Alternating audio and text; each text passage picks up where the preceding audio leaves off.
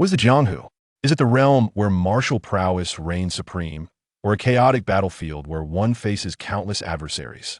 In this rebirth, endowed with the most formidable boss system, Su Xin can acquire the martial arts and techniques of all the formidable figures from his previous life in the world of martial heroes. My name is Su Xin, and I'm a man of my word. Chapter 1. The Villain System. Within the dilapidated dwelling, dim light cast a hazy glow, barely illuminating a frail figure curled beside a table. Su Xin cautiously cradled a half-moldy corn bun, swallowing her saliva repeatedly. No, I cannot eat this, it must be saved for my brother. Su Xin, suppressing the gnawing hunger in her belly, placed the bun back into the bowl. Her gaze fell upon the youth lying on the rickety bed, and her eyes brimmed with tears. Woo woo woo. Brother, you must wake up. Xin feels so useless I know nothing but to cry. I attempted to steal some medicine from the apothecary, but was caught by the old shopkeeper, and even the bracelet left to us by our mother was taken away. After weeping for a while, Xin wiped away her tears and calmed her spirits. She climbed atop the rice jar, counting the remaining grains, only a few dozen left. Carefully, she measured out 30 grains and began to kindle a fire for cooking. Though merely 7 years old, a poor child learns to take charge early. She had mastered these skills by the age of 5. The damp firewood blackened her originally fair face, and with great effort, she managed to brew a concoction that could hardly be called porridge. Sipping the rice soup in small mouthfuls, Su Xin's eyes grew red again, tears cascading into the bowl, mingling with the broth. At that moment, the youth, who had been lying motionless, stirred slightly. Overwhelmed with joy, Xin dropped her bowl to the ground and threw herself into his embrace, crying out, "Woo woo woo, brother, you finally woke up?" Xin was so scared. Mother is gone, father is gone, and I feared you would leave me too. Su Xin gradually opened his eyes, his memories seemingly still anchored in his past life. In his former existence, he was a mid-level manager at a machinery manufacturing company. Though not part of the affluent elite, he earned a respectable salary exceeding 100,000 and managed hundreds of employees. At just under 30, he was deemed young and ambitious. While traveling to the mountains, the bus he was on was hijacked, cradling Su Xin in his arms. Su Xin felt his once icy heart gradually warm. In truth, he had awakened 3 days prior. Yet during this time, he had been engrossed in acclimating to the memories of this lifetime, unable to command his own body. Nevertheless, he could perceive the meticulous care and the profound loneliness that enveloped this 7-year-old girl. In this incarnation, Su Xin retained his name and was a minor member of the Flying Eagle Gang within the Sanbang Sihui of Changning Prefecture in the Great Zhou Dynasty. Orphaned, he was left to care for his 7-year-old sister, Su Xin. 3 days ago, during a territorial dispute with his old adversary, the Jianghu gang, he had been betrayed by his own comrades, resulting in a grievous injury from which he ultimately succumbed. This betrayal was the catalyst for Su Xin's transmigration. Gently caressing Su Xin's head, he observed how, in just 3 days, this porcelain-like girl had become akin to a little beggar. His heart ached as if pierced by 1,000 needles. Xin, dear, your brother will not leave you. With reddened eyes, Su Xin climbed out of his embrace and produced a half loaf of steamed bun, presenting it to Su Xin with pride. Brother, look, I saved this for you. Indeed, Xin is very considerate. Su Xin affectionately ruffled Xin's hair and forced himself to swallow the bun, which had hardened to a near wooden consistency. This act provided him with a modicum of strength in his already weakened state. Seeing her brother consume the bun, Xin finally felt at ease and closed her eyes, dozing off in Su Xin's embrace. Over the past 3 days, she had scarcely slept while tending to him now. With Su Xin awake, she could finally relax and rest. Gently placing the sleeping Xin on the bed, Su Xin couldn't help but harbor a bitter smile within. In my past life, I perished while attempting to save another in this life. I was ensnared by those I trusted. Is it true that good deeds lead to short lives and calamities endure for millennia? If so, then in this life, I shall embody the most ruthless and malevolent villain. Suddenly, a resounding boom echoed within his mind. Host has met the requirements for the villain system. The system is now activating and merging. 10, 30, 70, 100. Merge successful. Su Xin's consciousness was transported to a vast, white expanse, shrouded in mist, with only a large screen standing before him, its surface pitch black. Host 01, Su Xin, greetings and welcome to the villain system. A voice devoid of emotion, reminiscent of a robotic tone, announced. Host 01, am I the inaugural user of the villain system? Why have you chosen me? Su Xen inquired, furrowing his brow as he surveyed his surroundings, a sense of familiarity washing over him. The term system was not foreign to him, having encountered it in novels during his previous life. The emotionless voice replied, the host possesses two systems within. Only upon fulfilling the requirements of one will the system activate. What is the other system? Su Xin asked, intrigued. The Great Hero System. Su Xin responded with a contemplative silence. Does swearing to be a villain truly align one with the grand antagonist system? Su Xin revealed a faint smile tinged with bitterness. Very well, if I must be a villain, then so be it. Good people seldom enjoy long lives, their misdeeds linger for millennia. In my previous life, I was a hero, yet I met with a dismal fate. What, then, is the purpose of this grand antagonist system? Su Xin inquired. Suddenly, the large screen before her illuminated, showcasing a spinning wheel for a lottery with 6 options. Martial arts, one-time consumables, elixirs, weapons, miscellaneous items, and empty. What do these signify? The system elucidated. The grand antagonist system encompasses all elements possessed by villainous figures within the martial arts realm. A draw from the martial arts category will randomly yield a villain, each of whom carries one or more martial techniques. The host may select one to cultivate, starting with a default proficiency of 5, which can be enhanced through practice. The method for drawing from the one-time consumables category mirrors that of martial arts. Yet these techniques require no deliberate cultivation, boasting a default proficiency of 100 and are usable only once.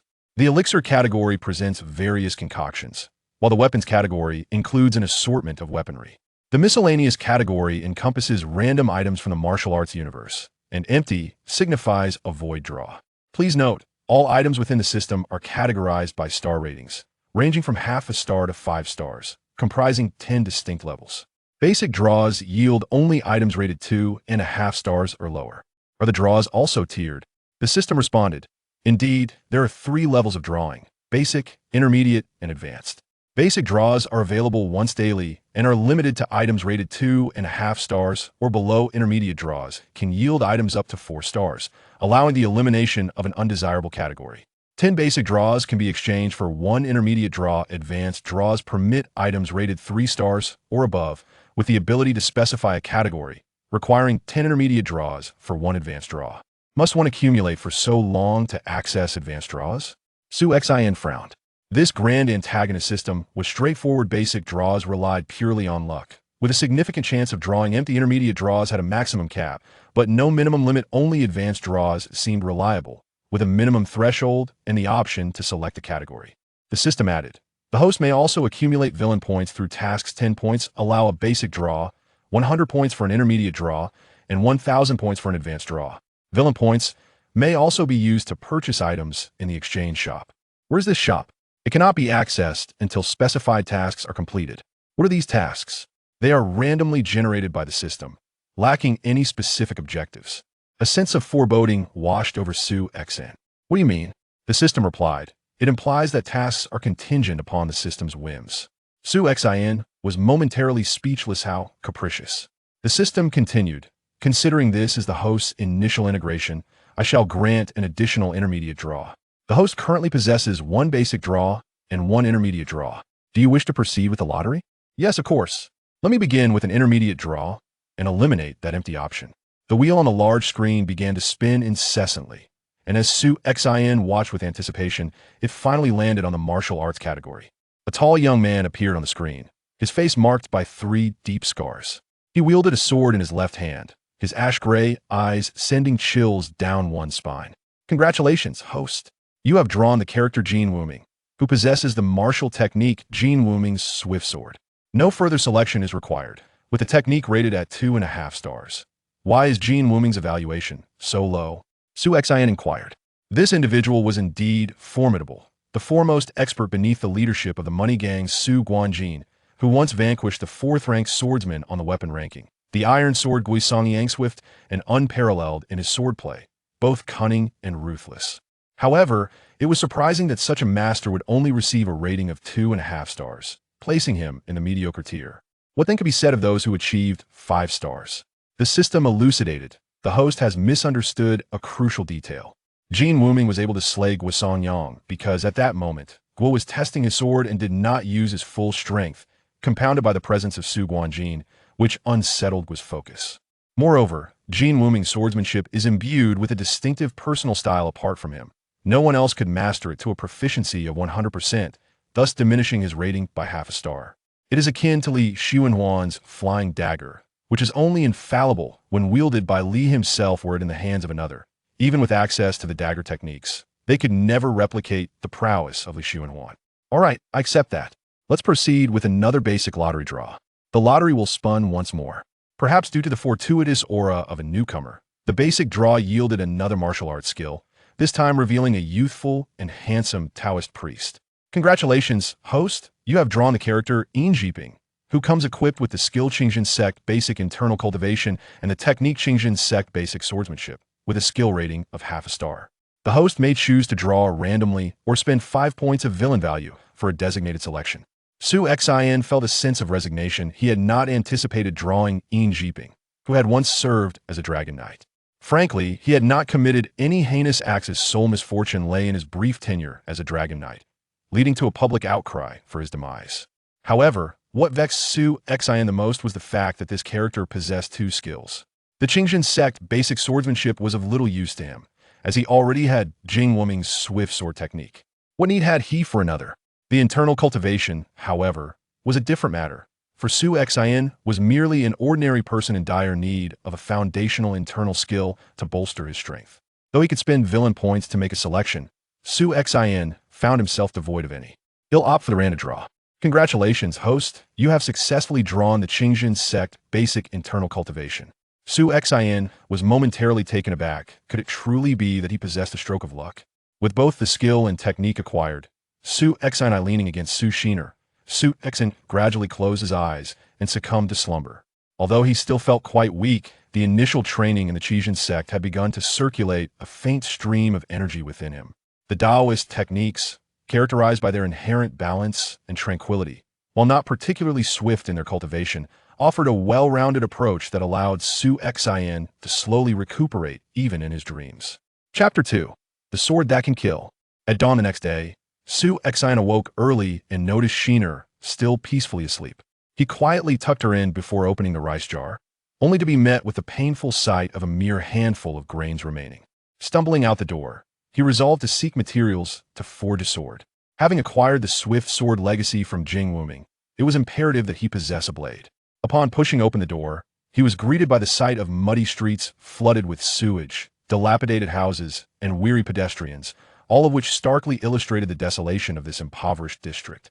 This place, which even beggars shunned, bore the melodious name of Changlefang. Once it had not been so. The former Chongning Prefecture was the capital of the Great Zhou, boasting 14 bustling marketplaces, and even the peripheral Changlefang had known prosperity in days gone by. 3 decades prior, the illustrious and valorous Longwu Emperor emerged, transforming the Zhou kingdom from a small southern nation into the expansive Great Zhou dynasty, compelling the hegemonic Jin kingdom to retreat in disarray. Following the relocation of the capital, the Longwu Emperor dismantled the imperial city and relocated the majority of affluent merchants and officials to the new capital of Shengjing, leading to the gradual decline of Chongning Prefecture. In a corner, Su Xin discovered a rusted piece of iron, approximately the length of his arm and 3 fingers wide, originally intended to shield a chicken coop. He procured 2 wooden planks to sandwich the iron piece, binding them together to fashion a hilt with hemp rope, and meticulously honed the blade with a whetstone. At that moment, the door creaked open, and a groggy Shiner rubbed her eyes, inquiring, "What are you doing, brother?" Su Xin smiled gently. "Be good, Shiner, I will take you to enjoy some delicious food shortly." The charming smile of the 16 or 17-year-old youth was particularly enchanting. "Okay." Su Shiner nodded eagerly, swallowing hard. In the past, her brother often took her to savor Wang Po's mixed noodle dish, but it had been quite a while since their last visit. "Ah, Su Xin, you're still alive? You truly have a charmed life." 2 men clad in attire adorned with the emblem of the flying eagle swaggered over, their expressions filled with astonishment. Su Xin regarded them coldly 3 days prior. They had fought side by side as brothers. The Flying Eagle Gang was one of the 3 gangs and 4 associations of Chongning Prefecture, led by a chief and 3 hall masters, beneath whom were over a dozen major leaders and more than 50 minor leaders. Previously, during the confrontation with the Jianghu gang, the major leaders had issued a decree. The one who claimed the most lives would ascend to the position of minor leader, overseeing a street. Despite his youth, Su Xin possessed a degree of brute strength, and with his fierce and fearless demeanor, he had swiftly dispatched 3 members of the Jianghu gang, instantly intimidating the opposition. However, to his dismay, the figure he regarded as an elder brother, Liu Sandao, had abruptly retreated with several comrades who had fought alongside him, leaving him to face the onslaught of the Jianghu gang alone, ultimately leading to his demise. Has Liu Sandao already ascended to minor leader? Does he not feel the heat of his position, having betrayed his brothers for it? Had Su Xin not been betrayed, it would have been him, with his battle achievements, claiming the position of minor leader. One individual shrugged and remarked, "Su Xin, your reputation is too formidable. In that battle, you claimed the most lives. Had you not survived, third brother would never have ascended to this minor leadership role." Ha! Su Xin suddenly chuckled softly, and for some inexplicable reason, the 2 men felt a chilling sensation wash over them upon hearing his laughter. Since I joined the Flying Eagle gang, I have always followed Liu Sandao, treating him as my elder brother for all these years. Even though I achieved the most military merit in the end, I intended to relinquish this minor position to him. Humph! One can know a person's face, but not their heart. Only death is truly secure. Another man unsheathed the dagger from his waist and spoke with venom. Why waste words on him, fourth? Now that this fellow is gravely injured, we should eliminate him right away. His continued existence tarnishes third brother's reputation. And as for his sister, though, she is a bit young, selling her in Jianghu could fetch a few taels of silver. Upon seeing him brandish his knife, the passers-by in Changlu Square exhibited no surprise. Rather, they paused with keen interest to observe. Such is the brutal reality of the martial world, especially for those of us hailing from impoverished backgrounds. Daily, gang members engage in brawls, or even lethal encounters. The loss of 1 or 2 lives is inconsequential, mere trifles, as the authorities show little interest in intervening. Su Xin staggered to his feet, his body still somewhat feeble. "Xin, close your eyes." Su Xin looked at her brother with concern. She understood his intentions, but obediently shut her eyes, trusting in him completely. The man scoffed derisively. "What, do you still intend to fight? In your current state, do you believe you are still the Su Xin who once single-handedly faced 3 burly men without faltering? You wield no weapon. What do you intend to use against me? That scrap of metal in your hand?" "It is not a scrap of metal, it is a sword," Su Xin stated with an icy detachment, as if declaring an undeniable truth. "That thing is a sword? Huh, don't make me laugh. If it can kill, then it is a sword." With a sudden movement of his left hand, Su Xin thrust the so-called scrap of metal into the man's throat. Jing Wuming's sword is a lethal blade. There was no elaborate swordplay, merely the most rudimentary techniques of killing. His sword was not a display of martial prowess, it was simply an instrument of death. Su Xin slowly withdrew the blade from the man's throat, the rusty piece now stained crimson, transforming it into a strikingly sinister sight. In that moment, everyone believed that Su Xin indeed wielded a sword capable of taking lives. A glint of blood red flashed in Su Xion's eyes. For the first time he had taken a life, and he felt not a hint of hesitation, nor any discomfort at the sight of the splattered blood. Perhaps due to the merging of memories from 2 lives, this youth, though still in his adolescence, had already been tainted by bloodshed. "Killing seems rather simple," Su Xin remarked as he flicked the droplets of blood from his blade, reminiscent of how easily he had met his own demise in a past life. Beside him, the 4th man was on the verge of madness. Having known Su Xin for many years, he recognized his exceptional skills, yet had never witnessed such a terrifying display of swordsmanship. With a mere flick of his wrist, Su Xion's blade pierced the throat, a gesture so swift and direct that it instilled a chilling dread. The 4th, attempting to flee, felt a sudden chill as a lock of hair was severed from his head. "If you run again, I shall slay you," Su Xin warned coldly. Instantly, the 4th knelt, his forehead striking the ground in fervent supplication. The previous incident was entirely Liu Sandao's idea. "For the sake of our long-standing friendship, please spare me." "Rise," Su Xin commanded icily. The 4th trembled as he stood, scarcely daring to breathe. "Hand over all your silver," Su Xin ordered. In a flurry, the 4th produced the coins and presented them. "Carry the body back and inform Liu Sandao of his debt to me. I shall personally collect what is owed." Su Xion's impassive demeanor sent shivers down the 4th's spine. The 4th hurriedly dragged the corpse away, the passers-by in Chong Lu Fong parting in alarm. They had witnessed death before, yet never with such unflinching efficiency, leaving them all in a state of trepidation. "Sheener, open your eyes," Su Xian said, gently ruffling his sister's hair. "Come, wash your face, brother will take you for beef brisket noodles." Su Xian beamed with joy, for her contentment lay in her brother's presence and the promise of food.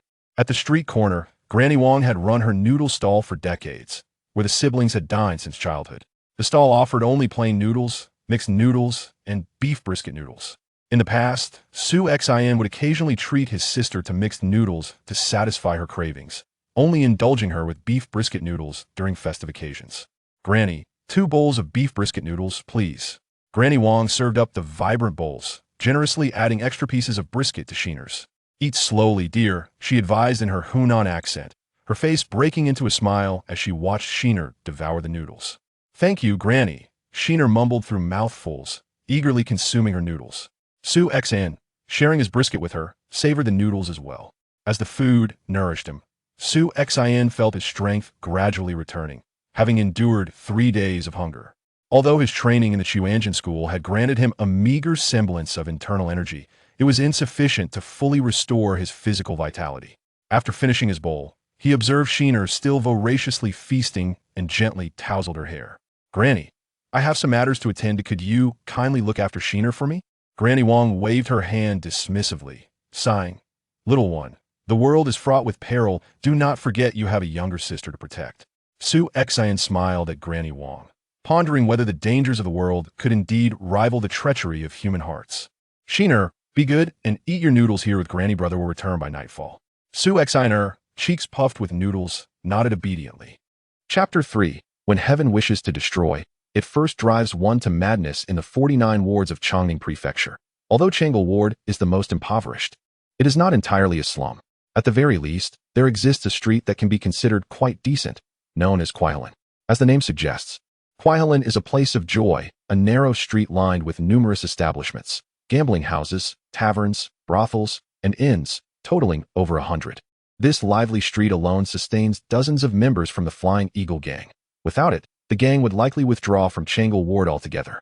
The thought of engaging in life-and-death struggles with the Qingzhou Gang over such a destitute area feels like a losing venture to the Flying Eagle Gang. At this moment, within the largest brothel, Zula, Lu Sandow reclines with his eyes half closed, indulging in the massages of 2 young ladies while listening to several subordinates report on various matters. Life, it seems, is quite agreeable for him.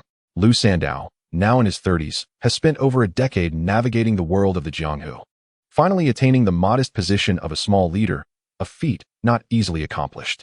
Though his current status is hardly glorious, this is the Jianghu, where even the lowest-ranking members adhere to a universal rule: the victor claims the throne. Lu Sandow, notorious for his ferocity, earned his moniker after brutally slaying a rival gang member in his very first battle, yet he possesses no martial prowess himself. Due to this lack of strength, he has spent over 10 years toiling at the lowest rungs of the Flying Eagle Gang. However, this has its advantages. At least he has cultivated a wide circle of acquaintances among other low-ranking and higher-ranking leaders. Otherwise, after his betrayal of Su Xian, he would not merely face the consequences of his actions, but would be subjected to the gang's rules. "How is Brother Chen faring at the gambling house?" Lu Sandow inquired nonchalantly, playing with a pair of iron weights, a skill he had learned from the chief constable Tai Wuching of the East 12th Ward. He felt it exuded an imposing aura. His subordinate, wearing a troubled expression, replied, "Brother Chen has already lost over 100 taels at the gambling house, and they just lent him another 100 taels. Lu Sandow waved his hand dismissively. "Whatever he loses will be charged to my account. Inform old Huang at the gambling house that next month's fees are waived." The subordinate cautiously responded, "But the monthly fee for the gambling house is only 50 taels. And old Huang mentioned that when the Qingzhou Gang was in charge, the fee was merely 30 taels. Crash! Lu Sandow slammed the iron weights onto the ground, startling the 2 young ladies behind him into pale-faced fright. "This place is under my control now." Lu Sandow's visage twisted into a snarl. "Return and inform old Huang that the monthly fee will now be raised to 200 taels. If he refuses to pay, then there is no need for this gambling house to continue operations." Yes, I shall inform him immediately." The subordinate hurriedly dashed out. For reasons unknown, ever since Lu Sandow assumed the role of a small leader, the once amiable Lu San has undergone a significant transformation. Lu Sandow picked up the iron weights from the floor and reclined back in his chair to resume his relaxation. But before he could settle in, a commotion erupted outside. "What is happening?" Lu Sandow asked, his displeasure evident. "Brother, old Five is dead." A scarred henchman rushed in, his voice tinged with despair. "What has happened? Wasn't Lao Wu with Lao Si? Could it be the work of the Jianghu gang?" Lu Sandow forcefully pushed through the crowd, only to find at the entrance of the ZU building, Lao Si carrying the lifeless form of Lao Wu, who had fallen victim to Su Xian's blade. His gaze vacant and hollow. How did Lao Wu meet his demise? Although Lu Sandow commanded a multitude of followers, most had joined after he ascended to his position as a minor leader. Only these 5 brothers had remained steadfastly loyal over the years. Third brother. It was Su Xian who killed Lao Wu. Su Xian. The mere mention of that name sent a shiver down Lu Sandow's spine. While the underworld was often scorned by the righteous martial world, loyalty still held great significance. Lu Sandow had secured his position through the betrayal of his brothers, and though he had stabilized his hold, whispers of discontent lingered. Impossible. Su Xian was thoroughly beaten by the Jianghu gang. Even if he had survived, he would be in no condition to have slain Lao Wu. Lao Si replied despondently, "It's true. Su Xian killed Lao Wu with a single strike. No, it wasn't even a sword, merely a shard of iron. He also mentioned that you owe him, and he intends to collect personally."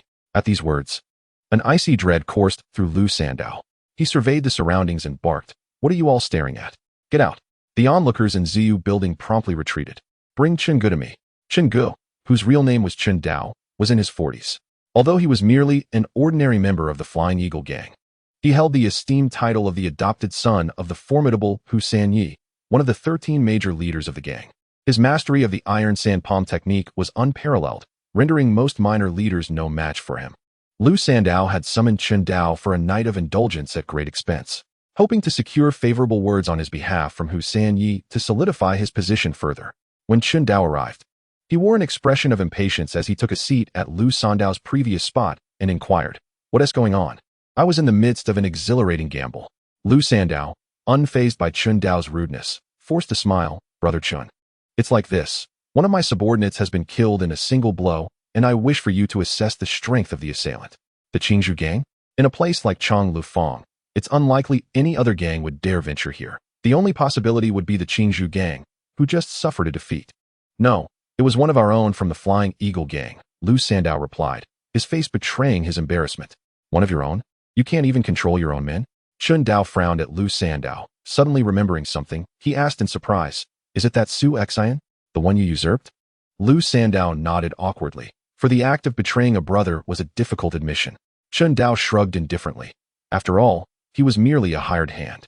The body of Lao Wu was brought forth, and Chen Dao knelt down to examine it closely. Upon witnessing the sword wound on Lao Wu's throat, Chen Dao's gaze abruptly sharpened. "Brother Chen, what do you see?"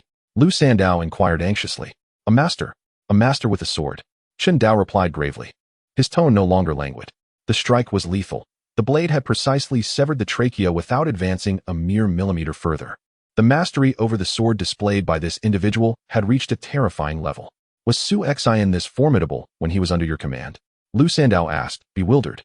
This lad indeed had formidable skills. Despite his delicate appearance, he possessed considerable strength. Coupled with his ruthless and reckless approach, he could single-handedly contend with 3 robust men without issue. However, I was unaware of his proficiency with the sword. That is peculiar. Such techniques could not be executed by someone who has not immersed themselves in swordsmanship for over a decade, Chen Dao remarked, as he toyed with Lu Sandow's iron daggers. Could it be that Su Xian has studied internal martial arts? Lu Sandow suddenly suggested. Chen Dao scoffed. Do you think internal martial arts are accessible to everyone?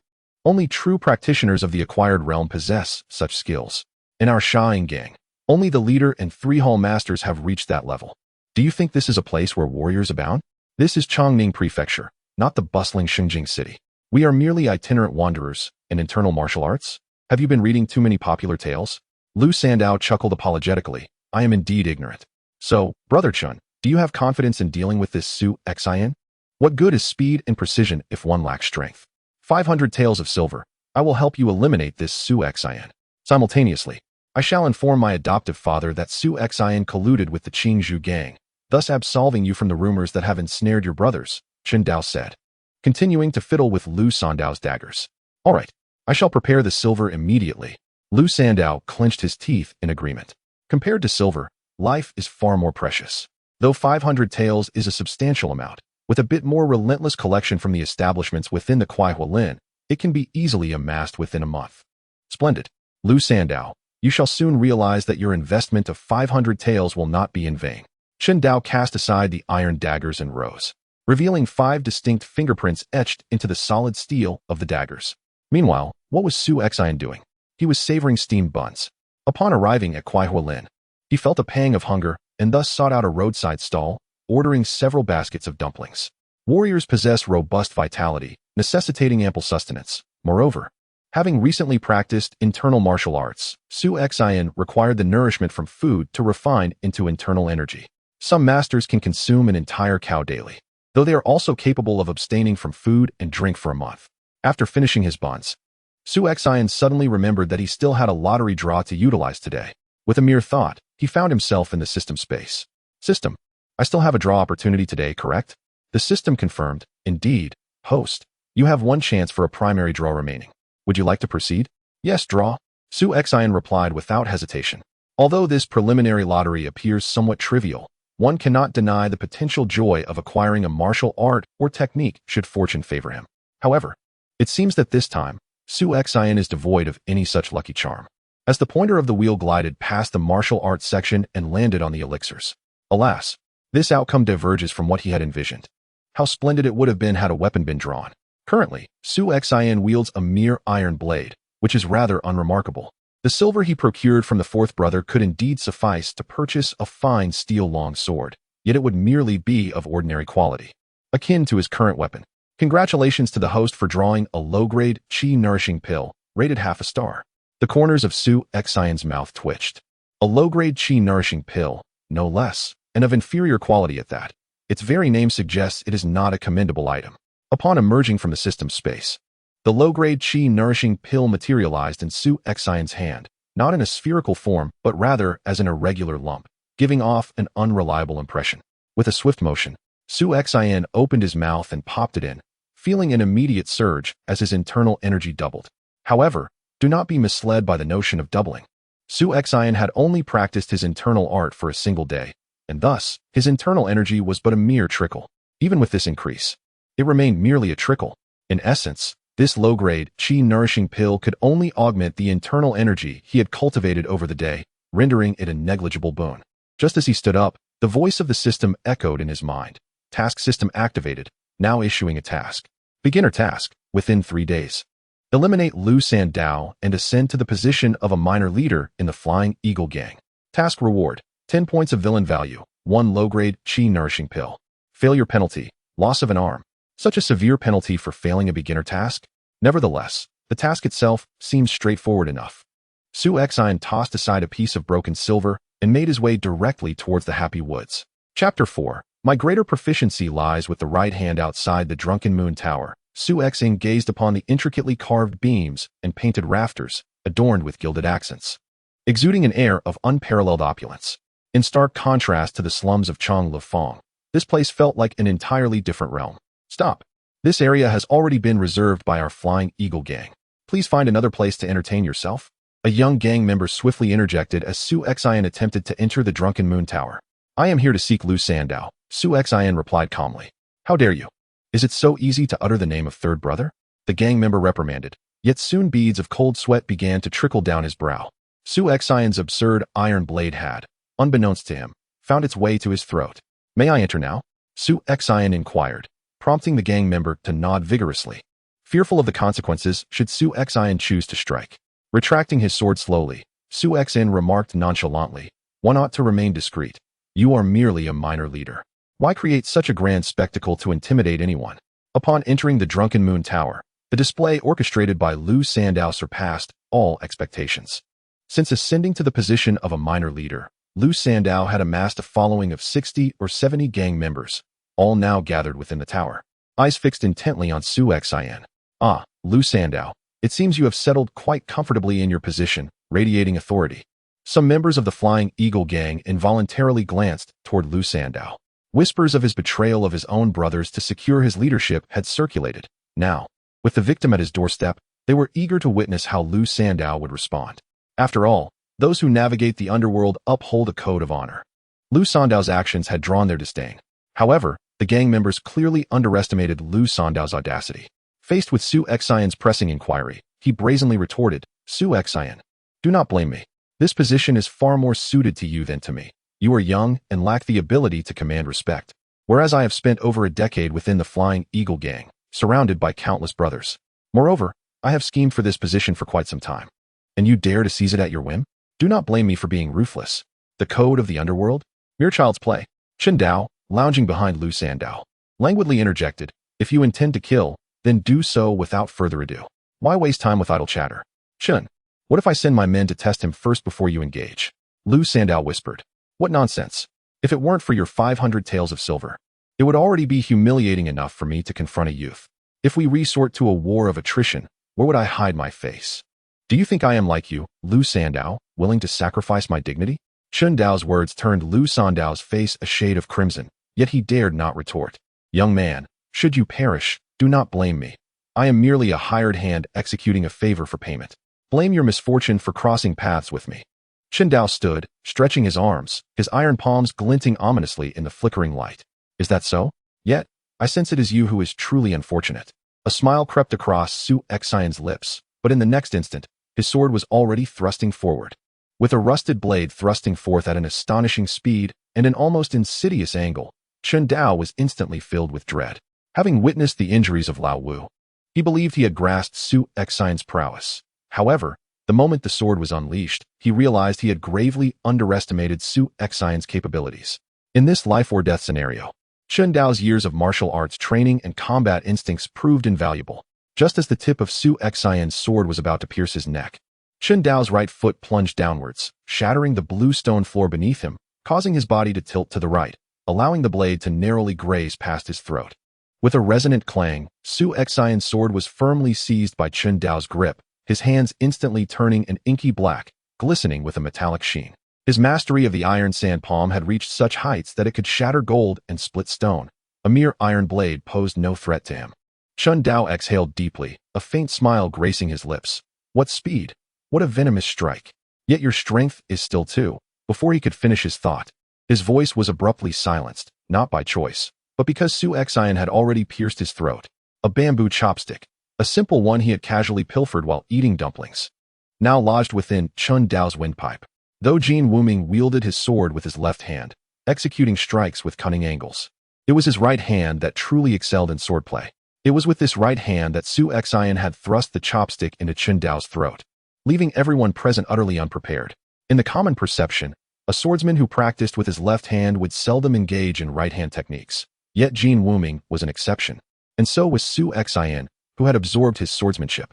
Lu Sandao looked on in disbelief.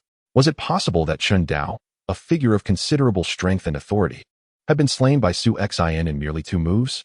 As Su Xian approached him, Lu Sandao instinctively threw one of his henchmen towards Su Xian and turned to flee. The unfortunate henchman, momentarily stunned, found himself propelled into the path of the very embodiment of death.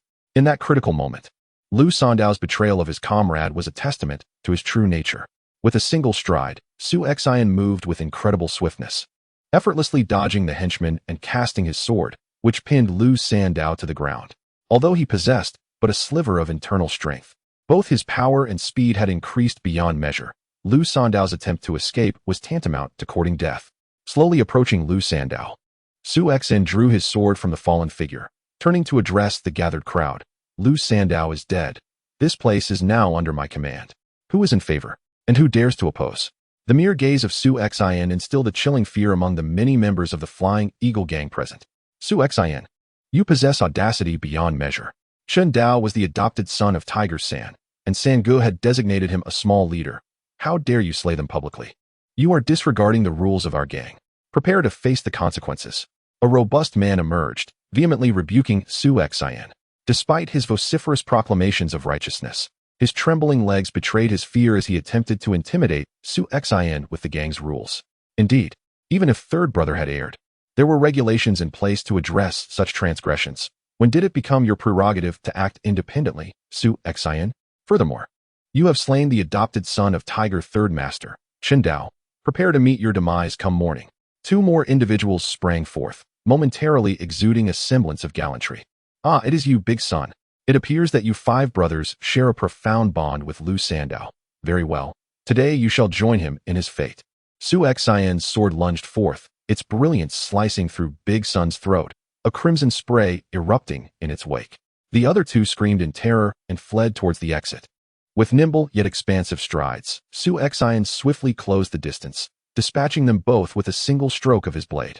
Initially, the 5 had sworn brotherhood under Lu Sandow, and now 4 lay slain by Su Xian's hand, leaving only the 4th brother, who had come bearing the news of the 5th's death. He had not dared to challenge Su Xian, having been utterly intimidated by the memory of Su Xian's lethal strike upon the 5th brother. As Su Xian's gaze fell upon him, the 4th brother collapsed to the ground, weeping and wailing, "Lord Su Xian, I acknowledge my transgressions. I truly do. It was Big Son and Lu Sandow who conspired against you. I was left with no choice. They are now deceased. I implore you, spare my life. Alas, loyalty must be upheld. Your words would surely grieve your 4 sworn brothers. It is only fitting you join them in their eternal rest." The iron sword pierced through, and the 4th brother, unable even to clutch his throat in vain, succumbed to fear, his body crumpling slowly to the ground. "Now, does anyone dare to oppose me?" Su Xian retracted his sword, a faint smile gracing his lips as he inquired. The 60-strong gang members quaked in unison, hastily proclaiming, "We pay our respects to Big Su." Murder itself held no terror for them. They too had bloodied hands. However, they feared the unbridled ferocity that radiated from Su Xian.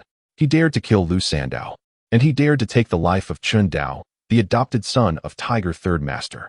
Even the 5 brothers, once united, fell before him. And not even the 4th brother, who had pleaded for mercy, was spared. To him, killing was as effortless as dispatching a mere chicken. In the eyes of these gang members, he was nothing short of a madman, an unrestrained lunatic. Ding dong. Host successfully eliminated Lu Sandow. Task completion rate, 50%. Please continue your efforts. The system's voice echoed in Su Xian's mind. Su Xian was taken aback. "I have slain Lu Sandow. Even if the gang members do not yet revere me, surely they now acknowledge my strength. Why is my task not considered complete?" The system replied, "The task details require you to eliminate Lu Sandow and ascend as a minor leader of the Flying Eagle Gang. Your current position was attained through violence and lacks the acknowledgement of the upper echelons of the Flying Eagle Gang. Hence, it is deemed illegitimate, and the task remains incomplete." Su Xian winced in frustration. The task appeared simple, yet its true complexity lay within this stipulation. "Come forth and clear away the bodies here," he commanded, taking a seat at Lu Sandow's former position. A henchman hastily stepped forward and scolded, "What are you all staring at? Did you not hear the words of Boss Su?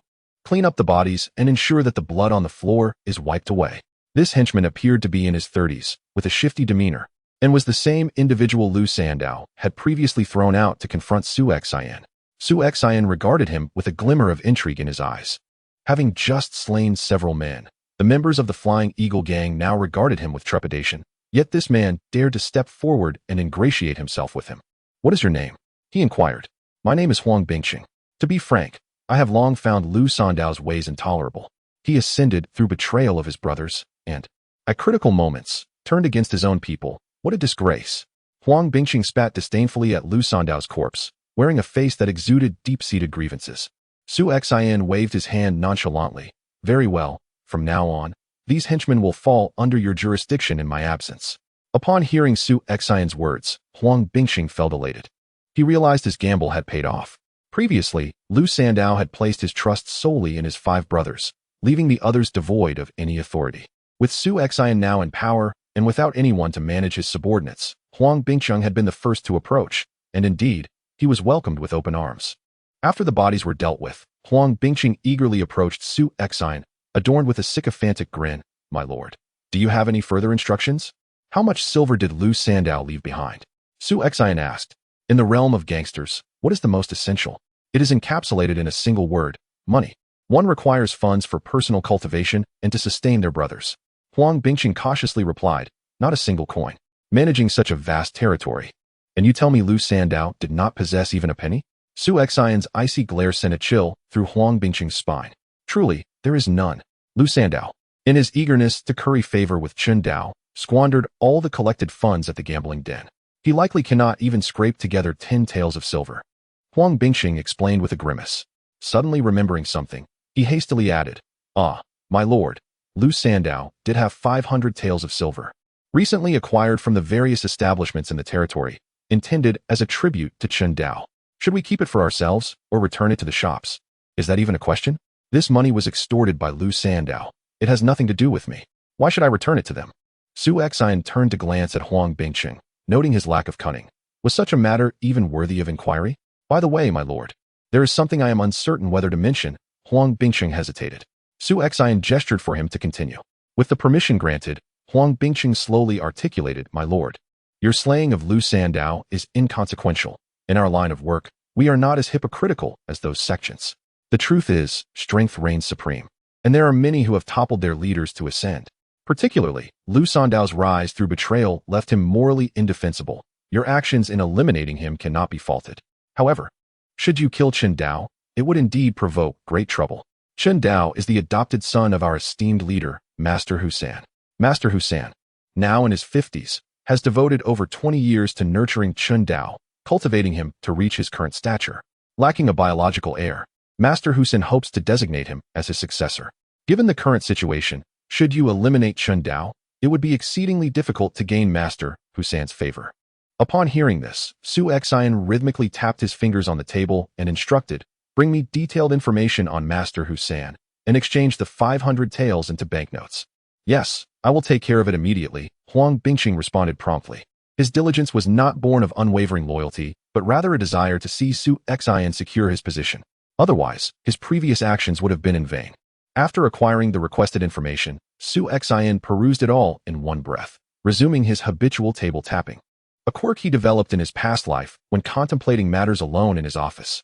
After a quarter of an hour, Su Xian rose decisively, declaring, "Let us go meet Master Husan." What? You intend to meet Master Husan? Huang Bingqing nearly dropped his jaw in astonishment. Although only half an hour had passed since Su Xian dispatched Chen Dao, it was certain that news of this event had already reached Master Husan. The followers of Lu Sandao were newly recruited under his leadership and harbored no loyalty towards him, nor did they hold any regard for Su Xian, who ascended through violence. Huang Bingqing was convinced that someone had already leaked the information to Master Husan in hopes of earning a reward. In his view, the most prudent course of action would be for Su Xian to take the 500 taels to seek protection from other prominent leaders. Approaching Master Husan at this juncture would likely result in his swift demise. "What? Are you reluctant to go?" Huang Bingqing gritted his teeth and replied, "Let us proceed." He understood that now standing with Su Xian, any hesitation would likely result in Su Xian's wrath rather than Master Husan's. The other followers regarded Su Xian and Huang Bingqing with indifference as they exited the Zhu building, their expressions void of concern. If Su Xian were to return alive from his encounter with Master Husan, he would earn their respect as their leader. Should he perish, who would remember him? Chapter 5. Sophistry among the 49 districts of Changning Prefecture.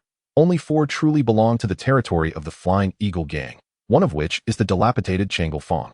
Master Hu, as one of the 13 prominent leaders of the Flying Eagle Gang, commands a significant portion of Shuani Fong, which constitutes a third of his dominion.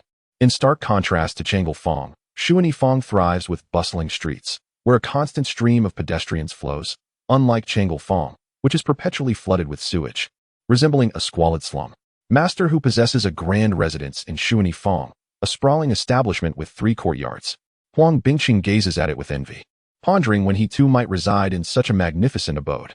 For individuals like them, who occupy the lower echelons of the gang, the aspiration is not to achieve fame and fortune, but rather to lead a stable and secure life.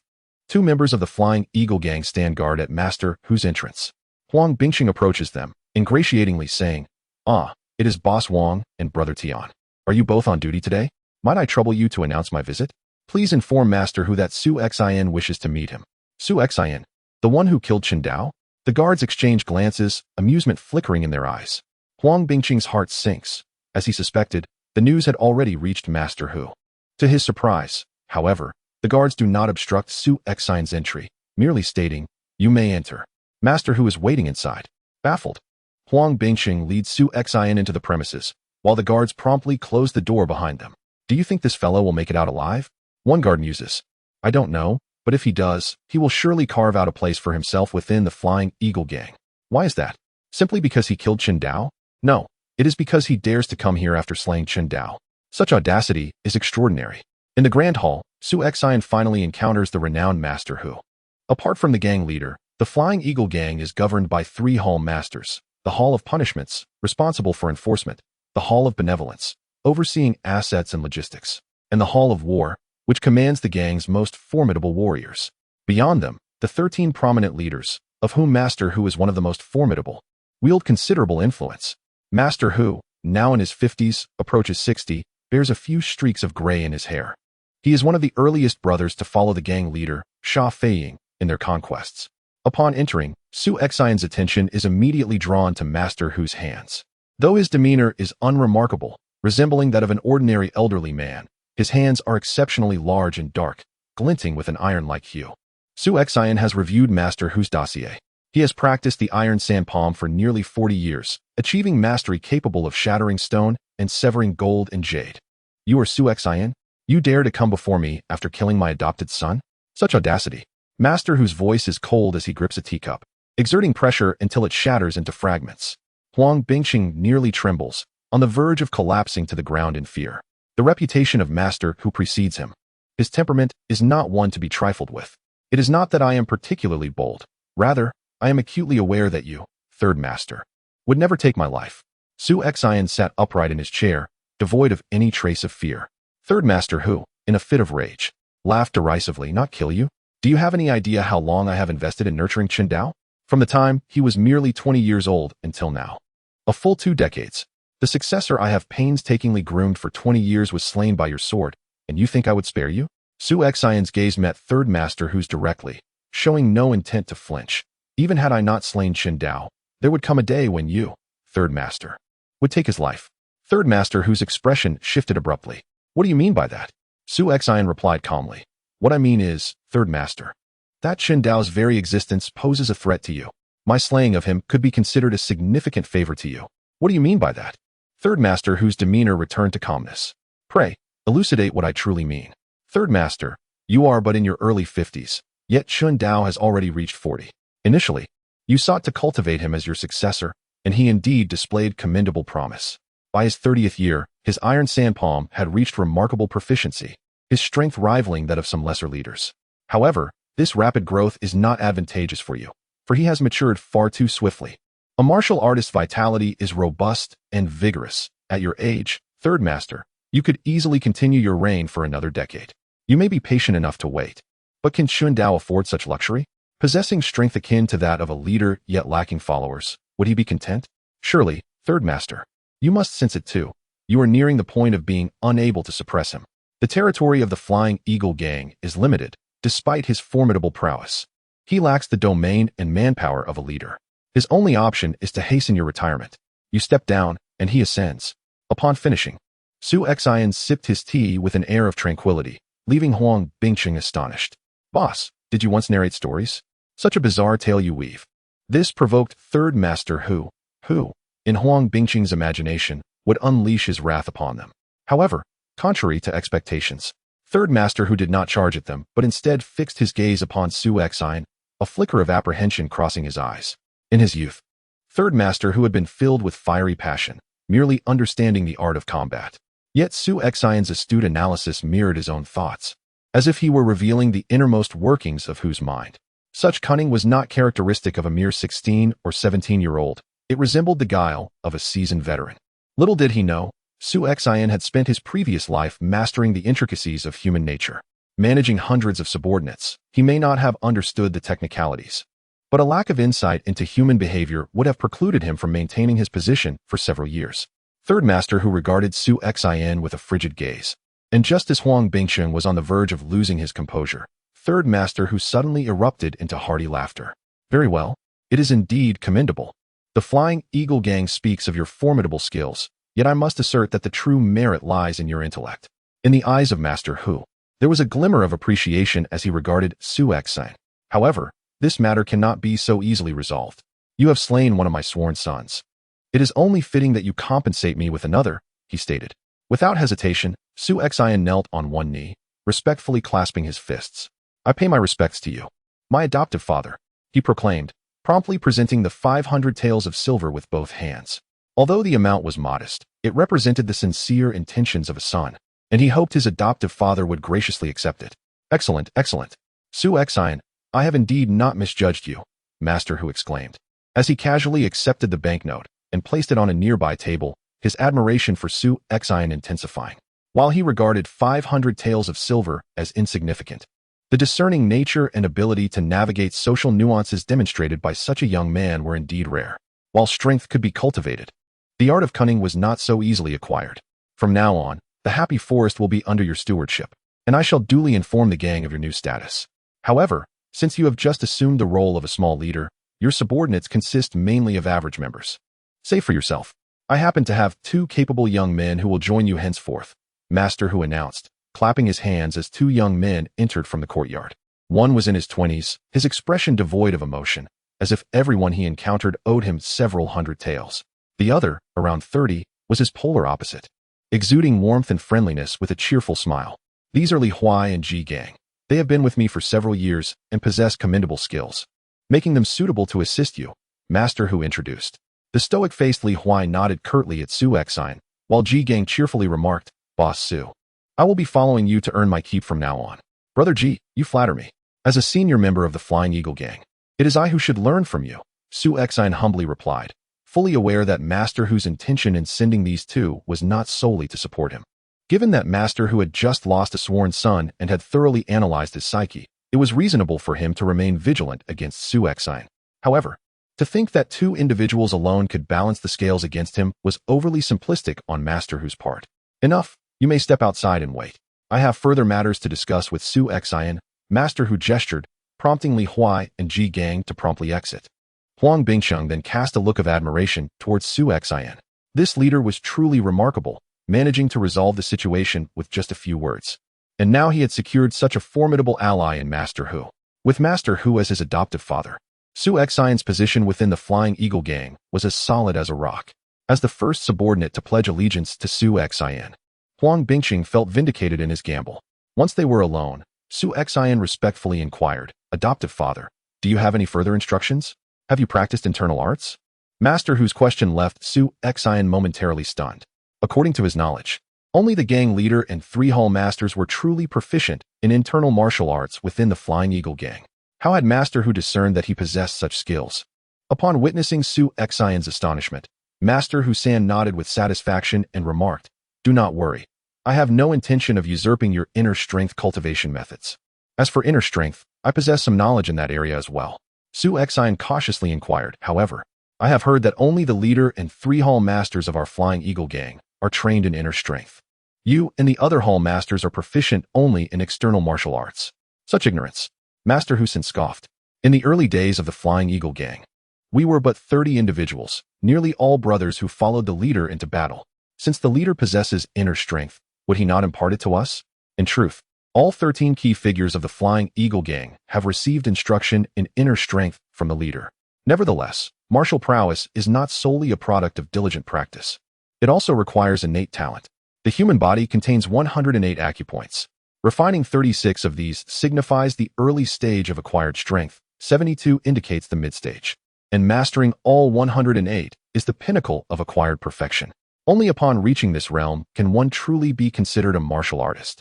Regrettably, despite nearly 40 years of effort, I have only managed to refine 13 acupoints. Su Exine was unaware of these insights shared by Master Hu-san. Yet the Qingjing sect beginner's inner strength he had drawn should encompass such knowledge.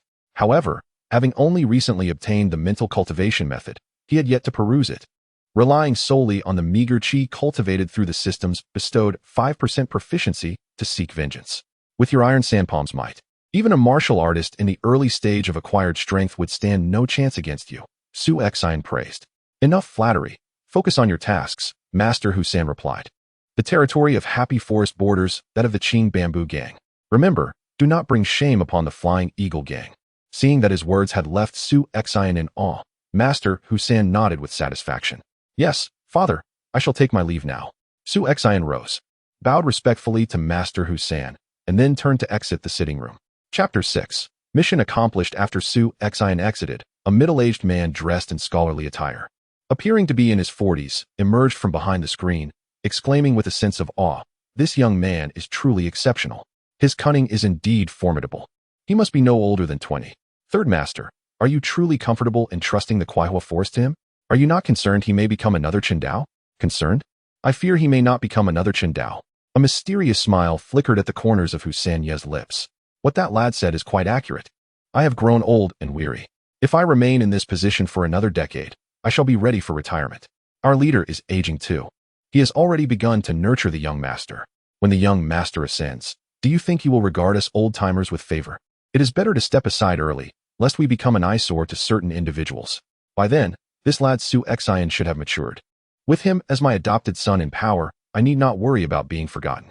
At the very least, I can secure a comfortable life in my later years. The middle-aged scholar hesitated, but Third Master, one may know a person's face, but not their heart. With such depth of cunning, are you not concerned he may repay your kindness with ingratitude? He is a clever individual. He would not act so foolishly.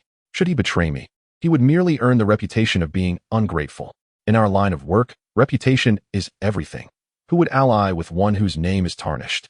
Thus, betrayal would yield him no benefit. As long as I am alive, my years of influence can help him suppress the older members of our faction, allowing him to smoothly take over my authority. Once in power, he will surely gain the young master's favor. Therefore, not only will he not betray me, but he will also honor me. Indeed, Third Master, your calculations are astute. The middle-aged scholar conceded with a respectful bow. Now understanding why Hu Sanyi had so abruptly adopted Su Xian as his son, it was a matter of long-term strategy. Hu Sanyi waved his hand, his smile fading as he remarked, astute? Perhaps, after all these years, if I had not honed some cunning, I would not have survived to this day. Earlier, I told Su Xian that our Flying Eagle gang was founded with over 30 members, yet now only a handful of us old fellows remain. But do you truly believe those who perished did so in battles amongst gangs? The middle-aged scholar, startled by the coldness in Hu Sanye's gaze, dared not pursue the subject further, aware that it touched upon the gang's hidden past. Meanwhile, outside Hu Sanye's residence, Su Xian clasped his fists in greeting to Ji Gang and Li Huai, saying, "It is an honor for me, Su Xian, to have you both assist me. From now on, we shall be brothers." Li Huai, with a stern expression, retorted, "Third Master has appointed me to help you solidify your standing within the Flying Eagle gang. Do not expect me to treat you like a leader, obeying your every command like those petty minions." With that, Li Huai turned on his heel and walked away, showing no regard for Su Xian. "Hey, how can you speak like that? Su Xian is now the adopted son of Third Master." Huang Bingqing, witnessing Li Huai's attitude, was immediately incensed, unsure whether it was Li Huai's disdain for Su Xian or the term petty minion that had pricked his pride. Ji Gang smiled at Su Xian and clasped his fists, saying, "Boss Su, he is just like that.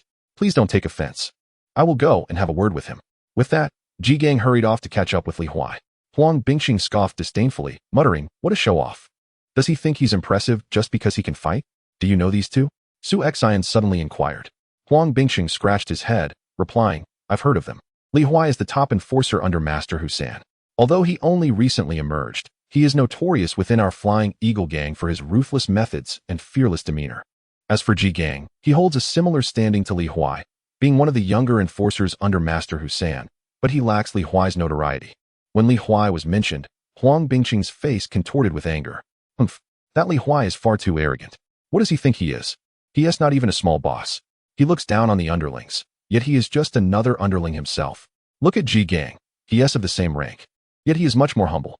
Unlike that Li Huai, who carries himself as if he were the king of the hill." Su Xian shook his head gently, stating, "You don't understand. The most dangerous dogs often bark the least." Huang Bingqing, puzzled, scratched his head, unsure of Su Xian's meaning. Seeing that Su Xian had already begun to walk away, he quickly followed suit. Upon returning to the Happy Forest, the previous gang members were astonished to see Su Xian not only alive, but also having returned from Master Hu San with 2 renowned enforcers. Their attitude towards Su Xian shifted dramatically.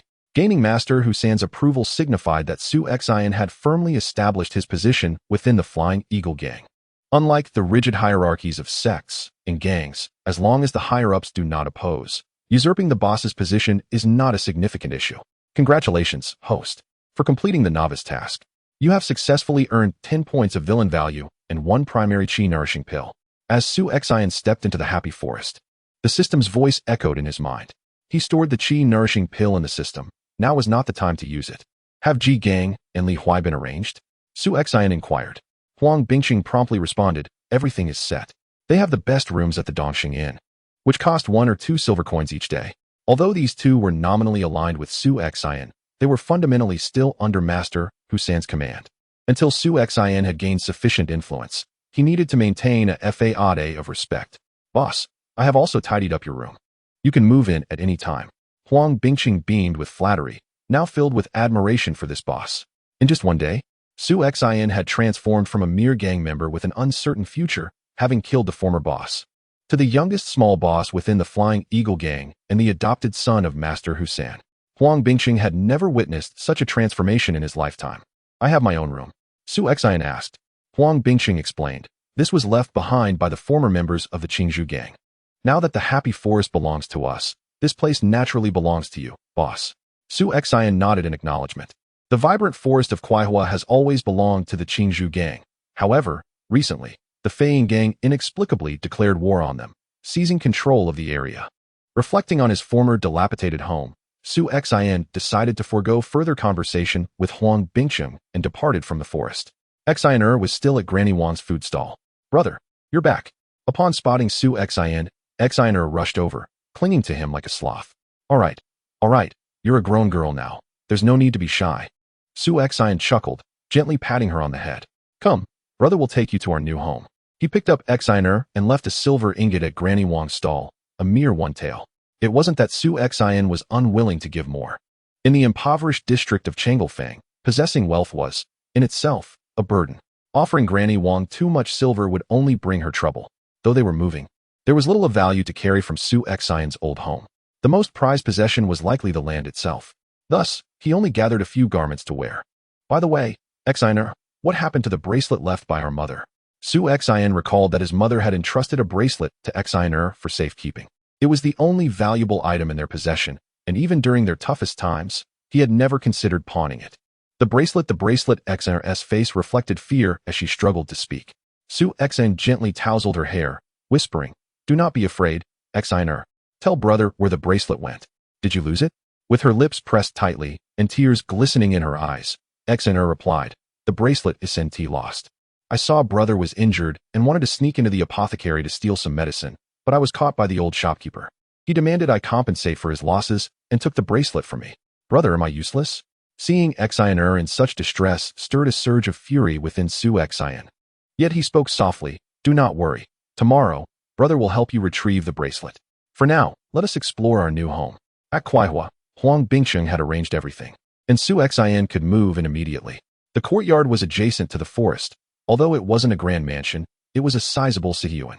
Having lived in a slum all her life, Su Xian's sudden transition to such opulence filled Xian with uncontainable joy, her small eyes narrowing into crescent shapes throughout the afternoon. After ensuring Xian was settled to rest, Su Xian returned to his room and took out a primary qi-nourishing pill. Compared to the inferior variants, this one possessed a far superior appearance, rated at 1 star. Upon swallowing it, Su Xian instantly felt a warm current circulating within his dantian. As the esteemed Master Husan had stated, for martial artists in the postnatal stage, refining their acupoints was of utmost importance. The human body contains 108 acupoints, resonating with the celestial and terrestrial energies. With each opened acupoint, one's physical strength, vitality, and inner energy surge remarkably. While Master Husan asserts that the process of refining acupoints is extraordinarily arduous, Su Xian finds himself in a position of both agreement and dissent. In comparison to the mediocre, even those with internal martial arts find the refinement of acupoints to be quite challenging. Master Hu, lacking a distinguished mentor in his earlier years, possessed neither advanced internal skills nor exceptional martial aptitude. Thus, dedicating 40 years to the refinement of merely 13 acupoints is, indeed, understandable. However, Su Xian is endowed with a formidable villain system, ensuring an abundance of resources. With countless powerful techniques at his disposal, should he remain ensnared in the postnatal realm, he might as well resign himself to despair. Harnessing the potent inner energy from the qi-nourishing pill, Su Xian swiftly directed his focus toward the first acupoint within his body. Under the influence of the pill's power, the acupoint was rapidly integrated with his inner energy. Blood coursed through it, instantly thickening and enriching, while the flow of inner energy became unimpeded, devoid of any obstruction.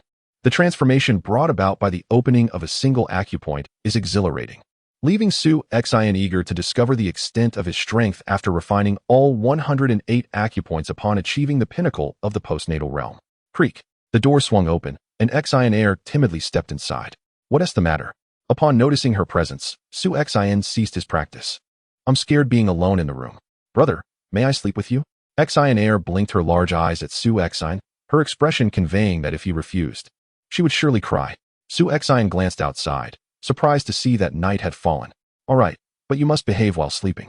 No bedwetting. Previously, their humble abode consisted of a single room with one bed, where Xian Air always slept beside Su Xian. The little girl lacked a sense of security and found it quite uncomfortable to be alone in a room. You're so annoying. Xian Air's cheeks flushed with indignation. During her childhood, when their mother worked to support the family, it was Su Xian who cared for her, and he would often tease her about her bedwetting when she misbehaved. After settling Xian Air, Su Xian lay down to rest as well. Chapter 7. The Great Sumeru Sword Style. On the following morning, upon awakening, Su Xian observed Xian sleeping soundly, resembling a little pig. He chose not to disturb her and instead made his way directly outside the courtyard. There, he found two clever henchmen arranged by Huang Bingxing on guard. Originally, Huang Bingxing had designated 4 individuals for the task, but Su Xian deemed it unnecessary and decided to leave only 2, allowing the remaining 2 to take turns during the night watch. Upon seeing Su Xian emerge, the 2 henchmen promptly bowed respectfully, greeting him as Boss Su. Su Xian nodded and handed one of them a silver coin, instructing him to purchase 10 meat buns and a pound of soybean milk, suggesting that the remainder could be used to buy some wine as a reward for their arduous night of duty. The cost of the 10 meat buns and a pound of soybean milk amounted to merely 11 coins, leaving the rest as their well-deserved bonus, which filled the 2 henchmen with excitement. Thank you, Boss Su, they exclaimed, their enthusiasm somewhat surprising to Su Xian.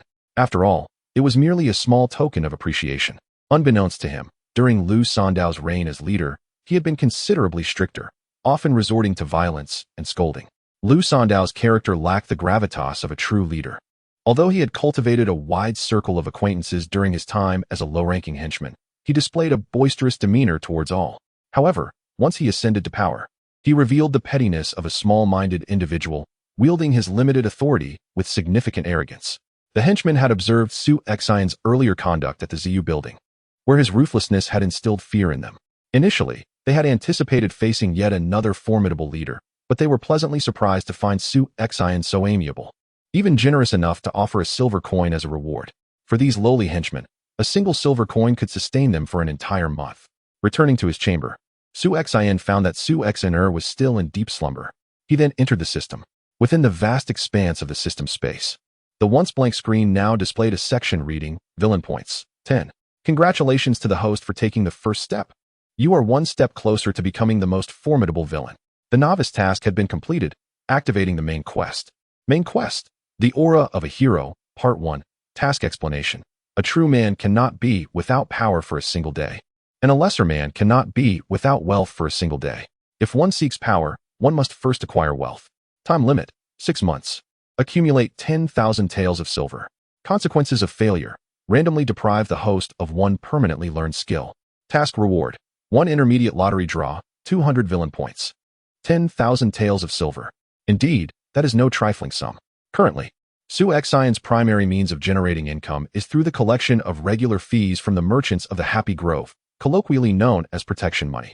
Ordinarily, the monthly fees amount to just over 500 taels, yet Liu Sandao had managed to extort thousands during his tenure, albeit through ruthless means.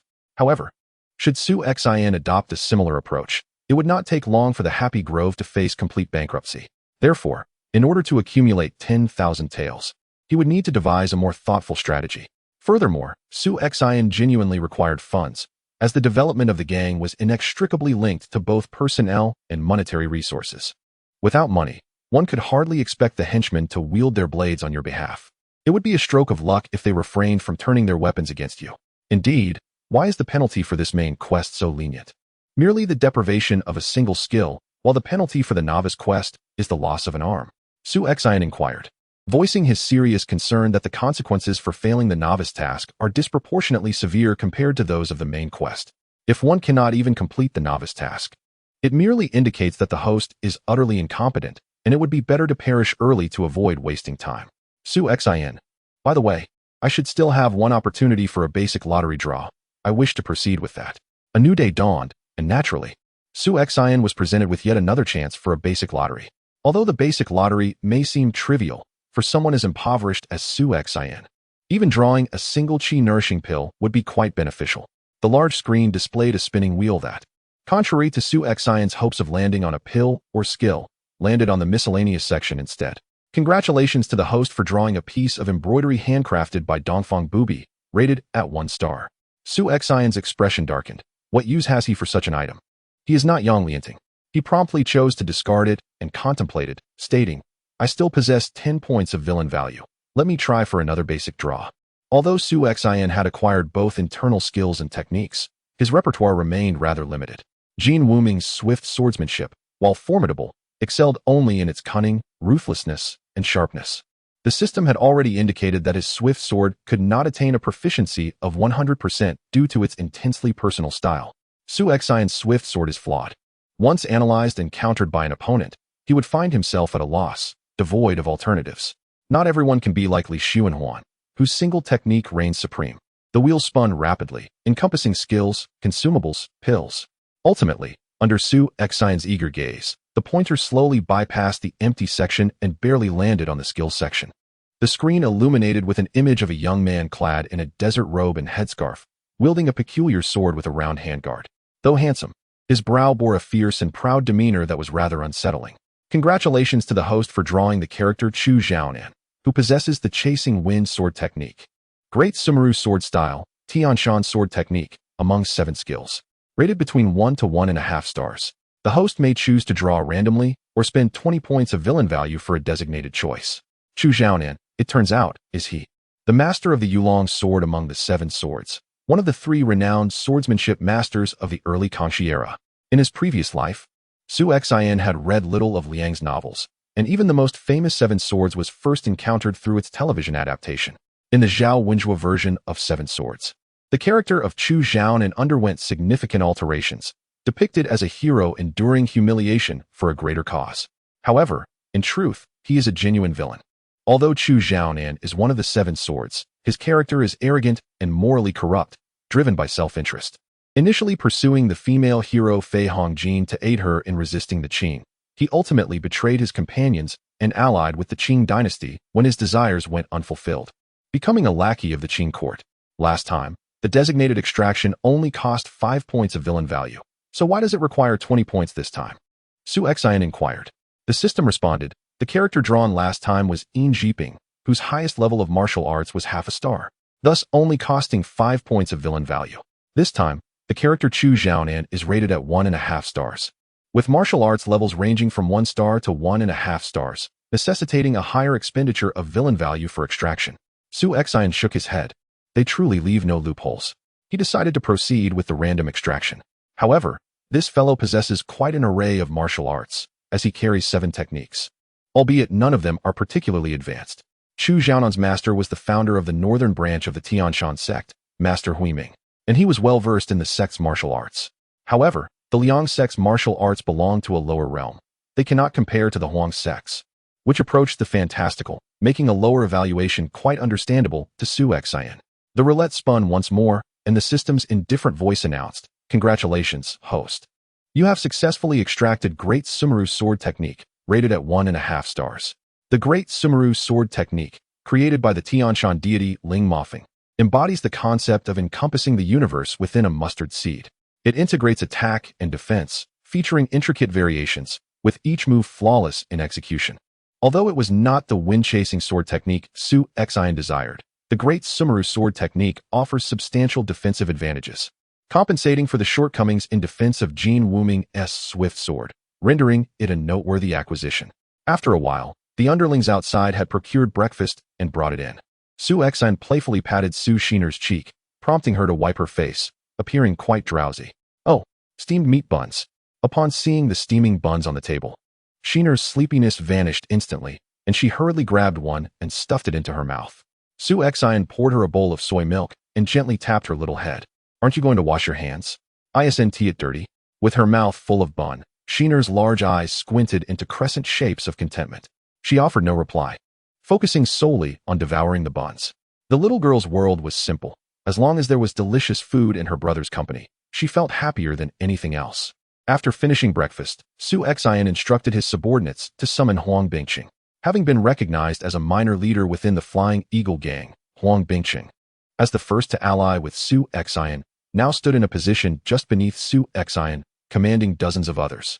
That night, while Su Xian slept, Huang Bingqing indulged in his authority, calling over more than 60 gang members to address each one, relishing the experience. "Boss Su, you called for me. Have a seat."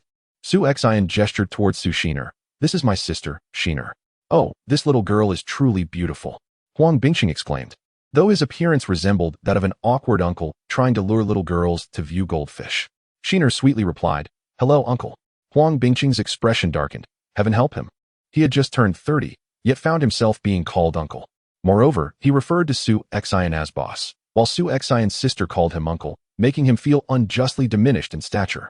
"Call me big brother," Su Xian smiled. "Oh, hello, brother Huang." Su Xianer gazed in bewilderment at Huang Bingqing's clearly anxious countenance and obediently addressed him as brother. Su Xian affectionately ruffled Xianer's hair and turned to Huang Bingqing, saying, "Gather a few brothers and accompany me to Wang's medicine shop. If you require any medicine, simply instruct me, and I shall send them to procure it." A glint of cold determination flickered in Su Xian's eyes as he added, "It is not medicine we seek, but rather to retrieve something from someone." Chapter 8. It's too cruel to kill. Let us just maim instead. In the entirety of Changelfang, there exists but a single apothecary, situated adjacent to the lively Kuaihulan. Others regard Changelfang as a slum, devoid of profit, and thus refuse to establish their pharmacies here. Kuaihulan, on the other hand, is prosperous. Yet how many individuals can possibly fall ill on a single street? Operating a pharmacy in such a place would only lead to losses. However, the proprietor of Wang's apothecary harbors aspirations that extend far beyond the immediate horizon. The impoverished tend to neglect their ailments. Minor illnesses are borne with stoicism, and only when they can no longer endure do they seek the apothecary for a physician. By that time, he can demand a steep price for his services. Even a dilapidated vessel contains 3 pounds of nails. Despite their poverty, the inhabitants of Changelfang still possess the means to extract a modicum of profit. Thus, the business of Wang's apothecary not only thrives, but surpasses that of several pharmacies in more affluent districts. The proprietor, Mr. Wang, in his 60s, is rotund and bears a greater resemblance to a butcher than a doctor. At this moment, he admires a jade bracelet of a vibrant green hue. The jade glimmers with clarity akin to water, adorned with intricate carvings that suggest an extraordinary quality. Alas, there exists only one of this bracelet. Were it a pair, its value would multiply several times over. He muses over the identity of the young girl who had been in his shop last time, contemplating whether he might employ some stratagem to acquire the missing piece. With a shake of his head, he returns the bracelet to its box, contemplating a visit to the pawnshop to exchange it for silver. Be swift. Do not dawdle. Otherwise, your wages for this month will be entirely withheld. Mr. Wang admonishes the staff within the apothecary. Just as he prepares to rise, a handsome young man enters, leading a small girl by the hand. Upon seeing the girl, Mr. Wang's eyes brighten. This is the very child who had pilfered from his shop a few days prior. "Huh, you little rascal dare to return. Last time, you squandered so much of my herbs. This solitary bracelet is hardly sufficient compensation. Hand over the other one." Startled, Xian clings tightly to Su Xian's garment, her voice tinged with distress. "But I have already returned the medicine." "Humph. Can anything touched by your filthy hands still be of use?" Mr. Wang scoffs disdainfully. Su Xian gently pats Xian on the head, gazing indifferently at Mr. Wang. "What kind of medicine requires 2 jade bracelets as compensation? Only then does Mr. Wang take notice of Su Xian, sneering, "You must be the child's guardian. Take heed." The item she took was pure Liaodong ginseng, transported all the way from the Eastern Jin dynasty. The journey from the Eastern Jin to our great Zhou spans tens of thousands of miles, and each ginseng root is worth hundreds of taels. She wasted 7 or 8 of them. Can you afford such a loss? Mr. Wang emphasizes his point by presenting a box wrapped in red cloth, containing the ginseng, with a demeanor that suggests he has them cornered. "You're lying. What I took last time was not this at all." Xian exclaims, her small fists clenched in indignation. "Humph. What I say is the truth." Manager Wang looked at Su Xian and sneered. "Kid, quickly hand over the other jade bracelet, or I will report you to the authorities right now. And you can prepare to spend time in prison." Dealing with someone like Su Xian, an ordinary commoner, was something Manager Wang was well-versed in. He knew that merely invoking the name of the government would make them comply without hesitation. The bureaucratic system has always favored the affluent, since time immemorial. It has never been designed for the impoverished. However, to Manager Wang's astonishment, he did not detect a hint of panic in Su Xian's eyes. This young man remained remarkably composed. After a brief silence, Su Xian finally spoke. I may not have tasted prison food, but I am confident that you will soon find yourself unable to eat it all. How dare you threaten me? Manager Wang retorted with a cold laugh. Are you aware of the Flying Eagle gang? I pay them dozens of taels every month. Do you believe that if I utter a word, the gang will break your legs and toss you out? Old Huang, come in, Su Xian called softly. Upon hearing his words, Huang Bingqing immediately entered with 8 of his gang members. Ah, Master Huang, what brings you here? Seeing Huang Bingqing, Manager Wang hurriedly approached, waddling on his short, stout legs. Huang Bingqing had been with the Flying Eagle gang for over a decade, during the time when Lu Sandao was the leader. Although he trusted his close brothers like Sun Laoda, the task of collecting fees was entrusted to seasoned individuals like Huang Bingqing. Thus, Manager Wang was quite familiar with him. He had even greased Huang Bingqing's palms with a few taels of silver when the Flying Eagle gang first took over the Pleasure Forest, seeking his assistance in watching over his establishment. What orders do you have, master? Huang Bingqing did not even glance at Manager Wang, but respectfully addressed Qin Yu. Master? Manager Wang was struck dumb. This young man was actually a member of the Flying Eagle gang? And Huang Bingqing, a veteran of the gang, was calling him master. Huang Bingqing coldly regarded Manager Wang. Allow me to formally introduce you. My boss, Su Xian, is the adopted son of the great leader, Master Husan, a newly appointed junior leader responsible for overseeing the Pleasure Forest. Wang Fatty, you have quite the audacity to extort money from my boss. Do you think you have a death wish? Manager Wang was drenched in sweat, his short legs trembling, struggling to support his corpulent body. For someone like him, a small-time businessman, he was not afraid of the authorities. If they caused him trouble, he could simply pay them off. However, he could not afford to provoke a gang like the Flying Eagle gang. In business, one must cultivate goodwill. Encountering a ruthless gang leaves one vulnerable to countless means of destruction. Even if they do not take your life, they can render you incapable of continuing your trade. Master Su, I was blind to your greatness. Please spare me this time. Manager Wang lamented, his face a mask of despair as he promptly returned the bracelet to Su Xian, also discreetly handing over a stack of silver notes, which Su Xian noted amounted to no less than 300 taels. Spare you? Huh. Su Xian chuckled softly, bewildered, as he embraced Xianer and exited the shop. Wang, the shopkeeper, felt a chill in his heart at Su Xian's smile, uncertain of its meaning. Huang Bingqing rushed out, his eyes revealing a hint of malice, and whispered, Boss, shall we deal with this fat Wang? Despite his obsequiousness towards Su Xian, Huang had been a member of the Flying Eagle gang for over a decade. Although not particularly skilled in combat, he had taken lives before. Su Xian shook his head gently and replied, the old man doesn't have many years left. Killing him would be too cruel. Let us leave him incapacitated. For some reason, upon hearing Su Xian's calm words, a chill surged through Huang Bingqing's heart. He nodded and re-entered the shop. Inside, Wang's anguished cries echoed, Don't come any closer. What do you want? If you dare to touch me, the authorities will not spare you. Su Xian patted Su Xiner's head and covered her ears to shield her from Wang's screams.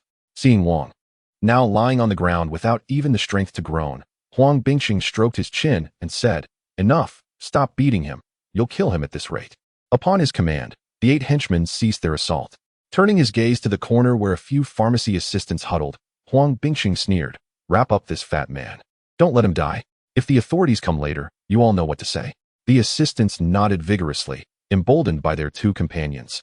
They dared not provoke the Flying Eagle gang. Shiner, let's go home, Su Xian said as he picked up Shiner and placed the bracelet into her hand. But a flicker of doubt arose within him. The bracelet's design and material seemed excessively fine, not something the Su family could possess. Yet, Su Xian's memories of his childhood were already hazy, even less clear than Shiner's recollections. After asking Shiner a couple of questions and receiving vague answers, he decided to refrain from further inquiry. Once Shiner was settled at home and arrangements were made for her care, Su Xian summoned Huang Bingqing. Old Huang, gather all the shop owners in the Pleasure Forest and convene them at the Drunken Moon Pavilion for a meeting. He had another main task to earn 1,000 taels of silver, which he intended to extract from the Pleasure Forest. However, unlike Lu Sandao, Su Xian would not ruthlessly exploit the merchants. that would merely be killing the goose that laid the golden eggs. Upon hearing this, Huang Bingqing displayed an understanding expression. New officials often needed to make a statement, and during Lu Sandao's rise, they had contributed significantly. Now that Su Xian was the boss, if they did not make some sacrifices, would they still wish to survive in the pleasure forest? Observing Huang Bingqing's expression, Su Xian understood his thoughts but chose not to correct him. In due course, he would come to understand. Chapter 9. Reform. Half an hour later, the proprietors of the various casinos, brothels, taverns, and inns within the Joyful Woods gathered in the hall of the Drunken Moon Pavilion, exchanging courteous greetings. Yet each wore an expression of distress. For those engaged in such enterprises, it is customary to pay a monthly fee to the gang. But have you ever heard of paying thrice in a single month? At the beginning of this month, the Joyful Woods belonged to the Jianghu gang, and they had already made one payment. However, shortly after settling their dues, the Feiying gang seized control of the Joyful Woods. Lu Sandao, that avaricious scoundrel, had already extorted them, causing considerable financial strain, and now with Su Xian's arrival, it seemed they were destined for another significant loss. Boss Lu, Boss Huang, you both arrived rather early today. Have you inquired about what sort of person this Su, the new leader, is? Someone asked the two proprietors seated at the forefront. Among these merchants, the wealthiest was undoubtedly Boss Lu, who owned the brothel, Drunken Moon Pavilion. Next was Boss Huang, who ran a casino, Shun Gambling House, which ranked among the top 5 in Chongqing Prefecture. Although Boss Lu operated a brothel, he possessed an admirable appearance, exuding an air of refined elegance. Though in middle age, he could easily be mistaken for a scholarly gentleman rather than a purveyor of fleshly wares. In contrast, Boss Huang was short and stout, resembling a wealthy merchant. Yet his countenance bore an expression of deep-seated grievance. His gambling house raked in substantial profits, but after being heavily plundered by Lu Sandao, he was left uncertain about how much more he would lose to Su Xian this time. Thus, when questioned, Boss Lu smiled in silence, while Boss Huang grimly remarked, "Who knows what sort of character he possesses? In any case, he is certainly no good person. I heard he just severely injured the owner of Wang's pharmacy." The crowd exchanged glances. The new leader did not seem to be someone easy to deal with. However, they were not overly concerned that Su Xian would turn his aggression towards them. Their status was far removed from that of the unfortunate Wang Fatty. They were prominent figures in Chongqing Prefecture, with hundreds of followers relying on them for their livelihoods. If the Feiying gang dared to harm them indiscriminately, the repercussions would be monumental, and the authorities would not remain passive. "Su Laodao is here." A shout from the gang members outside abruptly interrupted the owner's anxious thoughts. As the young and handsome Su Xian entered the hall, the proprietors felt an awkwardness wash over them. It was indeed disconcerting to address someone who appeared to be barely 20 as leader. Yet, despite their discomfort, they had no choice but to endure it. Su Xian was not merely the small head of the Joyful Woods, but also the adopted son of Tiger San. Following him were Ji Gang and the stern-faced Li Huai, sent by Tiger San to lend Su Xian support. "Esteemed proprietors, I am Su Xian, newly appointed to oversee the Joyful Woods, and I kindly ask for your guidance and support," Su Xian said with a smile, taking his seat at the head of the table and offering a courteous bow to everyone, embodying a demeanor of amicability. The various bosses cast a discreet glance at Boss Huang, noting that this Su, the new leader, appeared rather amiable, not nearly as ruthless as had been suggested. In fact, he seemed significantly more favorable than the previous Lu Sandao. Lu Sandao had been insufferable during his tenure, relishing his newfound authority with an arrogant demeanor. "Ah, Boss Su, you are too modest," chuckled Boss Lu from the Drunken Moon Tower. "We shall continue to rely on your guidance and protection in the future." "Boss Lu, you flatter me. As the saying goes, one must use their resources wisely. Having accepted your fees, how could our Flying Eagle gang allow anyone to bully you?" Upon hearing Su's declaration, the other bosses privately mused, "Bullying us? If the Flying Eagle gang refrains from doing so, we shall count ourselves fortunate." At this juncture, Su shifted the conversation, remarking, "Speaking of fees, I do have a matter to discuss today." The bosses internally acknowledged that the time had come for the main topic, and it was no surprise that Su had summoned them for one reason: money. In the past, when the Jianghu gang managed the Happy Forest, the monthly fee had been 30 taels. Under Lu Sandao, this fee had risen to 50. Now, with Su in charge, despite his youthful and genial appearance, it was likely that his appetite would not be modest either. Boss Huang, with a hint of sarcasm, queried, "Boss Su, your Flying Eagle gang's rules are quite peculiar. Is it not strange to alter the established fee so soon after its announcement?" His gambling establishment had been thriving, yet he had recently suffered considerable losses at the hands of Lu Sandao, making him particularly sensitive to the notion of fees and unable to restrain his mockery. However, he soon regretted his words. After all, Su was a junior leader of the Flying Eagle gang, overseeing the Happy Forest. Though he could not overtly retaliate, it would be quite simple to undermine him subtly, perhaps even driving his business to ruin. The simplest method would be to station a few gang members at the entrance of his establishment, turning away customers, and within 3 days, his business would face closure. Fortunately, Su did not seem perturbed, merely casting a fleeting glance at Huang before continuing. Rules are established by men. If Liu Sandao could set them, why can't I? Henceforth, I hereby declare that all of your fees are waived. This proclamation left everyone momentarily speechless. Without the fees, how would Su and his subordinates sustain themselves? The Flying Eagle gang did not provide salaries. The funds for the gang members came from their respective leaders. Should the fees be abolished, Su's 60 or 70 men would disperse within 3 days. Boss Liu chuckled. Boss Su, you certainly possess a sense of humor. Su shook his head. I am not jesting. I intend to forego the fees, but will adopt a different method of collection. Upon hearing this, the others understood and regarded Su with a measure of disdain. It seemed merely a change in form without substance. Why engage in such futile discussions? Did you think that changing the approach would make you stand out? Mr. Su, could you please clarify what you mean? Boss Liu, understanding the situation, continued the conversation. Su Xian stood up and declared, it is quite simple. What I desire is a 10% stake in each of your businesses, along with monthly dividends. This statement left the entire room in stunned silence. No one anticipated that Su Xian would have such grand ambitions, boldly demanding a 1/10 share. To label his appetite as that of a lion would indeed be an understatement. Behind Su Xian, Ji Gang maintained his usual smile, lost in his thoughts. In stark contrast, Li Huai remained expressionless, his face resembling that of a corpse, seemingly oblivious to Su Xian's declaration. Meanwhile, Huang Bingcheng, stationed at the door, felt a rising sense of anxiety. Su Xian had not disclosed anything to him prior. Had he known of Su Xian's intentions, he would have certainly intervened. Mr. Su, you cannot be serious. Boss Liu managed to force a smile. Their establishments, particularly the casinos and brothels, boasted pure profits that sometimes exceeded 10,000 taels a month. By this calculation, a 10% stake would equate to 1,000 taels, a staggering increase in their operational costs, akin to having their flesh sliced with a knife. Boss Huang interjected with a scoff, Mr. Su, as they say, the greed of man knows no bounds. In my years navigating the complexities of Changning Prefecture, I have never encountered such a rule. Even the formidable San Yinghui has never demanded a share from us. Su Xian's actions would undoubtedly have the greatest impact on him, as his shunned casino garnered the highest profits. Thus his financial contribution would naturally surpass that of his peers. Su Xian raised his hand, signaling for calm. Gentlemen, allow me to explain. My request for a stake is not without merit. I possess the means to double your monthly profits. The audience exchanged skeptical glances, clearly unconvinced. Boss Huang retorted sarcastically, Oh, Mr. Su, do you truly possess such capabilities? I, Huang, have traversed the business world for decades and would not dare to make such claims. Disregarding Huang's remark, Su Xian turned to Boss Liu and inquired, Boss Liu, I have heard that your Ziyu Tower was once the largest and most luxurious brothel in Changning Prefecture. May I ask why it no longer rivals the establishments at the center of the city? Boss Liu sighed, offering an explanation. The relocation of the capital caused quite a stir. When Changning was the capital, the central districts, such as Chengdefang, were home to the royal palace. Necessitating a facade of propriety, gambling houses and brothels were strictly prohibited.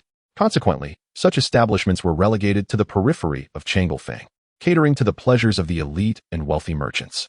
The very name Chengdefang stems from this practice. However, following the emperor's relocation, the strictures of Changning have loosened, and establishments like Chengdefang have begun to sprout their own casinos and brothels. With both situations being comparable, patrons naturally prefer venues closer to home rather than enduring a bumpy carriage ride of half an hour to reach Chengdefang. Were it not for the nostalgic patrons who frequently visit, it is likely that Chang Lufang would struggle to retain even the last vestiges of its vibrant allure. The many proprietors present nodded in agreement, as they too had traversed that era and were acutely aware of the underlying dynamics. It could be said that their fortunes were both made and marred by Chang Lufang. After the capital relocation of the Great Zhou dynasty, several astute individuals had already begun acquiring land and erecting buildings in Changdefang, a marketplace closer to the heart of the city. By the time others grasped the significance of this shift, even a plot of land suitable for a humble latrine had become a rarity. Su Xian seated himself, rhythmically tapping his fingers on the table, and remarked, Boss Lu has articulated the issue in great detail. The decline of Chang Lufeng fundamentally stems from two words: geographical location.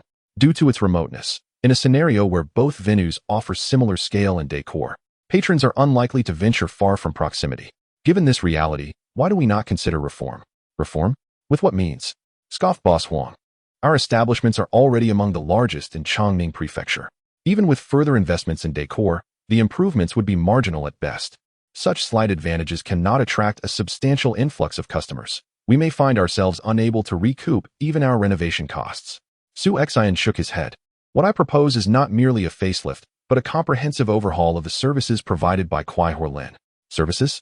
The assembled proprietors exchanged glances, the term feeling somewhat foreign to them. Within Kuai Horlin, gambling houses, brothels, taverns, and inns abound, ostensibly providing patrons with the four essentials of food, drink, and entertainment. However, our current offerings fall short. We have not enabled our guests to experience the utmost convenience. When patrons gamble, having a companion by their side often emboldens their betting. Victorious, they reward their companions with tips. Defeated, they find encouragement in soothing words, rekindling their competitive spirit. And when weary from play, the tavern's provisions are at their beck and call.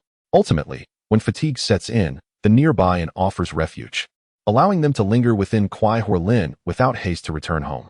Thus, my proposal is to decentralize and reconfigure all establishments within Kuai Horlin, ensuring that each gambling house is flanked by a brothel, tavern, and inn. Patrons will be able to fulfill their desires with remarkable swiftness. As Su Xian concluded, the proprietors momentarily stood in stunned silence before collectively slapping their thighs in realization. How had they not thought of this before? In fact, there had been patrons in the past who engaged in similar pursuits, first visiting brothels to gather companions before heading to the gambling houses. However, this was typically the domain of only the most affluent clientele. After all, Kuai Horlin is a lengthy thoroughfare. Traversing its entirety takes a quarter of an hour. And for the ladies to venture far, the cost would indeed double. The success of Boss Huang's Shunda gambling house is not solely attributed to its size, but also its proximity to the Zui Yu Lu Su Xian strategy. Though not novel, echoes the operational methods of numerous renowned casinos abroad in a previous life, encapsulated succinctly in 4 words: customer first. Among the multitude of entrepreneurs present, all seasoned veterans of the marketplace, none could be deemed foolish. A mere suggestion from Su Xian was sufficient for them to grasp the implications. Boss Lu, with cautious inquiry, posed the question: if that is the case, does it mean that some of our shops will need to relocate to new premises? Su Xian nodded in affirmation. Indeed, that is necessary. However, the land in Happy Forest has been pre-planned, and all plots are of similar size. A mutual exchange would not disadvantage anyone. The only difference lies in the decor of your establishments. Given your substantial resources, I trust that funding a renovation should pose no significant challenge, and the contents from your current shops may easily be transferred to the new locations. I believe this investment is within your means. The assembled entrepreneurs pondered this. Their interest piqued. If it were merely a matter of redecorating, it would be akin to throwing money into a void, with no prospect of return. Yet, with Su Xian's strategy in play, the possibility of a turnaround emerged. Standing beside Su Xian, Huang Bingqing promptly offered him a cup of tea, now thoroughly impressed by his acumen. His business insight was so astute that, were he to engage in commerce, he might very well outmaneuver the other businessmen present. Behind Su Xian, Ji Gang wore a look of astonishment, realizing that he had perhaps underestimated Su Xian's capabilities. Chapter 10. The insufferable facade. All the proprietors were engaged in silent contemplation when suddenly, 2 mocking laughs pierced the air. The source of the derision was once again Boss Huang. Su, your idea is indeed commendable, though it borders on impracticality. Businessmen are driven by profit, often resorting to any means necessary. If we were to implement your proposal, we might initially attract a considerable clientele. However, should the individuals from Chengdefeng catch wind of our strategy, they would undoubtedly replicate our approach, thereby exposing the advantages of their locale. We would still find ourselves outmatched.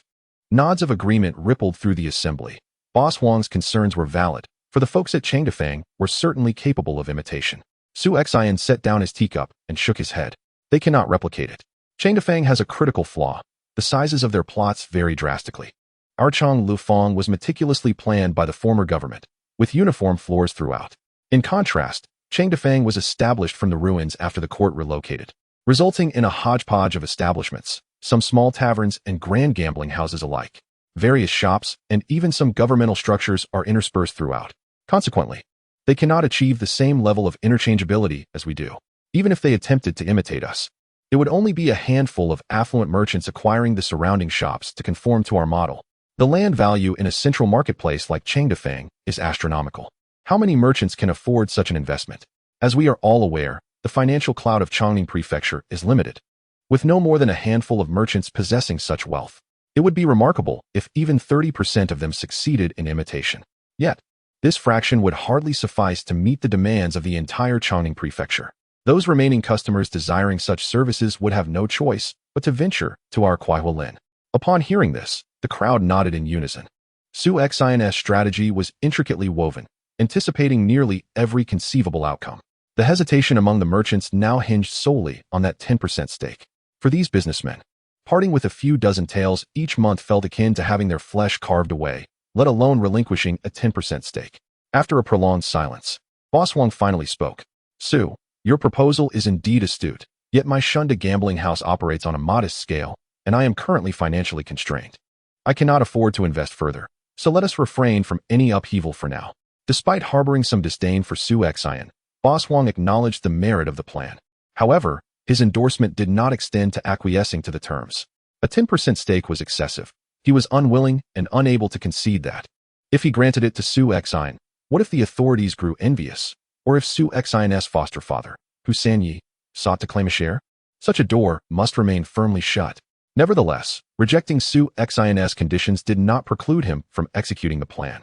He decided to delay for a time, citing his current financial difficulties. But in the future, he could very well rally several other proprietors to implement Su Xin's methods. By that time, it would not be so easy for Su Xin to claim his shares. The attendees were all seasoned players in the business world. As soon as Boss Wang spoke, they instantly grasped his implication. However, these individuals were too small time to dare confront Su Xin openly. Their silence, however, was a tacit rejection. Sometimes, being overly astute is not necessarily a virtue, as Boss Wang was well aware. With a sigh, Su Xin slowly approached Boss Wang. The moment Boss Wang sensed Su Xin's proximity, a chill enveloped him, causing him to shudder involuntarily. Yet, considering himself superior to the owners of small eateries, he managed to force a smile, asking, "What do you mean, Su Lauda?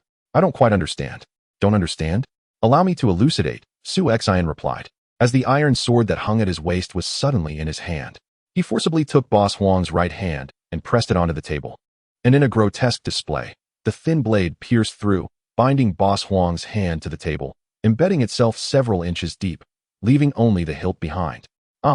Boss Wang let out a piercing scream, the blood splattering onto a nearby individual, who stumbled back in shock, knocking over a chair in his retreat.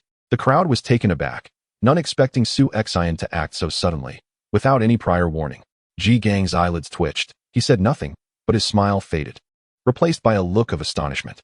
Li Huai, on the other hand, remained fixated on the iron sword embedded beneath the table, his eyes glimmering with an indescribable expression.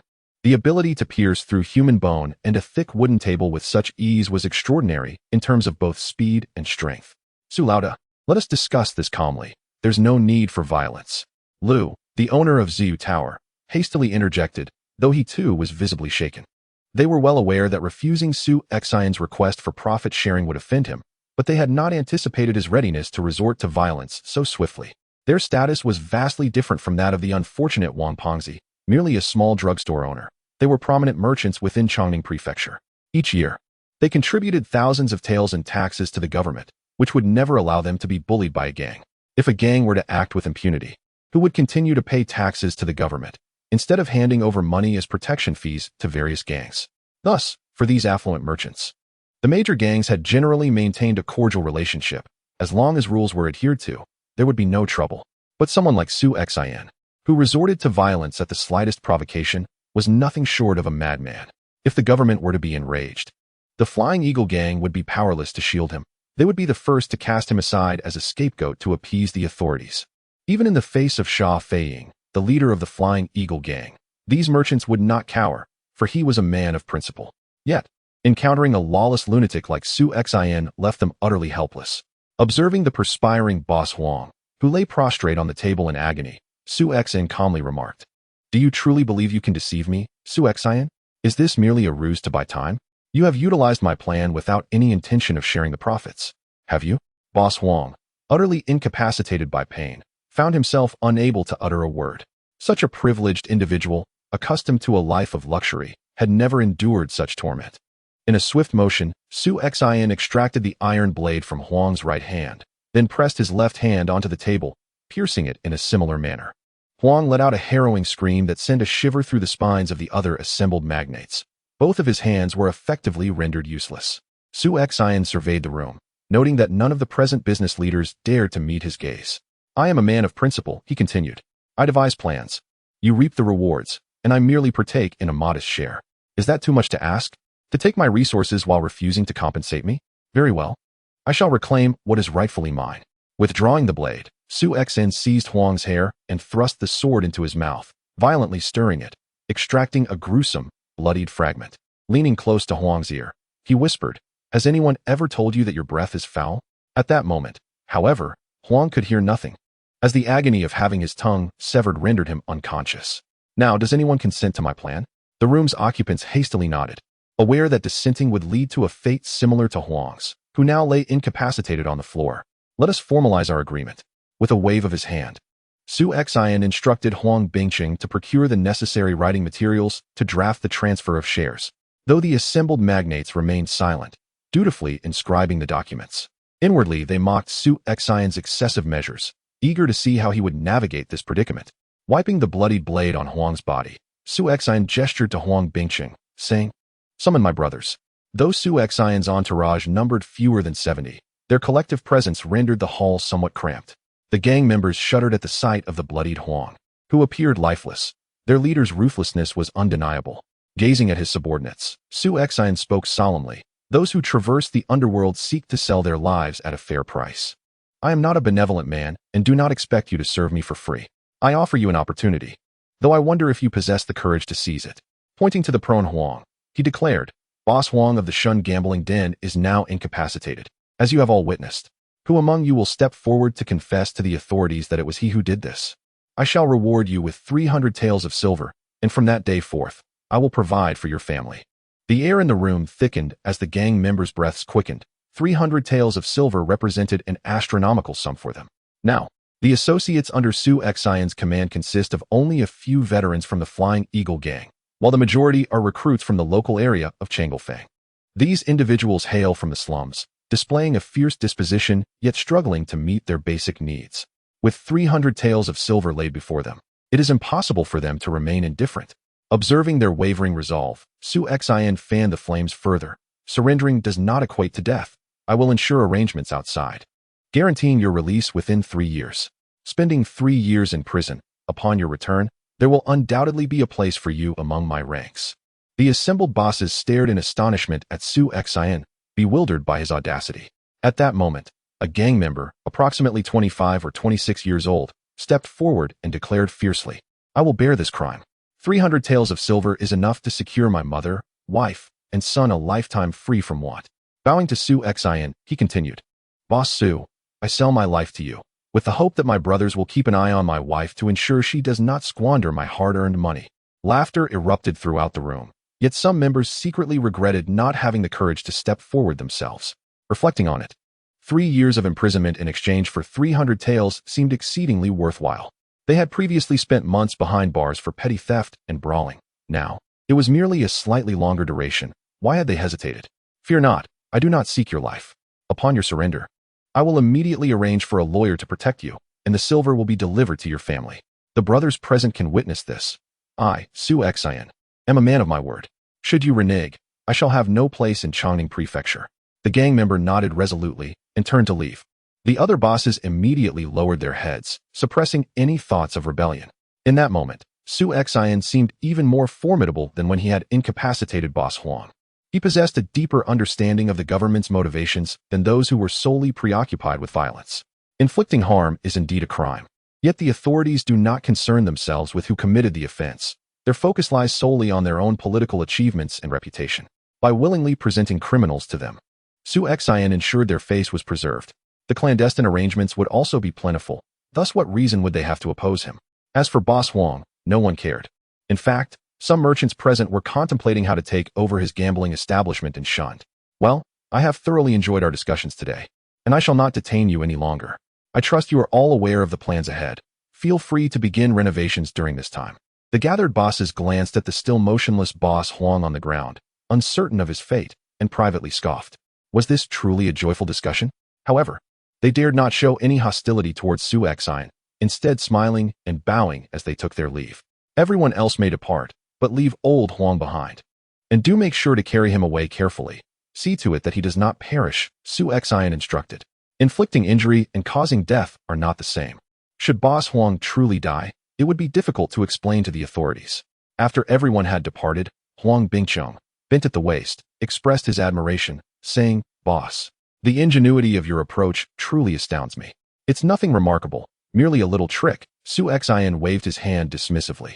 Though Huang Bingcheng perceived Su Xian's response as modesty, the truth was that Su Xian's method was indeed just a minor stratagem. Such occurrences were commonplace in his previous life. Here, however, no one had ever employed such tactics, nor had they even contemplated them, for the gangs in this realm valued nothing beyond sheer strength. Strength, after all, is the true path to supremacy. Su Xian sighed inwardly. If one possessed true strength, there would be no need for these petty maneuvers. These tactics were precisely what merchants like Boss Huang relished. The leader of the Flying Eagle gang, Sha Feiying, possessed extraordinary prowess, having reached the pinnacle of postnatal perfection. Were he to handle this situation, he would not only incapacitate Boss Huang, but could even eliminate him on the spot, with the authorities turning a blind eye. Moreover, the government wielded its own power. In Chongning Prefecture, there were 49 markets, divided into 12 each in the east, west, south, and north, with the exception of the central Chanda market. Each of these 12 markets had a chief constable. The 4 chief constables each boasted strength surpassing postnatal perfection, commanding over 100 constables, thereby maintaining a semblance of order over the 3 gangs and 4 associations of Chongning Prefecture, even if it was merely for show. Old Huang shortly. Take 300 taels to deliver to that brother who is taking the blame, and do it in front of everyone. Also, seek out the most renowned lawyer in Chongning Prefecture to assist in exoneration. The sentence must be no more than 3 years. You know which offices to curry favor with. Spare no expense, as we will have dealings in the future. Huang Bingcheng replied. 300 taels for the settlement, and lawyers are not too expensive. A decent one can be found for a dozen taels. However, for the government offices, it might require no less than 1,000 taels. Su Xian nodded. Over 1,000 taels, indeed less than I anticipated.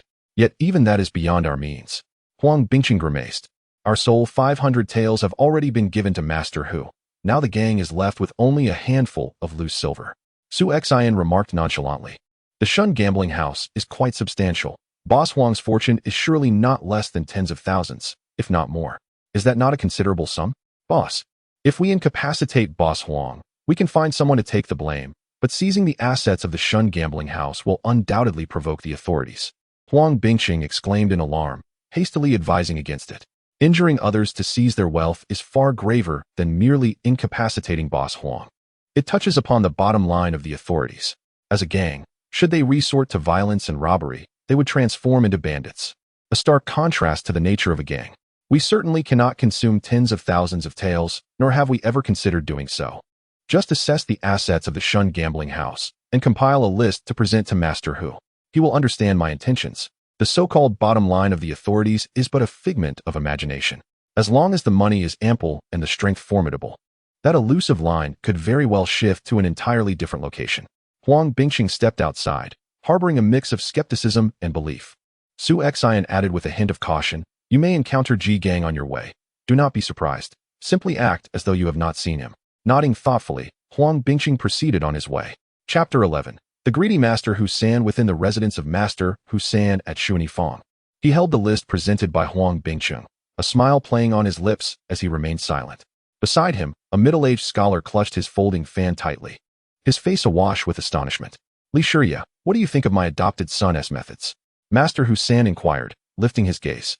With a sudden flourish, Li Shirya opened his fan and replied gravely, he is ruthless, decisive, and possesses ambition. Most importantly, he understands when to advance and when to retreat. Master Hu San leisurely remarked, you speak the truth. His understanding of when to act is paramount. Without it, even the most cunning strategies would be futile. In that case, I shall claim the assets of the Shun gambling house. What shall we leave for Su Xian? Li Shiya questioned. Let us leave him 2,000 taels. He may keep the original land of the shunned gambling house. We require only the cash. Master Husan waved his hand casually, his mood evidently buoyant. Several tens of thousands of taels in cash, even for the head of the Flying Eagle gang, constituted a considerable fortune. Most importantly, this wealth bore no burden. The individuals were casualties of Su Xian's endeavors, and the riches were amassed through his efforts. Master Husan merely needed to liaise with the authorities, using his status to smooth over any potential issues. Even if the officials sought to settle scores later, the charge of seizing property could never be laid at his feet. Even if 90% of the silver were to belong to him. Within the lively forest, Huang Bingqing excitedly relayed Master Husan's intentions to Su Xian, who, however, displayed no trace of excitement on his countenance, only a cold smirk within his heart. His adoptive father's appetite far exceeded his expectations, devouring 99% of the fortune and leaving him with a mere 2,000 taels. Fortunately, Master Husan expressed little interest in the land of the shunned gambling house, ultimately passing it on to Su Xian. Old Huang, after deducting 1,300 taels from those 2,000, will the remaining 700 suffice for a simple renovation of the shunned gambling house to establish a hall? Boss, you wish to build a hall. The funds are sufficient. You wouldn't even need a complete renovation. Merely changing a few plaques and purchasing a new set of tables and chairs would suffice. However, that would not be in accordance with the rules, Huang Bingqing replied, scratching his head, feeling perpetually outpaced by his leader's thoughts. Su Xian inquired. Why is that against the rules? Huang Bingqing explained. In the Flying Eagle gang, only those at the head of the gang possess the qualification to establish a hall. Lesser leaders merely rent a residence for their own living. Su Xian tapped the table and said, if you say it's a qualification, it implies that the rules do not explicitly state that only the head of the gang can establish a hall, correct? Huang Bingqing paused, then replied, it seems so. Then what does it matter if I establish a hall? Su Xian's desire to create a hall stemmed from a singular purpose, to enhance the cohesion among his subordinates. Conducting discussions in a small, shabby room contrasted starkly with the atmosphere of deliberation within a spacious and bright hall. Huang Bingqing pondered for a moment and began to grasp the rationale. It wasn't he that lesser leaders were forbidden from establishing halls. Rather, no one ever chose to do so. A small leader in the Flying Eagle gang typically managed only 3 or 4 streets, with a monthly allowance not exceeding 1,000 taels, and some even received as little as a few hundred. To establish a hall, merely acquiring the land would demand tens of thousands of taels of silver. Rather than expend such a fortune on constructing a hall, it would be wiser to retain the funds for personal enjoyment. Very well, I shall entrust this matter to you.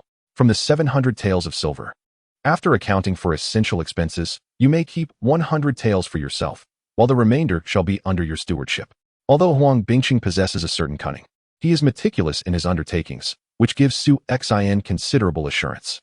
To inspire loyalty from someone, one must first offer them ample benefits. Otherwise, what reason would they have to toil and risk their lives for you? Therefore, both in past lives and the present, Su Xian has always been generous towards his subordinates. Thank you, boss.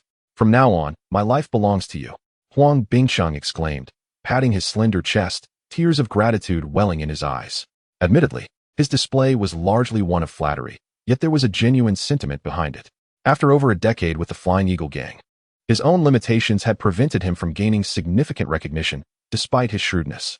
Now, Su Xian not only granted him authority, but also entrusted him with the silver, igniting within Huang Bingqing a profound sense of loyalty to one who understands his worth. Having dismissed Huang Bingqing, Su Xian returned to his residence, on his way purchasing a roasted chicken to take home. As he opened the door, Xianer immediately rushed over, her small nose twitching in excitement. Oh, is that roasted chicken? All right, you little glutton, wash your hands before dinner, Su Xian said, tousling her hair. Xianer nodded eagerly and scampered off to wash up. After their meal, Su Xian instructed his aides to set up 2 wooden stakes in the courtyard and summoned Huang Bingqing to procure 2 swords from the yamen while he was out attending to official business. The weapons typically forged in ordinary blacksmith shops were subpar. Su Xian would prefer the iron scrap he currently possessed over such inferior arms. The finest weapons in Chongning Prefecture were supplied by the imperial court.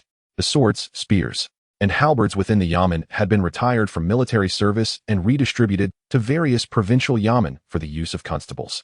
These weapons were crafted from superior materials and mass-produced by military artisans, all previously battle-tested. On his visit to the yamen, Huang Bingqing managed to acquire 2 long swords for Su Xian with merely 50 taels of silver. In recent years, the Dazhou dynasty had seen a significant reduction in warfare and had consequently disbanded many troops. Their surplus equipment was distributed to the provinces in considerable quantities. Within the storerooms of Changning Prefecture, there existed enough arms and armor to equip 1,000 men, yet the entire force of constables numbered just over 100. Thus, most of these items languished in storage, rusting away. For a mere 50 taels, or even 20, the custodians of the storeroom would gladly part with them.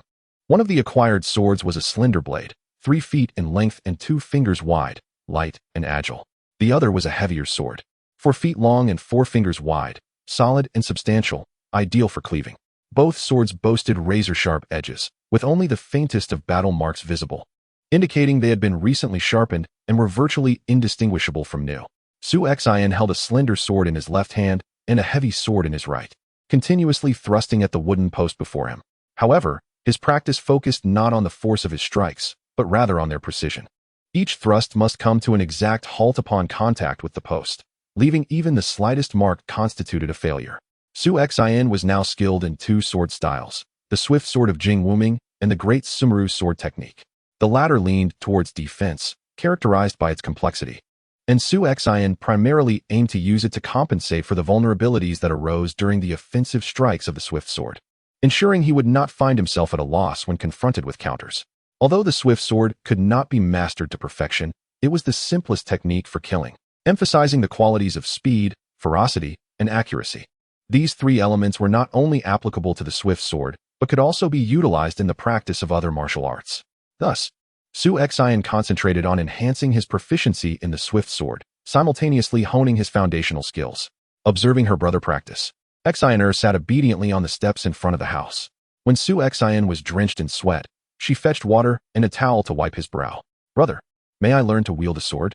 Xianer inquired, her large eyes sparkling with affection as they gazed at the slender sword in Su Xian's hand.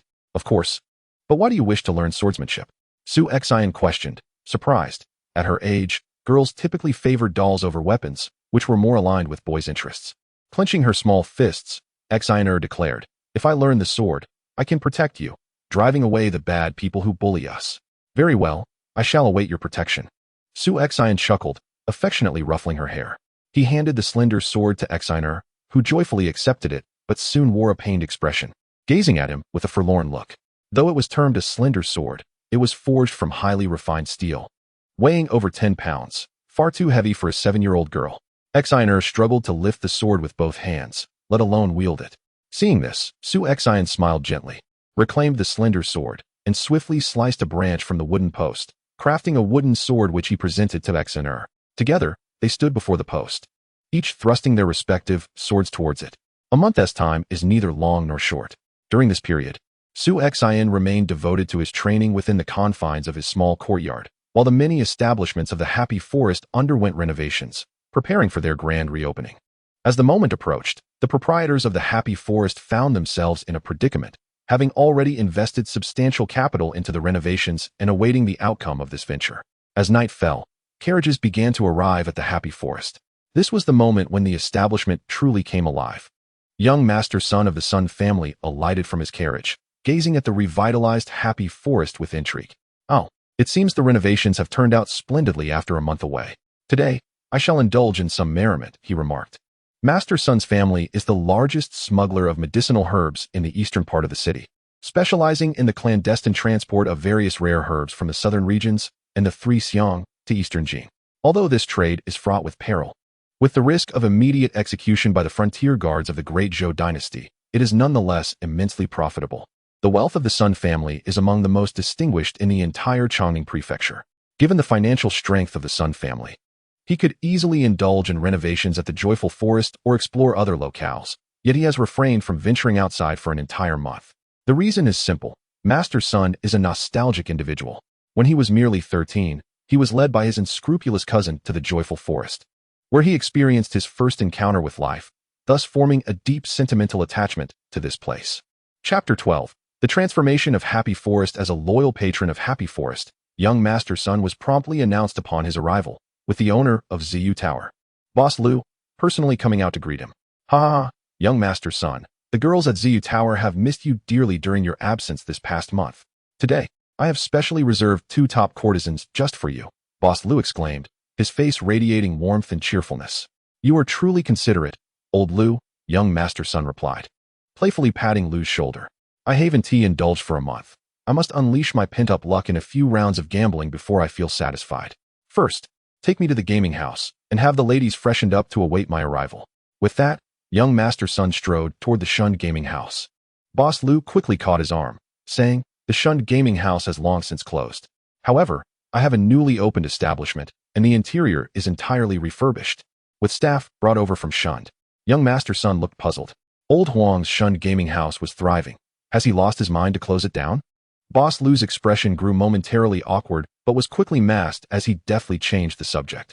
The shunned gaming house had already become Su Xin's domain, while the newly established Longqing Gaming House was on the rise. The proprietor of Longqing Gaming House had demonstrated considerable acumen. Upon witnessing old Huang's downfall at the hands of Su Xin, followed by Su Xin's relentless maneuvers to seize Huang's assets without facing any repercussions, he realized that his fellow merchants stood no chance against Su Xin. Faced with this reality, collaboration became the only viable option to maximize profits. Thus, the largest brothel in Happy Forest, Ziyu Tower, opened a gaming house nearby, ensuring a flourishing business. Without hesitation, he presented 1,000 taels of silver to Su Xin to acquire the land adjacent to Ziyu Tower. Why are all the courtesans from Ziyu Tower here at Longqing Gaming House? Young Master Sun was taken aback to see a row of Ziyu Tower's renowned courtesans standing at the entrance of Longqing Gaming House. This is our new service at Happy Forest, young master. Feel free to select a few, Boss Lu said with a smile. Indeed, quite impressive, young Master Sun remarked, waving his hand and selecting 2 familiar courtesans to enter the gaming house with him. Upon entering, young Master Sun noticed many changes. The entire gaming house was staffed with attentive young attendants carrying an array of food and drinks, allowing patrons to readily help themselves. For those desiring a proper meal, menus were readily available on the trays held by the attendants, who promptly delivered orders from the adjacent restaurant at remarkable speed. The previous croupiers had been replaced by the courtesans from Ziyu Tower. While their movements were not as swift, they were undeniably pleasing to the eye. Young Master Sun's eyes lit up as he casually grabbed a jug of wine from a passing attendant and approached the gaming table with a handful of silver notes. 500 taels, all on big, he declared boldly. After a month of restraint, today I shall play fiercely. Such extravagance from young Master Sun. The 2 young ladies beside him gasped in astonishment, prompting a hearty laugh from young Master Sunday. At that moment, the dice cup was opened, revealing a triumphant 5, 4, 4, totaling 13 points. Ha ha ha. It seems fortune has favored me today, young Master Sun boisterously exclaimed, sweeping a substantial pile of silver coins and notes towards himself. He casually tucked 2 notes into the bodices of the 2 ladies, taking the opportunity to indulge in a bit of playful groping. Upon seeing the 200 tael notes, the ladies' eyes sparkled with delight. Such a bounty, typically requiring their utmost service to earn, had now come to them without any effort. Others around them seethed with envy, shouting for their own companions, demanding those with ample bosoms, eager to partake in similar fortune. At the entrance, Boss Lu and Boss Chun from the Longqing Gambling House exchanged knowing glances, both sharing a smile. The following noon, young Master Sun awoke from his indulgent slumber, savoring the delightful memories of the previous night, and couldn't help but chuckle to himself. The pleasures of the Kuaihulin were indeed unparalleled. He resolved to bring his rustic friends, old Li and the others, to experience it. Compared to Kuaihulin, Changdefang was utterly insignificant. On its reopening day, Kuaihulin had already etched a deep impression in the minds of its loyal patrons like young Master Sunday. The city of Chongning was small, and news of anything new spread like wildfire within a day. Within 3 days, the rumor of Kuaihulin's innovative offerings had permeated the entire city. Those who had visited spoke only praises. Consequently, the flow of patrons to Kuaihulin surged dramatically, while the establishments of Changdefang realized their situation too late. They remained stagnant in their offerings and timing. Only a few affluent owners managed to lease several establishments, attempting to emulate Kuaihulin's model, yet their scale paled in comparison. A month later, the owners of Kuaihulin calculated their earnings, discovering their profits had more than doubled, with the least performers still achieving a 2-fold increase. The most successful, like Boss Lu of Ziyu Tower, even reached an astonishing 5-fold increase. It turned out that the most lucrative venture for Kuaihulin was gambling, but now, it was the brothel services. Under Su Xion's new management, the young gentleman who gambled lavishly at Kualin generously stuffed silver into the ladies' bodices whenever they won a hand. The owners, reaping abundant profits, were naturally obliged to share their dividends with Su Xian. Su Xian, however, had never fully trusted even the most seemingly compliant of the owners, such as Boss Liu from Zuyu Tower. Thus, when it came time for dividends, Su Xian had Huang Bingqing summon several accountants to scrutinize the books of the various establishments, ensuring there was no concealment of profits. This investigation revealed some audaciously inflated reports. Without hesitation, Su Xian ordered several of his men to break the hands of those unscrupulous accountants on the spot. The countenances of the bosses turned pale instantly, and they no longer dared to engage in any petty schemes, obediently surrendering their rightful share of profits. Huang Bingqing, accompanied by his associates, arrived at Su Xian's residence, brimming with excitement, exclaiming, "Boss, can you guess how much we have earned this month?" "Oh, how much?" Huang Bingqing opened the two large boxes, revealing a dazzling array of silver coins that shimmered with captivating brilliance. A total of 80,000 taels. This was merely the first month. With the growing renown of Kuaihua Forest, business would undoubtedly continue to flourish, and we shall earn even more than this month. Huang Bingqing's face flushed with exhilaration, as if infused with vitality. Such a substantial amount. Su Xian was equally taken aback. According to his initial estimation, the first month's dividends would be around 30,000 taels, yet it had turned out to be 80,000, nearly tripling his expectations. It seemed that there were indeed numerous wealthy individuals in Chongning Prefecture, after all. It was once the capital of the Great Zhou, and such a foundation still existed. After pondering for a moment, Su Xian declared, "Distribute 30,000 taels of this silver to Master Hu San, and instruct the brothers to gather at the hall." 30,000 taels. Huang Bingqing stared at Su Xian, dumbfounded.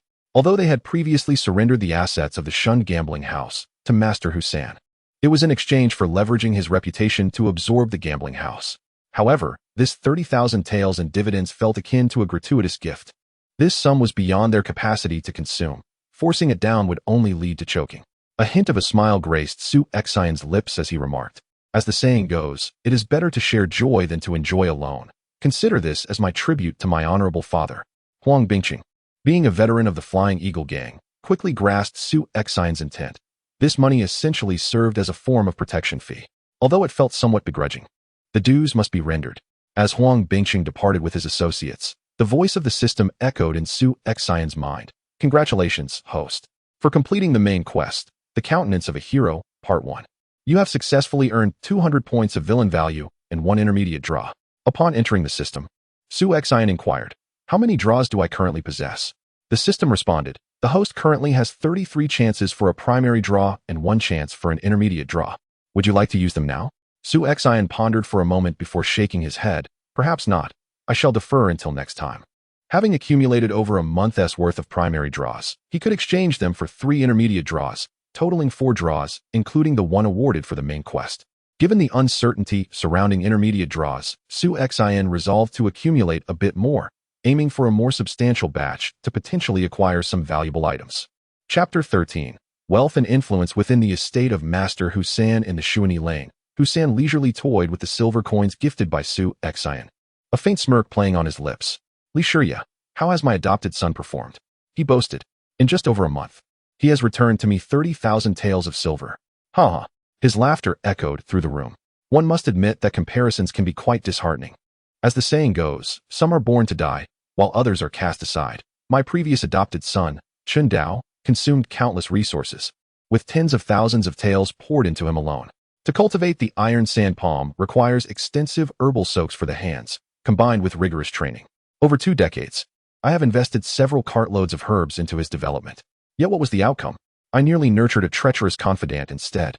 Now, with Su Xian as his adopted son, Hu San had invested only a few words, and in less than a month, Su Xian had presented him with such a substantial gift. At that moment, Li Shiya complimented, "You are indeed shrewd, master. Had we directly eliminated Su Xian, we would not have enjoyed such lucrative returns." While they conversed, a gang member entered, delivering a small note to Li Shiya. "What news do we have?" Hu San inquired. After a brief hesitation, Li Shiya replied, "It is news from Ji Gang, indicating that Su Xian has received a total of 80,000 taels in dividends this month." Hu San cast aside the silver he had been handling, his smile fading as the weight of the news sank in. Meanwhile, within the confines of the Happy Forest, Su Xin had instructed his men to carry a chest filled with silver to the newly adorned entrance of their establishment. The former shunned gambling den had undergone renovations. The interior had been stripped of gambling paraphernalia, replaced with an array of new tables and chairs, while the exterior had received a modest facelift. Adorned with a new sign in golden letters on a black background, Flying Eagle Gang. At this juncture, all the members of the Flying Eagle Gang had gathered. Over the past month, due to the thriving business at Happy Forest, dozens had joined Su Xin's ranks, swelling his numbers to over 110. Su Lauda. Upon seeing Su Xin enter, the gang members sprang to their feet, collectively shouting his name with spirited enthusiasm. Su Xin gestured for them to be seated and positioned the chest in the center of the hall, proclaiming, "Today, I have summoned you for two matters. The first is to distribute your earnings." With a resounding thud, Su Xin kicked open the chest, blinding the eyes of the gang members with the gleaming silver within. While they had encountered silver before, the sheer volume before them was overwhelming for those at the bottom of the hierarchy. Historically, the rule of the Flying Eagle Gang was simple. The leader earns abundantly, and so too do the subordinates. If the leader finds himself destitute, his followers would be left with mere scraps. The gang members had witnessed the prosperous business of Happy Forest this month, and they knew their earnings would be substantial. Indeed, Su Xin continued, "As long as you stand with me, Su Xin, I will ensure that you do not suffer hardship. This month's earnings will be 10 taels of silver for each of you." Upon the utterance of these words, the assembled ruffians nearly erupted in exultation. The monthly remuneration offered by Su Xin far exceeded their wildest expectations. For the ordinary laborers of Changlifang, working as waitstaff in an establishment or toiling faithfully for others, earning a mere 1 or 2 taels a month was commendable, just sufficient to sustain a family. The plight of those entrenched in the underworld was even more dire. Despite the occasional display of bravado, the rank-and-file members often fared no better than the common laborers, with some faring even worse. A loyal follower might earn between 1 to 2 taels, while the less fortunate might not even receive a single tael. Within the ranks of the Flying Eagle Gang, even those closest to the leader garnered no more than 5 taels monthly. Thus, the prospect of receiving 10 taels from Su Xin left them questioning the very fabric of reality. However, as their elation reached its zenith, Su Xin's tone shifted, declaring, "Having accepted my silver, you must adhere to my rules. As the saying goes, one must earn their keep honestly. You have likely taken advantage of the merchants in the Pleasure Grove on numerous occasions, haven't you? Consuming goods without payment, departing with the company of women without recompense. These transgressions have surely not escaped your repertoire." Surveying the crowd, he noted many a head bowed in shame, unable to meet his gaze. Indeed, they had indulged in such misconduct and more grievous acts, even pilfering during the collection of their wages. If you had engaged in such behavior in the past, I, Su Xin, would have remained silent. But do you comprehend what your actions entail now? You are not merely exploiting the merchants. You are undermining your own foundation. 10% of the profits from each shop in the Pleasure Grove is allocated to us, and your monthly wages derive from this very source. This month, your wages amount to 10 taels. Should business flourish next month, you could earn 11, 12, or even 15 taels. Your misguided belief that you are gaining an advantage over the merchants is, in truth, a self-inflicted detriment. The assembled ruffians began to grasp the implications of their actions. Their opportunism at the merchants' expense ultimately jeopardized their own earnings, as their wages were intrinsically linked to the overall profits of the Pleasure Grove. "Having accepted my payment, you must abide by the established rules. Those who transgress shall not escape the consequences of my wrath." Returning to his seat, Su Xin spoke with a grave demeanor. Old Huang read the names. Huang Bingqing nodded and produced a small ledger, commencing the recitation. Zhao Qindong, Lu San, Chun Laodao, Jianghu. He read off more than 20 names in a single breath, causing the individual's name to pale visibly. Each was to receive 20 strokes in front of the gathered assembly. Su Xin commanded. Huang Bingqing gestured, and the other ruffians promptly retrieved the canes, beginning the punishment under Huang Bingqing's direction.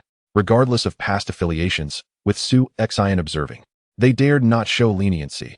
Each stroke was delivered with the full weight of their resolve. After enduring the 20 strokes, the 20-odd individuals struggled to rise, their legs trembling uncontrollably.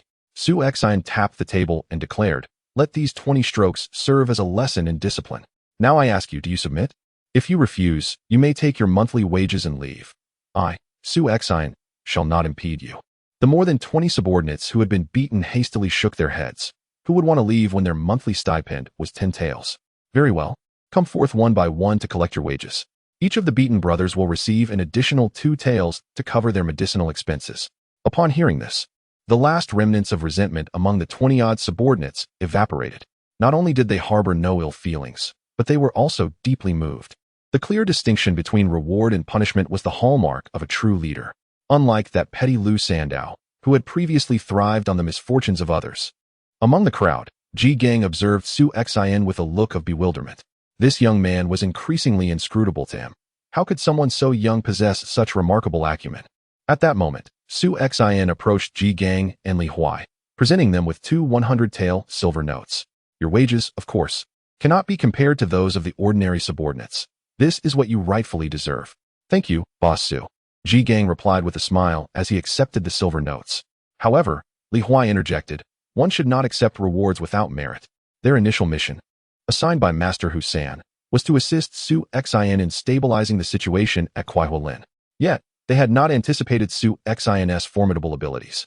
Through a blend of benevolence and authority, both the shop owners and the subordinates of Kuaihualin were now wholly compliant. The 2 foremost enforcers under Husan found themselves rendered unnecessary. The merit is for me to determine, Su Xian asserted, pressing the notes into Li Huai's hands. This time, Li Huai did not refuse, and his demeanor was markedly less hostile than when they first met. After all, no matter how arrogant Li Huai might be, he still needed to eat. Within Husan's ranks, his monthly stipend was already over 10 taels, and should he achieve notable merit, he could earn rewards in the dozens of taels. However, to receive 100 taels without having done any work was an unprecedented occurrence. To garner loyalty from both the upper and lower ranks by dispensing over 1,000 taels was, for Su Xian, a wise investment. Mere ruthlessness was insufficient, given his limited experience. Thus, he also needed to extend kindness. At the very least, the wages he offered were unmatched by any prominent figure in the entire Flying Eagle gang. While Kuaihualin thrived in a celebration of prosperity, there were some who were not so content. These individuals belonged to the Jianghu gang. Chapter 14, An Unexpected Calamity. Riding a tiger with no way to dismount in the Chongning Prefecture, the 3 gangs and 4 associations. The Jianghu gang and the Feiying gang stand as the 2 weakest factions, each evenly matched. Although the Jianghu gang faced defeat in the conflict at Kuaihua Forest, they suffered minimal losses, as they had essentially relinquished control of Kuaihua Forest voluntarily. After all, Kuaihua Forest had previously offered little in terms of profit, with a monthly revenue of 400 to 500 taels being a notable achievement. Why engage in a life-and-death struggle with the Feiying gang over such a meager location? Thus, after a single confrontation, the Jianghu gang ceded Kuaihua Forest and retreated to Yongla Lane, adjacent to Changel Lane. However, upon witnessing Kuaihua Forest flourishing under Su Xian's management, with monthly dividends approaching 100,000 taels, envy consumed the Jianghu gang. This was particularly true for Zhang Hong, the former minor leader responsible for overseeing Kuaihua Forest, who nearly choked on his indignation. During his tenure at Kuaihua Forest, he toiled endlessly, with the monthly revenue barely sufficient after allocating shares to his superiors and distributing to his subordinates, leaving him with hardly anything. Yet, with the arrival of the Feiying gang, Kuaihua Forest transformed into a veritable den of indulgence, prompting derision from many within the Jianghu gang, who mocked Zhang Hong for clinging to a golden opportunity while begging for scraps. After his departure from Kuaihua Forest, the head of the gang, Dai Chong, had relegated him to a narrow street adjacent to Kuaihua Forest, overseeing merely a handful of shops, a far cry from his previous position. That night, after a hearty meal, Zhang Hong, accompanied by several underlings, patrolled the streets. Upon glancing across to Kuaihua Forest, aglow with vibrant lights, his discontent deepened. Damn it! Why didn't those merchants share their profits when I was in charge? Do they think they can bully the Jianghu gang? One of his followers chimed in, Brother Hong. Don't be angry. Those merchants are just despicable. I heard that the fellow from the Feiying gang came in and swiftly dealt with old Huang from the gambling den, and everyone obediently turned over their profits. Zhang Hong rubbed his nose and snorted. Damn it, I should have been more ruthless back then. I could have made a tidy sum before leaving, instead of ending up like this. Hey, Brother Hong, look. Isn't that a fellow from the Feiying gang? One of his companions pointed out. They noticed a man in Feiying gang attire, drunkenly relieving himself at the corner of a tavern situated between Yongla Lane and Kuaihua Forest. Today marked the distribution of their monthly pay, a generous 10 taels, causing great excitement among the gang members. Those who engage in gang life are seldom law-abiding citizens. Most live for the moment, and with pay in hand, they eagerly sought out merriment. Thus, several close-knit members headed to the tavern for a lavish feast. But this time they dared not partake for free, opting instead to pay for their meals. After all, the events of the day were still fresh in their minds. Su Xian was not one to be trifled with. Just then, one of the members shook himself, pulling up his trousers, causing a silver ingot to tumble from his pocket. Upon seeing the fist-sized 10 taels of silver, Zhang Hong's followers were immediately envious, their eyes gleaming with greed. Sometimes, their entire year's salary barely amounted to 10 taels. Yet, a mere member of the Flying Eagle gang could effortlessly produce such wealth. As one of the gang members finished his business and turned around, he spotted Zhang Hong and his companions. Having clashed with the Green Bamboo gang on several occasions, he recognized them. However, he merely smirked disdainfully, weighed the silver in his hand, and turned to leave. What of a small leader? Was he not chased away by our Flying Eagle gang? Besides, we are under the aegis of Boss Su, far better off than your little leader. At that moment, Zhang Hong's fury ignited upon witnessing the sneer. How dare a mere petty thief mock him? Bring him over and teach him a lesson, he bellowed. The gang member, sensing the shift in atmosphere, attempted to flee. But having indulged too much in drink, he stumbled and was quickly subdued by Zhang Hong and his entourage, who began to rain blows upon him. I am a member of the Flying Eagle gang. This is our territory, and if you dare to act recklessly, my boss will not spare you, he protested. Zhang Hong sneered, your boss? That wet behind the ears brat. Today, I shall end your life, and let's see what he can do about it. Fists fell like raindrops, and the gang member cried out initially, but soon fell silent. Stop, Zhang Hong shouted, and one of his underlings approached, swallowing hard as he reported, Brother Hong, this fellow has been beaten to death. The group exchanged worried glances, realizing the gravity of their actions. Their intention had merely been to teach the insolent boy a lesson. But having partaken in too much drink, their blows had been far too severe, resulting in a fatality. While skirmishes between gangs were commonplace, even killings during gang wars were often tolerated, provided they were sanctioned by the higher-ups who dealt with the authorities afterward. However, if their subordinates took a life without permission, the repercussions would be dire, potentially igniting a renewed conflict between the two gangs. What shall we do now, Brother Hong? Several gang members asked, devoid of any direction. Zhang Hong scanned the surroundings, noting the absence of any Flying Eagle gang members. His companions were likely still inebriated at the tavern. We must withdraw unnoticed. After all, we are in Flying Eagle territory. We need to report this to the boss, he decided, cursing himself for his heavy-handedness. Having killed a member of the Flying Eagle gang, he knew he could not resolve this matter alone. Reporting to the boss, Dai Chong, would likely cost him dearly, given Dai's notorious greed. Dai Chong, the leader of the Green Bamboo gang, was a man in his 50s, tall and robust, often accompanied by a massive drum hammer, a formidable weapon that earned him the moniker Thunderhammer throughout the Chongning prefecture. Zhang Hong made his way to the largest gambling den in Yongla Square, the Jinxing gambling house, where he easily located Dai Chong.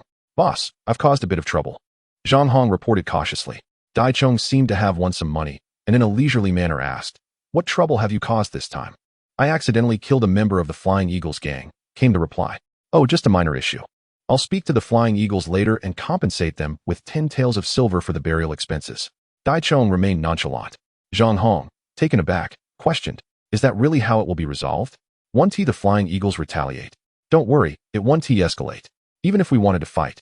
The Flying Eagles 1T. You don't understand the bigger picture, Dai Chong replied, waving his hand dismissively. By the way, since you're here, join me for a few rounds of mahjong.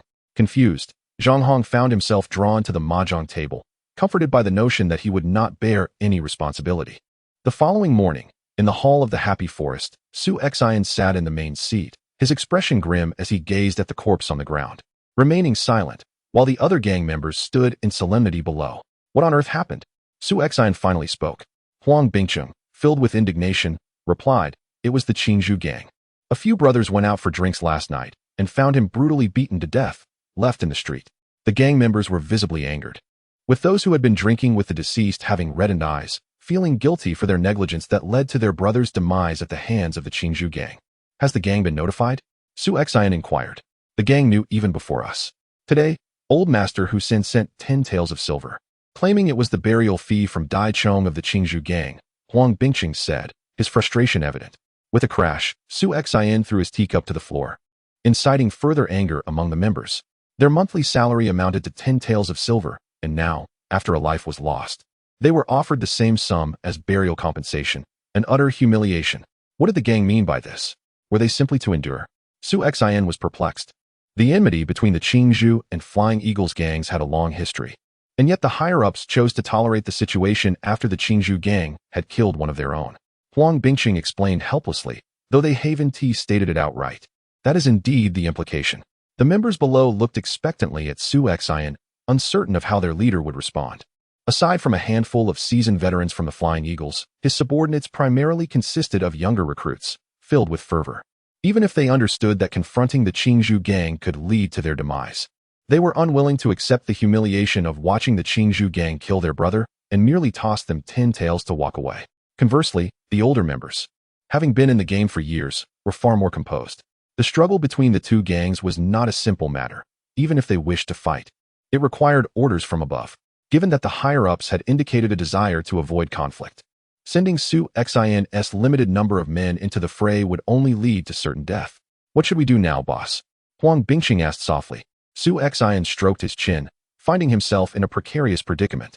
In the current circumstances, refraining from confrontation would likely deplete the hard-earned reputation he had established. However, should he choose to engage, the absence of reinforcements from the Flying Eagle gang left him questioning the source of his strength. Would he rely solely on these newly recruited youths? After a moment of contemplation, Su Xian resolutely declared, I, Su Xian, shall not allow my brothers to perish in vain. I will implore my adoptive father to send aid and seek justice from the Jianghu gang. The assembled members of the gang felt an invigorating surge of hope. Indeed, their leader did not disappoint them.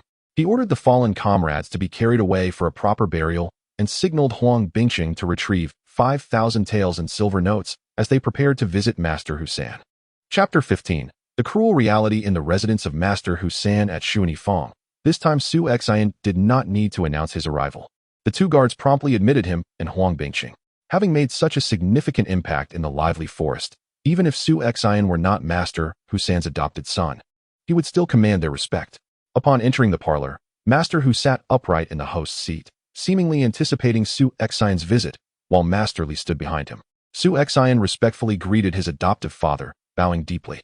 Master Hu, holding a teacup, smiled warmly and said, Rise. You have performed admirably in the lively forest during this period. I did not misjudge you after all. Su Xian humbly replied, Adoptive father, your praise is unwarranted. My current standing is entirely due to your esteemed reputation. Without your support, I could hardly subdue those merchants. Enough of your modesty. Among the younger generation of the Flying Eagle gang, you are indeed the most capable. Even the gang leader speaks highly of the reforms in the lively forest that you have initiated, Master Hu remarked. By the way, adoptive father, are you aware of the incident yesterday when one of my brothers was killed by the Jianghu gang? Su Xian inquired. Of course, I am aware. It was merely a misunderstanding. The head of the Jianghu gang, Dai Chong, has already come to apologize and compensated with 10 taels of silver. Let us consider the matter resolved, Master Hu responded. Suppressing his anger, Su Xian retorted, Adoptive father, the Jianghu gang has taken my brother's life.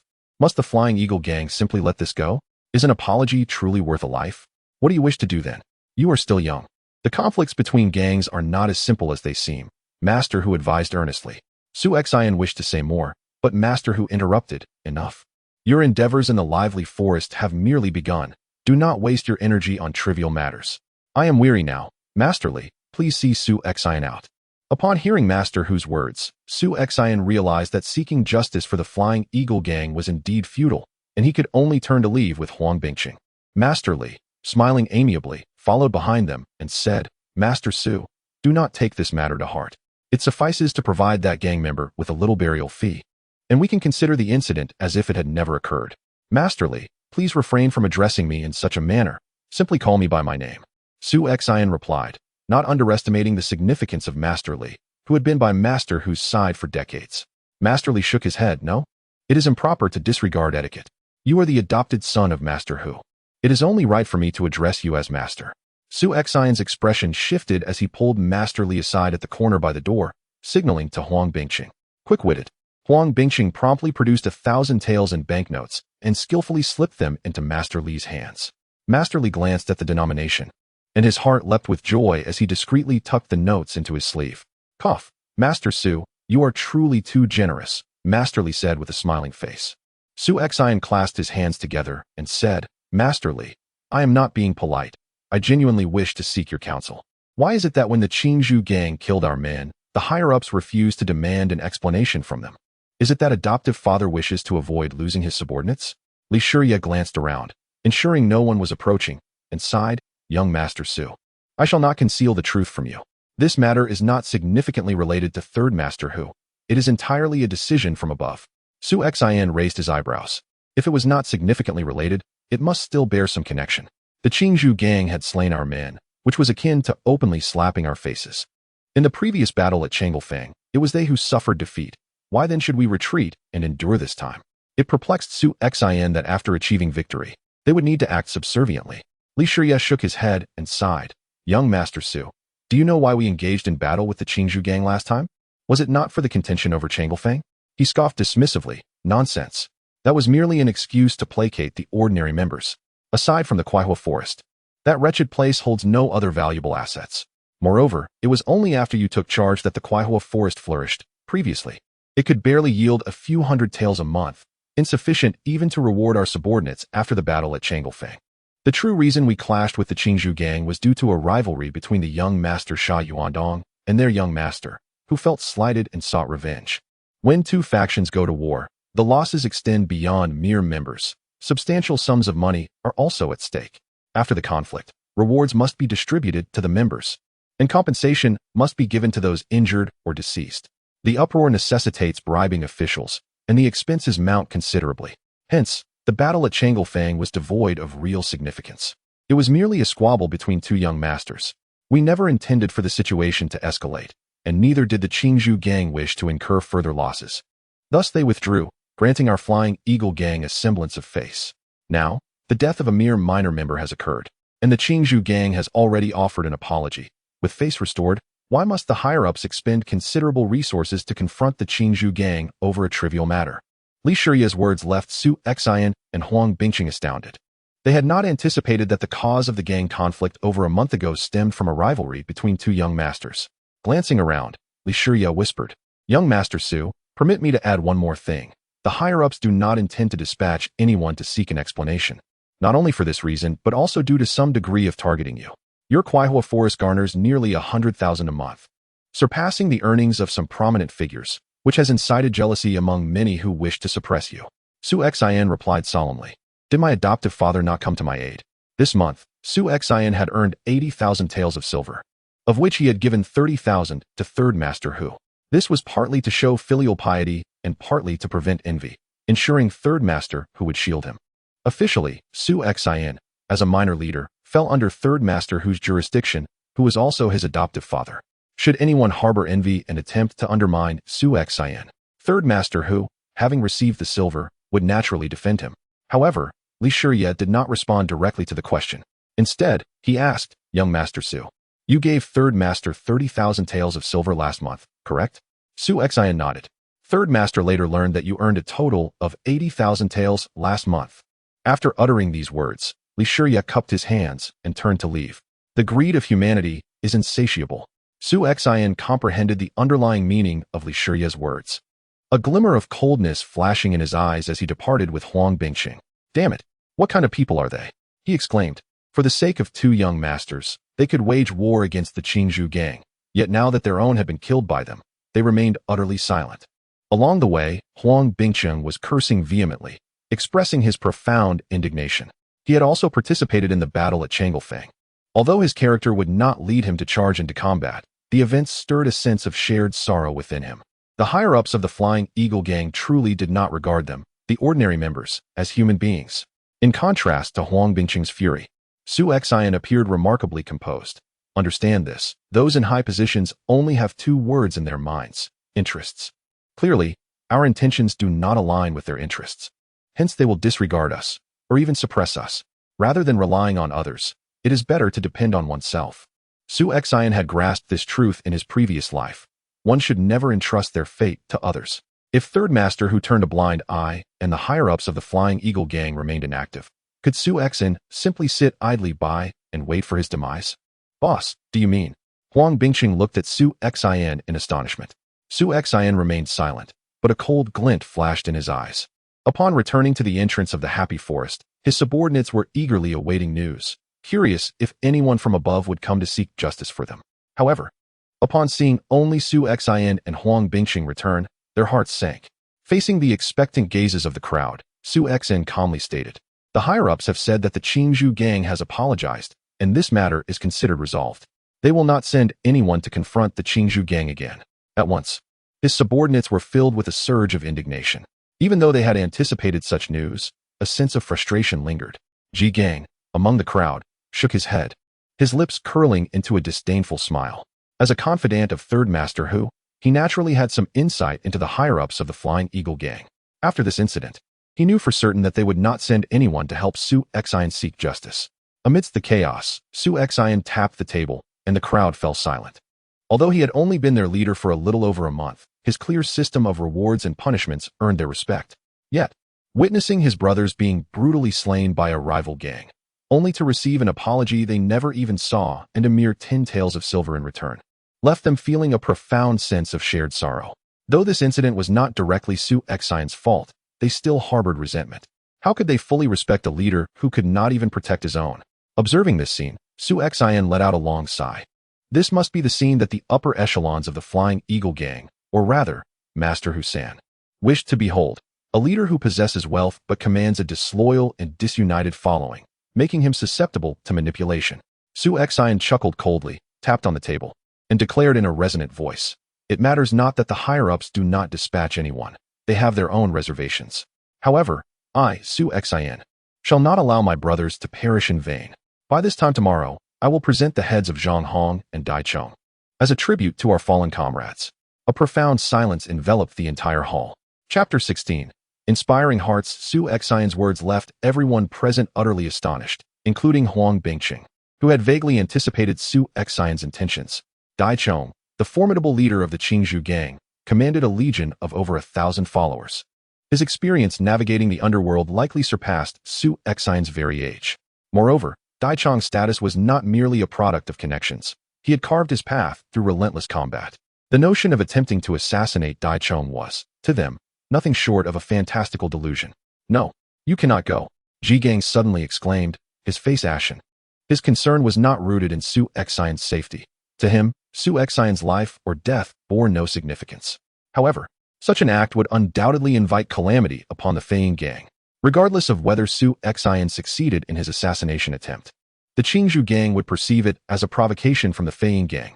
This would render a conflict between the two factions inevitable. While the Feiyin gang was neither inclined nor prepared for war. "Do you have objections, Brother Ji?" Su Xian replied, a sardonic smile gracing his lips. "Su Xian, your actions would unjustly endanger your brothers," Ji Gang implored. "Should you attempt to assassinate Daichong, regardless of the outcome, the repercussions would be beyond your capacity to bear. We would all suffer the consequences." At this juncture, Ji Gang could no longer afford to hold back. If he failed to thwart Su Xian's reckless scheme, he would undoubtedly share in the punishment from the upper echelons of the Feiyin gang. Conversely, should he succeed in halting Su Xian's audacious plan, he would earn a reputation for prudence and could look forward to a reward. Well said. Su Xian clapped his hands, exclaiming, "Originally, I was prepared to sacrifice my life for the vengeance of my fallen brothers, but as Brother Ji has pointed out, I cannot implicate everyone else. Therefore, I shall leave the choice in your hands. If you all concur with this plan, I, Su Xian, will dare to return with the heads of Daichong and Jianghu." The members of the gang below were momentarily taken aback, while Ji Gang, realizing Su Xian's cunning maneuver, quickly understood that Su Xian was retreating to advance. In front of the crowd, Su Xian presented himself as a gallant figure, intent on avenging his brothers, thereby garnering much acclaim. Yet, as Ji Gang stepped forward to elucidate the potential ramifications, Su Xian deftly shifted the decision-making power to the others. In consideration of their own interests, the gang members would surely oppose Su Xian's assassination of Daichong. Consequently, Su Xian not only salvaged his standing among the members, but also fortified his burgeoning authority. Ji Gang, feeling disheartened, lowered his head. He had been outmaneuvered by Su Xian. Meanwhile, Huang Bingqing wished to applaud Su Xian for his astute response. It was indeed masterful. At that moment, however, several individuals who had previously shared drinks with the slain gang members stepped forward, their faces etched with grief and fury. One tall man, eyes reddened, declared, "Boss, Chen Sanner cannot have died in vain. Both his elder brothers were veterans of the Feiyin gang, perishing in the struggle against the Qingzhou gang. And now he is left with nothing but a blind old mother at home. Now, Under our leader's guidance, we strive to improve our lives. Just yesterday, while drinking, Chen Sanner mentioned that he would save some money over the next few months to marry a wife and take care of his mother. Little did he know that as soon as he uttered those words, he was gone. If we hadn't insisted on pulling Chen Sanner out for drinks, things might not have turned out this way. We brothers do not wish to implicate our comrades. Thus, we shall sever ties with the Flying Eagle gang and seek vengeance against those two scoundrels, Dai Chong and Zhang Hong. With tears in their eyes, they tore the Flying Eagle gang insignia from their chests. They had grown up together as brothers, their fervor still burning since joining the gang. If they did not take action now, their consciences would haunt them for a lifetime. Seeing the brothers' fervent resolve, the other gang members were similarly moved. With eyes glistening and insignias being torn away, eager to join the Qingzhou gang in battle. These newly inducted youths were not as calculating as the seasoned Huang Bingqing. They did not ponder the ramifications. Once stirred, they would not hesitate to confront not just Dai Chong but even the authorities themselves. Such impetuous youth were both the bane and boon of the Flying Eagle gang. They represented the greatest strength in territorial disputes, yet their recklessness often led to chaos, much to the chagrin of those in power. At that moment, Ji Gang revealed a faint smirk. Have you miscalculated? Did you believe that hearts could be so easily swayed? Now that you're in a predicament, I am curious to see how you will extricate yourself. Contrary to Ji Gang's expectations, Su Xin remained unperturbed, his demeanor calm. Brothers, let us maintain our composure, Su Xin proclaimed loudly. The commotion gradually subsided as he continued. There is no need for you to seek revenge on Dai Chong. It is my duty to avenge our fallen brothers. If I fail to bring justice, then I, Su Xin, would be even lesser than worthless. I assure you, I will personally return with the heads of Dai Chong and Zhang Hong. Ji Gang was taken aback. What did Su Xin mean? Was he truly serious? Su Xion's declaration ignited fervor among the gang members. They were indeed fortunate to follow such a leader. Chen Sanner's brothers quickly chimed in. Boss, let us accompany you. If we cannot avenge our brother, we shall carry this burden for life. Count me in, a cold voice interjected. Su Xian turned in surprise to see Li Huai stepping forward from the crowd. This sounds like a thrilling endeavor. I wish to partake. The gang members glared at Li Huai in anger. They were discussing avenging their brother, yet he treated such a grave matter as mere amusement. Su Xian regarded Li Huai, noting the battle fervor and barely concealed excitement in his eyes. For him, this indeed seemed to be a thrilling affair. Ji Gang bellowed, Li Huai, have you lost your mind? Do you even comprehend what is happening? Instead of attempting to dissuade him, you choose to join in this folly? Have you forgotten Sanner's words? Li Huai stretched lazily and remarked coldly, the old man has grown old, lacking in vigor, and merely tolerates everything. He lamented, my sword has not tasted blood for such a long time that it is nearly rusting. Madman, you lunatic. Ji Gang could scarcely comprehend Li Huai's thought process. Not only did he indulge in frivolities with Su Xian, but he also had the audacity to publicly refer to Master Husan as the old man. Did he not wish to remain in the Flying Eagle gang? Li Huai ignored Ji Gang and turned to Su Xian, asking, what do you think? Shall I go? Su Xian replied, of course, but you must heed my instructions. I can listen to you, provided your commands are not foolish. Su Xian shook his head, choosing not to take offense at Li Huai's tone, for that was simply his nature. Boss, what about us? Let us join as well, pleaded the tall man. Su Xian pondered for a moment and inquired, what is your name?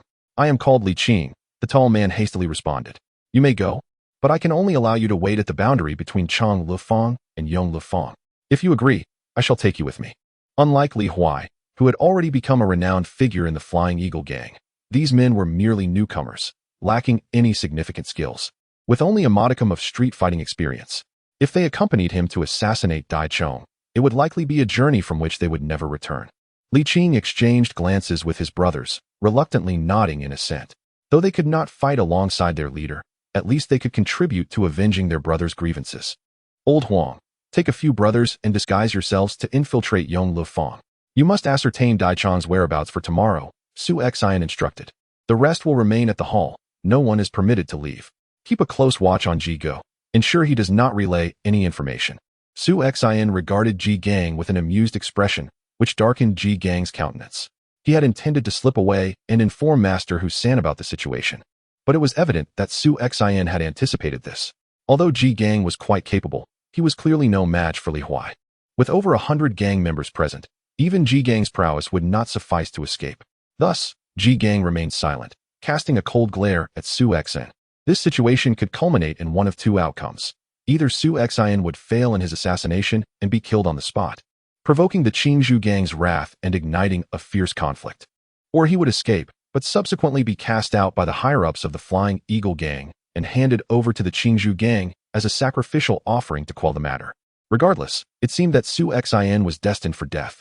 As for whether Su Xian could successfully assassinate Dai Chong, Ji Gang had not even considered such a possibility. If Dai Chong were so easily dispatched, Yong Lefeng would have long since fallen under the control of the Flying Eagle gang. Chapter 17. Assassination within Yongle Square. Li Huai and Su Xian made their way directly to the Jinxing gambling house. It was well known that Dai Chong had a penchant for gambling, and Huang Bingsheng had gathered intelligence indicating that Dai Chong had been residing at Jinxing for the past few days. Zhang Hong, fully aware of the troubles he had caused, trailed closely behind Dai Chong, eager to curry favor with the senior figure. Though Su Xian may have visited Yongle Square before, the memories had become somewhat hazy following his transmigration. As he walked, he observed his surroundings, not out of curiosity, but to meticulously select the most strategic escape route post-assassination.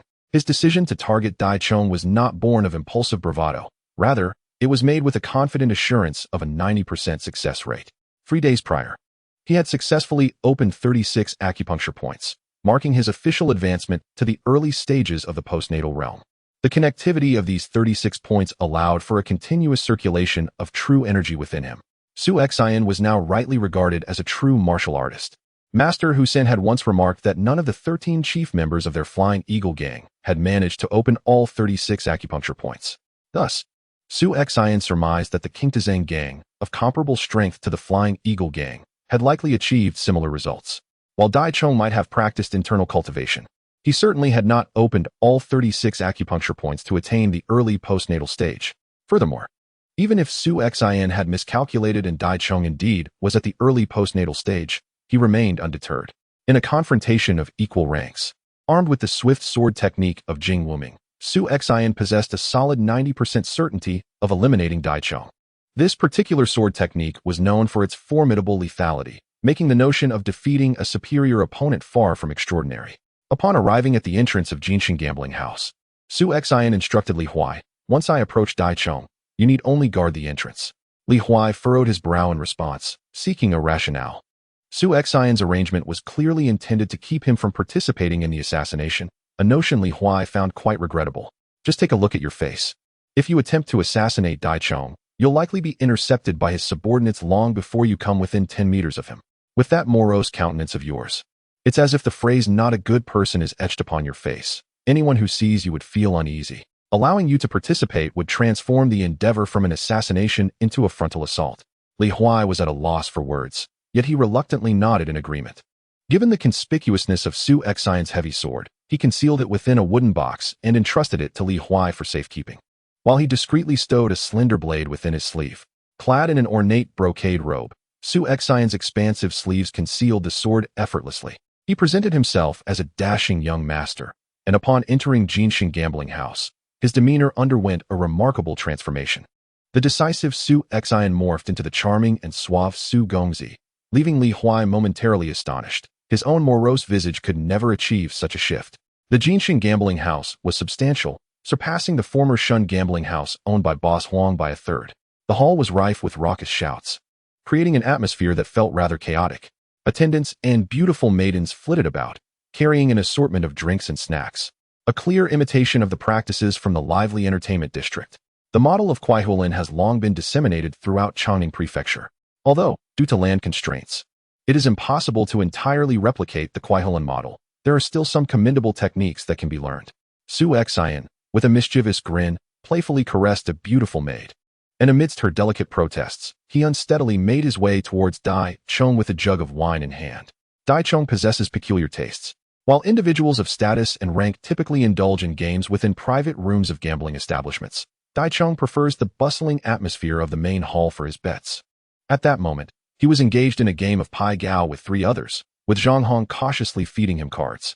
The previous incident involving the demise of a member from the Flying Eagle gang had been suppressed by Dai Chong, yet it forced him to apologize to the gang, causing him some humiliation. This unpredictable leader, Dai Chong, though currently untroubled, could easily recall this incident if he were to face a losing streak at the gaming table, potentially leading to dire consequences. Consequently, Zhang Hong had been preoccupied with attending to Dai Chong, neglecting his own territories, hoping to keep his leader content enough to forget the past. At that moment, Zhang Hong glanced up and noticed Su Xian swaying with the jug of wine. He frowned in irritation and said, "Hey, where do you think you are? Is this a place for you? Get lost." Su Xian merely scoffed, his expression one of disdain. "What's the matter? Is this gambling house owned by your family? There are hardly any tables occupied in this hall. Why shouldn't I be here?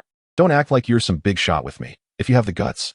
Go play in the private rooms upstairs instead of pretending to be a lord here. How dare you? You must be looking for trouble." Zhang Hong slammed the table in anger.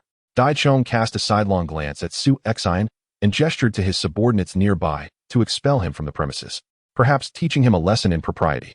Although Su Xian's attire resembled that of a wealthy young master, Dai Chong paid him no mind. There were plenty of affluent merchants in Yongle Lane who would dare challenge the esteemed Dai Chong. This young man, if reprimanded today, could only blame his own lack of perception. However, just as Dai Chong turned his attention back to the card table, he suddenly felt a sharp glint pass by his peripheral vision. An icy aura of murderous intent enveloped him, akin to a bloodthirsty wolf revealing its savage fangs. Su Xian's sword had been unsheathed. No one witnessed how that slender blade had appeared in his grasp. The sudden strike was as swift as lightning, devoid of any concealment, targeting only one individual, Dai Chong's neck. Zhang Hong saw it. The henchmen surrounding Dai Chong also caught sight of it, yet none could react in time. After a month of practice, Su Xian's proficiency with the swift blade had reached a remarkable 30, far beyond the capability of these mere underlings to thwart. Li Huai, stationed at the entrance and attentively observing the commotion inside, also witnessed this astonishing strike. He too was taken aback, as he wielded a sword himself and was known for his swift techniques under the tutelage of Master Husan. However, in comparison to Su Xian's sword, he was not only lacking in speed, but also in ferocity and intensity. At this critical moment, Dai Chong suddenly tilted his head, and the stunning sword strike merely grazed his neck, leaving behind a thin line of blood. His heart raced violently, and instead of reveling in the triumph of dodging the blow, he felt a profound relief, as if he had returned from the gates of hell. Su Xian's strike embodied speed, ruthlessness, and intensity to the utmost. Had he not caught the glint of the sword's edge reflected in that fleeting moment, combined with his years of combat experience prompting an instinctive evasion, he would have surely been a lifeless corpse now. "Who are you?" Dai Chong grasped the drum-shaped golden hammer beside him, his eyes still filled with lingering fear. Su Xian suddenly smiled and began to speak. "I am." However, before he could finish, a lightning-fast sword strike came again from an unexpected angle. This time, forewarned, Dai Chong would not allow Su Xian to succeed so easily. He swung the golden hammer with the weight of a mountain crashing down. If Su Xian did not evade, although he could pierce Dai Chong's neck with his sword, he would be crushed into a pulp. Yet, to Dai Chong's astonishment, Su Xian appeared oblivious to the descending hammer, showing no sign of retreat. As the head of the gang, Dai Chong had no desire to perish alongside this unknown assailant. Thus, he had no choice but to alter his strategy, positioning the hammer defensively across his chest to barely block the sword strike. The clang of metal against metal rang out sharply, and both men's expressions shifted simultaneously. A deep gash was evident on Dai Chong's hammer, a testament to the extraordinary strength behind Su Xian's strike. What startled Su Xian was that while he had accurately gauged Dai Chong's prowess, he had overlooked a crucial detail. Although Dai Chong had not yet broken through to the initial stage of the acquired realm, his innate strength was formidable, bordering on divine power. The initial stage of the acquired realm is a significant threshold for martial artists, yet it offers limited enhancement in strength. Unblocking 36 acupoints can fortify one's bones and invigorate one's blood, but beyond that, there is little else. At this stage, the meager internal energy is insufficient even for externalizing true qi. Thus, despite not having advanced to the acquired realm, Dai Chong's innate strength compensated for this shortcoming, rendering him stronger than many who had genuinely reached the initial stage. Historically, those bold enough to wield the drum-shaped golden hammer have been unparalleled warriors. Though Dai Chong could only wield a single hammer with his might, the impact of his strike left Su Xian's hand numb. "Capture this brat alive. I wish to see who dares to kill me," Dai Chong roared, prompting the members of the Jianghu gang at the Golden Victory gambling house to finally react, hastily drawing various blades and rushing towards Su Xian. The other gamblers, witnessing the chaos, screamed and fled, plunging the scene into utter disarray. As a prominent leader, was naturally surrounded by more than just a few individuals. Gradually, Dozens of people surged in from the vicinity of the casino, which brought a sense of relief too, for he was fortunate to have by his side this time. At that moment, did not disappoint. Confronted by the henchman charging towards, suddenly made his move. His weapons were two short swords, each merely 9 inches in length. They were better described as daggers. Gripping the swords in reverse, he unleashed them with astonishing speed, demonstrating an equally ruthless ferocity. With lethal precision, each strike targeted the throat, leaving no exceptions. No one anticipated that this assassin had an accomplice. In an instant, emerged from the crowd, swiftly eliminating 4 or 5 individuals. Chapter 18. The swift blade of Shumi, Li Huai suddenly burst forth, instantly throwing the members of the Jianghu gang into disarray. Most of them possessed only the rudimentary skills of street brawlers. How many had ever witnessed such a blood-soaked scene? With his short sword, Li Huai executed thrusts, slashes, and parries with unparalleled ferocity, single-handedly subduing those who rushed to support their comrades. These worthless fools. Witnessing this spectacle, Dai Chong was nearly driven to the brink of fury, utterly astounded by the incompetence of his subordinates. How could they fail to restrain a single opponent despite their numbers? Capture that brat, he commanded, flanked by 4 seasoned accomplices, veterans of gang wars, each with blood on their hands and no hesitation in their strikes. The 4 brandished their weapons and charged at Su Xian. Dai Chong's drum-shaped golden hammer swirled in a tempestuous manner. Should it connect, it would surely inflict grave injury, or worse. Su Xian raised his slender sword to parry, swiftly blocking 2 descending sabers. However, with Dai Chong's massive hammer crashing down, Su Xian was forced to retreat, kicking a gambling table into the path of the impending blow, which shattered under the force.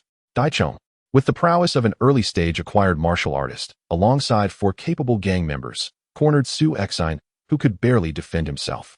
You 2 dare to attempt an assassination against me? Truly, you must have a death wish. Dai Chong, having navigated the martial world for over a decade, always slept with a weapon by his side, found the audacity of these youngsters laughable. Su Xian remained expressionless, despite struggling to fend off the relentless assault, his face betraying no signs of panic. At that moment, Li Huai had fought his way close to Su Xian and hurled a box containing a heavy sword towards him. Catch the sword.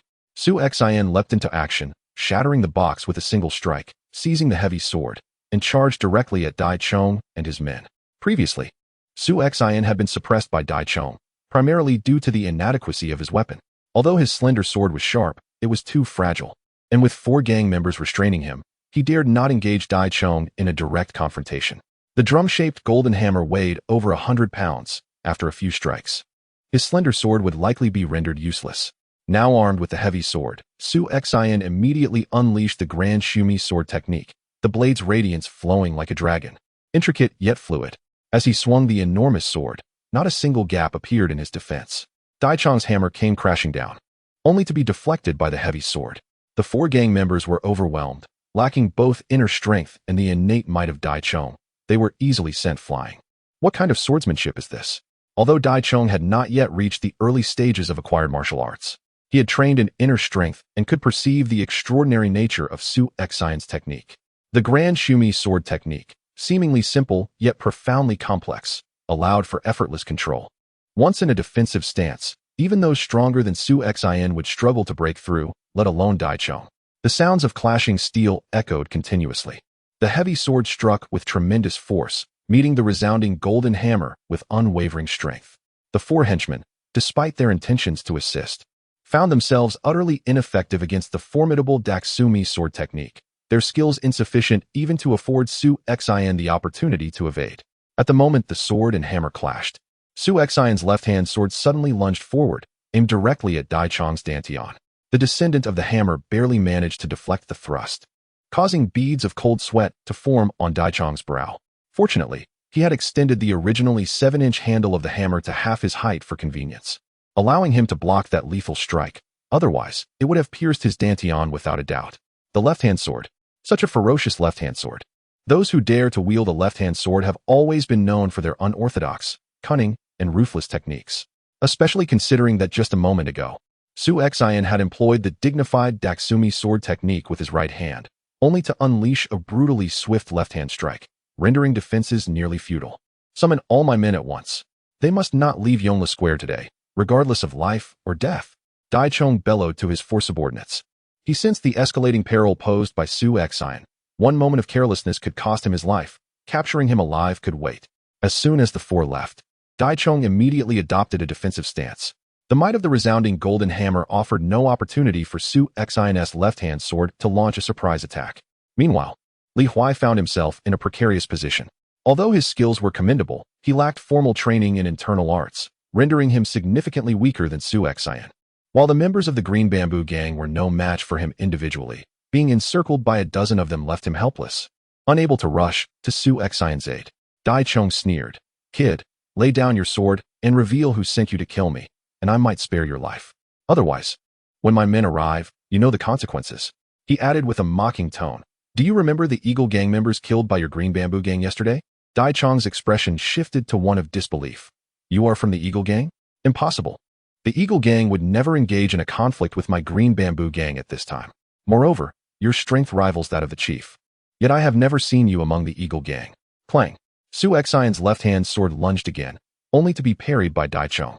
Though swift, Su Xin's sword met with Dai Chong's quick reflexes. Dai Chong was well aware of the peculiar and vicious nature of Su Xin's left-hand sword. Remaining vigilant even as he spoke, his gaze never wavering from Su Xin's left hand. "Attempting a sneak attack? You are still too inexperienced." Dai Chong smirked coldly. But before his smile faded, Su Xin's right-hand great sword had already pierced his abdomen, its speed surpassing even that of the left-hand sword. "I never claimed that my expertise lies solely in the left-hand sword," Su Xin remarked softly. Jing Wuming's sword was renowned for its sharpness, intensity, and unpredictability. Since his debut, he had always employed the left-hand sword. In the sound of knives in the border town, Jing Wuming once declared that after the loss of his left hand, everyone presumed he had become a mere invalid. Yet, those very individuals met their demise beneath the blade of his right hand.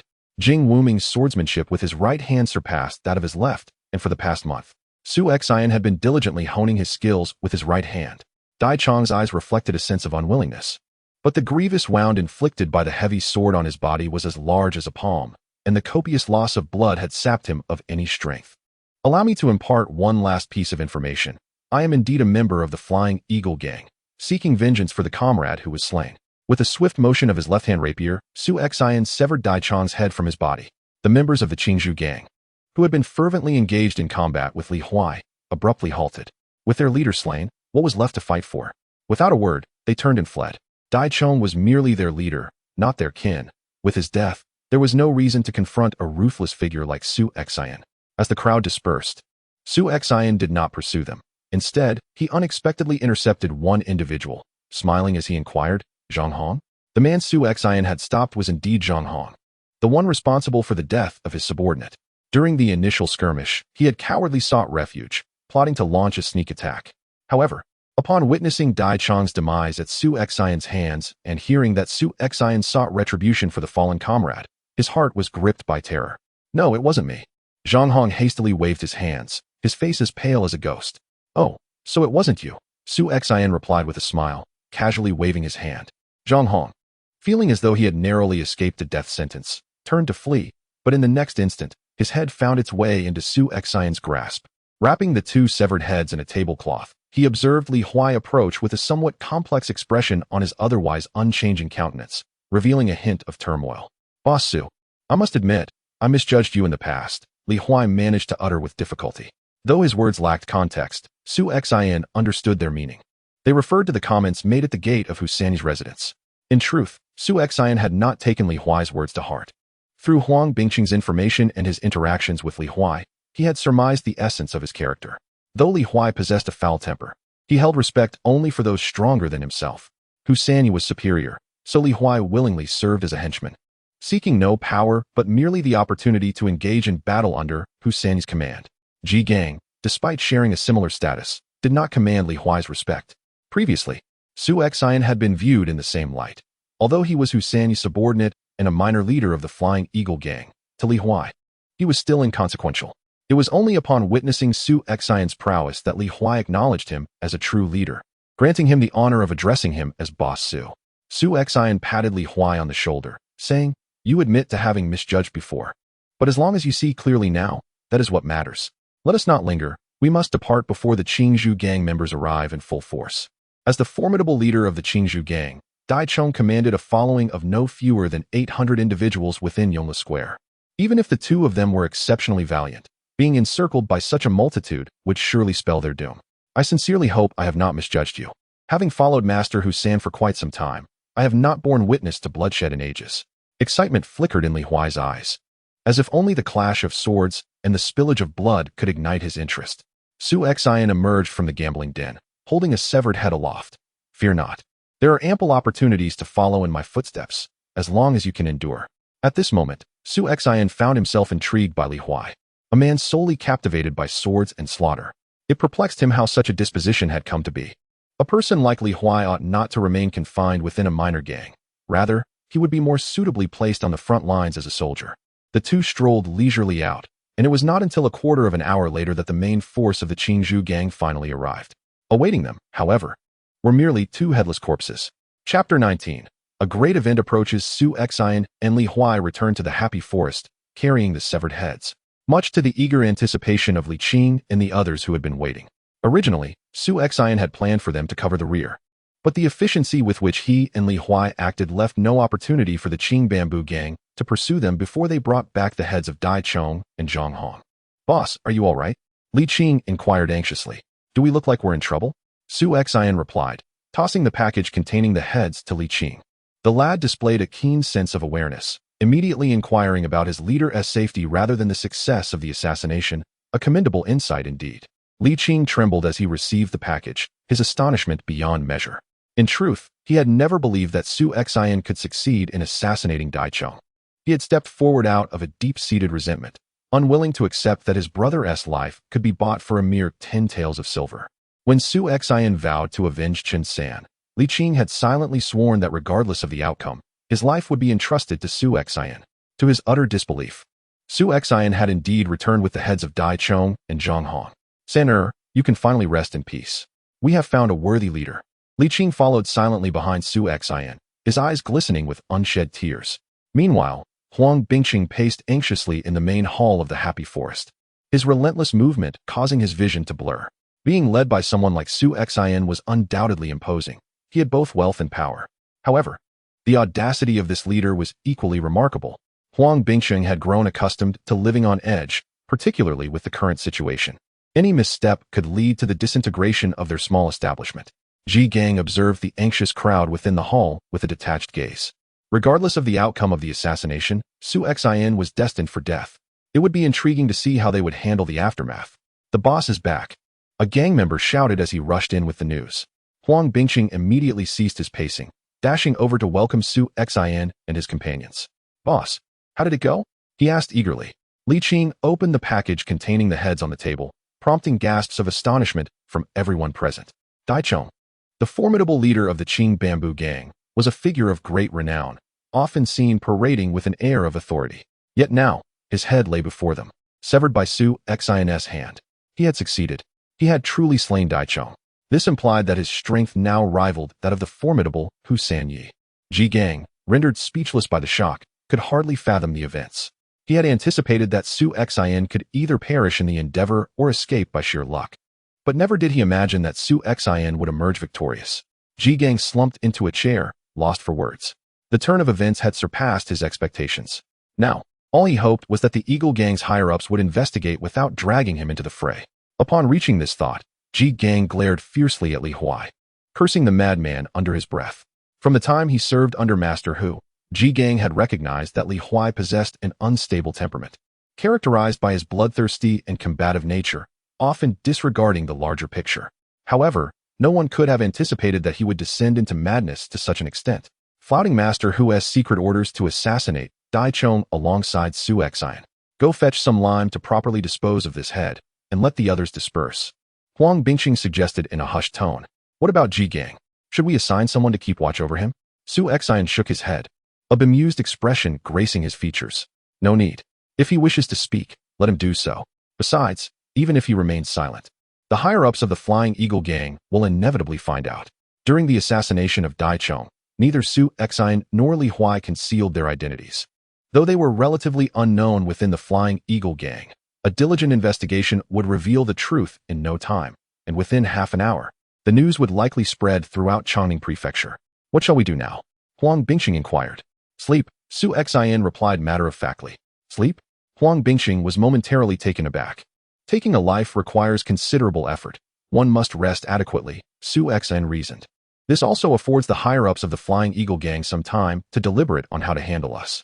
I suspect someone will seek us out by tomorrow. Despite Su Xin's words, Huang Bingqing found no solace in the prospect of sleep. Instead, his anxiety deepened. Just as Master Li had previously advised, it was utterly implausible for the Flying Eagle gang to engage in another full-scale conflict with the Green Bamboo gang. The strengths of both gangs were nearly equal, and even if war were to break out, it would merely drain their resources and manpower without yielding any substantial benefit. However, Su Xin's assassination of Dai Chong had disrupted the equilibrium between the two factions, and Huang Bingqing could only imagine the fury that the Green Bamboo gang must be feeling. When the two factions inevitably clashed, Su Xin would be deemed the primary instigator, and their fate would be all but sealed. Ignoring Huang Bingqing's mounting trepidation, Su Xin leisurely returned to his small courtyard. Inside, Xin was practicing her swordplay.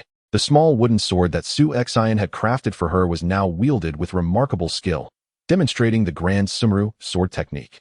When Xin had expressed her desire to learn swordsmanship, Su Xin had assumed it was merely a passing fancy and had casually imparted the Grand Sumru sword technique to her. To his surprise, while busy with his own training, she had diligently honed her skills. My sister is indeed a prodigy in swordsmanship, Su Xin mused, unable to deny that Xin's aptitude surpassed his own.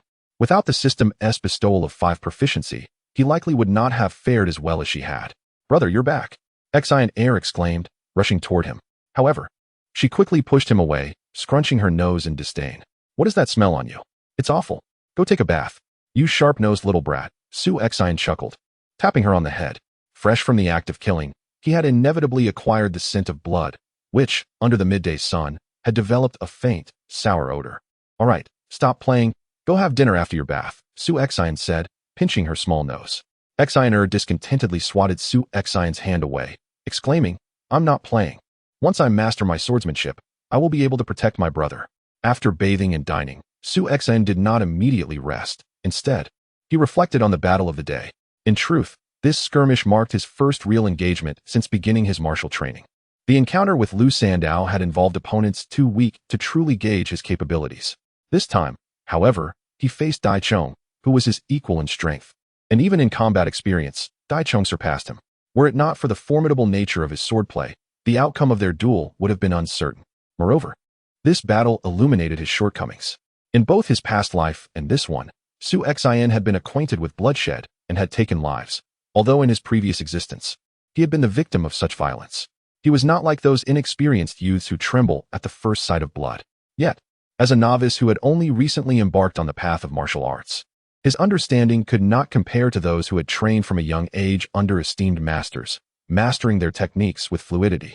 Currently, Su Xin's combat style appeared awkward, his foundation was unsteady and his experience scant. Jing Wuming focused on swift strikes, while the Great Sumru sword style emphasized defense. Presently, Su Xin had only these 2 techniques at his disposal, yet he struggled to transition between them seamlessly. He found himself unable to execute the Great Sumru sword style effectively without wielding a heavy sword. This limitation stemmed from his lack of proficiency. With only 5 familiarity with the swordplay, he could barely perform it under duress, let alone master it. To enhance his proficiency, arduous training was essential, and combat served as the finest form of practice. Following the skirmish, his familiarity with the Great Sumru sword style had increased to 10. However, therein lay a dilemma. Relying solely on arduous training to improve proficiency would consume a considerable amount of time. The Great Sumru sword style was only rated 1.5 stars, destined for obsolescence, making it an unwise investment of his time. Contemplating this, Su Xin promptly accessed the system to seek clarification. Host number 01, greetings. Welcome to the Great Villain System, a cold voice resonated. I wish to inquire, is the proficiency of martial arts solely enhanced through arduous training in combat? The Great Sumru sword style is still valuable to me now. But if I focus on rigorous training and later my strength increases, wouldn't this technique become obsolete? Thus, my training time would essentially be wasted. The system responded. Proficiency in martial arts can also be attained through enlightenment. Indeed, some advanced techniques cannot be improved through rigorous training beyond a certain level. They require insight for further mastery. As for your second point, the host has fallen into a misconception. Proficiency in martial arts arises not only from learning new techniques, but also from one's understanding of the martial way. If the host were a sword master akin to Shimin Shui Shui, a mere glance at the great Sumeru sword technique would enable him to unleash its full potential. With but a moment's contemplation, he could even elevate a rudimentary martial skill from a mere 1.5 stars to a higher echelon. Thus, the host need not fret about the time ostensibly squandered in the arduous practice of the great Sumeru sword technique, for his training encompasses not only this technique, but also the profound essence of swordsmanship itself. Upon the system's revelation, Su Xian recognized that he had indeed fallen into a misconception. Martial skills are merely a means, while the essence of martial arts resides in one's own path. What he ought to pursue is not the relentless and solitary refinement of the great Sumeru sword technique, but rather the deeper understanding of the art of the sword it embodies. Chapter 20. Interrogation at Shuani Square. Carrying the severed head of Dai Chong through the bustling streets, Huang Bingqing felt an overwhelming sense of discomfort. Just moments ago, he had been the formidable leader of the Qingzhou gang, but now he found himself reduced to a trophy, encased in a box, evoking a strange sense of melancholy within him. Observing the composed demeanor of Su Xian ahead, Huang Bingqing struggled to fathom the source of the leader's unshakable confidence. The previous night, he had been restless, consumed by anxiety over potential severe repercussions from the gang's higher-ups. Yet upon awakening that morning, Su Xian exuded a vibrant energy. Distracted, Huang Bingqing followed Su Xian to the residence of Master Husan, where Li Shiye awaited their arrival at the entrance. Li Shiye's gaze towards Su Xian was complex. Their first meeting had left him with the impression of a young man possessing profound cunning, seemingly beyond his tender age of barely 20. As Master Husan's trusted advisor, Li Shiye had always relied on intellect rather than violence, and he held a disdain for such brutish methods. After Su Xian had bribed him for information, Li Shiye pondered how the young man would navigate his predicament. Yet, he could never have anticipated that Su Xian would resort to the most primal solution, murder. It was a pity, he mused, for had this young man endured this trial and bided his time to gain experience, he would undoubtedly surpass Master Husan in the future. However, he had taken a misstep this time. With a radiant smile masking his thoughts, Li Shiye greeted, "Young Master Su has arrived? Master Hu is already waiting for you inside." Su Xian nodded and followed Li Shiye into the parlor.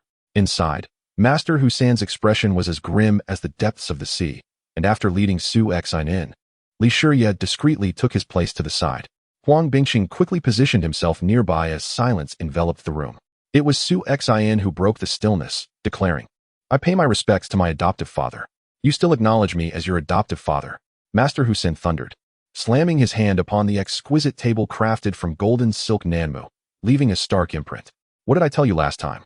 To avoid trouble, to act as if nothing had occurred. Yet you boldly attempted to assassinate Dai Chong. Do you have any idea what chaos your actions have unleashed upon the Flying Eagle gang? Rest assured, it was I who committed the act. Upon returning to the gang, I shall clarify the situation to the leader and ensure that you are not implicated." "Adoptive father," Su Xian replied with a faint smile, though a hint of mockery lurked beneath the surface. Why was Master Husan so furious? It stemmed from his fear that Su Xian's reckless actions would ensnare him in the ensuing turmoil. Officially, Su Xian was his adopted son. How could the Flying Eagle gang not demand accountability from Master Husan for such a grave transgression? "Is it that I fear being implicated by you? No. I am enraged by your foolishness. Instead of cherishing a peaceful life, you choose to stir trouble. Let us see how you extricate yourself from this predicament." With a cold snort, Master Husan's anger waned, replaced by a deep-seated apprehension and regret. Indeed, he now regretted not having dealt with Su Xian decisively from the outset, opting instead to allow him to supplant Chun Dao as his adopted son. Once, Su Xian was eloquent, claiming that Chun Dao would pose a threat to his position. Yet now, the formidable Husan Yi has sensed the looming threat from Su Xian. In a mere span of over a month, Su Xian has ascended to this formidable stature. He possesses wealth and allies, but most importantly, he wields formidable strength. Husan Yi is acutely aware of Dai Chong's prowess, which far exceeds his own. Blessed with innate strength, Dai Chong's capabilities rival those of early-stage acquired martial artists, ranking among the top 5 within the entire Qingzhou gang. Yet now, he has been decapitated by Su Xian, who brazenly parades his trophy here. In the past, Su Xian claimed that Chun Dao would someday threaten his position. But now, Su Xian has acquired the very power to threaten him. "Come, the leader awaits your return. You have committed a grave error, and I fear there will be no easy resolution. Nevertheless, as you have called me, I shall do my utmost to ensure your safety." Husan Yi proclaimed with a veneer of grandeur, yet in his heart, he had already condemned Su Exine to death. The magnitude of this incident had stirred even the long-dormant elder leader, and the ensuing punishment would undoubtedly be severe. In matters of such gravity, Hu Sanyi held little sway, and even if he could intercede, he would only seek to absolve himself while eliminating the threat posed by Su Exine. In the 49th block of Chongning Prefecture, the headquarters of the Flying Eagle Gang is situated within the bustling Jianghu block of the East 12th block. The entire premises spans over 10 acres, nearly the size of half a street, exuding an air of grandiosity. While Su Exine's modest hall, in Huang Bingqing's eyes, seemed quite imposing, it pales in comparison to the opulence of the Flying Eagle Gang's headquarters. At the main entrance of the hall, 2 towering stone eagles stand majestically on either side, replacing the traditional stone lions, serving as a unique emblem of the Flying Eagle Gang. The guards flanking the entrance are clad in black martial attire, each adorned with an embroidered majestic eagle on their left chest and wielding curved sabers. As Su Exine squinted to scrutinize these gang members, he discerned notable differences. The members under Su Exine's command and those under Hu Sanyi's, while superficially referred to as gangsters, were predominantly mere street ruffians. There were few like Li Huai who possessed genuine martial skills. In contrast, the current gang members emanated a fierce aura, their eyes sharp, each robust and brimming with vitality, unmistakably seasoned warriors who had shed blood in battle. Observing Su Exine's gaze, Li Shiya quietly remarked, "These are disciples of the Battle Hall, the elite of the Flying Eagle Gang. And there are no more than 100 of them in total." Su Exine nodded, having a grasp of the power structure within the Flying Eagle Gang. Apart from the 13 major leaders, the next in command are the 3 hall masters. These 3 halls govern the finances, legal matters, and the most formidable combat forces of the gang. The standing of these 3 hall masters eclipses that of the 13 leaders, making them the true wielders of authority within the Flying Eagle Gang. "You shall remain outside," Hu Sanyi instructed Li Shiya and Huang Bingqing. The headquarters of the Flying Eagle Gang is not a place that one can enter at will. Li Shiya served as an aide to Hu Sanyi, and even Bai Jishan was deemed unworthy to enter, let alone Huang Bingqing, a mere ordinary member. Within the Grand Assembly Hall, capable of accommodating 100 individuals, a long table measuring 10 zhang lay at the center. To the left sat 3 individuals, while a dozen occupied the right side, with an elder presiding at the head of the table. As Hu Sanyi entered alongside Su Exine, all eyes instantly turned towards him, enveloping Su Exine in a palpable sense of gravity. The assembly comprised the true power holders of the Flying Eagle Gang, individuals who had fought fiercely for over a decade to forge this establishment. The aura exuding from each was sharp and cutting, akin to a blade. Particularly striking was the leader of the Flying Eagle Gang, Sha Feiying. He appeared quite aged, seemingly in his 70s or 80s, his hair a cascade of white, and his face etched with deep lines of age, conveying a semblance of weariness. Yet, within his brow lingered a sharpness as keen as a sword. Su Exine held a profound impression of this leader. In the eyes of many young members, Sha Feiying was a legendary figure. It was said that he hailed from Chongning Prefecture, born into a prominent family. However, after offending a powerful adversary, his entire family was annihilated, leaving him as the sole survivor. Subsequently, he fled Chongning Prefecture, traversing the martial world, and it was rumored he once joined the Taiying Mountain stronghold, becoming a notorious bandit across Hunan. Others claimed he ventured to the western regions, engaging in piracy among the 36 nations and the Shiliang Road, causing countless deaths. Regardless, 2 decades later, a middle-aged Sha Feiying returned, bringing with him a mastery of martial arts and a legacy of bloodshed. He avenged his family by exterminating his foes and established the Flying Eagle Gang, becoming one of the most formidable forces in Chongning Prefecture. Such tales of vengeance are often favored by the youth, but their truth remains uncertain. "Leader, I have brought Su Exine," Hu Sanyi announced, bowing respectfully to Sha Feiying. The elder said nothing, merely gestured with his hand, prompting Hu Sanyi to take a seat beside the chief, adopting a posture of stillness and attentiveness. "You are Su Exine?" Sha Feiying inquired, his voice aged and raspy, reminiscent of gravel scraping against stone. Su Exine nodded, bowing respectfully before the assembly. "I am Su Exine, honored leader, esteemed elders." The members of the Flying Eagle Gang scrutinized Su Exine, noting his remarkable composure.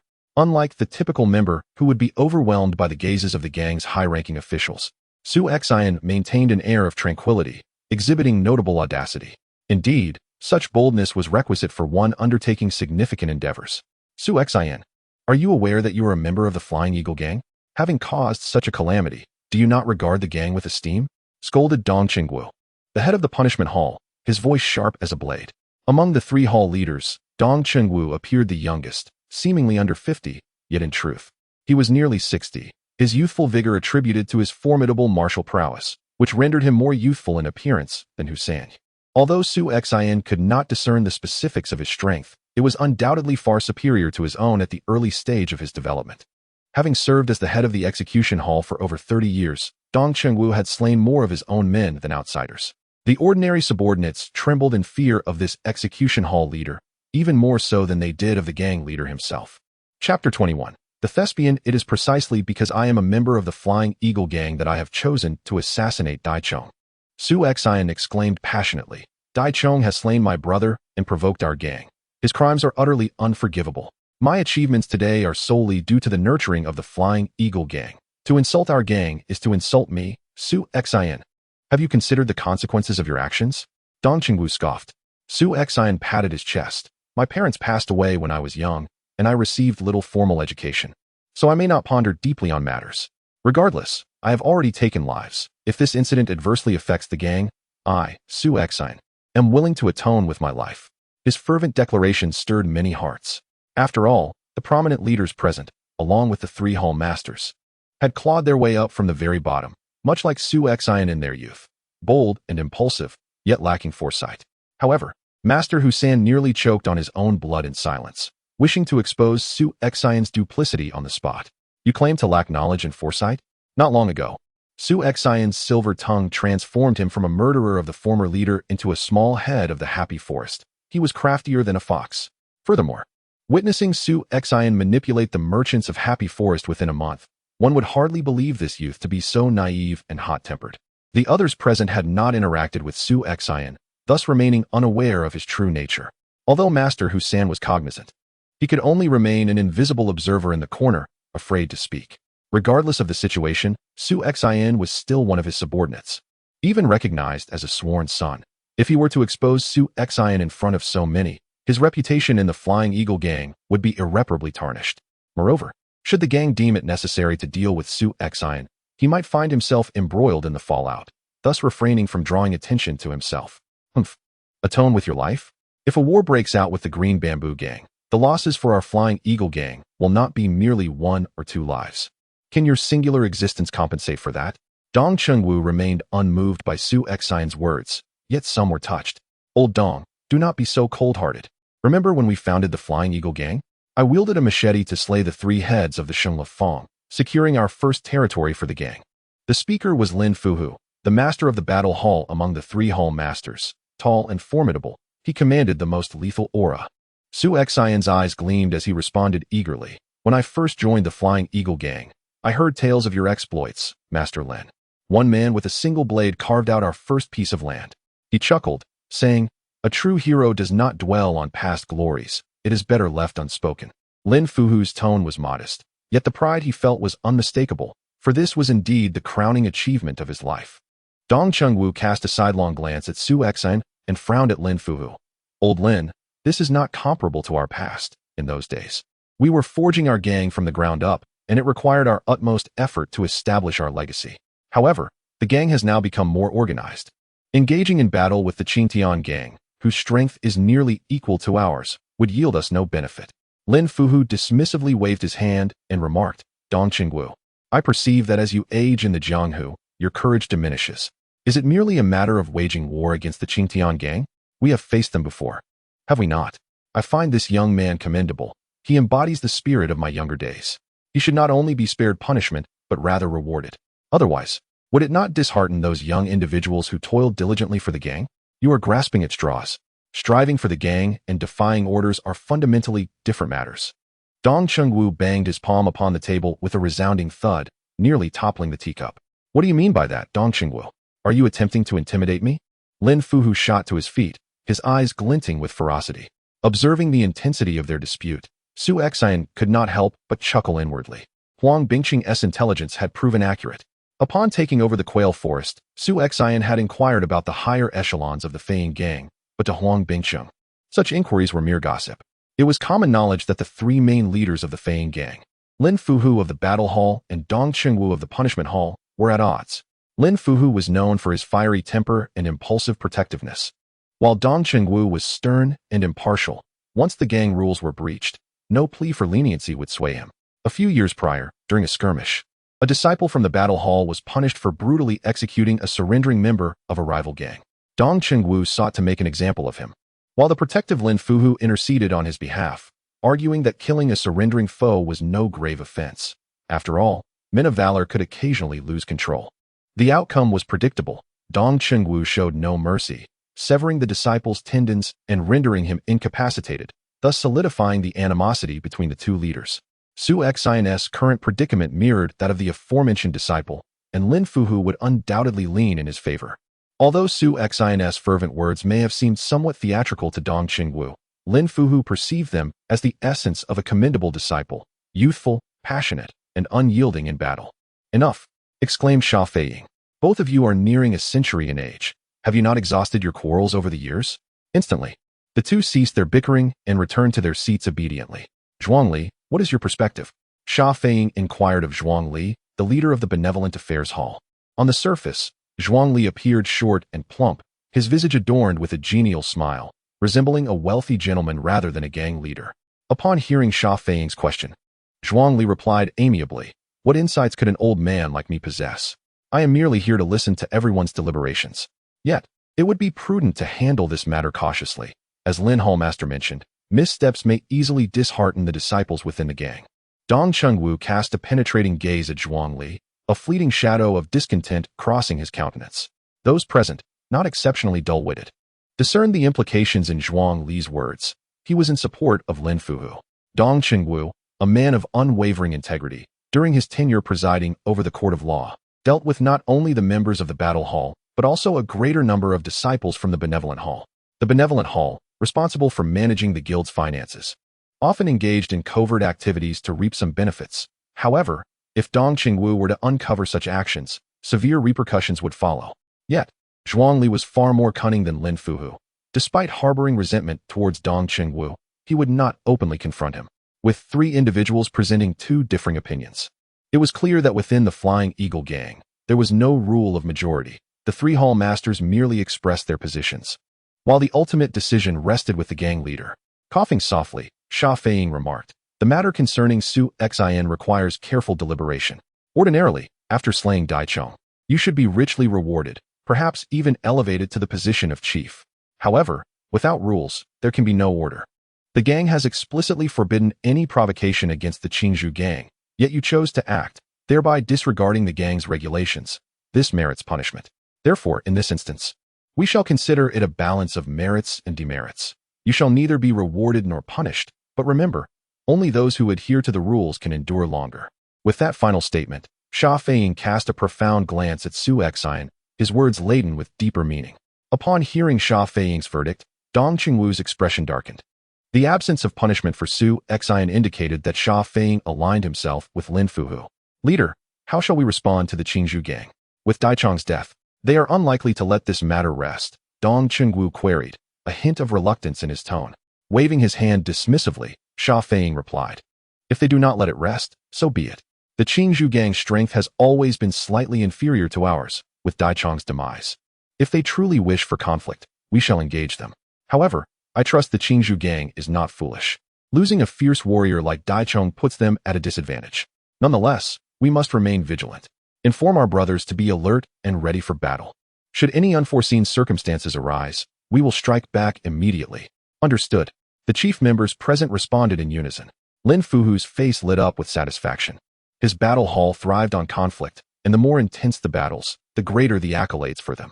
As Dong Chengwu departed, he cast a lingering glance at Su Xin. Lin Fuhu then clapped Su Xin on the shoulder, laughing heartily. "Well done. You have piqued my interest. To dare to assassinate Daichong with just a sword shows remarkable courage. Had you not already achieved the rank of small chief, I would have sought to recruit you into the battle hall. Thank you, Hall Master Lin, for your kind words. When I joined the Flying Eagle gang, I regarded you as my idol." Su Xin skillfully flattered, charming the battle hall master into good spirits. Once the other chiefs had left, Master Husan stood up and patted Su Xin's shoulder, saying, "Well done, but remember next time to temper your impulsiveness. You can always consult your adoptive father about such matters." Lowering his head, Su Xian replied, I merely feared causing trouble for my adoptive father. What words are these? Do you think your adoptive father is someone who fears trouble? Master Hu reprimanded with feigned displeasure.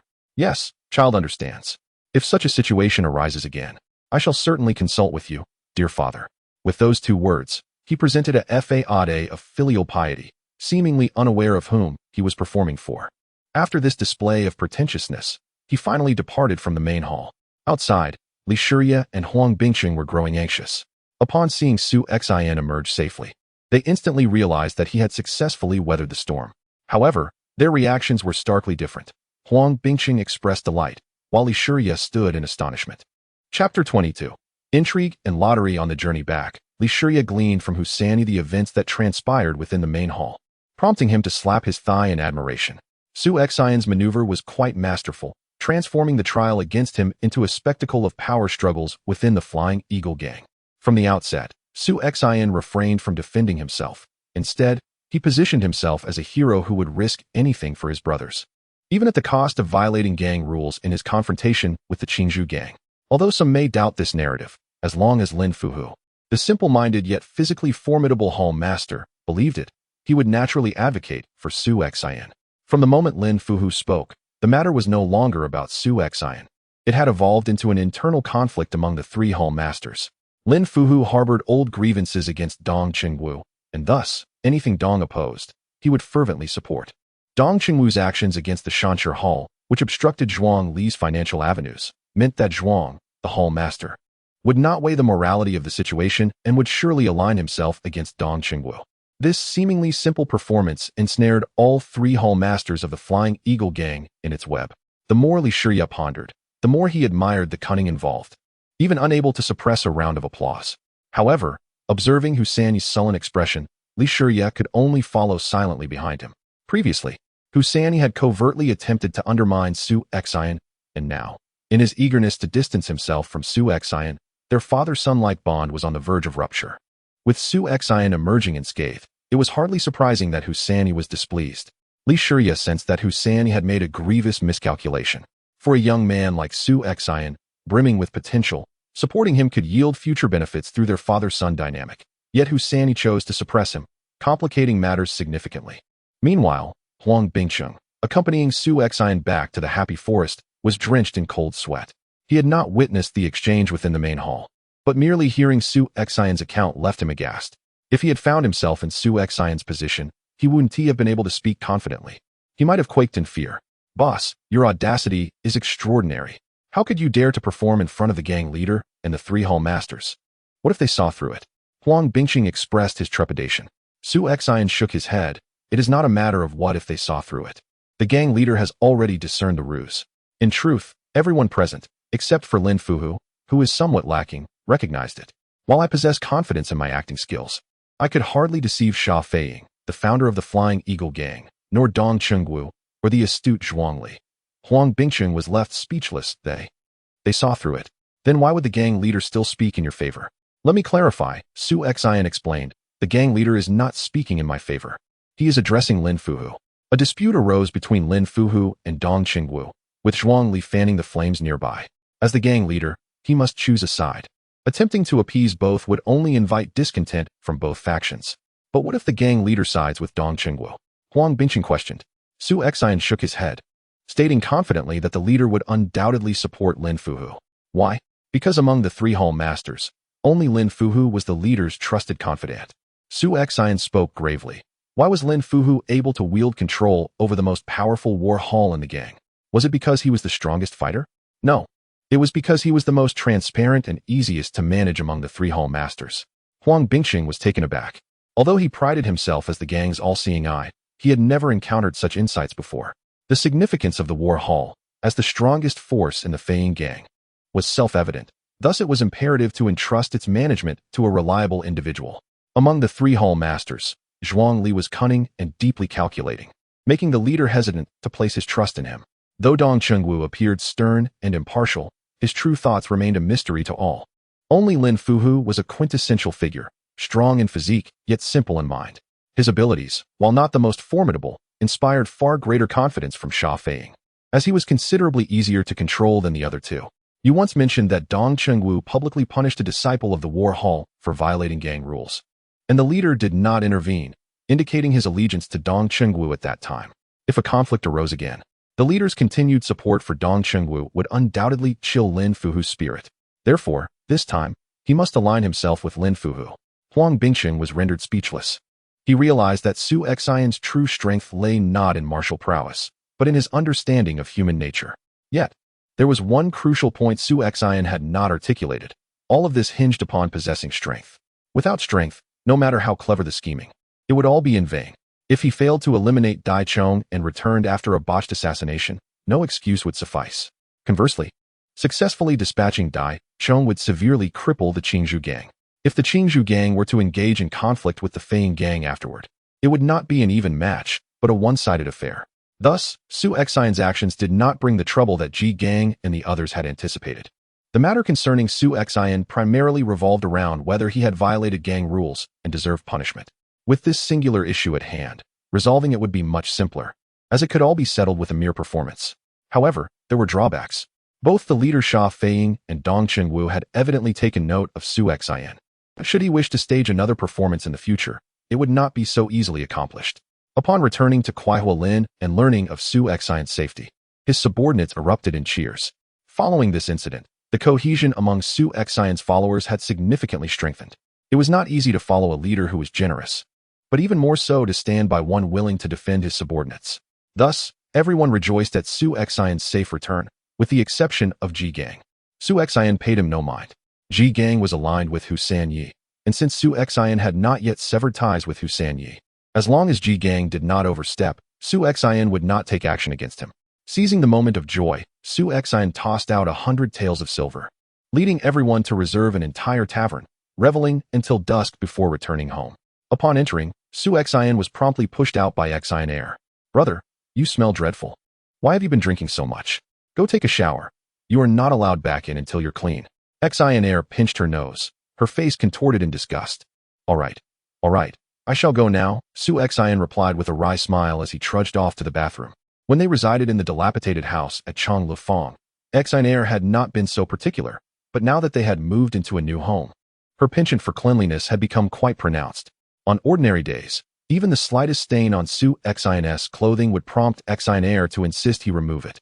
After preparing hot water and filling the bathtub, Su Xian sank into it with a contented hum. Although he and T engaged in any physical altercations that day, he had spent the entire time performing for the senior members of the Flying Eagle gang, which had been mentally exhausting.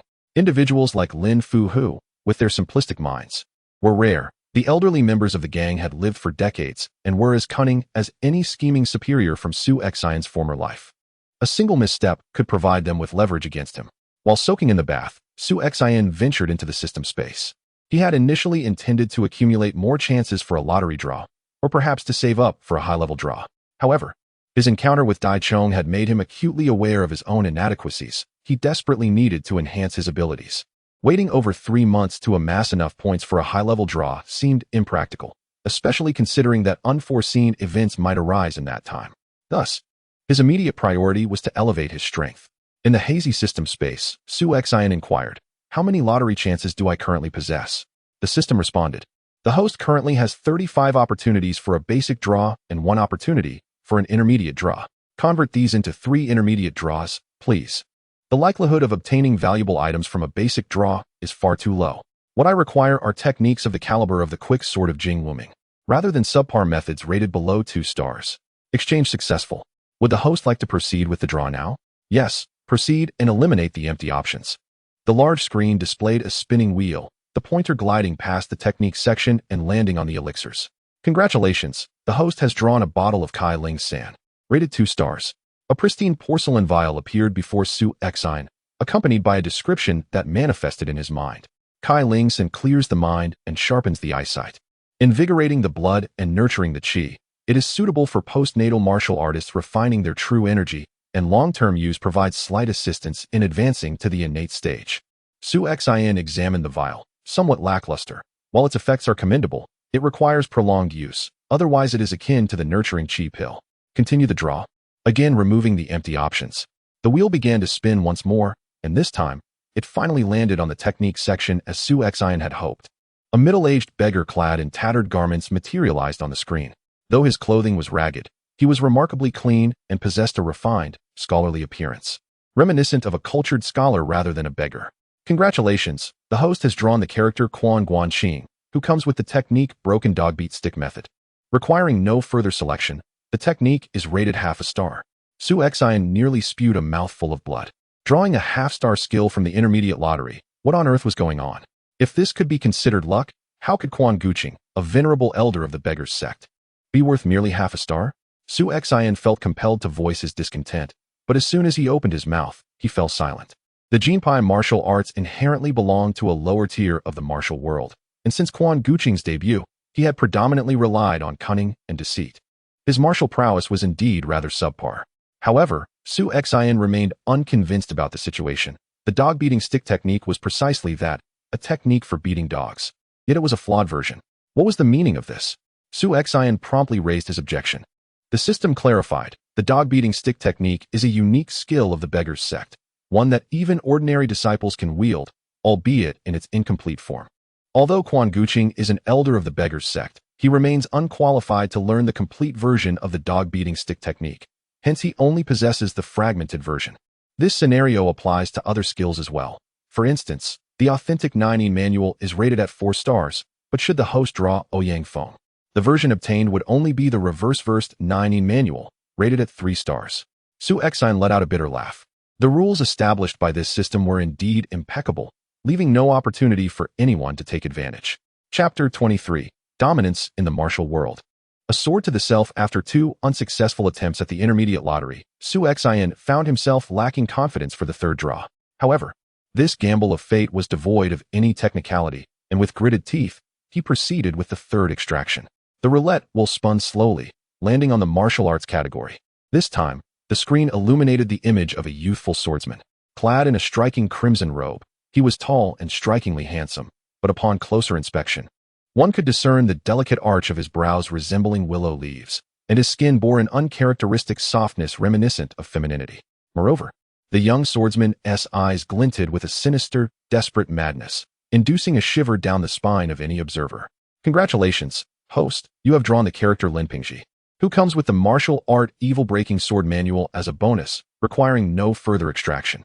The skill level is rated at 2.5 stars. Upon hearing the system's announcement, Su Xian felt a rush of darkness before nearly spitting out blood.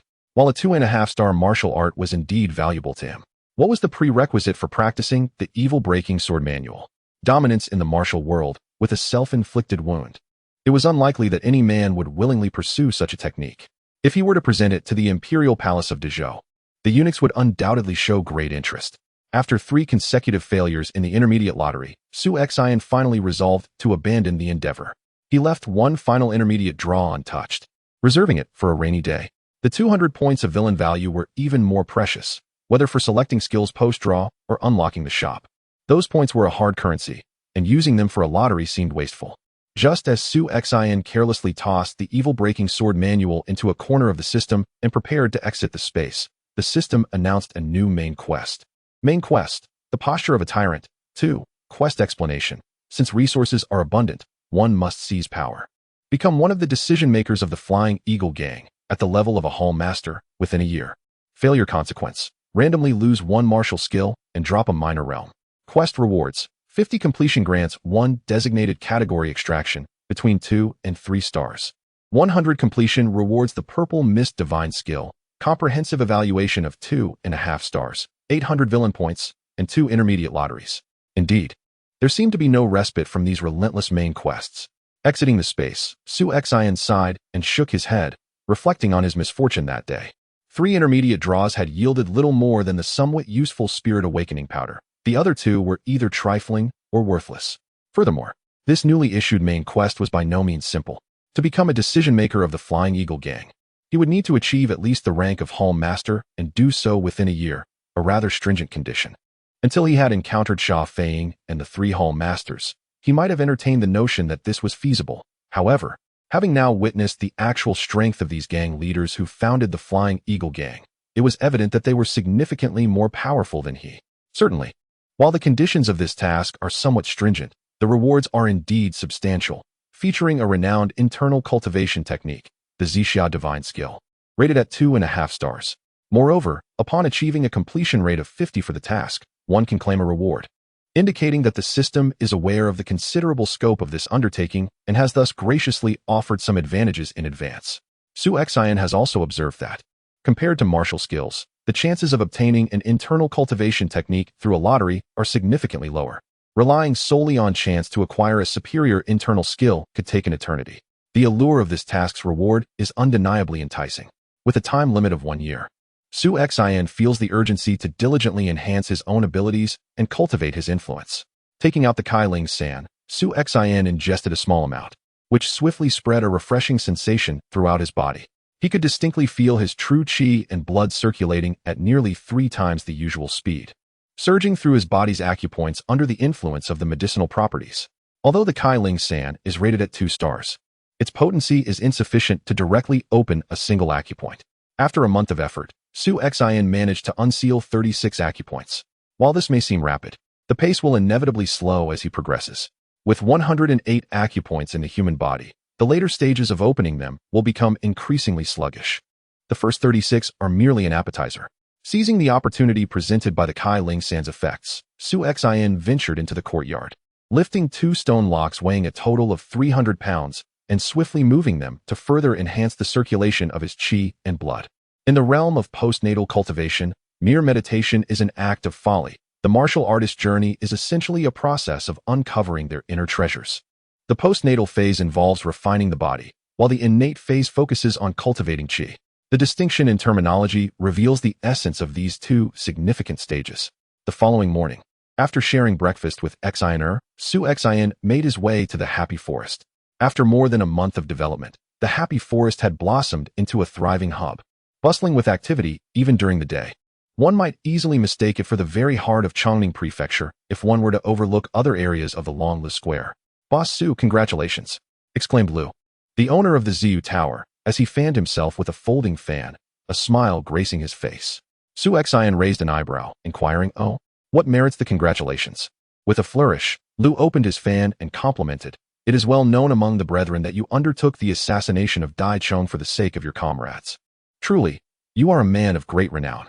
Although the Flying Eagle Gang has not bestowed any rewards upon you, your standing within the gang has become firmly established." Su Xian regarded Lu with surprise. He had a keen insight into the matter. This time, Su Xian had not merely navigated through the immediate crisis, but had also garnered the support of the people. The subordinates of Kuaihua Forest need not be mentioned. Currently, Su Xian, within the ranks of the nearly 10,000 members of the Flying Eagle Gang, is not an inconspicuous figure. Whenever Su Xian's name is mentioned, one recalls the valiant man who undertook the assassination of the Qingzhou Gang's leader to avenge his brothers. Though this invisible status may seem insignificant on the surface, it signifies that Su Xian has officially gained the recognition of the Flying Eagle Gang. Much like the former Lu Sandao, who, despite being a minor leader, was easily dispatched by Su Xian's blade. Now, scarcely anyone remembers him. However, if anyone were to contemplate harming Su Xian, it would not be a simple matter. Even if the gang leader wished to take him down, a compelling justification would be required, lest the other members feel disheartened. I, Su, seek no rewards, but merely wish for a clear conscience, Su Xian remarked with a hint of irony. Yet, I find it curious that you, Boss Lu, have come to congratulate me. I had assumed the esteemed members of Kuaihua Forest were eager for my demise, as that would mean no one to claim your profits. Boss Lu's expression turned serious as he closed his folding fan and softly replied, "Rest assured, Boss Su, I, Lu Kuan, am not a short-sighted individual. I cannot speak for others, but I will steadfastly support you. You may lead Kuaihua Forest. We merely contribute a portion of our profits in exchange for a stable environment. Should someone else from the Flying Eagle Gang take charge, we would merely become a flock of plump sheep." At this point, a cold smile crept onto Lu's face. "I am well aware of the character of other leaders. Their monthly payouts to subordinates dwindle with each passing day. Those seeking extra income can only cast their eyes upon us. A little nibble today, another tomorrow. While money may be trivial, their interference could severely disrupt our business. Those short-sighted individuals within Kuaihua Forest might believe that a change in leadership would reduce profits to their previous meager amounts. However, they fail to comprehend that profits are likely to increase, never diminish." Su Xian chuckled and patted Lu Kuan's shoulder. "Indeed, You are a perceptive man, Lu. They presume my share of the profits comes at their expense, but should another take my place, it would not merely be a matter of sacrifice. It could lead to substantial loss. After exchanging a few pleasantries, Lu Kuan, having pledged his loyalty, fanned himself as he departed, his handsome and refined demeanor rivaling even the esteemed officials from Changning Prefecture. Alas, he remains a mere pimp in the flesh trade. Huang Bingcheng emerged from the hall, observing Lu Kuan's retreating figure, and inquired, "Boss, what mischief are those merchants up to now?" Su Xian shook his head. They did not dare before, and they certainly do not now. Lu Kuan is a wise man. He would not act rashly. On the contrary, he will likely restrain some less astute individuals. Huang Bingcheng, not lacking in intelligence, grasped the situation, realizing Lu Kuan had come to pledge fealty. "Send for Li Huai. We need to discuss some matters," Su Xian instructed. Huang Bingcheng nodded and hurried off to find Li Huai. Li Huai, a man of frigid demeanor, perpetually bore an expression of discontent. In the past, while under the command of Su Xian, he instilled fear in those around him. This trepidation stemmed not only from his temperament, but also from his formidable prowess. Even during his tenure with the infamous Hu Sanyi, he had garnered a notorious reputation. It seemed he possessed a propensity for violence. Whenever he engaged in combat, it was often a matter of life or severe injury. Even the disciples within his faction hesitated to spar with him. However, after accompanying Su Xian on the assassination of Dai Chong, public perception of him shifted significantly. The consensus was that, despite his cold exterior, he possessed a warm heart and was unwavering in his loyalty to his comrades. In truth, Li Huai had joined Su Xian primarily for the thrill of battle and the quest for excitement. Consequently, upon their next encounter, many began to greet him with enthusiasm, their tone markedly amiable, which left Li Huai feeling somewhat uncomfortable. Accustomed to a life of icy interactions, he found it disconcerting to receive kindness from others. One morning, as Li Huai prepared to practice in the training grounds of the rear courtyard, he was suddenly encircled by a group of young followers, their eyes gleaming with admiration. "Brotherly, could you recount how you and the boss managed to eliminate Dai Chong?" one inquired. "Indeed, brotherly. I've heard that Dai Chong stands at 8 feet tall and has an equally impressive waist circumference. Is that true?" A sheen of perspiration formed on Li Huai's brow as he struggled to articulate a response. While he found it easy to take lives, the notion of conversing with these eager young followers proved to be a formidable challenge. At that moment, Huang Bingcheng rushed over, admonishing, "What are you all doing huddled here? Instead of engaging in morning exercises to strengthen your bodies, you wish to learn how to vanquish Dai Chong? Do you believe mere words will suffice?" After dispersing a few of the onlookers, Huang Bingcheng turned to Li Huai, stating, "The boss requests your presence." Li Huai wiped away the sweat and nodded at Huang Bingcheng, a flicker of gratitude evident in his gaze, which startled Huang Bingcheng. He wondered if perhaps Li Huai had not taken his medication today. Chapter 24. The transmission of techniques. Within the private room of the hall, Su Xian sat gracefully in a chair, sipping tea. Shortly thereafter, Huang Bingcheng entered, accompanying Li Huai. "Boss, Su boss," Li Huai called out, addressing Su Xian, which left Huang Bingcheng momentarily astonished. When he first met this fellow, Li Huai had been remarkably arrogant, openly declaring he would not heed Su Xian's commands. Yet now, he referred to him as boss. However, Huang Bingcheng dismissed any further contemplation, for his superior possessed remarkable skills, and it was no surprise that he could subdue Li Huai. "Please, take a seat. I summoned you both to discuss certain matters." Su Xian beckoned the two to sit down and inquired, "What do you think of the current batch of men under my command?" Li Huai, indifferent to such concerns, remained silent, while Huang Bingcheng responded with enthusiasm. "In a word, they are reliable." Su Xian chuckled and admonished, "Do not misuse idioms. Should the authorities overhear, you might find yourself imprisoned." Huang Bingcheng grinned. "Regardless, that is the essence of it. Boss, your generosity has ensured that our brothers earn more than those in the combat hall. Moreover, your willingness to confront the leaders of the Qingzhou gang on our behalf has deeply moved those young men. Even if you commanded them to attack Yonglifeng now, they would charge forth with blades in hand." Su Xian lightly tapped his fingers on the table, observing, "Indeed, morale is commendable, yet it remains insufficient." Huang Bingcheng, somewhat perplexed, believed Su Xian's men were already impressive, compared to the subordinates of other minor leaders, who were often seasoned rogues engaged in extortion and brawling. Su Xian's young recruits were bold and determined, having already been won over by his leadership. Even the few older individuals among them had gradually assimilated into this spirited atmosphere. Should Su Xian engage in battle with others, he was confident they would charge fearlessly, a spirit that likely only existed in the well-compensated combat hall. Su Xian shook his head. Initially, I too believed they were satisfactory. However, during my last visit to the main hall, you witnessed the disciples at the entrance of the combat hall. My fewer than 200 men were wholly subdued by merely 10 of theirs. Huang Bingqing was left speechless. Surely that is an exaggeration? 20 men cannot defeat one of theirs. He understood the disciples of the combat hall were formidable, but he never anticipated their strength could reach such heights. Su Xian replied, shaking his head.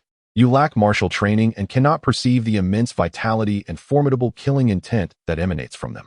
To put it bluntly, my inexperienced novices, who have yet to see true combat, are but mere trifles in comparison.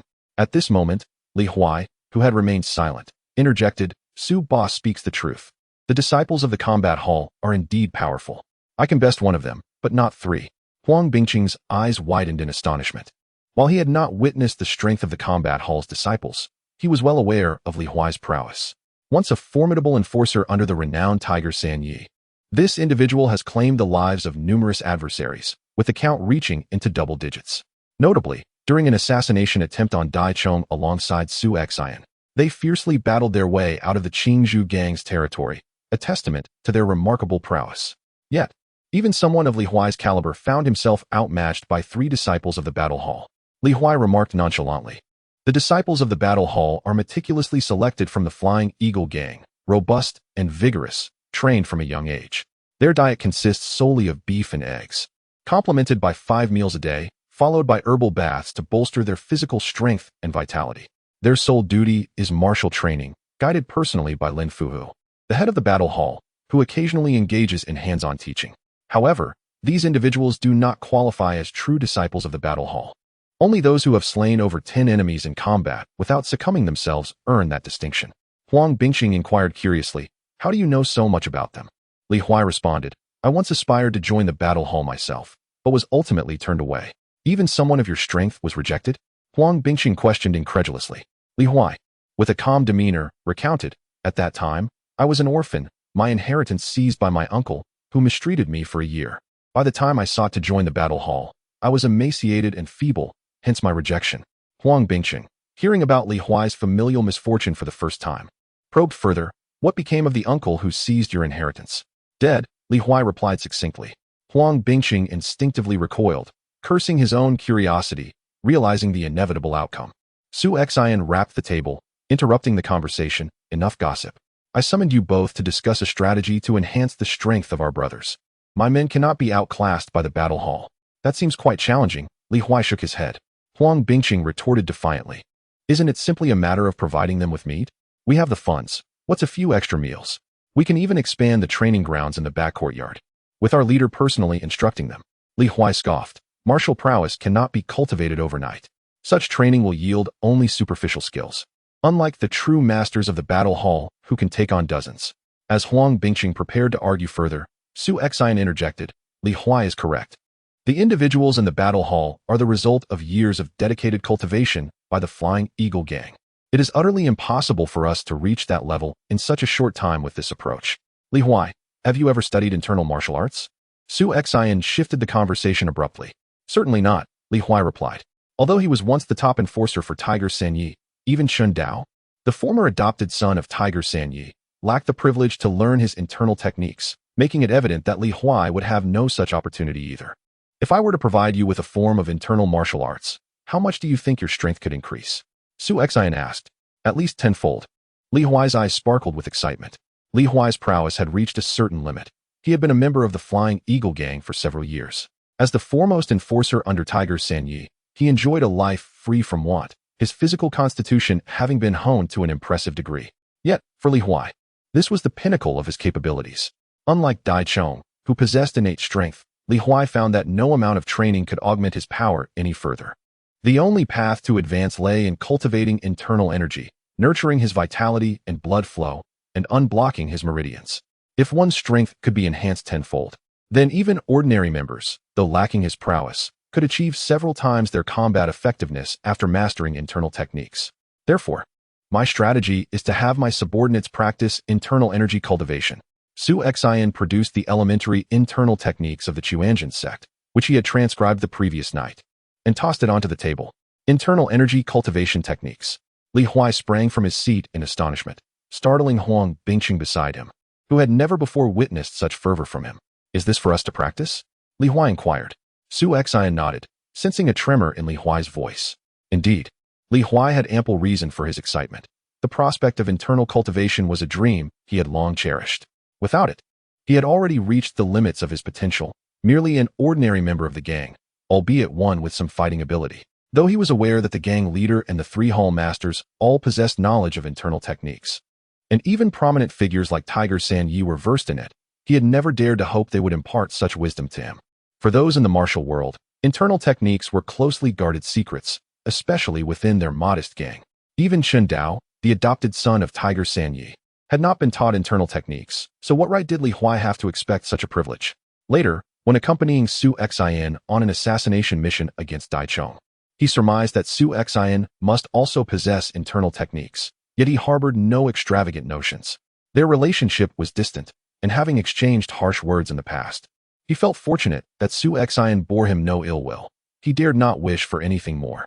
He never anticipated that Su Xian would so generously present him with the invaluable internal cultivation techniques for his study. Is there something amiss? Su Xian inquired with a smile. Observing Li Huai's astonishment, Li Huai looked up and replied solemnly, internal cultivation techniques are secrets not meant to be shared. Even among martial sects, one must first become a disciple to practice them. In our Flying Eagle gang, no one has ever taught internal techniques to ordinary members. Do you know why? Su Xian asked. Because they are precious? Li Huai responded. Su Xian scoffed. Precious indeed. But even the most valuable things are not consumables. Once learned, one can still learn others. The gang leader and the prominent figures do not teach internal techniques to their subordinates because they fear. Both Huang Bingqing and Li Huai were taken aback. Fear? What could they possibly fear? Internal techniques represent a dividing line between ordinary individuals and martial artists. Only by mastering them does one unlock limitless potential for the future. Otherwise, one might toil in obscurity for a lifetime within the confines of Chongning Prefecture. Master who has devoted over a decade to the cultivation of his internal energy, yet he has failed to open the 36 meridians. What if one of his subordinates, after mastering internal skills, surpasses him in strength? Should he not consider stepping aside in favor of someone more capable? Although the leader and the 3 hall masters possess greater power, they too harbor this very concern. With strength comes a wild heart, making it increasingly difficult to maintain control. Aren't you afraid? Li Huai inquired, raising his eyes. Huang Bingqing cast a glance at him. This gentleman certainly had the audacity to ask anything. Su Xian smiled. I am not afraid. Why? Because I will journey further than any of you. Chapter 25. The notion that no martial skill is absolutely useless. The decision for Su Xian to impart internal skills to his subordinates was made yesterday. His current strength remains insufficient. Although he was able to eliminate Dai Chong, it was merely due to the element of surprise. In a different scenario, the outcome could very well be uncertain. Upon visiting the main hall and encountering the 3 hall masters and the enigmatic gang leader, Su Xian recognized the considerable gap between his abilities and theirs. Martial arts cultivation is inherently a gradual process. While systems can provide assistance, they cannot transform one into a master instantaneously. Furthermore, with the new main quest having a deadline of 1 year, enhancing both his own strength and that of his subordinates is crucial for mission success. But what if we teach this internal skill and others learn it sneakily? Huang Bingqing expressed his concerns. As a veteran of the Flying Eagle gang, he had witnessed numerous betrayals and conflicts among brothers over the years. Su Xian reassured him. Do not regard this internal skill as a miraculous secret. Even if it were to spread, it wouldn't matter much. The Qingjin sect's basic internal skill is merely a half-star entry-level technique, likely the most rudimentary even in this world. Su Xian had already considered Huang Bingqing's worries. Despite his high reputation in the Happy Forest, he was not deluded enough to think that a mere hint of his prowess would ensure unwavering loyalty from his subordinates. He was certain that once he disseminated the internal skill, figures like Tiger San Yi would inevitably coerce his men into revealing it. However, Su Xian remained indifferent. His primary goal in sharing the internal skill was to bolster his subordinate strength. Whether Tiger San Yi chose to pass it on or not bore no consequence to him. Should Tiger San Yi withhold the technique, Su Xian could confidently begin his development. Conversely, if he feared Su Xian's rising power and chose to share it with his own subordinates, it would likely yield little result. As those under Tiger San Yi often struggled to make ends meet. The basic internal skill serves merely as an auxiliary means for cultivation, even with internal training. The emphasis remains on refining one's physical body. Most martial artists consume significantly more than the average person, transforming the vital essence from their food into energy to fortify their bodies. Consider the monks at Shaolin Temple. Outsiders believe they subsist solely on vegetarian fare, yet they are actually served lavish meals. Eating meager rations throughout one's life would never unlock a single acupoint. With over 1,000 followers under Tiger Sanyi, aside from a handful of trusted confidants, the majority of his subordinates could barely afford to sustain themselves. Historically, the affluent have pursued literature while the impoverished have sought martial prowess. With their limited earnings, cultivating internal skills is fundamentally unattainable. However, it is certain that Master Hussein lacks the audacity to increase the monthly wages of his subordinates. If he dared to raise their salaries to match those of Su Xins, it wouldn't take long before he found himself reduced to a meager existence. The situation within the Flying Eagle gang is similarly dire. The average members can barely scrape by. Even if they were to acquire internal strength, they would be unable to develop any remarkable skills under such circumstances. There is another issue. Having internal strength alone is insufficient. What martial arts techniques would they practice? Li Huai suddenly inquired. Su Xin was momentarily taken aback. He had indeed overlooked this aspect. Even if one were to open several acupoints at the postnatal stage, it would only serve to enhance their strength marginally. Raw physical power without corresponding martial arts techniques would merely render them as fodder in a fight. Li Huai, could you impart your sword techniques to the brothers? Su Xin asked, recalling Li Huai's dual sword style, which was both peculiar and ruthlessly swift, undoubtedly formidable. Li Huai hesitated, responding, I can teach, but I don't possess any formal sword techniques. What I have developed emerged gradually from my battles. Su Xin gently tapped the table with his index finger, realizing that Li Huai's swordsmanship was indeed as he described. It could hardly be classified as a technique, but rather as a collection of battle experiences. Li Huai's methods of attack could be distilled into 3 words: swift, precise, and ruthless.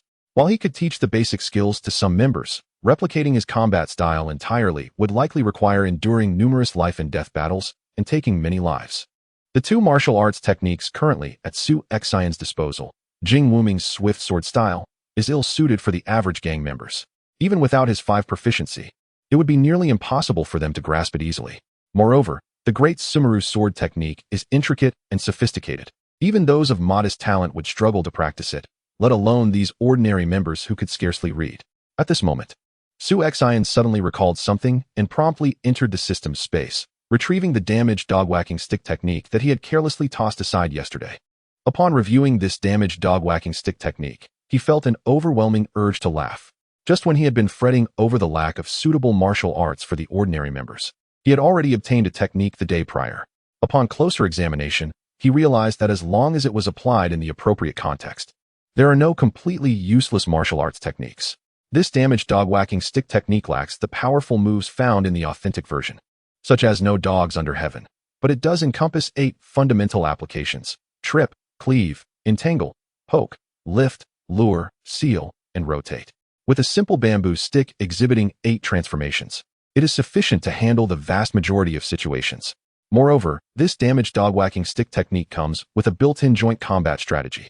36 individuals can form a small circular formation known as the dog-whacking array. This array can be subdivided into formations of 18, 9, and can be initiated with as few as 3 people. Naturally, the greater the number of participants, the more potent the array becomes.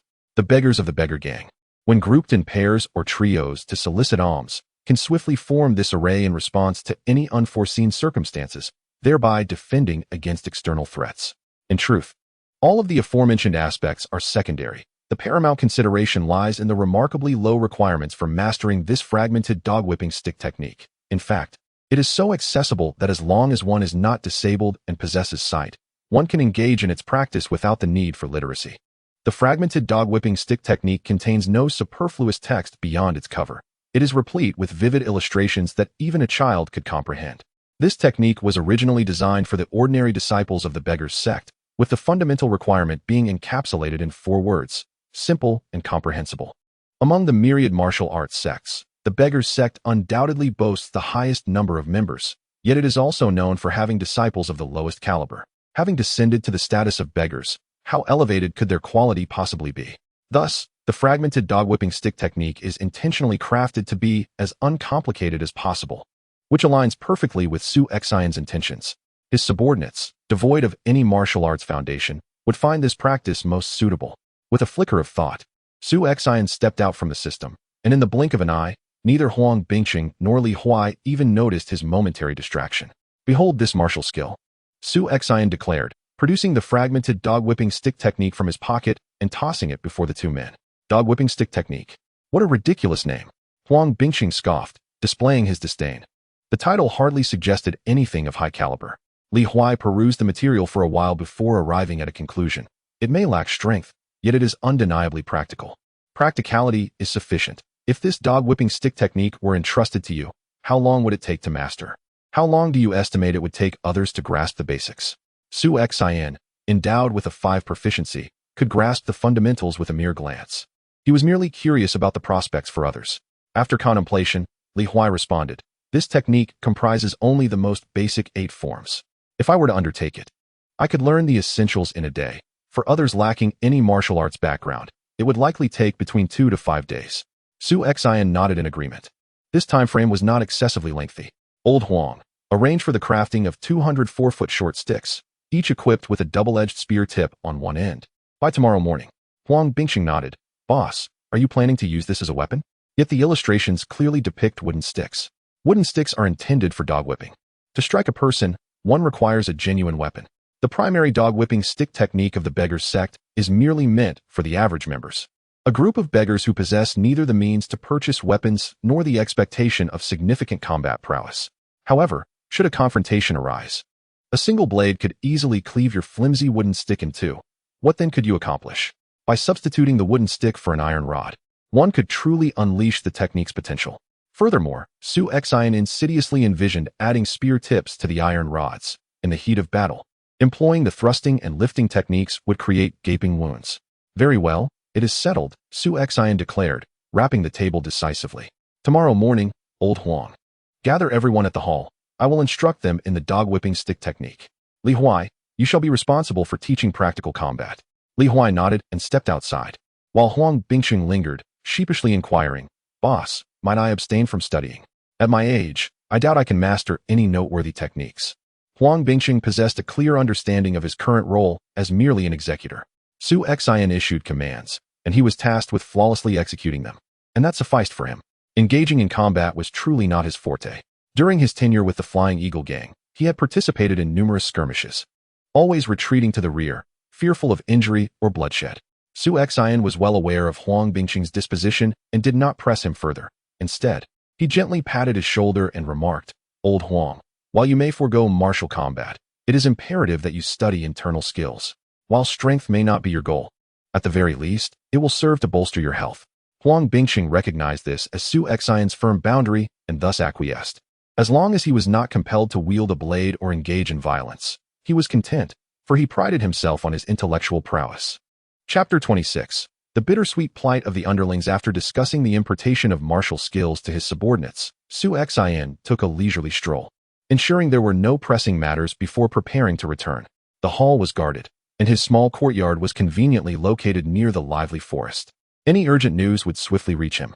Moreover, given Su Xian's burgeoning reputation, few would dare to disturb him, even those who harbored grievances, such as the notorious Husan Yi and the head of the execution hall, Dong Qingwu, would refrain from provoking him at this juncture.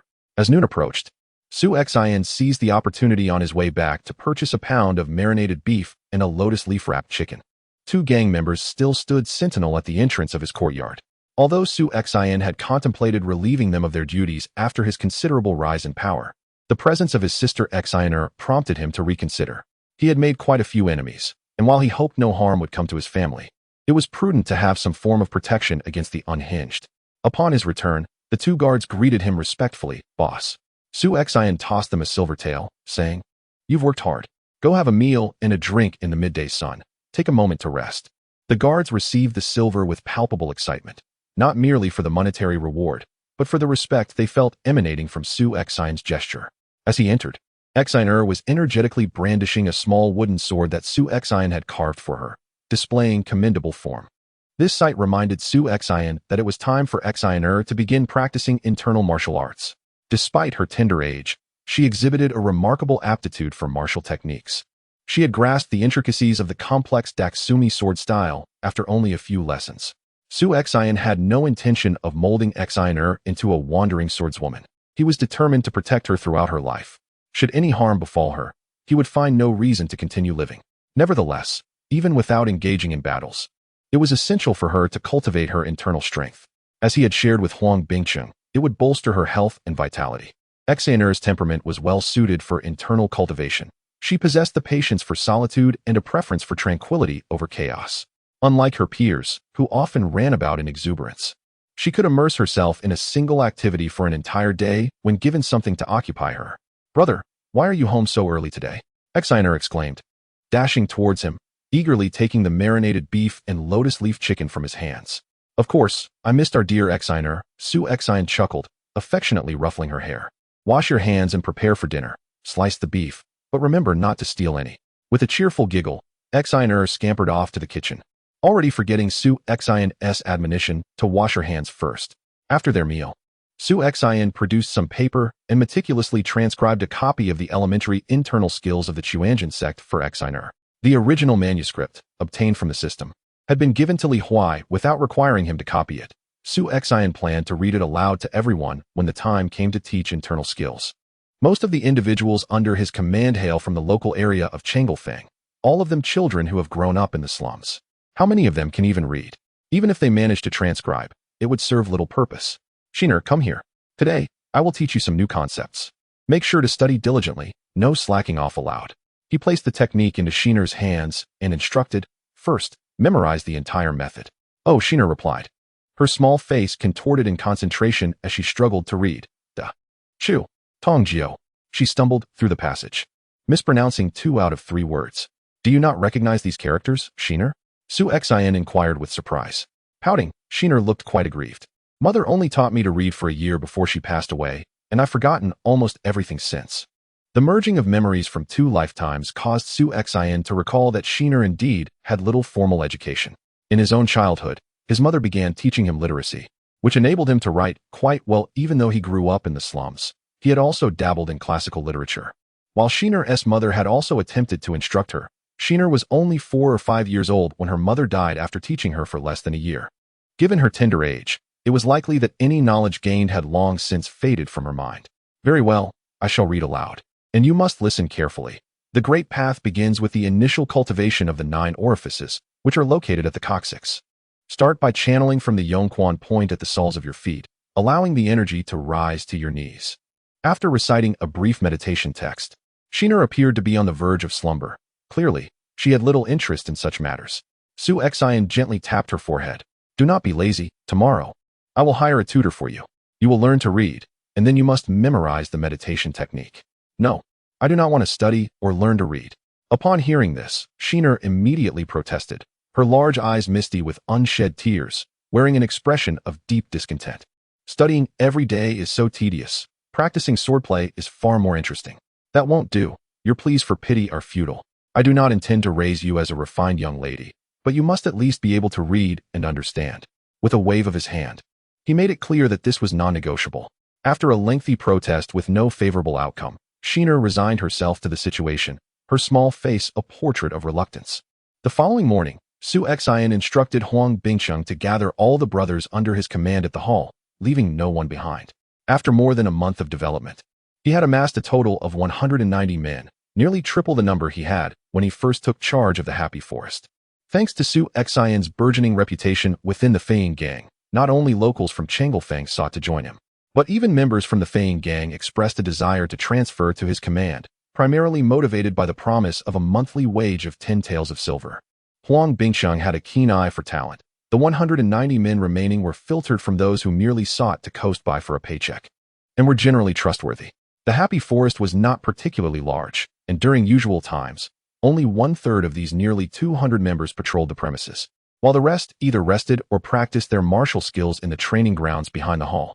This time, everyone was summoned to gather, and without needing to say much, the followers understood that significant matters were afoot.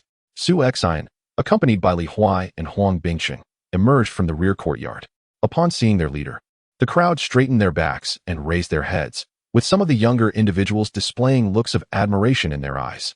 Most of these young people had risen from the slums of Changelfang, joining the Flying Eagle gang with a singular motive: to secure a livelihood. However, witnessing Su Xian's remarkable deeds transformed their mindset from mere survival to one of reverence. Having emerged from the same impoverished background, Su Xian had ascended from a lowly lackey to the formidable leader of a territory in just over a month.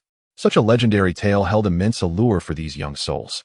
Standing before the crowd, Su Xian proclaimed, "Before we discuss the matter at hand, I wish to pose a question to all of you. Why have you chosen to join the Flying Eagle gang? Are you aware that once you step into this world, it is as deep as the ocean? Even though we are merely a small faction within the Jianghu prefecture, this is still the underworld, where life and death are beyond our control. In one moment, you may be toasting with your brothers, and in the next, you could find yourself lifeless on the streets, a mere stepping stone in the gang wars."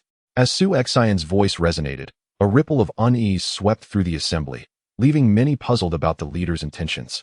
While the newcomers to the Flying Eagle gang may not grasp the weight of his words, the seasoned members exchanged knowing glances, filled with melancholy. Outside the city, in the potter's field, hundreds were buried each year. Among them, few were ordinary folk. Most were lowly members of gangs, the most marginalized of the underworld.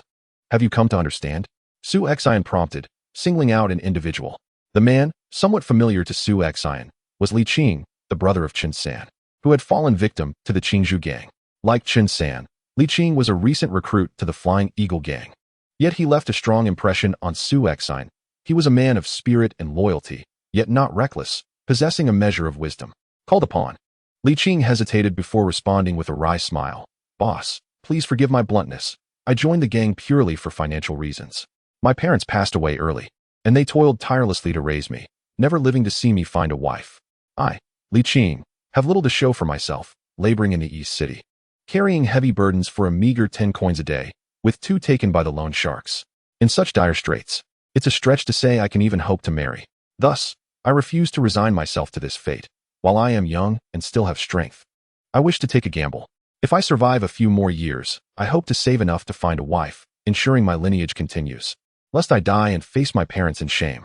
As Li Qing concluded his heartfelt confession, the audience fell into a contemplative silence, their hearts heavy, particularly those who had also emerged from Changelfang. Years ago, when Jianghu prefecture served as the capital of the Great Zhou, it thrived. Yet ever since the capital was relocated, it had steadily declined. Chongning Prefecture, situated in the southern region of Hunan, lies in proximity to the southern barbarian lands. Although the terrain is not entirely barren, it is predominantly characterized by elevated landscapes and dense forests, rendering it ill-suited for agricultural endeavors. Once a thriving capital, the area enjoyed robust commerce. However, following the relocation of the capital, even itinerant merchants became a rarity. The sole remaining advantage of Chongning Prefecture is its closeness to the southern tribes, enabling the acquisition of local specialties for trade. Consequently, the merchants of Chongning Prefecture managed to scrape by with modest profits. Yet the common folk faced dire straits, bereft of arable land and scant opportunities for employment. Individuals like Li Qing, who labor at the city gates, hauling large packages and transporting goods, barely earn enough for a single meal each day and consider themselves fortunate, as their plight is far better than those who languish without work and suffer hunger. In the past, Su Xian joined the Flying Eagle gang for similar reasons. Though he was young and possessed some strength, his age deterred employers from hiring him as a laborer. Furthermore, even if he were accepted, the meager wages would not suffice to support both himself and Xianer. Thus, Su Xian ultimately opted for the Flying Eagle gang. Chapter 27. The Seeds of Ambition. Why is everyone silent? Is what Li Qing said incorrect? Su Xian inquired, gazing at the quiet crowd below. Li Qing rubbed his slightly reddened eyes and chuckled awkwardly. "Boss, please don't take offense. I was merely venting my frustrations, speaking nonsensically." "Li Qing, your words are not mere nonsense. What is wrong with striving for wealth? Today, I, Su Xian, will speak openly. I joined the Flying Eagle gang for money and power." Su Xian declared loudly, addressing the crowd. "We are all capable men.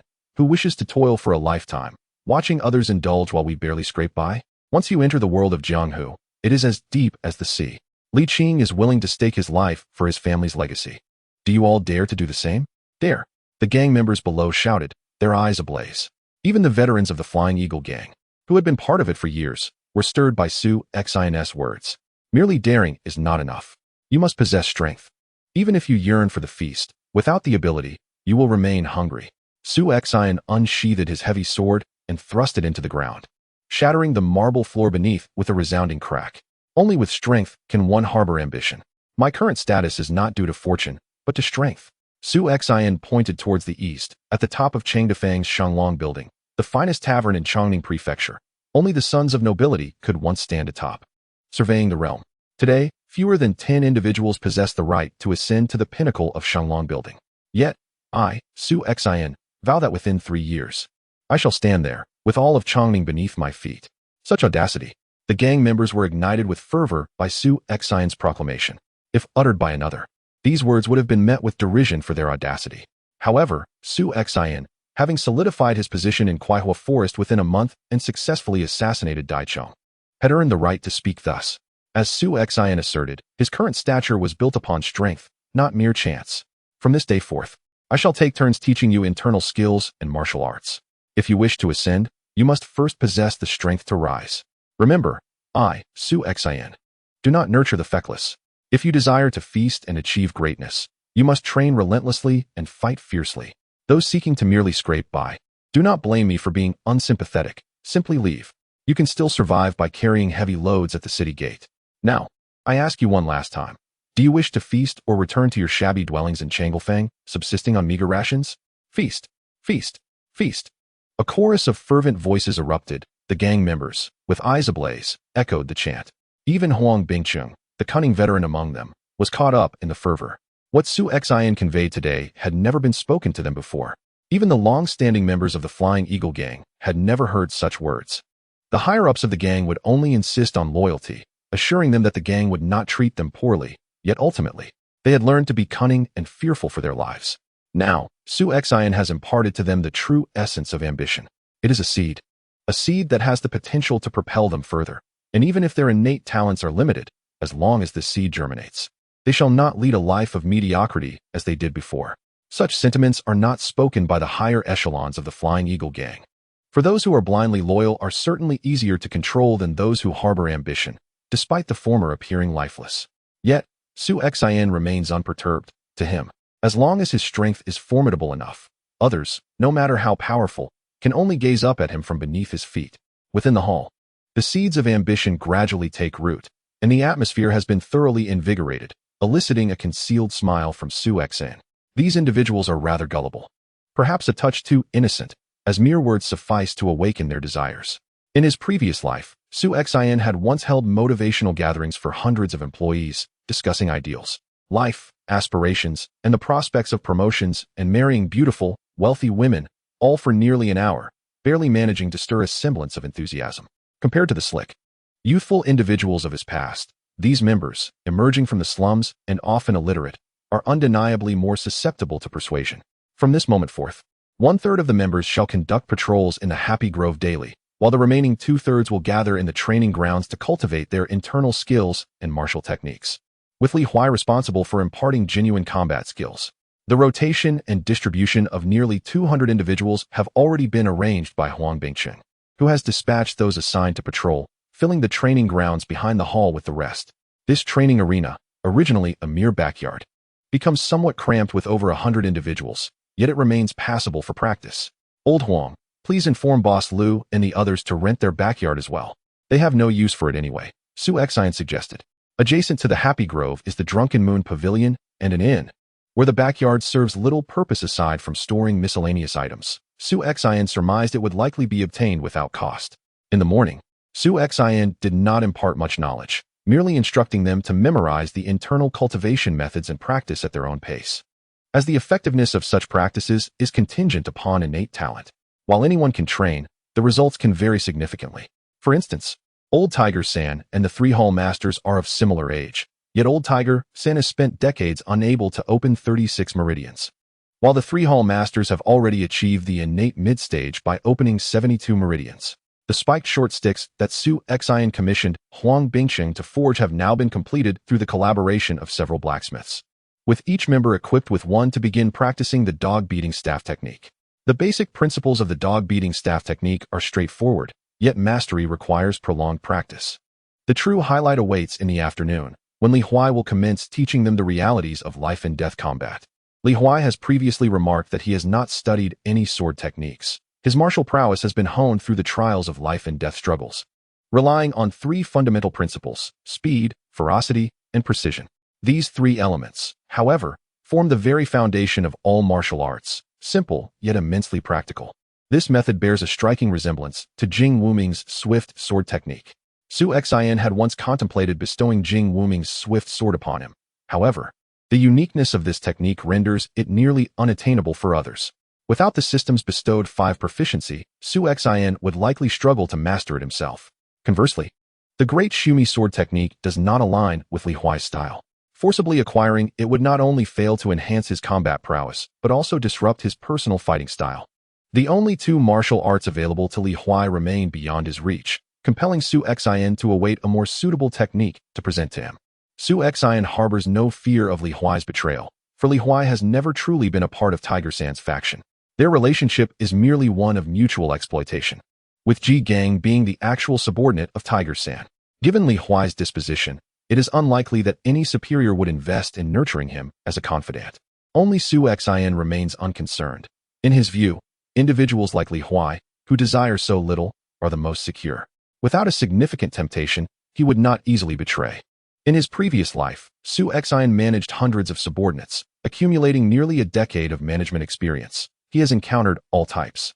The seasoned engineers at the company, though arrogant, prove to be the most manageable. Conversely, those who feign humility and respect may strike when one is least vigilant. Li Huai's method of instructing his subordinates is notably brutal. It would be more accurate to describe it as unilateral cruelty rather than teaching. He commands 5 gang members to attack him wielding spiked clubs, while he possesses only a wooden sword. Despite the odds of 5 against 1, Li Huai dispatches them with swift thrusts and strikes, leaving them howling in pain. Even with a wooden sword, the force behind Li Huai's strikes leaves bruises and blood marks. After demonstrating the technique on each of the 5, he then instructs them on the proper approach, followed by another round of punishment, repeating this process until they can spar with him for over 10 exchanges. This method elicits cries of distress from the gang members. Yet, due to Su Xian's prior admonitions, they endure the pain in silence. For none wish to return to the impoverished slums and subsist on meager rations. After observing the training for an afternoon, though some cried out in pain, not a single complaint was uttered, prompting Su Xian to nod in satisfaction. Li Huai's methods, while harsh, yield significant results. The sole advantage of his subordinates lies in their youth and vigor, yet when it comes to actual combat, they would likely falter against even the most novice of thugs. With such a poor foundation, they can only rapidly progress through this accelerated method. Old Huang, inform everyone that they need not return home for dinner. After training, they shall dine here, feasting on ample meat buns. Though there will be no alcohol, Su Xian instructed Huang Bingqing. This bunch of rascals must feel fortunate to encounter a leader like you. It must be the merit from their past lives. Huang Bingqing immediately began to flatter. Su Xian shook his head and replied softly, not necessarily. Perhaps they committed transgressions in their previous lives. Huang Bingqing scratched his head in confusion as Su Xian walked away. In the days that followed, training proceeded methodically each day, with Su Xian overseeing the morning sessions and Li Huai imparting their combat skills in the afternoons. Although the recruits endured considerable hardship, the results were immediately apparent. At the very least, nearly 200 individuals could each hold their own against Li Huai for more than 10 exchanges in a one-on-one duel. It is worth noting that just a few days prior, only 5 of them could barely withstand 10 moves from Li Huai. During this period, there were also individuals seeking to join the Happy Forest, but most were turned away by Su Xian, leaving only a select few with commendable physical attributes, approximately 20 individuals. It was not that Su Xian was unwilling to accept more recruits, but rather that an influx of new members would likely invite unnecessary complications. Typically, a minor leader commands only a few dozen followers, with a maximum of 100. Su Xian's contingent of over 200 greatly exceeded this norm. For context, the infamous Tiger San, a major leader, had merely around 600 subordinates. When a minor leader's following approaches that of a major leader, questions inevitably arise. How could Tiger San simply acquiesce to such a situation?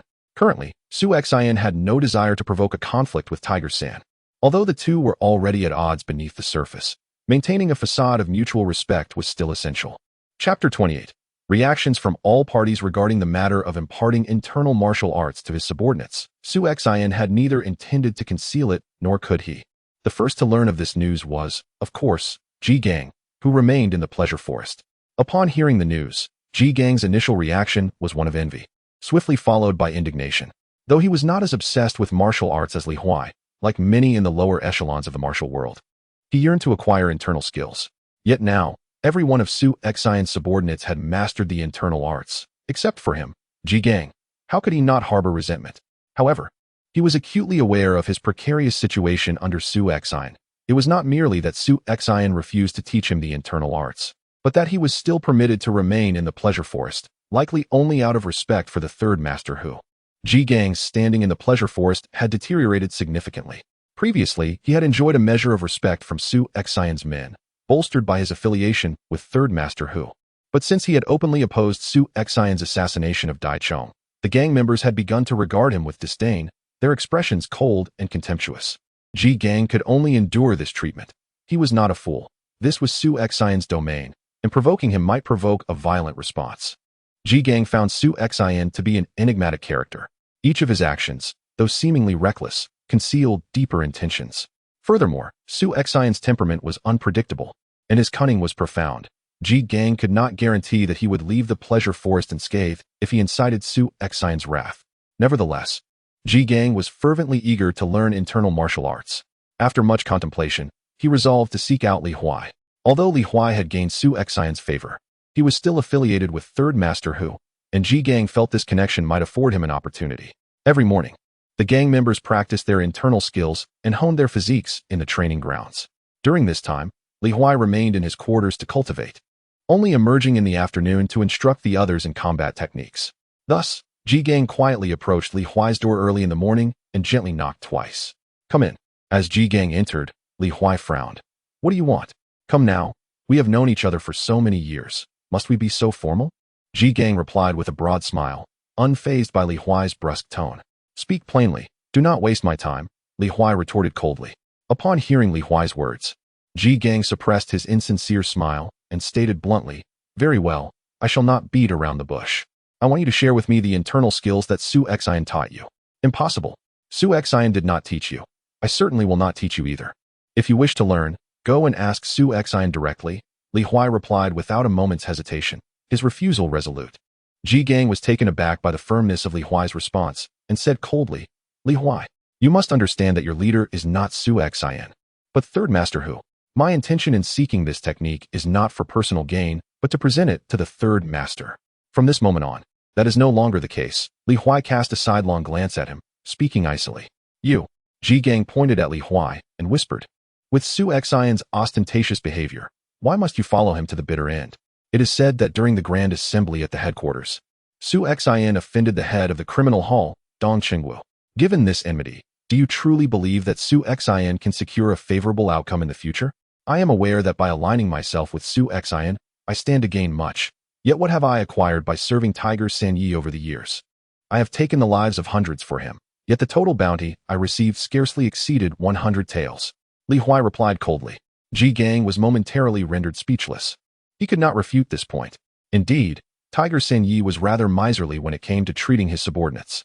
Perhaps it stemmed from his advancing years and lack of heirs, but Tiger Sanyi exhibited an extraordinary fondness for wealth while being exceedingly harsh towards those who served him. Despite being the foremost enforcer under Tiger Sanyi, Li Huai had never received more than 10 taels after any battle. Su Xian, on the other hand, was now offering his subordinates a monthly stipend of 10 taels, which Ji Gang regarded as sheer extravagance.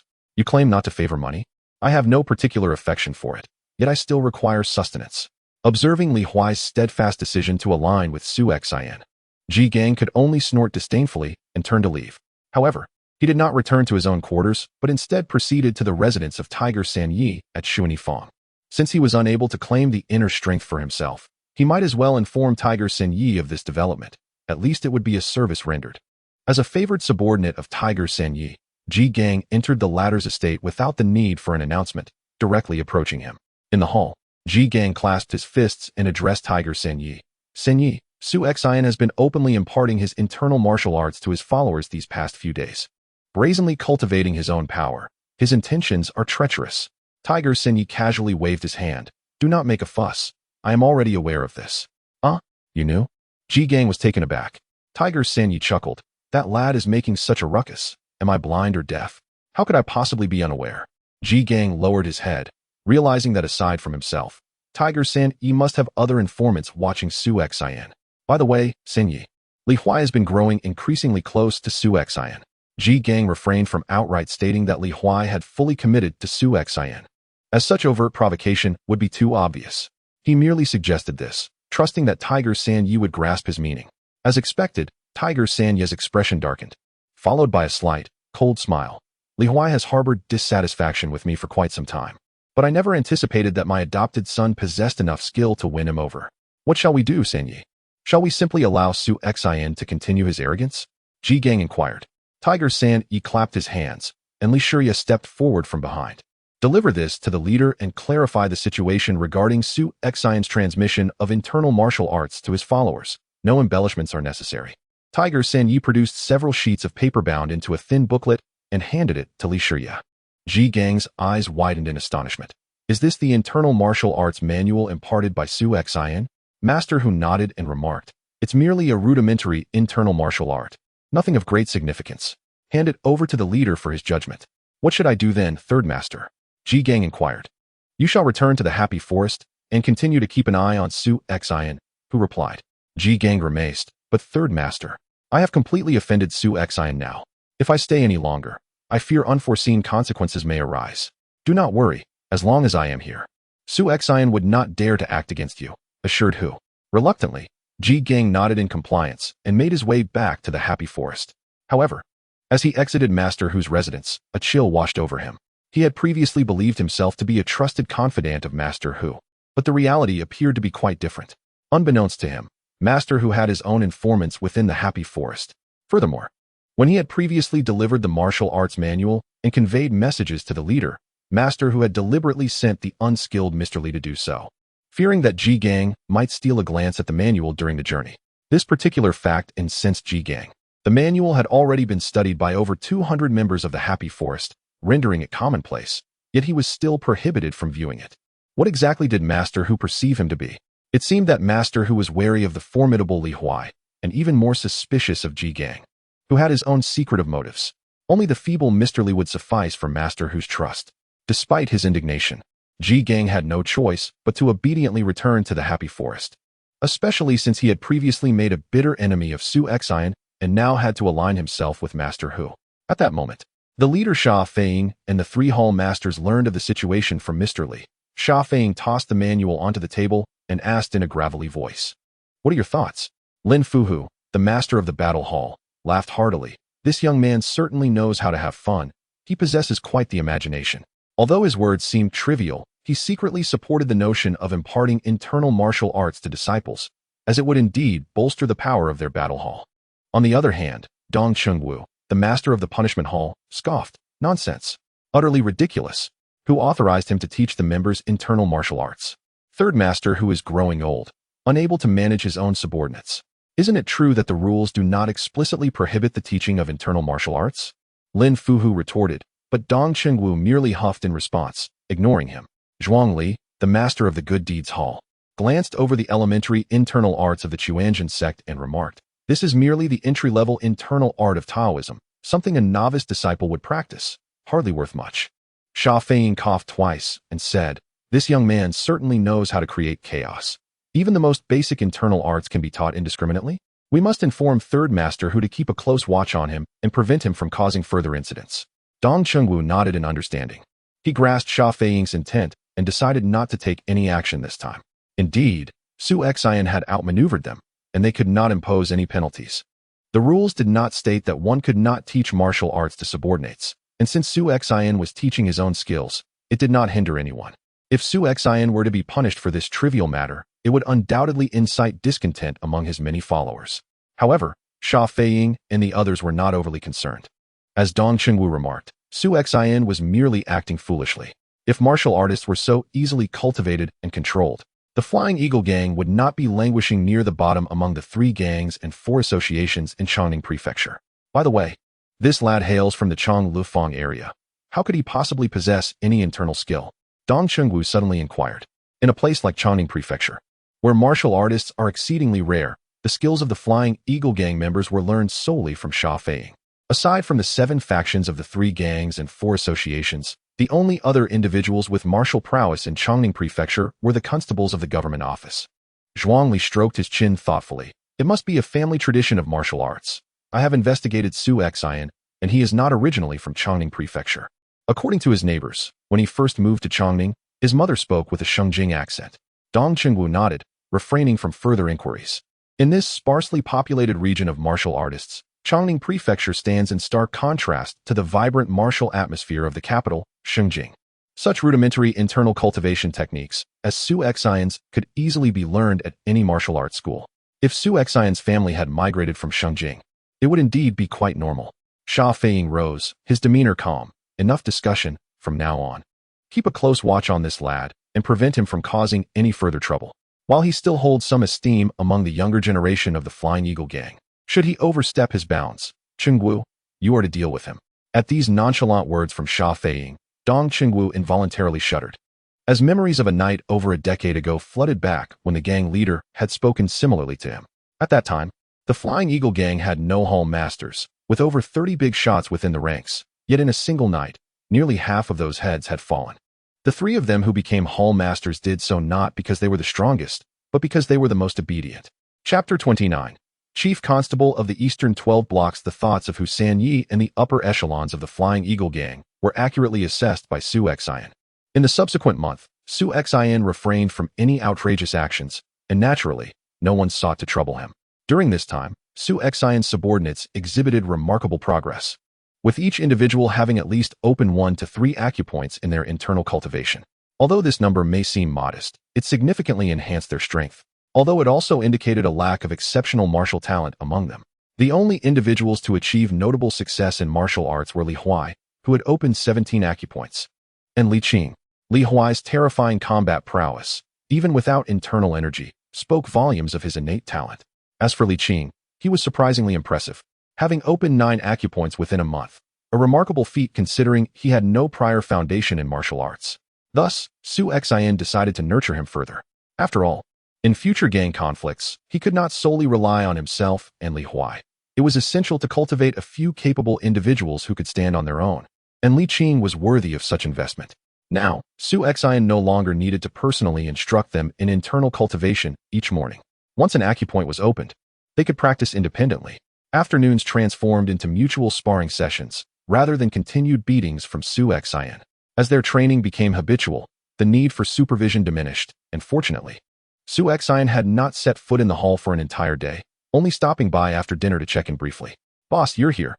As soon as Su Xian stepped out, he was greeted by Li Qing, who was patrolling with a few brothers. "Come, let us take a stroll.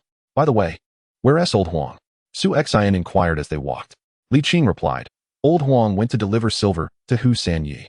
The owners of the various shops have voluntarily submitted this month's dividends." A smile crept onto Su Xian's lips. "Oh, they were so prompt this time?"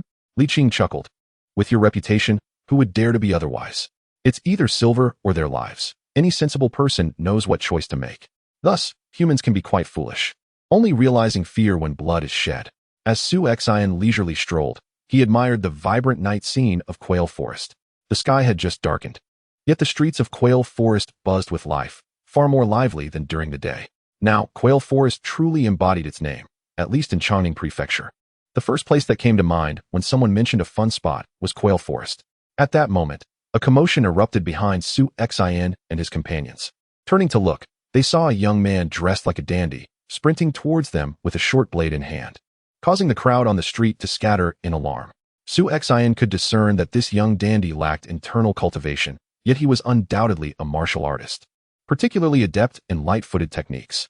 If Su Xian were to refrain from using internal power, he would certainly be outpaced.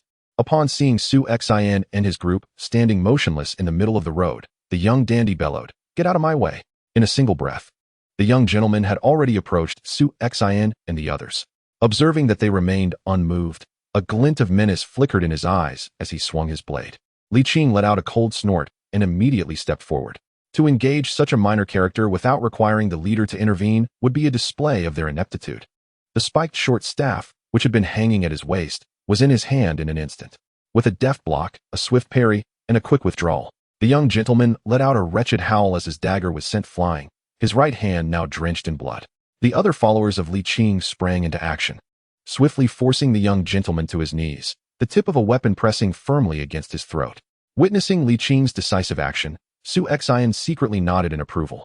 It seemed that Li Huai's tutelage over the past month had not been in vain. Li Qing's movements were crisp and efficient, his battlefield experience evident. Coupled with his internal martial arts training, he was certainly formidable.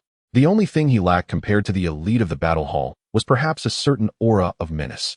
Behind the young gentleman, Boss Lu of the Drunken Moon Pavilion rushed over, panting, accompanied by several aides brandishing wooden clubs. Upon seeing the young gentleman pinned to the ground by Su Xian's men, he burst into laughter. "Hey, you brat, why have you stopped running? I've seen my fair share of diners skipping out on their bills, but this is the first time I've seen someone trying to skip out on a brothel." The expressions of Su Xian and his companions turned peculiar. To visit a brothel and attempt to evade payment? This fellow truly was a character. "Boss Lu, what is going on?" Su Xian inquired. At that moment, Boss Lu appeared somewhat flustered. This seasoned pimp, with his elegant and handsome visage, now sported a flushed face and disheveled hair, the cause of which was uncertain, anger or exhaustion. Pointing at the young gentleman, who was still on the ground clutching his right hand and moaning, Boss Lu gritted his teeth and said, "This bastard rented out my entire Drunken Moon Pavilion this afternoon, demanded the most beautiful courtesan and the finest wine and delicacies, and then tried to make a run for it." Su Xian cast a surprised glance at the young gentleman, who was clad in exquisite Jianghu silk, worth dozens of taels of silver. Would such a gentleman truly visit a brothel without settling his bill? Yet, it was likely his attire and demeanor that had deceived the crafty Boss Lu, who had treated him like a lord for an entire afternoon, only to be left with nothing. "Very well, you may deal with this fellow as you see fit." Su Xian waved his hand, intending to leave the matter to Boss Lu. However, he suddenly sensed something amiss. "Wait a moment." He pressed down on the young gentleman's head, who immediately began to struggle violently, only to be rendered momentarily dazed by a sharp slap from Su Xian. As he explored the young man's face, Su Xian abruptly lifted something, a human skin mask that was peeled away to reveal the countenance of a lecherous middle-aged man in his 40s. Holding the mask, Su Xian examined it closely and remarked, "Ah, this is rather exquisite. I nearly failed to recognize it. This mask is quite flawless. Yet the behavior of this individual raises suspicion. Ordinary young masters lack such swift agility and the audacity to wield a knife with such ferocity. Ah, I seem to recognize this fellow. He appears to be the flower thief that the authorities have been seeking over the past few days," Li Qing suddenly remarked. "The flower thief?" Li Qing nodded affirmatively. "Indeed, it's him. Just yesterday, the government plastered his likeness all over the streets. In a single month, he has tarnished the reputations of over a dozen maidens, including, reportedly, the daughter of the chief clerk of the magistrate's office, which has led to a citywide manhunt. It's no wonder he has evaded capture for a month. He evidently possesses remarkable skills in disguise."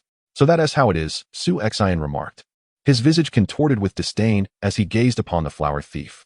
Throughout his life, he had harbored a profound aversion to those who resorted to violence against women.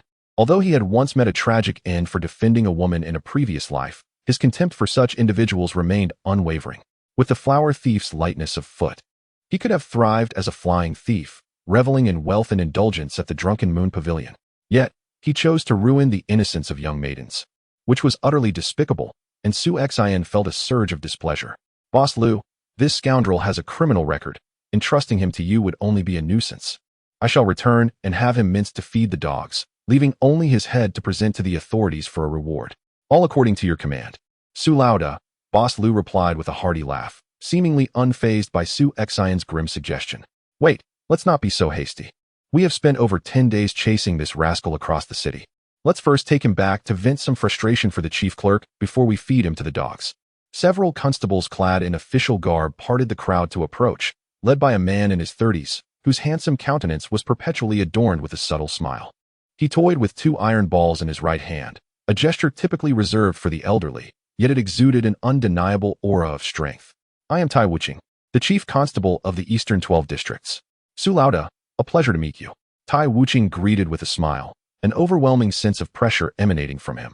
Su Xian's expression hardened. This Tai Wuqing, a name he had long heard, was undoubtedly the most formidable individual he had encountered since his rebirth. A presence that could be aptly described with 4 words: unfathomably deep.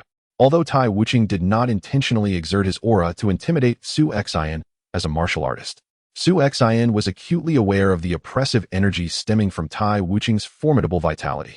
What's Su Lauda? Your words are too flattering, Tai Ren. If you do not mind, simply call me Su Xin.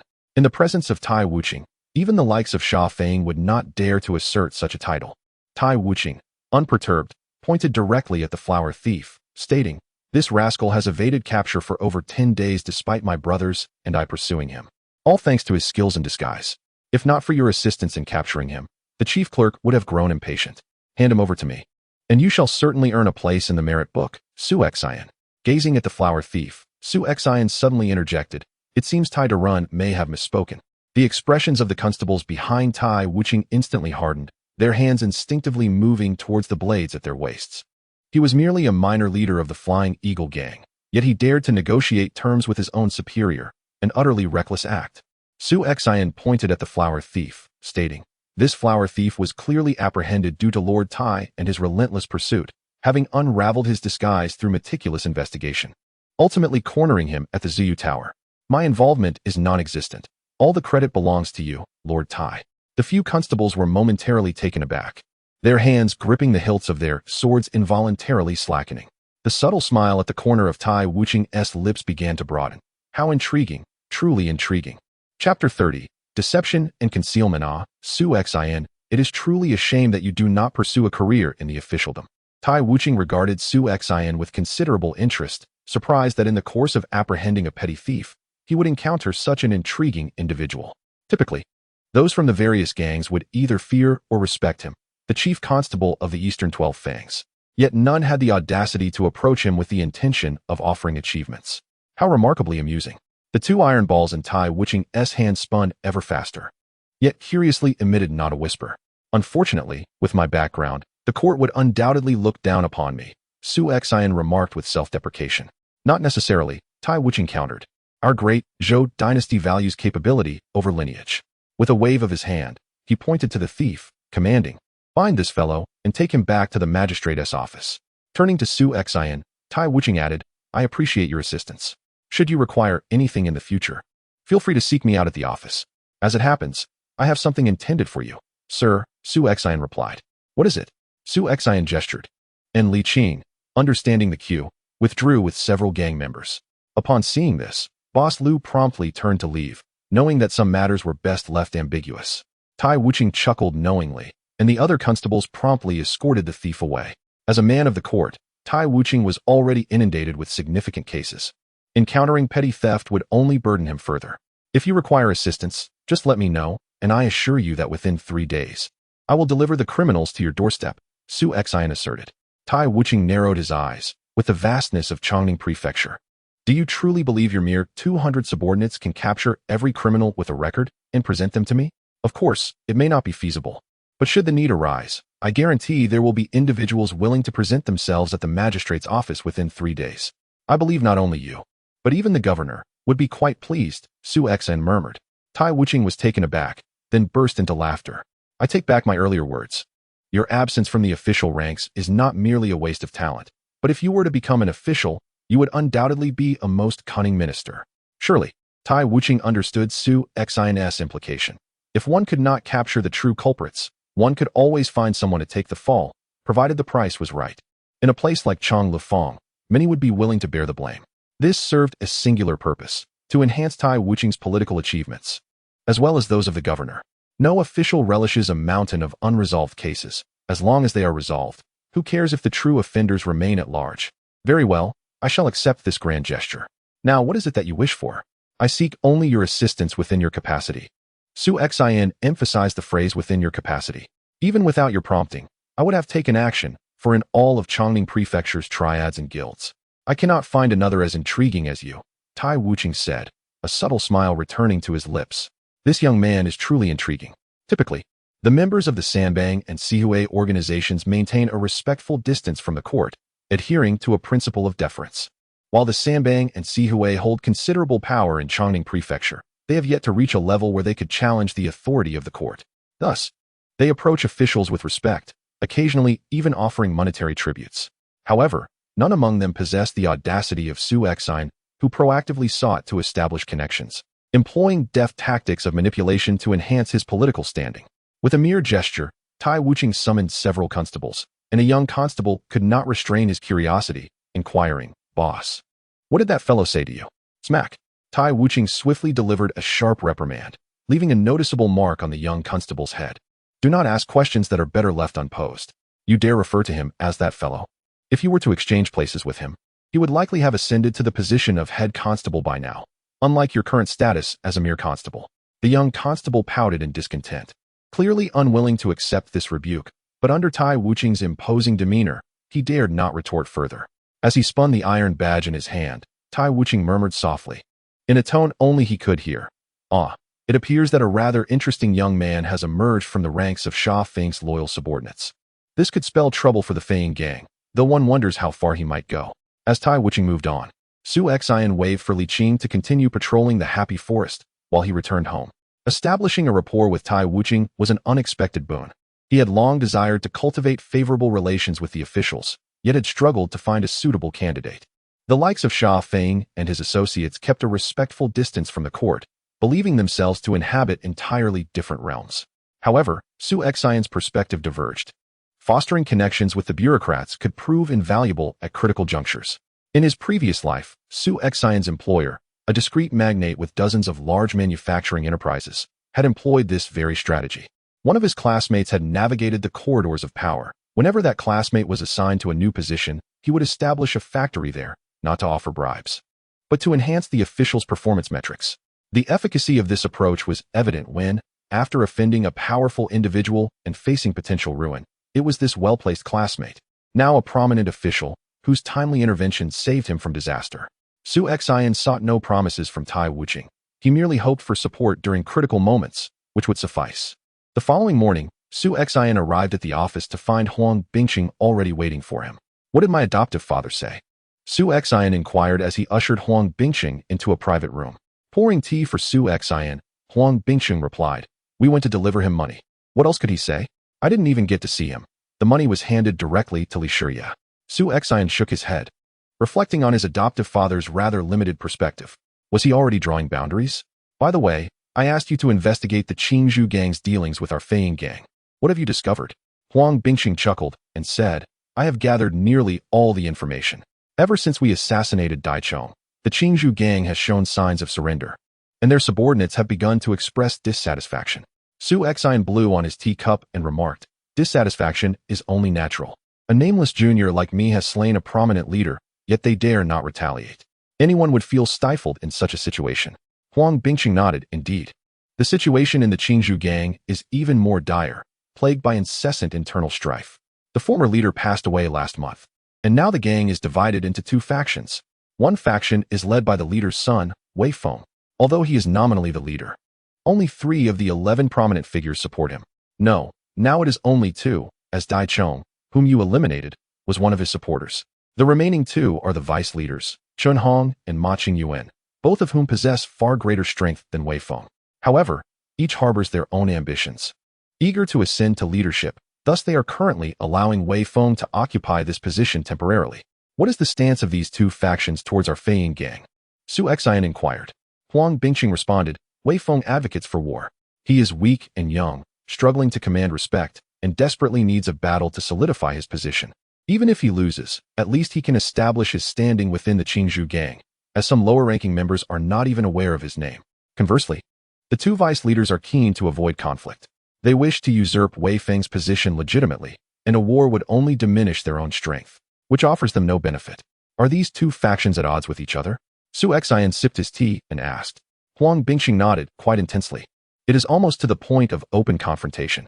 Currently, all personnel near our Feng gang territory have been replaced by supporters of the 2 vice leaders, as they fear Wei Feng might provoke an all-out conflict. Nevertheless, despite their precautions, an incident occurred a couple of days ago. 2 of our brothers went to Chengdefang to visit relatives, a place that serves as the headquarters of the Jianghu gang. Unfortunately, they were recognized and nearly killed by Wei Feng's subordinates. Fortunately, Chun Hong discovered the situation in time and rescued them, bringing them back to the Feng gang, and compensated handsomely to maintain our dignity and face. Additionally, since we do not wish for conflict either, the matter was resolved." Su Xian pondered for a moment. The restraint exhibited by both sides was not what he desired. "Lao Huang, You should understand the meaning behind my request for this information, correct? Huang Bingqing hesitated, then softly replied, you intend to strike against the Qingzhou gang? Su Xian did not conceal his intentions and nodded. Our development in the Quail Forest has reached its limits. If I continue to recruit, not only will space become insufficient, but my adoptive father will also not permit it. And the leader of the Xingtang will likely make things difficult for me. For our Quail Forest to grow, we must rely on the honorable path of military exploits. The territory won through bloodshed grants us a claim that even the leader cannot contest. Therefore, we must engage the Qingzhou gang. Huang Bingqing scratched his head, feeling somewhat troubled. However, both sides are currently exercising great restraint. We do not wish to engage in conflict, and neither does the Qingzhou gang. Even if there are minor frictions among our subordinates, I believe a bit of silver and some face-saving gestures would suffice to smooth things over. It is highly unlikely that a real confrontation will occur. A glint of cold light flickered in Su Xian's eyes. Since they are reluctant to fight, I shall present them with an opportunity that leaves them no choice but to engage. Chapter 31. Framing an entrapment on the bustling streets of Qingda. Su Xian donned the attire of the Qingzhou gang as he made his way to their headquarters, touching the human skin mask on his face. Su Xian marveled at its peculiar nature. It was so effective that even he could scarcely recognize himself. This mask had been acquired from a notorious flower thief, and he was pleasantly surprised by its swift utility. Disguised for his venture into the Qingzhou gang's territory, his intention was to instigate some turmoil. The Qingzhou gang and the Feiying gang were embroiled in a rivalry. Thus, he resolved to stoke the flames of discord. Within the Chongning prefecture, there existed 7 major factions, among which the 3 gangs were the weakest. However, the Feiying gang and another gang, the Jianghu gang, had only recently risen to prominence, whereas the Qingzhou gang had flourished under the Wei family's leadership for 3 generations. In its nascent years, the Qingzhou gang was the foremost gang in Chongning prefecture. Regrettably, successive generations had declined in prowess, and by Wei Feng's era, he could not even best 2 of his subordinates vying for the deputy leader position, rendering him utterly ineffectual. Despite its decline, the once mighty Qingzhou gang still exuded an air of authority. The grandeur of its headquarters dominated the street. Arriving at the entrance, Su Xian, with a box filled with stones in hand, saluted the gatekeeper and said, "Brother, I am one of Chen's subordinates. He entrusted me with a few items for the leader. Kindly relay my message."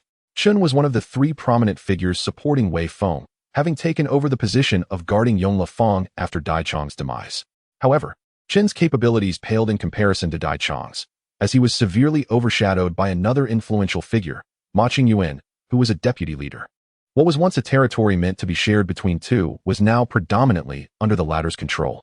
Nevertheless, Chen had his merits. He was adept at flattery and frequently presented peculiar gifts to Wei Feng, thereby earning the leader's favor. As Chen's envoys had come numerous times, the gatekeeper paid little heed to the identity of the messenger, given the vast number of over 7,000 members within the Qingzhou gang, many of whom remained unfamiliar with one another. The leader is drinking at Chunxiang Tower. If you wish, you may leave the items here, and I shall convey them upon the leader's return. Not present. Su Xian chuckled inwardly. This was fortuitous. Engaging within the main hall could be perilous, but the raucous atmosphere of the brothel provided a more opportune escape. That won't suffice. This matter is rather private. Chen insisted it must be delivered directly to the leader. I shall make my way to Chunxiang Tower. The gatekeeper's expression shifted to one of understanding. Wei Feng's penchant for beautiful women was well known throughout the Qingzhou gang, and Chen frequently procured exotic delights for him, which were best kept from prying eyes. Su Xian then turned and slipped into a narrow alley, casually discarding the box and shedding his Qingzhou gang attire to reveal a luxurious silk garment beneath. He then drew forth a fan, transforming instantaneously into a dapper young gentleman. Stepping out of the narrow alley, Su Xian arrived at the street corner, where a group of sedan chair bearers awaited patrons, each offering a variety of chairs for hire. Su Xian tossed a fragment of silver, and a bearer's eyes brightened instantly as he hurried to retrieve it, respectfully inquiring, "Young master, where are you headed?" "To Chunxianglu," was the reply. The brothel is an indispensable feature of every marketplace. Yet Chunxianglu in Qingda was decidedly inferior to the lively Ziula of his own Haokualin, with its shabby decor and even worse service. Upon entering, the garish crimson embellishment struck Su Xian as tasteless. Soon, a plump matron in her 50s, casting flirtatious glances, giggled and beckoned, "Young master, please come inside." This spectacle left Su Xian utterly speechless. In contrast to Lu's Ziula, which thrived on elegance in both decor and service, Chuanxiang Lu relied on the antiquated methods of inviting clients with coy laughter and the lewd postures of its girls. It was a wonder that Wei Feng, as the chief of such a gang, still indulged in these outdated antics. "Go on, I shall explore on my own," Su Xian declared, tossing a silver ingot into the matron's arms. Upon seeing the silver, she turned and left without hesitation. She understood well that a patron of such wealth was akin to the Jade Emperor himself. Once silver was exchanged, she would gladly depart, even if it meant resuming her old profession. On the second floor of Chuanxiang Lu, Su Xian infused his ears with internal energy, amplifying his hearing several-fold. The muffled sounds within the poorly soundproofed private rooms became startlingly clear, as if resonating directly in his ears, filtering out the cacophony. He gripped the concealed dagger within his folding fan and advanced toward the innermost room. Inside that chamber, a man in his 30s was embracing a young woman, drowning his sorrows in liquor while several members of the Jianghu gang poured drinks and offered quiet words of comfort. This man was none other than Wei Feng, the current leader of the Jianghu gang, though his demeanor was far from imposing. Wei Feng felt a profound sense of discontent, despite his newfound status. His life had become more burdensome than when he was merely the son of the former leader. In those days, with his father's backing, who would dare to provoke the Jianghu gang? The previous conflict with the Feiying gang had erupted from a petty rivalry over a courtesan, leading to a violent clash instigated by Wei Feng's jealousy of Sha Yuandong, the son of Sha Feiying. At that time, Wei Feng had no qualms confronting anyone, regardless of their lineage. Yet now he found himself humiliated, having received a harsh blow from the Feiying gang, reduced to drowning his frustrations in drink. Damn it! Let me find an opportunity. As soon as I truly seize control of the Jianghu gang, my first order of business will be to deal with those two old scoundrels. The gang members hurriedly filled his cup, fawning over him with ingratiating smiles. Indeed, it's only a matter of time before those two old tortoises learn of your might. Boss. With a creaking sound, the door to the room swung open, and Su Xian stepped inside. Wei Feng immediately furrowed his brow, demanding, "Who permitted you to enter? Get out. Is there no decorum? Are you Wei Feng?" Su Xian inquired softly, his gaze scanning the room with keen interest. Apart from Wei Feng and the courtesan in his arms, the room contained only 5 lackeys, none of whom possessed any formidable abilities. Perhaps Wei Feng presumed that within the stronghold of his Jianghu gang, no one would dare to challenge him, which is why he ventured out for amusement accompanied by a handful of sycophants. "How dare you utter our leader's name so frivolously?" One of the lackeys immediately reprimanded.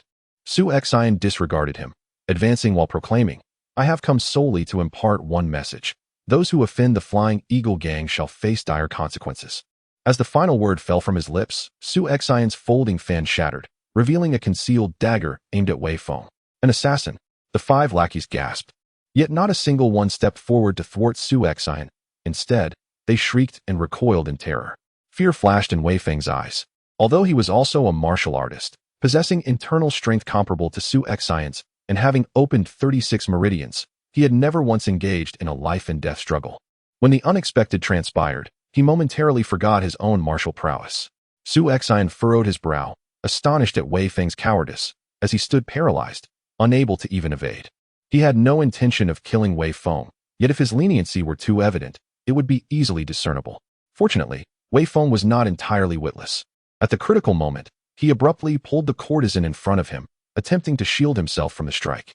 Su Xian intentionally redirected the dagger, which pierced the courtesan's shoulder and simultaneously stabbed Wei Feng's arm. With his attack thwarted, Su Xian swiftly withdrew, and before Wei Feng could react, he leapt from the second-floor window. "Leader, are you unharmed?" Upon witnessing Su Xian's escape, a few lackeys hurried over to express their concern. "Get lost, you worthless fools. What were you doing just now?" Wei Feng scolded vehemently, shoving aside the weeping courtesan who had taken the blow for him, and berating the lackeys. Embarrassed laughter ensued among the lackeys, none daring to retort, allowing Wei Feng to unleash his fury. The commotion caused by Su Xian had already alerted the Jianghu gang, and in less than a quarter of an hour, Ma Qingyuan and Chunhong arrived at Chuanxiang building. "Leader, what transpired?" Ma Qingyuan feigned concern as he inquired. "What transpired?" "I was nearly assassinated by an assassin from the Flying Eagle gang.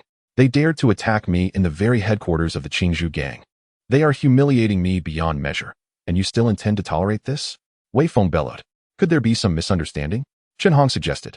He was slight of stature, with a scholarly demeanor, appearing more like a scribe than a martial artist. In truth, he had previously been the strategist for the former leader of the Jianghu gang. relegating the violent affairs to Ma Qingyuan. Thus, upon hearing of the incident, his immediate reaction was to suspect foul play, for the Flying Eagle gang had historically exercised restraint, and he could not believe they would suddenly send someone to assassinate Wei Feng. Misunderstanding? The assassin explicitly declared his affiliation with the Flying Eagle gang. What further misunderstanding could there be? Wei Feng, his eyes aflame with rage, glared at the two. If you refuse to confront the Flying Eagle gang, then I shall take it upon myself. I will relinquish the position of gang leader to you. I shall no longer bear the title. Chen Hong hastily grasped Wei Feng's arm. Leader, please, do not be angry. I never said we should not fight. I shall issue orders immediately to initiate a full-scale assault against the Flying Eagle gang. We must demand an explanation from them. Humph. Satisfied with the response, Wei Feng finally covered his arm and departed with his men. Once Wei Feng's entourage had left, Ma Qingyuan's expression darkened. Chen Hong, what are you playing at? Engaging in battle now yields us no advantage. Chen Hong sighed. Given the current predicament, what choice do we have but to go to war? Our very leader has been assassinated. If we endure this, even if the prominent figures heed our words, the rank and file will not. This incident does not appear to be the work of the Flying Eagle gang. I sense someone is instigating trouble here. It is even possible that Wei Feng himself orchestrated this, aiming to incite gang warfare and seize our authority. You believe he possesses such cunning? Ma Qingyuan was incredulous. He had watched Wei Feng grow up. This dandy was merely a decorative facade. Chen Hong smiled enigmatically. When a person is cornered, what deeds might they not commit? However, if he seeks to usurp our power, he is still too inexperienced. Does he not wish for a fight? Very well, I shall allow him to unleash his fury. Once his subordinates are vanquished, he will be left to obediently assume the role of a puppet leader. Chapter 32. The assault on the Jianghu gang within the main hall of the Flying Eagle gang. The gang leader Sha Feng and 3 hall masters were momentarily stunned upon hearing of Wei Feng's assassination. Who could be behind this act? Sha Feng's gaze swept over Dong Qingwu and Zhuang Li, finally resting on Lin Fuhu. Among the 3, Lin possessed the most volatile temperament, often acting without regard for the greater picture. Moreover, only his warriors had the prowess to undertake a solo assassination against Wei Feng in the Jianghu gang. Boss, I assure you it wasn't me who sent anyone. Lin Fuhu protested, his face a picture of grievance. Though the Jianghu gang has crossed the line, I understand the gravity of the situation. Why would I retaliate at this juncture? Sha Feng regarded him briefly before refraining from further inquiry. Lin Fuhu, being a brash man, was not one to conceal matters. If he claimed innocence, it was likely he was not involved. Zhuang Li spoke up, boss. Pursuing the identity of the perpetrator serves little purpose now. The Jianghu gang has suffered a tremendous embarrassment. Even their leader was nearly slain by an assassin. We must retaliate. Sha Feng nodded in agreement. Indeed, we must strike back. However, we cannot afford to be at a disadvantage. Inform everyone. The Flying Eagle gang is to prepare for full-scale battle, ready to strike at any moment. We cannot allow ourselves to be bested. Yes, boss. The 3 men nodded in unison and departed the main hall. Upon returning to the punishment hall, Dong Qingwu summoned a gang member and inquired, a few days ago, I instructed you to keep a close watch on Su Xian. Has he made any moves in recent days? The gang member replied, Su Xian's routine is quite regular. Aside from his morning and evening patrols in the Happy Grove, he spends the rest of his time at home. Are you certain he hasn't left the Happy Grove today? Absolutely. We have stationed eyes at the exit as per your orders. Should Su Xian make an exit, we will be informed immediately. Dong Qingwu waved his hand, dismissing the gang member, and stroked his chin in contemplation. Could it truly not be his doing? Meanwhile, within the entrance of the Happy Grove, Su Xian had already discarded his clothing and mask, incinerating them without hesitation. He preferred to operate with caution, and having employed this identity once, it was prudent to dispose of it. Huang Bingqing knocked and entered, his face alight with excitement. Boss, the gang has issued the order. Everyone is on standby, ready to launch an assault on the Jianghu gang. The plan has succeeded, and my efforts were not in vain. How will the spoils be divided? As per our usual practice, the territory claimed will belong to the one who conquers it, with monthly dues to be paid punctually. Su Xian nodded. This aspect of the Flying Eagle gang's rules was commendable. One's achievements were indisputable and safeguarded from covetous eyes. The territory he claimed rightfully belonged to him. Yet a portion of the income derived from it, regardless of the amount, must be remitted to the higher-ups, 2/10, to be precise. During the first month, Su Xian garnered a revenue of 180,000 taels from the Happy Grove, contributing nearly half to Hu Sanyi, primarily to appease his adoptive father, although typically, such a sum was unnecessary. Inform Li Huai to prepare for action and gather all his subordinates. Tonight, we shall strike. Although initiating the attack now could grant us an advantage, unfortunately, the rules do not permit it. This is Chongning Prefecture, and regardless of the fierce clashes among various factions, this remains the territory of the court. Thus, there exists an unwritten rule in Chongning Prefecture. Large-scale gang battles must wait until nightfall. At that time, all businesses will close their doors, allowing you to engage in combat as you please. Should anyone dare to disregard this rule, the constables will swiftly intervene to teach them a lesson. As evening descended, the sky darkened gradually. Over 200 of Su Xian's followers had assembled at the hall, armed and awaiting his command. They were already aware of their destination for the night, their faces betraying a sense of tension, for most among them were participating in a gang battle for the very first time. Su Xian brandished his heavy sword and stood before the crowd, proclaiming loudly, "I have previously told you, to attain wealth and nobility, one must fight. One must kill. The opportunity has now arrived. It is up to you to seize it. Tonight, we shall assault Yongle Fong, and for each person you slay, a bounty of 10 taels awaits you." The allure of riches stirred the hearts of the gang members, and with a mere promise, Su Xian ignited a fervor in their eyes. Considering the prices in Chongning Prefecture, 10 taels of silver could sustain one for an entire month if spent judiciously. Each gang member currently earned a monthly wage of 10 taels, which, while sufficient for a modest living, was far from luxurious. 10 taels for a single life. If one could slay 10 individuals tonight, it would be enough to secure a bride. While the vibrant lights of the pleasure forest illuminated the surroundings, Yongle Fong lay shrouded in darkness. All merchants had received word and shuttered their doors, leaving but a solitary lantern at their thresholds. The dim light cast eerie shadows along the long street, enhancing the ghostly atmosphere, while the glimmering blades held by the Jianghu gang members stationed at the street's entrance caught the faint light.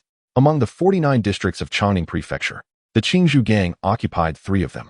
Adjacent to Yongle Fong were Changle Fong and Shuani Fong, the latter being under the control of the formidable Hu Sanyi. Consequently, the members of Yongle Fong were divided into 2 contingents, one stationed at Shuani Fong and the other guarding the entrance to the pleasure forest. With over 1,500 members of the Jianghu gang present, only a third remained at the pleasure forest, all loyal to the formidable leader, Chief Chun, under Wei Feng's command. Chief Chun was indeed a peculiar character, attempting to outsmart the situation even during a gang battle. Aware that Hu Sanye's faction boasted close to 1,000 men and posed a significant threat, he deemed the defenses at Changle Fong, guarded by a small leader and nearly 200 men, as a more manageable target. Thus, he requested to be reassigned to this location. Wei Feng, not lacking in wisdom, feared that Ma Qingyuan and Chun Hong might employ his elite subordinates as mere pawns, so he promptly acquiesced. "All of you, rally your spirits. Defeat the wretches of the Feiying gang. Tomorrow morning, each of you will be rewarded with 100 coins." Chen shouted, brandishing his sword and stirring a measure of morale among the crowd. Across the long street, Su Xian approached slowly with his men. Facing an enemy force that was not merely double, but significantly larger than his own, he merely raised his sword and bellowed, "Kill." In a gang confrontation, it was not akin to war. On this narrow thoroughfare, the essence of the battle rested upon a single notion: in a narrow path, the brave prevail. Clearly, the morale of Su Xian's youthful subordinates surpassed that of the Jianghu gang by a considerable margin. Even when confronted by overwhelming numbers, none faltered. Li Huai was eager to charge forward, but Su Xian restrained him, saying, "Wait. This battle serves as their true trial. Without bloodshed and desperation, even if they have mastered internal arts and martial skills, they are of no worth. The experience of fighting for one's life is far more beneficial than mere solitary cultivation at home." The disparity in Su Xian's strength before and after the assassination of Dai Chong was akin to heaven and earth. At this moment, the 2 gangs had already engaged in close combat on the long street. As the skirmish commenced, the numerical advantage of the Jianghu gang became starkly apparent. 2 to 3 members of the Jianghu gang surrounded an individual from the Feiying gang, their long knives crashing down with tremendous force. In such a scenario, the lack of experience in life and death struggles became painfully evident. Most of the gang members were flustered, even forgetting the dog-whipping stick technique they had previously learned, and they failed to form a trio for defense. In an instant, several of them perished. "Boss, let us go?" Huang Bingqing urged anxiously from the side. "Wait a moment." Su Xian replied, unperturbed. "If they cannot overcome this hurdle, what purpose does my training serve?" Huang Bingqing had once remarked that encountering Su Xian was a blessing from their past lives for these gang members. Yet, Su Xian countered that it might also be a form of retribution. Those who survived were indeed fortunate. while the deceased had merely settled their past debts. Su Xian invested considerable effort into nurturing these subordinates, not out of benevolence, but because he required them to bolster his influence. They were to become sharp instruments in his arsenal. Should they demonstrate their worth, Su Xian would not hesitate to invest more silver and exert additional effort. However, if they remained ineffectual, as Su Xian asserted, he would not sustain useless followers. Fortunately, these individuals proved their mettle, gradually regaining composure after the initial chaos. A few began to form defensive formations and launch counterattacks. In terms of individual prowess, Su Xian's men, having honed their internal arts and dog-whipping techniques, were far superior. Once they steadied themselves, panic ensued within the Jianghu gang. Although the Jianghu gang boasted over 500 members, most were merely adept at fighting when the odds were in their favor. When faced with adversity, their resolve quickly waned. Boss Chen could not fathom how such an elite cadre of subordinates could be cultivated from merely a minor leader of the Kuaihua forest. Witnessing the losses on his side, with 10 already fallen, he felt the tide of despair rising. Gritting his teeth, he unsheathed his waist knife and charged forward. Observing Boss Chen's movements, Su Xian shouted, "Li Huai, clear the path for me." Li Huai drew 2 short swords from their sheaths and charged into the crowd. The blades danced in a flurry, swiftly severing the throats of several henchmen. The onlookers were taken aback, immediately parting to create a path. Su Xian followed closely behind, hefting a heavy sword, and struck down towards Chief Chun with a single, decisive blow. A chilling gust of wind surged forward as Chun raised his waist knife to parry. He instantly felt a tremendous force, causing his hands to tingle and forcing him to stagger back 3 or 4 steps before regaining his footing. Upon inspecting his waist knife, he discovered a thumb-sized dent had been shattered into it. How could he possess such strength? Chief Chun inwardly lamented, astonished that a seemingly inexperienced youth could wield such power. Having sent Chun flying with his strike, Su Xian showed no signs of hesitation, advancing with his sword to engage in another round with the chief. The great Sumeru sword technique was unleashed, and Chun felt as though he were confronting an immense mountain, solid, unadorned, and overwhelmingly powerful. Each swing of the sword bore an incredible weight, stirring his blood to a boil. He attempted to retaliate, yet Su Xian's heavy sword was executed with flawless precision, leaving no opportunity for counterattack, as if a vast net was slowly ensnaring him. The essence of the great Sumeru sword technique was to harness the small to conquer the great, favoring defense over offense. However, Chief Chun was far too weak. Su Xian estimated he had barely opened 10 meridians. This was no longer a case of the small overcoming the great, but rather the great encompassing the small. The shadows of the heavy sword descended from all directions, impenetrable, intent on ensnaring Chun completely. At that moment, Chun recalled that it was this very youth who had attempted to assassinate Dai Chong last month. With this realization, all traces of fighting spirit dissipated from his heart. He hurled his knife at Su Xian and turned to flee. But before he could fully pivot, a glimmering cold light flashed past the corner of his eye, piercing his throat. Su Xian, with his left hand gripping a slender sword, slowly withdrew it from Chen's throat, watching as the defiance in his eyes gradually faded. Indeed, he met his demise with a sense of unfulfilled resistance, for even in death, he had not witnessed how Su Xian had delivered that lethal strike. Chapter 33. The formidable Luo Zhen. After vanquishing Chief Chun with a single strike, the members of the Jianghu gang immediately began to crumble. They were not soldiers in a battlefield. Witnessing their leader's demise at the hands of another, what motivation remained to fight? As the gang members fled, Su Xian did not order a pursuit, but instead appointed individuals to take control of the territory they had just conquered. Although Chief Chin's south domain in Yongla Square was modest, it encompassed a third of the entire square. Wiping the blood from his sword, Su Xian summoned Huang Bingcheng and inquired, "What are our casualties?" "Over 50 brothers sustained injuries, all superficial, yet 8 have perished," Huang Bingcheng replied cautiously. Truth be told, he felt a twinge of fear towards his leader. In his pursuit to toughen his subordinates, Su Xian had remained resolute, refraining from intervening sooner, which had led to unnecessary losses. Su Xian regarded Huang Bingcheng and asked, "Do you fear me, old Huang?" "Not at all."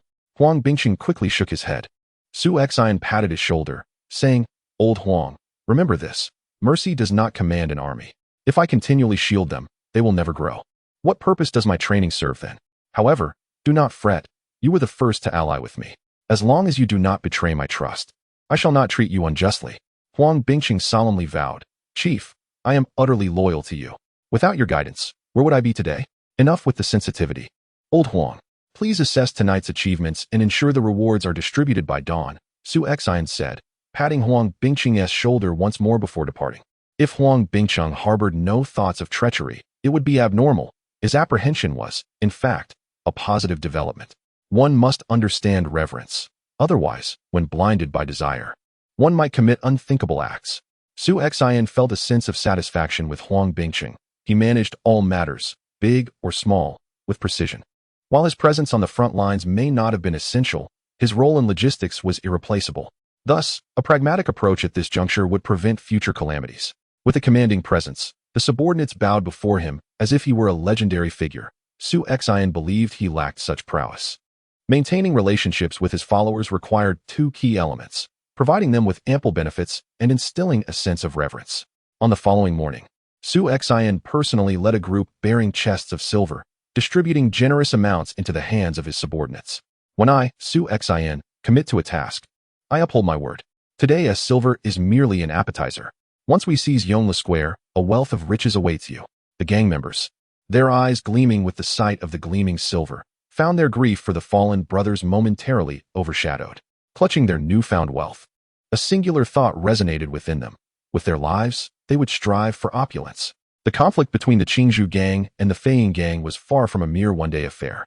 On the following evening, Su Xian, undeterred, commenced his meticulous encroachment upon Yongle Square, having sustained over 50 casualties, and with only around 160 combatants remaining, factoring in those severely injured and those stationed to guard their newly acquired territory. Su Xian found his forces somewhat diminished. Consequently, he instructed Huang Bingqing to continue recruiting personnel in Jianghu Square, adopting a cautious strategy of gradual encroachment. After all, gang wars are rarely resolved swiftly, and time was on his side. Due to the ongoing conflict, even if he recruited numerous individuals, Tiger Senyi would find it difficult to voice objections. Moreover, having slain a prominent leader of the Jianghu gang on the first day and captured one-third of Yongle Square, Su Xian's accomplishments justified his recruitment of additional brothers. In the subsequent skirmishes, Su Xian refrained from participating. He would only engage if formidable opponents emerged. His current subordinates, having endured life-and-death battles and tasted blood, exhibited a remarkable increase in combat efficacy, capable of standing their ground against 3 adversaries. Over the course of 2 nights, nearly half of Yongle Square fell under Su Xian's gradual control. However, on the 3rd night, circumstances took an unexpected turn. In the heart of the long street stood a scarred middle-aged man wielding an iron spear, exuding an air of defiance. Behind him loomed a throng of Jianghu gang members, numbering approximately 700 to 800. Huang Bingqing's complexion turned pale. It was Luo Zhan, a chief of the Jianghu gang, who should have been stationed at Shuani Square, guarding against Tiger Senyi. The fact that Luo Zhan had brought his entire contingent to confront them, abandoning his post against Tiger Senyi, suggested a significant gamble. Su Xian exhaled deeply. They had been caught in a trap, orchestrated by his adoptive father. In the span of 2 days, his adoptive father had refrained from assaulting Yongle Square, intending to lure Luo Zhan into a confrontation with him.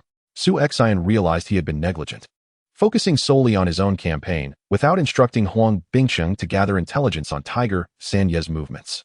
At this juncture, the Feiying gang had mobilized its entire force. It was indeed peculiar for Tiger Senyi, one of the leaders, to remain idle. Had Su Xian been privy to this information earlier, he would have taken precautions.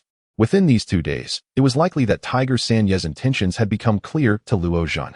If he remained passive, he would merely await Su Xian's systematic encroachment upon Yongle Square, eventually finding himself besieged by both Su Xian and Tiger Senyi, leading to the loss of Yongle Square. Thus, Luo Zhan had no choice but to attempt to absorb Su Xian, even if he sacrificed half of Yongle Square. He could reclaim the other half that Su Xian had seized. Boss, we must retreat. Luo Zhan is reputed to have been a bodyguard in the past, and his skills are formidable. His reputation in the Jianghu gang even surpasses that of Daichong. Huang Bingqing urged. Su Xian remained silent, while Luo Zhan boldly called out, Feiying gang whelps, do you lack the courage to face me in battle? I command a multitude of followers, and your underlings are no less formidable. In a genuine clash, neither of us would gain an advantage. Therefore, let us settle this matter between ourselves. Do you dare?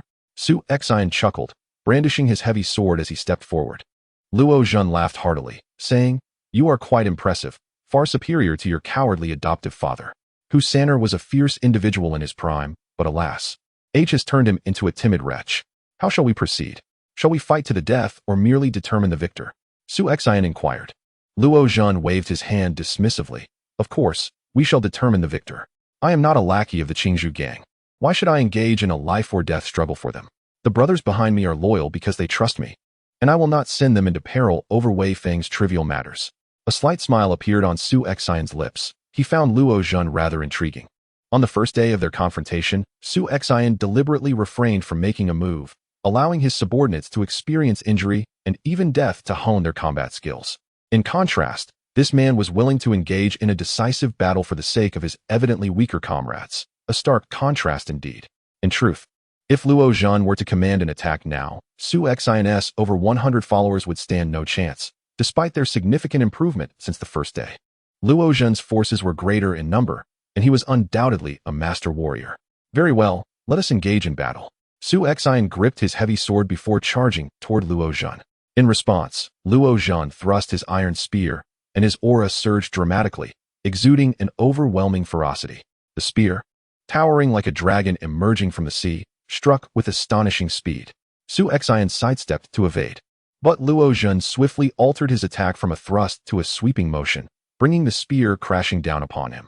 Retracting his sword, Su Xian executed 3 swift slashes to parry the blow, yet he was still forced to retreat 3 steps from the sheer force of the impact. Early stage of the postnatal realm. Su Xian's eyes narrowed. His opponent was also a practitioner at this level, having undoubtedly opened over 36 acupuncture points. Currently, Su Xian had opened 47, yet he found himself somewhat lacking in raw power compared to Luo Zhan. The number of acupuncture points Luo Zhan had opened was likely even greater. You are also at the early stage of the postnatal realm. Remarkable. Today's youth are truly extraordinary. At your age, I was still wielding a great spear in a horse stance, Luo Zhan lamented. Though his iron spear did not pause in its relentless assault, thrusting, stabbing, cleaving, and sweeping with unmatched vigor, forcing Su Xian to retreat step by step. In the crowd behind them, Huang Bingchen queried Li Huai, "Why do I feel that the boss seems to be at a disadvantage?" Li Huai replied nonchalantly, "It is not merely your impression. The boss is indeed at a disadvantage. Damn, is Luo Zhan nearly 50 years old? How is he still this strong? It is not that Luo Zhan is overly powerful, but rather that his weapon gives him a distinct advantage. With every inch in length comes an increase in strength." As Li Huai noted, in battling Luo Zhan, Su Xian found his own capabilities effectively countered by the superiority of the spear. There are 2 types of long spears, one made of white waxwood, and the other, the heavy and formidable iron spear. Luo Zhan employs the latter, wielding a refined iron spear that is no lighter than the resounding gold hammer once used by Dai Chong. Furthermore, Luo Zhan's inner strength surpasses that of Dai Chong by a considerable margin. Thus, when that spear descends, Su Xian is certain to endure significant hardship. Moreover, as the saying goes, an inch in length brings an inch in strength, while an inch in shortness brings an inch in peril. Luo Zhan exploits the advantage of distance to its fullest. The heavy iron spear dances in his hands with such finesse that it seems impervious to water, rendering it impossible for Su Xian to approach within 3 steps of Luo Zhan. Chapter 34. Yongla Square belongs to you. Luo Zhan's prowess surpassed Su Xian's expectations. Su Xian surmised that he had at least opened over 70 meridians and was on the verge of breaking through to the mid-stage of the acquired realm. Young man, no wonder Dai Chong met his demise at your hands. His death was indeed justified, Luo Zhan remarked, admiration gleaming in his eyes. Although he currently held the upper hand over Su Xian, the latter's defenses were impenetrable, merely finding himself at a slight disadvantage. Considering Su Xian's age, Luo Zhan felt no sense of pride. Having practiced martial arts longer than Su Xian had lived, it was rather disgraceful that after exchanging dozens of blows, he had yet to subdue him. At this juncture, Luo Zhan's fighting spirit surged, and with a thunderous shout, he thrust his iron spear forward, the tip striking 5 times in rapid succession within a confined range, akin to a dragon emerging from the sea, lunging at Su Xian. The potential of the 6 harmonies soul-locking spear manifested as a submerged dragon crossing the ocean. The resonant clang of metal echoed, prompting Su Xian to retreat several steps, his hands tingling with numbness. This was the first time he had witnessed someone elevate spear techniques to such a level. In Su Xian's estimation, the spear technique would only merit a single-star rating according to the system's evaluation, perhaps even inferior to his own advanced Great Sumeru sword technique. Yet, Luo Zhan had truly mastered this spear technique, his proficiency nearing 100%. Su Xian had always somewhat overlooked the significance of proficiency, but today he recognized the terrifying disparity of 100% mastery, setting aside the differences in their inner strength. The single-star 6 Harmonies soul-locking spear could fully suppress Su Xian's 1.5-star Great Sumru sword technique. Now, Su Xian comprehended why the system included the option for disposable consumables. The difference between a martial technique at full proficiency and one at a mere 5% was akin to heaven and earth. Thunder from the 9 heavens. Luo Zhen bellowed as he leaped into the air, his iron spear transforming into a bolt of lightning, crashing down toward the ground. Su Xian swiftly dodged, but the spear tip forcefully embedded itself into the thick bluestone slab beneath them, shattering it with a resounding crash. An opportunity. Su Xian hurled his heavy greatsword at Luo Zhen while gripping the slender sword at his waist, launching himself along the trajectory of the long spear toward Luo Zhen. Dodging the greatsword by tilting his head, Luo Zhen withdrew, holding the spear in one hand. The adage an inch longer is an inch stronger. An inch shorter is an inch more perilous rang true, as those wielding long weapons feared being closed in upon. The long spear trembled, yet Su Xian advanced like a relentless parasite, closing in on Luo Zhen, compelling him to retract the spear and cross it defensively before him. Even Huang Bing could discern that Luo Zhen had made a grave misstep. The advantage of long weapons lay in their range. Now, with the spear crossed in defense, the towering weapon could not be effectively wielded, and Luo Zhen's distance advantage had vanished, rendering the iron spear clumsily swung. However, those on the sidelines could not fathom the pressure Luo Zhen was currently under. Jing Wuming's swift sword was the epitome of a lethal strike, capable of ending a life with a single blow and subduing an enemy in one move. Su Xian's sword remained sheathed, yet the intense aura of lethal intent it emanated caused Luo Zhen's heart to race uncontrollably, as if at any moment Su Xian might unleash a deadly strike. Had Su Xian acted directly, Luo Zhen would not have felt such a degree of tension. However, it was precisely because Su Xian concealed this life-threatening blade that the situation became exceedingly vexing. An unsheathed sword embodies the greatest threat, unable to withstand such overwhelming pressure. Luo Zhen opted for a defensive stance, gripping his spear horizontally. The roles of offense and defense swiftly shifted. Without delay, Su Xian made his move. In a flash, Luo Zhen perceived a glimmer of danger as Su Xian's left-hand sword lunged at him from an unexpectedly peculiar angle, aimed directly at his chest. In a reflexive motion, Luo Zhen withdrew and repositioned his grip to the center of the spear, sweeping it forward in a powerful arc. Should this strike connect, the immense force of the spear could easily obliterate Su Xian's head. Huang Bingqing gasped in astonishment, while Li Huai exhaled in relief, proclaiming, "The boss has won." Huh.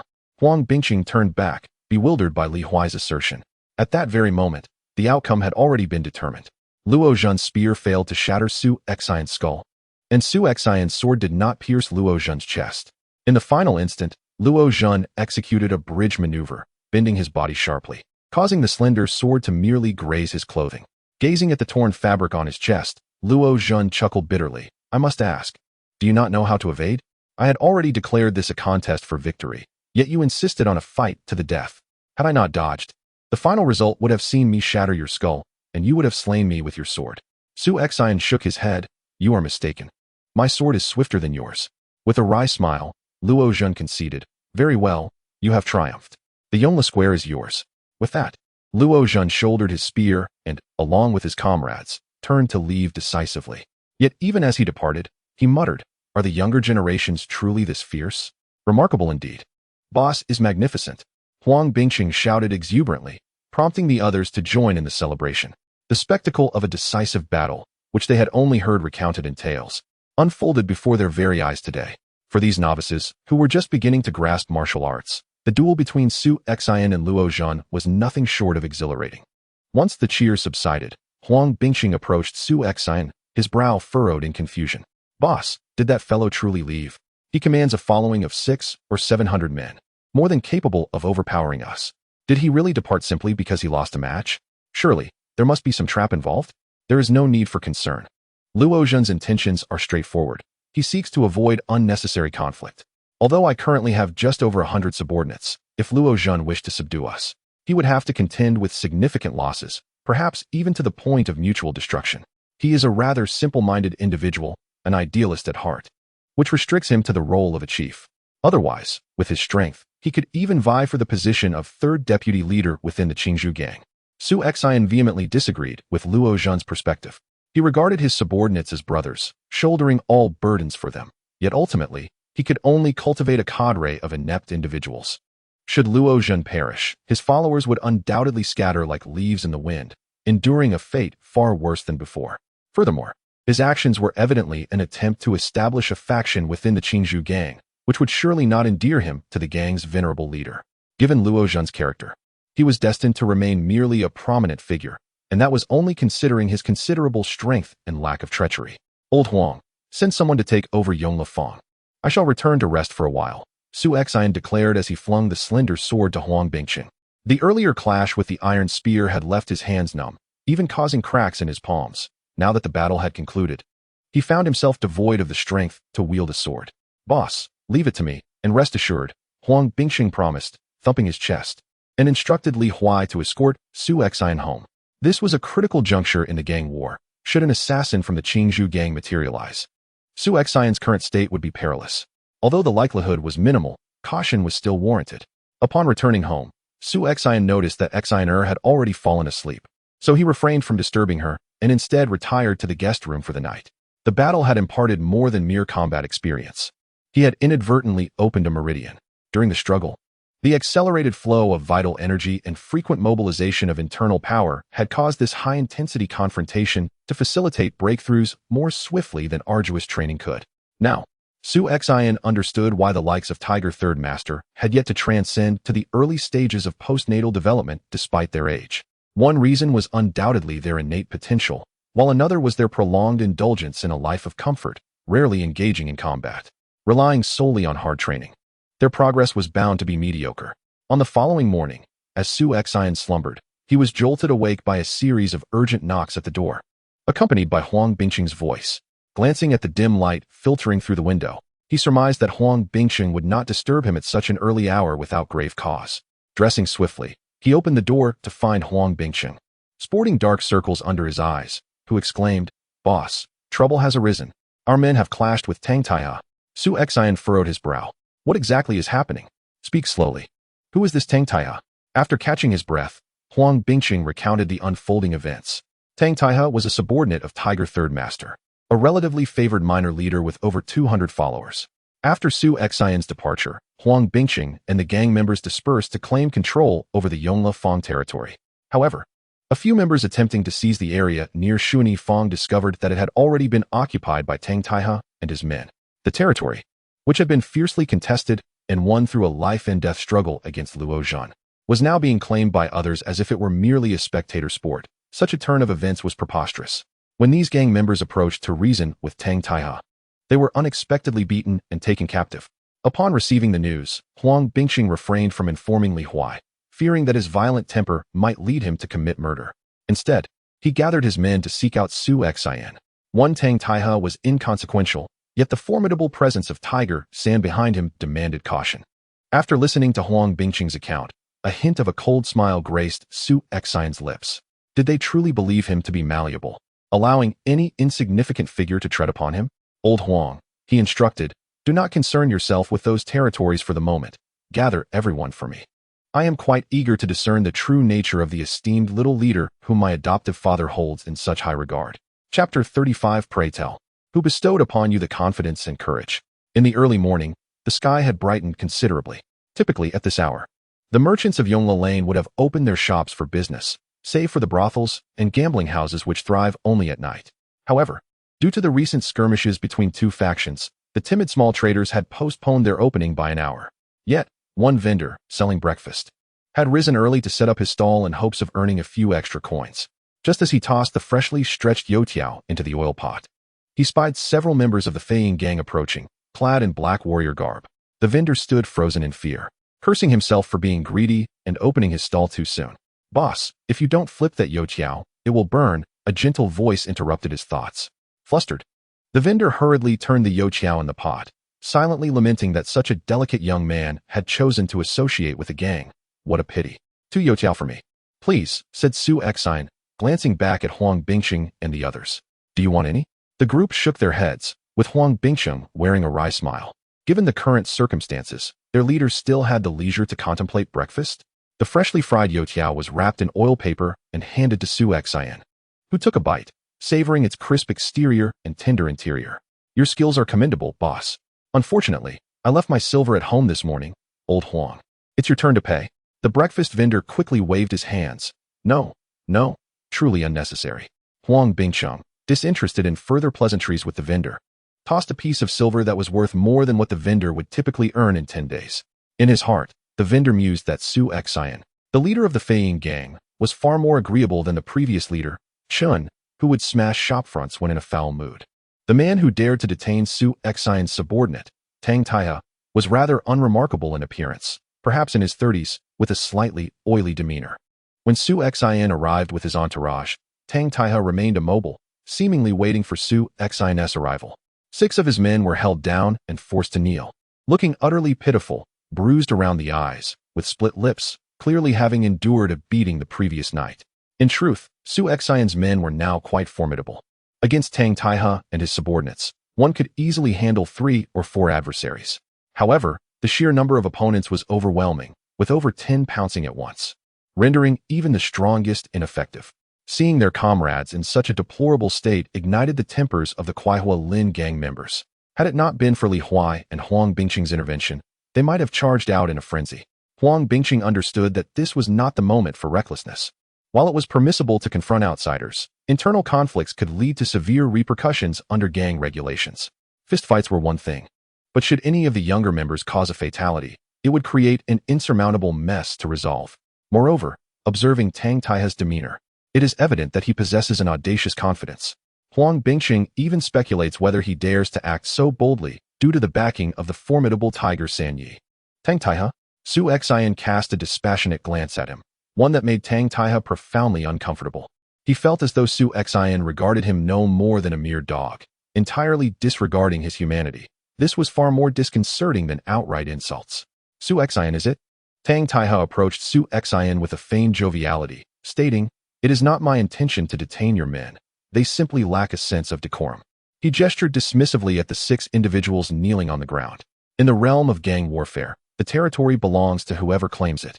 I have been lying in wait here for 2 days, preparing for a decisive battle with Luo Jinjue, only to discover that he fled.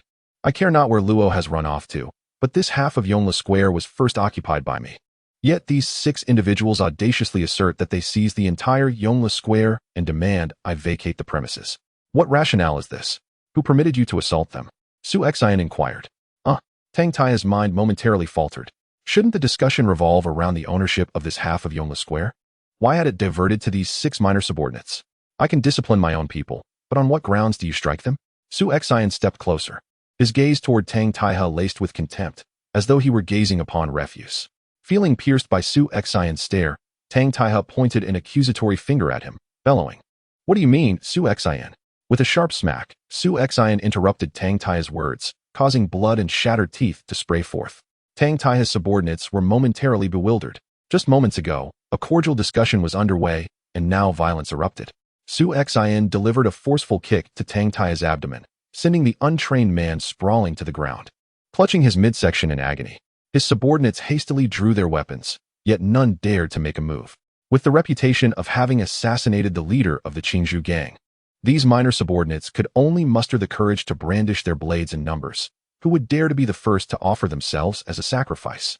Su Xian slowly approached Tang Taihe, placing his foot upon the latter's head, gradually increasing the pressure, eliciting terrified screams from Tang Taihe, as if his skull were on the brink of being crushed.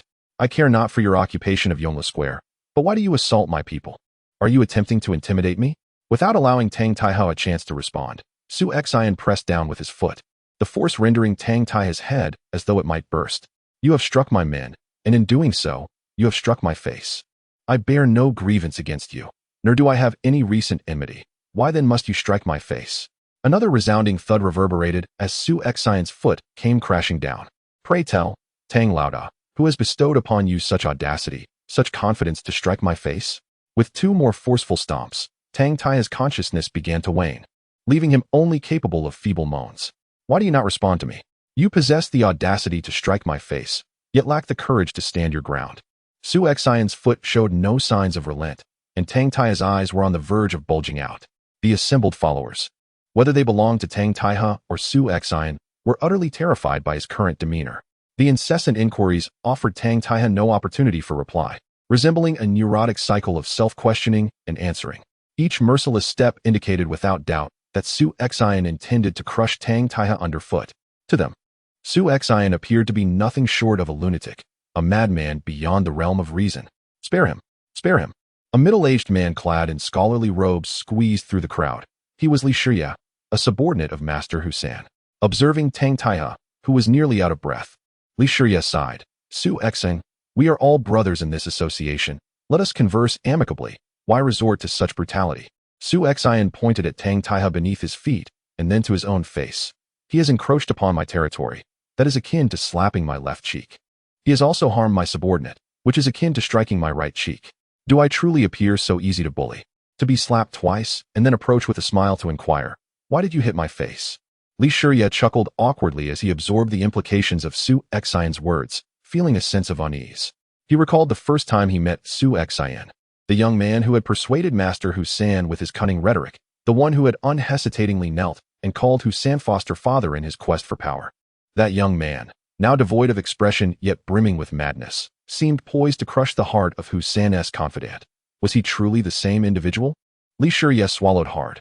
Well, Su Xian, Tang Taiha's actions are indeed inappropriate. Yongle Square is yours, won through your strength. This is undeniable. Tang Taiha has harmed your men. And naturally, there are rules to address this. Your own retribution is also against the code, is it not? Release him, and the rules will take their course. Rules? Huh. Su Xian let out a laugh devoid of understanding, a sound that unsettled Li Shiyue. Yet he finally removed his foot from Tang Taiha's head. Seeing this, Li Shiyue exhaled in relief. But before he could fully savor the moment, Su Xian stepped down upon Tang Taiha's hand, crushing it to smithereens. The already unconscious Tang Taiha was jolted awake in agony. Su Xian, you! Li Shiyue seethed, pointing an accusatory finger at him. Yet, Su Xian appeared oblivious, methodically proceeding to obliterate Tang Taiha's other hand and both legs, not merely breaking them, but pulverizing them as if struck by a heavy hammer. In this world, one must acknowledge their faults. When faced with punishment, one must stand tall. For misdeeds, one must pay the price. With this seemingly casual remark, Su Xian ordered the 6 beaten subordinates to be taken away, turning his back and departing. Master Li wished to express his thoughts, yet ultimately could only let out a resigned sigh. Ah, third master, it seems you have once again made a grievous misstep. Chapter 36. My words are law. After disposing of Tang Taiha, Su Xian felt no apprehension whatsoever. From the very moment he encountered Master Li, he understood that Tang Taiha must have received the backing of the formidable Husan Yi. Otherwise, he would never have dared to provoke him. It was precisely because Su Xian was aware of the support Tang Taiha had that he chose to decisively eliminate him, intending to convey his resolute stance to Husan Yi. Matters ought to be addressed openly. Should one attempt to employ underhanded tactics, if you extend a hand, I shall sever it. Following this skirmish, Su Xian's accomplishments and reputation soared to unprecedented heights. Not only Husan Yi, but even the gang leader would have to consider the sentiments of their brethren before acting against him. After seizing Yongle Fong, Su Xian did not pursue further conquests, but instead instructed Huang Bingqing to openly recruit followers, disregarding their past affiliations with the Jianghu gang. However, these newly recruited individuals would not receive the same treatment as Su Xian's old allies. Their monthly stipend was a mere 2 taels, and they would not be taught advanced techniques, only basic martial skills. Any organization must possess distinct hierarchies for effective management, which also invigorates the group. The veterans, aware that the newcomers' treatment was inferior, would develop a sense of superiority, cherishing their current positions even more. Conversely, the newcomers, envious of the veterans' privileges, would strive diligently to ascend, yearning for the day they could stand on equal footing. 3 days after the cessation of hostilities on Su Xian's side, the conflict between the two gangs came to a definitive end. The outcome was clear. The Jianghu gang suffered a resounding defeat, losing control of a significant portion of territory. With 3 of their leaders perishing, 2 of whom were directly associated with the gang leader Wei Feng. The once mighty Wei gang leader now found himself a mere figurehead, uncertain if he could even issue commands from the headquarters. Without a doubt, the most illustrious and successful individual in this gang war was Su Xian. A minor leader commanding fewer than 200 followers had audaciously captured an entire Yongle Fong, an achievement monumental enough to warrant his promotion to a major leader. However, Su Xian's youth presented a dilemma. Promoting such a young individual to a position of equal standing with seasoned leaders made the higher-ups of the Flying Eagle gang uneasy. Consequently, no one broached the subject, not even the gang leader, leaving Su Xian still recognized as a minor leader, albeit one overseeing a marketplace with more territory than many major leaders. Despite the lack of a formal change in status, the implicit benefits were considerable. Following this battle, Su Xian ascended to a position of unparalleled esteem among the youth in the Flying Eagle gang, with nearly all young members idolizing him. As a result, many young followers of other minor and major leaders flocked to Su Xian, and with the recruits from Yonglifeng, his ranks swelled to over 1,000. While the Flying Eagle gang did not prohibit its members from switching allegiances, such actions could reflect poorly on the other leaders, undoubtedly breeding some resentment among them. However, at present, Su Xian's reputation is soaring, and the individuals who have departed are merely recent recruits, lacking any significant prowess. They are hardly indispensable. The seasoned leaders do not wish to stir up trouble, merely harboring their grievances in silence without provoking Su Xian.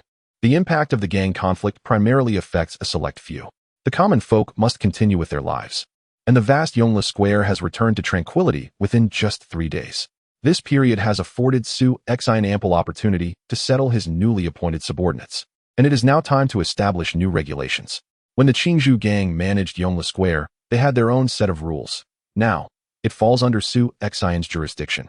Yongle Square features a hall originally established by the Jianghu gang, and Su Xian instructed Huang Bingcheng to simply replace the sign and continue its use. However, the size of this hall is somewhat inadequate, even smaller than that of the Kuaihua Lin, leading Su Xian to inwardly criticize the Jianghu gang's parsimony. Old Huang, have all the prominent merchants of Yongle Square arrived? Su Xian inquired. Everyone on the invitation list is present. Given your esteemed reputation, only those who are weary of life would dare to absent themselves, came the reply. Su Xian intended to redefine the regulations of Yongle Square, and naturally, these rules would be established in consideration of the major merchants therein. The primary source of income for the gang derives from the monthly fees paid by these merchants. Thus, after each gang conflict, the first individuals to meet with the territory's owner are invariably the shopkeepers. Even a mere Kuaihua Lin boasts over 100 shops, while the expansive Yongle Square is tenfold its size, with shops exceeding 1,000. It is improbable that all these proprietors could be summoned. Naturally, smaller establishment owners, such as those running modest taverns, lack the stature to attend. Those worthy of Su Xian's invitation are substantial merchants, each managing dozens of shops and earning over 10,000 taels monthly. Such individuals number but slightly over 100 in Yongle Square. As Su Xian entered the hall, he found it bustling with over 100 attendees, creating a somewhat cramped atmosphere. Upon his entrance, the crowd promptly clasped their hands in greeting, Boss Su. They dared not offend this rising star of the Feiyin gang. After all, merchants thrive on amiability, as long as their interests remain intact. Why would they antagonize the ruthless denizens of the underworld? Seated at the head of the table, Su Xian proclaimed, Gentlemen, I trust you are aware of the purpose behind today's gathering. I am not one for circumlocution. This place was once governed by the Jianghu gang, but it now falls under my stewardship. Consequently, the monthly fees will, of necessity, undergo modification. The Kuaihua Lin model is not replicable, and Su Xian has no intentions of instituting reforms within Yongle Square. Yet, without reform, how can revenue be increased? Naturally, one must devise strategies concerning the monthly fees. Upon hearing the mention of the monthly fees, the expressions of the shopkeepers below darkened considerably. After all, these fees are akin to carving flesh from their very selves. Who would willingly accept such a fate? Nevertheless, they had mentally prepared themselves prior to arrival, as such occurrences were not unprecedented. Every time a conflict arises, the ownership of territory shifts, and the customary fees are bound to increase slightly, which they have become somewhat accustomed to. Initially, the fee set by the Jianghu gang was 30 taels per person, but now it is to be raised to 50 taels. Upon hearing this, the shopkeepers below instantly darkened in countenance. Although the young leader, Su, appeared harmless, his demands were excessively steep. One shopkeeper, overcome with agitation, stood up and exclaimed, Su, even a lion does not roar so fiercely. An increase of nearly 100% is utterly outrageous. For some small hotel proprietors, this 50 taels could indeed pose a significant burden. However, for these merchants, whose monthly profits exceed 100,000 taels, it is merely a trifling sum. Their resistance stems from the very principle of this system. Today, the fee rises from 30 taels to 50. Tomorrow, it could escalate to 100. After several such increments, who can say whether the fee might reach 1,000 or even 10,000 taels? Such exponential growth is intolerable, even for these affluent merchants. Su Xian observed the agitated shopkeeper with a cool demeanor, remarking, "It appears this proprietor is rather emotional. Such outbursts are inappropriate. Interrupting others is quite impolite. Li Qing, please assist this gentleman in regaining his composure." At once, Li Qing stepped forward and seized the shopkeeper by the head, delivering a series of slaps that left the man screaming in agony. With Li Qing's current strength, the shopkeeper soon found himself bloodied and barely conscious. In the tense atmosphere, only the muffled groans of the shopkeeper pierced the silence. The other merchants had fallen silent, daunted by Su Xian's intimidation, not daring to utter a sound. This leader, Su, displayed a ruthlessness that was alarming. To enact such severity on the very first day of their meeting, merely because someone had interrupted him, was shocking. Su Xian rose, casting a disdainful gaze over the assembly, and coldly declared, "I hope you all understand that I have not summoned you here to negotiate an increase in fees, but to issue an order. I am unconcerned with the previous regulations of the Qingzhou gang. Henceforth, the Yongle Square will be governed by my rules. The prior fees were collected per head, but this will now change to a fee based on the number of shops." At this pronouncement, the countenances of several merchants grew even darker, for this was a grave blow. Among the nearly 100 merchants present, aside from those engaged in the lucrative enterprises of gambling houses and brothels, there were also those dealing in textiles and grain. Such establishments were ubiquitous in every street, and many merchants managed over 10 shops each. Under Su Xian's new edict, each would be compelled to pay significantly more. Though discontent simmered among them, none dared voice their grievances.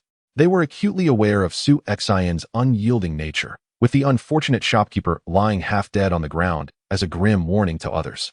Gazing at the crowd below, Su Xian spoke with a calm demeanor. "There is no need for you all to wear such forlorn expressions, as if you have suffered a great injustice. It is evident that the Qingzhou gang may have collected minimal fees, yet their members have hardly refrained from taking advantage of you. Now that Yongle Square is under my management, any further disturbances to the shops will be met with strict adherence to gang regulations. Moreover, should any street ruffians dare to cause trouble, feel free to engage my associates to address the matter." The prominent merchants below regarded Su Xian with curiosity. If he could indeed provide such assurances, then the previously burdensome fees would appear justifiable. In the past, the members of the Qingzhou gang would often come in small groups to disrupt their businesses. Although the items taken were few, the impact on their reputations was substantial, resulting in losses far exceeding 50 taels. Chapter 37. The Secrets of Li Huai for Certain Individuals. Rational discourse pales in comparison to the efficacy of force.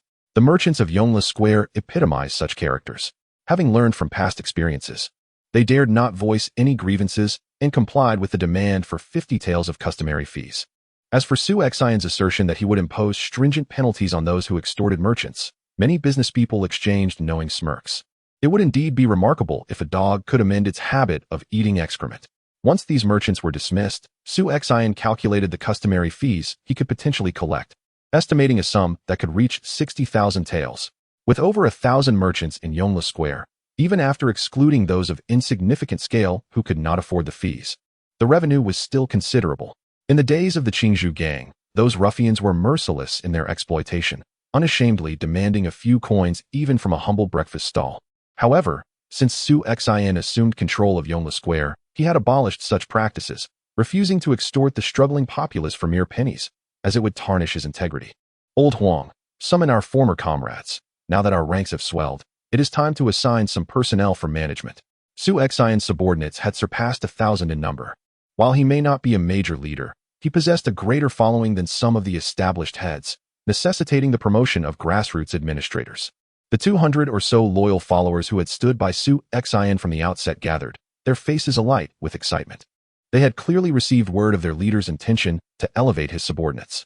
"Before we took Yongle Square, I told you all, if you desire wealth and prosperity, you must gamble your lives." This battle had been fought commendably, and now it was time to reap the rewards. From today onward, I will promote 10 individuals to the rank of Buozhang, each overseeing 100 men, with each Buozhang commanding 10 Shizhong beneath them. The titles of Buozhang and Shizhong, derived from military nomenclature, may seem incongruous in a gang context, yet there was no alternative. Su Xian himself was merely a minor leader. Could he elevate his subordinates to the status of minor heads? That would indeed be chaos. Nonetheless, the subordinates below cared little for titles, as long as they wielded tangible power. With Su Xian's distribution of ranks, at least half of those present would rise to the positions of Guizhong and Shizhong. Huang Bingcheng gazed at Su Xian with anticipation. Now that his men had secured their positions, it was surely his turn. Su Xian continued. The logistics within the hall and the promotions below the rank of Guizhong will be overseen by Huang Bingcheng, while Li Huai will be in charge of discipline. The regulations of Kuaihua Lin would likewise apply in Yongle Square. You have all been with me, Su Xian, for some time now. I trust you will not commit such elementary errors. With your oversight of the newcomers, I am reassured. The subordinates below felt a chill. They had not forgotten the punishment Su Xian had administered with those dozen strikes at Kuaihua Lin. Compared to the monthly allowance of 10 taels of silver offered by Su Xian, the slight advantage gained by the merchants is hardly noteworthy. No one is a fool. Even those among them who can barely recognize a single character would not engage in foolishness that incurs greater losses for minor gains.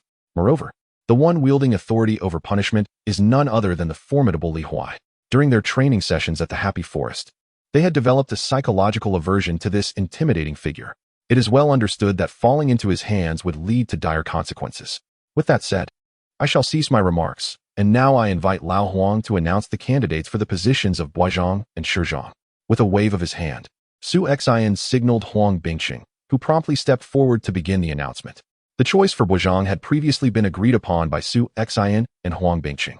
A true battle can reveal much. It lays bare the strength and capabilities of individuals, showcasing their true worth. The 10 individuals selected are those who demonstrated the most exceptional performance in that confrontation. Among them is Li Qing, whom Su Xian intends to cultivate. Although Li Qing may not rank among the top 3 in strength within the group, his cleverness and loyalty make him a worthy candidate for Su Xian's guidance. As for the selection of Shizhong, Su Xian abstained from interference, leaving it entirely to Huang Bingcheng. He has never aspired to cling to such grassroots responsibilities, for that would not only overwhelm him, but also reflect a petty disposition. Huang Bingcheng has been performing admirably during this period, and these privileges are rightfully his.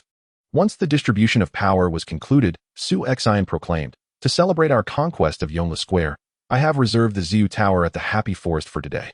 All expenses will be covered by our establishment. All you need to do is enjoy yourselves. Cheers erupted from the gathered members, their faces alight with excitement. The Ziyu Tower had previously been a place they could only dream of visiting. Such an extravagant establishment was beyond their means. Even with the monthly allowance of 10 taels provided by Su Xian, it would only suffice to purchase a fine bottle of wine, barely enough to even touch the delicate hand of a lady. Previously, some among them could hardly keep any money in their hands after receiving their monthly stipend. They could only afford a modest brothel for a fleeting indulgence. Yet today, the prospect of visiting the Ziyu Tower felt like a fulfillment of their dreams. Huang Bingcheng discreetly tugged at Su Xian's sleeve and whispered, "Boss, reserving the Ziyu Tower for a day costs nearly several thousand taels of silver. Isn't this a bit extravagant?" Now overseeing the finances of their establishment, he felt a pang of concern at Su Xian's lavish spending. With a smile, Su Xian reassured him, "Do not worry. It will not cost us a single coin. This is a generous sponsorship from Boss Liu of the Ziyu Tower." A generous heart? Huang Bingcheng expressed his skepticism. These merchants were notoriously stingy. Even demanding 50 taels as a customary fee felt akin to a death sentence for their families. How could they allow free access to a brothel? It is unwise to underestimate these merchants. Few who have built such enterprises from the ground up are simpletons. Boss Liu is undoubtedly a shrewd businessman. Su Xian wore a faintly playful smile at the corner of his mouth. Just yesterday, Boss Liu personally approached Su Xian regarding this matter, yet he did not demand any commitments from him. Being astute individuals, Su Xian could likely surmise Boss Liu's intentions. He probably wished to establish a branch of the Zilla in Yonglefang. Establishments like brothels thrive not on quantity, but on quality. Ziula was once the largest brothel in Chongning Prefecture, and with some of Su Xian's recommendations, the caliber of service was undoubtedly impeccable. However, opening in Yonglefang would surely provoke hostility from many of the local competitors, who might even resort to underhanded tactics. After all, no one relishes the idea of having their territory invaded. At this juncture, Boss Liu would surely rely on Su Xian. Having such a favor owed to him meant that should any trouble arise, it would be merely a matter of a word from Su Xian. From a long-term perspective, investing a substantial sum to curry favor with Su Xian was undoubtedly a wise decision. Meanwhile, the underlings below clamored excitedly towards Kuaihua Lin, anxious not to miss out on the more attractive ladies. However, Su Xian had no intention of joining them and planned to head home directly. It was not that he lacked an appreciation for feminine beauty. Rather, his standards were exceedingly high. In his previous life, he had not been short of wealth. Yet he had never sought to satisfy his physical desires with money. Even when visiting nightclubs for casual encounters, he would only proceed based on the attractiveness of his prospective partner. Moreover, now that he was in the martial world, Su Xian preferred to devote his time to cultivation. Just as he turned to leave, he noticed that Li Huai had also refrained from joining the group. Why aren't you going to have some fun with everyone? If you visit Zuola, Boss Lu will surely arrange for you to meet his top girl, Su Xian remarked half-jokingly. Apologies, boss, I'm feeling a bit fatigued. Li Huai replied, his expression grim, before turning to walk away. Su Xian furrowed his brow, sensing something amiss. Li Huai's current demeanor was peculiar. Although he usually maintained a cold and taciturn disposition due to his nature, now it was evident that he was in a foul mood. As Huang Bingqing made a beeline towards Zuola, Su Xian grasped him and inquired, "What's wrong with Li Huai lately? Has something happened? He seems to be burdened with worries." Huang Bingqing scratched his head in confusion. Nothing much, he has been quite normal these past few days. Suddenly, a realization struck him, and he whispered, "I think I might know the reason. Today's events likely touched a nerve with Li Huai." "What nerve? Don't keep me in suspense." Su Xian pressed. Huang Bingqing led Su Xian to a secluded corner and explained, "I heard from others that Li Huai was once injured in a fight, affecting his lower body, which rendered him unable to engage in certain activities. Although he was always somewhat reclusive, he didn't behave as he does now. After that incident, he became a ferocious fighter, bloodthirsty and combative. While he was never particularly interested in women, any man would struggle with such a situation. It's remarkable that Li Huai has managed to cope as well as he has." "Enough about that. You should go enjoy yourself," Su Xian said. "Aren't you coming along, boss?" Su Xian shook his head, while Huang Bingqing's gaze subtly drifted towards Su Xian's lower half. "Was the boss also like this? What are you staring at? Get lost." Su Xian chuckled as he kicked Huang Bingqing away, sending him off, but suddenly, a thought crossed his mind. He pushed open the door to the private room, where Li Huai was seated on the bed, meditating and cultivating. Upon seeing Su Xian enter, Li Huai remarked, "Boss, you all go have fun. I'm not interested in women. I would rather cultivate here. I feel I'm on the verge of unlocking my 30th meridian." Su Xian remained silent, merely handing a book to Li Huai. "This sword technique seems more suited to you." The cover of the book bore only 4 prominent characters: Evil Repelling Sword Manual. Without uttering another word, Su Xian turned and departed. Although the injury to his lower body was a significant blow to Li Huai, it did not break him. Thus, Su Xian felt no need to offer consolation. After all, such matters cannot be easily comforted. Li Huai's ability to transform this pain into a fervent desire for martial arts and a fierce fighting spirit demonstrated that his heart was not one of weakness. Compared to Lin Pingji, Li Huai was far more deserving of the Evil Repelling Sword Manual. Chapter 38. The Regret of Tiger San Yi. The outcome of the fierce battle between the Flying Eagle Gang and the Green Bamboo Gang was unmistakable. The latter was utterly decimated, stripped of any pretense to challenge the former. Within the gang, emotions ran the gamut from elation to despair. The joy belonged to the gang leader, Sha Feiying, and his cohorts, who had successfully seized control of an entire market area, providing ample resources for the Flying Eagle Gang to sustain itself for some time. Conversely, despair was embodied in the figure of Tiger San Yi. He harbored no confidence in his ability to keep his adopted son, Su Xian, in check. Su Xian's prowess was unquestionable, evidenced by his successful assassination of Dai Chong.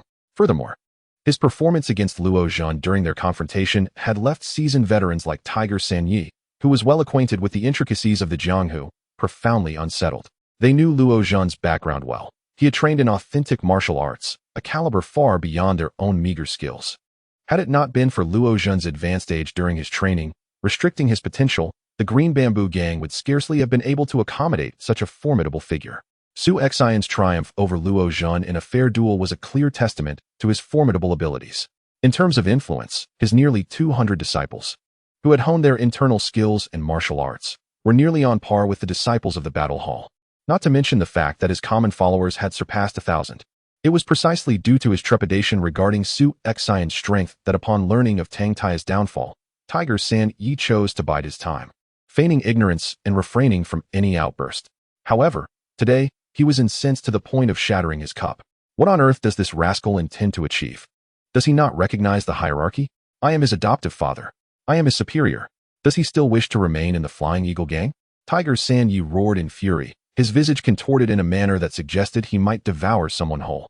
Beside him, Li Shiya sighed softly, at a loss for words. Su Xian's recent antics had nearly driven Tiger Sanyi to the brink of apoplexy.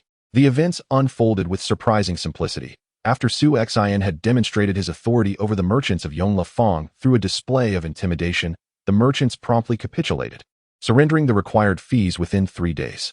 Upon counting, Su Xian discovered a staggering sum of 60,000 taels of silver, a figure that was nothing short of alarming. Conventionally, this silver would be allocated with 20% going to Tiger Sanyi, who would then distribute a further portion to the gang. However, having already breached the cordiality with Tiger Sanyi, Su Xian saw no reason to deliver any silver to him. Thus, he only submitted the portion due to the gang, neglecting to mention the share that should have gone to his adoptive father. Zhuang Li, the head of the Good Deeds Hall, upon receiving the funds, promptly relayed the news to Tiger Sanyi, who, upon hearing it, erupted in fury and shattered his cup. Su Xian's direct submission of the fees to the gang, bypassing him entirely, was a blatant affront that left Tiger Sanyi seething with rage. That ungrateful wretch. Had I known this would transpire, I should have silenced him with a single strike from my hand. Tiger Sanyi growled menacingly. Regret now envelopes him. He laments having once heeded Su Xian's insidious persuasion.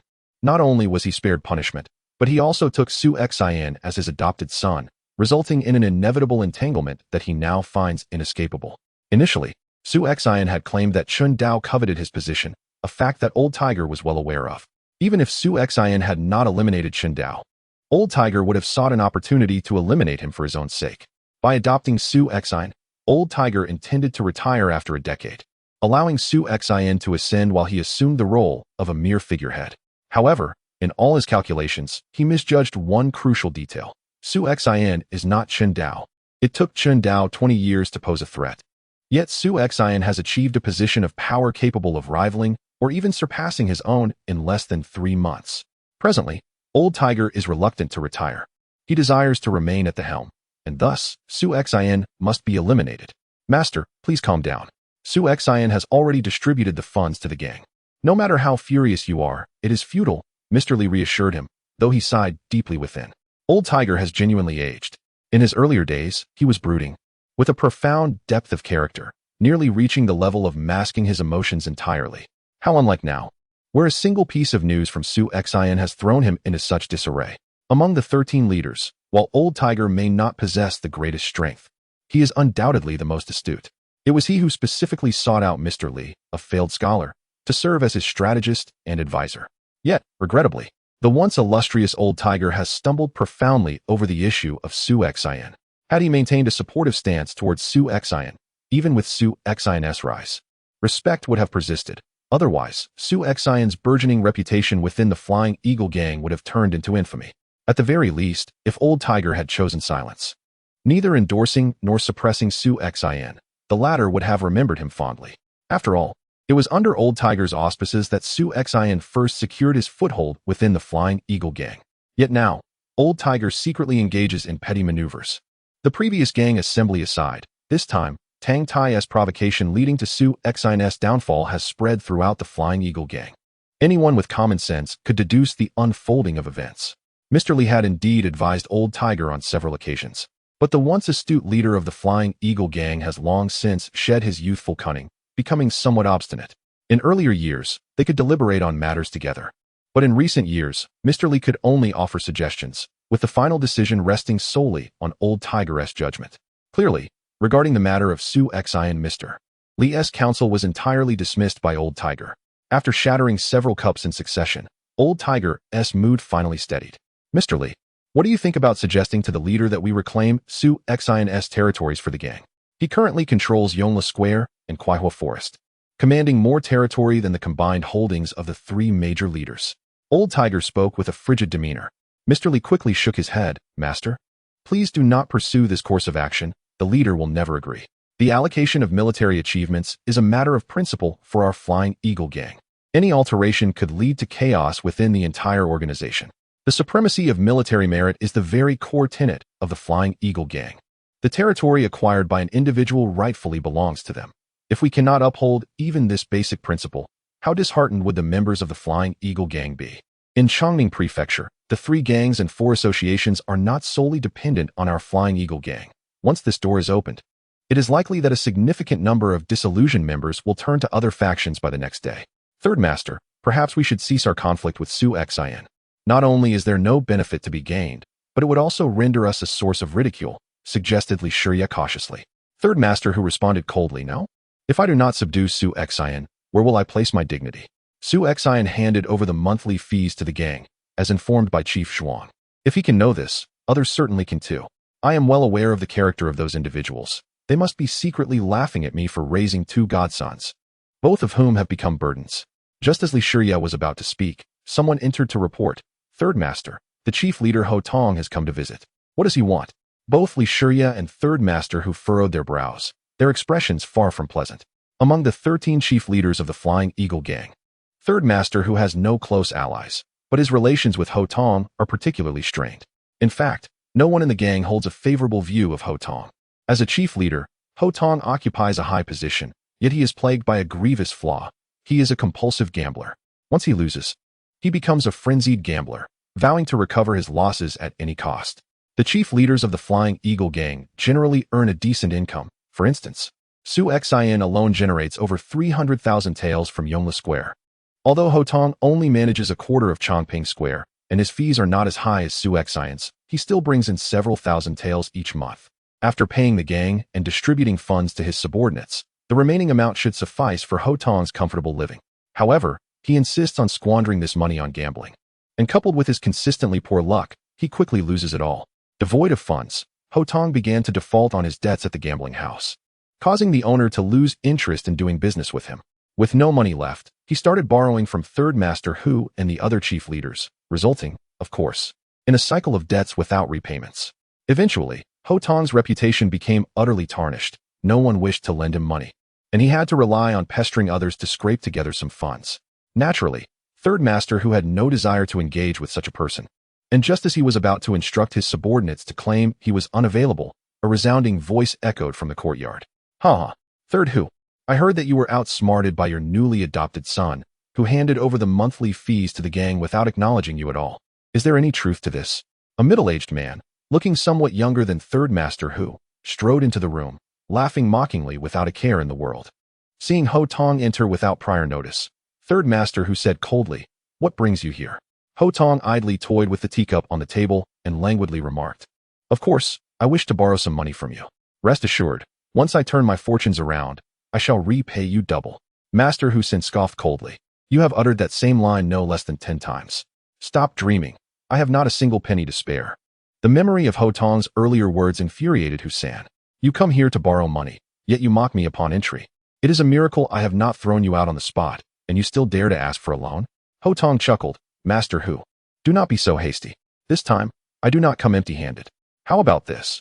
I shall assist you with a task, and in return, you lend me a sum of money. What do you say?" Husan regarded the nearly bottom-ranked leader with a hint of disdain. "What assistance could you possibly offer me?"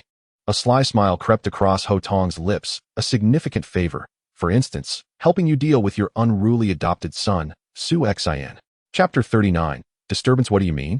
Tiger Third Master cast a cold gaze at Ho Tong, squeezing out the words between his teeth. Ho Tong chuckled. "Tiger Third, there's no need for pretense. Everyone knows about your little predicament with Su Xin. Now he is directly handing over the money to the gang, clearly slapping your face. How can you still sit there? Nevertheless, he is your adopted son. Moreover, you were the one who acted unreasonably first. If you attempt to use the name of a so-called father to pressure him, your reputation in the Flying Eagle gang will be tarnished. If you were to furnish me with a sum, I could ensure that lad behaves himself. I'm not afraid of being accused of bullying the weak. I've already lost my face, but you, Tiger Third, still have yours to consider." After a moment of silence, Tiger Third Master finally replied, "A flat rate of 50,000 taels of silver. Deal." Ho Tong clapped his hands, displaying his satisfaction. "What do you intend to do?" Ho Tong swayed as he walked out. "That's none of your concern. Rest assured. I want to let that lad have an easy time." Watching Ho Tong depart, Master Li expressed his concern. "Do you think Ho Tong will mess this up? He doesn't seem like a reliable person." Tiger Third Master replied solemnly, "Do not worry. Ho Tong may be a compulsive gambler, yet he is not truly foolish. Since he dares to negotiate with me, he must have his own plans. A man of poor gambling habits, lacking strength. and foolishness could not have held a prominent position for so many years. Seeing Tiger Third Master's conviction, Master Li chose not to voice further doubts, though a hint of uncertainty flickered in his eyes. Meanwhile, within the Hall of Happy Forest, Su Xian entrusted everything to Huang Bingsheng and retreated home to meditate. After his battle with Luo Zhan, he gained much experience, and his cultivation speed accelerated significantly. In just 2 days, he broke through 5 acupoints, now having opened 51. The attainment of the mid-stage of the acquired realm was imminent. Following his consecutive breakthroughs, Su Xian did not remain in seclusion, but sought out Li Huai for a sparring session. "How is your evil-repelling sword technique coming along?" Su Xian inquired. Noticing that Li Huai had replaced his twin short swords with a long sword, indicating he had made at least introductory progress in the technique. After practicing the evil-repelling sword technique, Li Huai appeared much more composed than before, no longer exuding the chilling aura he once did. However, this restraint only served to highlight his considerable improvement. The more subdued and unassuming a person is, the more formidable they become. This sword technique is straightforward, yet strangely ferocious, epitomizing the essence of wicked swordsmanship. I've practiced for a few days and barely grasped the fundamentals, but I feel as though something is missing, Li Huai remarked. Su Xian was taken aback by Li Huai's observation. The evil-repelling sword technique was indeed a fragment of the legendary Sunflower Manual, and Li Huai's discernment suggested he possessed notable talent in martial arts. You are correct. This sword technique is derived from an exceptionally powerful martial art. Come, let us engage in a few exchanges. Su Xian is indeed quite curious about the evil-repelling sword technique. Li Huai nodded, drawing the long sword from his waist. His figure was like a specter, swift and elusive, and in an instant, he had appeared before Su Xian. The chilling gleam of the sword made it nearly impossible to discern its origin, exuding an air of utmost peculiarity. However, at that moment, Su Xian flicked his finger, producing a sharp clang as Li Huai's sword was unexpectedly deflected away. In a heartbeat, Li Huai had shifted to Su Xian's rear, yet Su Xian pivoted once more, extending his finger to strike Li Huai's sword aside again. Sheathing his sword, Li Huai shook his head, remarking, "My swordplay is still too slow, and my strength is insufficient. I cannot even compel you to draw your sword." Shaking his slightly numbed fingers, Su Xian replied, "I have opened over 50 meridians, and my strength far surpasses yours. There is no need for you to be anxious. Cultivating inner strength must be a gradual process, and you too shall eventually reach this realm. Furthermore, allow me to clarify, your sword is not slow, rather, my actions are swifter." Although the evil-repelling sword technique is indeed a sword technique, its essence lies primarily in the ghostly-like agility of its movements. As long as your speed exceeds that of your opponent's sword strikes, you can deny them even the chance to draw their sword. Su Xian's ability to deflect Li Huai's sword stemmed from his superior speed. When comparing Jing Wuming's swift sword to the evil-repelling sword technique, one emphasizes the speed of motion while the other focuses on the rapidity of the sword strike. Observing Li Huai's practice of the evil-repelling sword technique, Su Xian gained a clearer understanding of this martial art. Emerging from the principles of the Sunflower Scripture, the crux of the evil-repelling sword technique can be distilled into a single word: speed. The evil-repelling sword technique prioritizes swiftness, allowing the opponent to perceive no flaws and affording them no opportunity for counterattack. Even if a flaw is discerned, it is so fleeting that the opponent cannot react in time. To counter the evil-repelling sword technique, one must either possess inner strength that completely overwhelms the opponent or, as Su Xian exemplifies, strike with greater speed. As Li Huai and Su Xian engaged in their technical exchange, Huang Bingsheng suddenly approached with a report. "Boss, trouble has arisen. Boss Sun from the Longqing gambling house is waiting outside." The Longqing gambling house. Su Xian pondered briefly, recalling some familiarity. After he had incapacitated Boss Huang of the Shun gambling house, Boss Sun had seized the opportunity to ascend to prominence, becoming the largest gambling house within the Happy Forest. A shrewd individual indeed. "What is the matter?" Su Xian inquired. With a furrowed brow, Huang Bingsheng replied, "Boss Sun claims there has been a disturbance at his gambling house. They have lost hundreds of thousands of taels, yet have paid not a single coin. Who caused the disturbance?" Noticing Huang Bingsheng's demeanor, Su Xian understood that this individual was undoubtedly formidable. Otherwise, Huang Bingsheng would have resolved it himself without needing to disturb him. "It is one of the major leaders. Ho Tong. Ho Tong. What brings him to the Happy Forest?" Su Xian's expression darkened. He had instructed Huang Bingsheng to investigate the high-ranking members of the Flying Eagle gang, and he naturally held a vivid impression of the notorious gambler, Ho Tong. However, Ho Tong appears to possess a modicum of sense. typically wreaking havoc only within his own territory. Yet today, he has ventured into the realm of Kuai Lin. Come, let us follow and observe. Su Xian, accompanied by Huang Bingcheng, exited the hall, while Li Huai silently trailed behind them. Outside the hall, upon seeing Su Xian emerge, Boss Sun immediately lamented, Su Laoda, if Ho Tong continues this way, my launching gambling house will be utterly bankrupt. It is one thing for him to lose money without recompense. I can forego those silver coins. However, when he wins, he hands the money to his subordinates, and when he loses, he insists on credit. Is this not the epitome of rogue behavior? Enough of your lamentations. Come with me to see, Su Xian rebuked. Boss Sun, his head bowed, followed closely behind Su Xian, harboring little hope when he sought out Su Xian. After all, Ho Tong was a veteran of the Flying Eagle Gang, one of the 13 prominent leaders, while Su Xian, despite his rising reputation, remained merely a small leader. Although Su Xian had promised to shelter them after collecting the customary fees, would that promise hold against a prominent figure of the Flying Eagle Gang? Inside the Longqing gambling house, all patrons had been driven away by Ho Tong and his men, leaving him alone to roll dice with the establishment staff. He rolled, and they guessed, the simplest game of high and low. Even if Ho Tong were to experience misfortune, he might still win 2 or 3 times out of 10. With each victory, he tossed silver coins to his subordinates behind him, while losses compelled him to demand credit from the gambling house staff. 5, 5, 4. 14 points. Ha ha ha. I have won again. Ho Tong laughed heartily as he tossed aside the dice cup. Ho Laoda, you have won 30,000 taels of silver in this short while. We have lost all our cash flow to you. We truly have no money left. Perhaps we could deduct it from the credit you owe us? The gambling house manager was nearly in tears, having never witnessed such blatant bullying. Ho Tong smirked coldly. The credit I owe is one matter, but the money I have won is another. You may repay the credit another day, but if you dare deny me my winnings, I will demolish your establishment immediately. Such arrogance from Ho Tong, as if Chongping Fong could no longer contain him, yet he sought to dismantle my Kuai Lin.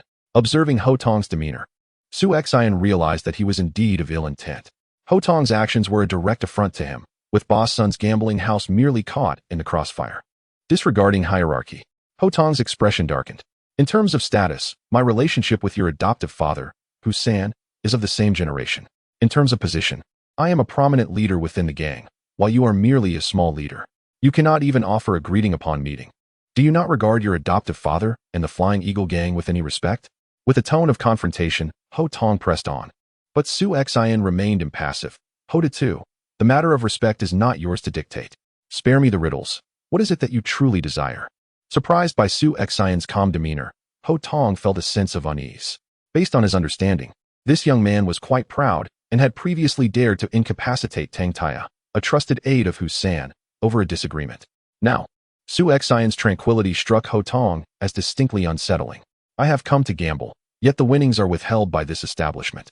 This is your territory, Su Xian, otherwise. Would you not relinquish the funds? How much are we discussing? Su Xian's expression remained composed. 100,000 taels. Ho Tong extended a single finger. The manager of the gambling house immediately exclaimed, how could there possibly be 100,000 taels? The maximum for a single round of dice is merely 1,000 taels. I assert that it is 100,000 taels. Do you possess the authority to question me here? Slap him. Ho Tong scoffed, and instantly, his subordinates seized the manager of the gambling house, delivering several resounding slaps that left him bloodied. So, will you tender the 100,000 taels, or will you not? Ho Tong sat confidently in his chair, exuding an air of unassailable authority. Chapter 40. Do you really think I dare not kill you? Tiger Sen Yu remarked that Ho Tong is not foolish, and indeed he is not. Among the 13 prominent figures of the Flying Eagle Gang, Ho Tong may not be the most astute, yet he is certainly not the dullest. Otherwise, he would not have maintained his position until now. His method of dealing with Su Xian is quite straightforward. 3 words, shameless. I am blatantly using my status to pressure you. What can you do about it? If Su Xian were to hand over the 100,000 taels of silver, his reputation within the Flying Eagle Gang would plummet, leaving the impression that he is easy to bully. So what if you, Su Xian, have conquered Yongla Square? You are still at our mercy. Conversely, if he refuses to comply, Ho Tong will continue to wreak havoc in the Happy Forest. You, Su Xian, have a stake in the Happy Forest, do you not? Did you not promise to protect it? I will turn the Happy Forest upside down. What can you do to stop me? The members behind Su Xian, including Huang Bingqing, displayed expressions of fury. Even though Ho Tong is a prominent figure, he should not bully others in such a manner, should he? Li Huai even drew his sword. But Su Xian pressed it back down. Did Tiger Sen Yi send you? Su Xian inquired. Ho Tong clicked his tongue in disdain. You no longer even refer to him as your adoptive father. Tiger Sen Yi has indeed raised a white-eyed wolf. His lack of denial served as an implicit acknowledgement. Su Xian sighed and approached Ho Tong. I directly handed over the customary fees to the gang to signify that we would no longer interfere in each other's affairs. Yet my adoptive father appears quite unwilling to accept this. The aura surrounding Su Xian gradually intensified, a palpable sense of murderous intent enveloping him. Hodatumu, whether you were incited by Tiger San Yi or promised something by him, I now present you with an opportunity. You can still leave while there is time. Ho Tong, having fought alongside Sha Feng in the past, was well acquainted with the murderous aura emanating from Su Xian. Nevertheless, he remained undaunted. Kid, what do you mean? Do you intend to kill me? Do you truly believe that by killing Dai Chong, you become invincible? I stand here today for you to kill me. Do you dare? Killing Dai Chong would render Su Xian a hero of the Flying Eagle gang, while killing Ho Tong would brand him a traitor. Ho Tong is not Lu Sandow, who could be slain at Su Xian's whim. He is one of the decision-makers of the Flying Eagle gang, the prominent Ho Tong. And he does not believe Su Xian would dare to lay a hand on him. Clang. The sound of a sword being drawn pierced the air as Su Xian's left-hand sword was unsheathed, and a chill of murderous intent surged forth. In that instant, Ho Tong felt as though he were being targeted by 1,000 ravenous wolves, ready to tear him apart at any moment. He dares to kill me. He truly dares to kill me. At that moment, fear gripped Ho Tong. Given another chance, he would never provoke this madman, Su Xian. Indeed, in his mind, Su Xian has now become a lunatic, a veritable madman. As one of the 13 prominent figures of the Flying Eagle gang, his demise would certainly stir the gang leader. Yet Su Xian seems utterly unfazed, intent on taking his life. Originally, Ho Tong's prowess was feeble. He had barely managed to open fewer than 10 meridians in his body. Coupled with years of indulgent living, his agility had become exceedingly sluggish. When faced with Su Xian's blade, he attempted to evade, yet his limbs betrayed him, rendering him helpless as he watched the sword pierce his throat, blood erupting before his eyes in an instant. The cunning Ho Tong, who had relied on his wits throughout his life, ultimately perished by his own cleverness. He had fancied himself as Su Xian, mistakenly believing that Su Xian would spare him. However, he miscalculated. Had Su Xian been like him, he would not have achieved such success today. With a sweeping stroke of his sword, Su Xian severed Ho Tong's head, which thudded to the ground. It was at this moment that the onlookers finally grasped the gravity of the situation, shocked by Su Xian's audacious act. Huang Bingqing and his companions had anticipated that Su Xian would take action, but they could never have fathomed that he would execute Ho Tong so decisively. At this juncture, the henchmen accompanying Ho Tong screamed in terror and promptly fled towards the exit. Yet, a shadow, swift and ghostly, intercepted them, and with a flash of cold light. 4 of Ho Tong's subordinates fell to the ground, clutching their necks. Observing Li Huai's actions, Huang Bingqing realized the gravity of the situation, since the deed was done. They must now consider how to deal with the aftermath. He glanced at Boss Sun and the other members present, whispering, "Boss, should we control these individuals?" Although everyone present, aside from Boss Sun and his gambling associates, were Su Xian's subordinates, one could never be too certain of their intentions. What if news of this incident leaked? Boss Sun, standing behind Su Xian, trembled at the thought of being silenced.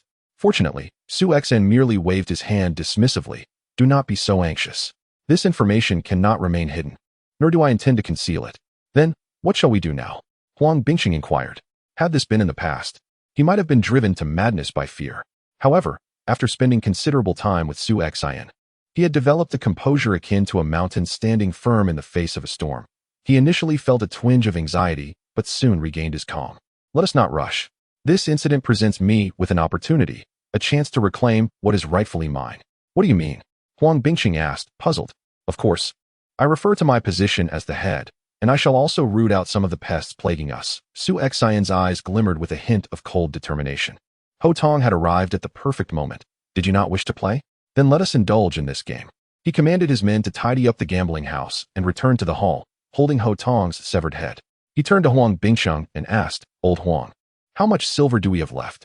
120,000 taels, Huang Bingqing replied without hesitation. Although the profits from the Happy Forest had been considerable in recent months, Su Xian's expenditures had also been substantial. Furthermore, having just collected from Yongle Fong, they had barely surpassed 100,000 taels. Disperse 11,000 taels, every head among us.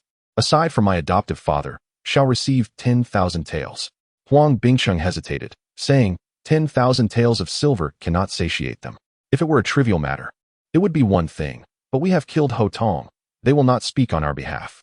Su Xian tapped his fingers on the table and replied, I never intended for them to speak on my behalf. This 10,000 taels is merely to silence them, to ensure they do not add insult to injury. Should we offer a bit more silver to Master Lin Fuhu? It seems he holds a favorable impression of you and might advocate for us. Huang Bingcheng suggested. Su Xian shook his head. There is no need for extra silver for Lin Fuhu. Even if we offered him nothing, he would still speak on my behalf. Why is that? Huang Bingcheng inquired. It is quite simple. I have committed a grave offense by killing Ho Tong. Do you believe that the head of the criminal court, Dong Qingwu, would show me any leniency? Given Lin Fuhu's character, he will oppose whatever Dong Qingwu supports. He will advocate for us without us having to utter a word. Huang Bingcheng nodded and took the silver to bribe the other leaders, while Su Xian sat in the hall with Li Huai, lost in thought. Li Huai seized every moment to meditate and cultivate, while Su Xian pondered. He had not anticipated Ho Tong seeking trouble with him. He had assumed that even if Tiger San was furious, he would only send his subordinates to employ some minor tactics. He never expected that Ho Tong himself would emerge in the end. Of course, no matter how cunning Su Xian was, he could never have imagined that such a person as Ho Tong existed in the world.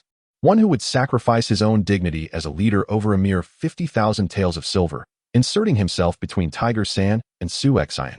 The decision to kill Ho Tong was not a spur-of-the-moment choice for Su Xian. Reflecting on the information he had received 2 days prior, he could not help but smirk in the shadows. This time, Tiger San had sought his own demise. Ho Tong had unwittingly provided him with a pretext for action, and Su Xian was 90% confident he could navigate this situation safely and attain the status of a leader. Even in the event of failure, he harbored no fear.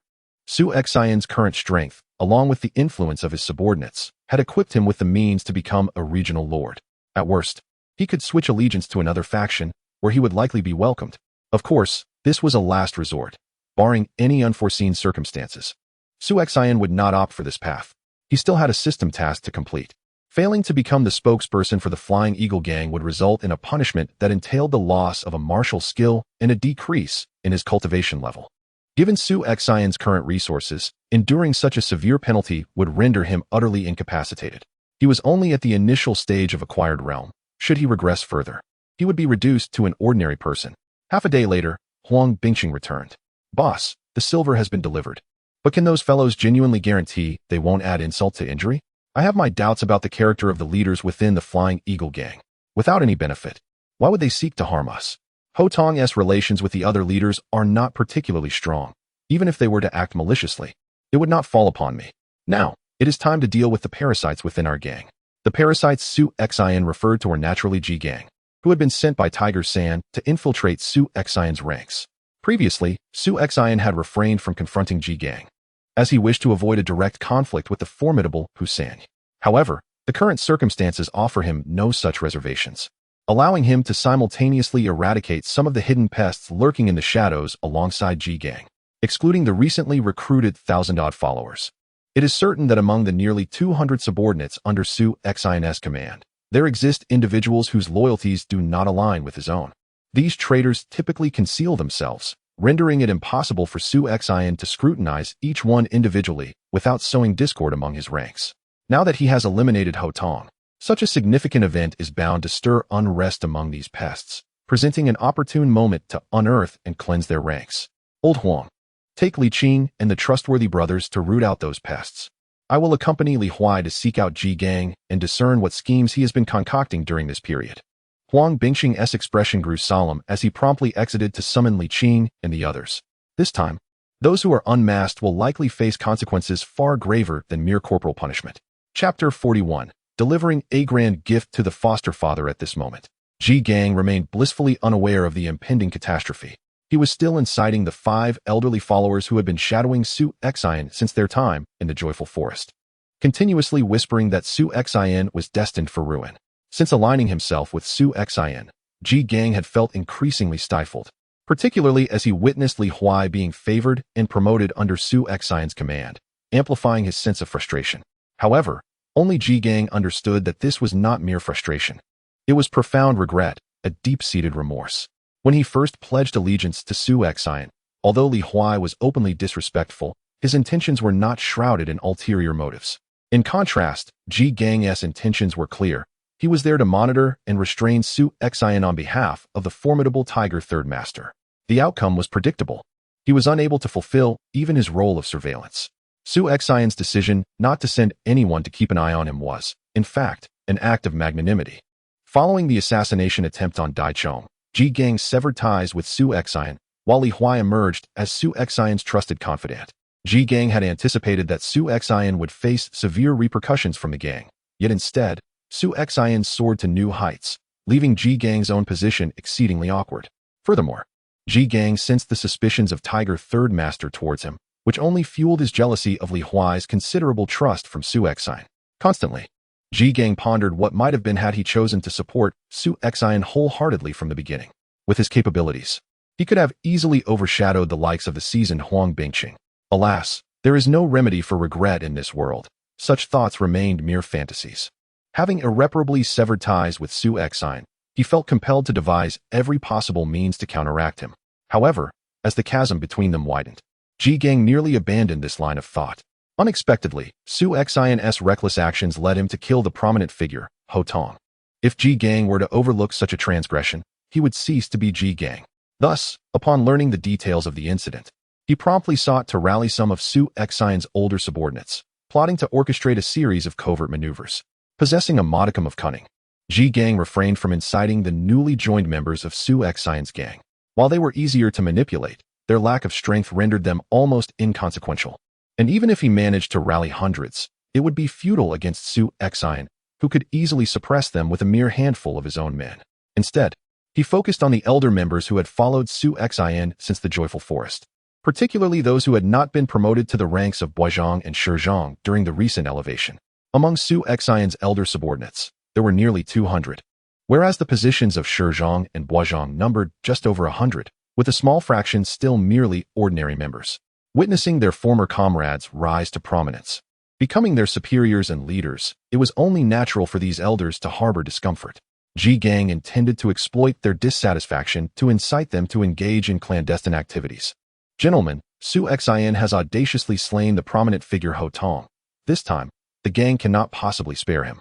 Once Su Xian faces punishment, whether it be the loss of his martial prowess or even death, both the Happy Forest and Yongle Square would become unclaimed territories. Do you not desire to seize control of these two domains? In this promotion, you who have followed Su Xian the longest and fought valiantly alongside him, have ultimately gained nothing, not even the insignificant rank of a Shizhong. Are you truly content with this? Do you not yearn for a domain of your own? Ji Gang's tone was exceedingly persuasive, yet the 5 individuals present seemed rather resistant to his rhetoric. One among them vehemently retorted, "You must be out of your mind. Who says our leader is doomed? That scoundrel Ho Tong has been eyeing our prosperity, seeking to extort us. Even if our leader spares him, I will find an opportunity to deal with him myself." Another interjected with a disdainful snort, "Ji Gang, do not presume we are oblivious to your schemes. Although we may be illiterate, we are not fools. If our leader were to perish, who would pay us our monthly wages of 10 taels of silver? Indeed, you need not incite discord among us. While we may feel discomfort at not being selected for the position of Shizhong, we have never held our leader responsible. He has stated that to enjoy the fruits of labor, one must risk their life in battle. When we clashed with those from the Qingzhou gang, it was my own cowardice that led me to hide, failing to slay even one of them, and I suffered for it. I bear no grudge against anyone, least of all our leader." Ji Gang found himself momentarily speechless. He had not anticipated Su Xian's esteemed reputation among these men. Do you intend to follow Su Xian blindly to the bitter end? When the penalties are handed down, it will be too late for regrets.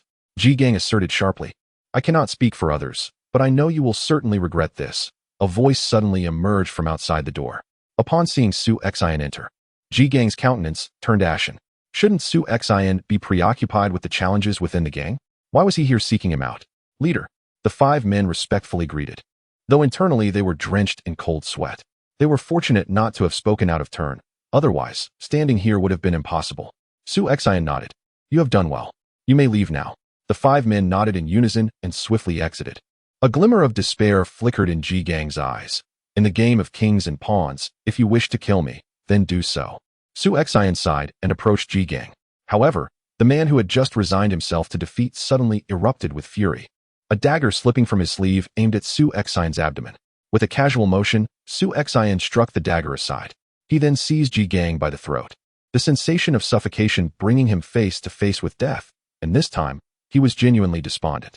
Just as Ji Gang teetered on the brink of unconsciousness, Su Xian unexpectedly cast him to the ground. The most pitiable and tragic are those who consider themselves clever. Yet you possess some value. Hence, I shall spare you, for now. Li Huai stepped forward, unsheathing his sword to sever the tendons in the man's hands and feet, as if he were disposing of a lifeless dog, and handed him over to an associate waiting outside. At this moment, Huang Bingsheng returned with Li Qing and the others, their demeanor clearly indicating that a confrontation had already transpired. A character like Ji Gang, who had not even cultivated internal skills, dared to act against Su Xian, which cast a shadow over the intentions of others. Old Huang, how many are there? Su Xian inquired. 8, Huang Bingsheng replied, his expression somewhat grim. Despite Su Xian having previously warned him that some of their subordinates might harbor ulterior motives, he was taken aback by the number involved. Eliminate them all. Su Xian's tone was remarkably calm. Boss, can we consider a more lenient approach? Perhaps we could just cripple their martial arts and expel them instead. Huang Bingsheng's expression was conflicted. These 8 individuals were among their longest-serving brothers, and one of them had a particularly close relationship with him, having just been promoted to a leadership position. Even upon learning of their betrayal, Huang Bingsheng found it difficult to execute them. Su Xian waved his hand dismissively. Old Huang, I can accommodate you on other matters, but not this. I have offered them a chance. Had they withdrawn in advance, we would have avoided conflict. However, having accepted my silver, learned my techniques, and exploited the power I granted them, their treachery is inexcusable. Yes, boss, I understand. Huang Bingsheng gritted his teeth and made a throat-cutting gesture towards Li Qing and the others. Let us go meet my adoptive father and present him with a grand gift. Su Xian said, gazing towards the direction of Shuni Fong, his thoughts somewhat intricate. More than 3 months ago, upon arriving in this world, he had relied on flattery to secure a thread of survival from the hands of others. Yet now, possessing both power and influence, he found himself in a position to determine the fates of those around him. It was a rather peculiar sensation. Meanwhile, at Shuni Fong, Old Tiger Sin did not share Su Xian's complex feelings. His emotions were quite simple: fear. Upon hearing that Su Xian had slain Ho Tong with a single stroke, Old Tiger Sin felt no joy but rather an overwhelming dread. Who is the most terrifying person in this world? A madman. For one can never decipher the depths of their thoughts or predict their next move. Ho Tong believed Su Xian would not dare to kill him, which emboldened him to swagger into Kuaihua Forest, provocatively challenging Su Xian. Similarly, Old Tiger San believed Su Xian would not dare harm Ho Tong, which is why he felt secure in giving Ho Tong 50,000 taels to instigate trouble. Everyone thought Su Xian wouldn't dare to kill Ho Tong, yet he did. This madman-like reasoning was precisely what Old Tiger Sin feared. Who knew if Su Xian would also disregard the bonds of adoptive father and son and come for him? Li Shiya, gather your things. We are heading to the headquarters.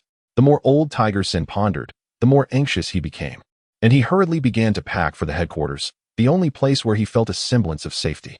Despite Su Xian's formidable strength and audacious demeanor, he dared not act recklessly within the main hall. After all, there were 3 mid-stage hall masters and the gang leader present. Along with the main forces of the battle hall, Su Xian would never dare to be unruly in such a setting. However, after calling out twice, the usually formidable Li Shiya, who bore a resemblance to the legendary Hu Sanyi, was nowhere to be found. Just as he contemplated calling out again, he beheld Su Xian entering his residence with Li Huai and others in a brazen manner. Dear adoptive father, please do not rush away. I have brought you a little gift. Su Xian chuckled, tossing the severed head of Ho Tong before Hu Sanyi, causing a sudden jolt in his heart. Regaining his composure, Hu Sanyi coldly remarked, Su Xian, you must think carefully. This is the Flying Eagle Gang. Your current actions suggest treachery against the gang. The strength of the gang leader and the 3 hall masters is beyond your imagination. Now, come with me to the main hall to apologize. Given the significant contributions you have made to the gang, I will swallow my pride and plead with the gang leader to spare your life. P.S. The author, in a state of confusion last night, mistakenly released Chapter 39, which duplicated Chapter 40. Although it has been corrected, it seems that due to synchronization issues, the Book City has not updated it. Readers in the Book City may check on Qidian, where both the website and the client have been rectified. Chapter 42, Loyalty and Betrayal. Father, do you believe there is any value in discussing this now? Su Xian gazed at Master Hu San, gently shaking his head. In truth, Our relationship need not have escalated to this point. You are my adoptive father, and it is through your guidance that I, Su Xian, have established my footing within the Flying Eagle gang. Had you not turned against me, I would have never deprived you of a single coin, whether from the earnings of the Pleasure Forest or the Yonla Square. Why then must you force me into this position? Master Hussein's expression darkened, a mixture of regret and simmering resentment evident upon his countenance. Before he could respond, Su Xian continued, in truth, I could surmise your thoughts even without your words. You are wary of my burgeoning strength. You fear losing your grip over me, which is why you seek to suppress me. You do not even trust your own son, Chen Dao, whom you have nurtured for over 20 years. What hope do I have of earning your trust? It seems you, Master Hussein, trust no one at all. With a heavy sigh, Master Hussein retorted coldly, Su Xian, what exactly do you intend to achieve? You are an astute individual.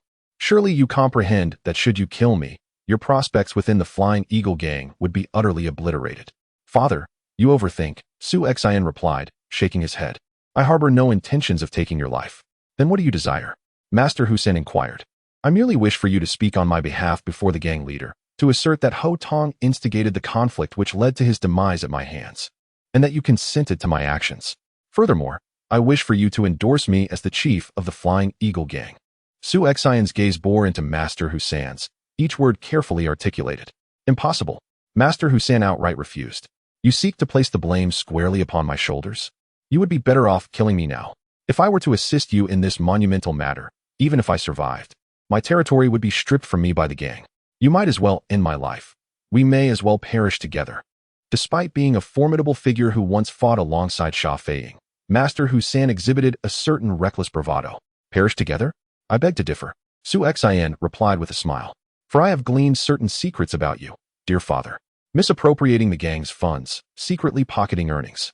I wonder, what means facilitated the purchase of this grand estate you inhabit? Your ruthless elimination of rivals, even those within the Hall of Punishment, speaks volumes of your audacity. Master Hussein's demeanor shifted dramatically. Nonsense. It is not mere fabrication. Father, the truth will reveal itself when you encounter a certain individual. Su Xian clapped his hands, and a middle-aged man clad in scholarly robes stepped forth, bowing respectfully. Master Su. This man was none other than Master Hussein's trusted aide, Li Shiya. The moment Hussein laid eyes upon Li Shiya, a profound despair enveloped him. Previously, Ji Gang had remarked that Hussein trusted no one, the sole exception being the utterly unskilled Li Shiya. Indeed, it was only Li Shiya, devoid of any martial prowess, who had earned Master Hussein's complete trust. Yet, in a cruel twist of fate, the very person he had relied upon was the one to betray him. Li Shiya had been by his side for nearly 2 decades, privy to nearly all of Hussein's clandestine dealings. Regardless of who divulges these matters, Hussein is fully deserving of an immediate death sentence from the court. Li Yuanquan, you were merely an unsuccessful scholar at the outset. Had it not been for my intervention, you would have long succumbed to those pursuing you for debts. I placed my utmost trust in you, yet you have chosen to betray me. Hussein's eyes blazed with fury, as if he wished to devour Li Shiya whole. As his former master, Li Shiya was initially taken aback by Hussein's demeanor, but he soon regained his composure and retorted with a cold smile. Sani, do not speak so assuredly. Ask yourself, did you ever truly trust me? Your act of saving me was commendable, yet over these past 20 years, how many unsavory deeds have I performed in the shadows for you? What have you ever offered me in return? Your trust was merely predicated on my lack of martial prowess, which posed no threat to you. Yet when I expressed a desire to learn martial arts, you obstructed me at every turn. Sanyi, you are growing old. As the saying goes, a wise bird chooses its tree to roost in. I have allied myself with Su Laoda, which at least guarantees me a life of wealth and splendor, whereas remaining with you leaves my future uncertain. Huang Bingqing and the others stared at Li Shiya in astonishment, unaware of when he had forged an alliance with Su Laoda. In truth, when Li Shiya approached him, Su Xian was equally surprised. He had initially suspected Li Shiya was sent by Hussein to execute some treacherous scheme. It was only after Li Shiya revealed the incriminating evidence Hussein held over him that Su Xian came to believe him. Well, adoptive father, have you made up your mind? If you assist me in bearing this burden of guilt, the worst that will happen is the loss of all your territories. With me around, I can assure you a life of affluence in your next chapter. However, should I hand these matters over to the leader, it will become far more complicated. Hussein's eyes glowed with rage as he rasped, what if I refuse? You would still be executed for killing Ho Tong. We might as well perish together. Su Xian shook his head. That is not necessarily the case. Do not forget that within Changning Prefecture, there exists more than just the Flying Eagle Gang. With 3 gangs and 4 societies, should I choose to, my strength guarantees me at least the position of a major leader. For instance, consider the Jianghu Gang. If I were to bring my brothers and a territory from Yonglifang to join them, do you think they would not welcome us with open arms? Remember, the territory of Yonglifang was seized from the Jianghu Gang by you. Moreover, you have slain 2 of their key leaders. Su Xian smiled coldly. Oh, adoptive father, do you truly believe I am ignorant of the dynamics within the Jianghu Gang? The 2 leaders I killed were indeed loyal to Wei Feng, who is nothing more than a puppet of the 2 vice leaders now. My actions will only earn me gratitude from the vice leaders. And there is a distinct possibility that upon joining the Jianghu Gang, I would immediately rise to the rank of the 3rd vice leader. Hussein slumped despondently into his chair. Once again, he found himself outmaneuvered by his own adopted son. Su Xian did not even afford him the opportunity for mutual destruction. As Su Xian articulated, he merely needed to present the evidence to the gang leader and could easily switch allegiances to another faction. With Su Xian's formidable strength and influence, even the mightiest among the 3 factions, the Sanning Society, would readily welcome him with open arms. I promise you, uttered Hussein Yi, his voice weak and strained. Then I must thank my adoptive father. There happens to be a little insect here. I would appreciate it if you could take care of it as well. Su Xian tossed the incapacitated Ji Gang, whose tendons had been severed and mouth gagged, to Hussein Yi, causing Ji Gang to whimper in fright, his eyes pleading for mercy.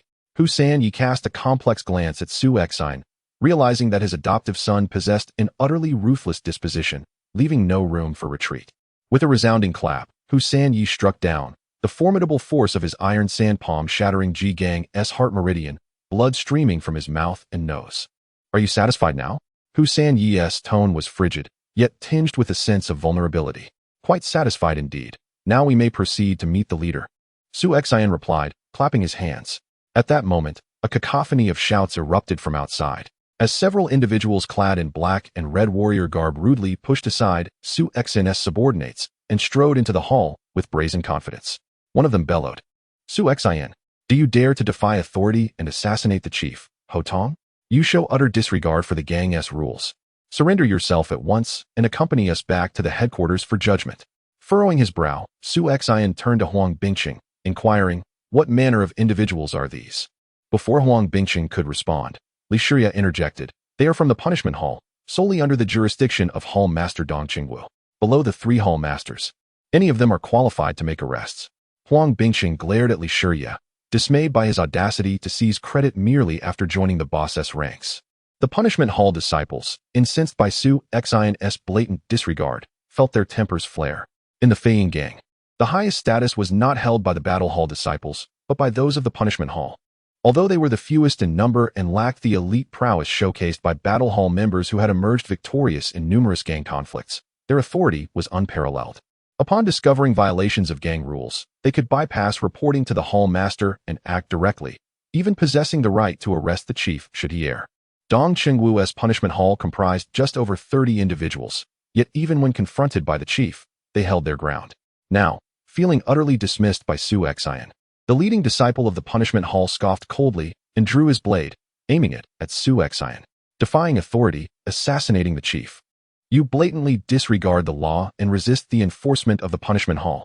Su Xian, you deserve execution. Seeking death. A glint of coldness flashed in Su Xian's eyes as he delivered a swift kick, sending the punishment hall disciple flying. Stepping forward, he planted his foot firmly on the disciple's face, coldly declaring, I deserve execution? Pray tell, what are you? Do you dare to enact judgment upon me? Do you possess the qualifications to do so? The other disciples of the execution hall trembled at the sight of Su Xian's actions, too intimidated to even draw their swords from their waists. Accustomed to their own arrogance, it was only upon witnessing Su Xian's formidable prowess that they realized he was not to be trifled with. 2 of the leaders of the Jianghu Gang had already met their demise at his hands. Now, he dared to threaten even their current leader. They were but a band of sycophants cloaked in the authority of their masters, and to draw weapons against Su Xian was akin to courting death. Do I lack the qualifications? Queried Dong Qingwu, the head of the execution hall, as he entered wielding a massive broadsword, his countenance dark and foreboding. Release him. It is not for you, Su Xian, to discipline my disciples. Su Xian shook his head. He drew his blade first. Had it not been for our shared affiliation with the Flying Eagle Gang, he would have already met his end. In the world of martial arts, drawing your sword signifies a willingness to engage in life and death struggles. This is no child's play, and no one will indulge your whims. However, out of respect for you, Master Dong, I shall let him off with merely a lesson. With that, Su Xian removed his foot from the man's head, only to suddenly crush his weapon-bearing right hand beneath his foot, shattering it mercilessly. Chapter 43. A Grand Reversal. Dong Qingwu is a man of great principle. The Feiying Gang, having risen from obscurity to become one of the 3 gangs and 4 associations in Chongning Prefecture within a mere 30 years, owes its success not only to the strength of Sha Feiying, but also to the steadfast regulations established by Dong Qingwu. All members of the Feiying Gang, including Sha Feiying himself, hail from humble beginnings, whereas Dong Qingwu is a legitimate disciple of the renowned Xiangxi Shindo men, a veritable sect of martial arts. Therefore, Dong Qingwu places greater emphasis on rules than even Sha Feiying and the others. Hierarchy and laws, these constitute the essence of order. Yet now, Su Xian has repeatedly transgressed his regulations. The last incident, where Su Xian defied the gang's orders and attempted to assassinate Dai Chong, had already incited Dong Qingwu's ire. What Su Xian has done now is a blatant provocation of Dong Qingwu's authority as the head of the punishment hall. In a sudden movement, Dong Qingwu swung his large circular blade, resembling a tempest as it cleaved through the air with unparalleled might. Su Xian, sensing the imminent danger, retreated hastily. Without his heavy sword by his side, he realized that even with the application of the great Sumeru sword technique, he could not withstand the sheer force of that ferocious strike. Li Huai, appearing almost ghostly, unleashed the evil-dispelling sword technique, sending forth a chilling burst of sword light. Nevertheless, Dong Qingwu's powerful slash sent Li Huai careening away. At this moment, while Li Huai was still at the early stage of the acquired realm, Dong Qingwu had already cultivated over 72 meridians, placing him firmly in the mid-acquired stage. The disparity in strength was insurmountable. No matter how fierce and cunning the evil-dispelling sword technique may be, it faltered before absolute power. Seizing the opportunity, Su Xian finally drew his sword with his left hand, delivering a fierce and enigmatic thrust aimed at Dong Qingwu's ribcage, causing the latter to instinctively bristle with a sense of impending doom. The heavy circular blade was wielded by Dong Qingwu like a whirlwind, shattering nearby tables and chairs, forcing Su Xian to retreat yet again. Dong Qingwu's martial style, rooted in his sect, bears a striking resemblance to that of Luo Zhen from the Qingzhou gang, rigid and methodical, leaving no room for error. In encounters of equal strength, such a fighting style may seem inflexible. However, when power is overwhelming, it renders Su Xian unable to find an opening. Even if Dong Qingwu were to reveal a flaw, Su Xian's current prowess would not suffice to exploit it. After several exchanges, Su Xian found himself cornered, his sword having failed to graze Dong Qingwu even once. I must say, Dong Qingwu, you have become quite adept, enjoying a lively bout with a mere brat. Why not engage in a proper duel between us? A mocking voice drifted in from outside, causing Dong Qingwu to sheath his great blade and turn to confront the source of the interruption, his expression darkening immediately. Lin Fuhu, what brings you here? Dong Qingwu inquired with a frosty demeanor. Why can you come, but I cannot? Lin Fuhu shot back defiantly. His long-standing rivalry with Dong Qingwu, which had persisted for over a decade, always brought him joy whenever he saw Dong Qingwu in a foul mood. Su Xian's audacious attempt to assassinate the gang leader is a grave transgression that must be addressed with lethal force to uphold the gang's regulations. Lin Fuhu, if you wish to cause a ruckus, choose your timing wisely. Wait until I have slain him, then I shall indulge you in a brawl. Curiously, today I shall not permit you to take the life of this young man. Lin Fuhu spat disdainfully. What is Ho Tong? He spends his days gambling and rests on his laurels from past achievements. In recent years, has he ever lifted a finger to assist in our battles? Even if Su Xian does not kill him, should he provoke my ire, I shall be the one to end him. Lin Fuhu, he has committed no trivial offense. To defy authority is a grave transgression within our faction. It must be dealt with according to our regulations. Dong Qingwu reprimanded fiercely. Lin Fuhu retorted nonchalantly. Regulations are regulations. Why shout? Besides, you do not solely dictate them. If this is indeed a significant matter, inform the leader and gather all the prominent figures to deliberate. Aware that Lin Fuhu's presence rendered him powerless against Su Xian, Dong Qingwu merely cast a deep glance at Su Xian before allowing his subordinate, whose hand had been crippled by Su Xian, to depart. Once they had left, Su Xian clasped his hands in gratitude towards Lin Fuhu. Thank you, Hall Master Lin, for your timely assistance. Lin Fuhu waved dismissively, No need for thanks. I simply find that old fellow insufferable. Today, I happened to notice him departing the main hall with his men, so I followed to see what would unfold. Rest assured, when we meet the leader, I shall advocate for you. Your immense kindness is deeply appreciated. Su Xian feigned excitement, which brought genuine joy to Lin Fuhu. It was not merely the flattery that pleased him, but the sight of Dong Chengwu being put in a difficult position. The events from over a decade ago had left a lasting grudge in Lin Fuhu's heart, one that he still harbored. In essence, Lin Fuhu was a man of straightforward intellect and physical prowess, somewhat blunt in his approach. At that time, Dong Chengwu had shown no regard for his dignity, imposing severe punishments on Lin Fuhu's disciples, which left him feeling humiliated for an extended period, even causing him to avoid showing his face before his subordinates. Such an affront was a grave disgrace for Lin Fuhu, one that he would remember for a lifetime. Though Dong Chengwu had been dismissed, the matter had not yet been resolved. Whether Su Xian was right or wrong remained to be determined by the leader, a decision that even Lin Fuhu dared not make unilaterally. Thus, he led Su Xian and the others, including Uncle Hu, to the main hall, where Dong Chengwu had already summoned Sha Feiying and the other prominent figures. Upon seeing Su Xian and his companions enter the main hall, the other leaders displayed expressions of bewilderment. It seemed that Su Xian was indeed no ordinary individual. Within a mere few months, he had once again convened everyone for a meeting due to his actions. Su Xian has defied authority and violated the faction's regulations. He must be punished. I implore the leader to seize all of Su Xian's territory and execute him on the spot. Dong Chengwu declared vehemently. Lin Fuhu sneered. There must be a justification for defying authority, no? I have heard that it was Ho Tong who instigated the chaos at Happy Forest. Regardless of the reason, defying authority warrants execution. Who do you think you are to dictate life and death? As the tension between the two escalated, Sha Feiying cleared his throat, prompting both to fall silent. What are everyone's thoughts on this matter? Sha Feiying gazed down at the assembly of prominent figures. They glanced at one another, yet remained resolutely silent. After all, having accepted 10,000 taels of silver from Su Xian, they were disinclined to speak favorably of him. But maintaining their silence was still permissible. Moreover, their grievances against Ho Tong were considerable, particularly for those leaders whose territories were in close proximity to his, who had been most severely harassed by him. Now that Su Xian had finally dealt with that persistent nuisance, they even felt a sense of gratitude towards him. Dong Chengwu's expression darkened. What had caused these individuals to suddenly change their demeanor?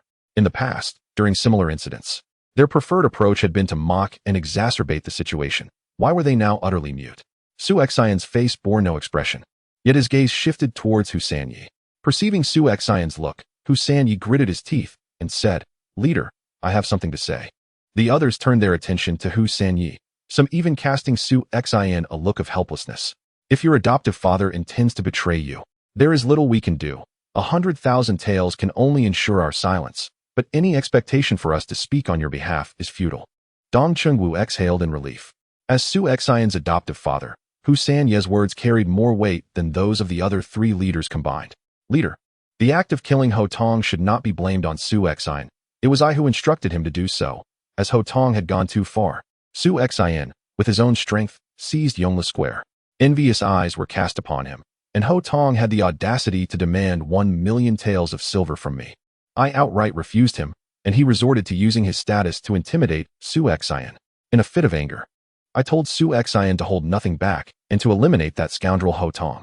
This decision was mine alone, and my adoptive son Su Xian bears no responsibility. He has rightfully claimed Yongle Square and should be elevated to a position of leadership rather than punished under the guild's rules as he is now. A wave of bewilderment washed over the group, their gazes fixed upon Hu Sanyi as if he were mad. What was he doing? Elevating Su Xian to a position of authority while taking the blame for Ho Tong's death upon himself? Was this truly the same Hu Sanyi they knew? Cunning and ruthless? Dong Chengwu's face registered disbelief, while Sha Feiying scrutinized Su Xian intently. Having known Hu Sanyi for decades, he could not fathom that Hu Sanyi would act selflessly. Dong Chengwu slammed his hand on the table. Hu Sanyi, do you comprehend the implications of your words? Even as a leader, you cannot shoulder this guilt. Intra-guild strife dictates that according to the guild's rules, all territories under your command must be surrendered to the guild, and your subordinates must be handed over to other leaders. Hu Sanyi revealed a bitter smile in secret. I understand, but this is indeed my doing. Dong Chengwu gazed at Hu Sanyi in confusion, pondering what leverage Su Xian held over him that would compel him to forsake all his territories to protect Su Xian. The other leaders regarded Hu San Yi with increasingly perplexed expressions.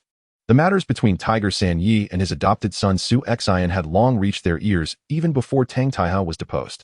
At that time, they mocked Tiger San Yi, claiming he had raised a tiger that would eventually turn against him, having nurtured two adopted sons who both became sources of trouble. Subsequently, Su Xian bypassed Tiger San Yi entirely, delivering the tribute directly to the gang, which was an overt affront to Tiger San Yi and publicly exposed their discord. The relationship between the two had escalated to a point of irreconcilable hostility.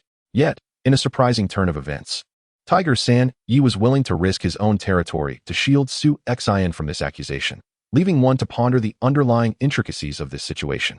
At that moment, Sha Feiying spoke, stating, "The assassination of the leader demands accountability from the gang. I am offering you an opportunity to explain yourself." Su Xian looked up at Sha Feiying, his expression untroubled, and replied, "I am still young, I possess strength, and I have contributed to the gang. Moreover, I would like to note that another chapter will be released in half an hour, prompted by the requests of fellow reader Zhuge Mashing." Initially, the author had no intention of complying, as frequent updates during the new book period could adversely affect the recommendation cycle, yielding no benefits. However, this marks the first time someone has urged for an update, which is quite significant, and the author feels a sense of obligation to respond.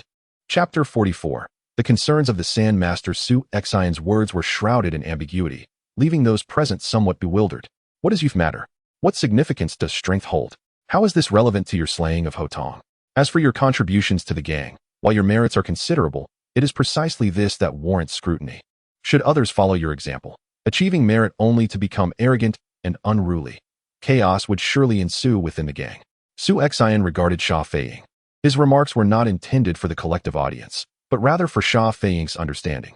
All present were astute, and Sha Feiying's expression grew increasingly solemn as he grasped the implications of Su Xian's words. The essence of his three statements was clear: with my presence, I can assist you in balancing the three hall masters. The circumstances of the Flying Eagle gang bore resemblance to those of the Green Bamboo gang. Sha Feiying had a son, yet he was already advanced in age, while the three hall masters were in their prime. If the day were to come when Sha Feiying passed, how could his son, Sha Yuandong, who was hardly superior to Wei Feng of the Green Bamboo gang, possibly command the Flying Eagle gang? The cautionary tale of the Green Bamboo gang loomed large, and it could not be ignored. Even if Lin Fuhu remained steadfastly loyal and supported his son Sha Yuandong, would Dong Chengwu and Zhuang Li do the same? Dong Chengwu's loyalty was unquestionable. As for Zhuang Li, despite his outwardly amiable demeanor, he was notorious for his ruthlessness as a renowned thief in Xiangnan prior to joining the Flying Eagle gang. Though he had refrained from bloodshed for over a decade, he still secretly honed the dual-bladed spear that had brought him infamy. Should these two join forces, could the simple-minded Lin Fuhu contend with them? Clearly not. At this juncture, what Sha Feiying required was an individual whose interests diverged from theirs yet could serve as a counterbalance. This person was Su Xian. Though young, filled with ambition and strength, Su Xian lacked the capacity to usurp the positions of the veteran leaders. The elders of the Flying Eagle gang would never yield to him. However, if granted the opportunity to grow, Su Xian could undoubtedly stand against Dong Chengwu and Zhuang Li. His loyalty to the Flying Eagle gang was evident through his previous contributions, and with no aspirations for dominance, he could only support the young master in opposing Dong Chengwu and his faction. 3 statements, 3 meanings. Sha Feiying understood them all. Retaining Su Xian would enable him to counterbalance the other 2 hall masters, while punishing Su Xian would only incite discontent among his followers, sowing discord within the gang. Moreover, given the current animosity between Su Xian and Dong Chengwu, any future collaboration between them seemed implausible. As the leader, Sha Feiying possessed a foresight that surpassed that of others, leading him to resolve to keep Su Xian.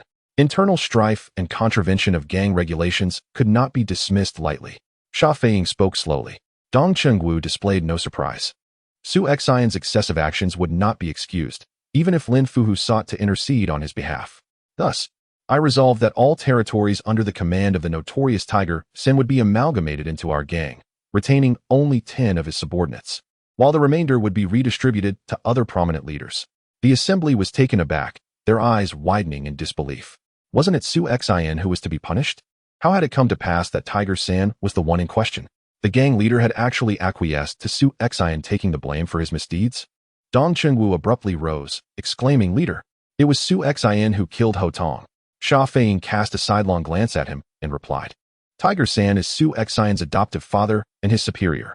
He commanded Su Xian to eliminate Ho Tong. Should Su Xian refuse, it would be tantamount to disloyalty and ingratitude. In light of this, why should he be punished? Such a course of action would only dishearten the brothers within our ranks. During the recent confrontation with the Jianghu gang, Su Xian single-handedly captured Yongle Fong, a feat of such magnitude that he deserved to be appointed as a prominent leader. With Ho Tong's demise, it was only fitting that Su Xian assume his position. Observing Sha Feiying's unexpected judgment, Dong Qingwu felt a surge of indignation but resigned himself to the situation. Although the Feiying gang's protocol dictated that significant decisions be made collectively by several hall leaders and prominent figures, in truth, as long as Sha Feiying reigned, the gang was effectively his fiefdom. This was a faction he had painstakingly built, and his influence was such that even the three hall leaders combined could not challenge him. The other prominent leaders harbored feelings of discontent. They recalled their own youth, when they were still chasing after the courtesans, while Su Xian had already ascended to one of the key figures within the Feiying gang. Moreover, with the strength of Su Xian's faction, should he rise to prominence, he would undoubtedly become the most formidable among them. Dong Qingwu stormed out, leaving without uttering a word, and the others followed suit. Adoptive father, let us depart, Su Xian murmured as he approached Tiger San. Upon glancing at Su Xian, whose expression bore no trace of joy, Tiger San sighed, relinquishing any lingering ambition to vie for power. He now comprehended Li Shurye's perspective. Aligning with a leader like Su Xian promised boundless potential, whereas following the aging Tiger San would only lead to an inevitable retirement. Once everyone had exited, Sha Feiying remained seated in his prominent chair, unmoving, rubbing his wrinkled brow. He found himself uncertain whether his decision was right or wrong. Su Xian possessed ambition, capability, and cunning, qualities he could readily perceive. This young man was no ordinary contender, having completely ensnared the cunning Tiger San within his grasp. Yet, Su Xian's three statements underscored his own significance, compelling Sha Feiying to retain him as a counterbalance against Dong Qingwu and Zhuang Li. In truth, had there been any other candidates, Sha Feiying would have never chosen the overtly ambitious Su Xian. Alas, he lamented, perhaps he had eliminated too many in the past. Sha Feiying massaged his temples, his tone tinged with regret. In the early days of the Feiying gang, there had been over 30 prominent leaders, many of whom were stronger and more talented than Dong Qingwu and his fellow hall leaders. However, on that fateful night, those uncontrollable forces had perished at the hands of Sha Feiying. Father, is your meeting not yet concluded? A young man impatiently remarked as he pushed the door open. This youth, scarcely in his 20s, bore a faint resemblance to Sha Feiying in his youth. He was, of course, Sha Feiying's only son, Sha Yuandong. Born to Sha Feiying in his middle age, the expectations placed upon his son were exceedingly high, yet unfortunately, his indulgence had fostered a disposition of frivolity in Sha Yuandong. The recent gang conflict between the Jianghu gang and the Feiying gang had been instigated by his rivalry with Wei Feng of the Jianghu gang over a woman, a matter that had become a source of ridicule in Chongqing Prefecture. To incite a gang war over a courtesan was deemed utterly inconceivable in the eyes of other gang leaders. Yuandong, what brings you to me? Sha Yuandong boldly declared. I spotted a magnificent horse from the Eastern Jin dynasty at Changdefang, a genuine curly-maned lion, priced at 100,000 taels of silver, no bargaining. I scarcely managed to wrest it from the hands of the San Inghui. However, I have insufficient funds. Please lend me 100,000 taels so I can procure that curly-maned lion immediately, only to squander your potential on frivolities. You are not a child anymore. When I am gone, the Feiying gang shall eventually be entrusted to you.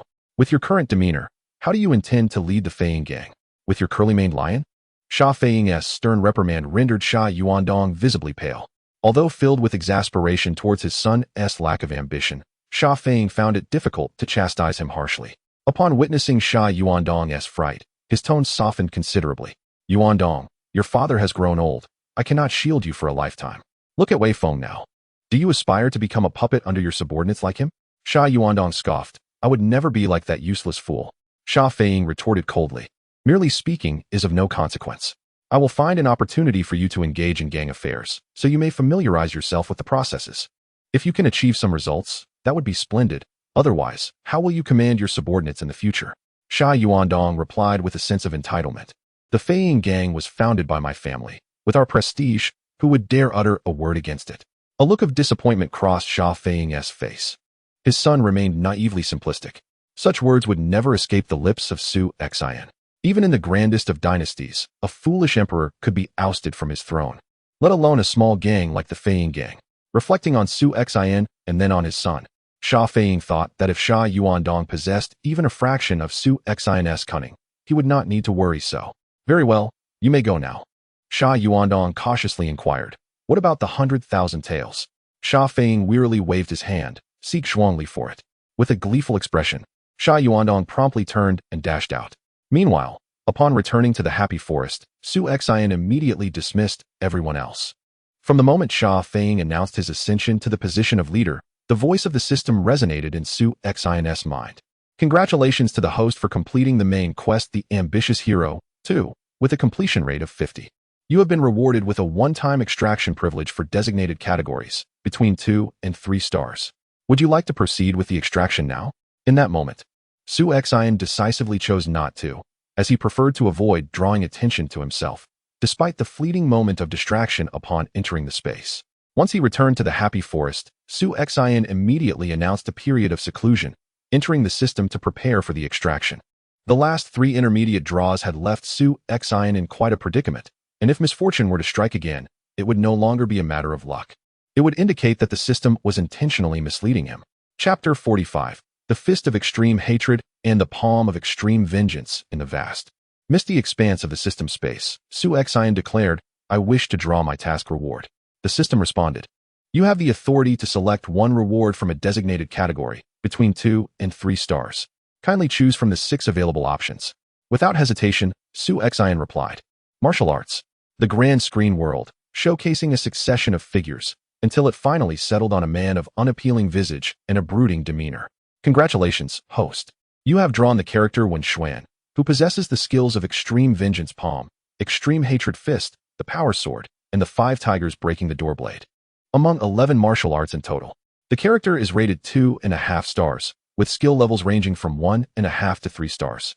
As this draw pertains to a special task reward, it cannot be specified using villain points. Su Xian pondered for a moment, murmuring, Wen Xuan, so it is he. While the name Wen Xuan may seem unfamiliar to many, the title 7th in the world certainly rings a bell. He is regarded as one of the most detestable antagonists among heroes, yet he is also a figure of considerable tragedy. As the saying goes, those who inspire pity often possess qualities that incite disdain.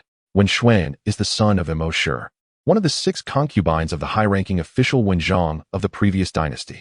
Born into poverty, his mother endured immense suffering and ultimately passed away in despair. He was frequently bullied by his half-siblings, and, coupled with his unattractive appearance and gloomy disposition, he was further shunned by society. Yet, in a fit of madness, he attempted to pursue his half-sister, which led to his expulsion from the Wen family.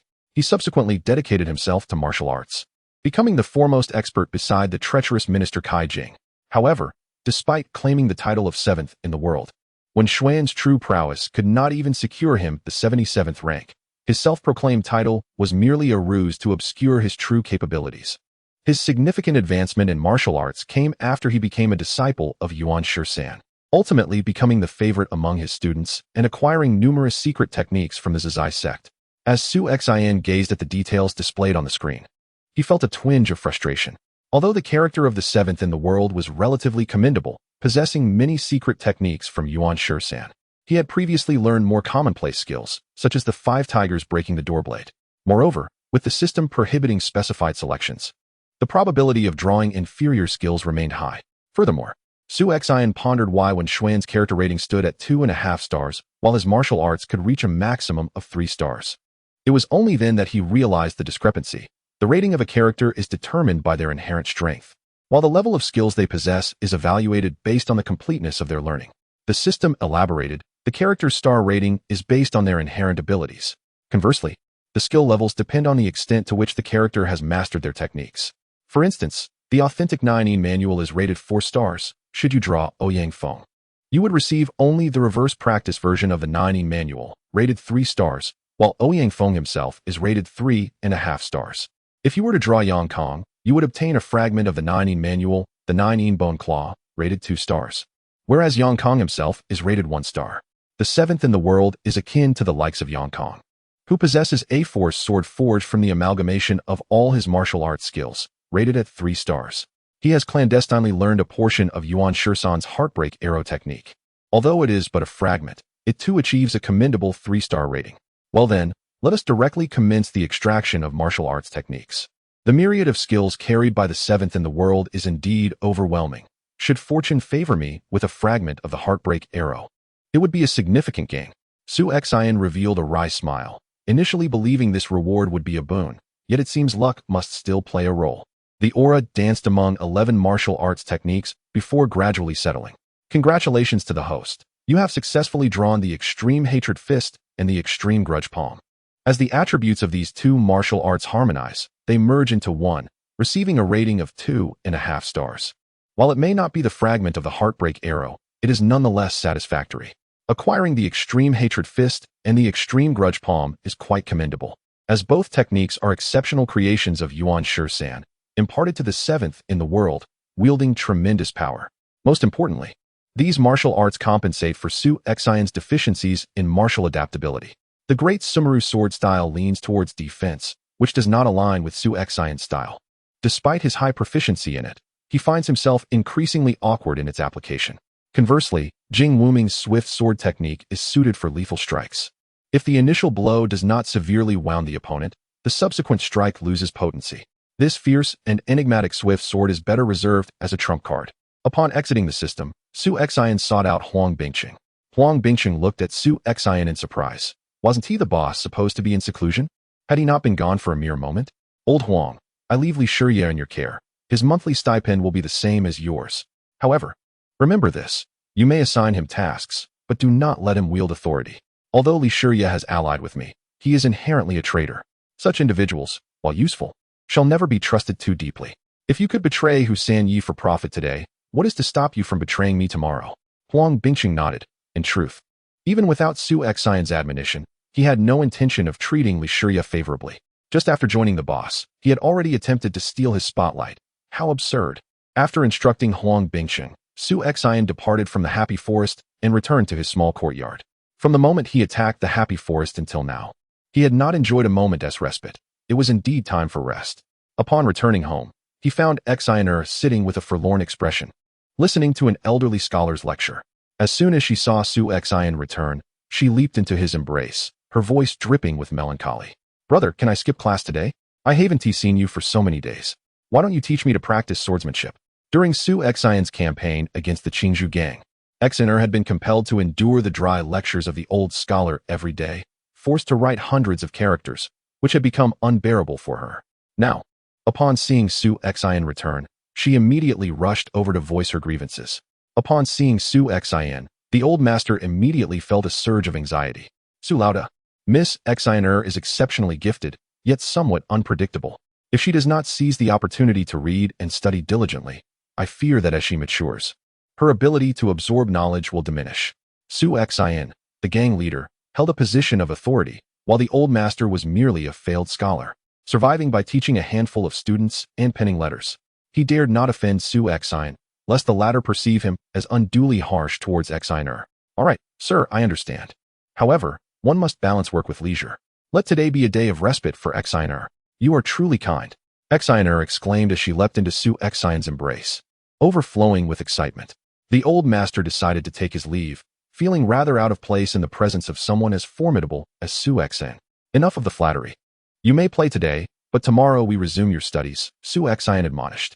Understood. Xianer's previously lifted head now drooped in disappointment. After sending Xianer away, Su Xian returned to his quarters, preparing to take a brief rest. Engaging in a battle of wits with the cunning Sha Feng had proven to be quite draining. The following day, Su Xian awoke feeling refreshed. He did not venture to the Happy Forest, but instead made his way directly to Yongle Square.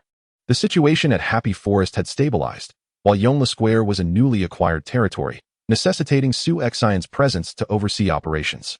Along the way, Su Xian encountered members of the Flying Eagle gang, who paused to pay their respects, their eyes filled with admiration. Their reverence was understandable. The previous day, the order had been issued appointing Su Xian as the chief of the Flying Eagle gang. Remarkably, Su Xian was only 17 years old. Such a young chief was indeed remarkable.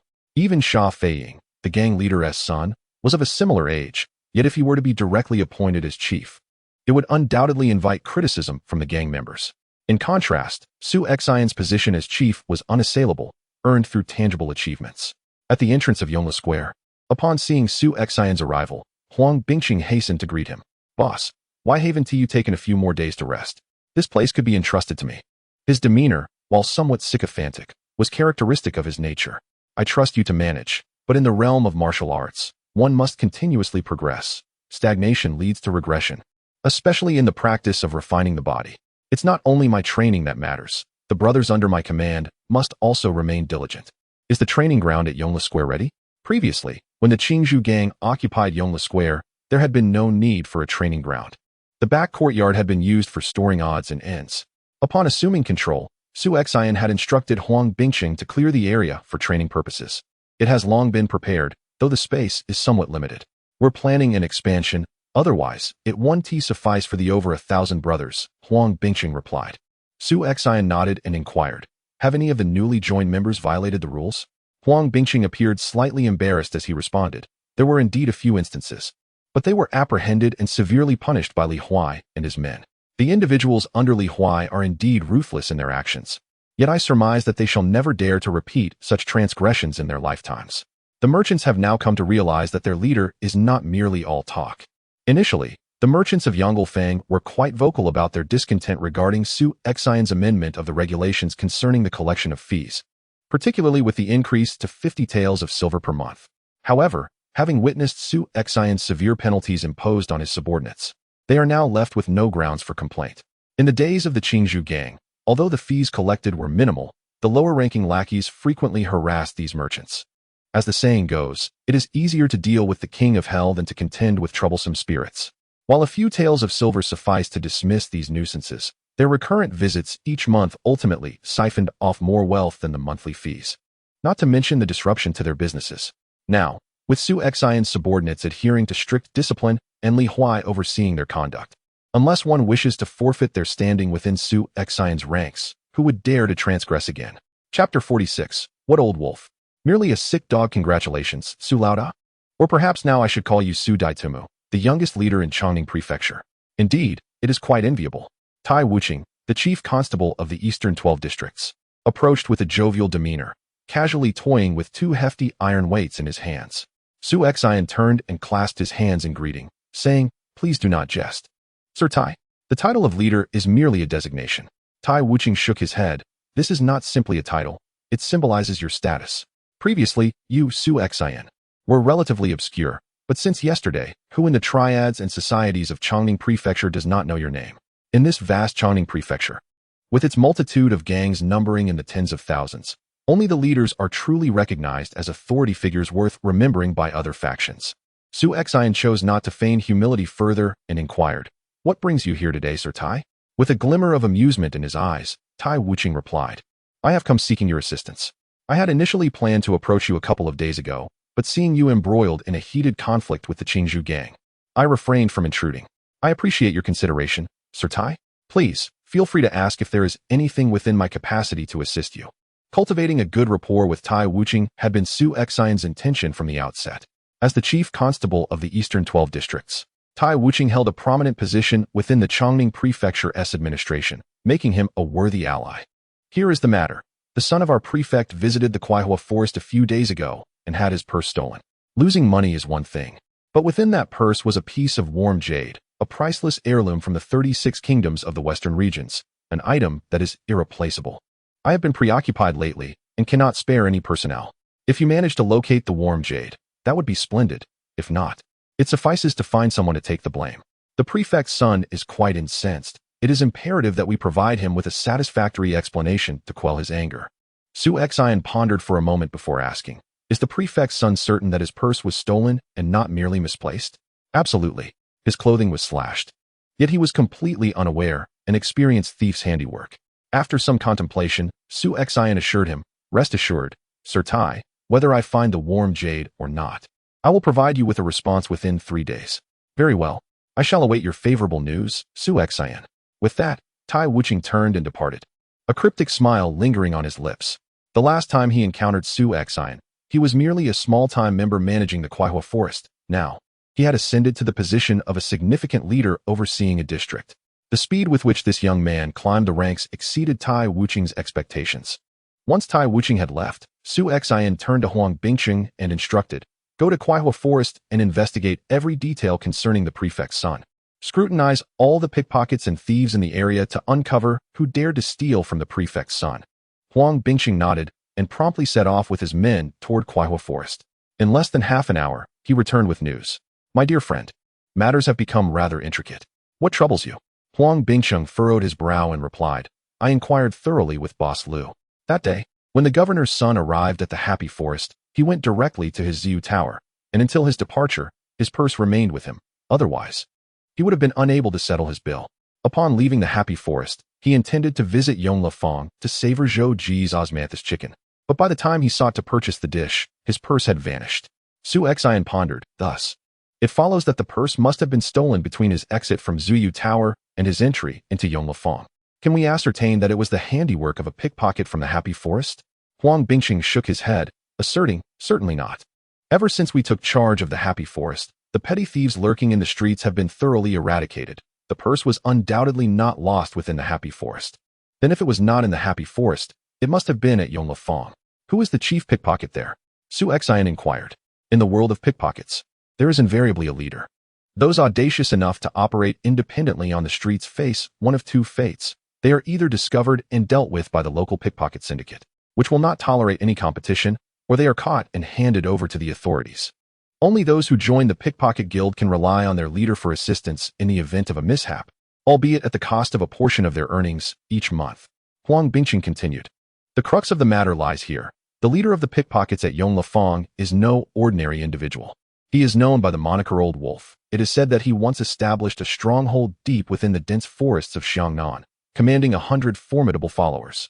However, he later crossed paths with a young knight from a martial arts sect, who single-handedly dismantled his stronghold. After a narrow escape, he was betrayed by his own men, sustaining grave injuries and losing sight in one eye, eventually retreating to Chongning Prefecture to live in seclusion. Though Old Wolf bears the scars of his past, his martial prowess remains formidable, coupled with his ruthless demeanor, enabling him to swiftly amass a legion of hundreds of pickpockets under his command, without yielding even an ounce of respect to the former leader, Dai Chong. After your assassination of Dai Chong, Chun, the head of the Jianghu gang, took his place but attempted to extort protection money from Old Wolf, only to return humiliated after a failed attempt. A faint smirk of disdain played upon Su Xian's lips as he remarked, "He is merely a failure. What is there to fear?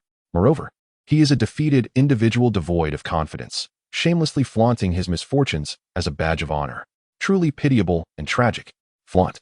Huang Bingqing queried in surprise. "Did he truly disclose these matters himself?"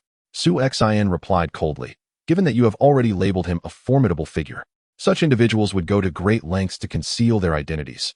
How could others possess such intimate knowledge? Most of this information is likely disseminated by him, aiming to evoke fear through tales of his former glory. He dubs himself Old Wolf, yet does he genuinely believe himself to be a fallen wolf king? In truth, he is nothing more than a cowardly, ailing dog. What is there to fear? Even though Dai Chong and Chun Lauda have suffered setbacks, they are merely the souls claimed beneath my blade." Huang Bingqing mused that indeed, his leader is not comparable to either Dai Chong or Chun Lauda. "Come, let us pay a visit to that ailing dog. Do you know the way?" It was evident that the members of the Jianghu gang would be familiar with the location. Many of Su Xian's subordinates were former members of the Jianghu gang. Huang Bingqing casually pointed to a guard at the entrance and inquired, "Do you know where Laolang is?" The guard nodded, confirming, "Yes, he is located at Heishui Street." "Perfect, lead us there." With an acquaintance to guide them, they arrived at Heishui Street in less than a quarter of an hour. Heishui Street in Yonglifeng resembled a slum like Changlifeng. Although Yonglifeng was not as secluded as Changlifeng, every district had its affluent areas and impoverished zones. Just as Changlifeng, despite its destitution, still boasted the lively Kuaihulan. Heishui Street was a long thoroughfare shrouded in flowing sewage, its dilapidated surface neglected and scarcely frequented by merchants. Even the Jianghu gang seldom collected tribute here, as there were hardly any shops to extort. The pedestrians on Heishui Street regarded Su Xian and his companions with wary eyes, some even displaying predatory glances. Had it not been for Huang Bingqing and the guide's attire indicating their affiliation with the Feiying gang, they might have been robbed without hesitation. These individuals were astute enough to recognize who currently wielded power in Yonglifeng. Facing the Feiying gang, they dared not act too brazenly. The guide cautiously remarked, "Boss, these people are not easily provoked. Many are pickpockets under Lao Lang. Outside, they are mere thieves, but here on Heishui Street, they become dangerous criminals, willing to resort to murder. Su Xian nodded, contemplating the implications. Should Tai Wuching ever require someone to take the fall, this place would serve as an excellent option. There is not a single virtuous soul on Heishui Street. If 10 were captured and executed, perhaps only one would deserve such a fate. When the time comes, Tai Wuching could simply send individuals to Heishui Street to apprehend people and deliver them, regardless of their actual guilt. It would be easy to pin the blame on them. The guide led Su Xian and his companions to the innermost part of Heishui Street, where they found a solitary building, its walls painted black, devoid of windows save for the door. At the entrance stood two menacingly fierce-looking figures. Upon spotting Su Xian and his group, both displayed disdainful expressions. What business do you, members of the Feiyin gang, have here? Do you wish to imitate the Jianghu gang's useless lot and provoke our boss? Let me inform you. While our boss prefers to avoid trouble, he is not to be trifled with. Whether you belong to the Jianghu gang or the Feiyin gang, Heishui Street will always be dictated by our boss. The guide, initially hesitant to provoke Lao Lang and his subordinates in Heishui Street, felt emboldened by the presence of the legendary Su Lao Da of the Feiyin gang. What did he have to fear now? Bah, you claim to rule Heishui Street? The entirety of Yongla Square belongs to my superior, Su Xian. Now that Su Lao has personally arrived, why is Old Wolf not coming out to greet him? That young lackey, relying on the influence of others, certainly possesses a certain air of authority. One man glanced at Su Xian with disdain and remarked, "Is it true that your Flying Eagle gang has appointed a mere boy as the chief? It seems your gang is truly devoid of capable leaders." Su Xian responded to the man with a subtle smile. For reasons unknown, the man felt an overwhelming chill enveloping him, as if the seemingly amiable young man before him had transformed into a ferocious tiger, poised to devour its prey. Just as he was about to retort, a brilliant flash of sword light filled his vision. Chapter 47. Do you even dare to speak of rules? A resounding clang echoed as a flying knife struck Su Xian's sword, allowing the man to narrowly escape his fate. The expression of disdain vanished from the man's face, replaced by sheer terror. He had never before witnessed a sword move with such swiftness. Suddenly, the door of the black house creaked open, revealing a slightly stooped figure.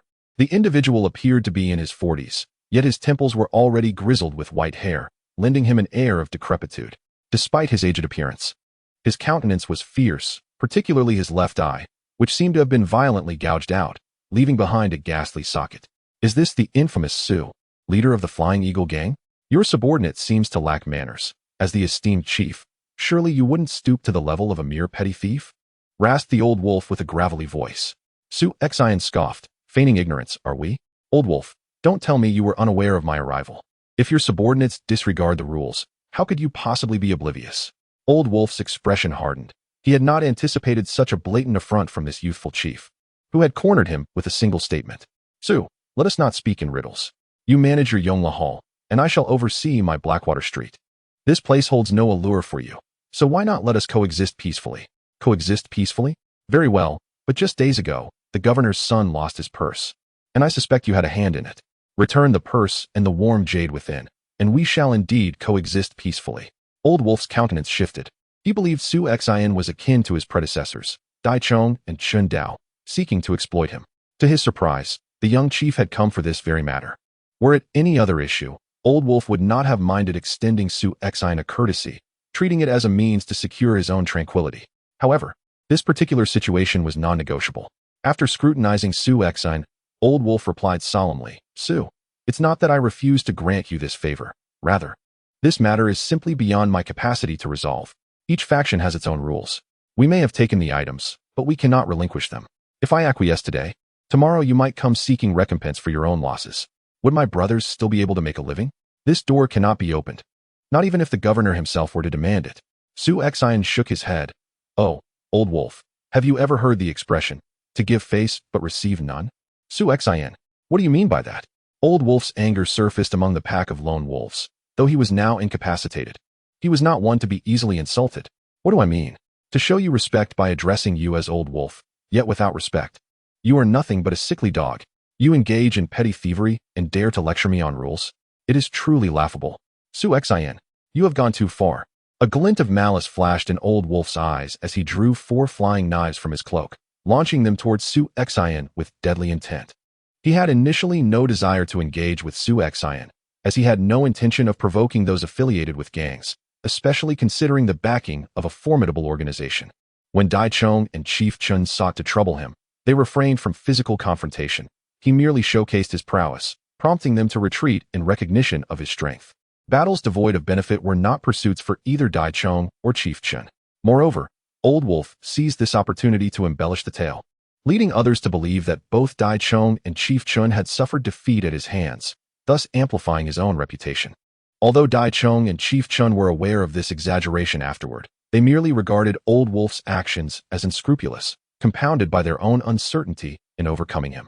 They felt no inclination to seek assistance, opting instead to avoid conflict with him. However, faced with the aggressive Su Xian, Old Wolf found himself unable to endure any longer. If necessary, he would eliminate Su Xian and seek his fortune in another marketplace. The 4 flying daggers were effortlessly evaded by Su Xian, yet Old Wolf, with a hunched stature, lunged forward with the ferocity of a tiger, exuding an impressive aura. His hands, akin to claws, bore sharp nails that gleamed ominously, enveloped in a chilling energy that coiled around his outstretched limbs. His martial arts were derived from the Dragon Claw technique, one of the 72 ultimate skills of Shaolin, a lineage of extraordinary heritage. It was said that a nefarious master obtained a fragment of this technique after slaying a Shaolin monk, subsequently merging it with his own skills to forge a new path. Though not as forceful as the original Dragon Claw, it was imbued with a sinister ferocity, and at the height of his power, he had once torn a man asunder with a single claw strike. Su Xian stood resolute, his expression devoid of joy or sorrow. Had Old Wolf been at his peak, Su Xian would have retreated. Yet now, Old Wolf resembled nothing more than a toothless, ailing dog. Half of his martial ability diminished, and his courage notably absent. In a desperate bid to bolster his bravado, he resorted to throwing concealed weapons, a tactic unbecoming of a once formidable leader who had taken countless lives. He now resembled a mere street thug, having mingled with such petty criminals for too long. Old Wolf had likely begun to see himself as one of them. As the claw approached, Su Xian finally sprang into action. He unleashed a punch, infused with boundless hatred. Hatred for the injustices of the world, for the blind eyes of fate. Fierce hatred. The power of hatred. Each day, individuals harbor hatred, whether for love, power, or greed. This was the essence of hatred's might, which Old Wolf could not withstand. With the first strike, Old Wolf's hand shattered, his once sharp claws reduced to mere fragments, blood pouring from his right hand. With the second strike, his right arm was pulverized, lifelessly hanging by his side. The third punch sent Old Wolf reeling, a mouthful of blood escaping him as he was hurled backward, his body convulsing in a state of weakness. Despair, profound despair. This sense of helplessness was not foreign to Old Wolf. He had experienced it before. A decade ago, he had been brimming with confidence, leading his brothers through the mountains, daring enough to seize a piece of flesh from even the most powerful officials traversing the dense forests of Xiangnan. That was until the day he crossed paths with someone he should have never provoked. The individual in question was merely a youth of 14 or 15, brandishing a mystical sword, having ravaged his hideout and slain his brethren, while he could only lie on the ground, feigning death.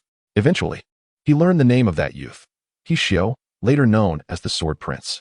He Xiao, the heir of the renowned Sword Mountain Villa, one of the 5 sects wielding swords. Confronted by He Xiao, the Old Wolf felt a profound sense of despair and impotence. He realized that vengeance would forever elude him. Thus, he chose to retreat to Chongning Prefecture, gathering a multitude of pickpockets and thieves, secluding himself in a dimly lit chamber, reminiscing about his once illustrious past. Yet now, Su Xian's 3 strikes had utterly shattered him. The same youth, the same defenselessness, crushed mercilessly. Just as Su Xian had proclaimed, he was not an Old Wolf, but merely a sickly dog. As Su Xian approached, the Old Wolf, lying on the ground, could only glimpse the black boots of Su Xian, yet at that moment, he had no desire to raise his gaze. Hand over the money pouch and the warm jade, Su Xian commanded. The Old Wolf coughed up a mouthful of blood and, struggling to rise, instructed his already petrified subordinate, "Fetch my chest." The subordinate paused momentarily, but upon seeing the Old Wolf's menacing single eye, he quickly complied, retrieving a small chest from within the dwelling and presenting it to the Old Wolf. Upon opening the chest, a dazzling array of treasures glimmered within. Each time his subordinate pilfered goods, they would first show them to the Old Wolf, who would meticulously keep any precious items for himself. Despite his incessant claims to uphold his own code, stating that even the governor could not compel him to surrender stolen goods. In truth, he hoarded these items, too fearful to utilize or pawn them, lest others come seeking restitution, leaving him unable to repay and vulnerable to retribution. The old wolf extracted a money pouch and handed it to Su Xian. Upon inspection, it contained a jade pendant intricately carved with a mythical beast, warm to the touch, and indeed worth a fortune. After stowing the pouch away, Su Xian turned to depart, but the old wolf suddenly called out, "Wait." Su Xian turned back, raising an eyebrow. The old wolf produced a silver-white porcelain vial and offered it to Su Xian, a bittersweet smile gracing his lips. "This is of no use to me, nor do I have the right to wield it. Please take it, and I can only hope you grant my brothers a chance at life." The old wolf had heard of Su Xian's deeds. He was no paragon of mercy, and in his current state, he was no match for him. Did his realm in Blackwater Street still hold any purpose? Nonetheless, the old wolf wished to take a chance. He did not want to witness his brothers perish beneath that individual's sword again, while he cowered beneath the corpses of the fallen. He publicly proclaimed that he had been betrayed by his brothers, yet deep down, he understood the truth. It was not they who had betrayed him, but he who had forsaken the brothers with whom he once vowed to share life and death. "What is this?" he inquired. "I know not," the old wolf replied. "It was pilfered from a martial artist by my subordinates. The fragrance of medicine is rich. It should be a superior healing remedy or an elixir for cultivation. Regardless of its nature, it is of no use to me." The old wolf's true injury lay not in his body, but in his heart. The heart has been rendered desolate, and no matter how excellent the remedy, it remains beyond cure. Accepting the bottle of elixir, Su Xian calmly declared, "From this moment forth, Heishui Street shall be under my stewardship. However, I shall not dispatch my subordinates to meddle in your affairs. Heishui Street will retain its essence." Upon exiting Heishui Street, the leading henchman gazed at Su Xian with utmost reverence. His leader was indeed the legendary figure of the Flying Eagle Gang, the formidable old wolf, who had previously bested Dai Chong and Chief Chun, was rendered utterly impotent in Su Xian's presence. In truth, Su Xian's triumph over Old Wolf warranted little pride, for he had already opened 60 meridians, nearing the threshold of the mid-stage of the acquired realm. Once formidable, Old Wolf was now reduced to a mere shadow of his former self, possessing scarcely 10 open meridians, with only slightly superior martial skills and abundant combat experience to his credit. Thus, overpowering him was hardly a daunting task for Su Xian. Of course, Su Xian was quite pleased with the formidable power of the Hate Extreme Fist. It was indeed worthy of being the ultimate technique passed down from the notorious villain Yuan Shishangxian. Given the remarkable strength of the Hate Extreme Fist, Su Xian was eager to witness the breathtaking prowess of the earth-shattering Heartbreak Arrow. It must be nothing short of astonishing. Chapter 48. The plans of the three heroes. Upon returning to the hall, Su Xian opened the porcelain vial to find 10 pale yellow elixirs within, each exuding a rich medicinal fragrance. However, one must remain vigilant. Who can ascertain whether that old wolf harbors ulterior motives and has tampered with these potions? Inquiring at a pharmacy would prove futile, as the secret concoctions of the martial arts sects would be beyond their recognition. After some contemplation, Su Xian suddenly conceived a plan. Though uncertain of its efficacy, he entered the system space and inquired, "I have procured a vial of elixirs. Could you authenticate them for me?" The system responded, "Indeed. The system can verify the authenticity of all items acquired by the host and evaluate them based on the system's star rating." A smile crept across Su Xian's face. This was quite a delightful surprise. The malevolent system concealed many hidden attributes yet to be uncovered, and without inquiry, it would not volunteer such information. "Very well. Please assess whether this vial of elixirs poses any issues." The large screen within the system space displayed the vial, accompanied by a series of descriptions. Secretly refined Shaohuan Dan from Shaolin Temple, crafted from 49 herbs combined with esoteric methods. It serves as a simplified version of the Dahuan Dan, capable of accelerating the circulation of true energy within the body, fortifying vitality, and aiding in cultivation, with an overall evaluation of 2.5 stars. Indeed, there exists a Shaolin Temple in this world, albeit far from the southern region of Changning Prefecture. It was unexpected to encounter something originating from Shaolin today. The southern lands of Changning Prefecture possess scant knowledge of the martial world in the Central Plains. Su Xian had inquired with Huang Bingqing, yet he too possessed only a cursory understanding. To them, Changning Prefecture was a realm unto itself, rendering the pursuit of such trivial information unnecessary. Thus, Su Xian could only glean fragments of knowledge concerning the martial world, but even so, he was aware that Shaolin Temple is a sacred site of Buddhism, holding immense prestige within the martial community. Given that this Xiaohuan Dan is a product of Shaolin Temple and has been rated 2.5 stars by the system, it is indeed commendable. With 60 meridians already opened, Su Xian estimates that with the aid of these 10 Xiaohuan Dan, he could potentially achieve a breakthrough to the mid-stage of postnatal development within 10 days. The phrase wealth and culture, strength in martial arts, is not merely a jest. Without this vial of Xiaohuan Dan, Su Xian would require at least a month to transcend to the mid-stage of postnatal development. Now, he could accomplish it in a mere 10 days. At the Shenglu restaurant, the largest establishment in Chongning Prefecture, even wealth does not guarantee entry. Each of the 7 floors requires a sufficient status to ascend. The leader of the Flying Eagle Gang, Sha Feiying, is only permitted to reach the 6th floor, while fewer than 10 individuals in all of Chongning Prefecture hold the privilege to ascend to the 7th floor. At this moment on the 7th floor, 3 middle-aged men were enjoying drinks while gazing down at the figures below. The 3 prominent gangs of Chongning Prefecture, the Flying Eagle Gang, the Qing Bamboo Gang, and the Jianghu Gang, are the weakest among the factions. The 4 associations comprise the Iron Knife Society, the Blood Garment Society, the Divine Wind Society, and the most formidable of all, the 3 Heroes Society. The 3 middle-aged men present are the esteemed leaders of the 3 Heroes Society. Among the various factions within the 4 associations, most have endured the trials of more than a century, with some having been passed down through 3 or 4 generations. Only 2 societies have been established in the recent decades, the Flying Eagle Society and the 3 Heroes Society. Remarkably, the 3 Heroes Society has existed for a shorter duration than the Flying Eagle Society, spanning a mere decade and a half. Yet, in this brief time, these 3 individuals have transformed their society into the largest faction in Chongning Prefecture, a testament to their prowess and cunning. "Have you heard of the newly appointed leader of the Flying Eagle Society?" inquired one of the stern-faced middle-aged men. "He is Meng Changhe, one of the 3 leaders of the 3 Heroes Society, responsible for managing personnel and imparting martial skills to the members, holding the greatest authority among the trio." Another man, lean and marked by a grotesque scar across his face, interjected, "To have slain Dai Chong and Chief Chun of the Green Bamboo Society before reaching the age of 20 is no ordinary feat. Moreover, he has defeated Luo Zhun of the Green Bamboo Society, which is even more impressive. Luo Zhun hails from the Wei Yuan Escort Agency, trained by the renowned master, soul-cutting Spearlin Luo Yuan, a genuine innate martial artist. Su Xian's victory over Luo Zhun implies his capabilities extend far beyond what we have witnessed, perhaps even greater. This scarred man is Duan Xiao, another leader of the 3 Heroes Society, overseeing external battles, akin to the War Hall of the Flying Eagle Society. However, while the War Hall meticulously cultivates a select group of elite fighters, the battles of the 3 Heroes Society are unified under Duan Xiao's command, who, due to his military background, possesses considerable insight into strategy and formations. The youngest of the leaders, appearing to be in his 30s and clad in scholarly robes, is Ning Luojun. He is remarkably well-preserved, resembling a scion of a noble family rather than a faction leader. It is said that he indeed hails from a once prominent martial family that fell into decline after he was expelled for committing a grave transgression. Despite his genteel appearance, Ning Luojun is the most fearsome among the 3 leaders.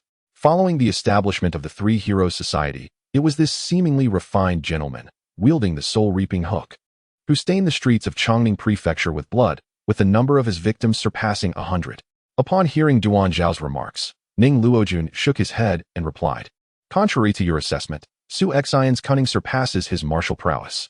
He continued, "That old coot, Sha Feiying, has eyes as narrow as a needle, yet he tolerates such a young man ascending to the position of leader. Su Xian is indeed remarkable." Meng Chang had tapped the table thoughtfully, regardless of the circumstances. "It is evident that Su Xian is not someone to be trifled with. I propose we recruit him into the 3 Heroes Society. What are your thoughts?" Both Duan Xiao and Ning Luojun nodded in agreement. This dialogue was not their first. Recruiting talent from other factions has become one of the primary strategies of the 3 Heroes Society. Their approach is akin to that of the Flying Eagle Society. They do not squander efforts on lower-ranking members to teach them internal skills. However, the Sanning Society excels over the Flying Eagle Gang in one significant aspect: their unwavering commitment to recruiting exceptionally talented individuals, regardless of the cost. The Flying Eagle Gang was formidable in its prime, yet Sha Feiying ruthlessly eliminated nearly half of the prominent leaders to secure his position. Had those leaders survived, their strength would at least rival that of Lin Fuhu and the other 3 Hall Masters. In contrast, the 3 leaders of the Sanning Society exude far greater confidence. They promise that anyone they recruit will receive wealth, beauty, or martial prowess. Whatever one desires, they shall provide. This singular approach has allowed the Sanning society to amass power over the years, growing like a snowball. The leaders of the Flying Eagle Gang have yet to surpass the initial stages of their potential, while the Sanning society boasts over 30 prominent leaders, each at the intermediate stage of their development. Currently, Su Xian possesses strength, potential, and youth, making him an ideal candidate for their ambitions. Ning Luojun remarked, recruitment is feasible. But according to this information, Su Xian appears to be quite discerning. I suspect he may not acquiesce easily, much like our initial attempt to recruit Luozhan, who outright refused. Meng Changhe smiled confidently. They are not comparable. Luozhan is older and lacks significant ambition. He merely wishes to safeguard his band of brothers within the Qingzhou gang, living undisturbed. Naturally, he would decline to become one of our subordinates. However, Su Xian is young and ambitious, and the Flying Eagle Gang is evidently incapable of fulfilling his aspirations, whereas we, the Sanning society, can. After a moment of contemplation, Ning Luojun suggested, very well, let us send someone to test the waters. Zhang Heng should go. His composed and gentle demeanor makes him well suited to persuade Su Xian. Meng Changhe frowned. Zhang Heng is currently managing transactions with the barbarians alone. He relates well with them, allowing for cost-effective acquisitions. Sending anyone else would be futile. Perhaps we should consider an alternative. Who else could go? Meng Changhe clapped his hands and called out, Chonger, come here. The sound of footsteps approached, and a young man, around 20 years old and exuding an air of arrogance, stepped forward and bowed to Ning Luojun and Duan Xiao, saying, Meng Chong greets the two uncles. Among the three leaders of the Sanning society, only Meng Changhe has a son, the young man before them. The second and third leaders. Chonger is of an age where he should familiarize himself with the affairs of the gang. Let him go this time, Meng Changhe said with a smile. Ning Luojun hesitated. But Chonger has a volatile temperament. He may jeopardize the negotiations with Su Xian. Duan Xiao nodded in agreement, fully aware of their elder brother's son's many flaws, most of which were nurtured during his upbringing. Meng Changhe shook his head. Chonger understands the importance of discretion. He turned to Meng Chong and instructed, be courteous when meeting Su Xian. As long as his requests are reasonable, you must agree to them without hesitation. This young man is a rare talent among the youth of our Chongning prefecture, and he commands over 1,000 followers and a marketplace. We must secure his allegiance. Meng Chong nodded, uncertain whether he truly comprehended the words or not. Observing the silence between Ning Luojun and Duan Xiao, Meng Changhe laughed heartily, saying, since no one has anything to say, let us allow Chonger to take the lead this time. Come, I shall first accompany you to select a few reliable subordinates. With that, Meng Changhe took Meng Chong by the arm and descended the stairs, leaving Ning Luojun and Duan Xiao to exchange glances, their expressions somber. The leader is being rather hasty this time, Ning Luojun remarked gravely. He wishes to secure a future for his son, yet there is no need to gamble with the interests of the gang. Duan Xiao, typically reticent, spoke up. The Three Heroes Guild has always belonged to the three of us, and as long as we remain alive, it shall forever be ours. The leader's actions are not only hasty, but also somewhat excessive. However, the author truly hesitates to accept requests for rapid updates. Excessive updates prior to the official launch can be detrimental to the recommendation cycle. Some authors manage 2 updates of 4,000 words, while the author here is attempting 2 updates of 6,000 words. This means the recommendation cycle may be reduced by a week or even longer compared to others, making additional updates quite challenging. It is not that the author does not wish to update, but rather that it is simply unfeasible.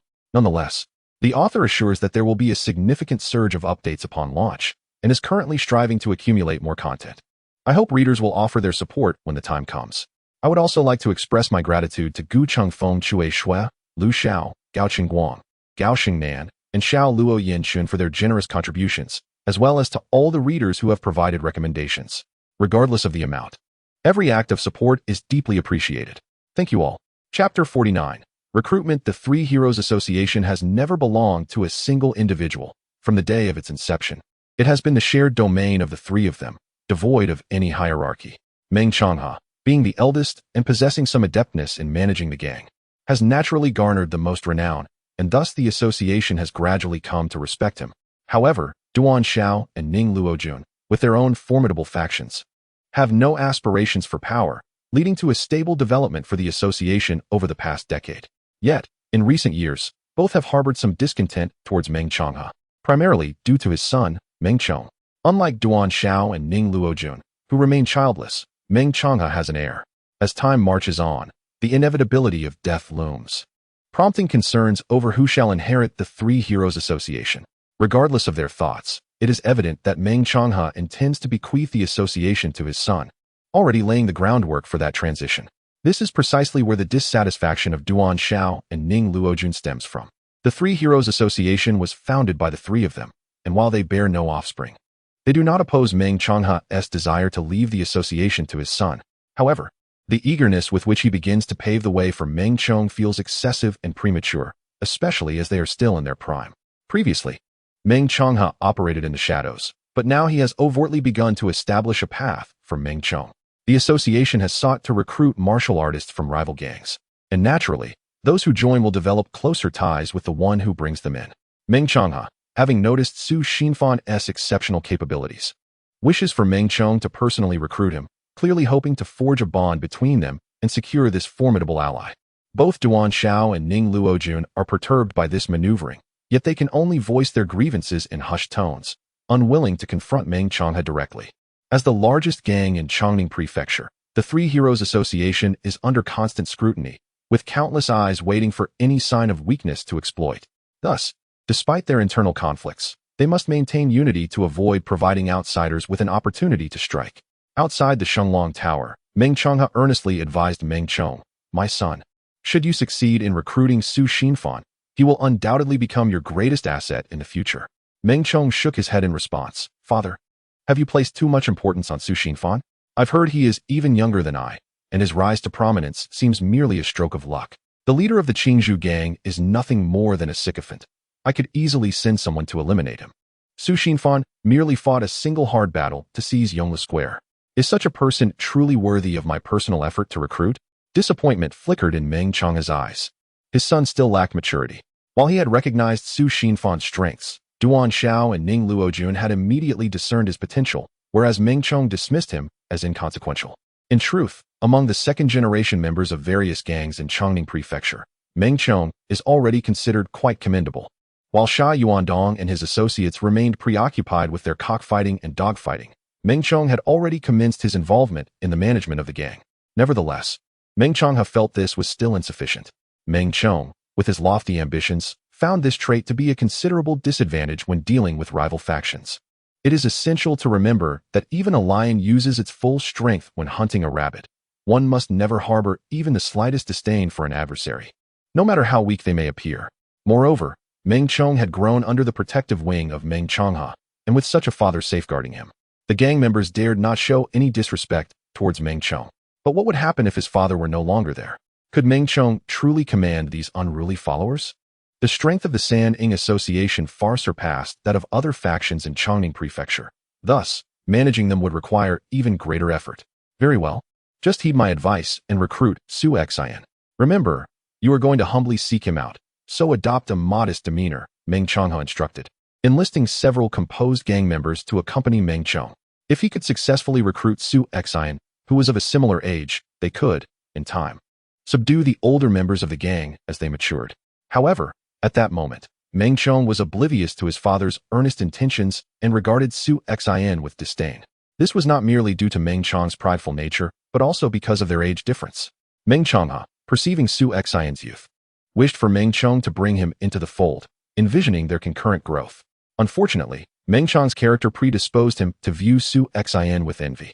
Despite being of the same age, and even younger by a few years, Su Xian's accomplishments earned him admiration from Meng Chong's father, which incited a sense of jealousy within him. Ever since childhood, Meng Chong had always been the strongest among his peers. In his youth, he could easily best several opponents in martial arts, while others, like Sha Yuandong, were engaged in trivial pursuits. Though Meng Chong outwardly dismissed Su Xian's achievements, inwardly he felt a twinge of jealousy. The San Ing Association was known for its forthright recruiting practices, boldly presenting their terms, which endeared them to many potential recruits. Some even felt honored, as being sought after by the San Ing Association signified their own strength and merit. Although Meng Chong had never engaged in such endeavors, the seasoned subordinates arranged by Meng Changhe proceeded directly to Yongle Square, announcing at the entrance, the young master of the San Ing Association, Meng Chong, requests an audience with Chief Su. After obtaining the Xiao Huandong, Su Xian had entered seclusion, aiming to break through to the mid-stage of the postnatal realm. Thus, all matters within the hall were entrusted to Huang Bingqing. Upon hearing the announcement, Huang Bingqing promptly emerged with a respectful bow, exclaiming, "Ah, it is the young master of the San Ing Association. Please, gentlemen, come inside." Upon hearing the name of the San Ing Association, Huang Bingqing's heart leaped with joy. After years of navigating the intricacies of the Feiying gang, he was well aware of the traditions surrounding the San Ing Association's recruitment efforts. The leader of the Flying Eagle gang, being an old warrior who fought alongside Sha Feiying, had never been targeted by the San Ing Society. However, other factions had certainly lost several members to them. The arrival of the San Ing Society to poach members was a testament to their strength, much to Huang Bingqing's delight. Particularly unexpected was the presence of Meng Chong, the young vice leader of the San Ing Society, which was indeed a pleasant surprise. In the past, when the San Ing Society sought to recruit individuals, the strength of the envoy would often indicate how much the society valued the person in question. Typically, less significant figures would send eloquent underlings, while those of true importance would dispatch their top leaders. Thus, the fact that Meng Chong himself had come to recruit Su Xian spoke volumes. Although Meng Chong held no substantial position within the society, his title alone was indicative. Upon realizing that it was not Su Xian who had come to greet him, Meng Chong furrowed his brow and inquired, "Who are you? Where is Su Xian?" Huang Bingqing smiled apologetically and replied, "I am Huang Bingqing, responsible for managing the finances and personnel under Boss Su. He is currently in seclusion. Might you wait a couple of days? As soon as he emerges, I will inform you immediately." Had Su Xian been in a standard retreat, Huang Bingqing would have notified him to come out right away. However, this time, Su Xian was preparing to break through to the mid-stage of the next realm. And he had specifically instructed Huang Bingqing that even in the face of significant events, he should wait until the conclusion of his seclusion before addressing any matters. Upon receiving such orders, Huang Bingqing understood the gravity of Su Xian's retreat and recognized that even the personal visit from Meng Chong could not justify interrupting it. Hearing Huang Bingqing's words, Meng Chong's brows knitted tighter. The audacity of Su Xian to dismiss their efforts, especially with Meng Chong himself in attendance, was utterly infuriating. Moreover, this insignificant figure dared to suggest they wait a few days. Did he think he was someone of great importance, to be summoned at will? Yet, recalling his father's instructions, Meng Chong suppressed his rising anger and stated, "Go tell Su Xian to come out. The San Ing Society has numerous affairs to attend to, and I cannot afford to wait for him here." Huang Bingqing, in a state of urgency, insisted, "Vice leader, it truly cannot be done. My boss's retreat is of utmost importance, and it cannot be disturbed. If you have matters to attend to, perhaps you could return? Once he emerges, I will ensure he personally visits the San Ing Society. What do you think?" Meng Chong, enraged to the point of laughter, retorted, "Are you implying that my visit is in vain? Su Xian is so full of himself that he cannot even spare a moment to meet with me. Meng Chong, I will ask you once more, will you go summon him? If you refuse, I shall go myself. And I am curious to see what qualifications Su Xian possesses to act in such a grand manner." Huang Bingqing stepped in front of Meng Chong, pleading, "Vice leader, please do not put me in a difficult position. My boss is truly in a critical moment of seclusion. He cannot be disturbed." "Get lost," Meng Chong said coldly. Huang Bingqing shook his head, refusing to budge an inch. The fury within Meng Chong was beyond containment.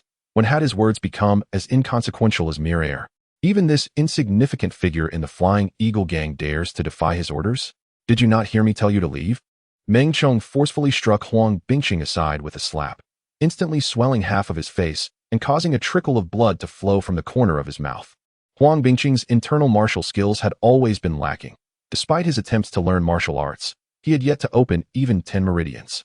In contrast, Meng Chong had already attained the initial stage of acquired strength. With that single slap, Huang Bingqing had no opportunity to evade and was sent flying. Witnessing this scene, the gang members in the hall erupted in anger. They were indifferent to Meng Chong's identity. All they knew was that their usually amiable leader, Huang, had been struck. Under Su Xian's command, it was always Li Huai taking on the role of the villain while Huang Bingqing played the good cop. Coming from humble beginnings, he treated these gang members genuinely well, often joking with them, which earned him their respect, second only to Su Xian. Now, seeing Huang Bingqing brutally slapped, several hot-headed members immediately drew their pistols, ready to retaliate, but Huang Bingqing stopped them. "Everyone, stand down." Chapter 50. Are you forcing me to kill you? Though he received a slap from Meng Chong, he dared not utter a single complaint. He was no ordinary lackey, driven solely by passion and ignorance. Having lingered within the ranks of the Flying Eagle gang for quite some time, he understood precisely whom to provoke and whom to avoid. The formidable might of the Three Heroes Society was evident for all to see. Not only was Su Xian untouchable in the present, but even Sha Feiying was not a figure to be trifled with. "Old Huang, what is going on?" A voice suddenly echoed from outside. Huang Bingqing inwardly cursed his misfortune, turning to see Li Huai, who had just returned from patrol. Li Huai was a man who held no one in esteem. He had dismissed even the infamous Hu Sanyi, yet it was Su Xian who had truly commanded his respect. This man was capable of anything. Upon noticing the injuries on Huang Bingqing's face, a chilling murderous intent flickered in Li Huai's eyes. His demeanor was typically indifferent, and within the entire Flying Eagle gang, he cared for only two individuals, the leader, Su Xian, and Huang Bingqing, with whom he interacted most frequently. In truth, he had already come to regard Huang Bingqing as a brother. Li Huai shifted his gaze towards Meng Chong and his companions. Without needing to inquire, he deduced that these outsiders were responsible for the incident. The few individuals accompanying Meng Chong were not merely tasked with recruitment, but also with ensuring Meng Chong's safety. Li Huai had taken many lives, and an aura of dread naturally surrounded him. Upon its revelation, it immediately instilled a sense of vigilance in them. Meng Chong, however, sensed this murderous intent and felt no trepidation. Instead, he erupted into laughter. "Good. Quite bold of you.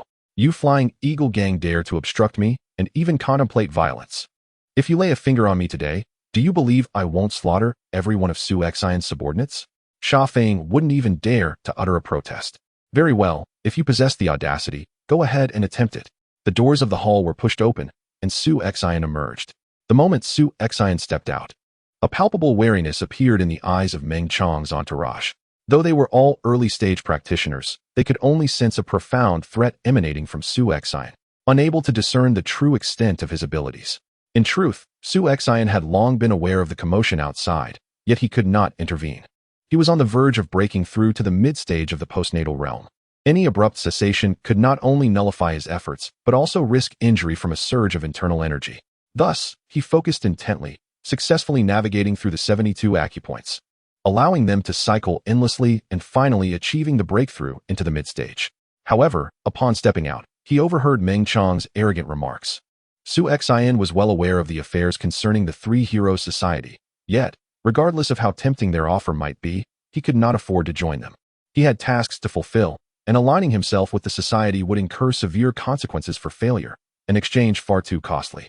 Even gentle persuasion would not sway Su Xian, let alone the fact that Meng Chong had harmed Huang Bingqing. Meng Chong eyed Su Xian with a cold gaze, his tone dripping with sarcasm. "Ah, Su, you truly hold a lofty position. Despite multiple invitations, you still refuse to emerge. It is not I who invited you here. If you find my presence unbearable, you are free to leave," Su Xian remarked with an air of indifference. Meng Chong, filled with fury, retorted with a mocking smile. "They say you are arrogant, Su Xian, and today I bear witness to that. However, I did not come here to engage in a war of words. I wish to extend an invitation to you to join our triumvirate. Should you agree, any conditions you propose shall be met." The members of the triumvirate accompanying Meng Chong released a collective sigh of relief.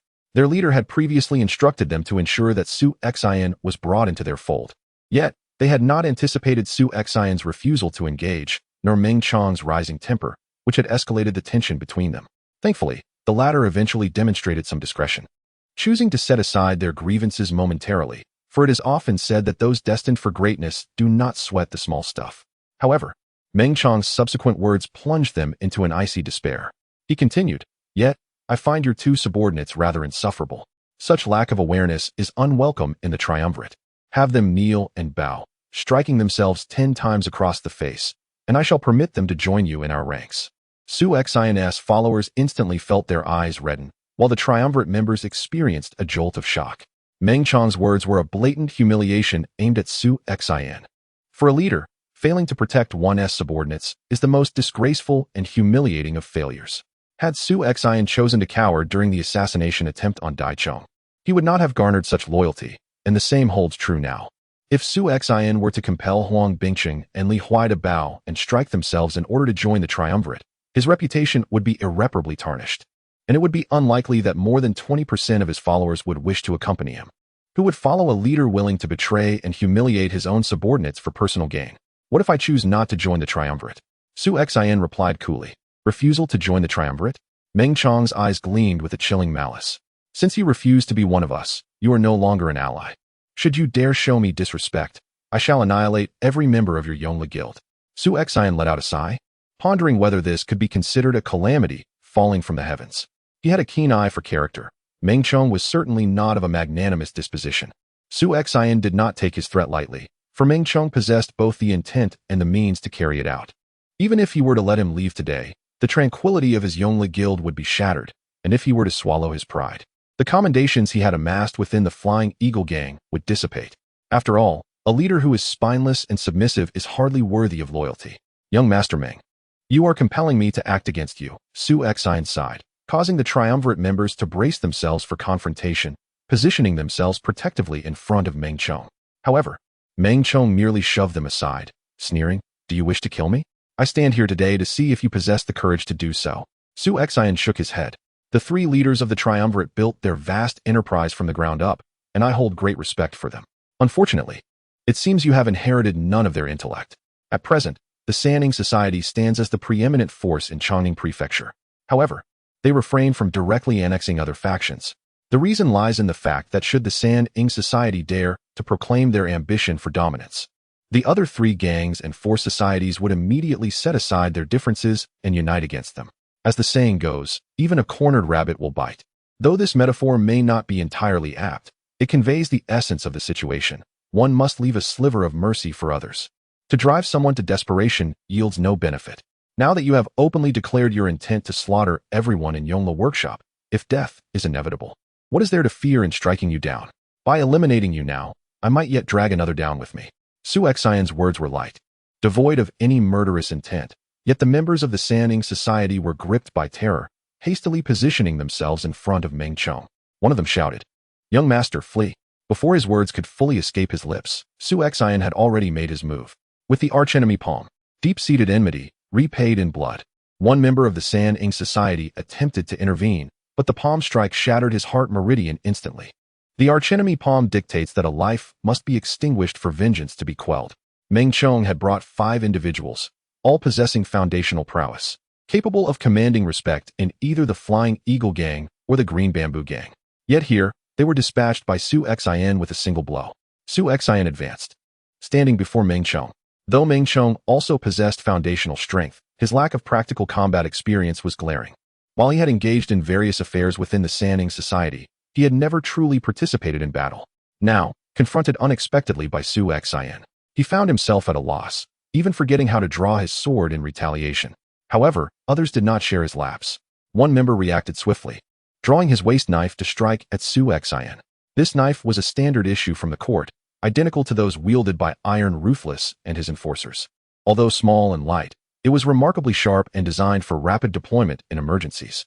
Yet, his speed paled in comparison to Su Xian's. With his left hand, Su Xian drew his sword, but he held the hilt reversed, colliding it against the waist knife, diverting its trajectory and narrowly avoiding a cut across his shoulder. In that instant, Su Xian pivoted, delivering a powerful right hook. The Fury Fist. Hatred, hatred, hatred, hatred that surged like an unbridled tide. The member's chest caved in, sending him hurtling backward. With a chilling clang, the sword was drawn once more, but this time it was the blade aimed at Meng Chong's neck. At that moment, Meng Chong found himself internally repeating a singular thought. He intends to kill me. He dares to kill me? He truly dares to kill me. In the face of imminent death, it was as if Meng Chong's latent potential surged forth. He executed a sudden bridge maneuver, bending low to evade the blade. Yet, as he reached for his waist to grasp his sword, he found nothing.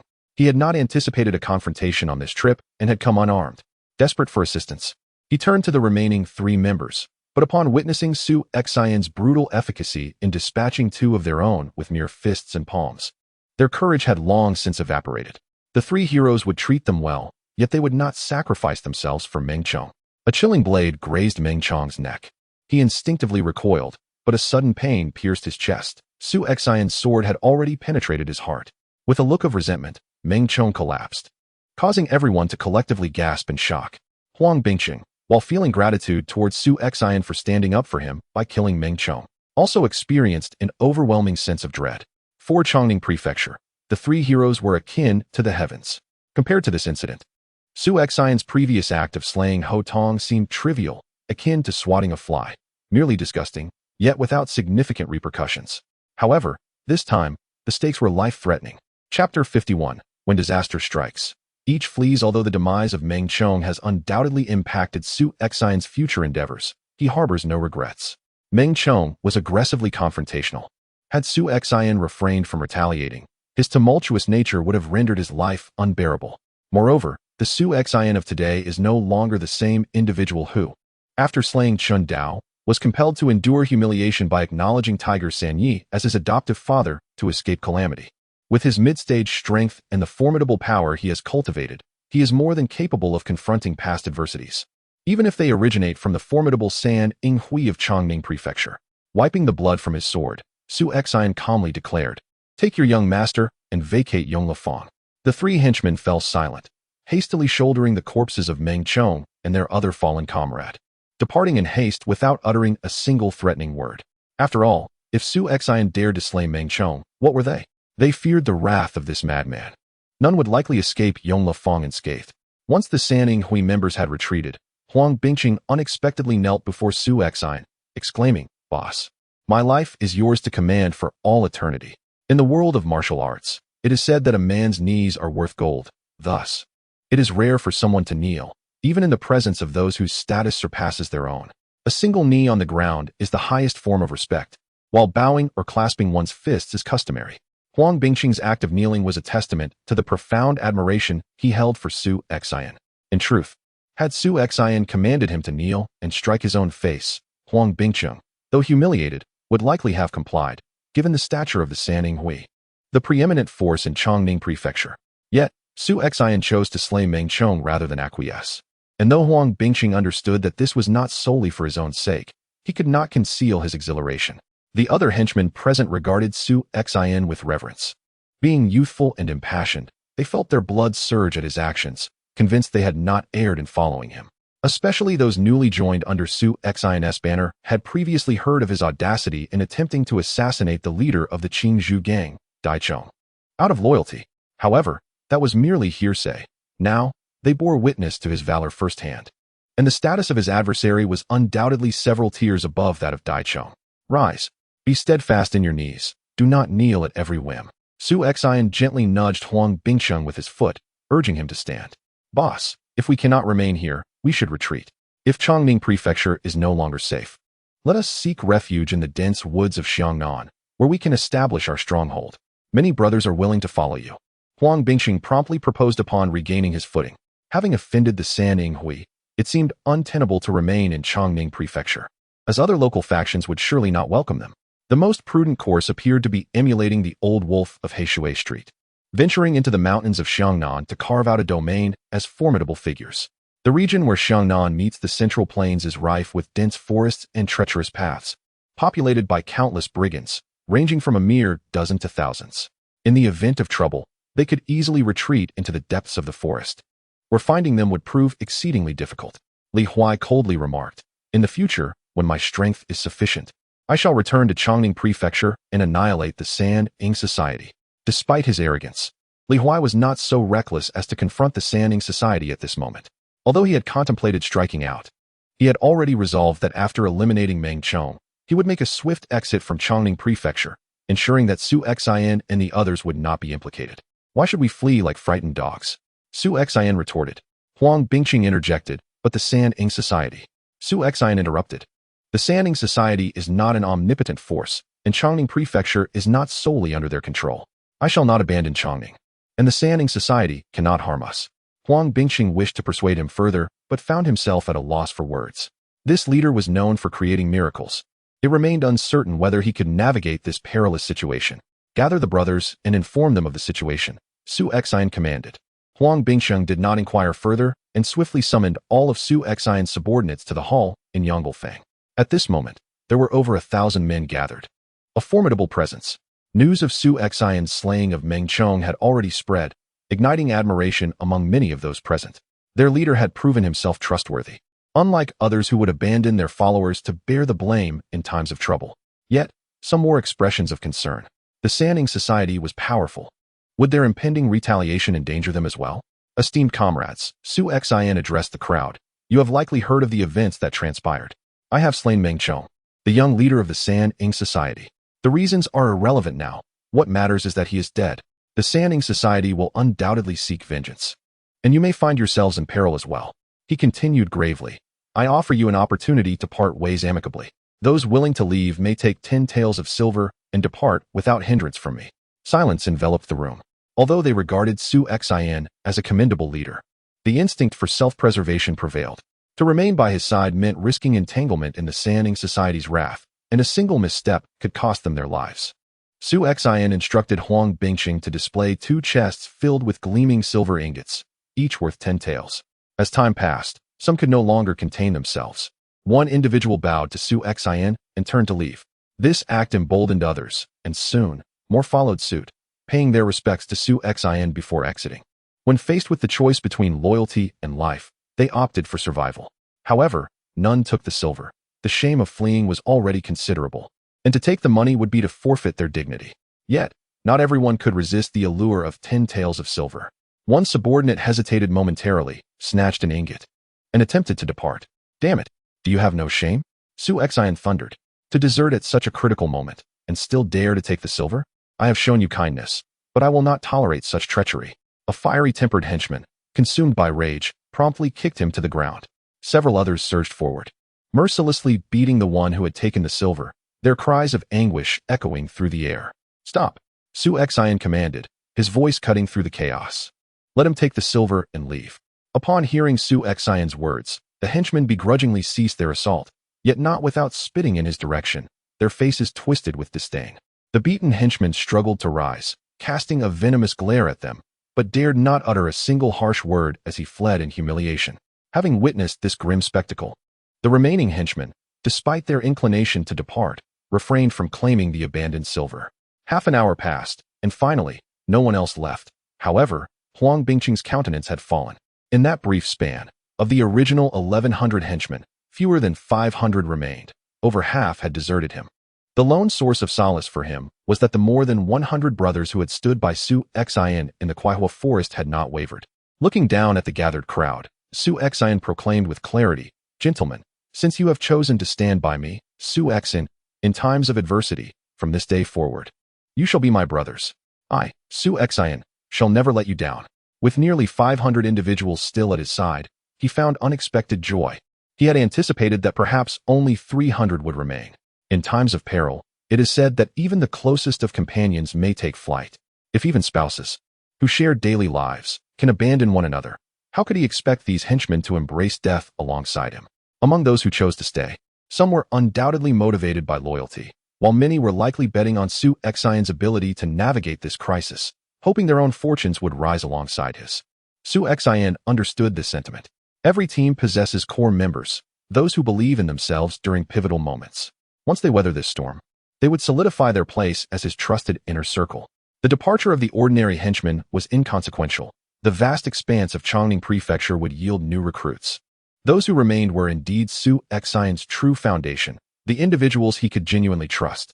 In the Changdefang, Saninghui headquarters, Meng Chongha gazed upon the lifeless body of Meng Chong, disbelief etched across his features.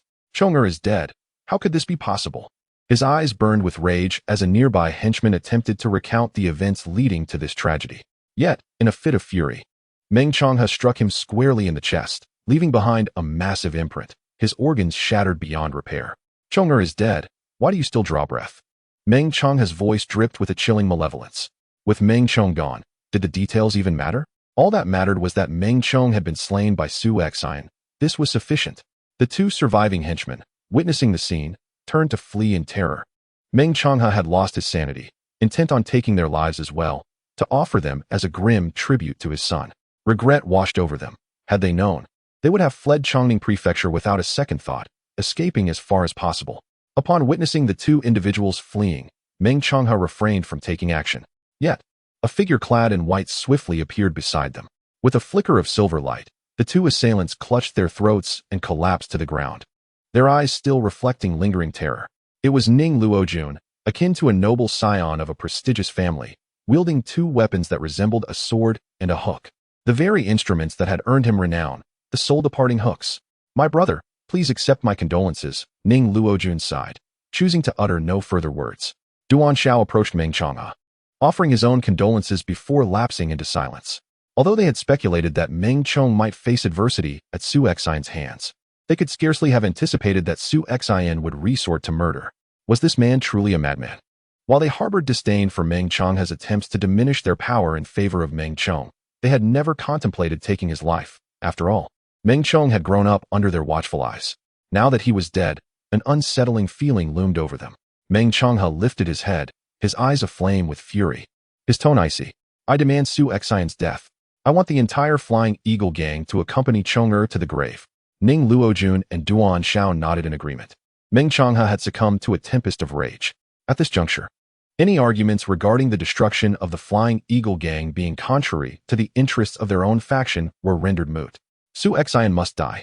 The Flying Eagle gang must be annihilated.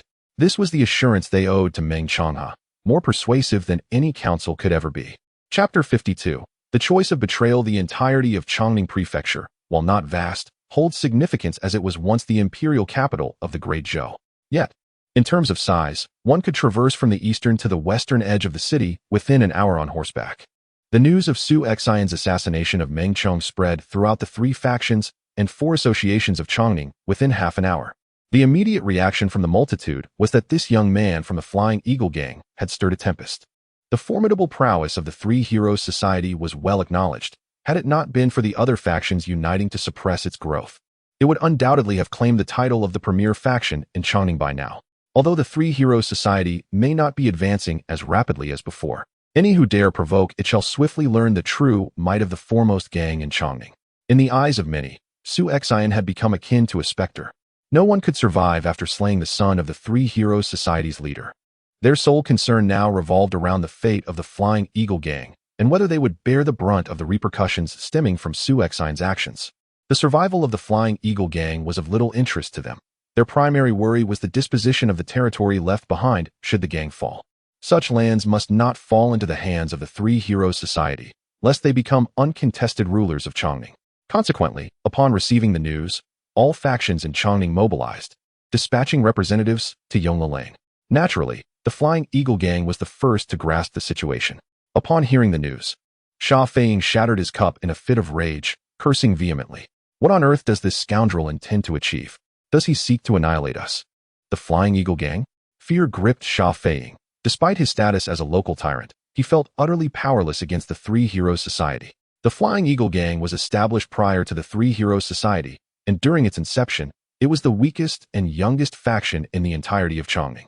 Hence, when the 3 Heroes Society began to rise, the Flying Eagle gang was the first to attempt suppression. Being already frail, the emergence of a rival vying for resources left them in a precarious position. Thus, the Flying Eagle gang clashed with the ascending 3 Heroes Society, a confrontation whose outcome was all but certain. Had Sha Feiying not opted for capitulation, the Flying Eagle gang would have ceased to exist within the landscape of Chongning's factions. Dong Chengguo, with a grim expression, remarked, I warned you that this young man was lawless. We should have dealt with him according to our regulations back then to prevent today's calamity. They were all veterans who had faced the 3 Heroes Society and understood its terrifying capabilities. It is fair to say that without the united front of other factions against the 3 Heroes Society, a mere envoy from them could have obliterated the Flying Eagle gang. In the current predicament, it was the members of the Flying Eagle gang who first took the life of Meng Chang'e's son. Even if the Flying Eagle gang were to be extinguished, it would be deemed just. No other faction would speak a word in their defense. Yet discussing such matters was futile now. The priority was to navigate through this turmoil without allowing Su Xian's actions to ensnare them. Sha Feiying, with a darkened visage, waved his hand dismissively. Initially, the decision to retain Su Xian was driven by the desire to maintain a balance between Dong Chengguo and Zhuangli. However, it is now astonishing to witness this seemingly astute Su Xian committing such a foolish act. In stark contrast to the goal of balancing power, Su Xian now poses a grave threat to the Flying Eagle gang. A glint of ruthlessness flickered across Dong Chengguo's face. What is there to deliberate? We should simply capture Su Xian and hand him over to the Sanning Society, adopting a more conciliatory stance to preserve both their dignity and our own. Although the Sanning Society is formidable, the cost of provoking a gang war is substantial, as long as they are not foolish. They will refrain from entangling us further under such circumstances.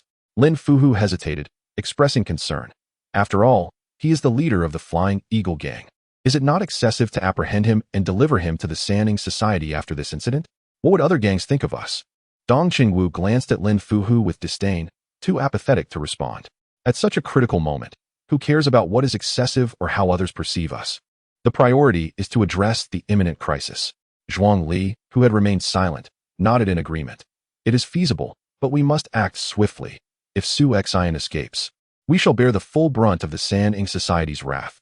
Upon hearing Zhuang Li's reminder, Sha Feiying and the others finally grasped the gravity of the situation and hurried to Yonglifeng in search of Su Xian. However, upon their hurried arrival at Yonglifeng, they were taken aback to find that Su Xian had not fled, but was instead waiting for them at the entrance. What brings the leader and 3 hall masters to my humble abode?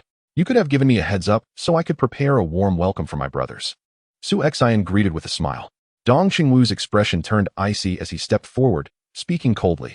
Su Xian, cease your pretense. You have killed Meng Chong and committed an egregious error. Surrender willingly to mitigate your suffering. A look of surprise crossed Su Xian's face as he retorted, Master Dong, I find your words perplexing. How have I committed an egregious error by killing Meng Chong? I am a member of the Flying Eagle gang, while Meng Chong is a pivotal figure in another gang. Shouldn't my actions be seen as a service to the Flying Eagle gang rather than a grave mistake? Dong Qingwu was momentarily rendered speechless. He could hardly admit that they were apprehensive of the Sanning Society's strength and sought to capture Su Xian as a means of securing their forgiveness. With numerous gang members present, even if this was common knowledge, it could not be openly stated. Otherwise, the reputation of the Flying Eagle gang's leadership would be irreparably tarnished. Dare you to argue? Dong Qingwu scoffed, drawing his large ring knife and launching an attack on Su Xian. There was no time for further dialogue. The immediate goal was to subdue him. Su Xian narrowed his eyes. Previously, when Dong Qingwu had attacked, he had no choice but to evade, feeling utterly suppressed. Yet this time, he would not retreat. Drawing his slender sword, he deftly parried the powerful blow from the large ringed knife, leaving Dong Qingwu momentarily stunned. The sheer force of his weapon was formidable, yet Su Xian had effortlessly countered it with just a slender sword, indicating that his prowess had now matched that of Dong Qingwu. He had reached the mid-stage of the postnatal realm. How had he advanced to such a level? Dong Qingwu was filled with astonishment. Just days prior, Su Xian was only at the initial stage of the postnatal realm, forced to evade his attacks. Yet now, he had ascended to a formidable adversary, a mid-stage postnatal martial artist. The great ring knife turned and slashed horizontally, with Dong Qingwu's blade striking like an unrelenting tempest. What of being in the mid-stage of postnatal cultivation? I have dwelt in this realm for over a decade. In martial confrontations, mere rank does not dictate the outcome. Mastery of one's skills and combat experience hold paramount importance, and these are precisely the qualities Su Xian possesses in abundance. Dong Qingwu's swordplay surged like a furious storm, relentless and vigorous. However, it bore a conspicuous weakness, its vulnerability to disruption. Su Xian retreated step by step under Dong Qingwu's offensive, yet after a series of over 10 strikes, he discerned a fleeting opening. With a swift thrust of his fine sword, a chilling intent of murder locked onto Dong Qingwu's chest. Should he continue his slash, Su Xian's blade would surely pierce his heart first. Realizing the peril, Dong Qingwu refrained from risking his life against Su Xian's speed, hastily withdrawing his hand to parry the incoming sword. Su Xian's left-hand sword danced forward in a flurry of thrusts, forcing Dong Qingwu to retreat. But he swiftly closed the distance, delivering a powerful punch. It was the fist of extreme hatred, fueled by a tempest of wrath. Dong Qingwu had never encountered such a sinister form of martial prowess, transforming hatred into strength. As long as one harbored animosity, it manifested as the fist of extreme hatred. He quickly raised the great ring knife to shield himself, its hefty blade serving as a makeshift shield. Yet it shuddered and cried out under the impact of Su Xian's fist. One punch followed another. Dong Qingwu's hands grew numb, his face flushed a deep crimson. After 7 strikes, the great ring knife was forcefully dislodged from his grasp. A glint of determination flashed in Su Xian's eyes as his left-hand sword approached. Its brilliance illuminated the very air, and in a heartbeat, it was at Dong Qingwu's throat. In a moment of desperation, Dong Qingwu could not evade and resorted to gripping the sword's edge with his hand. At such close quarters, Su Xian's swift blade could change directions multiple times, rendering evasion futile. However, Dong Qingwu was no ordinary fighter. He was not like the infamous Hu Sanyi, who could shatter stone with his bare hands. In an instant, his palms were sliced open by the sword's edge, blood flowing profusely, yet this merely served to momentarily delay Su Xian's relentless assault. At that critical juncture, a double-edged Miao knife cleaved through the air, sending Su Xian's delicate sword flying and rescuing Dong Qingwu from imminent peril. Standing beside Dong Qingwu was Zhuangli, his expression dark and foreboding, the elongated double-edged knife contrasting starkly with his short, stout frame. Dong Qingwu's face, still flushed from the previous exertion, now turned crimson with indignation. To lose before a junior in front of an audience was a blow to his honor that he could scarcely bear. Your Flying Eagle gang truly is a disgrace. A hall master defeated by a mere junior who has barely risen in the past year. Such a pathetic gang brings nothing but shame to Changning Prefecture. A merciless voice rang out, and Dong Qingwu turned to glare, yet found himself at a loss for words. The three leaders of the Sanning Hui, accompanied by over 100 members, had arrived, and the speaker was none other than Ning Luojun, who bore the demeanor of a young aristocrat. The expression on Sha Feiying's face turned exceedingly grim. The three heroes had brought with them a formidable contingent of over 100 individuals, all of whom had successfully opened 36 acupoints and stepped into the realm of early postnatal warriors. These individuals represented the very core of the strength of the Three Heroes Association. Capturing Su Xian was a task that could be accomplished by just one of them. Yet they had chosen to bring all their core disciples. What was their intention? Were they planning to annihilate my Flying Eagle gang as well? At that moment, most of his gang members had also arrived, though they remained at a distance, observing the situation with an air of detachment, as if it were none of their concern. After all, this was a conflict between the Three Heroes Association and the Flying Eagle gang. As long as the territory of the Flying Eagle gang did not fall into the hands of the Three Heroes Association, they would certainly refrain from intervening. In fact, they were more inclined to witness the Flying Eagle gang utilize their collective strength to exact some cost from the Three Heroes Association, as this would align better with their own interests. P.S. Wishing everyone a delightful May Day holiday. The author has reluctantly abandoned plans for a cycling trip with friends in the great outdoors to focus on drafting manuscripts for upcoming releases. Alas, tomorrow will be spent merely drooling over posts on social media. Chapter 53. Su Xian's Hidden Cards. Su Xian, I now present you with a choice. If you annihilate all your subordinates, I shall spare your life, albeit at the cost of your martial prowess. Should you refuse to act, then the Sanning Society shall take matters into their own hands. You and your brethren shall perish. Meng Changha's voice was chilling, sending shivers down the spines of those around him. His intention was to force Su Xian into a living hell, to drive him to the brink of despair. Even if Su Xian were to sacrifice all his loyal brothers for the sake of survival, the guilt that would follow would render his life unbearable. Moreover, Meng Changha intended to strip him of his martial abilities. To a warrior, losing one's skills is akin to a celestial being cast down from the heavens. The agony of such a fate surpasses even death. Su Xian chuckled softly. President Meng, one should not be overly confident. If I choose neither option, what will you do then? The onlookers gazed at Su Xian as if he were a fool. It was not that Meng Changha was overconfident. Rather, he possessed the might to back his claims. With the elite forces of the Sanning Society he had summoned, it would be a trivial matter to slaughter Su Xian's subordinates, let alone the Feiying gang. Ning Luojun, standing nearby, remarked with a smirk, Chief Sha, Su Xian is your subordinate. Do you have anything to say? Sha Feiying's face flushed crimson, for Ning Luojun showed him no courtesy whatsoever. What could he possibly say in response? Should he declare his abandonment of Su Xian and allow them to dispose of him? If he failed to protect his own men, how could the Feiying gang continue to exist in Changning Prefecture? Although Sha Feiying and his allies initially intended to bow to the Sanning Society, they had only planned to do so discreetly. Before the gathered throng, a public submission would undoubtedly invite scorn from rival factions, and even some of his own followers might feel disheartened enough to leave the Feiying gang. Yet, the odds were heavily against him. If he dared to defy them, the hundreds of elite warriors from the Sanning Society were poised to act against him. Su Xian has committed a grave error. This matter has nothing to do with my Feiying gang. If the Sanning Society wishes to deal with him, they are welcome to do so. Sha Feiying managed to squeeze out through clenched teeth. Once these words left his lips, the other factions present displayed disdain, and disappointment flickered in the eyes of his own gang members. Meng Changha smiled coldly. Su Xian, even the Feiying gang has forsaken you. What further words do you have? Since you refuse to choose, I shall send you and your companions to accompany my son in death. In truth, Meng Changha was loath to kill Su Xian outright. He wished for Su Xian to suffer before his demise, to ensure that his own grief over his lost son was avenged.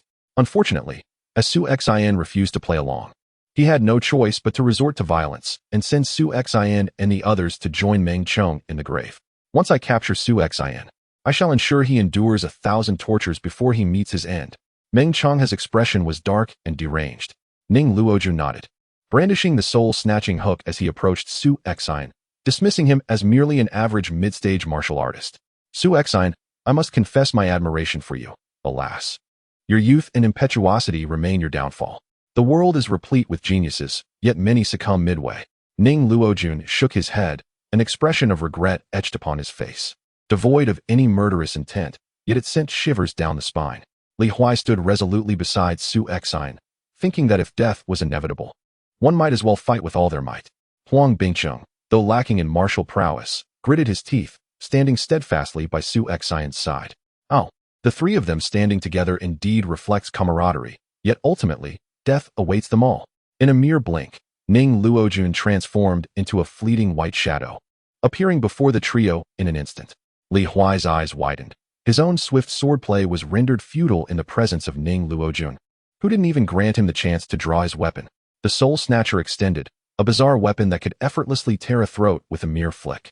At that moment, a sharp glint flashed, followed by a resounding clash as Ning Luojun was hurled backward, stumbling over 10 paces before regaining his footing. His Soul Snatcher sent flying, leaving only an ordinary waste knife embedded in the ground. Who was it? Who dared? Trembling hands raised, Ning Luojun gazed forward in disbelief. Within the Chongning mansion, there existed someone capable of disarming him in a single strike? The sheer force he had just encountered instilled an overwhelming sense of helplessness. Well, this is quite the spectacle. You three, engrossed in your affairs, neglecting your responsibilities to indulge in this drama? From the crowd, Tai Wuching, the chief constable of the Eastern 12 Fangs, strolled over, casually toying with 2 iron balls. Li Huai and Huang Bingcheng exchanged astonished glances at Su Xin, realizing that their leader had already summoned reinforcements, rendering their worries futile. Huang Bingcheng, particularly, cast a resentful glance at Su Xin. Had he known of the backup, he would have been spared the fright of Ning Luojuan's earlier attack. Su Xin cleared his throat and whispered, when one performs, one must do so thoroughly. Otherwise, how can we compel those weak of will to retreat? After eliminating Meng Chong, Su Xin had anticipated such a scenario and discreetly contacted a patrolling constable to relay the message to Tai Wuching. Having assisted Tai Wuching with several significant matters, it was now time for him to reciprocate the favor. At this juncture, Meng Chonghe and others, upon realizing that it was Tai Wuching who intervened, felt a mix of shock and fury, yet more so a sense of confusion. How had Su Xin allied himself with Tai Wuching? Tai Wuching represented the imperial authority. No matter how formidable a gang might be, they could never confront the Dezhou court directly, as that would be tantamount to rebellion, a futile endeavor. Thus, Meng Chonghe suppressed his seething anger and remarked, Master Tai, it is only natural that I seek vengeance for my son's murder at the hands of Su Xin. Why do you hinder me? Tai Wuching replied languidly, Meng Chonghe, your argument is flawed. How old are you, and how old is Su Xin? Your son was bested and killed. It is merely a reflection of your failure as a father. To retaliate against Su Xin now would be an act of bullying the young. Meng Chonghe was nearly driven to a fit of rage by Tai Wuching's words. The grudge of a slain child is one that cannot be forgiven. Even if it means using force against the weak, I shall undoubtedly kill Su Xin. Tai Wuching shook his head. That cannot be. I owe Su Xin a debt of gratitude. I must protect him. No one shall harm Su Xin today. Tai Darren, this is a conflict between our factions. Your interference may not be in accordance with the rules, right? Even if you are the esteemed chief constable of the Eastern 12 blocks. This Chongning prefecture is not under your absolute control. A 30-year-old young man beside Meng Chonghe exclaimed sternly. In Chongning prefecture, the authorities have traditionally refrained from intervening in the disputes between gangs, as long as things do not escalate too far. Tai Wuching's domineering attitude left Meng Chonghe's face flushed with anger, and the disciples of the Sanning Society were already displeased. Not in accordance with the rules? Huh. May I ask who this young brother is? Tai Wuching inquired, a faint smile gradually spreading across his lips. Meng Chonghe replied, This is my disciple, Lin Feng. What wisdom do you impart, Chief Tai? To impart wisdom is too much to claim.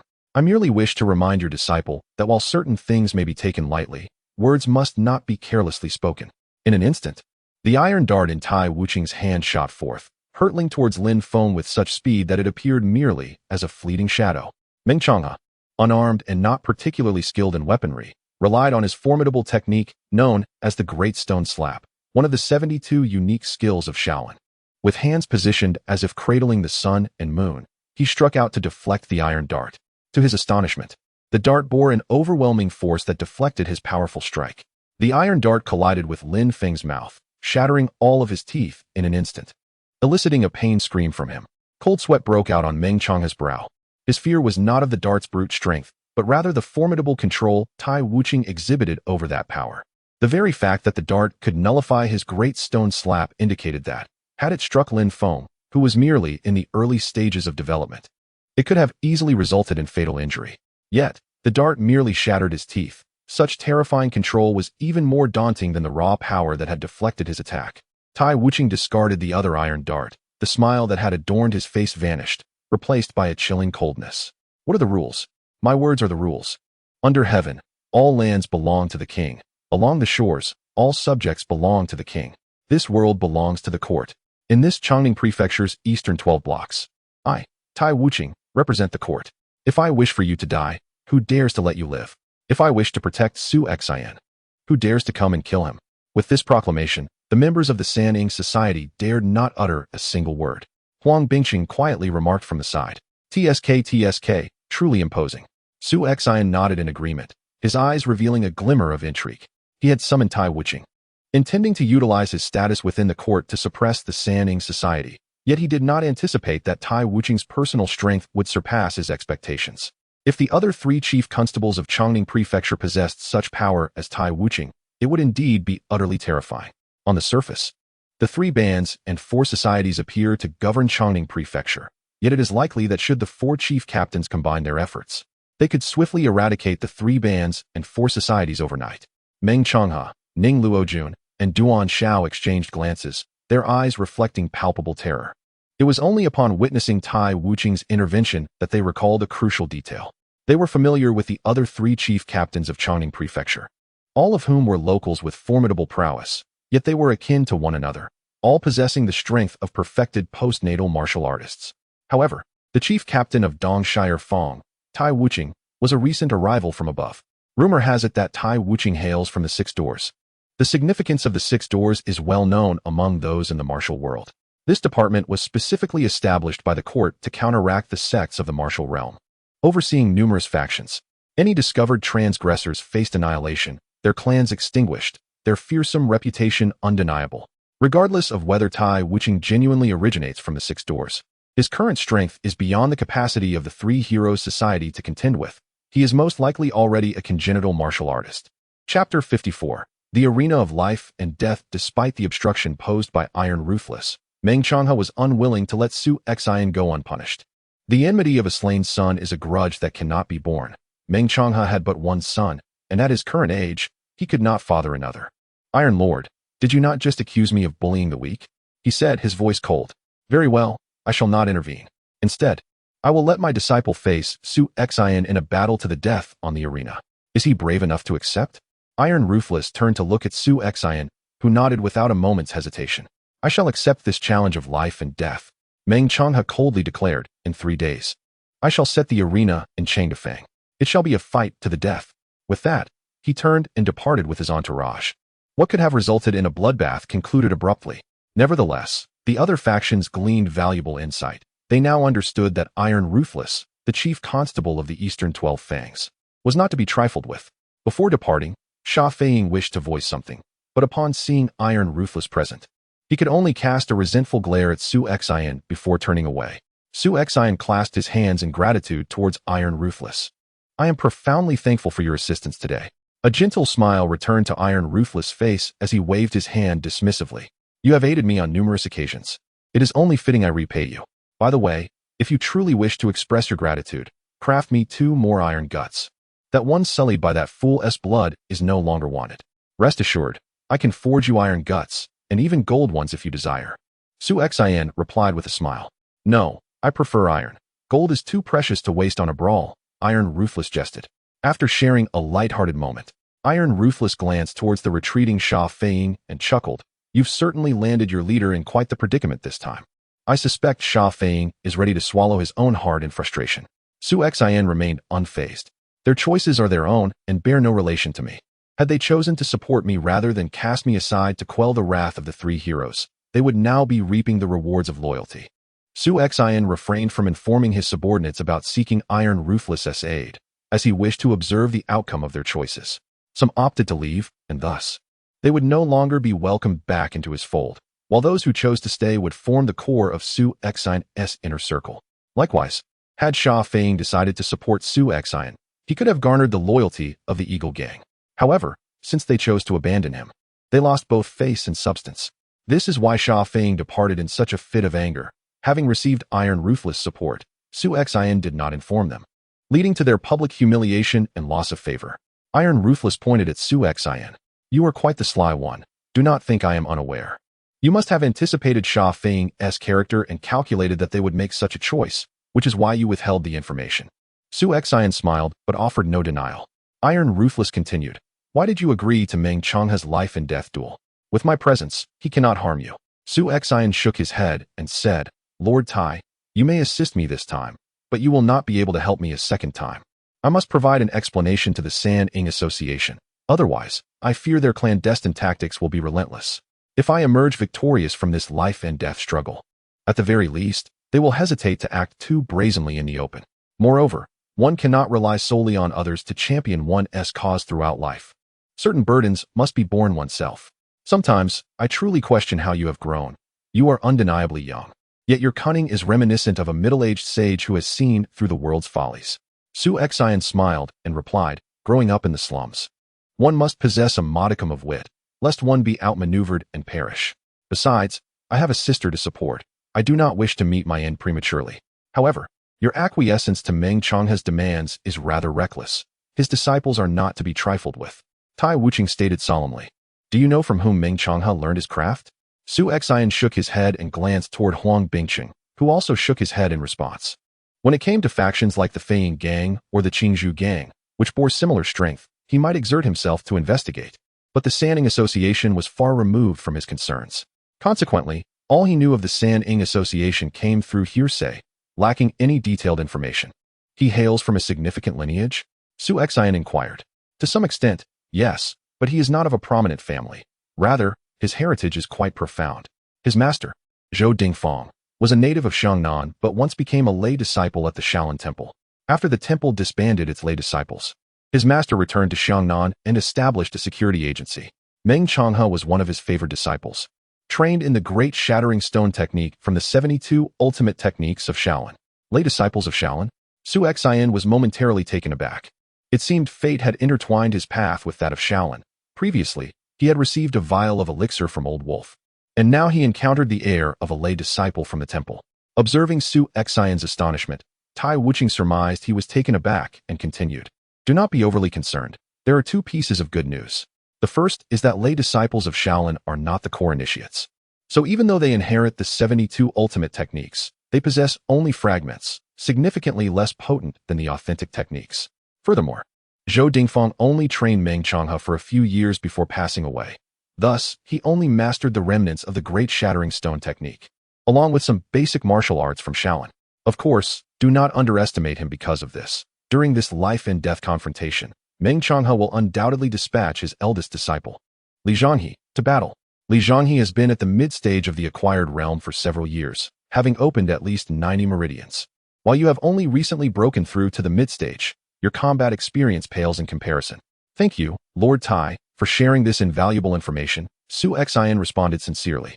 As the saying goes, knowing oneself and knowing one's adversary ensures victory in every battle. This is particularly true in the realm of martial combat. Understanding the opponent's techniques and strengths is crucial during a confrontation. There's no need for thanks. I have spared you, Iron Ruthlessness remarked, waving his hand dismissively before turning away. What shall we do now, boss? Huang Bingqing inquired. What else can we do? I shall retreat into seclusion. I have only just broken through to the mid-stage of the acquired realm and must acclimatize to this newfound power. Each advancement in a martial artist's realm brings about a significant surge in strength, which can be overwhelming for the body, necessitating a period of adjustment. Although Su Xian had recently defeated Dong Qingwu, he had yet to fully familiarize himself with his current capabilities. Furthermore, He firmly believed that the disciples nurtured by Meng Changhe would not exhibit the same level of weakness as Dong Qingwu. After all, Meng Changhe was a disciple of the Shaolin lineage, albeit a secular one, and thus was undoubtedly more formidable than a practitioner from a lesser sect. By the way, instruct those watching over my sister not to inform her of my emergence from seclusion. Simply tell her that I remain in retreat, Su Xian instructed. Previously, while he was secluded, Su Xian had arranged for someone to tend to Xnr's daily needs. Even now, after his emergence, he wished to shield her from such news to prevent unnecessary worry. Huang Bingqing nodded in acknowledgement, and Su Xian further directed Li Huai to reinforce the management of Yongle Square, as he would be retreating into seclusion. With a significant portion of his personnel currently absent, it was imperative to maintain order to prevent any potential chaos from unraveling the stability that had been achieved. Meanwhile, Meng Changhe returned to the Changde Square with a grim demeanor. After dispersing his followers, Ning Luojun hesitated before suggesting, "Brother, I advise you to speak with Li Zhangyi. Even if he defeats Su Xian in the life and death arena, he must not take his life." "What did you say?" Meng Changhe glared at Ning Luojun. "Su Xian has slain my only son, and you expect me to spare him? If I do not claim Su Xian's life, what purpose does the life and death arena serve?" Ning Luojun shouted back, "I do not wish for you to spare Su Xian. Rather, I simply do not want the Three Heroes Society to make an enemy of Iron Ruthlessness. If Su Xian were to be killed by Li Zhangyi in the arena, do you think Iron Ruthlessness would not hold a grudge against us?" Meng Changhe was momentarily at a loss for words. He vividly recalled Iron Ruthlessness's immense power. Although Iron Ruthlessness had only made a single move, and even the iron lance he threw could hardly be considered a technique, Meng Changhe had sensed a formidable presence that surpassed even that of his master, who had already entered the innate realm. Yet, in his quest for vengeance, Meng Changhe coldly retorted, "Indeed, we cannot contend with Iron Ruthlessness, but let us not overestimate his strength. With our Three Heroes Society numbering in the tens of thousands, I refuse to believe that Iron Ruthlessness would dare act against us. Even if he is a congenital martial artist, he is not invincible. If he wishes to eradicate our triumvirate, he must be prepared for the chaos that will ensue in Changning Prefecture. Brother, do not be naive. Tai Wuqing is unlike other captains. Consider his surname. He hails from the Six Doors, and he bears the name Tai. He is likely a member of the Tai family from the Six Doors." A look of trepidation crossed Ning Luojun's face. "I, Ning Luojun, have also seen my share of the world. I once accompanied my father to a banquet hosted by a prominent family in Xiangnan. That family was formidable, boasting over 30 congenital martial artists. Yet, during that very banquet, the entire family was annihilated by 3 constables sent from the Six Doors. These 3 constables were indeed from the Tai family, who were the founders of the Six Doors in the Great Zhou dynasty. At their peak, half of the constables in the Six Doors bore the surname Tai. There are many with the surname Tai across the land. And whether Tai Wuqing hails from the Six Doors is merely your speculation. When Tai Wuqing first arrived in Changning Prefecture, you conducted an investigation, but the outcome was only suspicion and could not definitively prove his origins. Enough said. The enmity of killing a son is irreconcilable, and Su Xian must die." With that resolute statement, Meng Changhe turned and walked away, leaving Ning Luojun and Duan Shao standing in the shadows, their expressions dark and foreboding. Chapter 55. The disparity of strength in the span of 3 days. The news that Su Xian was to engage in a life-and-death duel with Meng Changhe's disciples spread throughout the entirety of Changning Prefecture. In the past, major factions would have deemed Su Xian's demise inevitable. However, the circumstances had shifted dramatically. Su Xian had publicly vanquished Dong Qingwu, a seasoned practitioner of mid-stage postnatal martial arts, who had cultivated for several years. Although Dong's prowess was not particularly formidable, this victory served to validate Su Xian's eligibility to contend with Li Zhangyi. Presently, various factions in Changning Prefecture had even begun to establish betting odds on the outcome of the duel between Su Xian and Li Zhangyi. Li Zhangyi's odds were set at 1-1, while Su Xian's were a striking 1-3, with the majority favoring Li Zhangyi. Meng Changhe, responsible for instructing the disciples in martial arts during the Three Heroes Assembly, would promptly accept any promising talents as his disciples. Consequently, he had over 10 direct disciples at the assembly, among whom Li Zhangyi stood out as the most formidable.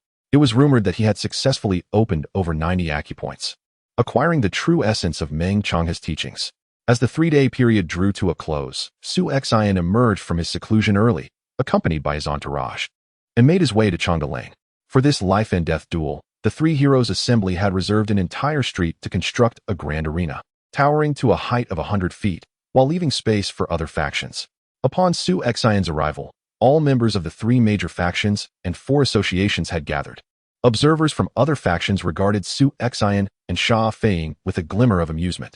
Although Su Xian was now affiliated with the Flying Eagle Gang, his estrangement from Sha Feiying was evident, marking a clear divide between them. At the forefront of the arena, a high platform adorned with over a dozen chairs had been erected for the leaders of the various factions, with the central seat left vacant for Tai Wuching. As the clock approached noon, Tai Wuching sauntered in, accompanied by several constables. "Ah, you all seem to have arrived quite early," Tai Wuching greeted, settling into his designated seat. Others secretly murmured discontent, questioning who but Tai, the chief constable, would dare to arrive at such a crucial moment. Meng Changhe, unable to contain his impatience, urged, "Since Lord Tai has arrived, let the duel commence. What is the rush? There are still matters that require clarification," Tai Wuching interjected, raising a hand to silence Meng Changhe. "Are you perhaps reconsidering, Lord Tai?" Meng Changhe's expression darkened. His concern that Tai Wuching might intervene at a critical juncture was palpable. With a derisive snort, Tai Wuching retorted, "What kind of person do you take me for? My words are not to be taken lightly. However, it is prudent to clarify certain matters. Since Su Xian has consented to this duel with your disciple, once the duel concludes, this affair shall be deemed settled. Should you seek to trouble Su Xian thereafter, do not blame me for intervening. That is acceptable, provided he survives," Meng Changhe scoffed, questioning the likelihood of Su Xian's survival post-duel. "What purpose would there be in troubling a corpse?" "Very well, let the duel commence now," Tai Wuching declared, and Li Jianghu promptly advanced to the center of the arena. Li Jianghu appeared to be just over 30, tall and imposing, exuding an air of formidable strength. In stark contrast, Su Xian, stepping onto the stage, seemed somewhat frail. This comparison in appearance alone placed Su Xian at a disadvantage. The onlookers, witnessing this scene, shook their heads in dismay, particularly those who had invested in Su Xian's victory. Now filled with regret, observing Su Xian's demeanor, they believed he harbored little hope for triumph. Some even used Su Xian as a cautionary tale to advise their disciples to be more astute in discerning whom to challenge and whom to avoid. The atmosphere among the crowd was rife with skepticism towards Su Xian, leaving even Huang Bingqing and his companions feeling less assured. "I say, Li Huai, what are the odds of our leader winning this time?" Huang Bingqing nudged Li Huai beside him. "I do not know, but I firmly believe our leader will emerge victorious." Li Huai's unwavering faith struck Huang Bingqing as rather naive, especially since Li Huai had become an ardent admirer of Su Xian after being impressed by his martial arts. Li Huai, perceiving the doubt in Huang Bingqing's gaze, replied calmly, "You are not a martial artist, so you cannot fathom our leader's mindset. In a battle of life and death, one must either advance with determination or falter in hesitation. Without an unwavering belief in victory, one has already lost half the battle." He continued, "Though my current strength is feeble, if I were to face the leader of the Flying Eagle Gang, I would still have faith in my chances of winning." Huang Bingqing shook his head. His cultivation of internal strength was merely for health, and he had no comprehension of the intricacies of martial combat, nor did he wish to delve into them. On the arena, Li Jianghu cast a slight shake of his head towards Su Xian. In truth, he bore no ill will towards Su Xian. Rather, he felt a sense of gratitude. In the past, with Meng Chong present, the final heir of the Three Heroes Society would undoubtedly have been Meng Chong, potentially leaving Li Jianghu as the sole candidate for leadership. Yet now, with Meng Chong deceased, the younger generation, including Li Jianghu, had the opportunity to ascend, with the prospect of becoming the sole leader of the society. Despite this, Su Xian still had to perish. By eliminating Su Xian, he could gain Meng Changhe's approval and solidify his position within the Three Heroes Society. "Su Xian, should you perish, do not blame me. The fault lies solely with you for targeting the wrong individual." As Li Jianghu's words fell, he lunged directly at Su Xian. Meng Changhe, a disciple of Shaolin's secular disciple Zhou Dingfang, had imparted more than just the remnants of one of the 72 ultimate techniques, the Great Stone Smasher. He had also shared foundational techniques and martial skills from Shaolin Temple. These teachings were bestowed upon Li Jianghu, who, choosing not to wield a weapon, directly employed the Shaolin's Luohan fist. Each move, although seemingly simple, was imbued with tremendous power. The Luohan fist, while an introductory martial technique of Shaolin, was selected for its universal importance, reflecting its inherent strength. Su Xian, exercising caution, executed a swift thrust with his sword, yet Li Jianghu's punch was exceptionally forceful. Akin to a Luohan subduing a tiger, advancing with unyielding might. A straightforward yet powerful punch forced Su Xian to retreat, his sword drawn back. The sound of metal rang out. The slender sword struck against Li Zhanghe's arm, producing a resonant clang reminiscent of metal meeting metal. Despite Su Xian's current strength, his strike merely left a white mark on Li Zhanghe's arm. The renowned Shaolin Golden Bell Shield. Those knowledgeable in the audience gasped in awe. Although the Golden Bell Shield is the most rudimentary body cultivation technique of Shaolin Temple, it is widely acknowledged throughout the martial world. Its cultivation may be slow, yet its foundation is extraordinarily robust. Your sword is swift, yet it fails to harm. No matter how fast it may be, it is of no use. Li Zhanghe howled as he surged forward, unleashing a flurry of techniques. Arhut subduing dragon, Arhut overcoming tiger, Arhut holding the pagoda, each strike overwhelming, forcing Su Xian into the corner of the arena. Combat has always been the most effective means of gauging one's own strength. Su Xian felt a sense of ease while battling Dong Qingwu, but now, facing Li Zhanghe, a hint of pressure enveloped him. Where did he fall short compared to Li Zhanghe? It was not merely the 20 or so additional acupoints Li Zhanghe had opened, but rather the sheer force behind his techniques. Internal energy is fundamental to a martial artist, and Su Xian cultivated the elementary internal skill of the Chuanjin sect, which is a basic level technique rated at merely half a star. Li Zhanghe, however, practiced a technique undoubtedly superior to his meager half-star method. The more acupoints one opens, the greater the disparity in techniques. As Li Zhanghe aptly stated, no matter how swift Su Xian's sword may be, without sufficient power, it is futile. At this moment, Su Xian yearned fervently for the system's reward of the purple cloud divine skill. Die! Li Zhanghe's expression hardened as he launched his left fist like a pagoda, deflecting Su Xian's fierce strike, while his right fist descended like a ferocious tiger, aimed directly at Su Xian's chest. Yet, in an unexpected turn of events, Su Xian suddenly sheathed his sword, though he had a scabbard at his waist. Typical martial artists would not sheath their weapon mid-battle unless they were assured of victory or defeat. Yet, Su Xian chose to do precisely that.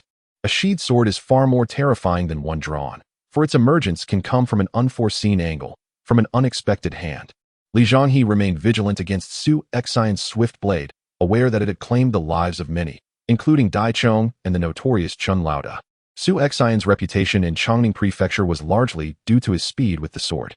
As the adage goes, knowing oneself and the enemy leads to victory in 100 battles. Su Xian had acquired Li Zhanghe's information from Tai Wuqing, and likewise, Li Zhanghe had gathered intelligence on Su Xian.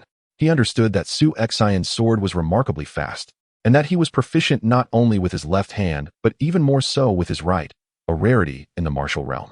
However, he was unaware that Su Xian excelled not merely in swords, but also in fists. With a single punch, fueled by an overwhelming rage, he struck with an intensity that seemed relentless. This was the fist of hatred. As their fists collided, Li Zhanghe was astonished to be pushed back several steps. Su Xian's punch was extraordinarily sinister, drawing on the power of hatred, which surged forth unceasingly, a torrent of wrath. In the stands, the leaders of various factions were taken aback by Su Xian's martial prowess. They had never witnessed such an ominous style of boxing. Yet, from their perspective, its might was undeniably impressive, placing it in a league far beyond Li Zhanghe's Arhut fist. After acquiring the Hate Extreme Fist, Su Xian had executed it numerous times. Yet regrettably, it went unnoticed by others. During his confrontation with the old wolf, no one bore witness. He employed it while taking down Meng Chong and others. But Meng Changhe did not afford his subordinates the chance to comprehend, swiftly eliminating them all. Ultimately, Su Xian also utilized this technique in his battle against Dong Qingwu. Yet at that moment, Sha Feiying and others were engulfed in rage and confusion, leaving no room for contemplation of any martial arts. Tai Wuqing, with a faint smile gracing his lips, pondered inwardly. From where did this young man acquire such a fist technique imbued with the essence of martial arts? I have never encountered it before. Nevertheless, this technique is indeed fascinating. Centered around hatred as its core principle, one must wonder the deep-seated enmity that inspired its creation. On the arena, Su Xian turned the tide, unleashing the Hate Extreme Fist with fervor.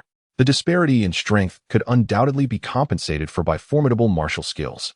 Additionally, a note, recently, the platform has been experiencing issues, causing the book to occasionally vanish and display a 404 error. This can last from a few minutes to an indeterminate duration. I, along with other authors, have encountered this situation. If it occurs, one may patiently wait for a while or check alternative platforms such as Qidian's client, Chuangshi Chinese Network, or QQ Reading. all of which are functioning normally and updating without issue. Chapter 56. The unsheathed sword is the most fearsome. Li Jianghe's hands ached with numbness. Despite the formidable strength of his golden bell shield, it too had its limits. Moreover, while the golden bell shield provided some resistance against cold weapons like swords and knives, it was largely ineffective against the expansive and powerful technique of the hate extreme fist. Retreating, Li Jianghe's hands embraced the cosmos, delivering a strike that resembled the force of a mountain being cleaved, an impressive display of might. The great stone-slaying palm. On that day, Meng Changhe had employed the great stone-slaying palm to thwart Tai Wuqing's iron resolve. However, at that time, they had been at a considerable distance, and Su Xian had been unable to discern its intricacies. Now, immersed in the moment, he realized that this technique, one of the 72 marvels of Shaolin, was indeed extraordinary, justifying its esteemed position among the martial arts. The essence of the great stone-slaying palm lay in its lay aspect. It was not merely a simple strike, but rather a forceful throw infused with the energy of a sudden explosion. What Li Jianghe executed was merely a remnant of the true technique, if he were to perform the complete form. The power of embracing the cosmos and casting the stone would far exceed his current capabilities.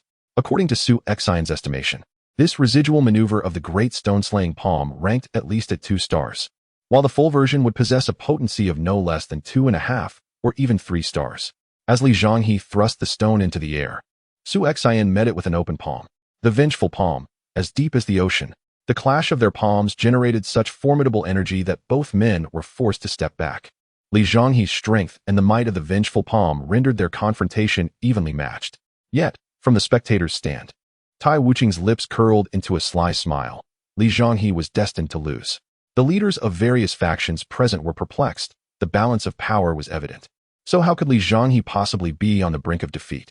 Some who perceived the underlying currents wore expressions of astonishment, while Meng Changhe's face darkened like the bottom of a pot.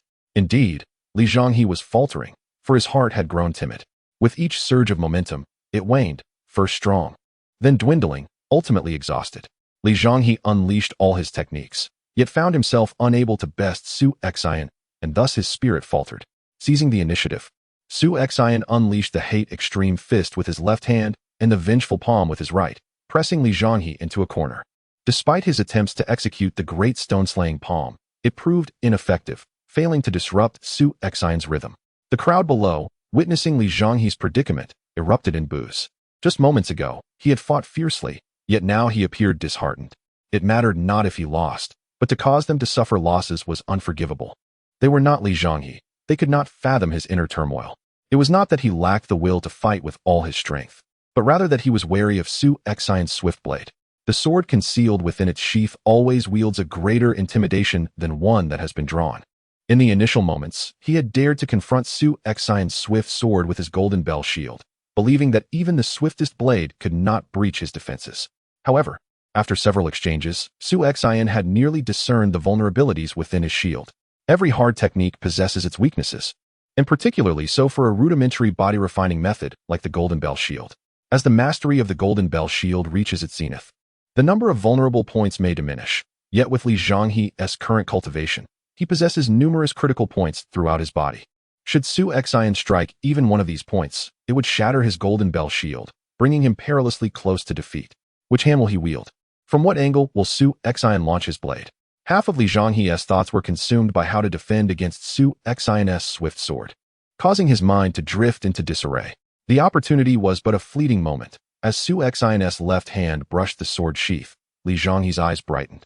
He unleashed the formidable force of the big stone palm, aiming it squarely at Su Xian's left hand. A soft thud echoed as the blade pierced his body, and Li Jianghe gazed in horror at the slender sword that had embedded itself in his lower abdomen. But the hand that wielded the sword was his right.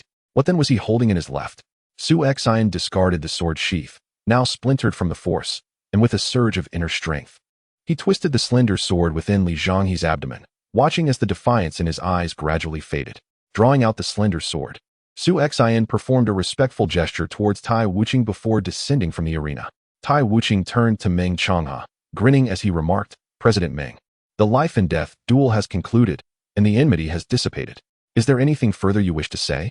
With a resounding crash, Meng Changhe kicked over his chair and stormed away. Ning Luojun offered a slight bow to Tai Wuqing, saying, "Please do not take offense, Captain Tai. My elder brother is in a foul mood, hence his lack of composure. Ah, quite understandable, Tai Wuching replied. As the life and death duel came to an end, the onlookers exhibited a myriad of expressions. To be frank, Su Xian's victory surpassed their expectations. Even those who had wagered on his triumph did not truly foresee that he would defeat Li Zhonghe. As Meng Changhe's most formidable disciple, Li Zhonghe ranked among the top 10 in the entire Sanning Hui and was a well-known figure in Chongning Prefecture. Yet, in full view of the crowd, he was vanquished by Su Xian. To ascend in status, one must often tread upon the corpses of predecessors. Su Xian exemplified this perfectly. From this day forth, the entirety of Chongning Prefecture would remember Su Xian's swift and ruthless swordplay, as well as his unparalleled fist techniques. As for Li Zhonghe, regrettably, a deceased individual is not worthy of remembrance. Upon returning to his followers, Huang Bingqing and the others erupted into cheers, though Su Xian quickly silenced them. Despite his victory in this life-and-death battle, excessive flamboyance was ill-advised. There would be ample opportunities for celebration upon their return to Yonglifeng. Once back at the headquarters, Su Xian announced to his subordinates that their base salary would henceforth be doubled, along with a monthly reward of 100 taels of silver. This declaration ignited jubilant cheers among the gang members, affirming their faith in their decision to follow him.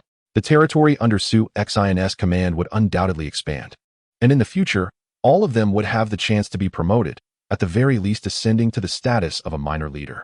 Conversely, those who had previously deserted him would find no opportunity to rejoin. What use is there for those who flee in times of crisis? After rewarding his subordinates, Su Xian summoned Huang Bingqing and Li Huai to accompany him to the main hall. Huang Bingqing inquired, "What is the purpose of our visit to the main hall? The leader is not inclined to see us at the moment. He does not wish to see me, yet my desire to meet him remains strong. For the esteemed leader still owes me certain matters." Su Xian continued to explain to Huang Bingqing, leading the two directly to the main hall. Upon Su Xian's arrival, the two members of the battle hall immediately bowed respectfully. "Greetings, Su Boss." The disciples of the battle hall have always revered the strong. Su Xian had slain Meng Changhe's son during the Three Heroes meeting, effectively trampling upon Meng Changhe's dignity and crushing it further. Not only did he survive, but he also decisively defeated the renowned Li Zhonghe in the life and death arena. How many in Chongning Prefecture can boast such a feat? Take us to see the leader.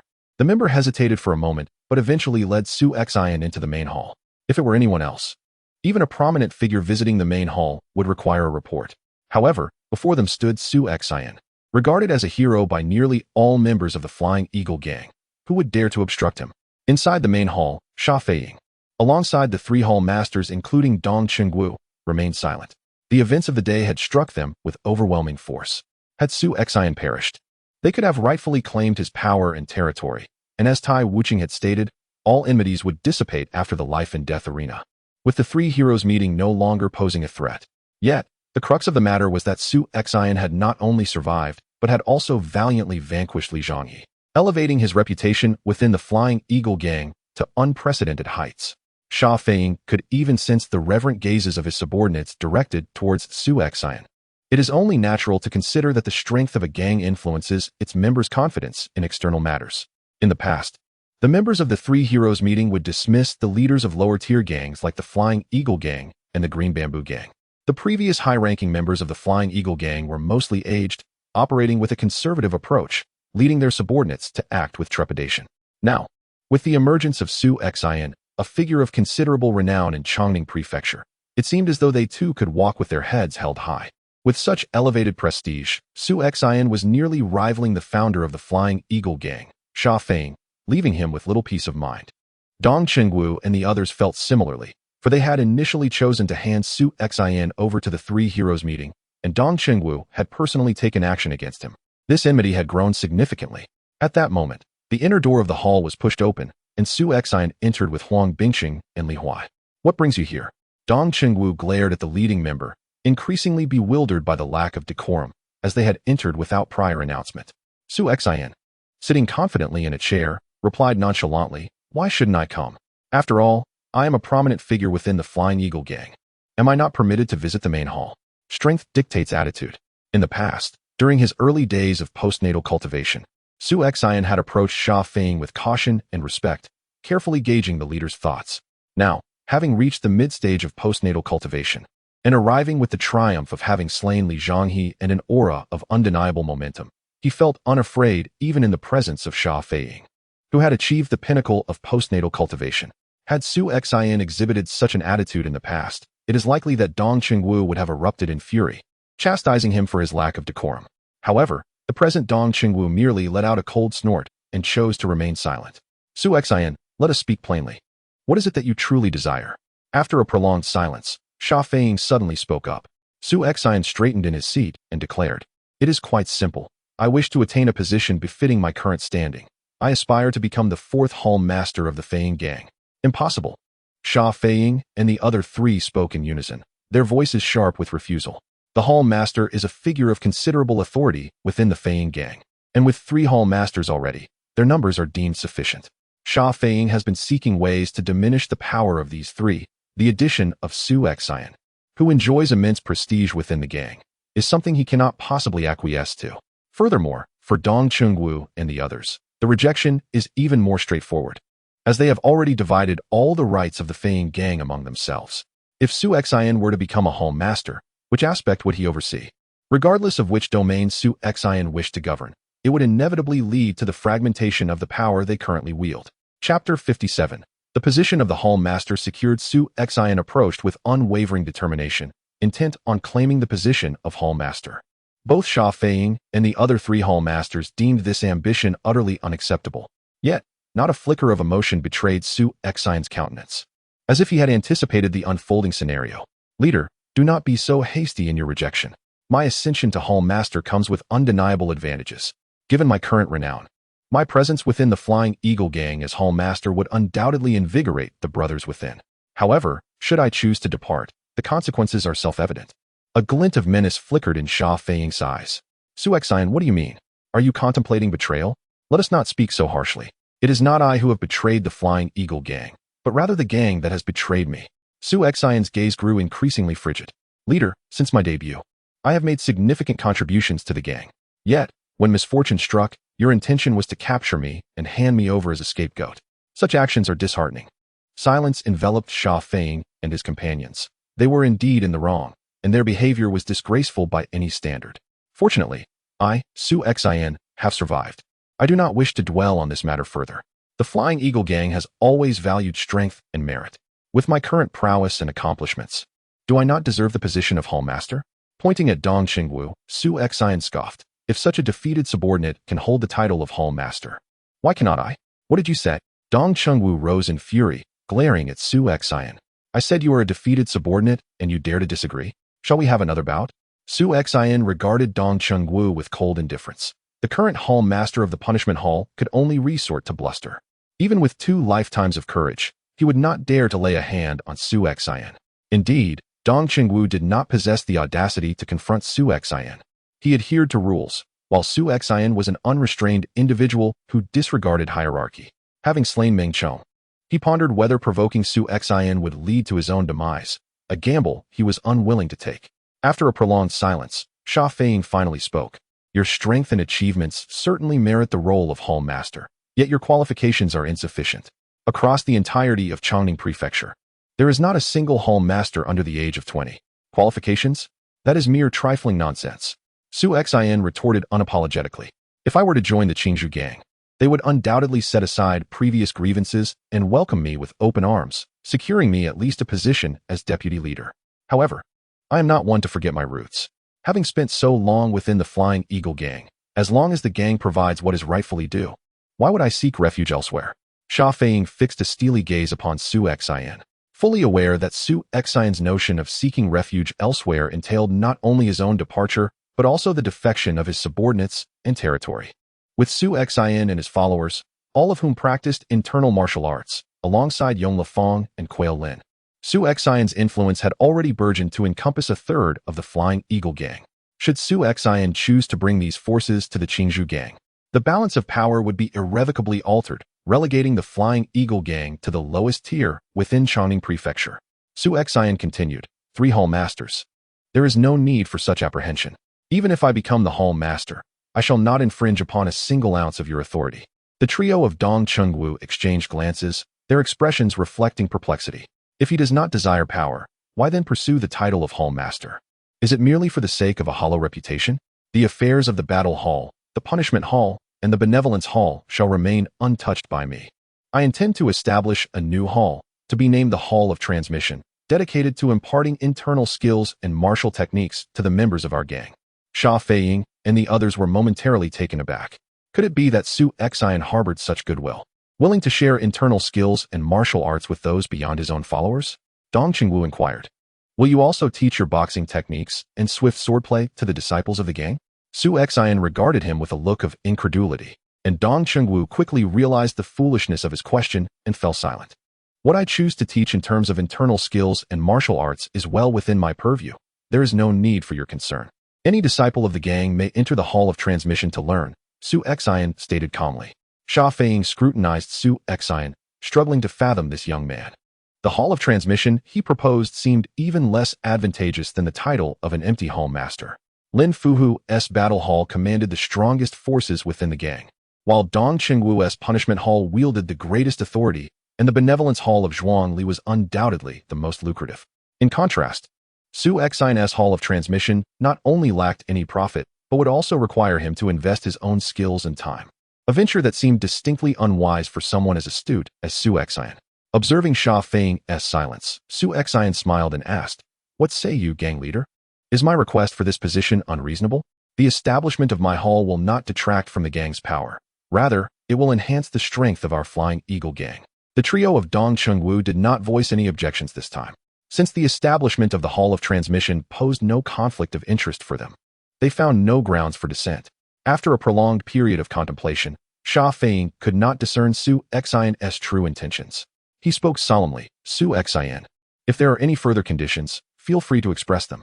I find it hard to believe that you would establish the Hall of Transmission solely for the benefit of the gang.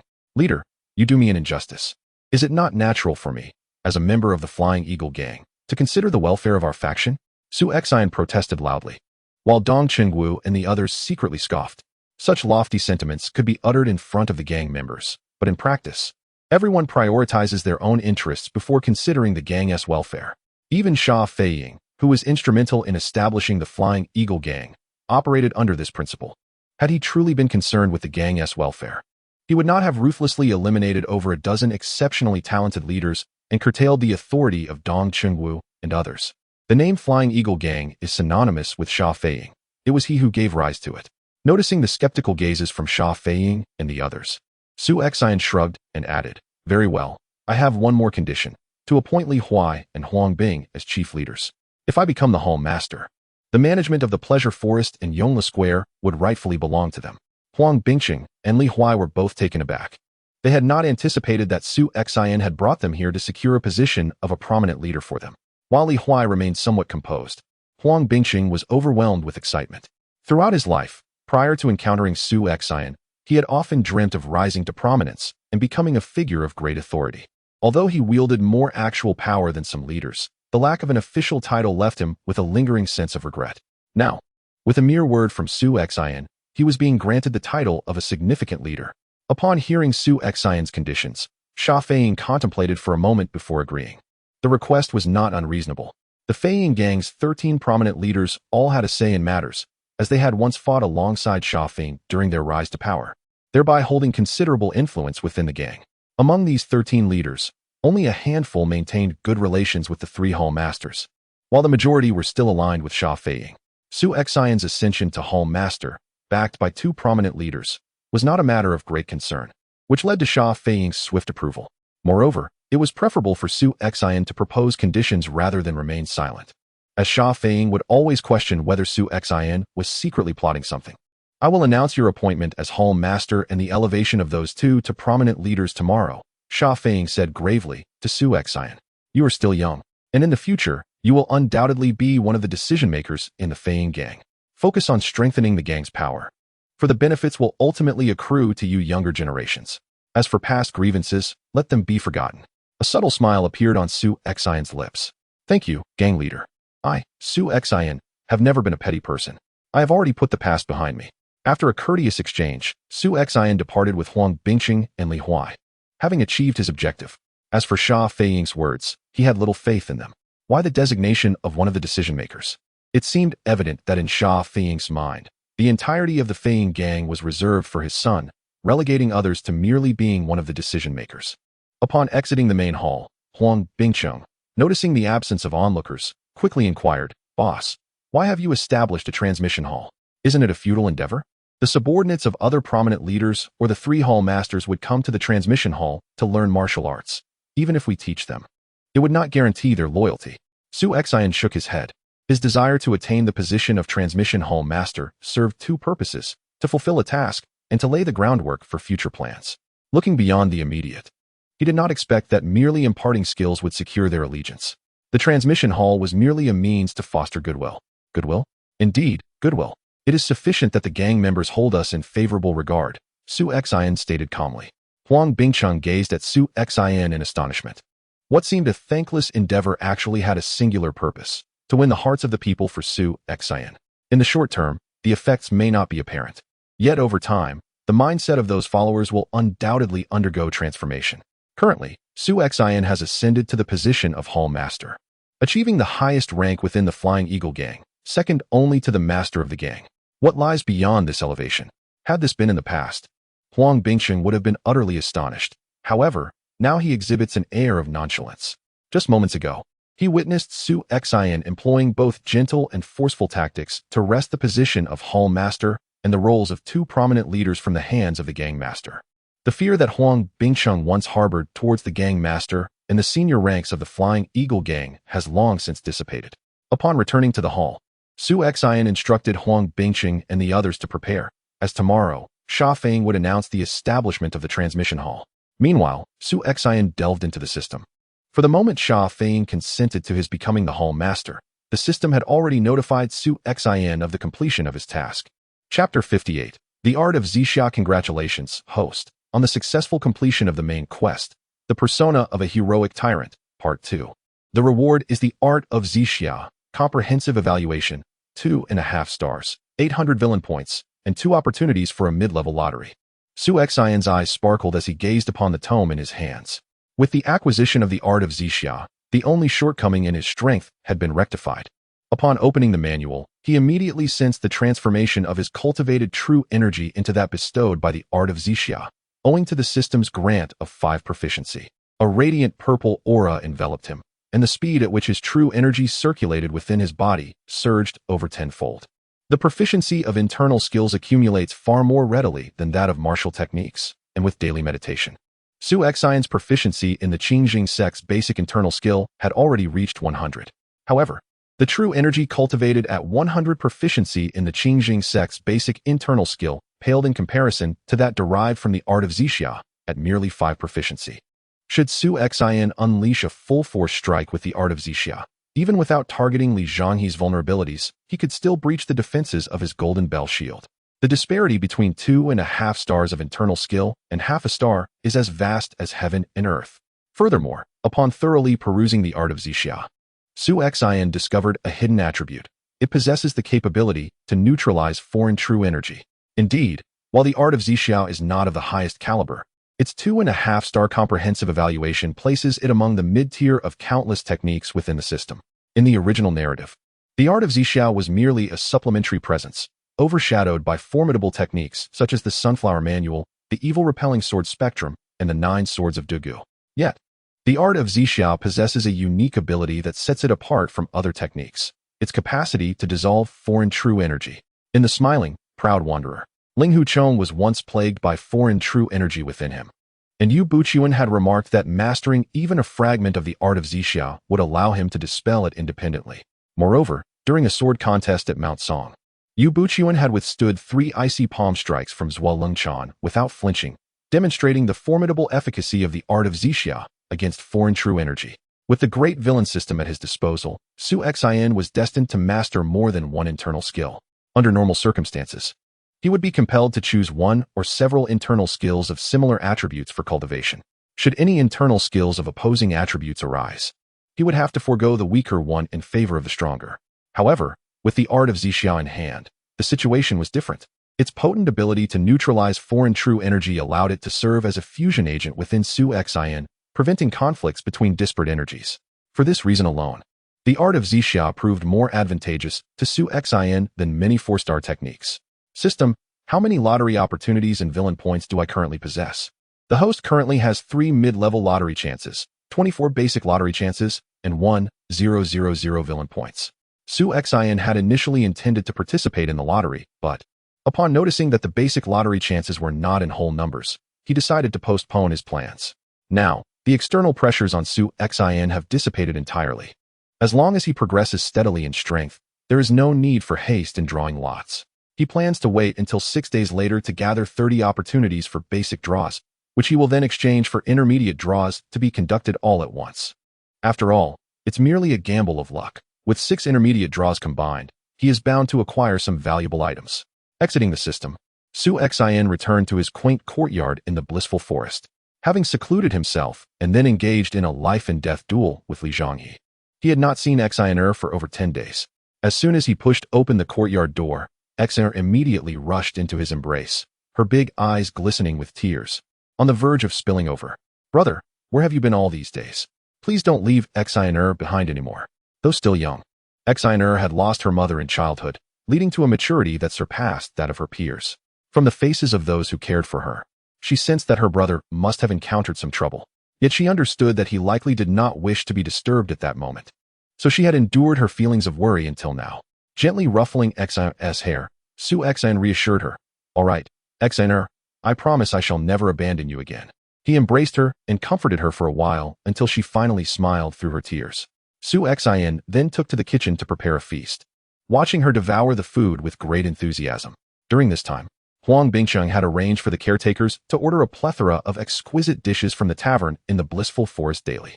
However, concerned for Su Xin, Xin found the once delectable meals unappetizing, consuming very little. Now, seeing her brother return, she finally relaxed and began to eat heartily. As he observed the empty courtyard, Su Xin suddenly realized he had somewhat overlooked Xin's feelings. He always aimed to provide her with safety, yet he forgot she was merely a 7-year-old child. While his days were filled with rigorous training and managing gang affairs, Xin spent her days merely practicing swordplay and tedium, surrounded by the members of the Flying Eagle gang, with no peers to alleviate her solitude. Once Xin finished her meal, Su Xin began clearing the table and said, "Xin, tomorrow I will arrange for you to attend a private school." "Why?" She pouted. "Isn't it enough to study at home with the teacher? Why must I go to private school?" Though intelligent, she detested studying and writing. Pinching her small nose playfully, Su Xin replied, "If you stay at home any longer, you'll become a little simpleton. In private school, there will be peers your age, and I assure you it will be far more enjoyable than staying at home." Upon hearing about the companions, Xin's eyes widened in surprise. During her time at Changlufeng, that impoverished area lacked private schools. She had only seen students from other types of schools pass by, laughing and chatting in groups, dressed in fine clothes and carrying backpacks, which filled her with envy. However, her expression soon darkened, and she hesitated. "But if I go to private school, won't it be a long time before I can see you again, brother? Rest assured, I shall ensure your safe return home each day, and you shall not reside in the private academy. Furthermore, there are no classes during the 5-day breaks." Upon hearing Su Xin's words, Xin's eyes widened with joy once more. After sending Xin away, Su Xin returned to his chamber to contemplate the purple cloud divine skill. Although the proficiency of internal energy cultivation is not as critical as that of martial techniques, it significantly influences the efficiency of training. At a proficiency of 5, the flow of internal energy remains somewhat awkward, whereas upon reaching 100 proficiency, the internal energy flows seamlessly and naturally, even circulating unconsciously during daily movements, rendering the training efficiency vastly superior to the initial stages. The following day, Su Xin arrived early at the hall of Yongle Square. Sha Feng did not renege on his promise and announced throughout the Flying Eagle gang that Su Xin had been promoted to the position of Hall Master of the Transmission Hall, while Huang Bingcheng and Li Huai ascended to the rank of chief leaders. This news sent ripples through the entire gang. The other chief leaders harbored their own thoughts, yet none dared to voice opposition. They had witnessed Su Xin's prowess in the life and death arena. What right did they have to contest? With the establishment of the hall, Su Xin abolished the nonsensical titles of his subordinates and replaced them with the title of minor leaders. Now that he had secured his position, it mattered little if he appointed 100 minor leaders. The transmission hall, as the new establishment, was not situated at the main hall, but rather adjacent to the Yongle Square Hall, allowing any gang member wishing to learn techniques to enter and study. However, Su Xin would not personally teach these other members, nor would even Li Huai take on such a role. The responsibility of instruction fell to Li Qing and other seasoned subordinates of Su Xian. They were already well-versed in both the elementary internal skills of the complete reality sect and the damaged version of the dogbeat stick technique, making it no challenge to teach others. It was imperative to treat his own subordinates differently from the ordinary gang members. Although both groups were at the beginner level of internal skills and martial techniques, Su Xian's core team received training directly from him, supplemented by Li Huai's practical combat training, ensuring their strength far surpassed that of these hastily trained members.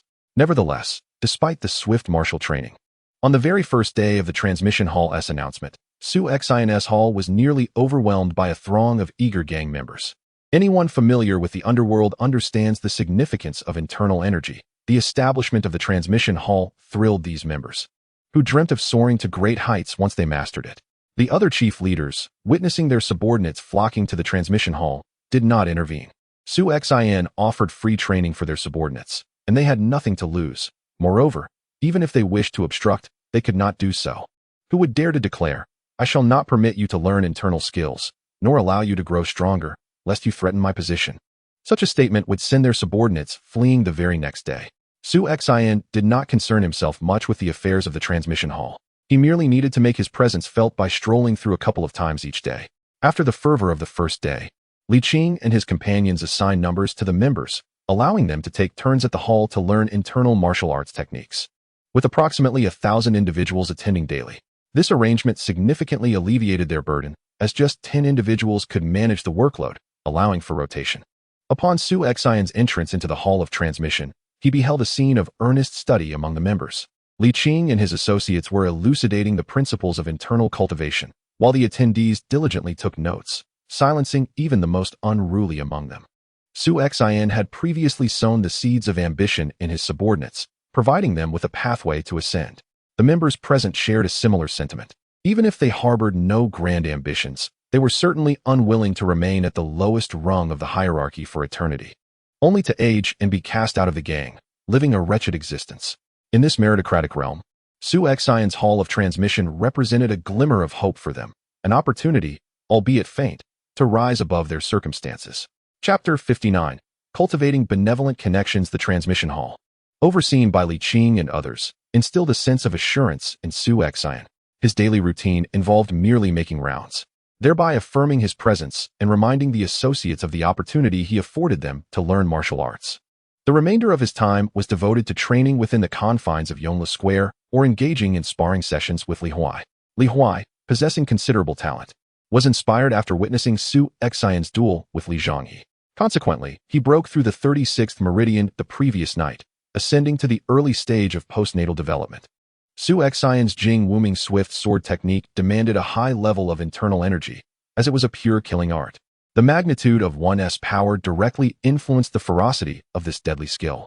In contrast, Li Huai's exorcising sword technique required less internal energy, with his recent advancement to the early stage of postnatal development enhancing his speed rather than the force of his strikes. The advantages and disadvantages of the exorcising sword technique were starkly evident when compared to the original sunflower scripture. At that moment, Huang Bingqing entered the hall and addressed Su Xian. "Boss, Lu Shengming seeks your audience. Why does he wish to see me?" Su Xian queried, perplexed. Lu Shengming was one of the major leaders of the Flying Eagle gang, not particularly close to the three hall masters, and aligned more with the faction of the gang leader.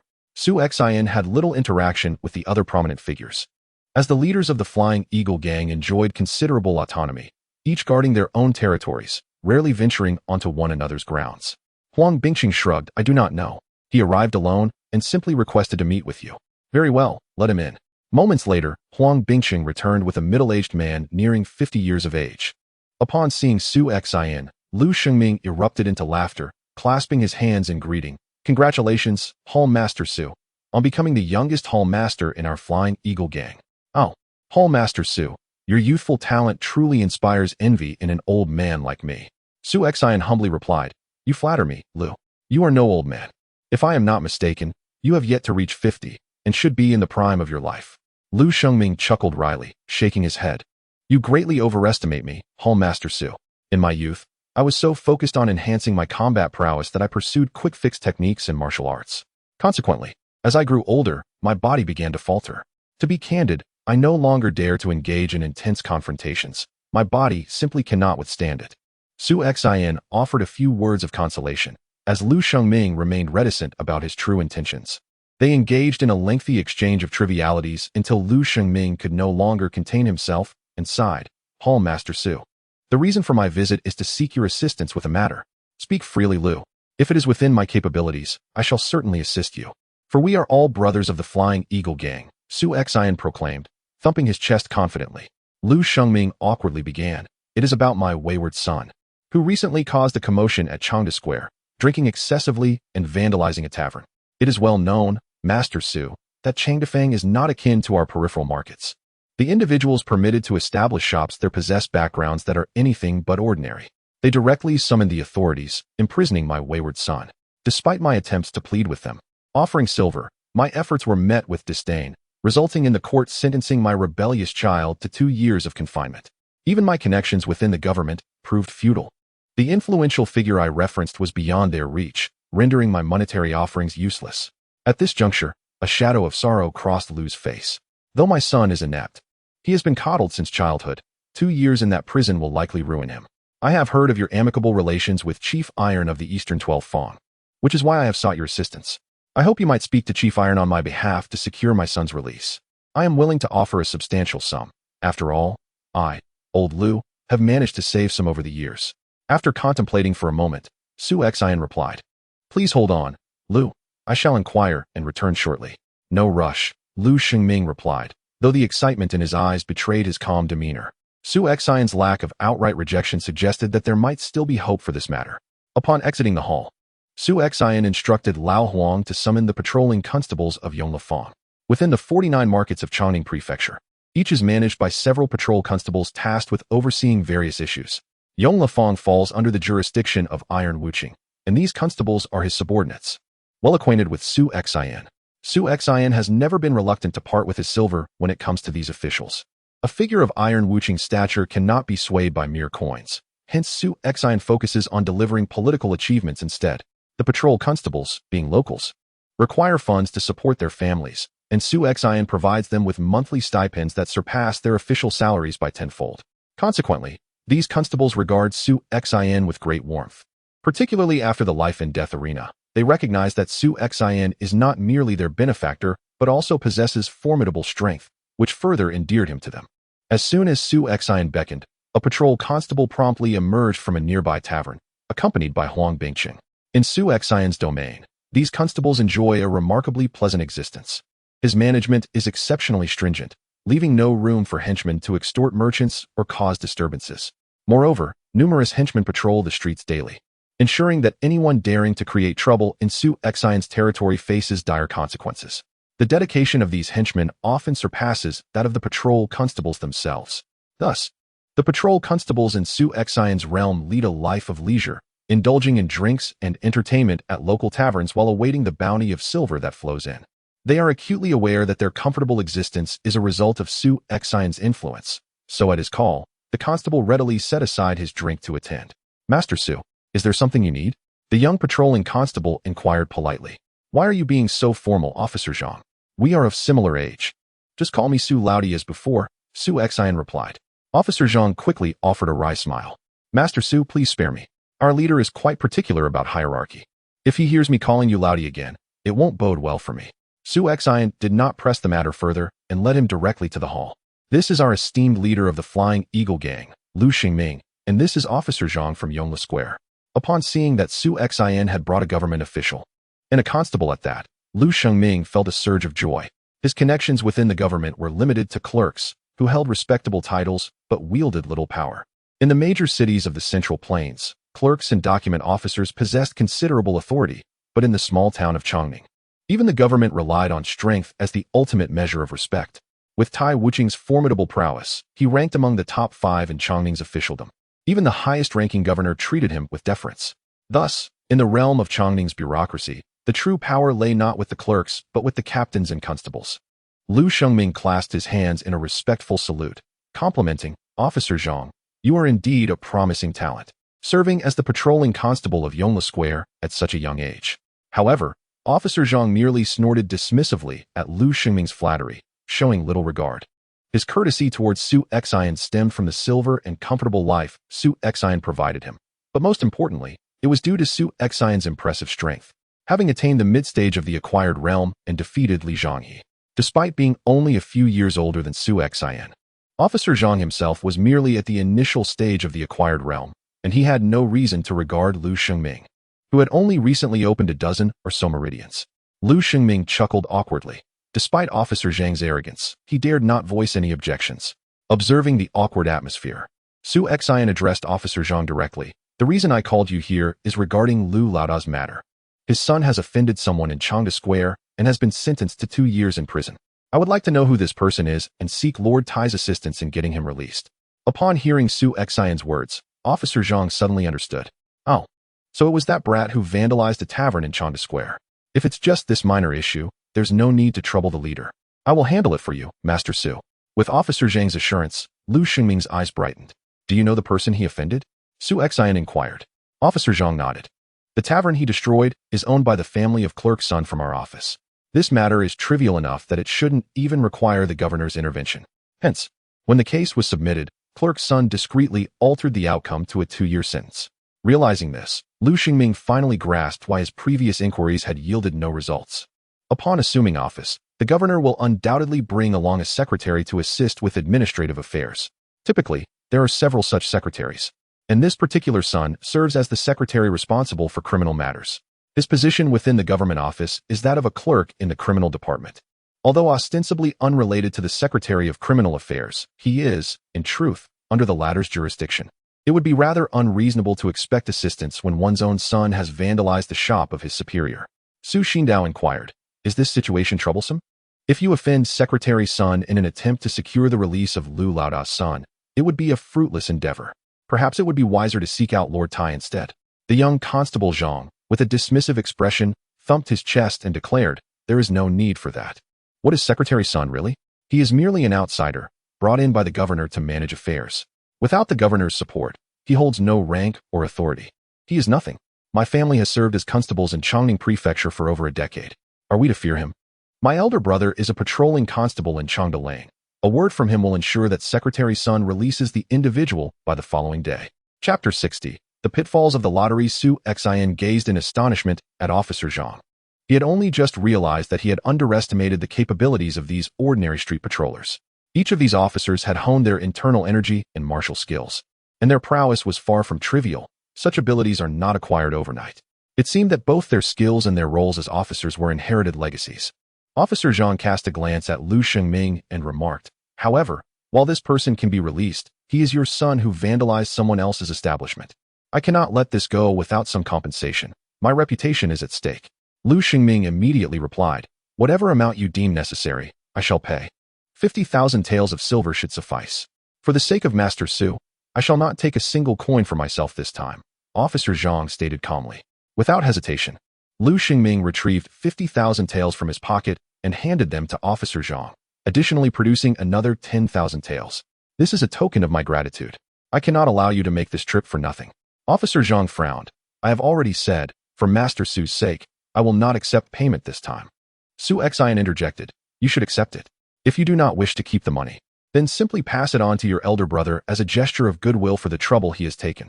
Upon hearing Su Xian's words, Officer Zhang finally relented and accepted the money, bowing slightly to Su Xian. Very well, Master Su, await my news. He will be released by tomorrow.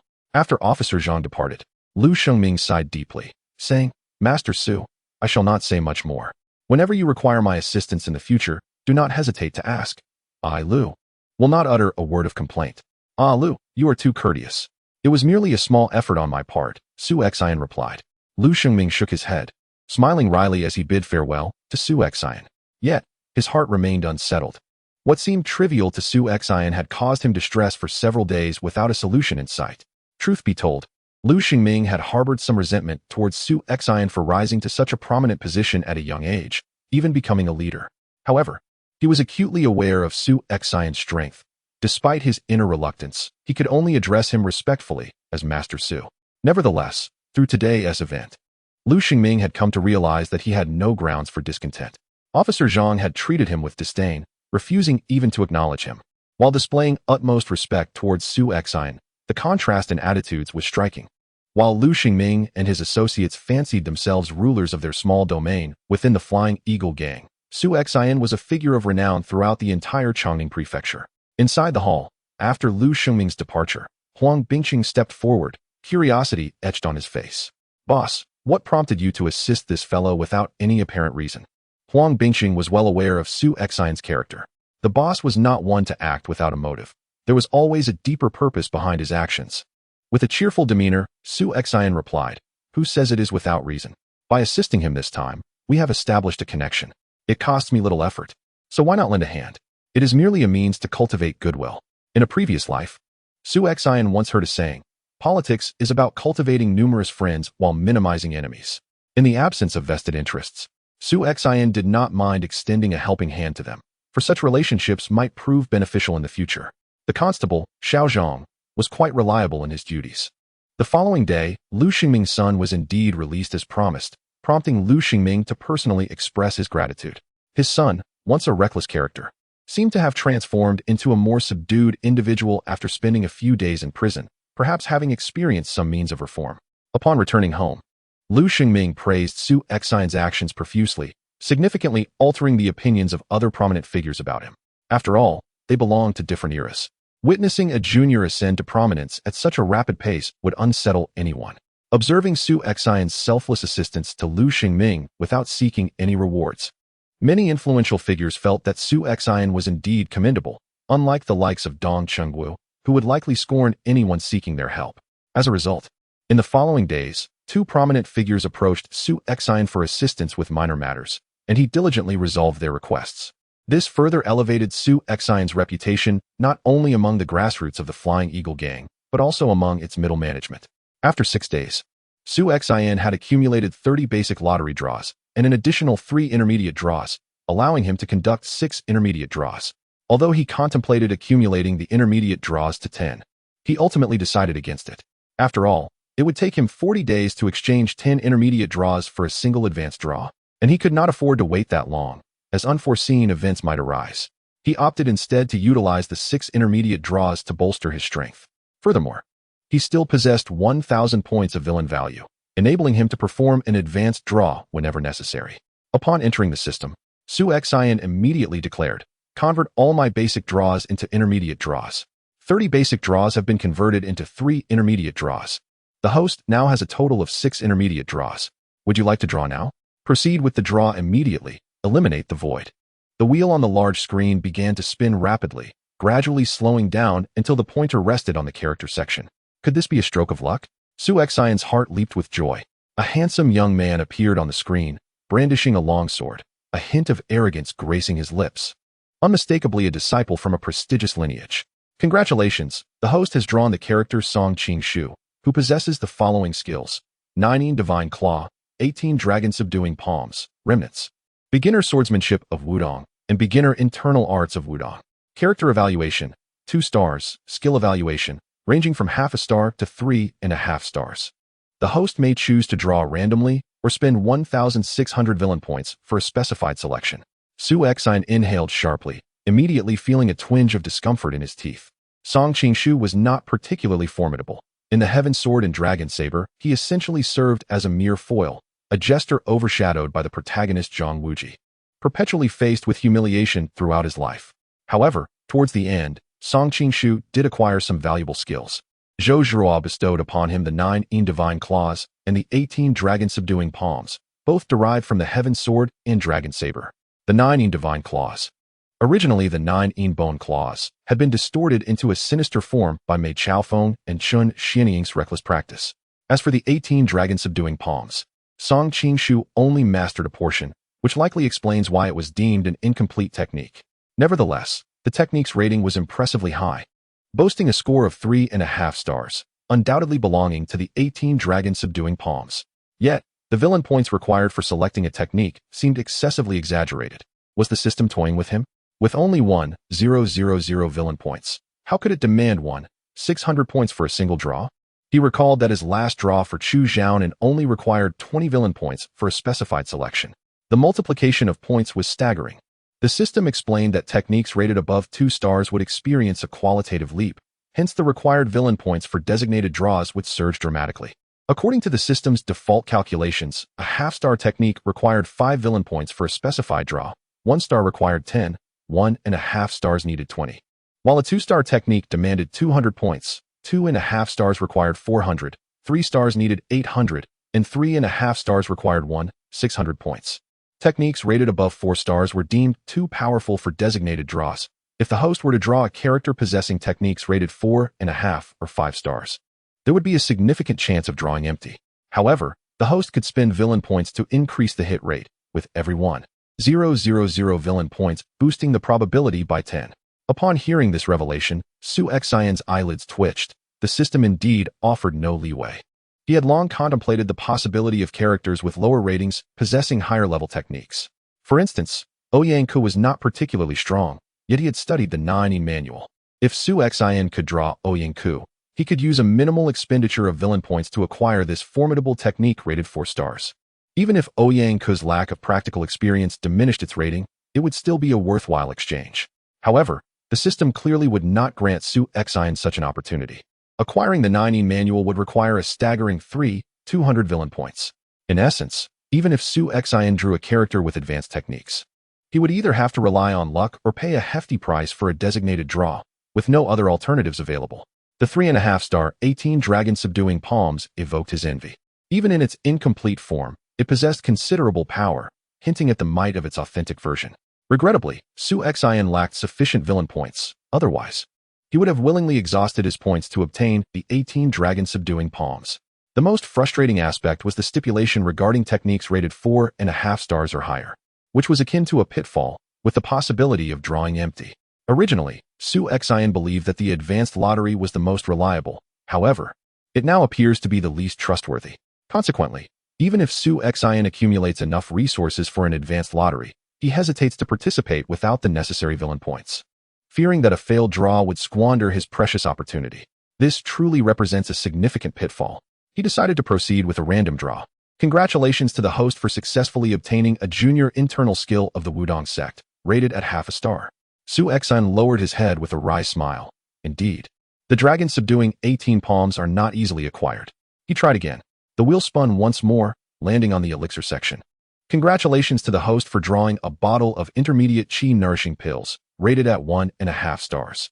A small porcelain vial appeared in Su Xian's hand, containing 10 dark pills. These qi nourishing pills are the most basic type for enhancing internal strength. While the junior variant is barely useful, the intermediate version possesses some efficacy. In the subsequent 2 draws, surprisingly, Su Xian again drew elixirs. One bottle was yet another set of intermediate qi nourishing pills, while the other was the Shaolin small recovery pill he had previously acquired from Old Wolf, also containing 10 pills.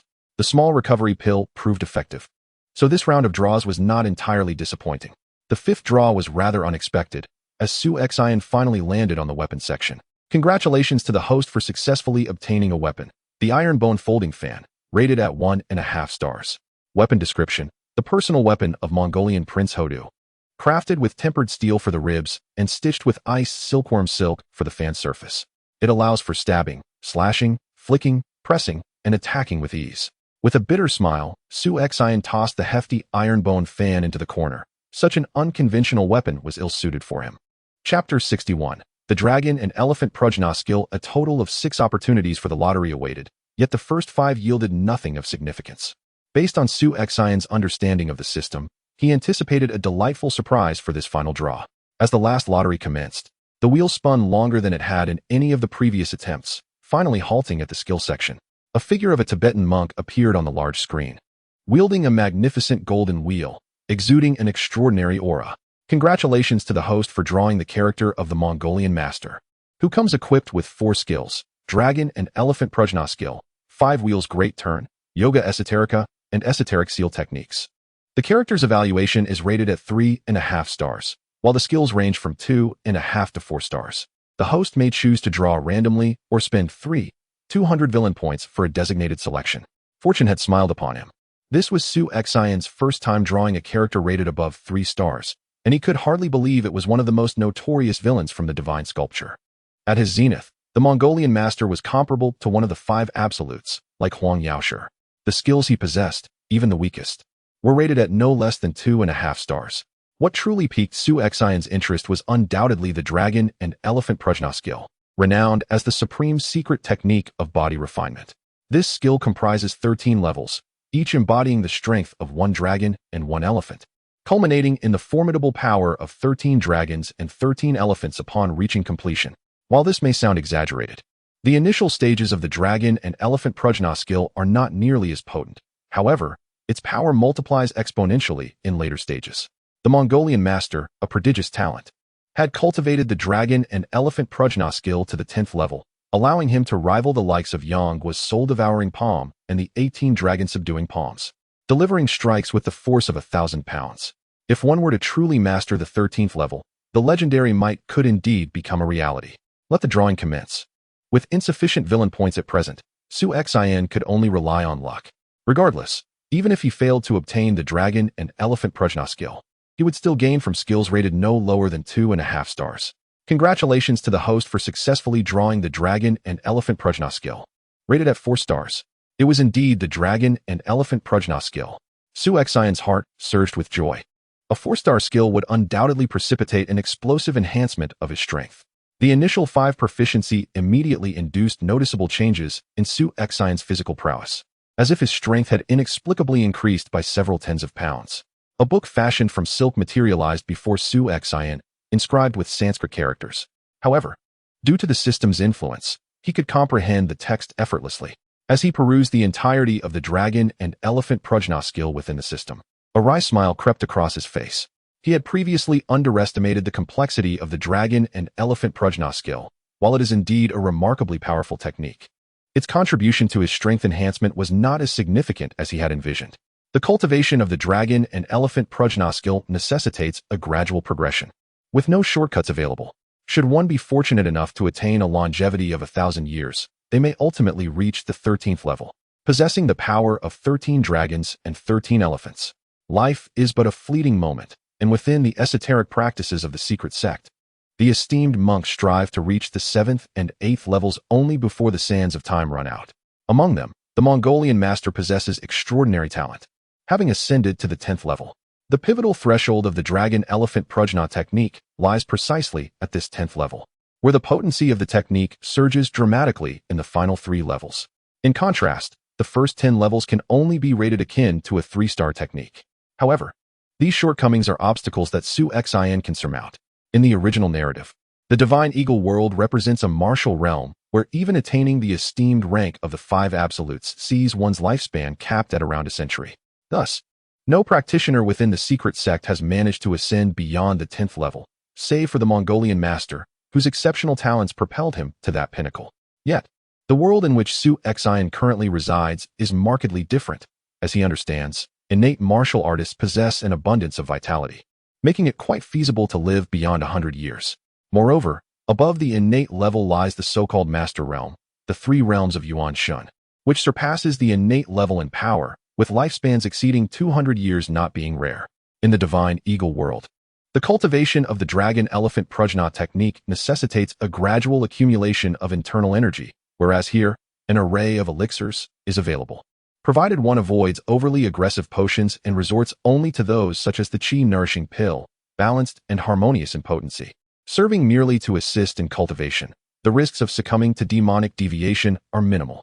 Setting aside the dragon-elephant prajna technique, Su Xian exited the system space and began to circulate his internal energy in accordance with its principles, refining his physique.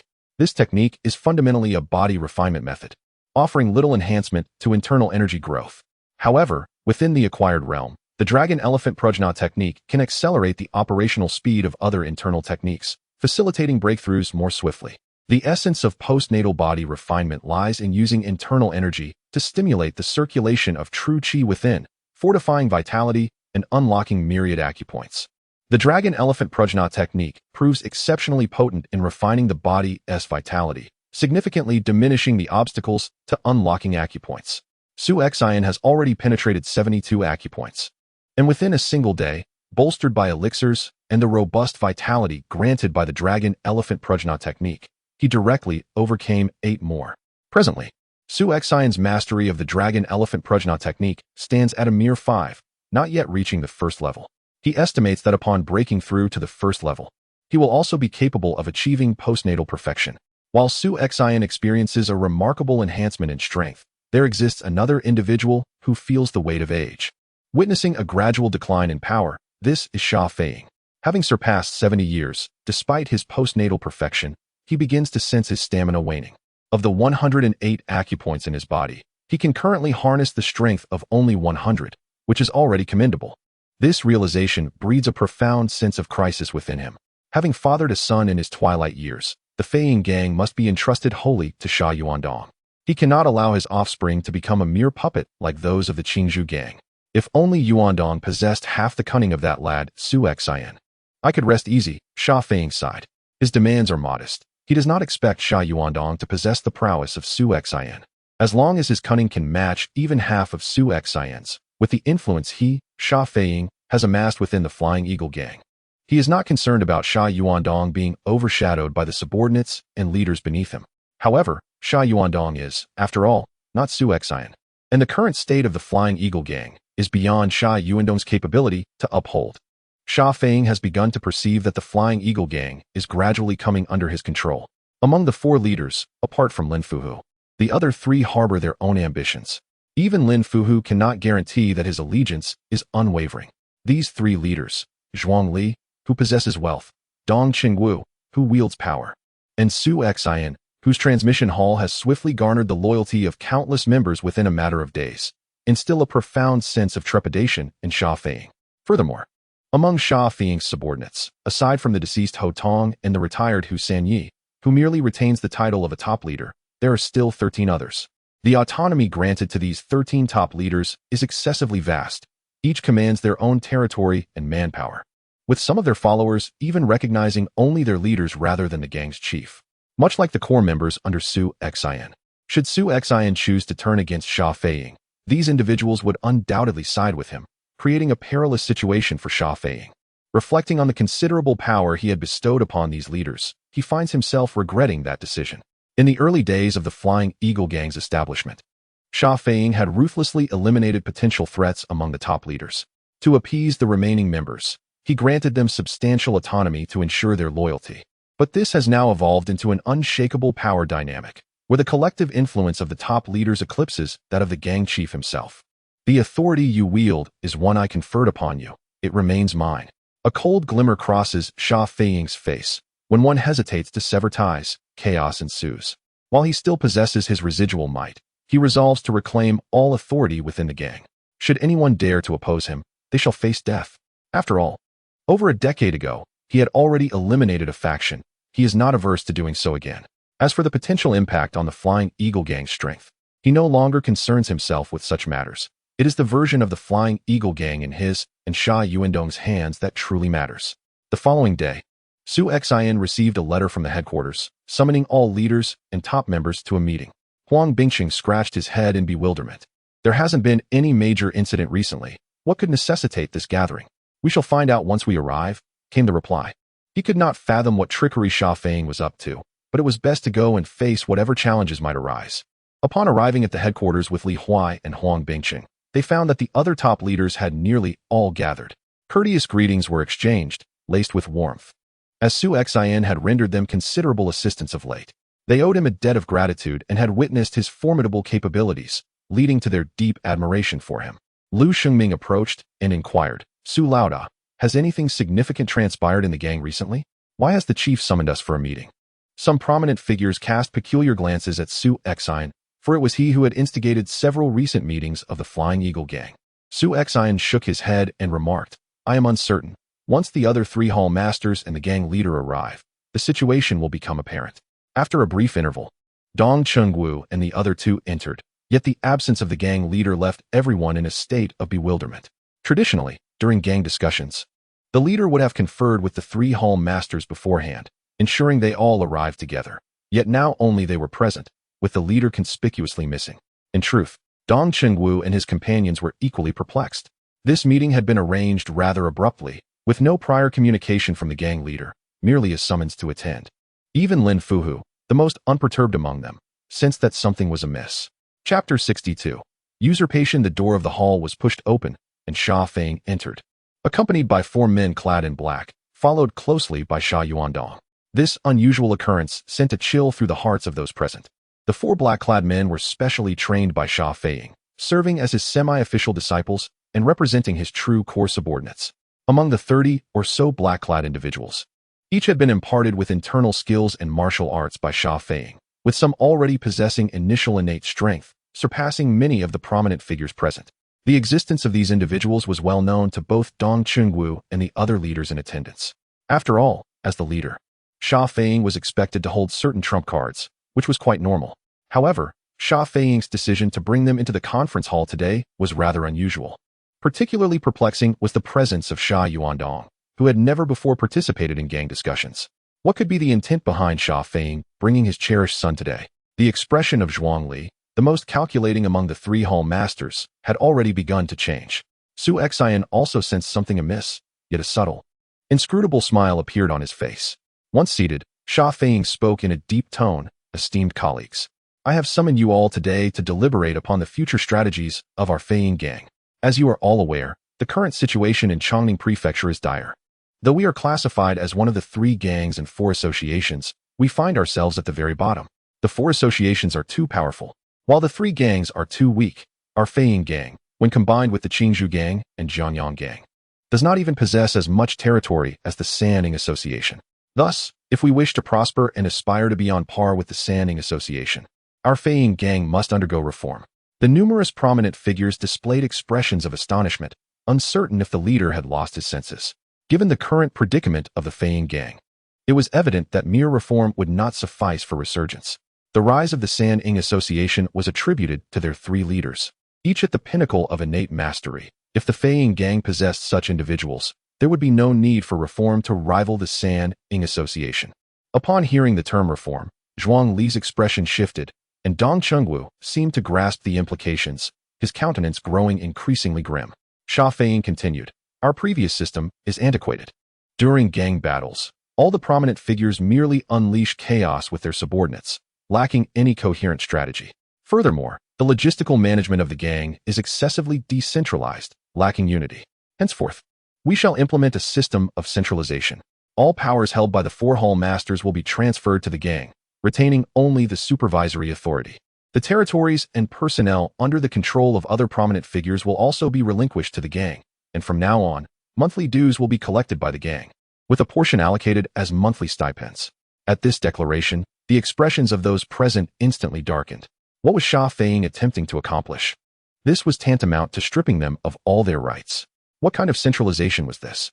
It was clearly a bid to seize their power. "Leader, you cannot do this. You once promised us, brothers, that all territories acquired would be managed by ourselves." "Indeed, my lord, we have lost both our territory and our men. What shall we be called now but mere figureheads? A solitary commander is more fitting." The assembly of leaders erupted in protest, voicing their vehement dissent. Yet Dong Chungu and his companions remained silent, their faces shrouded in grimness.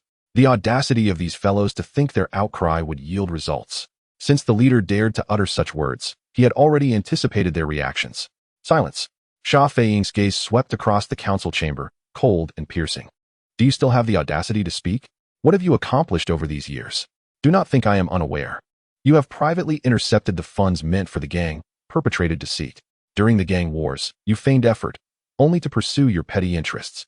The territory and manpower of the Flying Eagle gang rest in your hands, and it will inevitably decay. Should anyone oppose further, I will settle the accounts of these years with them." Feeling the chilling menace in Sha Feiying's tone, the assembly fell silent. They had fattened their own pockets over the years. Should Sha Feiying choose to settle scores, none would escape unscathed. Furthermore, they had not forgotten the nature of Sha Feiying. Just as he had done over a decade ago, even without a pretext, he could wield the knife of retribution. As the leaders succumbed to his authority, Sha Feiying turned his gaze toward the 4 hall masters, including Su Xian. "Do you possess any further objections?" Dong Chungu and the other 2 fixed their eyes upon Su Xian. They indeed had reservations, yet dared not voice them. As Sha Feiying had articulated, all that they possessed was granted by him, should he resolutely seek to strip them of their power. Even the combined force of the 3 hall masters would be no match for him. At present, the only one within the Flying Eagle gang capable of negotiating with Sha Feiying was Su Xian. Su Xian's rise had no correlation to Sha Feiying, although his subordinates, Huang Bingqing and Li Huai were leaders in their own right. Their loyalty lay solely with Su Xian. Moreover, the nearly 500 core members he had meticulously cultivated with his own resources were untouchable. Coupled with Su Xian's ability to vanquish Li Zhongyi, he stood as the sole individual within the Flying Eagle gang who could dare to say no to Sha Feiying. Previously, Dong Qingwu harbored deep-seated resentment towards Su Xian. Yet now he found himself wishing fervently for Su Xian to take a stand against Sha Feiying. As long as Su Xian refused to relinquish his territory and authority, what right did Sha Feiying have to demand the same from them? It was ironically poignant that Su Xian had become the sole hope for Dong Qingwu and his allies to retain their power. Sha Feiying, too, was fixated on Su Xian. Should Su Xian dare to oppose him, he would be prepared to risk mutual destruction to bring him down. Sha Feiying was not in control of Su Xian's influence, and Su Xian himself was the strongest among the three Hall Masters. Nonetheless, Sha Feiying remained undeterred. The gap between post-heaven full circle and post-heaven midstage was substantial. Even if Su Xian could slay Li Zhongyi, Sha Feiying was confident in his ability to subdue Su Xian. As for the power in Su Xian's hands, if it could not be harnessed for his own purposes, then it would be fortunate to obliterate it. After a moment of silence, Su Xian slowly spoke. I concur with the leader's decision. However, it seems rather unreasonable for us, as the Hall Master and the Chief, to lack subordinates and territory.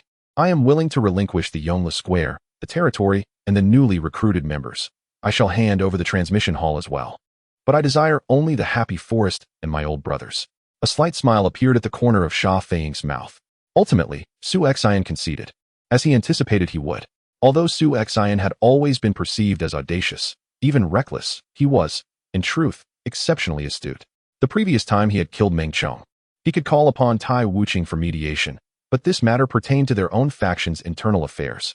If Su Xian defied the leaderess orders, how could Tai Wuqing dare to interject? Though Su Xian added several conditions, Sha Feiying regarded them as inconsequential. The monthly dividends from the Happy Forest, while substantial, were not of significant concern to him as the leader. The nearly 500 loyal followers under Su Xian's command were beyond his control. After Su Xian's defeat of Meng Chong, these individuals had chosen to remain, and they could not be swayed by mere commands from a single leader. Fortunately, he could leave them be. Very well, we shall proceed as Hall Master Su suggests, Sha Feiying declared, and the same applies to the others. I, Sha Feiying, am not devoid of compassion. Everyone may retain a portion of their subordinates and a small piece of territory. I will not interfere with the execution hall's personnel, but from now on, the execution hall will have no punitive authority, only supervisory rights, and any punishment must be reported to the faction. The philanthropy hall will follow suit. All financial transactions require approval from the faction before execution. Mobilization from the battle hall must receive simultaneous approval from both me and Hall Master Lin. As for the other chiefs, each may retain 10 subordinates and a street's worth of territory, with the remainder reverting to the faction. With a sweep of his hand, Sha Feiying announced his decision, causing the expressions of those present to darken significantly, especially for Zhuang Li and Dong Qingwu. Although Sha Feiying did not remove all of their subordinates, he had stripped them of their authority. The execution hall was rendered powerless, able only to engage in verbal disputes. What good was it then? The philanthropy hall was effectively sidelined, as every financial account required faction approval, leaving them with no hope of profiting thereafter. Su Xian's concession took Dong Qingwu and the others by surprise. They had initially believed that, given Su Xian's character, he would undoubtedly clash with Sha Feiying. But he unexpectedly yielded and voluntarily relinquished the vast Yongle Square. With the strongest among the four Hall Masters, Su Xian, having compromised, what stubbornness remained for the others? They could only obediently submit their authority. Sha Feiying felt elated. He had not anticipated the day's events to unfold so smoothly, resolving matters with mere words. He had prepared himself for a violent confrontation, but now, having successfully reclaimed his authority, it was time to elevate his son to the forefront. Sha Feiying urged Sha Yuandong to step forward, stating, Yuandong has grown up under our watchful eyes, and naturally, the future of the Feiying gang shall be entrusted to him. Therefore, I have decided to allow Yuandong to take charge of the gang, including the Shuani Square and the execution hall. At this moment, Sha Yuandong unexpectedly interjected, Father, I wish to oversee the Yongle Square and the transmission hall. Sha Feiying furrowed his brow in response. The Yongle Square and the transmission hall were originally under Su Xian's jurisdiction. He had just relinquished control over his territories and halls, and now his son sought to assume command over them. Was this not a slight to Su Xian? Could this audacious request provoke Su Xian's ire, leading to a rupture in their relations? Sha Feiying preferred to reclaim all rights of the Feiying gang without conflict, and now, with his son making such a bold move, he feared inciting Su Xian and potentially inviting trouble. Sha Feiying was also perplexed. His son had never harbored any grievances against Su Xian. Why then would he choose this moment to challenge Su Xian's authority? Additionally, as a note to readers, the author wishes to clarify that the protagonist's sister will not become a liability. The cliché narrative where a character, unable to compete with the protagonist, resorts to threats involving the protagonist's sister will not occur. Future developments will ensure a reasonable role for Xianer, intertwining her story with a significant overarching plot that has been meticulously outlined. The author has no intention of creating a character who merely serves as a background figure throughout the narrative. Chapter 63. Witnessing his rise and his fall, Sha Yuandong bore no animosity towards Su Xian. In fact, they had never exchanged a word prior to this day. His public seizure of Su Xian's territory and position stemmed from a deep-seated jealousy. Among the 7 deadly sins, envy is indeed one. Even the wisest sage would not dare claim a lifetime devoid of jealousy, let alone Sha Yuandong. Initially, he felt indifferent to Su Xian's accomplishments. In his eyes, regardless of how remarkable Su Xian was or how much ground he conquered, he remained merely a dog under the Sha family's care. Why should he envy a mere dog in his service? However, in recent times, Sha Feiying had been incessantly murmuring about how extraordinary Su Xian was, lamenting that if only he possessed even a fraction of Su Xian's prowess, he would have no worries. This incessant chatter gnawed at Sha Yuandong's insides. Su Xian was merely a dog in his employ. Could he not manage Yongle Square as well? Could he not take over the establishment of the transmission hall? It was this insatiable pride that compelled him to seize Su Xian's territory and position, a desperate attempt to demonstrate to his father that he was no lesser than Su Xian. Inside the conference hall, silence enveloped the room as Dong Chengwu and others fixed their gaze upon Su Xian. They had assumed their plight was hopeless, only to be unexpectedly aided by Sha Yuandong's intervention. Having been publicly humiliated, how could Su Xian endure this? However, to their dismay, Su Xian remained unfazed, appearing oblivious to Sha Yuandong's taunting gaze, maintaining his calm demeanor as he sat. Sha Feiying let out a sigh of relief, and to prevent any further delays, he declared, "Everyone, return and prepare. The handover must be completed within 3 days." With the opportunity dissipating, the crowd departed, their hearts heavy with resentment and dissatisfaction. Su Xian gestured for Li Huai and Huang Bingcheng to leave alongside him. Once they exited the main hall, Huang Bingcheng, who had been stewing in frustration, finally erupted. "What does the leader mean by this? Why should we relinquish the territory we fought so hard to acquire? What is this? A betrayal after the grind? No, that is not right. A rabbit dies, and the dog is cooked? No, that is not it either." Su Xian patted him on the shoulder. "Enough with your proverbs. I understand your sentiment. Boss, since you understand, why did you not oppose it on the spot? We could simply defect from the Feiying gang, where one door closes, another opens." Li Huai regarded Su Xian with confusion, clearly sharing Huang Bingcheng's sentiments. Though their time with Su Xian was brief, they knew well that he was not one to submit meekly. A cryptic smile played upon Su Xian's lips. "Defect from the Feiying gang? Why would we do that? If we truly severed ties, all our efforts in establishing the transmission hall and the prestige we have built would be in vain. Do not fret. By relinquishing our territory and hall today, we shall reap greater rewards in the future. There is an adage, witnessing his rise and his fall, we shall observe, doing nothing. Some things they cannot take from us." Although Li Huai and Huang Bingcheng still harbored some misunderstandings regarding the implications of Su Xian's words, they felt reassured by their leader's unwavering confidence. As they returned to their headquarters, a voice resonated within Su Xian's mind. Commencing side quest. No man is a true man without poison. Quest explanation. A man of little virtue is not a gentleman. No man is a true man without poison. If one wrongs me, I shall return the favor tenfold. Within 3 months. Eliminate Sha Feiying and Sha Yuandong. Accepting the quest. Successful completion will reward 1 intermediate lottery draw and 300 points of villain value. Failure will incur a deduction of 300 villain points and 1 intermediate lottery draw. Should the intermediate lottery draws be insufficient, villain points will be used as compensation. Abandoning the quest. No rewards or penalties. Please choose whether to accept the side quest. This was Su Xian's first encounter with a side quest. Although the rewards paled in comparison to those of the main quest, the penalties for failure were relatively minor. The scale of reward matched that of the penalty, and the option to forego the quest afforded considerable freedom. "I accept," Su Xian declared without hesitation. In contrast to his earlier self, he would have shunned such a side quest. After all, Sha Feiying was a formidable opponent, having achieved the pinnacle of his abilities and being the leader of a gang. The prospect of eliminating him within 3 months would have seemed a daunting task, one that, despite his confidence, Su Xian would have deemed a venture with a failure rate exceeding 50%. However, the circumstances had changed. To Su Xian, Sha Feiying's so-called centralization reform appeared to be a reckless endeavor. Had Sha Feiying genuinely sought the welfare of the Feiying gang, gradually consolidating power within the organization, Su Xian would have found himself at a loss. Yet, regrettably, Sha Feiying's ambition to bequeath the gang to his son led him to forcibly strip his subordinates of authority, treating them as mere pawns. It is well known that even a cornered dog will leap over a wall. As Su Xian had expressed to Huang Bingqing, he would observe from his lofty perch, entertaining guests, until the collapse of the tower. Initially, Su Xian had no intention of intervening. He planned to allow tensions to escalate until a mere spark could ignite the flames of conflict. Besides nearly 500 core members, Su Xian had welcomed nearly 2,000 more into his ranks after becoming the leader of the Chuan Gong Hall. This time, he had not conducted any special screening. As long as applicants met the basic requirements of a typical gang member, they were accepted, albeit with a modest monthly stipend of 1.5 taels. Nevertheless, many were eager to join Su Xian's fold, for 1.5 taels was considered a generous sum in the entirety of Chongning Prefecture, especially when some parsimonious leaders barely managed to provide even a single tael.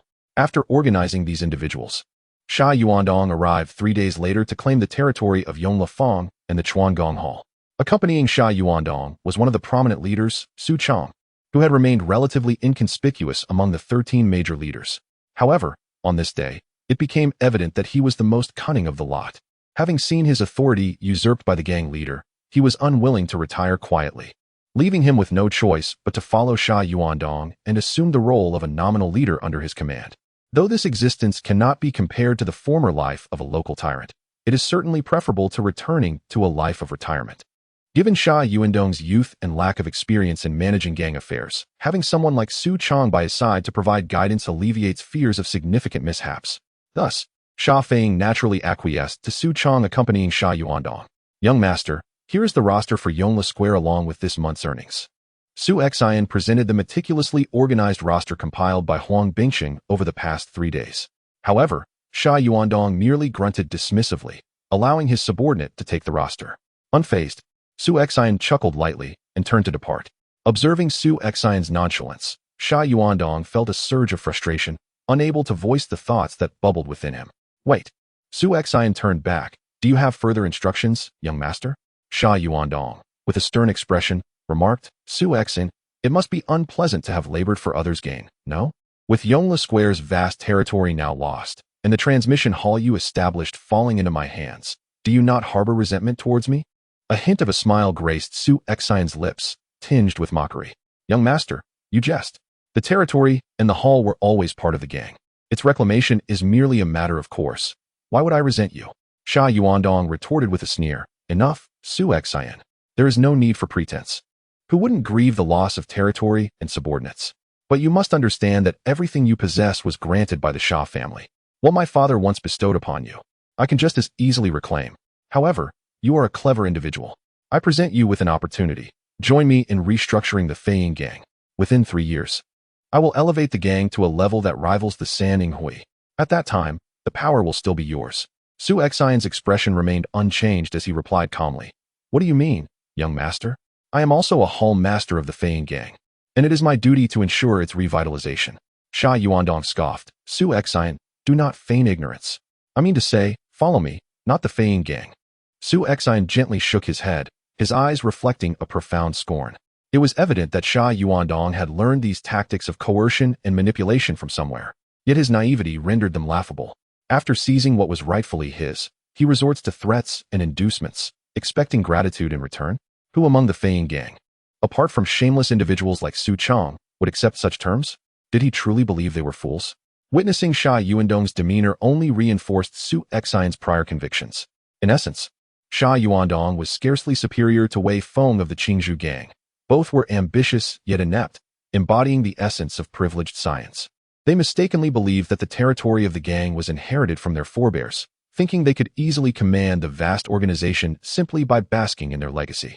Little did they realize that the essence of a gang lies not in its territory, but in the management of those who oversee it.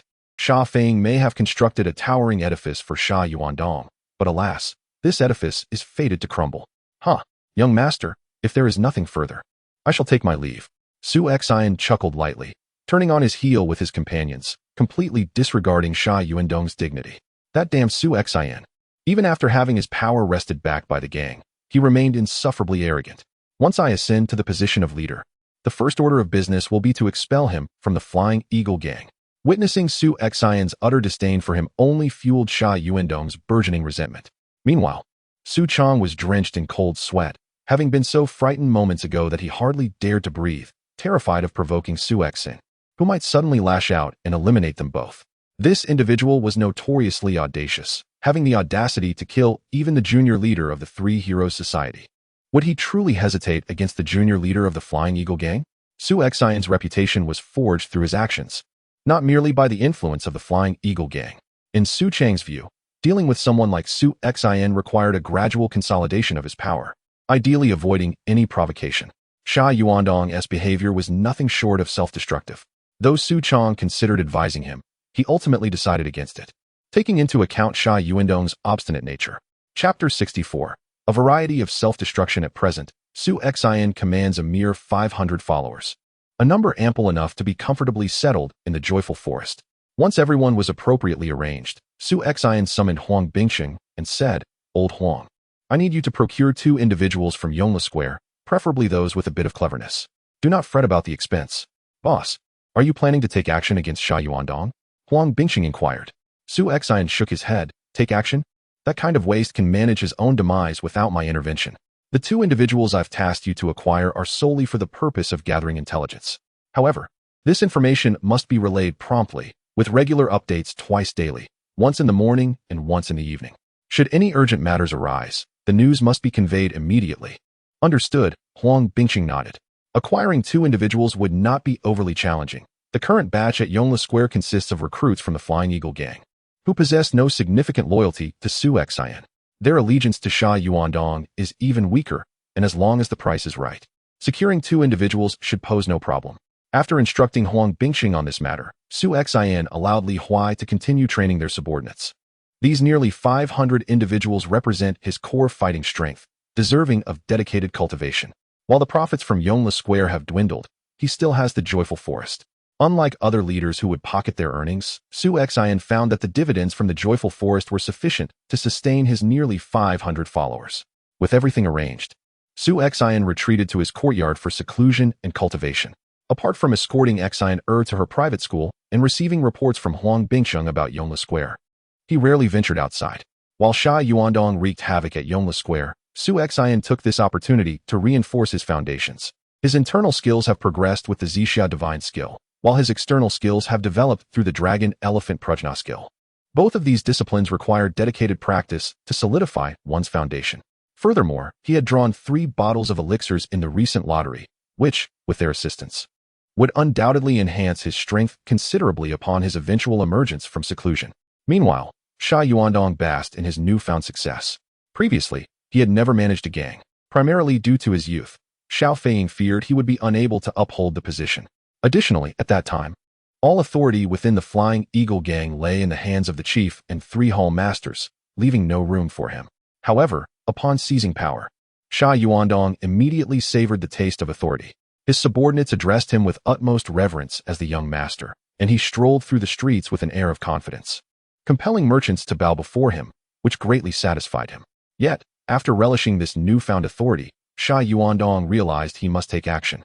Previously, Su Xian had established a series of rules within Yongle Square, but now, who governed Yongle Square? It belonged to him, Sha Yuandong. All of Su Xian's regulations were to be obliterated. The meticulously crafted regulations by Su Xian were originally intended for the future prosperity of Yongle Fong. Although Sha Yuandong chose to disregard them, he failed to consult Su Chang's opinion and made unilateral decisions instead. This action precipitated a period of chaos within Yongle Fong, with the first unfortunate victim being the Chuangong Hall. In truth, after Su Xian's departure, the Chuangong Hall had already become a mere formality. Although the members of the Flying Eagle Gang had acquired knowledge of Su Xian's elementary inner skills of the Chuanjin sect and the fragmented dog-whacking stick technique, self-learning such skills requires innate talent. Even with a lifetime of effort, a dullard would struggle to master anything substantial. Previously, the Chuangong Hall was under the stewardship of individuals like Li Qing, who were longtime subordinates of Su Xian, possessing skills approaching the initial stages of postnatal development and rich combat experience, making them well-equipped to instruct newcomers. In contrast, those under Sha Yuandong's command were predominantly novices handed over by Su Xian, alongside a few direct subordinates of Sha Feiying.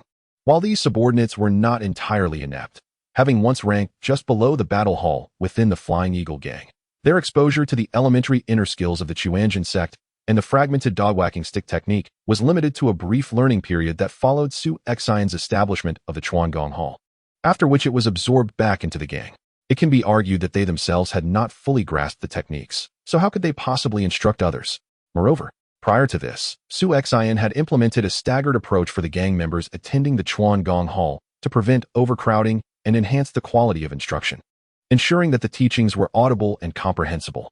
However, with a single command from Sha Yuandong, all members of the Flying Eagle Gang wishing to learn could now flock to the Chuangong Hall at any time, transforming the space into a veritable marketplace, rife with disorder and cacophony. The result of this chaos was that those who attended once did not return. The instructors, some of whom had yet to fully comprehend the techniques themselves, found themselves in a role of misguided teaching. With such disarray, it became unclear whether they had come to learn or merely to engage in idle chatter. Within 3 days, the Chuangong Hall had effectively ceased to exist. The dissolution of the Chuangong Hall was one thing, but Sha Yuandong's subsequent actions incited widespread outrage within Yonglifeng. Upon learning of Su Xian's ascendance to leadership, he raised the standard fee from 30 taels to 50 taels, only to then increase it to 100 taels. This move left all the merchants of Yonglifeng utterly astonished. Initially, upon hearing that Su Xian had been stripped of his territory and authority by the Flying Eagle Gang, they had secretly rejoiced, thinking that the domineering Su was finally gone. They believed that by appealing to the new young master and offering some silver, they might persuade him to revert the fee back to 30 taels. However, the outcome was quite the opposite. Sha Yuandong, upon discovering the situation, decisively doubled the fee. In truth, Sha Yuandong's mindset during that time was rather simplistic. When Su Xian took control of Yonglifeng, he raised the standard fee by 20 taels. Naturally, if Sha Yuandong were to double it, he would appear significantly more formidable. Thus, he decided to implement the increase. However, Su Xian had the confidence to raise the fees because he adeptly restrained his subordinates from exploiting the various merchants, ensuring that the additional 20 taels were deemed justified by Yonglifeng. Consequently, although there were occasional grievances, no one dared to voice opposition thereafter. Yet, after Sha Yuandong had doubled the fees, the merchants of Yonglifeng soon realized that, despite paying more silver, the conditions had not improved. In fact, they had worsened. Su Xian's subordinates had been strictly disciplined regarding their conduct, what was acceptable and what was not. Anyone daring enough to exploit the merchants in their territory would face severe penalties from Li Huai, who was merciless in his enforcement. Conversely, Sha Yuandong lacked such awareness of restraint, allowing his subordinates to freely exploit the small and large merchants, with the bolder among them even resorting to direct extortion. These individuals were formerly direct subordinates of Sha Feiying, sent to support Sha Yuandong, but unfortunately, they failed to maintain the situation and instead squandered resources with alarming efficiency. When the merchants brought their grievances to Sha Yuandong, they were perceived as insignificant and easily victimized, while his loyal subordinates, dispatched by his father, held a favored position. It was evident whom he would side with. The merchants who complained found themselves dismissed by Sha Yuandong, only to be further victimized the next day when those same subordinates returned to extort them, nearly driving several merchants to bankruptcy. Moreover, after Su Xian and his men withdrew, the streets of Yonglifeng fell into disarray, with thieves and ruffians emerging unchecked. While Su Xian was present, he enforced his rules rigorously. Any disturbances would swiftly be quelled by his subordinates, who were more effective than the street patrols. These thugs were organized, and during the management of the Qingzhou gang, they had refrained from provoking trouble to avoid conflict with them, much like Old Wolf of Heishui Street. However, upon Su Xian's ascension, he had swiftly subdued Old Wolf, establishing himself as the strongest among the underground forces in Yonglifeng. The others, witnessing his dominance, quickly fell in line. But with Su Xian's departure, chaos erupted once more. These individuals were like wild beasts, only respecting those who could assert their power directly, such as Su Exine. They dismissed even the authority of the government. To them, Sha Yuandong was merely a figure with a powerful father, and they feared him not at all. Sha Yuandong, for his part, chose to ignore them, reasoning that their misdeeds only harmed the merchants and common folk of Yonglifeng, which did not concern him. The street patrols were similarly disrupted by these ruffians. Capturing them proved futile, and failing to act resulted in complaints reaching the governor, tarnishing their reputation. Officer Zhang also approached Sha Yuandong for assistance, but regrettably, it was of little use. Indeed, the government's constables are not to be trifled with. Sha Yuandong had been cautioned by Su Chang not to provoke such individuals. Consequently, although Sha Yuandong treated Constable Xiao Zhang with utmost courtesy, he did not heed the constable's words. While it is true that one should not offend the government's constables, to regard the commands of the deputy leader of the Feiying gang as a decree from on high is utterly absurd. Iron Wuqing articulated this sentiment well, yet, despite Constable Xiao Zhang's admonitions, Sha Yuandong remained indifferent. Within a mere 10 days, the entire Yongla lane was engulfed in discontent due to Sha Yuandong's actions. Yet he remained blissfully unaware of the turmoil he had caused. The news from the Kuaihua forest had been incessant, and upon receiving this information, Su Exine merely chuckled to himself. Some individuals invite their own demise, and there is little one can do about it. He need not fan the flames. Merely witnessing the collapse of the Zhu building would suffice. Chapter 65. If you are unjust, do not blame me for being unrighteous. Wherever oppression exists, resistance inevitably follows. This statement holds true universally. Under the administration of Sha Yuandong, the most brutally oppressed individuals in Yongla Square are undoubtedly the merchants.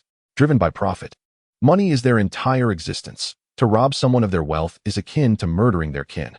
Currently, Sha Yuandong is mercilessly extinguishing their livelihoods. Sha Yuandong commands a contingent of fewer than 100 subordinates, who have long been under the tutelage of Sha Feiying. Trained in martial arts and tasked with guarding the territory, these individuals previously held little actual power, although their monthly wages surpassed those of the other major leaders' followers.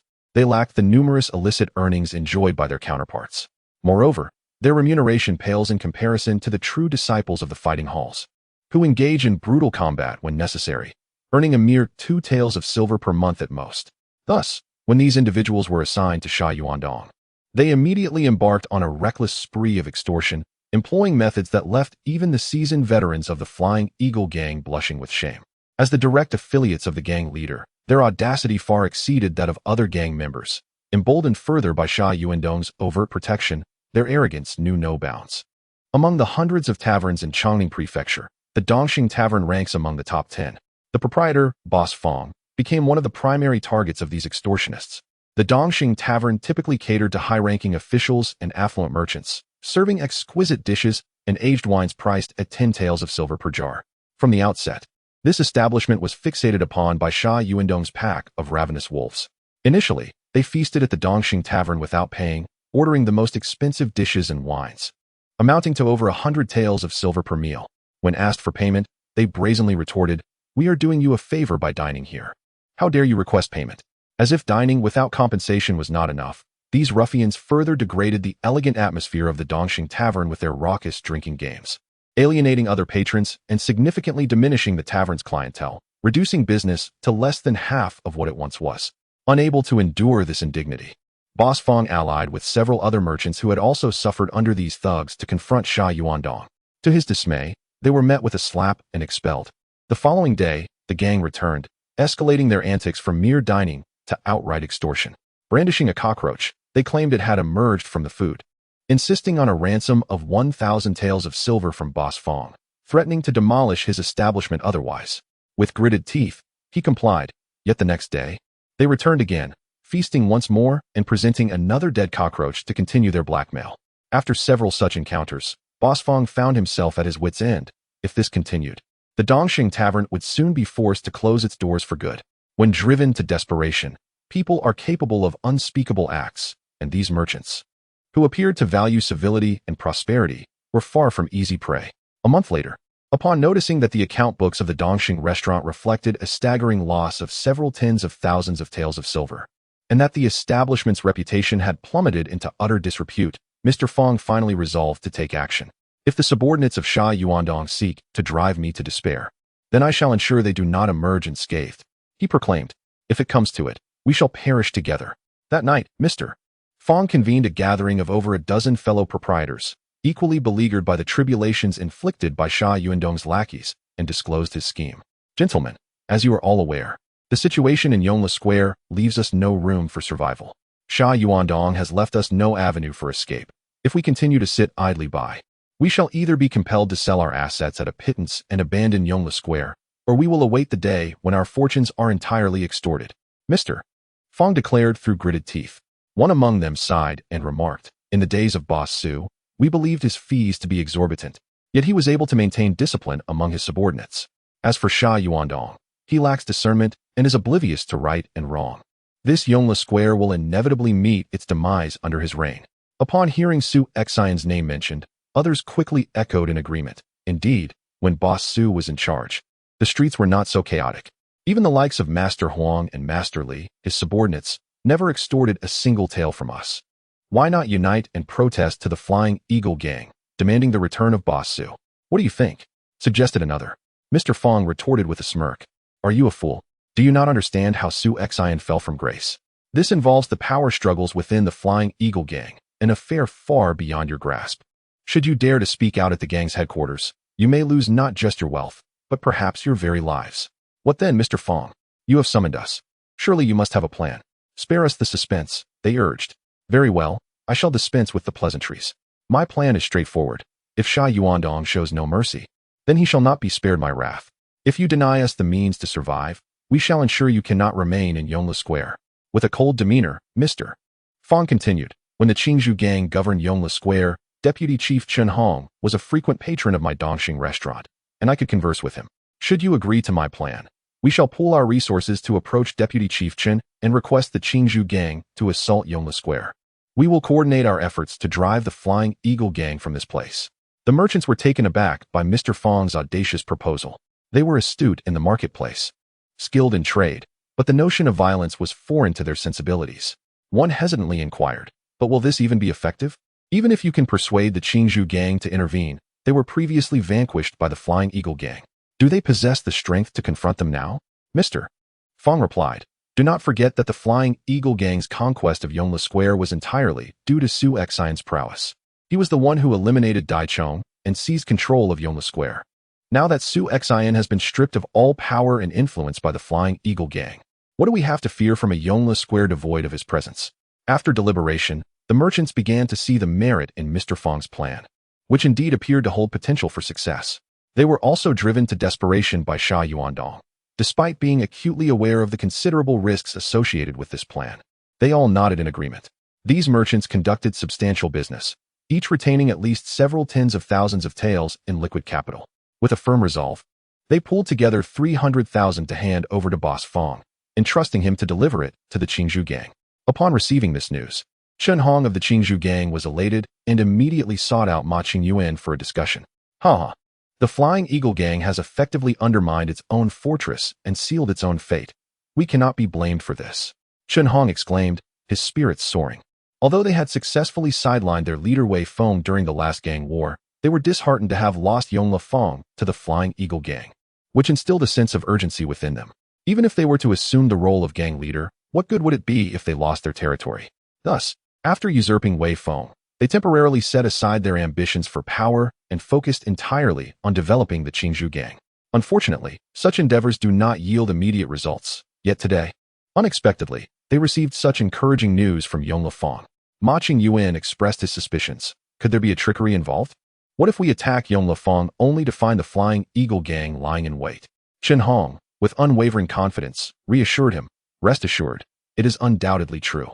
I am well aware of the situation at Yongle Fong. It aligns perfectly with what Boss Fong has conveyed. You have planted spies in Yongle Fong?" Ma Qingyuan realized, a light dawning upon him. Chen Hong nodded proudly. "After all, our Qingzhou gang has managed Yongle Fong for decades. It is not so easily devoured by the Flying Eagle gang. This time, I shall ensure they relinquish everything." Without Su Xian, Chen Hong truly did not regard the Flying Eagle gang with much concern. He had witnessed Su Xian's formidable prowess when he defeated Li Zhonghe in the arena. One man could easily match the collective strength of the Flying Eagle gang's top leaders. However, now that Sha Feng had dismantled his own stronghold, Stripping Su Xin of his power and relegating him to a life of leisure, it presented a golden opportunity for the Jianghu gang to rise anew. After conferring with Boss Fong, Chen Hong resolved to take action that very night. As the saying goes, a long night breeds many dreams. He had placed spies among the ranks of the Flying Eagle gang, aware that he could not disclose this plan to anyone in the Jianghu gang. It needed to be executed immediately. Upon returning to Yongle Fong, Boss Fong promptly summoned the other merchants, instructing them to gather their most trustworthy associates. His intention was not to engage in combat with the Flying Eagle gang. They lacked the courage for such a confrontation. Their sole objective was to set fire to the hall. As the saying goes, take advantage of the chaos. Once they ignited the hall, while the Flying Eagle gang was preoccupied with extinguishing the flames, the members of the Jianghu gang would seize the opportunity to strike amidst the confusion. In the dead of night, Boss Fong and several loyal and dependable associates arrived at Yongle Fong's entrance, armed with flammable oil. The transmission hall was adjacent to Yongle Fong, conveniently saving them time. The night was eerily quiet, with all surrounding shops shuttered, and not a single lantern illuminated the street. Even during the late hours, the original Yongle Lane was bustling with numerous brothels and taverns, offering a vibrant nightlife, albeit not as lively as that of the lively Huaihua Forest. However, ever since the arrival of Sha Yuandong, the streets have been plagued by ruffians and petty thieves, causing patrons to feel uneasy and detracting from their enjoyment. Consequently, many have chosen to venture further afield to Huaihua Forest, avoiding Yongle Lane altogether. With business dwindling, establishments naturally shuttered their doors early, providing convenience for Boss Fong and his associates. Initially, Boss Fong had anticipated that the hall would be under watch, but to his surprise, upon inspection, he found it completely deserted. This rendered his meticulously prepared plan to draw the tiger away from its mountain den utterly useless. In truth, there should have been guards on duty at the hall. However, the discipline among Sha Yuandong's subordinates was lax, and who would willingly endure the frigid night? Thus, once they gauged that Sha Yuandong had retired for the evening, they would find a place to rest and indulge in a moment of idleness, inadvertently granting Boss Fong and his companions the opportunity they sought. Chapter 66. The collapse of the building in the dead of night. A fierce blaze erupted, illuminating the surroundings in a crimson glow. Sha Yuandong was jolted awake by one of his subordinates, and as he prepared to express his anger, he heard the panicked cries of his men. "Boss, flee quickly. The hall is flooding." A wave of fear washed over Sha Yuandong, and he shouted, "Where is everyone? Hurry and help put out the fire." Clad in hastily donned garments, he rushed outside. Upon emerging with the assistance of his followers, the scene that unfolded before him left him momentarily stunned. In the darkness, numerous members of the Jianghu gang, illuminated by the flames, charged at them with weapons drawn, ruthlessly attacking those who were still attempting to extinguish the fire, leaving them defenseless and in disarray. The suddenness of the inferno had already startled the gang members, their first instinct being to combat the flames. Never did they anticipate an assault from the Jianghu gang. Most were not even fully dressed, let alone armed. A realization struck Sha Yuandong. He was arrogant, but not foolish. The current situation was evident even to a simpleton. This conflagration was undoubtedly connected to the Jianghu gang. Where is Su Chong? Where is he? Hurry and summon him to repel the Jianghu gang. In the midst of his panic, the only person Sha Yuandong could think of was Su Chong, who had previously served as a prominent leader and possessed battle experience. However, a single remark from a nearby subordinate sent Sha Yuandong into a state of despair. "Young master, the chief has already fled. We should escape too." Sha Yuandong's expression darkened to the color of soot, and he erupted in fury, cursing, "That old scoundrel Su Chong. He runs away at the first sign of trouble. I shall not let him off the hook when I return." After venting his anger, he commanded his men to break free, indifferent to the fates of the remaining gang members. Though the direct subordinates entrusted to him by Sha Feng lacked commendable character, they possessed considerable strength. Having trained rigorously in external martial arts for several years, combined with their internal cultivation, they had developed a modicum of true energy. With fierce determination, they fought valiantly, sacrificing several lives, and ultimately managed to break through the encirclement of the Jianghu gang alongside Sha Yuandong. The battle at Yongle Square raged on, and the commotion was so significant that Su Xin could perceive it without needing reports. As Su Xin donned his attire and stepped outside, he was met by a hurried Huang Bingcheng, who exclaimed excitedly, "Boss, Sha Yuandong has truly set the place ablaze. Do not rush, speak slowly. The fire is not our doing. We have ample time," Su Xin replied calmly. Huang Bingcheng grinned and recounted the events. His informants, whom he had successfully recruited at Yongle Square, had performed admirably, gathering intelligence from the employees under Boss Fong. As soon as the chaos erupted, they escaped and relayed the entire situation to Huang Bingqing. Upon hearing this, Su Xian was taken aback. He had not anticipated that those merchants would orchestrate such a grand scheme, successfully drawing out the Qingzhou gang. Originally, according to Su Xian's vision, this group of individuals was most likely to unite and exert pressure on the authorities. With over 100 prominent merchants holding assets exceeding 10 million, even the government would not easily overlook them. Yet now, these merchants audaciously dared to meddle in the conflicts between factions, a reckless move that could cost them their lives. However, their boldness evidently stemmed from being driven to desperation by Sha Yuandong. Otherwise, these merchants, who typically resorted to covert maneuvers, would never dare to engage in such grand schemes. What shall we do now, boss? Huang Bingqing inquired. A cold smile crept across Su Xian's lips. Of course. We shall merely observe. This is not the time for us to emerge as saviors. Once this affair concludes and Yongle Fong is thoroughly lost, then it will be our moment to return and tidy up the aftermath. In the span of a month, Sha Feiying consolidated all power within the gang, transferring control of an entire market and the transmission hall to Sha Yuandong, erecting a tall vermilion building for him. Yet, what was the outcome? Within a month, that edifice collapsed utterly. Sha Yuandong's actions were far more impressive than Su Xian had anticipated. Such a significant event would be intolerable for other prominent leaders, including Dong Chengwu and others. Previously, they had relinquished their authority due to Sha Feiying's past might and Su Xian's lack of intervention. This time, even if Su Xian refrained from stepping forward, they would not be able to suppress their urge to reclaim their rightful power. In just 1 month, Sha Yuandong had lost Yongle Fong. Should the Feiying gang truly fall into his hands, what fate awaited it then? While Sha Feiying believed the Feiying gang was his, the other leaders and hall masters held a different perspective. This gang was forged through their blood and sweat in the martial world, their future sanctuary. And they would never permit Sha Yuandong to maintain his grip on power. Su Xian had intended to return for a quick rest, but alas, fate had other plans, and he found himself unable to sleep. Yongle Fong bordered the Changle Fong's happy forest. This time, the entire Qingzhou gang mobilized, directly dismantling Yongle Fong's hall and slaying numerous members of the Feiying gang, perhaps driven by bloodlust. A prominent leader even led hundreds of followers towards Happy Forest in a grand display. Huang Bingqing promptly informed Li Huai to stand guard and rushed to notify Su Xian. Were these individuals truly seeking trouble in Happy Forest? A cold expression crossed Su Xian's face. Did they believe themselves to be as inept as Sha Yuandong? Let us see what audacity this Qingzhou gang leader possesses to provoke me. Su Xian swiftly donned his attire and departed. At the boundary between Happy Forest and Yongle Fong, Li Huai commanded over 100 men, confronting the members of the Qingzhou gang.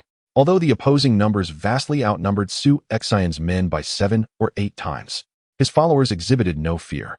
After extensive training in internal skills and martial techniques, they were eager to test their mettle in combat. Such a meager force was hardly daunting. Yet, it was only due to Li Huai's restraint that they refrained from striking first. Upon the arrival of Su Xian, the gathered followers immediately called out boss and respectfully cleared a path for him. The leader of the Qingzhou gang, whom Su Xian did not recognize, lacked the standing to command Su Xian's acknowledgement. The moment Su Xian emerged, the previously belligerent leader of the Qingzhou gang fell silent, unable to utter a single word in front of his hundreds of subordinates. Leave, Su Xian said calmly, his tone conveying a chilling indifference. This disdainful demeanor incited immense fury in the Qingzhou gang leader, who, with a flushed face, pointed an accusatory finger at Su Xian, attempting to deliver a scathing retort. Yet, Su Xian preemptively declared, "If you dare utter another word of nonsense, I will end your life right here."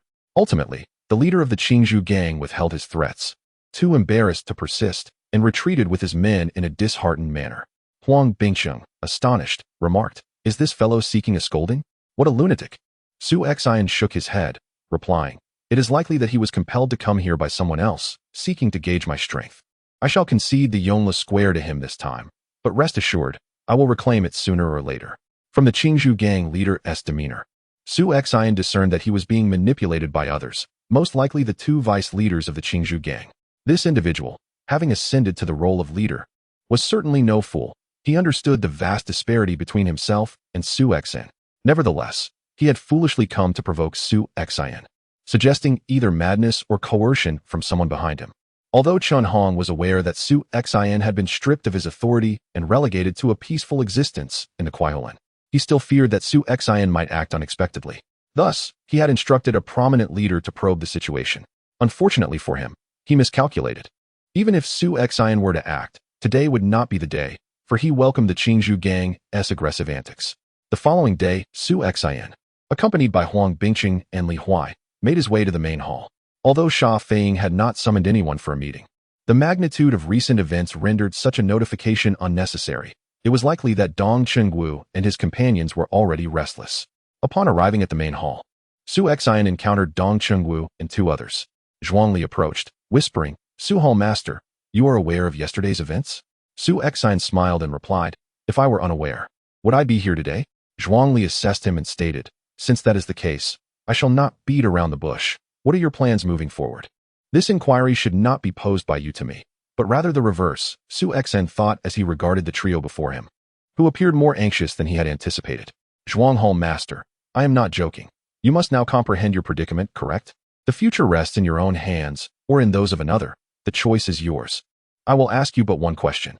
Is the Feiying Gang truly Sha's Feiying Gang, or is it the collective Feiying Gang?" Zhuangli stared at Su Xian in utter astonishment. His words were indeed quite cutting, especially spoken in the presence of the three of them. Just how audacious was this fellow?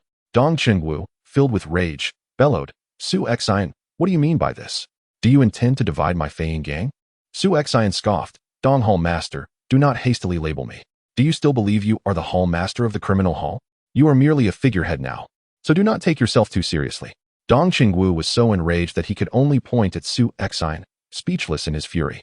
Although Dong Chengwu was originally quite calculating, he seemed to lose his composure entirely whenever he encountered Su Xian, who could provoke him to wrath with just a few words. Stepping past the three, Su Xian turned to enter the hall, but before doing so, he left them with a parting remark. "Gentlemen, your stances are of no concern to me, nor is there any need for them to be. I have come here today to reclaim what rightfully belongs to me. As for you, well, it matters not." Chapter 67. When one engages in mischief, one must acknowledge their errors. Su Xian was the first to enter the hall, while Dong Chengwu and the others took a moment outside to gather their thoughts before following suit. At that moment, San Feiying was conspicuously absent. Yet all the prominent figures were present. Upon seeing Su Xian's arrival, they greeted him in hushed tones, their eyes filled with curiosity, eager to discern his thoughts. However, Su Xian remained unhurried, seated comfortably in his position, akin to a fisherman patiently awaiting his catch, without uttering a single word. This silence agitated the other leaders, particularly Lu Xingming, who was on amicable terms with Su Xian. He approached and inquired, "Master Su, how shall we resolve this matter? Please, give us a word. We have lost an entire market, and our Feiying Gang has not suffered such a significant setback in decades." Su Xian did not respond to him, but cast a glance at Su Chong, who was cowering in the corner, and remarked coolly, "I heard that you made quite a swift exit yesterday, Su Daotu, leaving our young deputy leader behind. Aren't you afraid that the chief will flay you alive?" Su Chang's face contorted into a grimace more sorrowful than tears, as he felt utterly despondent. In truth, he had not intended to abandon Sha Yuandong. Even a fool would understand that leaving Sha Yuandong behind would yield dire consequences upon his return to the Feiying Gang. Yet the perilous situation had compelled him to flee, with flames raging on one side and the Qingzhou Gang advancing on the other. Terrified, he had bolted without a second thought, only realizing halfway through his escape that Sha Yuandong remained trapped inside. Afterward, he had intended to sneak back to rescue Sha Yuandong, only to discover that Sha Yuandong had already managed to escape. This left Su Chong unjustly branded as one who abandoned a comrade in peril. Just as Su Chong was about to speak to Su Xian, the hall's door swung open, revealing San Feiying, accompanied by a visibly disgruntled Sha Yuandong and 4 of his disciples. Upon seeing everyone gathered, San Feiying's expression darkened. "Why are you all here instead of tending to your own territories? What brings you to the main hall?" He reprimanded, his voice icy. The remnants of his authority still loomed large. Even those harboring grievances found themselves at a loss for words under his stern gaze. Su Xian sighed inwardly, recognizing the futility in relying on these individuals to voice their concerns. Since they remained silent, he felt compelled to speak first. "Chief, do we still have a territory to return to? If this continues, the Feiying Gang may soon find itself without a place to call home," he stated, his gaze penetrating as it bore into San Feiying, evoking a sense of discomfort in him. "What do you mean, Su Xian?" San Feiying questioned coldly. "What I mean is quite straightforward. The centralized system you instituted has proven ineffective, and not only is it futile, but it also threatens to lead the Feiying gang to its demise. Su Xian rose, his tone grave. In the decades-long history of the Feiying gang, when have we ever allowed an entire market to be seized overnight? Have you calculated how many lives were lost during the Jianghu gang's assault yesterday? Over 500. And the number of injured is incalculable. When the gang lacked central authority, such significant events had never occurred. Shouldn't someone be held accountable for this now? Upon hearing Su Xian's words, Sha Yuandong instantly became furious. Are you implying that this is my fault? Su Xian scoffed. If not you, then who? The sudden fire at Yongle Square and the large-scale invasion by the Jianghu gang. Do you all truly remain unaware of the circumstances? The crowd fell silent, pondering whether there were hidden truths. Sha Feiying's expression changed as he fixed his gaze on Sha Yuandong. Was this scoundrel withholding information from him? Do you believe that the fire and the invasion by the Jianghu gang are unrelated incidents? In truth, this is nothing less than a meticulously orchestrated conspiracy. The arsonists are none other than the merchants of Yongle Square. They have colluded with the Jianghu gang, using the fire as a signal to seize Yongle Square amidst the chaos. Zhuangli questioned, are those merchants courting death? How dare they conspire with the Jianghu gang against us? Who grants them such audacity? Su Xian coldly retorted. Under normal circumstances, they would indeed lack such courage. But now they have been driven to a desperate corner. What would they not dare to do? During Sha Yuandong's leadership of Yongle Square, he had turned a blind eye to the extortion of these merchants by his subordinates. Boss Fong of Dongxing Restaurant had been extorted of tens of thousands of taels within a month. Moreover, the restaurant's reputation had been nearly ruined. And it was Boss Fong who took the initiative to contact the Jianghu gang this time. However, the situation did not end there. Sha Yuandong had no clue how to manage the gang. Such a large market had no patrols during the night, allowing the fire to be set without anyone realizing it. It was utterly ridiculous. Nonsense. You're just spouting lies. Sha Yuandong's face paled as he hastily defended himself. Yet, having heard Su Xian's detailed account, the crowd was already convinced. As the saying goes, severing someone's means of livelihood is akin to killing their parents. These merchants may be timid and fearful, but if truly provoked, they are capable of anything. If I am lying, feel free to investigate. Many were involved in this matter, and the Jianghu gang had no intention of concealing it. A cold smile played on Su Xian's lips. Sha Feiying turned to Sha Yuandong, demanding, is what Su Xian says true? Sha Yuandong's complexion turned ashen, unable to refute. He could only admit, who would have thought those despicable merchants could be so treacherous? Had I known, I would have concocted a reason to deal with them directly. His words amounted to an admission, prompting the major leaders and the three hall masters present to shake their heads in disdain. Although Sha Yuandong was slightly older than Su Xian, he truly seemed inept in comparison. They had all witnessed Su Xian's rise. When the old Huang from the Happy Forest gambling house attempted to outsmart Su Xian, he was swiftly defeated, and that gambling house had now become Su Xian's domain. As for these merchants, either one should not provoke them, or if one does, they must be uprooted entirely. Not even understanding the principle of thoroughly eliminating threats, the moment one pushes an opponent to the brink, one must remain wary of their desperate retaliation. Being outsmarted is indeed a fitting consequence. Sha Feiying sighed inwardly, preferring to believe that his son merely lacked experience rather than accepting the disheartening truth of his son's incompetence. Yuandong, lacking substantial experience in managing the gang, was bound to make mistakes. He would take this incident as a lesson and would rigorously train him until he was fit to assume the role of leader. The expressions of those present were far from pleasant. The leader's actions had indeed crossed a line. Sha Yuandong had driven the merchants of Yongle Square to rebellion, resulting in the loss of an entire marketplace and the lives of over 500 gang members. Was a mere lesson sufficient to address such a calamity? Su Xian laughed derisively. What a farce. This is simply absurd. Sha Yuandong has committed a grave error. If he is not punished, what becomes of the gang's rules? What would you propose, then? Sha Feiying responded with a cold snort. Su Xian's demeanor today was unusually aggressive, and his confrontational tone sent a shiver of foreboding through Sha Feiying. It's quite simple. In this world, one must acknowledge their mistakes and accept the consequences. Regardless of one's status, when a misstep occurs, punishment is inevitable, due to Sha Yuandong's negligence. My Feiying gang has lost an entire marketplace and over 500 brothers. According to our rules, what should be the penalty for such a transgression? Sha Feiying abruptly raised his head, a glint of deadly intent in his gaze directed at Su Xian. The last time he sought to strip everyone of their rights within the gang, Su Xian had willingly relinquished Yongle Square and the Hall of Transmission without resistance. Sha Feiying had assumed it was out of fear, But now he realized that Su Xian had been biding his time, waiting for this moment to strike back. Only one night had passed since the incident at Yongle Square, yet Su Xian had already acquired so much information. If he had not been vigilantly observing the developments there, how could he have known so much? Su Xian likely knew every detail of Sha Yuandong's actions, yet he had remained patient, waiting for the moment to reveal his true intentions. Mistakes must be acknowledged, but the scale of Sha Yuandong's blunder was far too significant. According to the Gang's regulations, if a small or large leader lost territory due to their own failings, they would be stripped of their martial abilities and expelled from the Feiyin Gang. Yet, Sha Yuandong had not merely lost a small territory. He had lost an entire Yongle Square. The rules did not even specify the consequences of losing an entire marketplace, as the Feiyin Gang had only 4 such markets. And none had ever anticipated that someone would outright lose one. Su Xian, Sha Yuandong is my son. Sha Feiyin gritted his teeth as he uttered this statement. Though he is your son, the Feiyin Gang belongs to all of us, Su Xian asserted, pointing to the ground beneath him.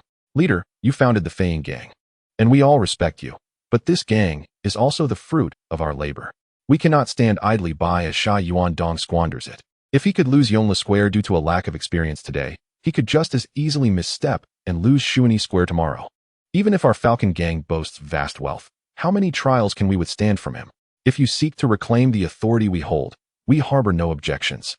As long as the Falcon Gang endures, at the very least, we can secure a life of affluence for our descendants. However, should the Falcon Gang cease to exist, we would lose even the right to subsist. Su Xian's words resonated deeply with many of the prominent leaders in Dongqingwu. During the last attempt by Sha Feiyin to centralize power, compelling them to relinquish their territories and authority, why did they not resist? It was not merely the absence of a leader that deterred them, but also because Sha Feiyin had yet to corner them into a hopeless situation. The leaders and hall masters of the Falcon Gang are predominantly of advanced age, most exceeding 45 years. At this stage in their lives, aspirations for upward mobility have waned. Their primary concern is to safeguard their current status. Chapter 68. Betrayal and isolation for the prominent leaders and hall masters of the Flying Eagle Gang. The fact that Sha Feiyin had usurped their territory and authority merely incited their anger. However, they were not inclined to confront him directly over this matter, as it seemed unworthy of such a response. Despite the loss of land and power, they remained the hall masters and esteemed leaders of the Flying Eagle Gang, an organization to which they had dedicated their lives and amassed wealth. Given this, what was there to resist? Although the prospect of being prematurely retired infuriated them, it was not entirely intolerable. It was precisely because Su Xian anticipated their sentiments that he refrained from stepping forward last time. In that instance, these individuals merely sought to use him as a pawn. Even had he taken a stand, no one would have rallied to his cause.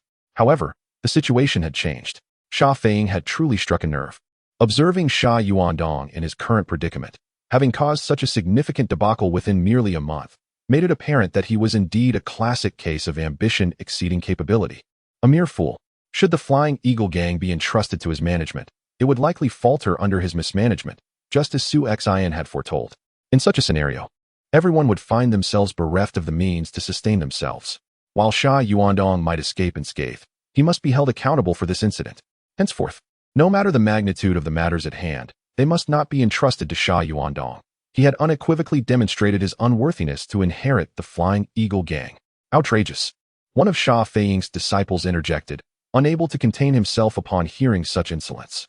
Su Xian cast a cold glance in his direction, remarking, I am conversing with the gang leader. Do you possess the right to interject? Lacking decorum warrants a reprimand.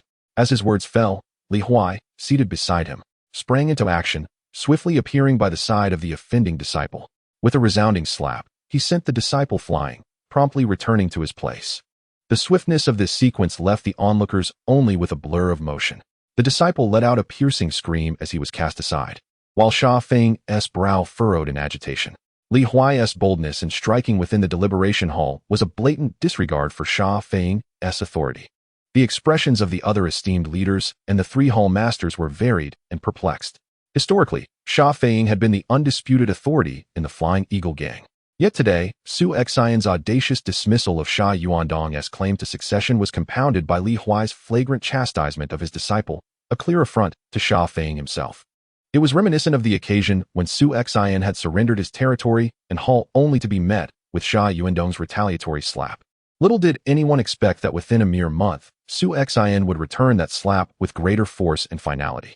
Unfazed, Su Xian continued, I reiterate. The Flying Eagle Gang belongs to all of us, not solely to you, the gang leader.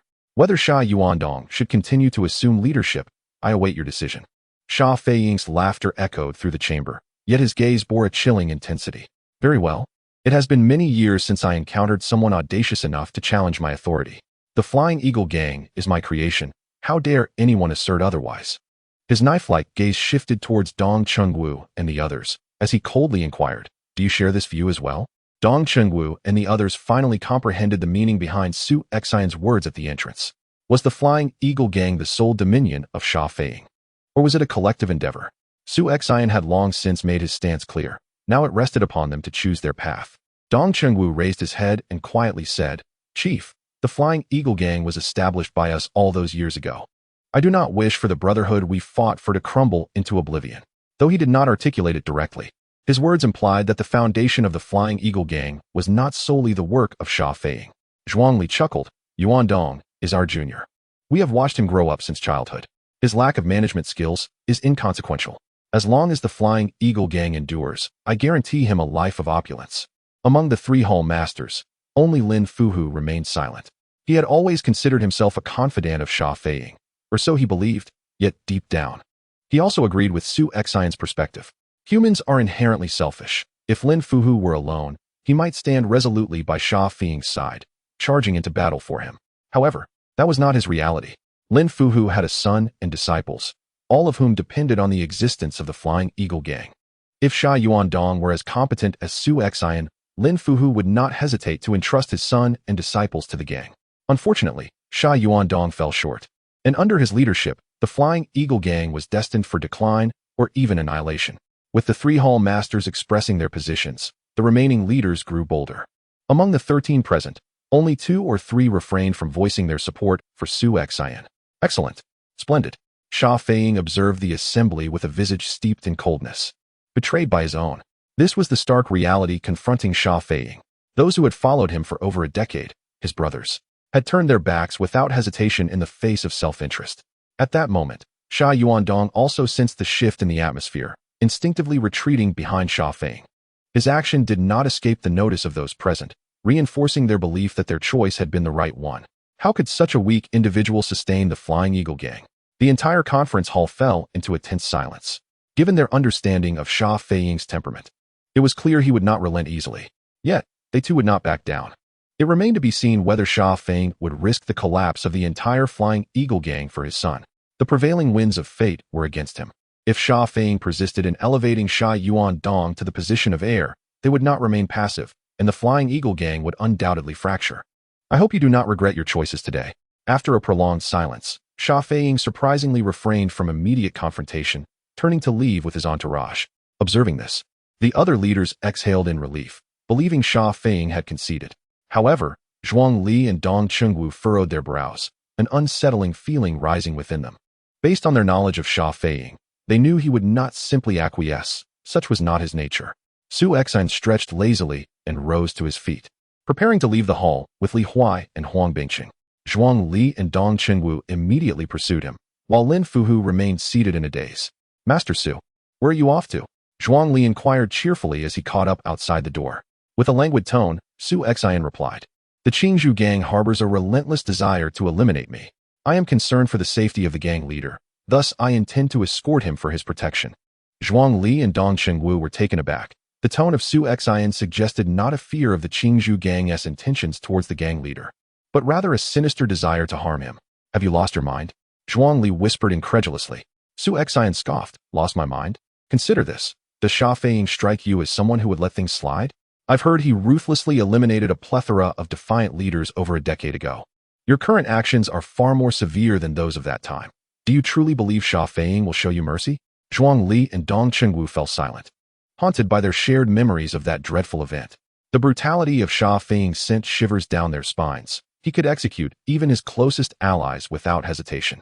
Now, having openly defied him, they realized they were unlikely to escape his wrath. What do you want us to do? Zhuang Li asked. Dong Chengwu remained quiet, though he had previously harbored significant grievances against Su Xian. Now, standing together in the face of Sha Feiying's threat, His hatred for Su Xin was overshadowed by the necessity of alliance. You need not do anything, merely observe, Su Xin stated before departing with his companions. Dong Chengwu stood aghast. Does he truly intend to kill the gang leader? Or is he planning to seek assistance from Tai Wuqing? Zhuangli shook his head. It's unlikely that Tai Wuqing will intervene. If he were capable, there would have been no need to wait a month. With his strength, he could have resolved matters during the last council meeting. Yet, if Su Xin intends to confront the gang leader himself, what confidence does he possess to engage him? He just recently broke through to the mid-stage of the acquired realm. Has he accomplished another breakthrough in merely a month? Zhuangli gazed up at the sky, his usual sly demeanor replaced with gravity. Who knows? If Su Xin returns alive today, it will signify a profound shift in the fate of the Feiying gang. In truth, Dong Qingwu's conjectures regarding Su Xin's abilities were remarkably close to the mark. Su Xin had not attained the pinnacle of the acquired realm, yet he had successfully opened 107 acupoints. Even with the aid of medicinal elixirs, the challenges of late-stage body refinement grew increasingly arduous. Not only Su Xin, but even the disciples of prominent sects in the Central Plains would find it nearly impossible to progress from 72 to 107 acupoints in a single month. However, the effects of the dragon-elephant prajna technique were extraordinarily formidable. By merely cultivating it, he felt his body, along with his acupoints and meridians, undergoing continuous enhancement. 3 days ago, he experienced a complete breakthrough in the first layer of the dragon-elephant prajna technique, which made it seem as though all the acupoints within his body had been reforged. The vital energy flowed seamlessly into the acupoints, allowing him to unblock over 20 of them in an instant. This remarkable advancement enabled Su Xin to approach the pinnacle of the postnatal realm within merely a month after breaking through to the mid-postnatal stage. However, the benefits of the dragon-elephant prajna technique in cultivation come to an end at this point. The postnatal realm focuses on body refinement, while the innate realm emphasizes qi cultivation. Upon reaching the innate realm, the dragon-elephant prajna technique can only serve to temper the physical body, without further enhancing Su Xin's martial prowess. Sha Feiying, a consummate warrior who has unblocked 108 acupoints, is someone Su Xin is acutely aware of. He is now merely a hair's breadth away from Sha Feiying's level. Yet, while Sha Feiying is aging, Su Xin remains youthful. And this difference is substantial enough to bridge that narrow gap. Now that we are at the Three Rivers, those who can see this are undoubtedly the steadfast readers. The author humbly requests a vote for the Three Rivers. If you could cast a vote for the author, it would be greatly appreciated. I do not seek first place, merely to avoid finishing last, as being at the bottom is quite embarrassing. The author expresses heartfelt thanks here. Additionally, I extend my gratitude to friends such as Xingchen Yang, HRBR, Ko Tian Wendugi, Shijijiren, Shaluo Yinqing, and others who join me in this journey, as well as to Guifang Jingwu. My QQ username is Han, a mere mortal awaiting fate's decree. Chapter 69. The Emperor Takes Turns. Sha Feiying's residence was not situated in the main hall of the Golden Moon Lane, but rather in the adjacent Bright Moon Lane. Half of the entirety of Bright Moon Lane fell directly under Sha Feiying's jurisdiction, where he had cultivated a cadre of elite disciples, all of whom he had arranged to reside within its confines. Throughout the journey back from the main hall, Sha Feiying remained uncharacteristically silent, instilling an acute sense of dread in Sha Yuandong, who trailed behind him. Witnessing the gravity of the situation today, he understood that matters had escalated significantly. It had been a long time since he had seen Sha Feiying exhibit such solemnity. Upon returning to the estate in Bright Moon Lane, Sha Feiying instructed everyone to leave, retaining only Sha Yuandong in his presence. Approaching the wall, Sha Feiying gently turned a vase tucked away in the corner, causing the wall before him to rotate and reveal a hidden chamber large enough for a person to enter. Sha Yuandong's eyes widened in astonishment. He had been oblivious to the existence of this secret room. Inside the concealed chamber, there were no other objects, only a box that appeared to have aged considerably. Sha Feiying opened the box to reveal a knife and a token. The knife was a goose feather blade, its elongated body adorned with peculiar engravings, stained with specks of dark red. That was blood rust, the residue of years spent steeped in blood, now irretrievable. As Sha Feiying lifted the goose feather knife, his thoughts drifted back several decades to a time when he rode alongside the chieftain across the Hunan region, gallantly wielding his sword, relishing the carefree days. Regrettably, he had been unable to relinquish the hatred in his heart and had insisted on returning to Changning Prefecture. After decades of toil, he had attained everything he had once dreamed of, yet he had not laid hands upon this goose feather knife in nearly 10 years. Yuandong, should anything happen to me this time, you must go to Hunan and seek out any mountain stronghold. Present this token to them, and they will assuredly lead you to someone who will secure your well-being for the rest of your life. Sha Feiying handed the ancient bronze token to Sha Yuandong. The token was simple in design, devoid of embellishments, merely inscribed with two bold characters, Taiyang. The Taiyang of Taiyang Mountain. The Taiyang Mountain stronghold in Hunan was the most formidable among the notorious bandit factions. The 36 strongholds of Taiyang, home to tens of thousands of swordsmen, had been so powerful that even the Buddhist sects and Taoist schools had to tread carefully in their presence. The reverse side of the token bore two more characters, 23, pinned with such precision that it appeared as if carved by a blade, exuding a chilling aura. Observing Sha Feiying's grave demeanor, Sha Yuandong couldn't help but interject, "Father, the strength of Su Xin and his cohorts pales in comparison to yours. They are merely insignificant rabble. Is it truly necessary to speak of matters so gravely?" Sha Feiying shook his head. "You do not understand. I have grown old, while Su Xin remains young. Moreover, regardless of the outcome this time, the Feiying gang is destined for decline. Even if I manage to eliminate the elements of instability within the gang, the absence of these major leaders and hall masters will inevitably cause the gang's strength to plummet. At that point, other factions will surely eye us with covetous intent. Therefore, keep this token close. Should anything transpire, depart immediately. Once you reach Hunan, you will be completely safe." There remains a statement unuttered by Sha Feiying. He has utterly lost faith in his son. Given his temperament, he is incapable of managing the Feiying gang. Even if he were to reluctantly assume the position of leader, without his authoritative presence, the outcome would likely mirror that of Wei Feng from the Qingzhou gang. Sha Feiying is acutely aware of his advancing age. He has but a few years left to live, and thus he must secure a stable path for his son. "Let us proceed. I shall cleanse the Feiying gang for you. Whether you can maintain your position as leader will depend entirely on your own capabilities." Grasping the Yinling blade, Sha Feiying stepped out of his residence, where over 100 of his meticulously trained disciples awaited him.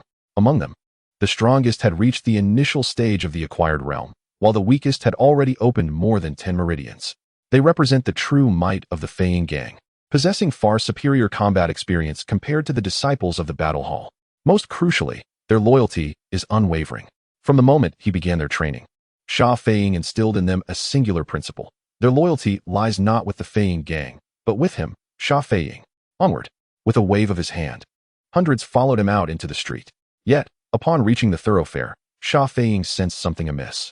The once bustling street was now eerily silent, devoid of any passers-by. Shops that had recently been open were now shuttered. "Come forth. I did not anticipate your audacity to strike first. Who is leading the charge?" Lin Fuhu lacks the courage. Dong Qingwu possesses the intent, but not the guts, and Zhuangli is too cautious. The only one bold enough to ambush me at my own doorstep is you. Su Xin emerged from around the corner, closely followed by Li Huai, while Huang Bingsheng had long stationed his subordinates in ambush around Minju Wang. From the day the mission was assigned, Sha Feiying was destined to perish. There is no room for two tigers on a single mountain. The future of the Feiying gang will bear the surname Su, rather than Sha. Upon seeing Su Xin, Sha Feiying sighed. "Indeed, it is you. I suspected as much. Do you know what I now regret the most? Regretting that when you killed Ho Tong, I did not enforce the gang rules against you and abolish your position outright." A smile crept across Su Xin's lips. "You are not alone in this thought. Many have entertained similar notions, but alas, they realized it too late." This sense of regret is not exclusive to Sha Feiying. It is shared by Master Husan as well. They are not foolish. Yet why did they indulge Su Xin in the first place? The answer is simple: the inertia of human thought. They never anticipated that Su Xin could evolve so rapidly, to a degree that is truly terrifying. Both Husan and Sha Feiying, when confronting Su Xin, tend to project their own limitations onto him. What they cannot achieve, they assume he cannot either. This is a common fallacy.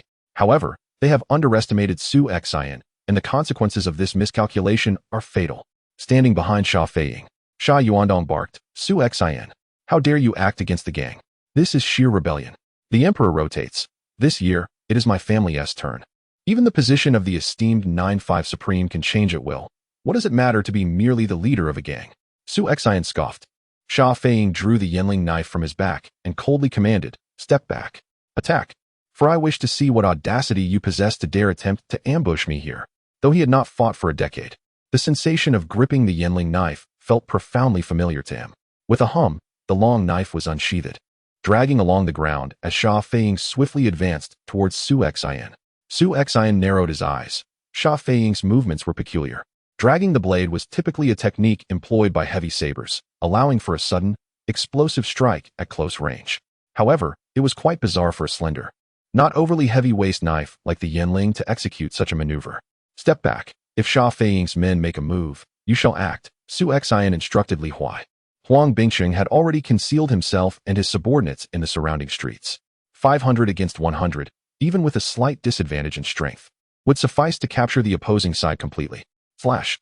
Sha Feiying suddenly roared, wielding the Yinling knife with a forceful downward stroke, bearing down upon Su Xian with immense pressure. A purple aura emerged from Su Xian's hand as he executed 3 swift slashes with his long sword, dissipating the force of the blow. Now, he understood the peculiar dragging motion. This strike was, in fact, reminiscent of the techniques of heavy sabers. Yet, it wielded formidable power, despite the lightness of the Yinling knife. It unleashed the might of a heavy blade. Unbeknownst to him, Sha Feiying was even more astonished. This strike was no ordinary move. It had been imparted to him by a formidable swordsman from the 36 knife halls of the Taiying Mountains in Hunan. Dragging the knife for a strike, his spirit was at its zenith, delivering the most powerful preemptive blow. In the past, upon leaving Chongning Prefecture, Sha Feiying had joined one of the 36 villages of Taiying, a gathering of the most formidable swordsmen in the martial world. Although this technique was merely a casual lesson from the powerful swordsman, it had rendered Sha Feiying unmatched among his peers. Yet now, it was thwarted by Su Xian's 3 strikes, the force reverberating through the Yinling knife, causing his wrist to tingle with shock.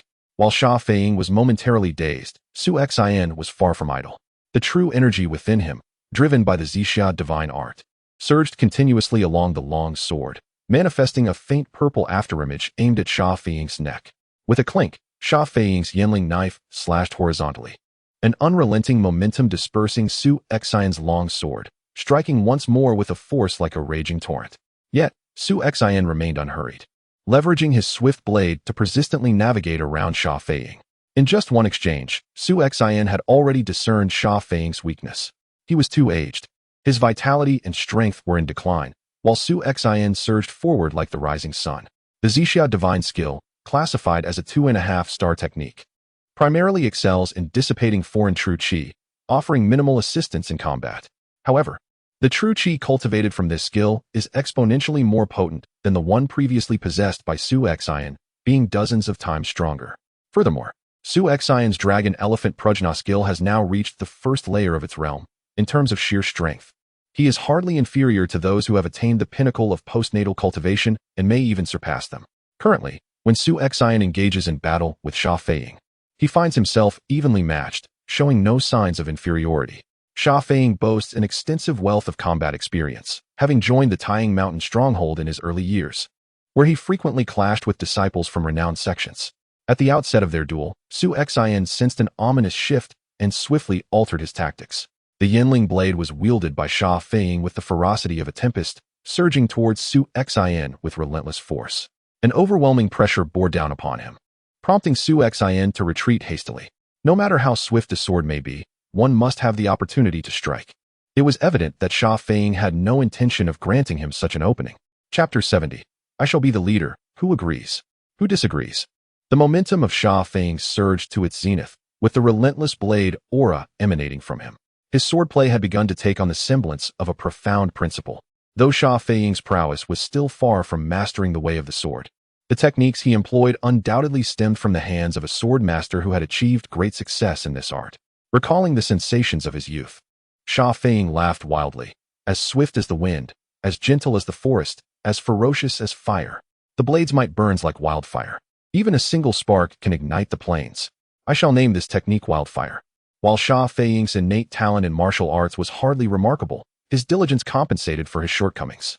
He had devoted his life to mastering this singular sword technique, wielding it with lethal effectiveness. With the wildfire technique, many powerful factions that once rose alongside him in Chongning Prefecture had fallen before his blade, and today, Su Xian would meet the same fate. Clang! A sharp sound echoed as Su Xian hastily retreated, his sword shattering into 2 pieces. All his calculations had come to naught. Su Xian, you have already lost. A triumphant smile spread across Sha Feiying's face. Over a decade ago, he had risen to prominence in Chongning Prefecture using the wildfire technique to establish the Flying Eagle Gang, and today, he would once again wield it to slay these traitors.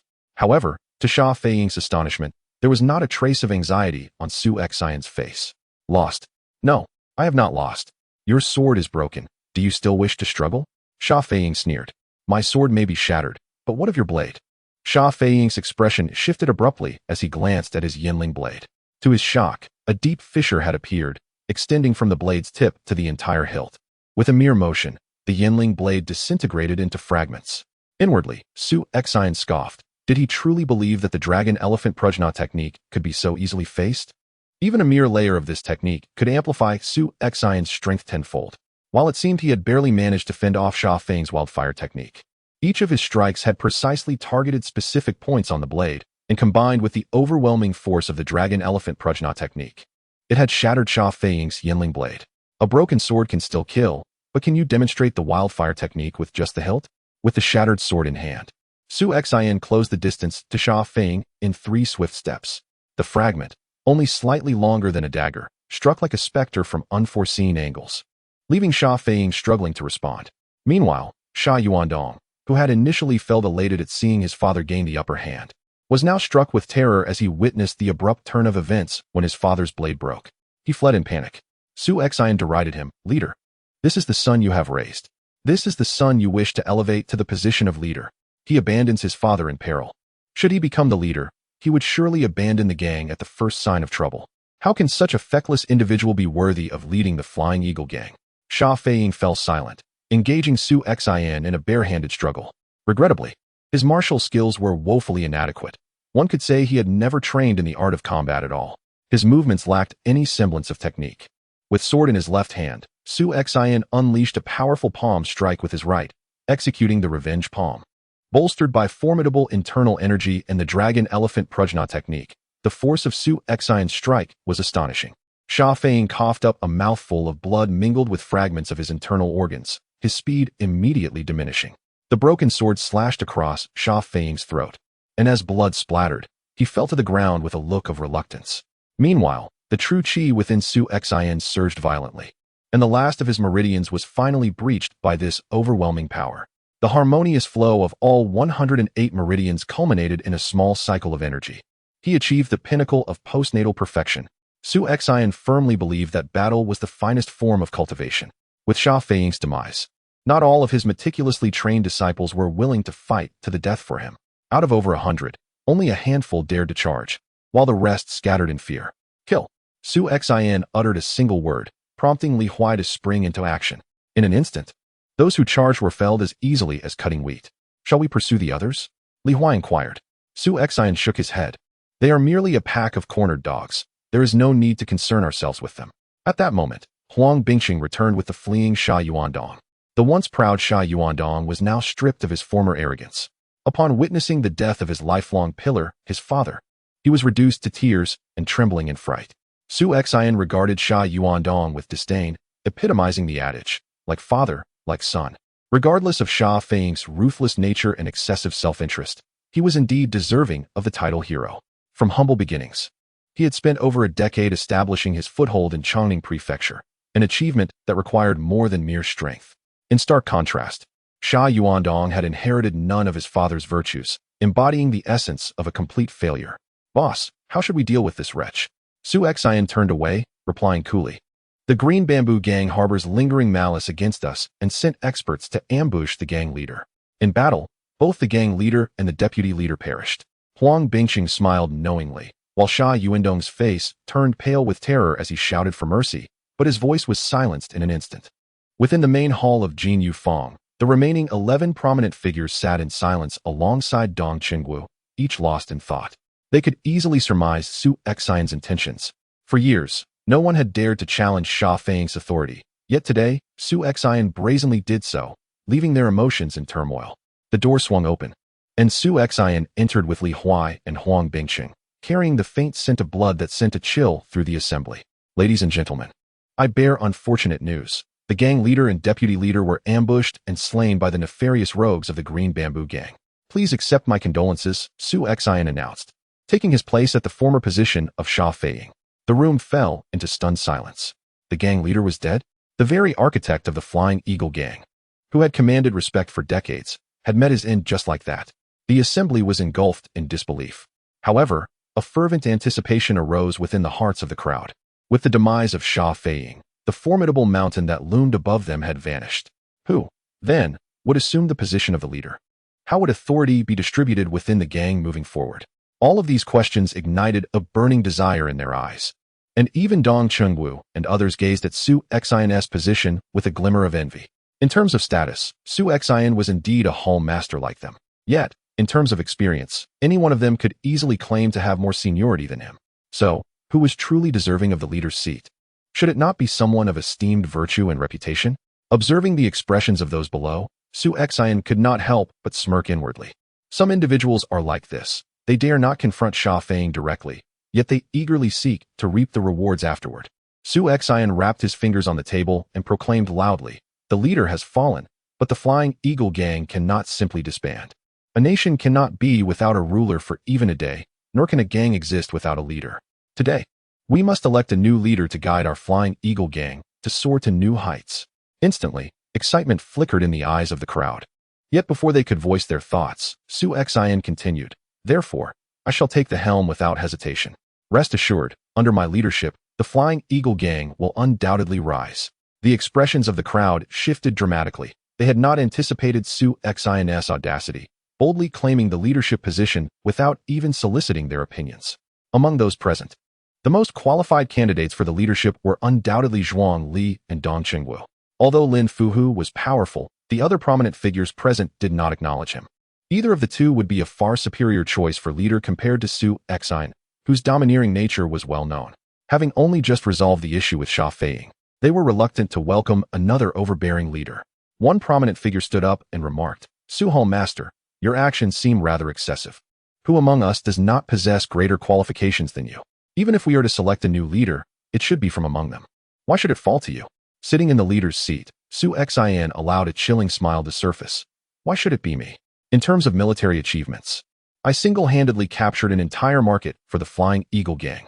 I have slain 2 of the 10 prominent figures of the Jianghu gang and defeated another. A third of the entire fighting force of the Flying Eagle gang has been nurtured by me. Does that not suffice?" Furthermore, Su Xian fixed his gaze directly on the speaker.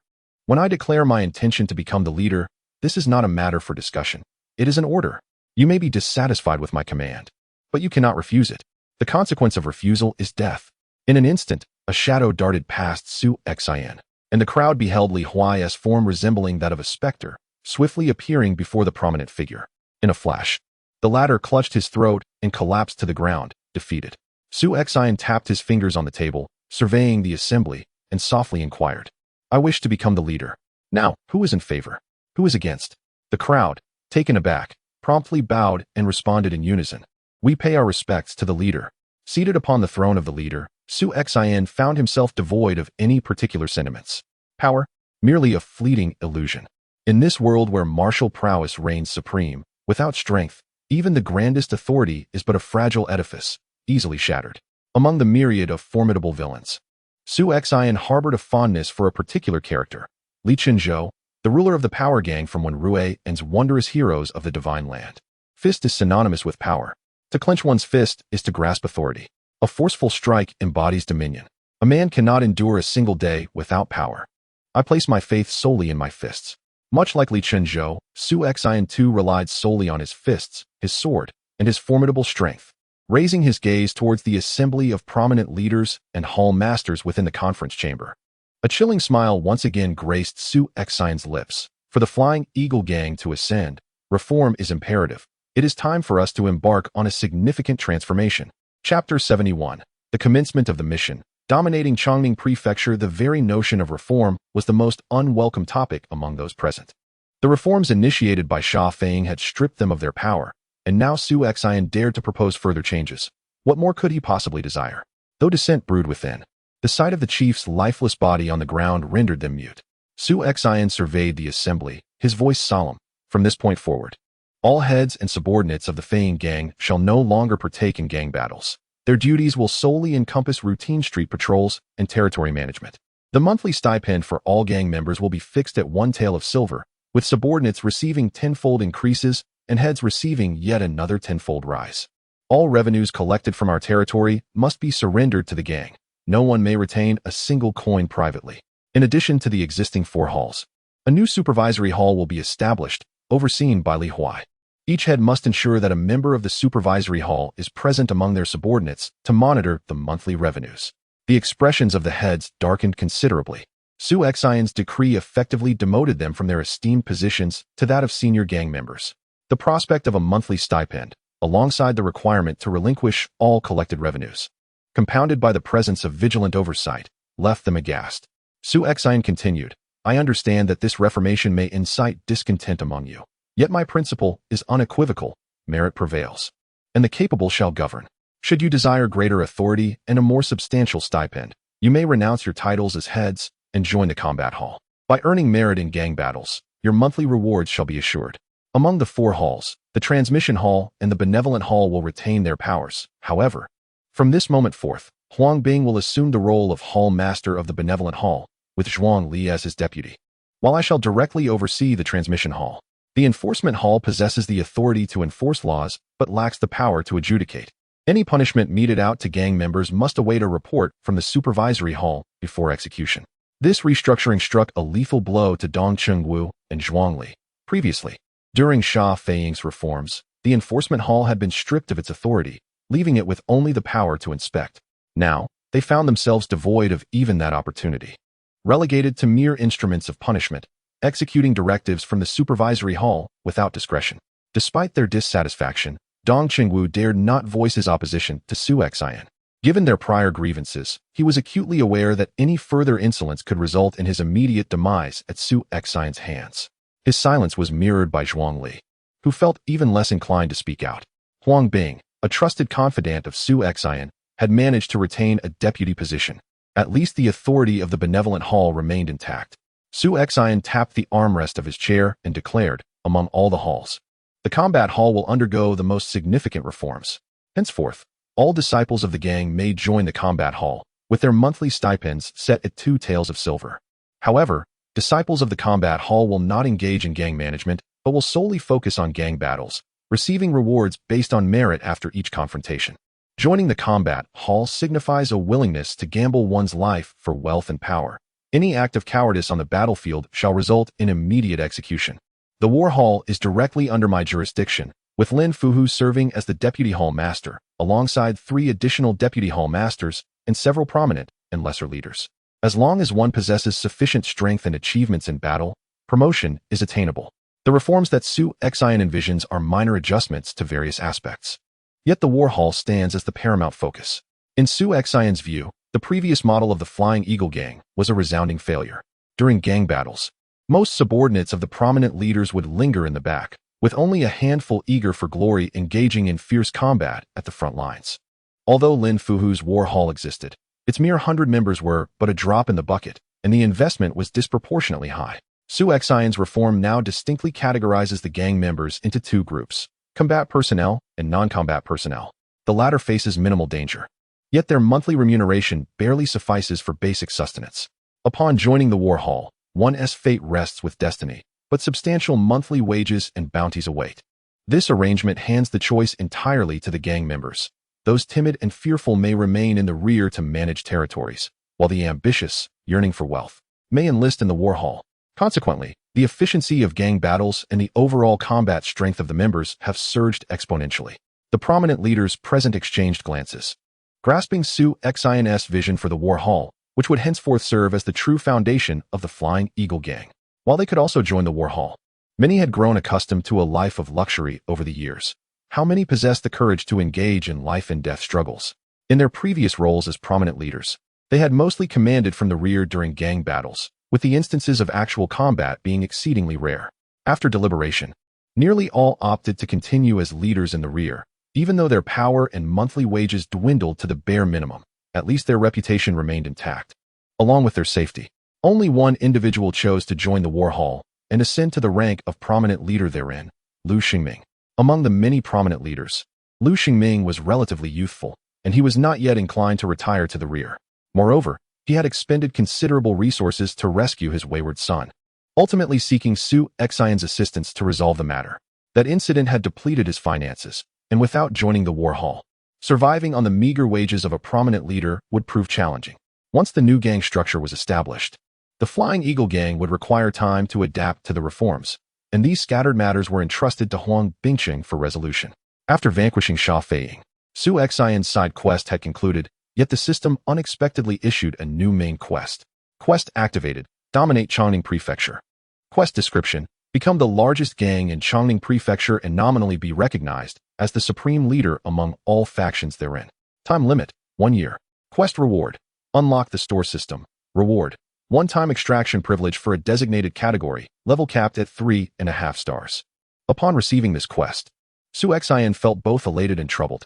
The joy stemmed from the impending activation of the store system, providing a stable channel for resources, alleviating the need to rely on luck through accumulated lottery draws. The task at hand is undoubtedly the most arduous challenge encountered in recent main missions. Although becoming the largest gang in Chongning Prefecture is a relatively straightforward endeavor, if Su Xian invests recklessly in cultivating disciples within the War Hall, coupled with his continuous personal growth, it is conservatively estimated that within 6 months, the Flying Eagle gang could surpass the Three Heroes Association and emerge as the preeminent gang in Chongning Prefecture. However, the subsequent ambition of becoming the nominal overlord respected by all factions within Chongning Prefecture proves to be exceedingly daunting. What does it mean to be the overlord? It entails earning the acknowledgement of the 3 gangs and 4 associations, compelling them to recognize that the Flying Eagle gang, under Su Xian's command, reigns supreme, with all others willingly accepting subservience. Yet, this is an arduous endeavor.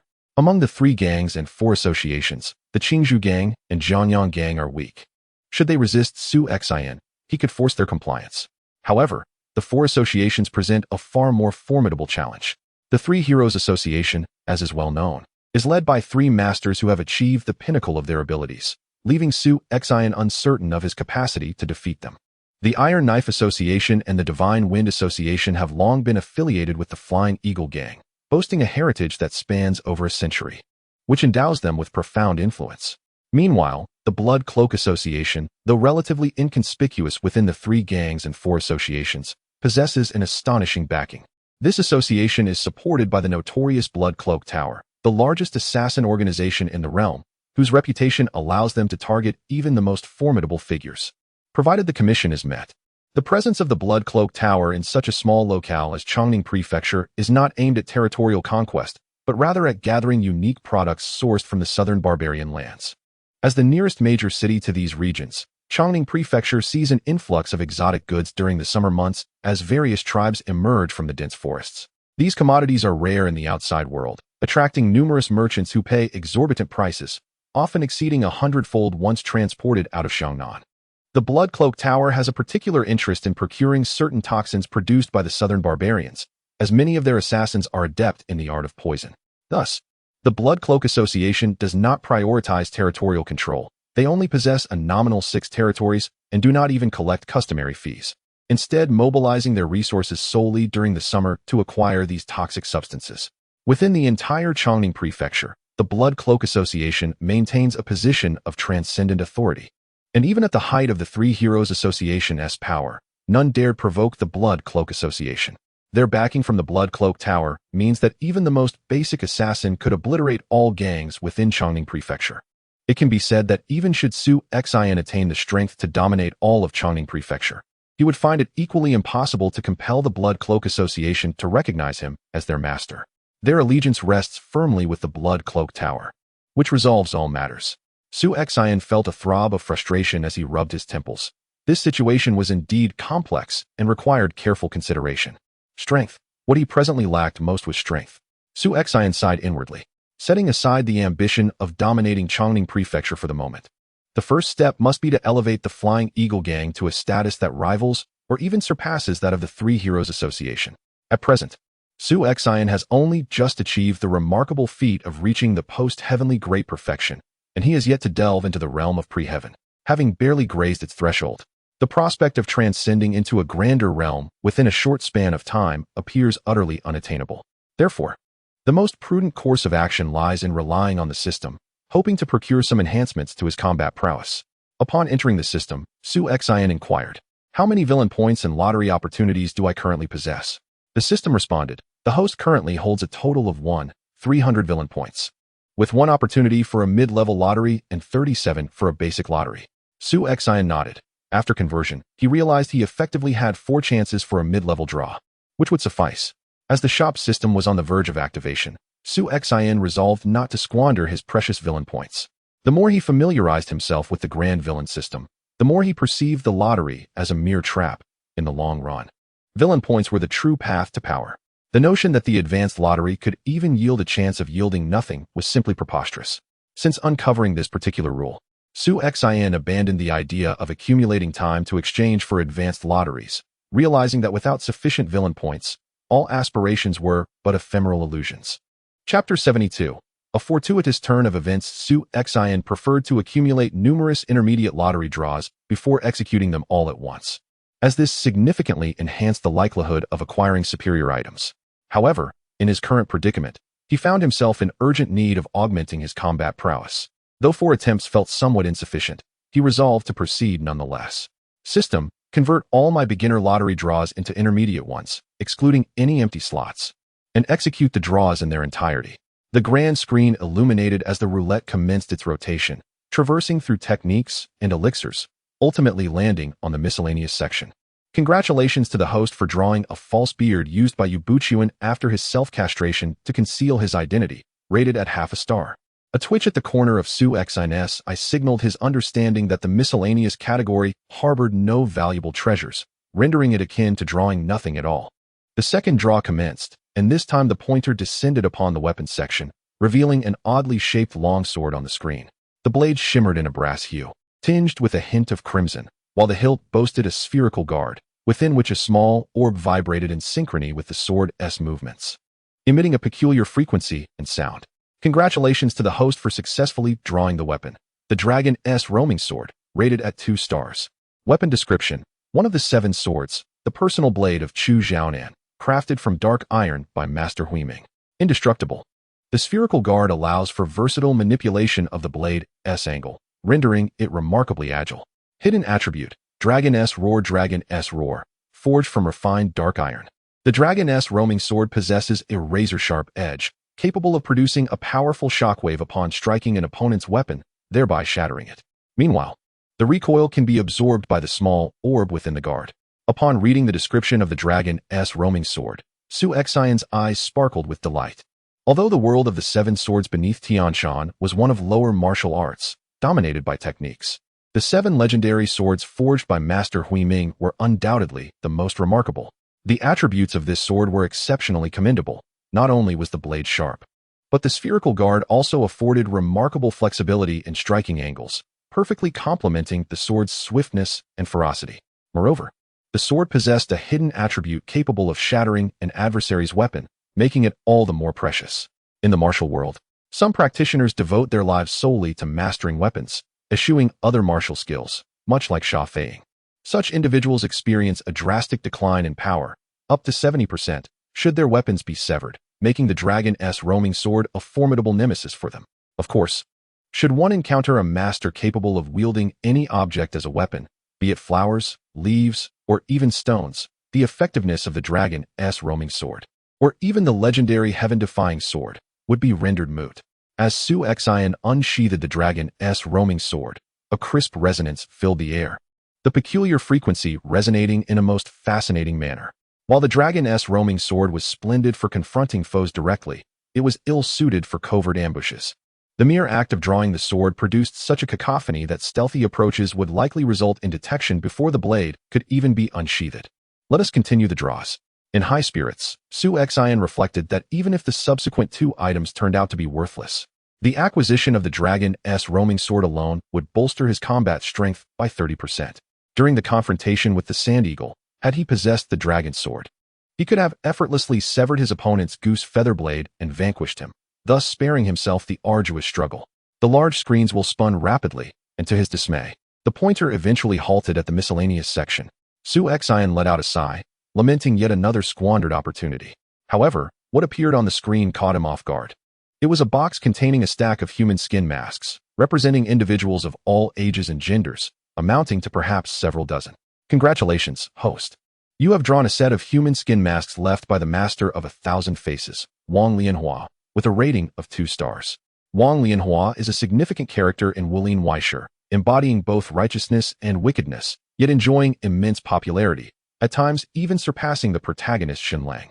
He is renowned as the master of 1,000 faces, exceptionally skilled in disguise. Thus, the human skin masks he left behind are remarkably lifelike. Upon donning one, Su Xian transformed from a youthful figure into a man in his 30s, nearly flawless save for the disparity in physique. This item proved to be quite useful. Though it may not serve an immediate purpose, it would undoubtedly be advantageous in the future. Su Xian placed the human skin mask in the corner of the system space. This mask merely functions as a tool for disguise, not true transformation. It can alter one's appearance, but not physique, thereby limiting the utility of the masks. He must select faces that closely resemble his own build. Otherwise, wearing an elderly mask while retaining the physique of a youth would render the disguise glaringly false. With 2 out of 3 draws yielding benefits, this round was undoubtedly profitable. By the final draw, Su Xian had adopted a nonchalant attitude, indifferent to the outcome. As the wheel spun with fervor, the pointer landed on a previously unseen category, consumables. Congratulations, host, you have drawn a one-time consumable, Flameblade. Associated character, Jamozi. Rating, 3.5 stars. Su Xian's eyes widened in astonishment. This was not merely a gain, but a significant windfall. Although Jamozi is not the most formidable character in Tianlong Babu, his prowess is undeniably top tier. Despite his treacherous nature and willingness to employ any means to achieve his ends, he is deeply passionate about martial arts, proving himself a prodigy in the field. The Flame Blade is his signature technique, imparted by a master of the Nine Yin sect, enabling him to sweep through the western regions, unmatched by any foe. In Su Xian's perspective, the potential of the Flame Blade rivals that of the Six Meridians' divine sword. However, Jamozi's eclectic learning has prevented him from fully realizing its power. But the Flame Blade requires the projection of internal energy, and currently, my internal strength does not suffice for such external manifestation. Only upon attaining the innate realm and condensing it into an energy, can one manage to achieve the projection of internal energy. If I were to wield the Flame Blade now, would I not be utterly drained of all my strength? The projection of internal energy delineates a critical boundary between the innate and acquired realms. The innate realm comprises 3 stages: Energy C, Spiritual Orifice, and Divine Palace. Only by refining the Energy C and exponentially increasing one's true energy can one achieve the projection of internal energy.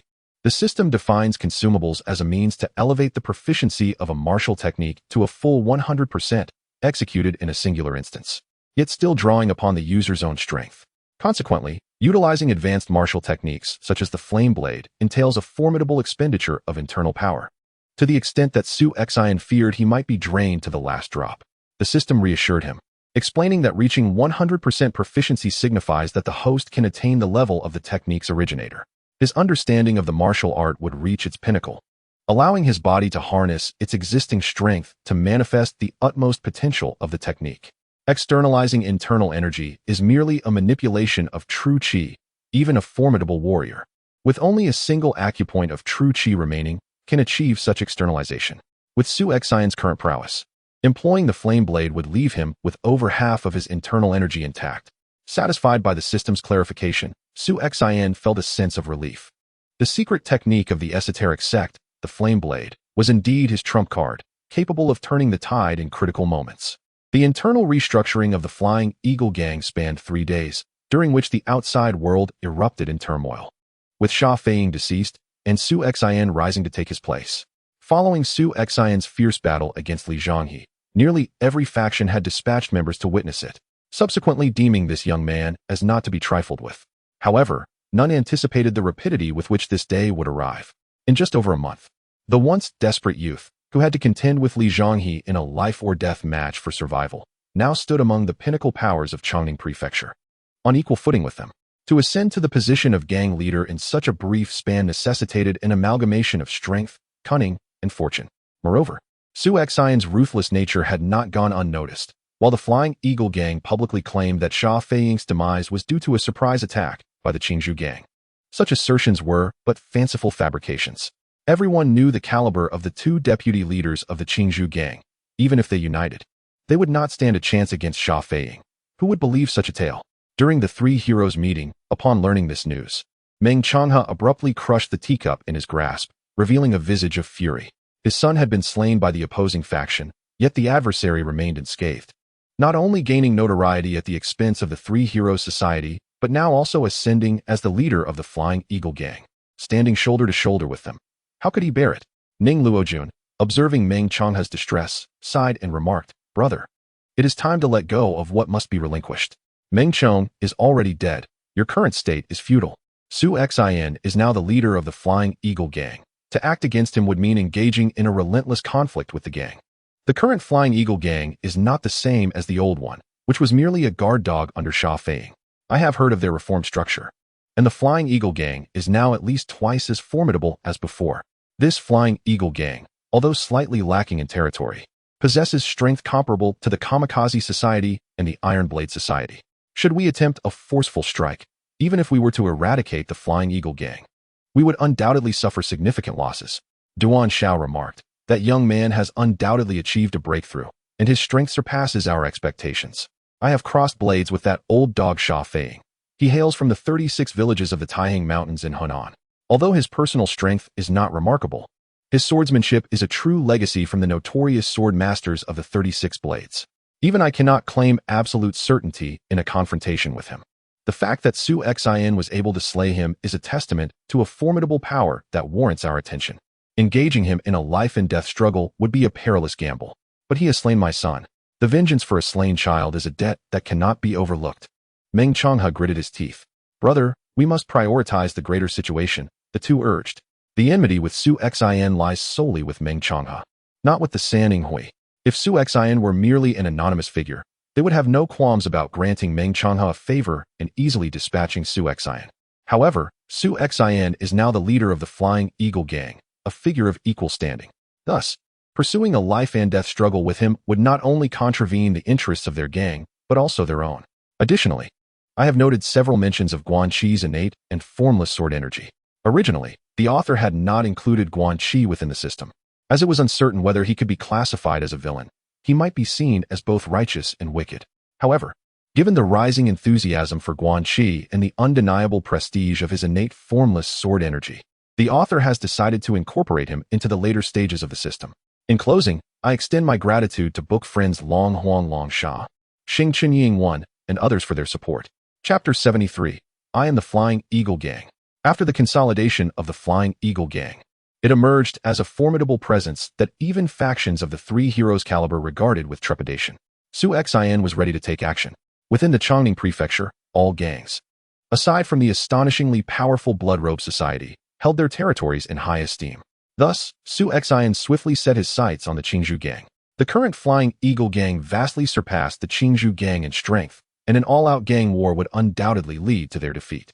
However, rather than opting for an overt declaration of war, Su Xin devised a strategy of gradual encroachment.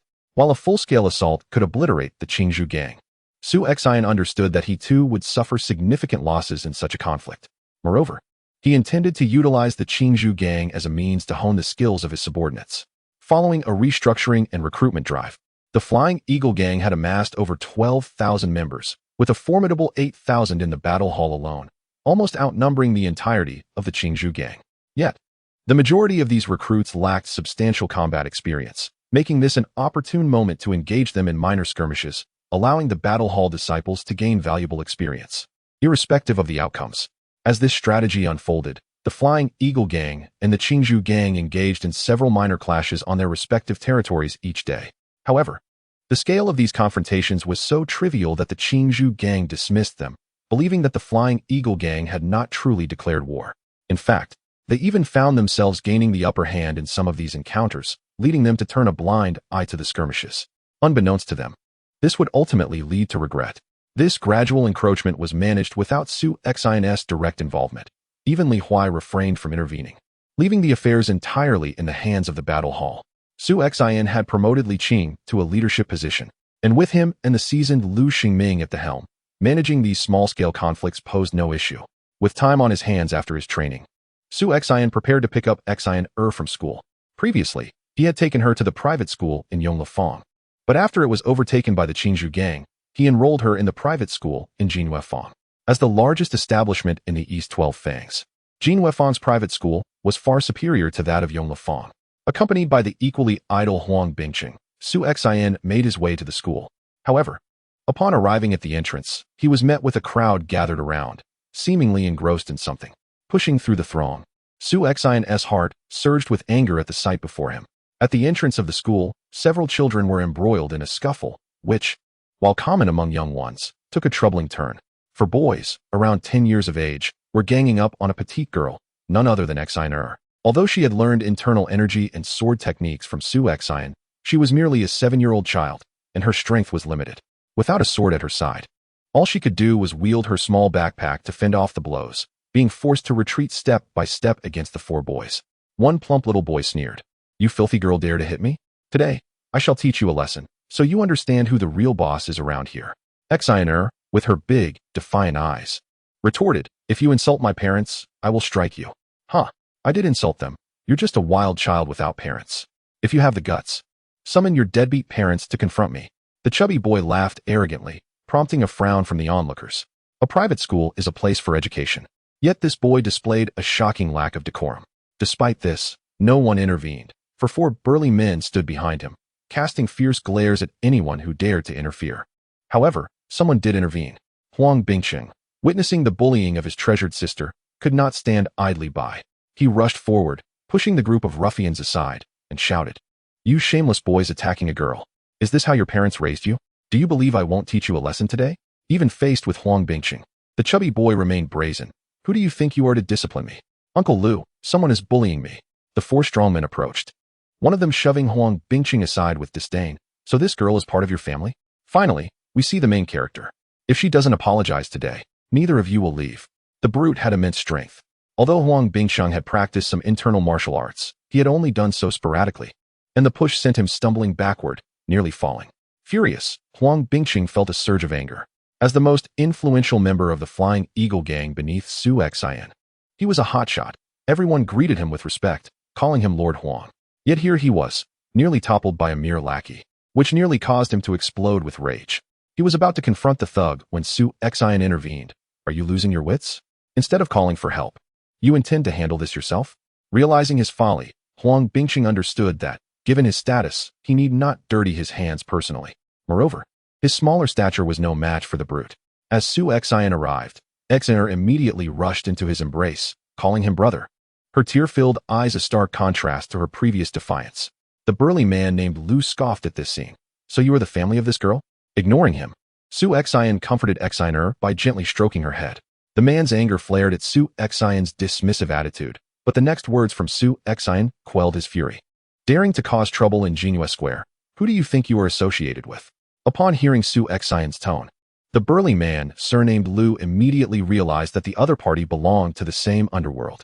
Although Su Xian's youth suggested he was not a prominent figure, this was not his territory, and escalating the situation could provoke gang disputes.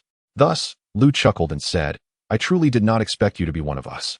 Since that is the case, let us consider this matter settled. It is merely a childish scuffle, not worthy of further concern." He attempted to pull the chubby boy away, but Su Xian coldly interjected, "Am I allowing you to leave?" Lu abruptly turned back, his expression turning frosty. "My friend, as the saying goes, one should leave a line for others to follow, so we may meet again. It's just children fighting. Is it necessary to be so serious?" Su Xian replied, devoid of any emotion, "Unless you provide an explanation today, none of you shall depart from Jianghu. Arrogant, Lu retorted sharply. "I am a subordinate of Jiangyang Gang's leader Jianghu, and this child is his son. Do you dare to lay a hand on us?" Su Xian nearly laughed at the absurdity of the threat. Lu sneered, "You are you, and the Flying Eagle Gang is the Flying Eagle Gang. If this escalates, your leader will not spare you." Su Xian stroked his chin and countered, "I regret to inform you that you have made an error. I am the Flying Eagle Gang, and the Flying Eagle Gang is me." Just as Lu was about to respond, he noticed figures from all directions rushing towards them, and in a matter of moments, hundreds of Flying Eagle Gang members had gathered. The onlookers hastily retreated. "My goodness, a truly significant figure has arrived. Salute the gang leader." The surrounding members shouted in unison. Su Xian slowly approached Lu, stating coolly, "Allow me to reintroduce myself. I am Su Xian, the current leader of the Flying Eagle Gang, the embodiment of trustworthiness. I told you that you cannot leave Jianghu. Do you believe me now?" Lu was left dumbfounded, stammering, Su gang leader.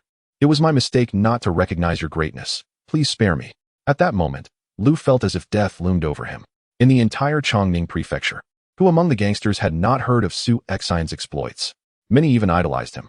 However, most only knew he was a youth, with many never having seen his true appearance. Little did Lu expect that in merely following the leader's orders to pick up his son from school, he had inadvertently provoked Su Xian, the leader of a gang. Su Xian, maintaining a calm demeanor, asked, "Now, tell me what exactly happened. How did the son of the Jianghu gang leader end up at Jianghu for private tutoring?"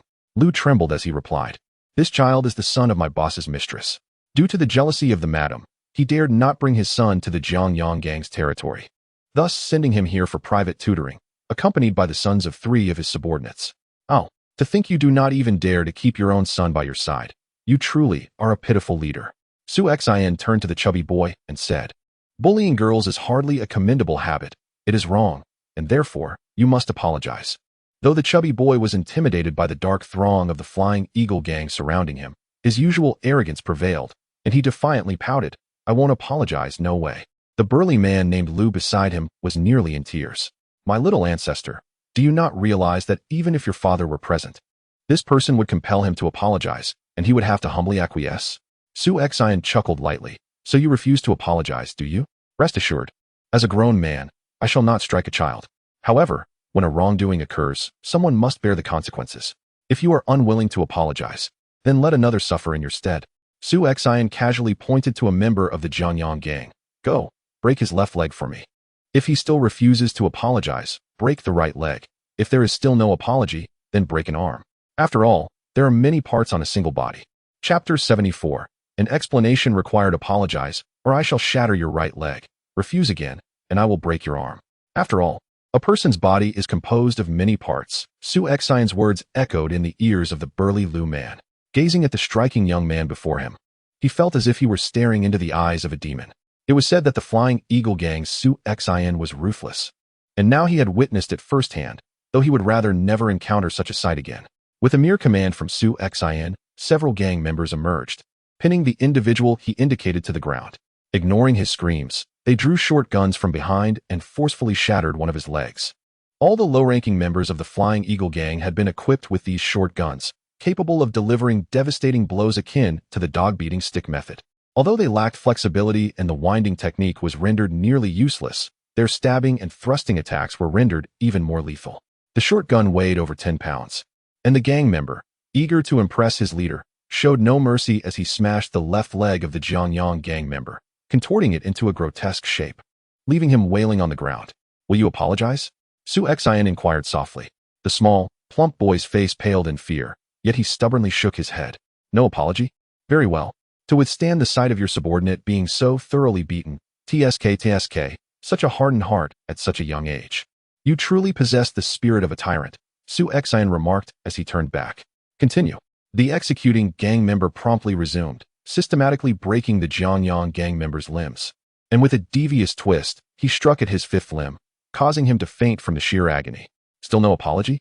Su Xian's eyes narrowed as he regarded the small boy, who finally grasped the gravity of his situation. However, Su Xian offered him no reprieve, stating, "It matters not if you refuse to apologize. After all, there are still 3 others. You have ample time." The gang member, quick-witted, immediately pressed another Jianghu gang member to the ground, methodically breaking every joint in his body. The sickening sound of cracking bones sending shivers down the spines of all present. The Lu man and the remaining gang member were drenched in cold sweat, as if rain were trickling down their temples. Should the small boy continue to refuse an apology, they would inevitably be rendered crippled by this demon before them. The relentless wails and the grim fates of the 2 gang members further provoked the small boy, intensifying the terror in his eyes until he ultimately broke down in tears. His father, a man of the underworld, had often regaled him with tales of its bizarre occurrences, and Su Xian resembled the notorious villains of those legends, cold-blooded and merciless.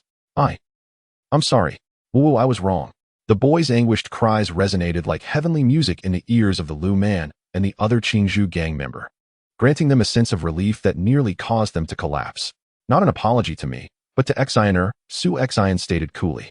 The small boy immediately turned to Xianer, repeatedly expressing his contrition, clearly terrified. "Very well, take those 2 and leave," Su Xian gestured, prompting the burly man surnamed Lu to support his companion and prepare to depart. However, Su Xian interjected coolly. "Return to your leader and convey my message. I demand an explanation." The burly man was taken aback. "Master Su, Hasn't he this matter already concluded? What further explanation is needed?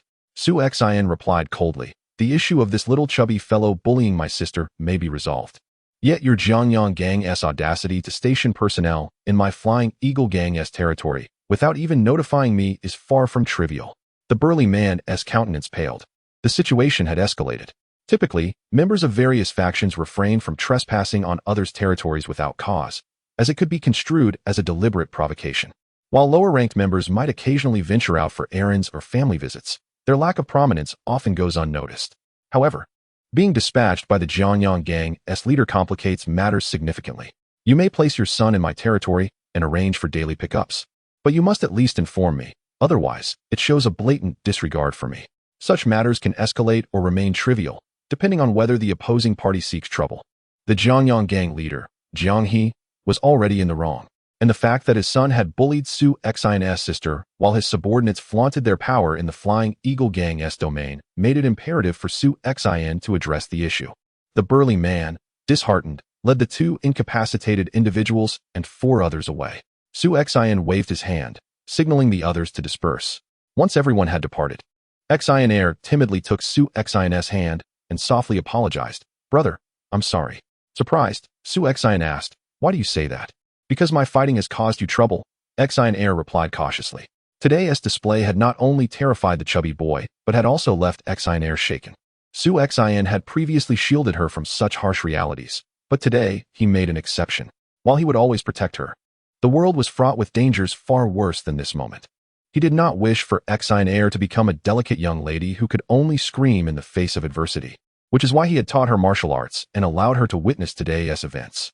Gently ruffling her hair, Su Xin said solemnly, Xin, you did nothing wrong. Remember, should you encounter such situations again, do not fear. Fight back fiercely. If someone insults me, I'll retaliate. If someone strikes me, I'll strike back harder. Do not fear the trouble, for I will always be here for you. Xin, still somewhat bewildered, nodded. She recalled that whenever someone had bullied her in her childhood, her brother would rush in to defend her, often resulting in fierce brawls.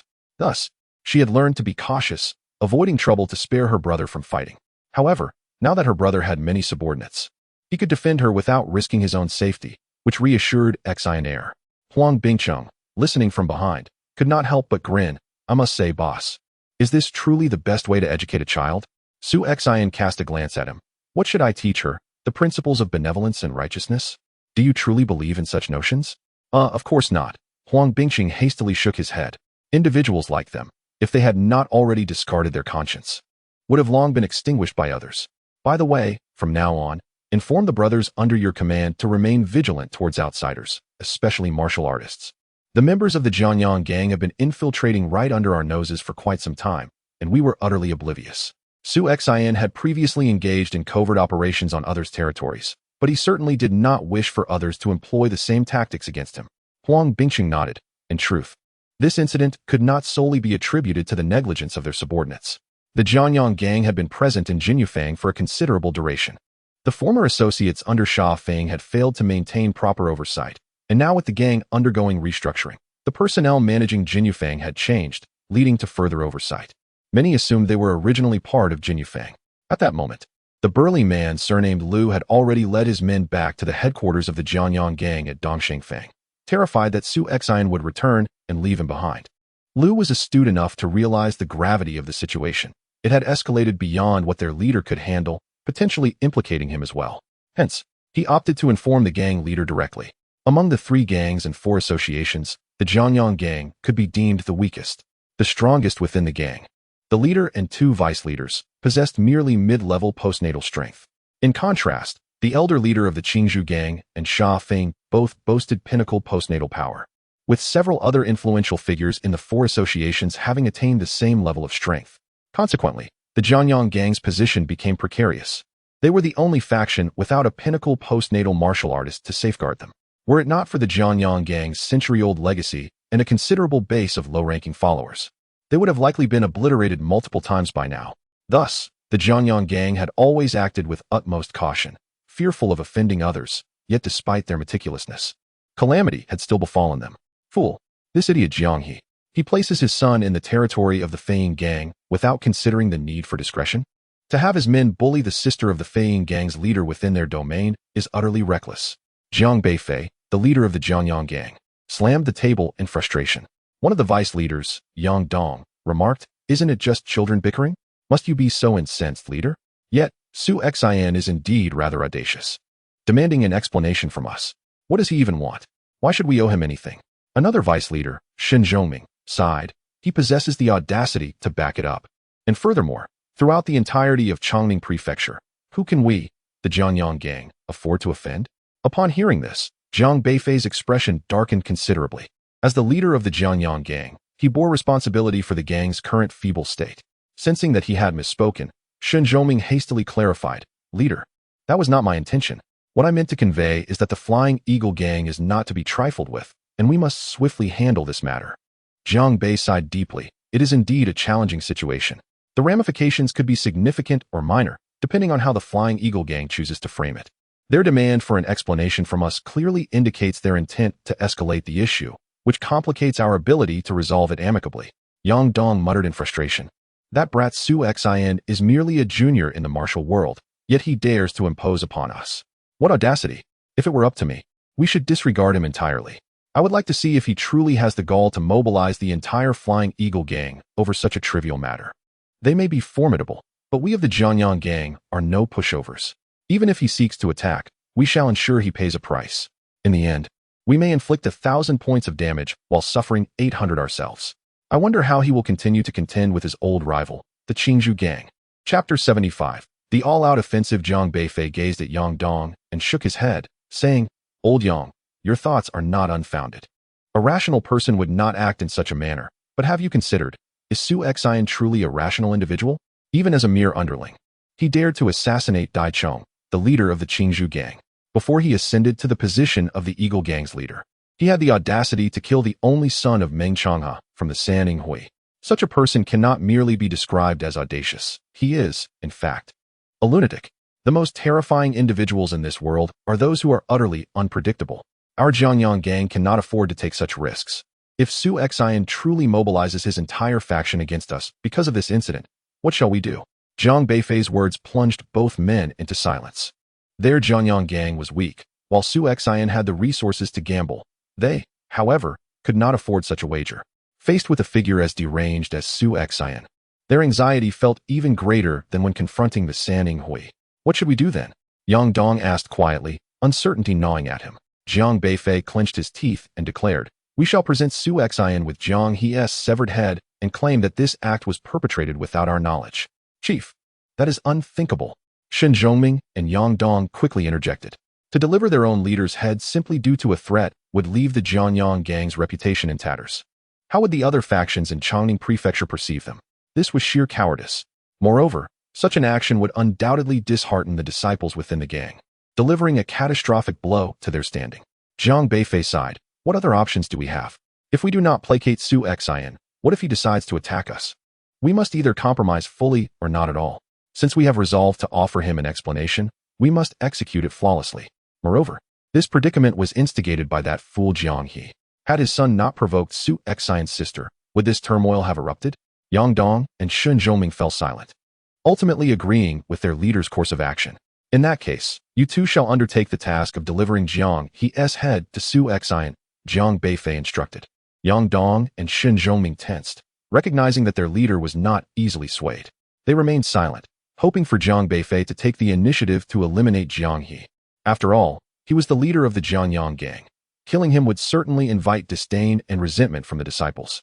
Yet, Jiang Beifei, astute as he was, understood the implications.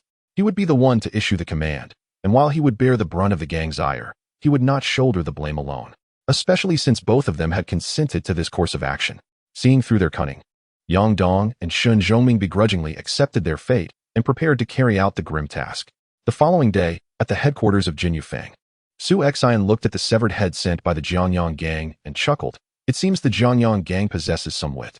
This single head has thwarted all my subsequent plans." After the portly individual's apology yesterday, Su Xian's anger had already subsided. He instructed the members of the Jiangyang gang to return and demand an explanation from their leader, but this was merely a guise. His true intention was to further encroach upon the territory of the Qingzhou gang. The entirety of Yongle Square had already been seized by half, and other markets had similarly been devoured to nearly half their size. The Qingzhou gang was starting to feel uneasy. Thus, Su Xian resolved to use this opportunity as a pretext to launch an offensive against the Jianghu gang, intending to reassure the Qingzhou gang and divert their attention while he continued to annex their domain. Initially, Su Xian presumed that the Jianghu gang would either refuse or delay his request. Regardless of the outcome, he believed he would have a valid reason to attack. However, he was taken aback by the Jianghu gang's decisive action. They promptly delivered the head of their chief, Jiang He, effectively silencing Su Xian. If he were to launch a full-scale assault on the Jianghu gang now, it would not only tarnish the reputation of the Feiying gang, but also alert the Qingzhou gang.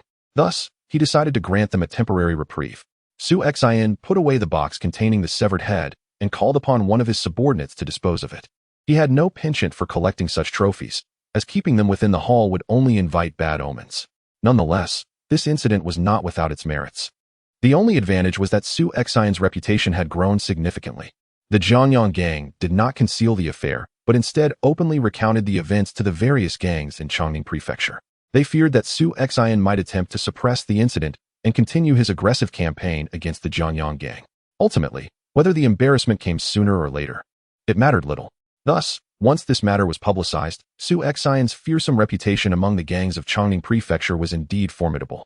The mere fact that the Jianghu gang executed their own chief and respectfully presented the head in a plea for forgiveness demonstrated a level of intimidation that even the legendary Three Heroes Assembly had not achieved. Since he could not divert the Qingzhou gang's attention through an attack on the Jianghu gang, he resolved to engage in a battle nonetheless. Go! Summon Lao Huang and Li Huai, Su Xian commanded one of his subordinates. Shortly after, upon the arrival of Li Huai and Huang Bingqing, Su Xian stated directly, "The Qingzhou gang has been nearly depleted by our encroachments. It is time for us to take decisive action.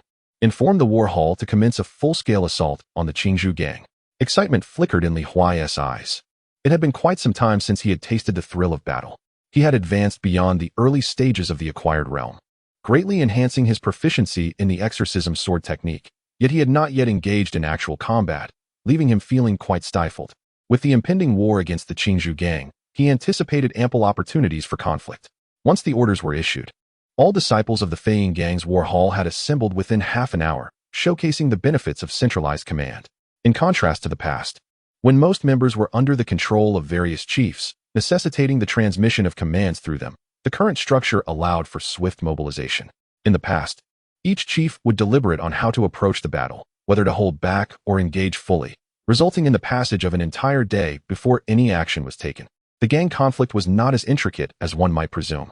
Once all members convened, as darkness enveloped the sky, the entirety of the Flying Eagle gang launched a fervent assault on the territory of the Green Bamboo gang. During this period, the Green Bamboo gang had become increasingly vigilant upon realizing the insidious encroachment tactics employed by the Flying Eagle gang. Consequently, as soon as the invasion commenced, they swiftly reported the situation to the two vice leaders. At that moment, the two vice leaders, Ma Qingyuan and Shen Hong, were beset by despair, their worries palpable. Despite having anticipated such a day, they found themselves utterly powerless. The disparity in strength was insurmountable, rendering their calculations futile. In the council hall, aside from the two vice leaders, was Wei Feng, the nominal leader of the Green Bamboo gang, who had been rendered a mere puppet, devoid of any true authority. During deliberations, he sat in the hall, completely ignored, treated as if he were air. This neglect filled Wei Feng with seething resentment, yet he could do nothing about it. Upon hearing the news of the Flying Eagle gang's assault and witnessing the grim visages of Ma Qingyuan and Shen Hong, a sense of satisfaction washed over him. Look at you now. Humph. What good did your scheming do to wrest the Green Bamboo gang from my grasp? In the end, it is all for naught. Wei Feng taunted maliciously. Shen Hong retorted dismissively, "Are you a fool? How can you still find joy in this? We merely displaced you. But should the Flying Eagle gang utterly annihilate the Green Bamboo gang, do you truly believe your nominal leadership will spare you from doom?" Wei Feng's countenance paled at the implication. Though he was currently sidelined, he was at least alive and enjoying a life of luxury. If Su Xian were to dismantle the Flying Eagle gang, he could very well lose his life. What are you waiting for? Dispatch someone to resist them. Wei Feng shouted in desperation. Ma Qingyuan and Shen Hong disregarded his foolishness, remaining silent for a moment before Shen Hong finally spoke. "Let us take it one step at a time. We shall first send some members to hold them off, and see if the Flying Eagle gang retreats due to heavy losses. Unfortunately, their plans were destined to come to naught. In the shroud of night, Su Xian led an offensive from Yongle Square, while Li Huai, Li Qing, and Lu Xingming encircled from other directions. Nearly 10,000 members of the War Hall surged forward to attack the Green Bamboo Gang, overwhelming them with sheer force. These individuals had only joined the gang to secure their livelihoods, not to engage in battle. Thus, when faced with such a situation, their instinct was to prioritize survival. As Su Xian and his men entered Yongle Square, the members of the Green Bamboo Gang crumbled under pressure, offering little to no resistance. Only one notable leader among them, armed with a large broadsword, attempted to rally his 300 subordinates on the main street, urging them to hold the line while awaiting reinforcements. "Brothers, hold your ground. I have sent for aid. The reinforcements will arrive shortly," he proclaimed, brandishing his weapon with fierce determination.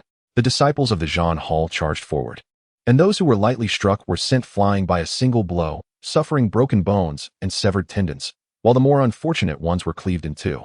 The scene was extraordinarily bloody, and for a moment, none dared to advance, as he single-handedly thwarted the assault of over 100 individuals. Su Xian let out a cold snort and strode swiftly towards the leader of the Qingzhou gang. As darkness enveloped the surroundings, coupled with Su Xian's black warrior attire, standard issue from the Flying Eagle gang, the leader mistook him for an ordinary gang member. Thus, he brandished his broadsword and charged forward with a mocking sneer, proclaiming, "A little brat from the Flying Eagle gang dares to defy death?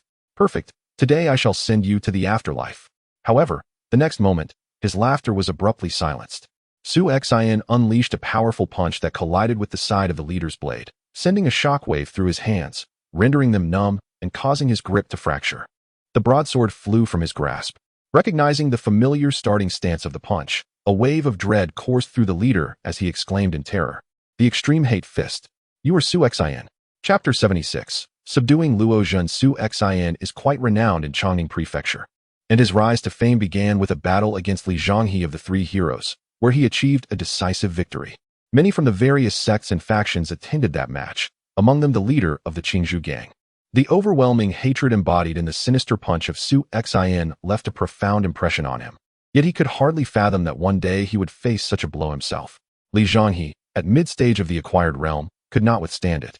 And being not yet at the early stage, he was even less capable of doing so. Thus, the leader of the Qingzhou gang swiftly made a choice in his heart, to flee. Regardless of the Qingzhou gang or any reinforcements, preserving his life was paramount. However, it was evident that Su Xian would not afford him that opportunity. The moment the Qingzhou gang leader turned, Su Xian's palm had already struck his back. The grudge extremity palm, a vengeance as deep as the sea. The immense force of the palm shattered his internal meridians and organs in an instant, resulting in a single fatal strike. Witnessing their leader being slain with such ease sent the remaining Qingzhou gang members into a state of psychological collapse, causing them to scatter in panic. Ironically, just as they fled, reinforcements from the Qingzhou gang arrived, led by none other than Su Xian's acquaintance, Luo Zhen, the gang's leader. Su Xian held a significant impression of Luo Zhen among all of Qingzhou gang. Only he caught Su Xian's eye, while the others were merely ineffectual figures. "Leader Luo, I didn't expect our second encounter to occur amidst a gang conflict. What a coincidence. And congratulations on your substantial improvement in strength," Su Xian remarked with a light smile and a respectful gesture. During their last confrontation, Luo Zhen had been at the early stage of the acquired realm, nearing mid-stage. Just a few months had passed, and he had successfully broken through to the mid-stage of the acquired realm. His martial arts talent and determination were commendable. Had he begun his training earlier, his achievements would have undoubtedly surpassed his current standing. In response to Su Xian's words, Luo Zhen could not help but smile wryly. "Leader Su, while others might say such things, I, Luo Zhen, cannot accept such praise. The one who has made significant strides is undoubtedly you." When they last crossed paths, Su Xian's strength had been somewhat inferior, and he was merely an unknown member of the Flying Eagle gang. Now, in their meeting, Luo Zhen realized that while he had made some modest progress, his opponent had risen to become the leader of a powerful faction in Chongqing Prefecture, one of the most influential figures, and now Su Xian's strength was beyond his comprehension. Su Xian chuckled softly and said directly, "Leader Luo, you are the only one I truly admire within the Qingzhou gang. If you join my Flying Eagle gang, the position of vice leader of the battle hall shall be yours." To be honest, Luo Zhen was genuinely tempted by Su Xian's offer. They had witnessed the reforms within the Flying Eagle gang. The previous system had essentially been discarded. The other leaders had been relegated to mere logistical roles, while all the formidable warriors were concentrated within the battle hall. It could be said that even a minor position within the battle hall could rival that of those leaders managing territories, and currently, there was only Lin Fuhu serving as vice leader of the battle hall, who, in reality, was merely a figurehead. In the realm of power, a new ruler often brings forth a new cadre. Su Xian's appointment of Lin Fuhu as the deputy hall master was merely a gesture of psychological consolation for the veterans of the Flying Eagle gang. In truth, Lin Fuhu wielded even less authority than Li Qing, the head of the battle hall. Su Xian promised Luo Zhan to grant him the position of deputy hall master, a role that diverged significantly from Lin Fuhu's quasi-retirement status. Luo Zhan would be a genuine power broker, his influence within the Flying Eagle gang ranking among the top 5. However, after contemplating for a while, Luo Zhan sighed and shook his head with a bittersweet smile, saying, "I appreciate the honor, Chief Su. I hold no particular affection for the Qingzhou gang. Their downfall does not concern me. Yet, Deputy Master Chen Hong has shown me kindness. Given the current circumstances, if I were to abandon my post, I would find it difficult to reconcile with myself." Upon hearing Luo Zhan's words, Su Xian felt no anger. Rather, a deeper admiration washed over his features. Had Luo Zhan succumbed to temptation and surrendered outright, Su Xian would have doubted his loyalty. Even if he were appointed as the deputy hall master, true power would elude him. Who could trust such a fickle individual? Who would dare to elevate him? Today, he betrayed the Qingzhou gang. Tomorrow, might he not also betray Su Xian with equal ease? Fortunately, Luo Zhan's response did not disappoint Su Xian. "Very well, Luo Da. I offer you a chance. If you can withstand 3 of my strikes, I shall take my leave at once. However, should you falter, it will serve as testament to your earnest effort, repaying your debt to Chen Hong, and you need not remain blindly loyal to the Qingzhou gang. Do not forget, there are many brothers relying on you. Should you join the Flying Eagle gang, they too could enter the battle hall, where a promising future awaits, far superior to a life of subservience in the Qingzhou gang." Su Xian's words stirred something within Luo Zhan. He could stand against Su Xian for the sake of repaying Chen Hong's kindness, yet he bore the responsibility of supporting his own brothers. Su Xian was keenly perceptive. He understood the weight Luo Zhan placed on brotherhood, and it was evident that any matter concerning his men would sway Luo Zhan towards compromise. Indeed, after a brief hesitation, Luo Zhan acquiesced. "Very well, let it be 3 strikes." He agreed, harboring a desire to test himself against Su Xian. In their previous encounter, he had possessed the opportunity to triumph, but alas, he lacked the fierce determination that characterized Su Xian, resulting in his defeat. Now, with his strength at a level beneath Su Xian, the prospect of victory seemed dim. Nevertheless, he could not fathom the possibility of failing to withstand 3 of Su Xian's strikes. Su Xian's hand rested upon the hilt of his sword, the dragon sword. As he moved swiftly, a small orb within his gauntlet whirring and resonating with a peculiar frequency. Luo Zhan inhaled deeply, tightening his grip on his iron spear. With only 3 strikes permitted, he resolved to unleash his strongest moves against Su Xian, determined not to let a decade of martial training go to waste. The heavy iron spear whirled in Luo Zhan's hands, producing a flurry of 5 striking patterns in an instant.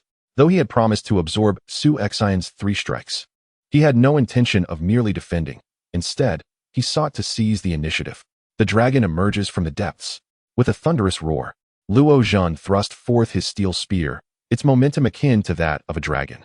Yet, surrounding him were merely the shadows of countless spear blossoms, rendering the true strike indistinguishable. The concealed dragon emerges from the vast ocean. Only when the moment of peril strikes does it ascend into the sky. Buzz!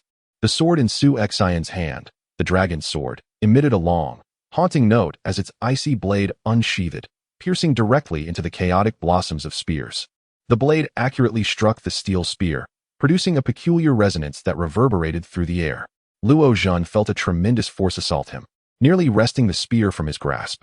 He clutched the spear tightly, but in the next instant, a sharp clang echoed, and the steel spear shattered upon impact.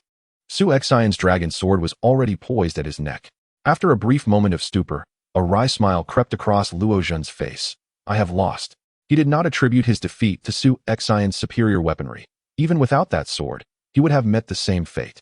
To discern the true concealed dragon amidst the flurry of spear blossoms, Su Xian's sword had become swifter and more precise than ever before. "Present your respects to the leader." Luo Zhen cast aside the broken spear and knelt on one knee, clasping his fists in reverence. Su Xian hurried to assist him to his feet. Luo Zhen bellowed to the more than 800 brothers he had led, "What are you all staring at? Come forth and pay your respects to the leader." His comrades, like Luo Zhen, held no allegiance to the Qingzhou gang. They recognized only him as their chief. Thus, they obediently approached to offer their homage. While Su Xian maintained a smile on the surface, his mind was in deep contemplation.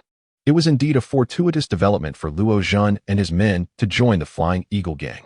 However, his subordinates were rather peculiar, recognizing only their chief and failing to acknowledge Su Xian as their leader. This could pose a challenge.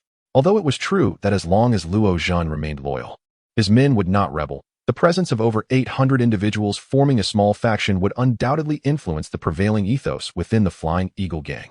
Nevertheless, Su Xian was untroubled.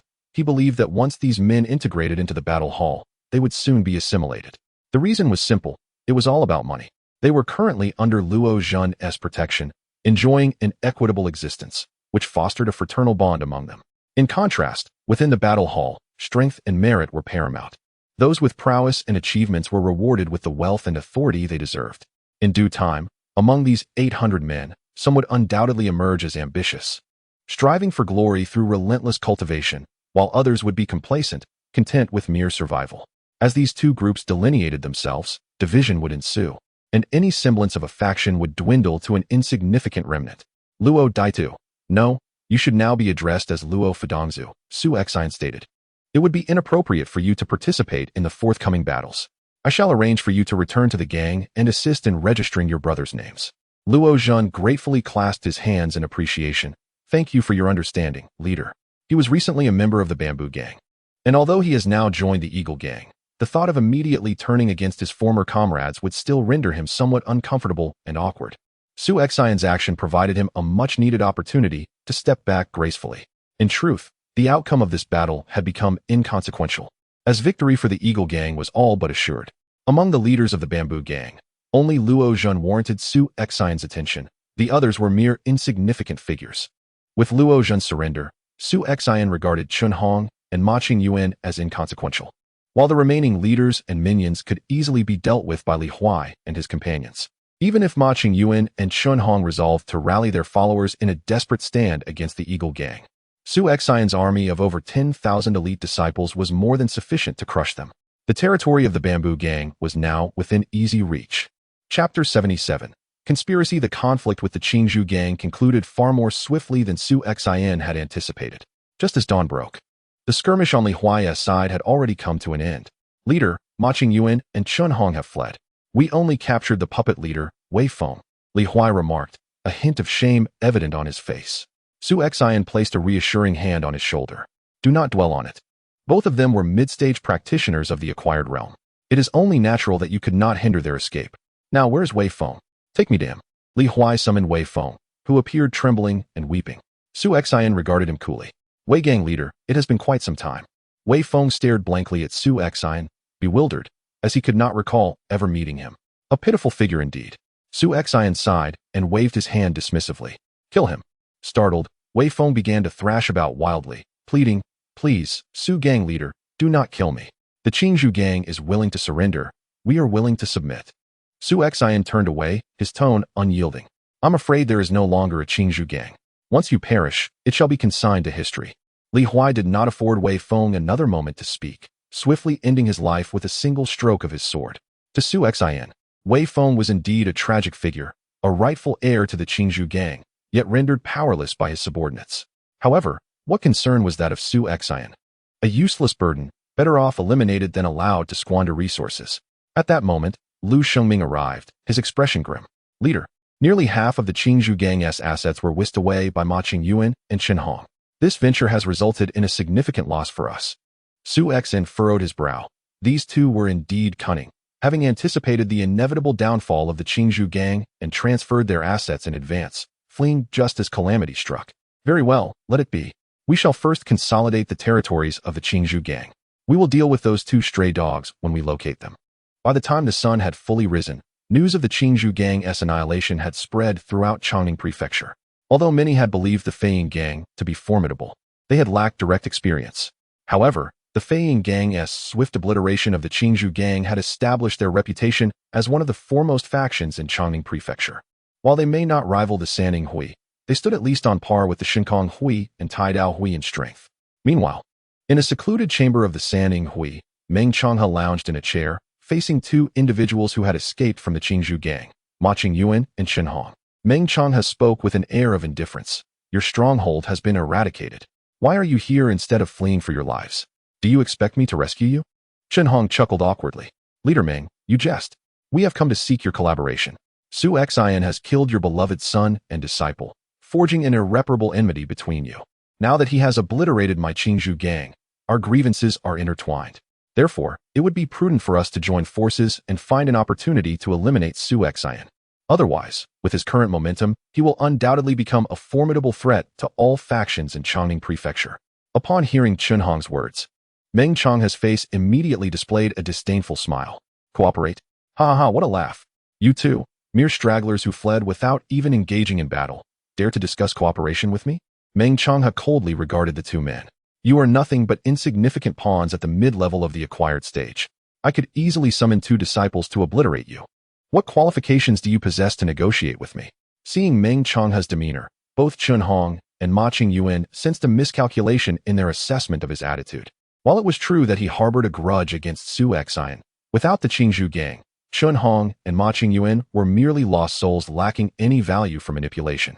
Now begone. You worthless fools dare to waste my time with your proposals. Meng Changhe waved them away dismissively. At that moment, Chen Hong gritted his teeth and implored. Meng Huizhu, please hear me out. When we departed, we took nearly half of the Qingzhou Gang's century-old treasures, valued at nearly 200,000 taels of silver. If you assist us in reclaiming the Qingzhou Gang, this fortune shall be yours. You have lost your mind. Ma Qingyuan hissed angrily at Chen Hong. They had previously agreed to use that money to live leisurely in other provinces, and now Chen Hong unexpectedly sought Meng Changhe's assistance, even offering up the riches. Chen Hong replied coldly, in the realm of martial arts, one is often bound by circumstances. Are you certain we could live freely in other provinces? Moreover, would you willingly relinquish the Qingzhou Gang, which we have nurtured for half our lives? 200,000 taels of silver, with the Qingzhou Gang in our grasp. We shall reclaim it in due time. Ma Qingyuan fell silent. Once one has tasted the sweetness of power, it is difficult to let go. Would he be content to become a wealthy recluse? Certainly not. Chen Hong turned to Meng Changhe. Meng Huizhu, as long as you give your consent, this 200,000 taels of silver shall be yours. Just help us reclaim the Qingzhou Gang. Did you truly bring nearly half of the Qingzhou Gang's wealth with you?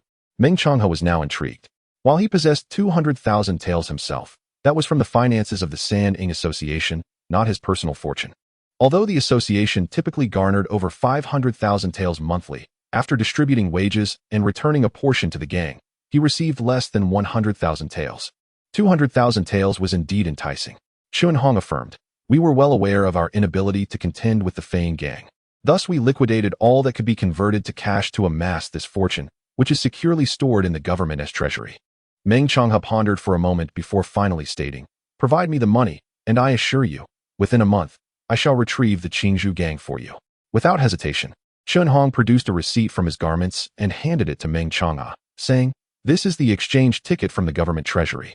But only the bearer can redeem the silver by matching their fingerprint. A hint of amusement crept onto Meng Changhe's lips. Chen Hong clearly did not trust him, having retained a safeguard. However, it mattered not, for Meng Changhe had never intended to covet their fortune. He had long been prepared to take action against Su Xian.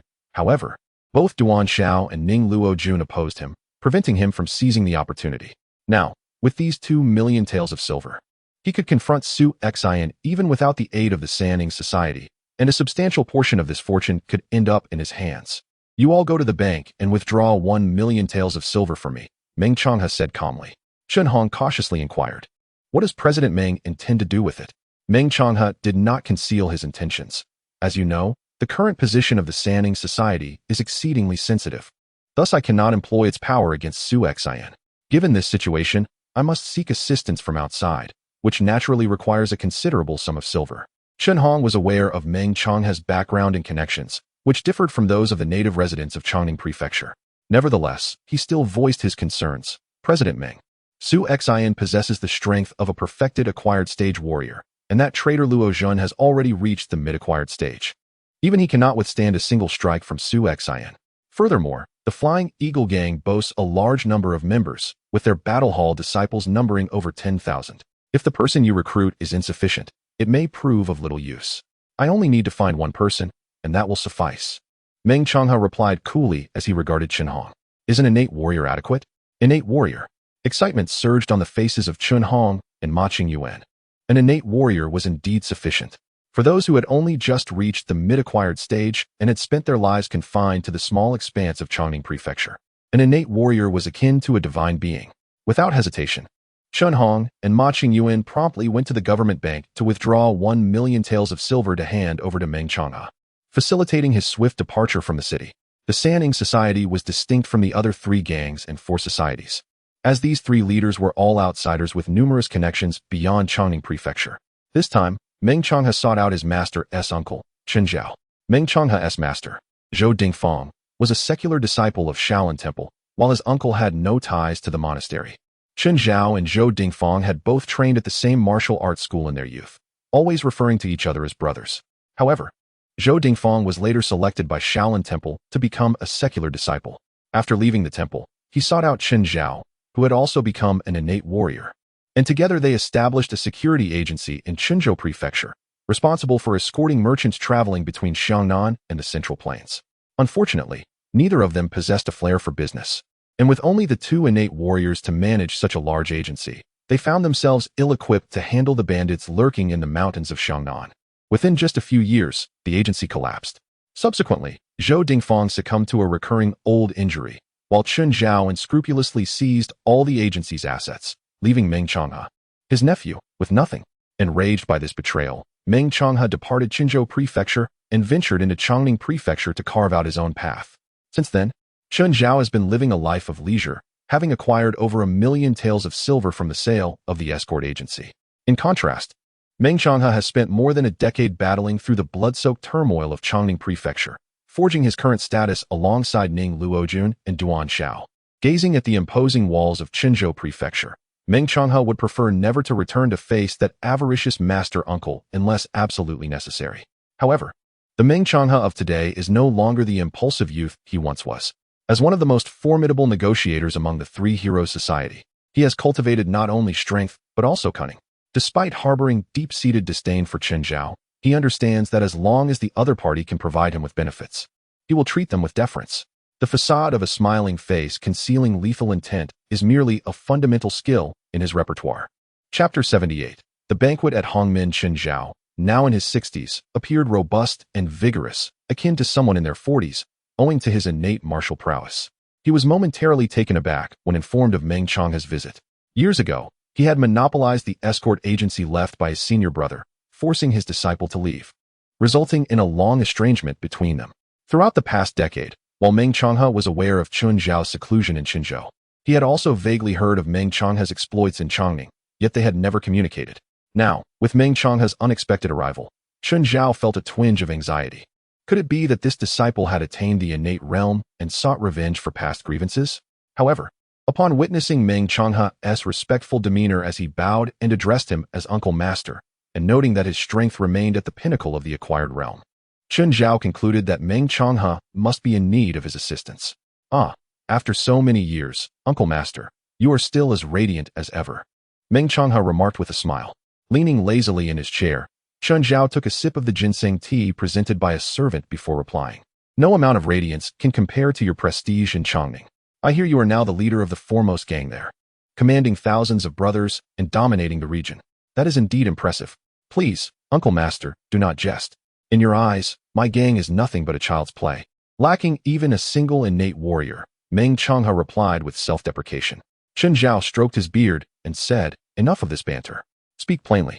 You did not come merely to reminisce, did you? Very well, Uncle Master, I will be direct.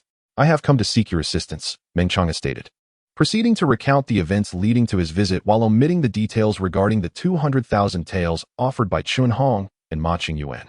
After listening, Chen Zhao chuckled lightly. Goodness, Changhe, I must say, you are over 40 now, a regional leader in Chongning, and yet you allow a mere junior to best you, even leading to the deaths of your son and disciple. This is quite disappointing. Inwardly, Meng Changhe cursed Chen Zhao vehemently. wishing he could tear a piece of flesh from him on the spot. However, he merely smiled and replied, "That young man is formidable." Achieving the pinnacle of the acquired realm before the age of 20 is no small feat, even for disciples of renowned sections. Moreover, the Three Heroes Conference is not solely my decision, which is why I have come to seek your help. Chen Zhao shook his head.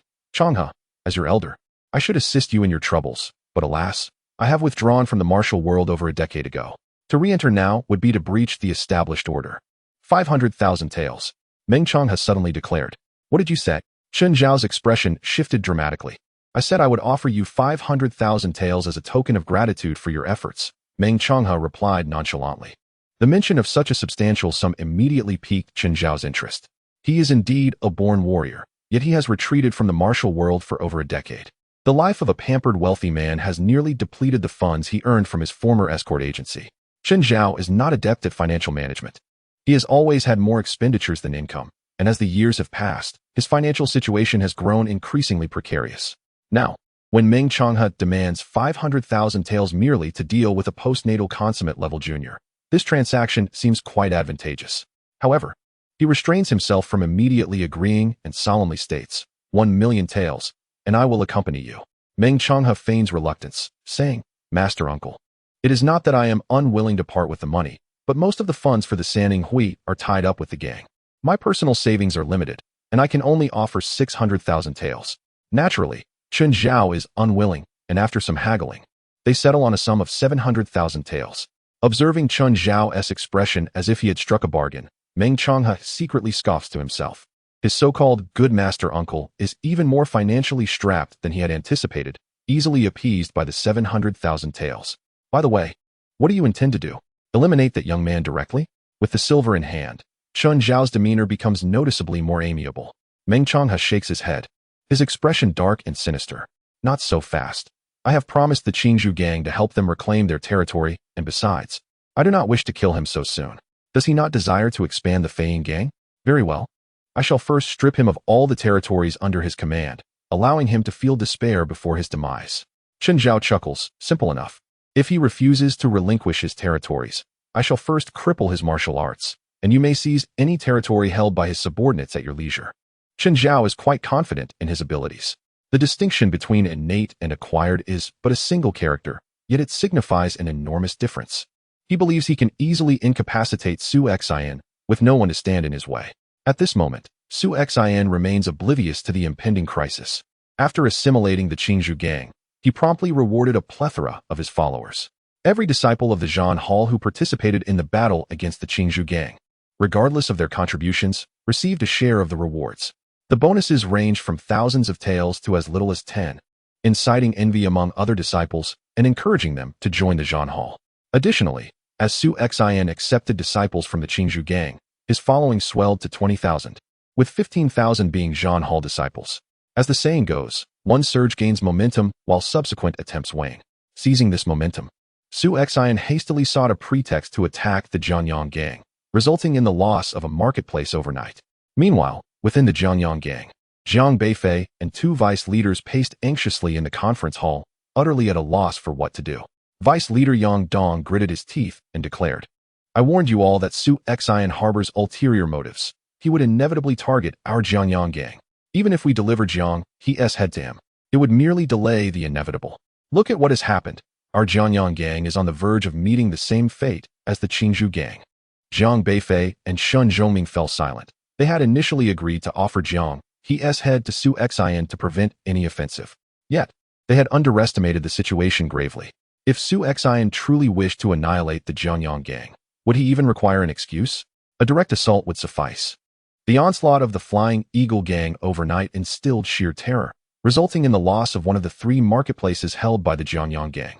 Fortunately, unlike the Jianghu gang, which was rife with internal strife, the Jianyang gang managed to establish some semblance of defensive formations, allowing them to withstand the night without facing immediate obliteration as the Jianghu gang did. Jiang Beifei pounded the table, declaring that it was too late for words now. The primary concern was how to navigate the current crisis. He suggested seeking out the Sanning Society, as Meng Changhe harbored a vendetta against Su Xian and would undoubtedly not stand idly by.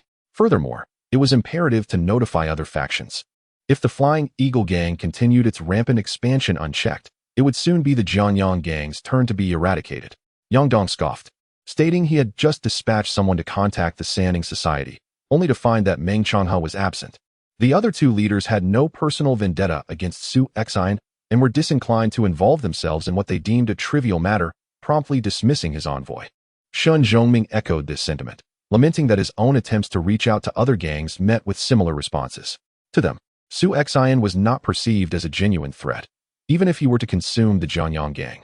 His subordinates were merely comparable to those of the Iron Blade Society and the Divine Wind Society, still far from rivaling the Sanning Society.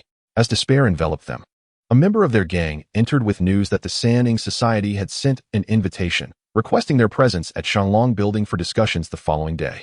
Jiang Beifei and his companions exchanged glances, wondering if the Sanning Society had decided to intervene.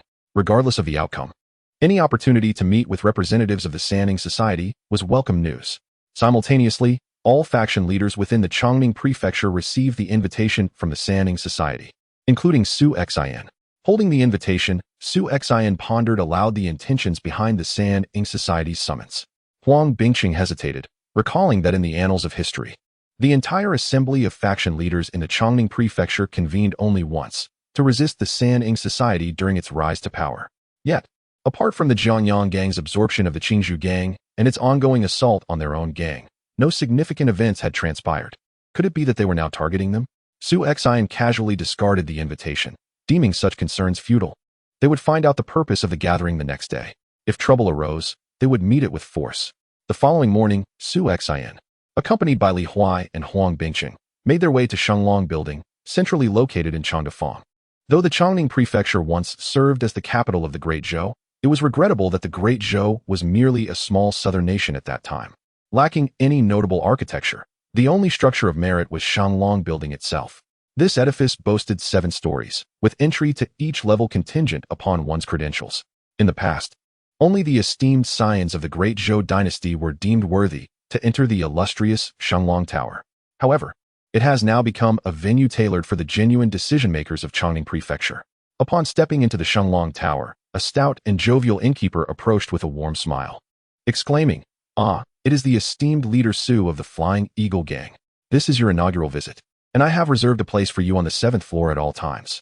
Su Xian clasped his hands in gratitude, responding, "I appreciate your kind gesture, but the Flying Eagle Gang is quite distant from Changde Square. I cannot visit frequently." The innkeeper continued to flatter, "Perhaps in due time, the distance will lessen. Leader Su, your rapid territorial expansion is unparalleled in my years within Chongming Prefecture. It is only under your stewardship that the Flying Eagle Gang can truly soar to great heights." Su Xian exchanged a few more courteous remarks, recognizing the innkeeper's astuteness. Although he merely managed the Shanglong Tower, the proprietor behind this establishment was rumored to possess ties to the imperial lineage of the Great Zhou. While the owner had migrated to Shengjing following the relocation of the capital, this short and portly innkeeper was fully capable of representing his influential patron. Even figures such as Meng Changhe from the Three Heroes Society treated him with the utmost respect, unlike their usual demeanor towards other merchants. Chapter 79. A breach of etiquette. Upon arriving at the pinnacle of Shanglong Tower, Su Xian observed that aside from the members of the Sanning Society, representatives from other factions had gathered. As he entered, the assembly greeted him with indifferent nods. The only exception was Jiang Beifei of the Jianghu gang, who scoffed with a visage marked by resentment, while the leaders from the other factions maintained an air of nonchalance. They had little to express regarding Su Xian's ascent. Neither did they extend a welcome nor attempt to suppress him. As long as Su Xian did not reach the stature of the Sanning Society, they found it unnecessary to confront him, for that would only serve to establish a formidable adversary. Meanwhile, Su Xian scrutinized the prominent figures from Chongming Prefecture before him. Gong Qingfeng, the leader of the Shinkong Society, was a young man in his 30s, the youngest among the faction heads, second only to Su Xian. Despite his youth, Gong Qingfeng's prowess and cunning were not inferior to Su Xian's. When he assumed command of the Shinkong Society, he was merely at the mid-stage of his cultivation, overshadowed by 3 deputy leaders who were significantly stronger.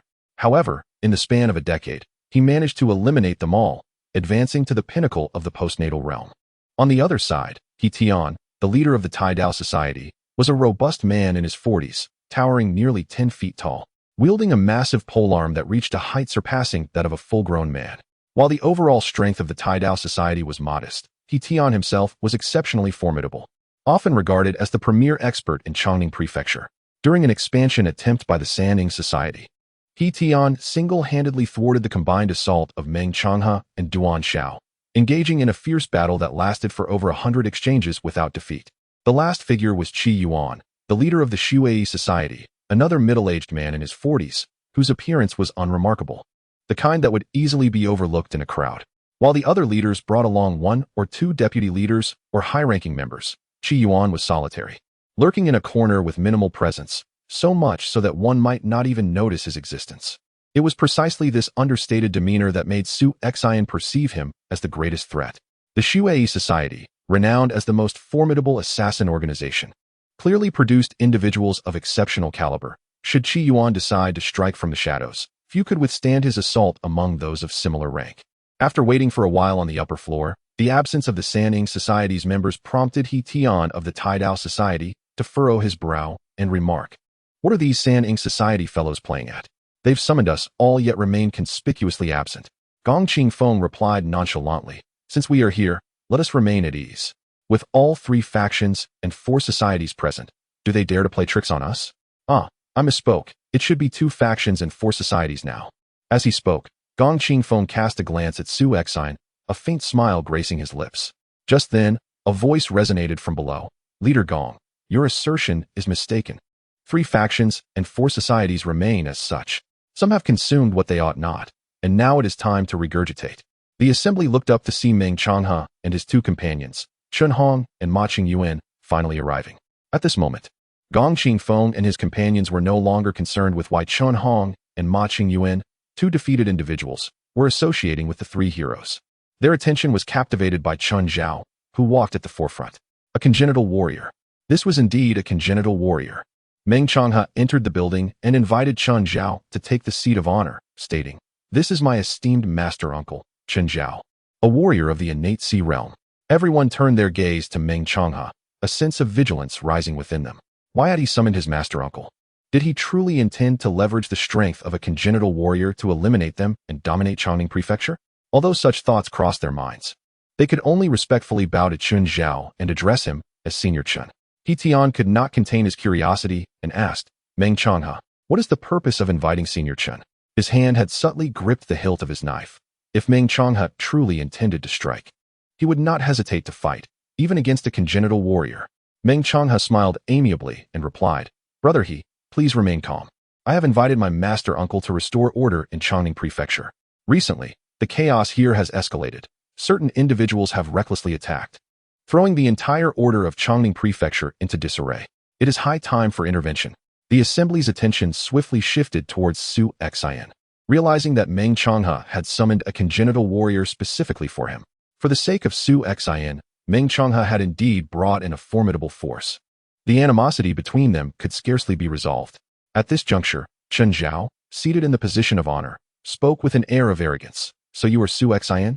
TSK. It appears that Changning Prefecture has truly fallen into disarray, allowing such an inexperienced youth to rise above you. Do you not feel ashamed?" He Tian and the others wore grim expressions. What business was it of Chen Zhao as concerning the matters of Changning Prefecture? Did they lack the capability to manage their own affairs? Pointing at Su Xian, Chen Zhao coldly remarked, "You possess a cruel heart, extinguishing the century-old Qingzhou gang at your whim. With such ruthless tactics, what will your future hold?" Su Xian's expression remained unchanged as he calmly responded, "Senior Chen, in the struggles between factions, what is termed ruthless is merely a perspective. If the Qingzhou gang had the power to eradicate my Feiying gang, I believe they would not show mercy. Moreover, even if I were to eliminate the Qingzhou gang, that appears to be a matter solely concerning Changning Prefecture. Does it not have any bearing on you, Senior Chen? Are you perhaps contemplating joining the 3 heroes?" Chen Zhao was momentarily taken aback by Su Xian's retort, but he quickly sneered, "Does my not joining the 3 heroes exempt me from meddling in the affairs of Changning Prefecture? As individuals of the Jianghu, we cannot turn a blind eye to injustices. What can you do about it?" Chen Zhao's words were somewhat unreasonable, clearly intending to impose his authority through strength. His implication was that possessing the power of the innate realm granted him the right to intervene.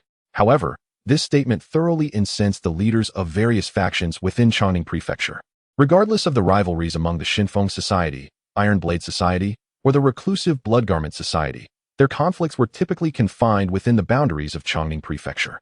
However, Meng Changhe has undoubtedly shattered this unwritten rule, inciting extreme disdain among the onlookers. After all, no one wishes to have an overlord looming above, dictating their actions. The exception to this disdain is, of course, the Jiangyang gang, who eagerly anticipate Chen Zhao's interference in Chongning Prefecture, hoping that the expansion of Su Xian's Flying Eagle gang would ultimately lead to their own demise at Su Xian's hands. Even Duan Xiao and Ning Luojun from the San Ing Hui displayed discomfort at this moment. Meng Changhe's actions were taken without consultation with them. It was entirely his own decision to summon such a formidable figure. Initially, this might have been acceptable, as Meng Changhe sought to leverage Chen Zhao for revenge against Su Xian, even to the extent of eliminating him, a prospect that posed no detriment to the San Ing Hui. However, the crux of the matter lay in Chen Zhao's astonishingly low emotional intelligence. He approached with an excessively arrogant demeanor, offending all the significant factions within Chongning Prefecture. Did he truly believe his innate prowess rendered him invincible? The combined forces of the 3 gangs and 4 associations number over 100,000. A single spit from each could drown him. Meng Changhe harbored resentment, finally understanding why his master had perished while co-managing a transport agency. With such a haughty and self-important disposition as Chen Zhao's, who would willingly entrust their goods to him or engage in business. Su Xian sat composedly in his chair, his voice cold as he addressed Chen Zhao. Senior Chen, how do you intend to govern? Chen Zhao's companions, Chen Hong and Ma Qingyuan, displayed eager anticipation. According to their agreement, Chen Zhao was to assist them in reclaiming the territory of the Kingshu gang. As expected, Chen Zhao did not disappoint. He declared, to swallow the territory of the Kingshu gang overnight demonstrates great ambition. Now, relinquish it back to me. Instantly, all eyes turned to Su Xian. Chen Zhao's ruthlessness was evident, demanding the surrender of 3 markets with a single command. Yet, this was not the primary concern. Should Su Xian yield the territory, he would utterly disgrace himself in Chongning Prefecture. The land he had painstakingly acquired would be forcibly taken from him before he had even warmed it, a humiliation beyond measure. Naturally, the other factions had no intention of intervening. Although they disdained Chen Zhao's arrogant demeanor and his disruption of Chongning's customs, he was not targeting them, and thus they would not oppose an innate martial artist on Su Xian's behalf. Chen Hong and Ma Qingyuan regarded Su Xian with mocking glances. What if you have devoured the Kingshu gang? In the end, you will still be compelled to return it to us.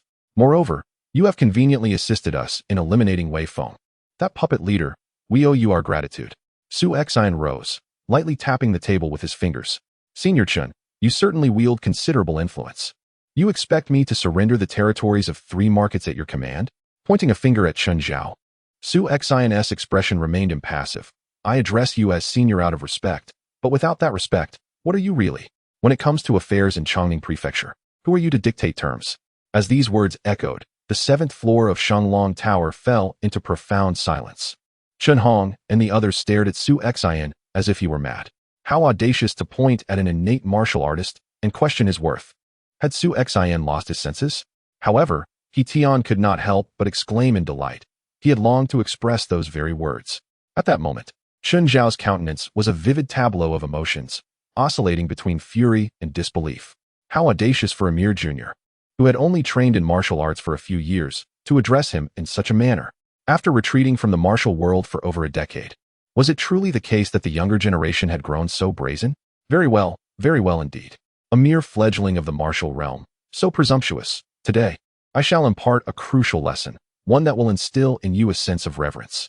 With a sudden force, Chen Zhao slammed his hand upon the table, crafted from the finest golden silk nanmu, shattering it into splinters. A powerful surge of energy erupted forth, causing He Tian and the others to stiffen in response.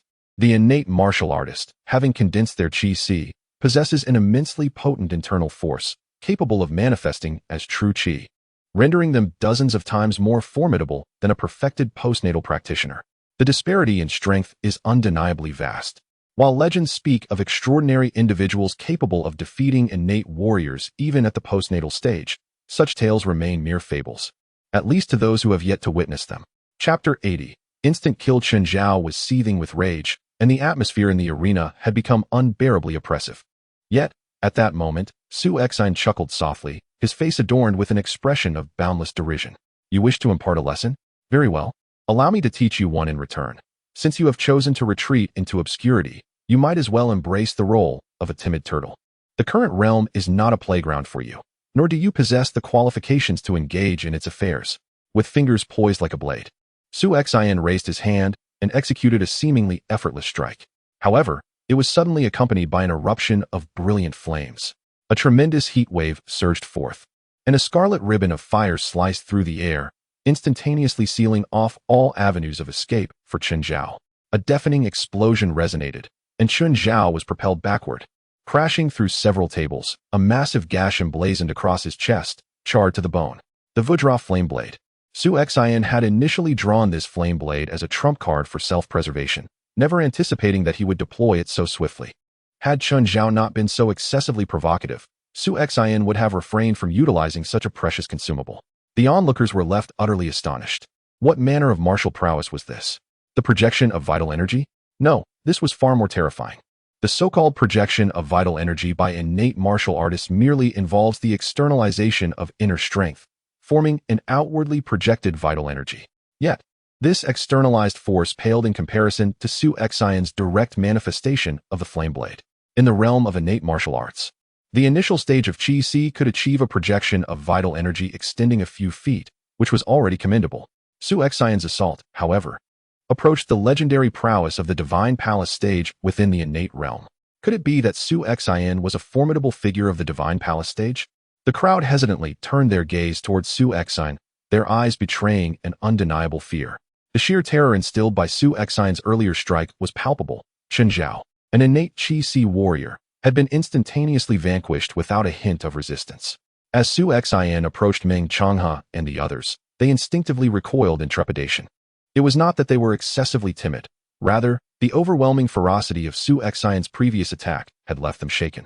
Observing their reaction, Su Xian remarked with a smile, "There is no need for such alarm. I, Su Xian, am a man of principles. We all share a livelihood in Changning Prefecture. Adhering to a few simple rules benefits us all, wouldn't you agree, President Meng?" Meng Changhe's face flickered between shades of red and white, yet he lacked the courage to utter a single retort. In truth, Su Xian yearned to resolve the matter with the Three Heroes Association swiftly, yet that was not feasible.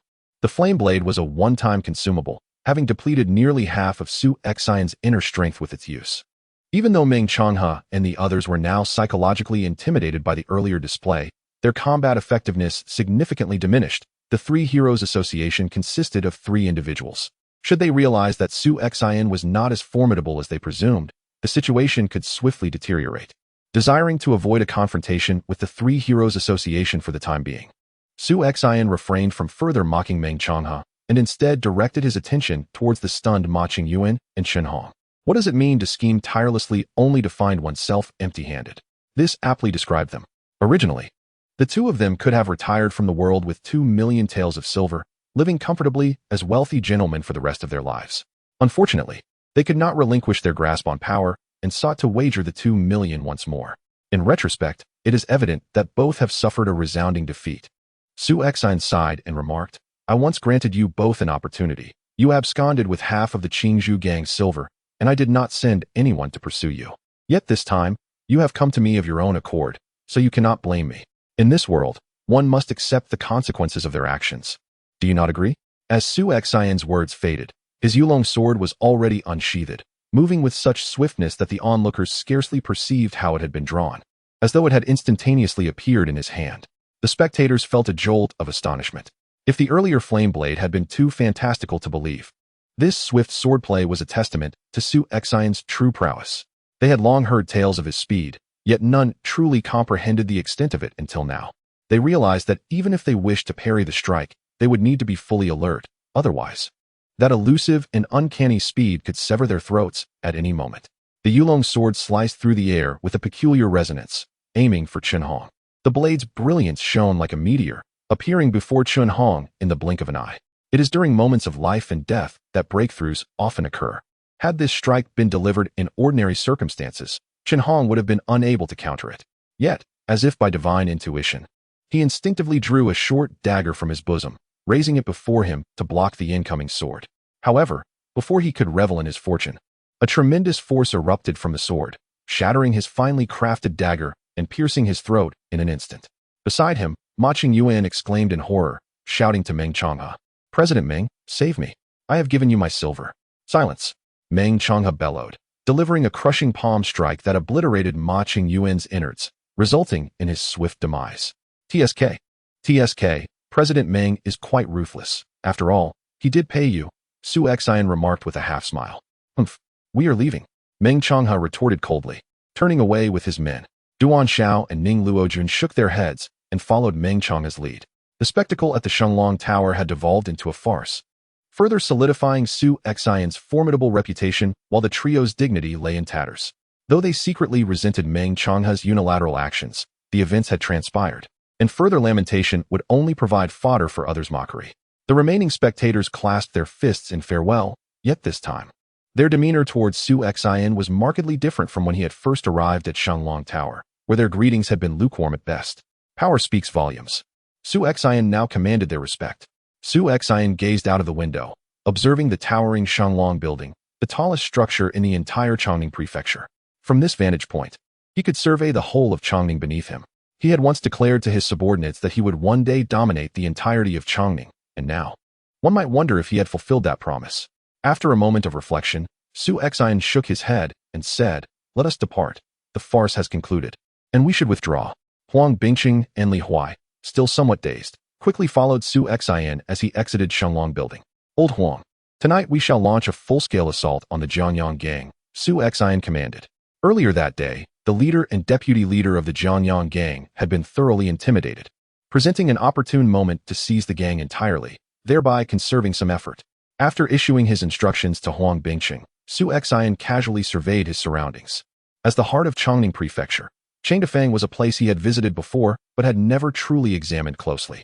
This area, once the center of the Great Zhou dynasty, indeed boasted a vibrancy surpassing that of other marketplaces. However, what captured his attention most were the foreign merchants from the southern tribes, engaged in trade with the locals or merchants from the Central Plains, offering their unique local products. Chongning Prefecture's distinctiveness lay in its proximity to the southern barbarian mountains, attracting numerous southern tribesmen every summer to trade with Zhou merchants. Consequently, while the region might not be abundant in resources and harbored many impoverished individuals, its commerce thrived, rivaling that of some major cities in the Central Plains. Su Xian scrutinized the southern tribesmen. They bore a resemblance to the people of the Central Plains, yet their skin was notably darker, and their attire was quite peculiar. They bargained with merchants using a barely comprehensible foreign dialect or clumsy Zhou Mandarin. Noticing Su Xian's interest in these southern traders, Huang Bingqing hastily inquired, "Boss, is there something you wish to acquire from these southerners?" Su Xian shook his head, replying, "No, I am merely observing. Has the Flying Eagle gang ever procured goods from these southern tribesmen?" Huang Bingqing nodded, stating, "Of course we have. Although most of the items they possess are not useful to us and are bought by merchants from the Central Plains, there are still many valuable goods among their offerings.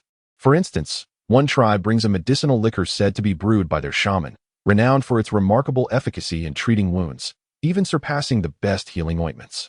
However, their production of this medicinal liquor is limited, and it is only during the peak of summer that they bring a substantial quantity for trade. Time is drawing near, as many southern tribesmen have already begun to arrive with their goods. I estimate that within a month, the main contingent will follow," he continued. "And how are their prices?" Su Xian inquired. "They are exceedingly inexpensive. Otherwise, the trading caravans from outside would not spend lavishly to hire powerful escorts to traverse the bandit-infested forests of Xiangnan each summer," Huang Bingqing replied.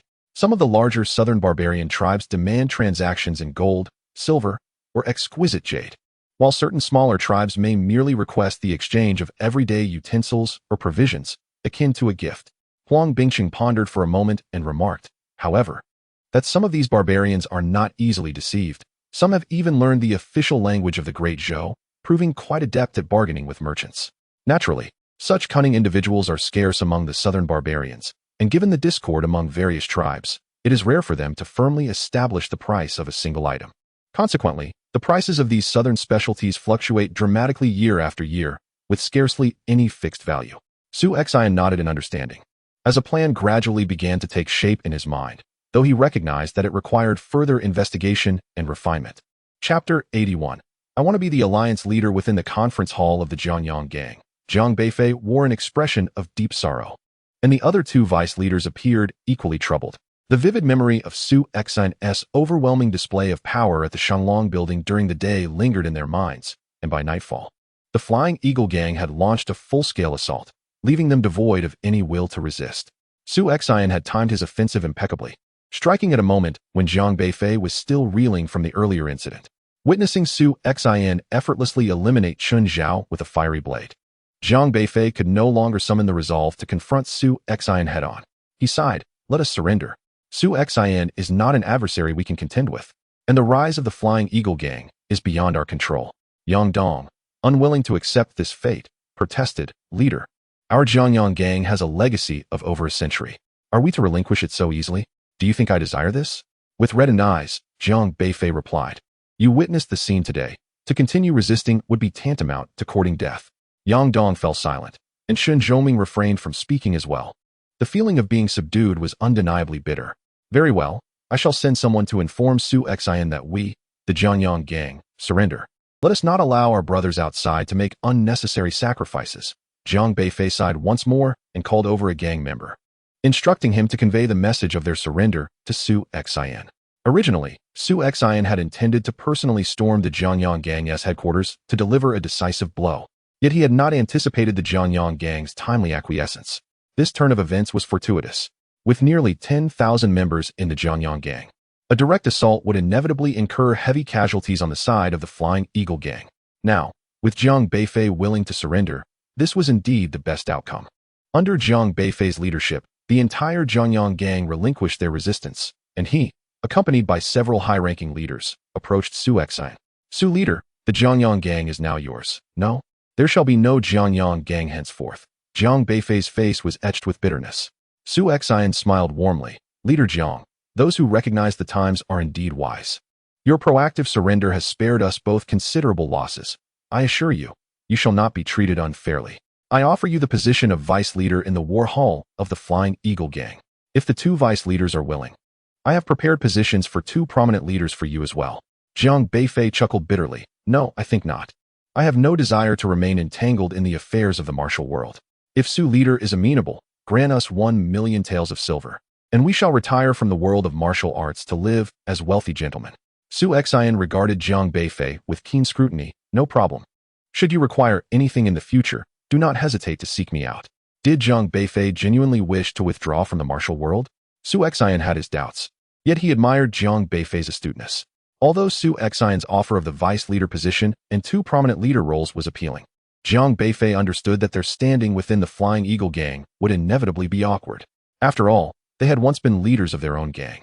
Now to be subservient to another, could they truly harbor no reservations? Moreover, the Jiangyang gang has fully integrated into the Eagle gang. Even if Su Xian intends to eliminate some cunning and slippery old-timers, retaining only the elite, these individuals still represent a quarter of the entire Eagle gang. With so many of them being Jiang Beifei's former subordinates, could Su Xian possibly harbor doubts about him? If it were Jiang Beifei himself, he would undoubtedly feel a twinge of unease. Rather than awkwardly serving as a mere vice hall master within the Eagle gang, it would be far preferable to withdraw completely from the scene and enjoy a comfortable later life. Yang Dong and Shen Zhong have evidently conferred with Jiang Beifei, and there seems to be no dissent. However, the prominent leaders of the Jiangyang gang gaze at Jiang Beifei with anxious anticipation. "You, sir, have washed your hands of this business. What shall become of us?" They are not ready to simply retreat from the world, and besides, they lack the means to do so. The Jiangyang gang's voluntary surrender entails that all wealth within the gang be surrendered to the Eagle gang. As the gang leader, Jiang Beifei is granted 100,000 taels of silver by Su Xian for his retirement. But as for the others, Su Xian cannot be held responsible for them. Sigh. "Leader Su, they have been with me for over 10 years. If you could accept them, please allow them to join the Eagle gang. I assure you, their loyalty will remain steadfast." Jiang Beifei sighed. While he was not the type of leader who regarded his subordinates as brothers, the Jiangyang gang has now ceased to exist, and these individuals have been with him for more than a decade. It is only fitting that he aids them one last time. Su Xian pondered for a moment and nodded. "Very well. Once the prominent leaders of the Jiangyang gang join the Eagle gang, should they wish to take over territories in the rear, they will retain their status as prominent leaders. However, if they desire to join the battle hall, they must first step down to the rank of junior leader, and only after proving their merit may they be promoted again." The many prominent leaders of the Jiangyang gang immediately breathed a sigh of relief. The terms offered by Su Xian were deemed fair. As they understood, the previous elders of the Eagle Gang had enjoyed similar arrangements. With the assimilation of the Jianghu Gang, the territories under the Eagle Gang now encompass 11 marketplaces, boasting over 30,000 members, truly establishing itself as one of the most formidable factions in Chongqing Prefecture. Yet, this is not the culmination of Su Xian's ambitions. He still holds the task of dominating Chongqing Prefecture, necessitating that he first becomes its nominal overlord. In recent days, Su Xian has been contemplating this matter, and his plans have finally begun to take shape. After 10 days, once he has completely integrated all territories under his control, he will send invitations to Sihui, convening a meeting at the Shenglong Tower. Upon receiving Su Xian's invitation, the decision-makers of Sihui displayed expressions of confusion, unable to fathom Su Xian's intentions. Just days prior, Meng Changhe had summoned everyone to discuss strategies against Su Xian. Could it be that Su Xian is now preparing for retaliation? Despite their perplexity, they arrived at Shenglong Tower as promised. Su Xian now possesses the standing to engage with them as equals. Unless someone intends to sever ties completely with Su Xian, they would inevitably attend. Within the 7th floor of Shenglong Tower, the representatives of other gangs had already gathered, yet the host, Su Xian, remained conspicuously absent. Meng Changhe snorted coldly. Su Xian certainly has a high opinion of himself, making us wait here for him. Others secretly curled their lips. The last time you summoned everyone for a meeting, you also appeared only at the last moment. So how can you now criticize others? At this moment, Su Xian's voice suddenly rang out. Could it be that Meng Huizhu is in urgent need and cannot wait any longer? Su Xian leisurely ascended the stairs with Li Huai and Huang Bingcheng, both of them holding a stack of booklets, the contents of which remained a mystery. Su Xian, stop with your smooth talk. What exactly do you intend to accomplish by gathering us all here today? Meng Chang's tone was grim. Su Xian, seated at the head of the table, replied nonchalantly, do not rush. Matters must be discussed one by one. The crowd was taken aback. Were there not just one, but multiple issues to be addressed today? Su Xian rhythmically tapped his finger on the table and continued, ladies and gentlemen, the strength of our Chongqing Prefecture is not to be underestimated. We rank among the top in the many prefectures of Xiangnan. However, our forces are far too dispersed, allowing anyone to ride roughshod over us and undermine our rules. As he spoke, he cast a pointed glance at Meng Changhe, which darkened the latter's expression further. Meng Changhe had summoned Chen Zhao not only to eliminate Su Xian, but also to threaten other factions, an act that undoubtedly shattered their established order. Su Xian, spare us the suspense. What do you truly wish to convey? Meng Changhe sneered. Quite simply, a snake cannot function without a head, nor can a bird soar without wings. It is high time for our Chongqing Prefecture to appoint a leader.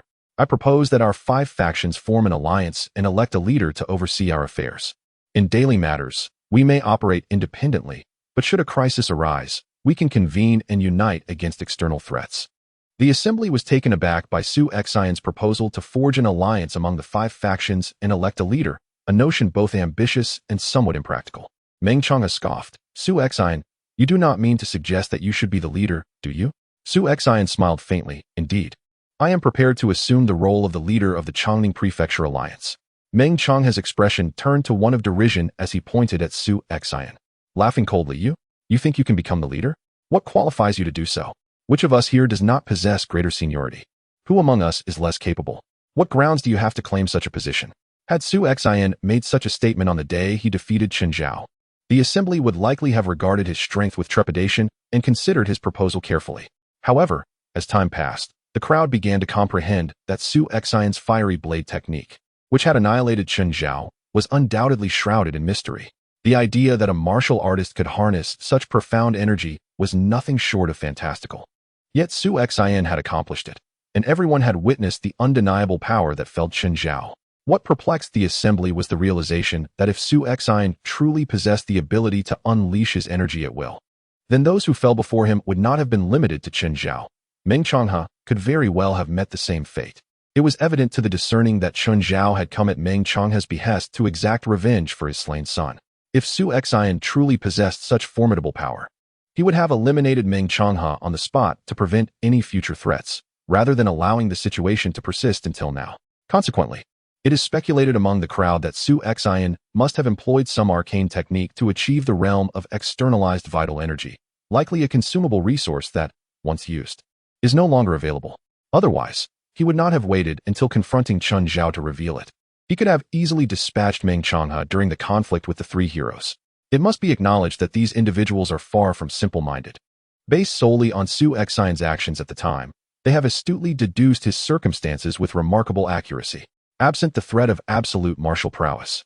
Even if Su Xian possesses equal strength, they would categorically refuse to acknowledge him as the leader of the alliance, elevating him above their ranks. Chapter 82.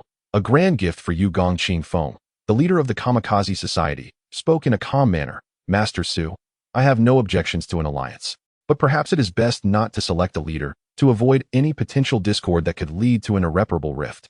Qiyuan from the Blood Robe Society remained silent, a faint smile gracing his lips. Yet, those familiar with his character understood that his silence signified disapproval, a clear refusal. Only H. Tian from the Iron Blade Society remained, who, despite his favorable impression of Su Xian, would not agree to his ascension as leader. As Gong Qingfeng pointed out, the five factions were currently of equal strength. An alliance was feasible, but designating a leader was out of the question. Even if the position of leader were to be largely ceremonial, they were unwilling to have someone of similar prowess visibly placed above them. In essence, this was a matter of status within the martial world. Holding the title of leader would confer significant advantages, akin to the Five Mountains sword sect in Laughing in the Wind. Though the sect was fragmented, Zhuoling, as the leader, enjoyed a position of elevated status, superior to others. It was entirely expected that everyone would oppose such a notion. If they had agreed, it would indeed have been peculiar. Esteemed colleagues, please refrain from hasty objections. Should I assume the role of leader, I assure you, there would be substantial benefits for all. Upon my appointment, I shall present each of you with a grand gift valued at 5 million. The assembly was taken aback. H. Tian rose abruptly, exclaiming, "What did you just say?" I said, "Should I become the leader, I will bestow upon you a gift worth 5 million. What do you think?" Su Xian replied, an air of calm amusement dancing at the corners of his lips.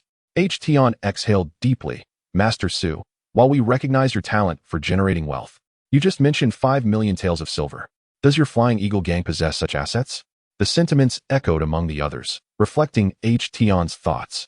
Su Xian was indeed adept at financial matters and managing the gang, a fact universally acknowledged throughout Chongning Prefecture. Under his reforms, the Kuaihulan had transformed from a dilapidated entertainment district into the largest gambling den in Chongning Prefecture, with profits multiplying several-fold each month. Yet, even with such remarkable changes, the figures paled in comparison to the astronomical sum he had just cited. While the major factions in Chongning Prefecture were not impoverished, they certainly could not be deemed wealthy. For instance, after Su Xian's obliteration of the Qingzhou gang, their assets, including the funds seized by Chunhong and Ma Qingyuan, amounted to only around 2 million taels. This included the century-long savings of the Qingzhou gang. Although the territory of the Flying Eagle gang surpassed that of the Qingzhou gang, its foundation was less robust. Since Su Xian's rise, his earnings had been substantial, yet expenditures were even greater, leaving him at a disadvantage compared to the Qingzhou gang. The Sanning Society, despite being the largest gang in Chongning Prefecture, with over 10 markets under its jurisdiction, generated varying monthly revenues of 30 to 50,000 taels per market. With 13 markets, their total monthly income was approximately 500,000 taels. However, with increased income comes greater expenditure. The grassroots members of the Sanning Society are easily appeased. Providing 50,000 individuals with merely a couple of taels each amounts to a mere 50,000 taels. Yet, the monthly stipends for elite members are tenfold that of ordinary members, while the minor leaders earn 10 times more than the elite, and the major leaders are rewarded 100 times that of the elite. It is evident that to cultivate the loyalty of these elite core members, the Sanning Society allocates half of its monthly revenue to their coffers. Coupled with the myriad expenses incurred by the gang, the 50,000 taels dwindles significantly. Moreover, warriors of the postnatal consummate level, such as Meng Changhe and his companions, are naturally eager to transcend into the innate realm. Thus, every summer, when commercial caravans from the Central Plains arrive, they invest heavily in procuring medicinal pills for cultivation. Even the most rudimentary pills command exorbitant prices, and their annual expenditure on such matters can consume half of the Sanning Society's total revenue. Therefore, although Meng Changhe and his peers do not lead lives as lavish as other gang leaders, their fortunes remain modest. While the influential figures of various factions ponder how to amass wealth, they remain oblivious to the existence of a business within Chongning Prefecture that could be valued at 5 million taels of silver. Su Xian tapped the table and spoke gravely. Is 5 million taels of silver a considerable sum? If I were to fully exploit this business, It could potentially multiply several times over. What business is it? Please do not keep us in suspense, Su leader, He Tian interjected, visibly displeased. Su Xian, eschewing any pretense, replied directly. This business is straightforward. It is one you have all previously engaged in, yet failed to harness its full potential. It is monopolization. We shall monopolize all the specialties of the southern barbarian lands, ensuring that no one other than our society in Chongning Prefecture can procure a single item from the south. The assembly fell silent, save for Gong Qingfeng from the Shunfeng Society, whose expression betrayed an inkling of realization. Su Xian seized an account book from Huang Bingcheng and tossed it onto the table, stating, "This document details my investigation into the market prices of southern barbarian specialties. While there are discrepancies, they are not vast. For instance, the moonlight fox, which can only thrive in the dense forests of the south, possesses an unpalatable taste, rendering it undesirable even to the southern tribes. However, the pelt of the moonlight fox is highly coveted by the nobility in the Central Plains, with a complete fur coat valued at hundreds of gold pieces, gold, not silver. But do you know how much those merchants pay the southern tribes for these pelts? A single pelt may fetch merely a few taels of silver, and in dealings with the unsuspecting tribesmen, a mere sack of coarse grains could suffice for negotiation." The atmosphere in the room became charged, as the attendees inhaled sharply, realizing that while they were aware of the value of southern specialties, they had not fathomed the extent of their worth. This was not merely a profitable venture, it was a veritable gold mine. Yet, they were also cognizant that despite the substantial profits, the risks involved were significant. The roads through the southern lands are perilous, rife with bandits and thieves. The merchants from the Central Plains are compelled to expend considerable sums to hire formidable bodyguards for their travels here. Thus, the investment is substantial. Nevertheless, even so, their ventures to Xiangnan yield astonishing profits. Su Xian scoffed, remarking that whether one speaks of the simplicity of these southern tribes or their innate folly, the reality remains that we can extract immense profits from them. Within the past 10 days, I have dispatched individuals to establish connections with the leaders of the largest tribes nestled within the southern forests, offering to purchase their goods at prices 5 times above market value. Henceforth, should they wish to trade, they need only send word, and I will be poised to deliver promptly, transforming these tribal leaders into my most loyal allies. One advantage of these southern tribes is their adherence to oaths. Once they swear by their chaotic deities, they seldom retract. From this point forward, merchants from the Central Plains seeking to procure southern specialties in Chongning Prefecture will be left with 2 choices: either purchase from me or embark on a lengthy detour to other provinces. However, Chongning Prefecture is the closest to the southern forests, while other provinces merely border the fringes, lacking significant tribes and yielding scant products. Given this, one must ponder how those merchants will choose. The eyes of the crowd glimmered with fervor. Such a choice hardly requires deliberation. Provided Su Xian's pricing is reasonable, they will undoubtedly buy from him. Of course, they could attempt to venture into the southern forests themselves in search of valuable herbs and furs. This endeavor has been attempted, yet the climate within the southern forests is treacherous, filled with poisonous mists, miasmas, and venomous creatures. Even innate warriors can scarcely endure more than a few days, whereas only the tribes that have thrived in this environment can survive.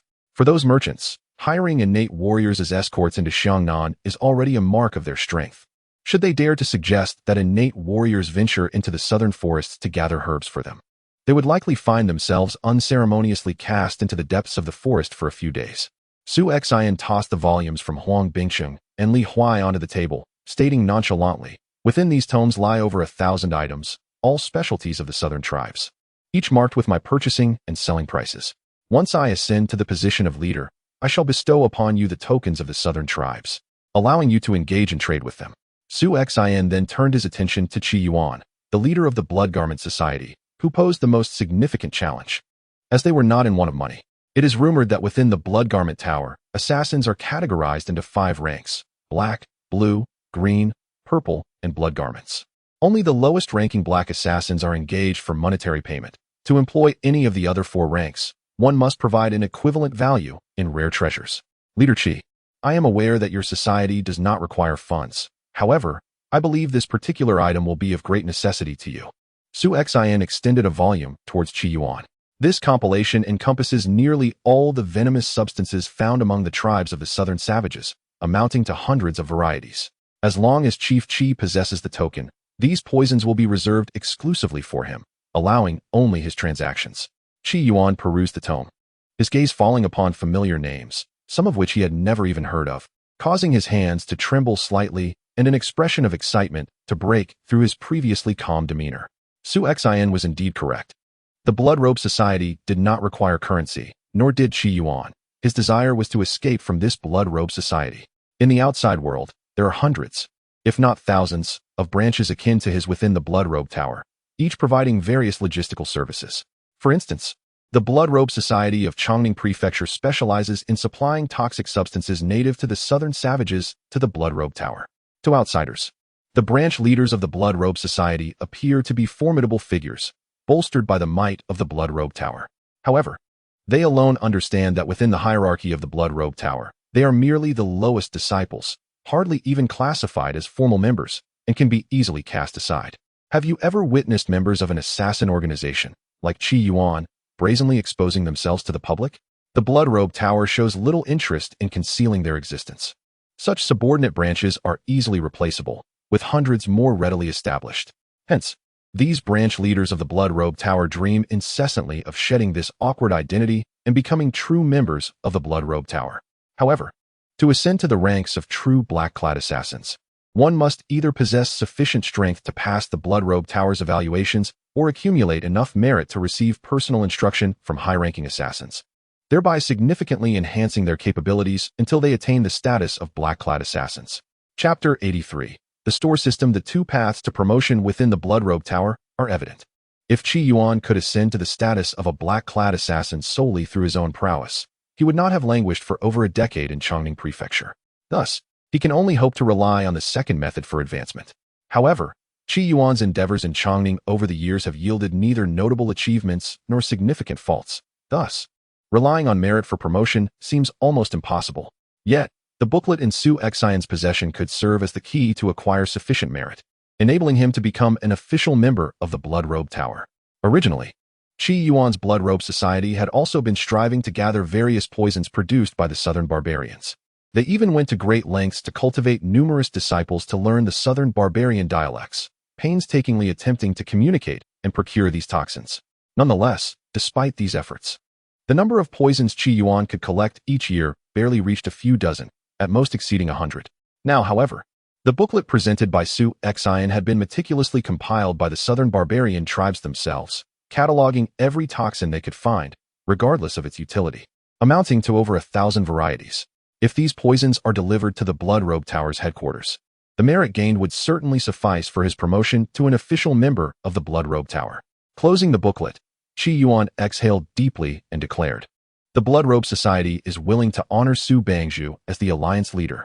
He Tian immediately added, "The Iron Knife Society also wishes to recognize Su Bangzhu as the alliance leader." Most of the time, the Iron Knife Society relied heavily on his support, with little lucrative business to sustain them. Su Xian's maneuver resonated perfectly with He Tian's ambitions. Although the 500,000 taels would be divided among 3 factions, it still amounted to over 100,000 taels, equivalent to the Iron Knife Society's total revenue for 3 months. Trading the title of alliance leader for such a sum was undoubtedly a profitable venture. The Divine Wind Society also wishes to acknowledge Su Bangzhu as the alliance leader, Gong Qingfeng stated gravely. Observing that the other 3 factions had already consented, Ning Luojun discreetly nudged Meng Changhe, anxiously signaling him. On the surface, recognizing Su Xian as the alliance leader posed no loss to them. Swapping an empty title for over 100,000 taels of silver was a deal that could hardly be deemed disadvantageous. Moreover, this was not a one-time transaction. Every year, merchant caravans from the Central Plains would traverse this route. As for previous grievances, in light of this wealth, they were rendered trivial, mere trifles.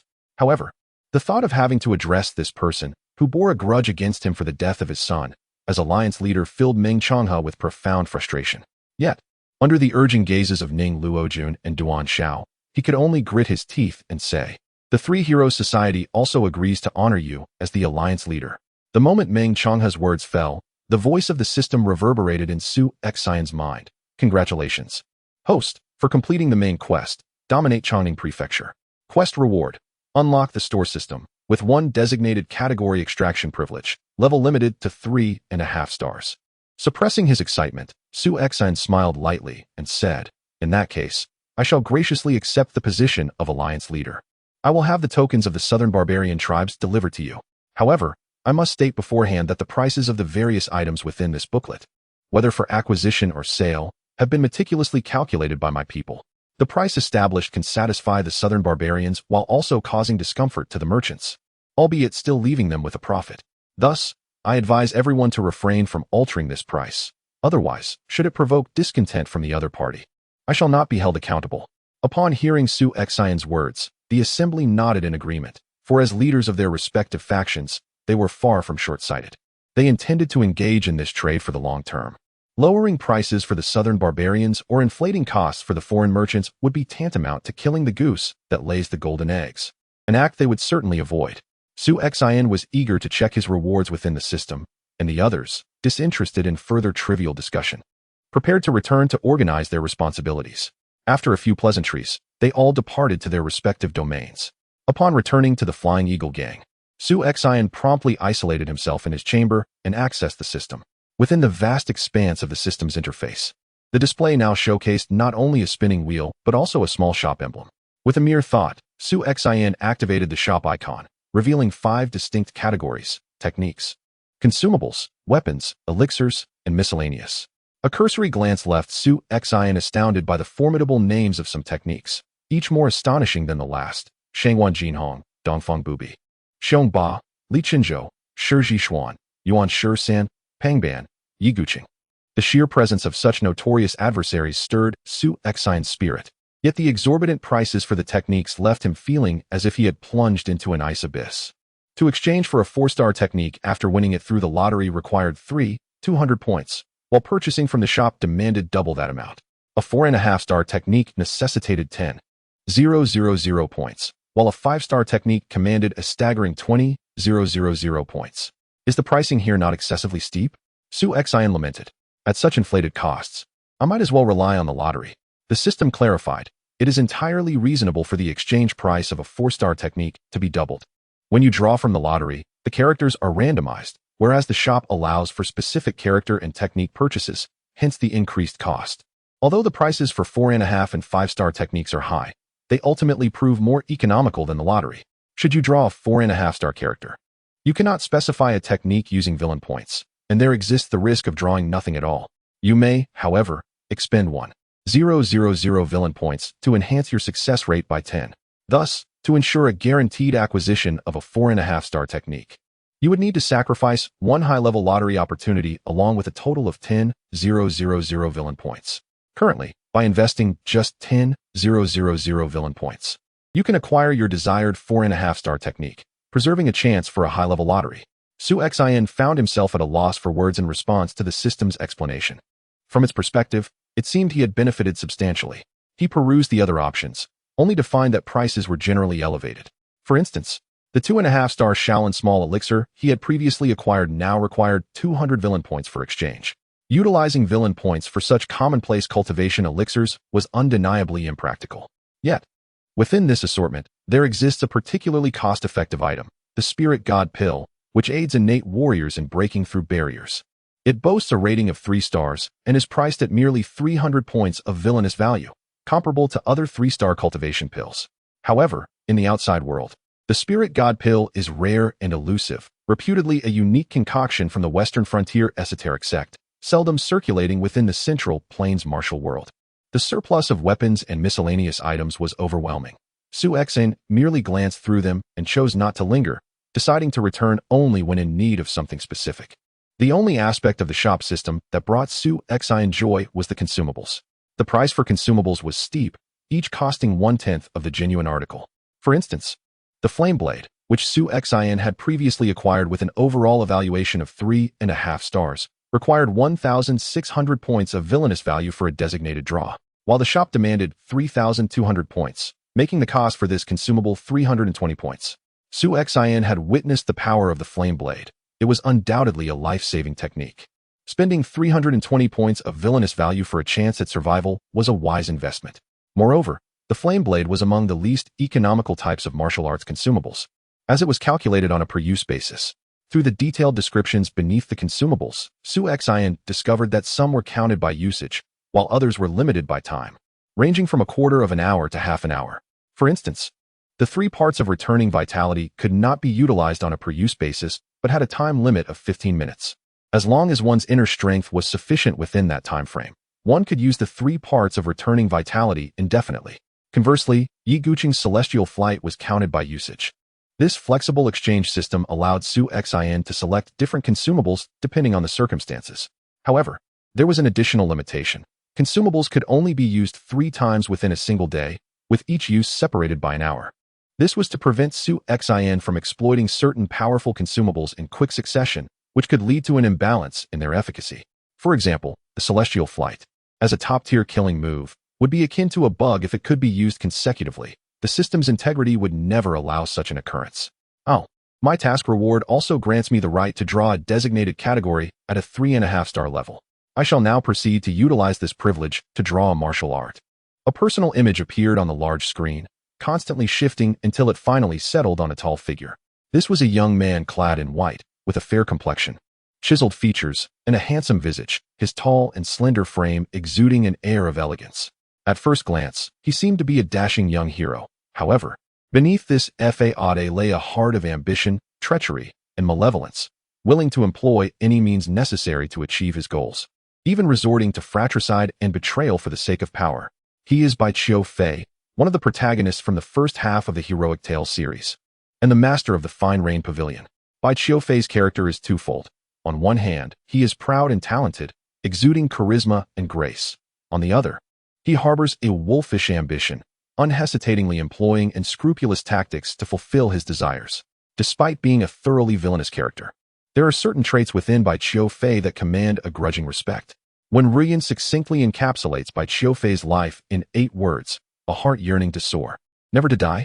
Throughout his existence, Bai Qiufei faced adversity without yielding, repeatedly rising after each defeat, growing stronger in the face of formidable challenges, and remaining undaunted despite numerous setbacks.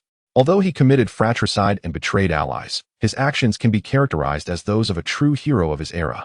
The dichotomy of right and wrong, good and evil, holds little significance. What Su Xin admires most about Bai Qiufei is his unwavering resilience. After enduring various injustices and hardships, he continues to stand proudly, gazing at the heavens, declaring that only the heavens can allow him to soar. Unlike his elder brother Su Mengxian, who was born into the esteemed Golden Wind and Drizzle Tower and revered by the world, or Wang Xiaoshi, who hailed from a prestigious lineage of unparalleled masters of the Zizai sect, Bai Qiufei possesses only his indomitable spirit and ambition.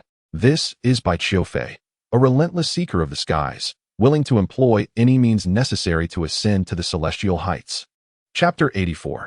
The outsider drawing the character Bai Qiufei was indeed a delightful surprise, as he is one of Su Xin's most cherished antagonists, a truly soulful figure. What pleased Su Xin even more was that Bai Qiufei possessed only one formidable martial skill. Unlike other characters who were burdened with a hodgepodge of techniques that could yield unpredictable outcomes. Indeed, the system's voice echoed, "Congratulations, host, you have drawn the character Bai Qiufei. Character evaluation, 3.5 stars. He possesses the martial skill 24 solar terms Divine Finger, rated between 3 to 4 stars, requiring no further draws." Note, the 24 solar terms Divine Finger is divided into 2 parts, with the 24 solar terms finger rated at 3 stars. Upon mastering this technique to a proficiency of 100%, one may comprehend the 3 finger techniques: Breaking Evil, Dream Startle, and Natural Enemy. The first 2 techniques are rated at 3.5 stars, while the final technique, Natural Enemy, is rated at 4 stars and requires enlightenment for its use. Su Xin clapped his hands, for it was indeed as he had surmised. Bai Qiufei wielded only this singular martial skill. The potency of the 24 solar terms Divine Finger needs no elaboration. It is one of the mightiest finger techniques, conceived by Bai Qiufei atop the lofty mountains, harmonizing the essence of the 24 solar terms. The system's evaluation clearly indicated that the power of the 24 solar terms finger had already reached 3 stars, with the technique Natural Enemy soaring to 4 stars. However, the conditions for employing this final technique were exceedingly stringent, necessitating a profound enlightenment. In the original narrative, Bai Qiufei had indeed never utilized the Natural Enemy, rendering its true power an enigma. With the 24 solar terms Divine Finger in his possession, Su Xin devoted most of his time to clandestinely honing this martial skill within his residence, considering it a trump card. He entrusted the affairs of the gang to Li Huai and Huang Bingqing. During this period, the entire Chongning prefecture appeared remarkably tranquil, primarily due to Su Xian's monopolistic strategy, which rendered other factions too preoccupied with acquiring specialties from the southern barbarians to instigate any disturbances. Although Su Xian had provided them with tokens from the southern barbarian tribes, he retained 3 tokens from the largest southern barbarian tribes for himself. Meanwhile, Huang Bingqing dispatched individuals to scour the fringes of the southern barbarian forests for these specialties. The 5 most prominent factions in Chongning Prefecture united to sweep through the southern barbarian territories, depleting an entire year's worth of accumulation within mere days. When midsummer arrived, merchants from the Central Plains, visiting Chongning Prefecture, were astonished to find that not a single southern barbarian could be seen hawking their specialties. Instead, the 5 major factions of Chongning Prefecture showcased an array of southern barbarian specialties, clearly marked with prices. This left the Central Plains merchants seething. Yet they had no choice but to acquiesce and pay several times, even dozens of times, the original price. Su Xian had set his prices astutely. Having conducted thorough research on the prices of these southern barbarian specialties in the Central Plains, alongside calculating the expenses incurred from the journey through Hunan to the southern territories, which led to the establishment of these prices. Although the new prices may not allow these merchants to reap profits as easily as before, earning several times their investment remains feasible, compelling them to reluctantly accept the situation. Of course, should one choose not to purchase. Alternatives include seeking fortune in other provinces or resorting to more forceful measures. Unfortunately, these merchants, despite their wealth to hire innate warriors as escorts to Xiangnan, will find no innate masters willing to confront the formidable factions of Chongning Prefecture on their behalf. As the saying goes, a strong dragon cannot suppress a local snake. Outsiders attempting to disrupt the established order of Chongning Prefecture will inevitably face united resistance. Previously, it was Chun Zhao, summoned by Meng Changhe, who targeted not them, which left the leaders of the major factions in Chongning quite displeased, viewing Meng Changhe as a violator of established norms. Should an outsider dare to provoke now, the verbal alliance established by Su Xian may very well solidify into reality. While innate warriors are powerful, one could easily vanquish all the faction leaders of Chongning Prefecture. These warriors remain human, not divine, should one dare to challenge them. The 5 major gangs of Chongning, comprising over 100,000 members, could easily overwhelm any single individual. Those innate warriors are not foolish. As mercenaries from Central Plains, engaging in a life-and-death struggle against an entire provincial gang in Xiangnan would be tantamount to courting death. Thus, merchants are left with no choice but to purchase local specialties at exorbitant prices in Chongning Prefecture. However, this situation is not without its advantages. At least the process is considerably faster. Previously, when they directly purchased goods from the southern tribes, communication barriers prolonged negotiations, compounded by the disorganized manner in which the southern tribes transported their wares, comprising both quality and subpar items. Now, under Su Xian's organization, goods are neatly categorized and graded, greatly facilitating transactions. After 3 months of prosperity in the sweltering summer of Chongning Prefecture, tranquility returned once the merchants from Central Plains departed. Yet, just outside the prefecture, some unexpected visitors were arriving. At the northern gate of Chongning Prefecture, a group of young men and women, armed with long swords, trudged forward. Upon sighting the gray-blue city walls, a boy, seemingly around 15 or 16 years old, complained, "The roads in this southern land are simply unbearable. It's a relief to finally arrive." Beside him, a similarly aged girl with a delicate countenance pouted in agreement. "Indeed, I fail to understand our master's reasoning for bringing us to such a wretched place."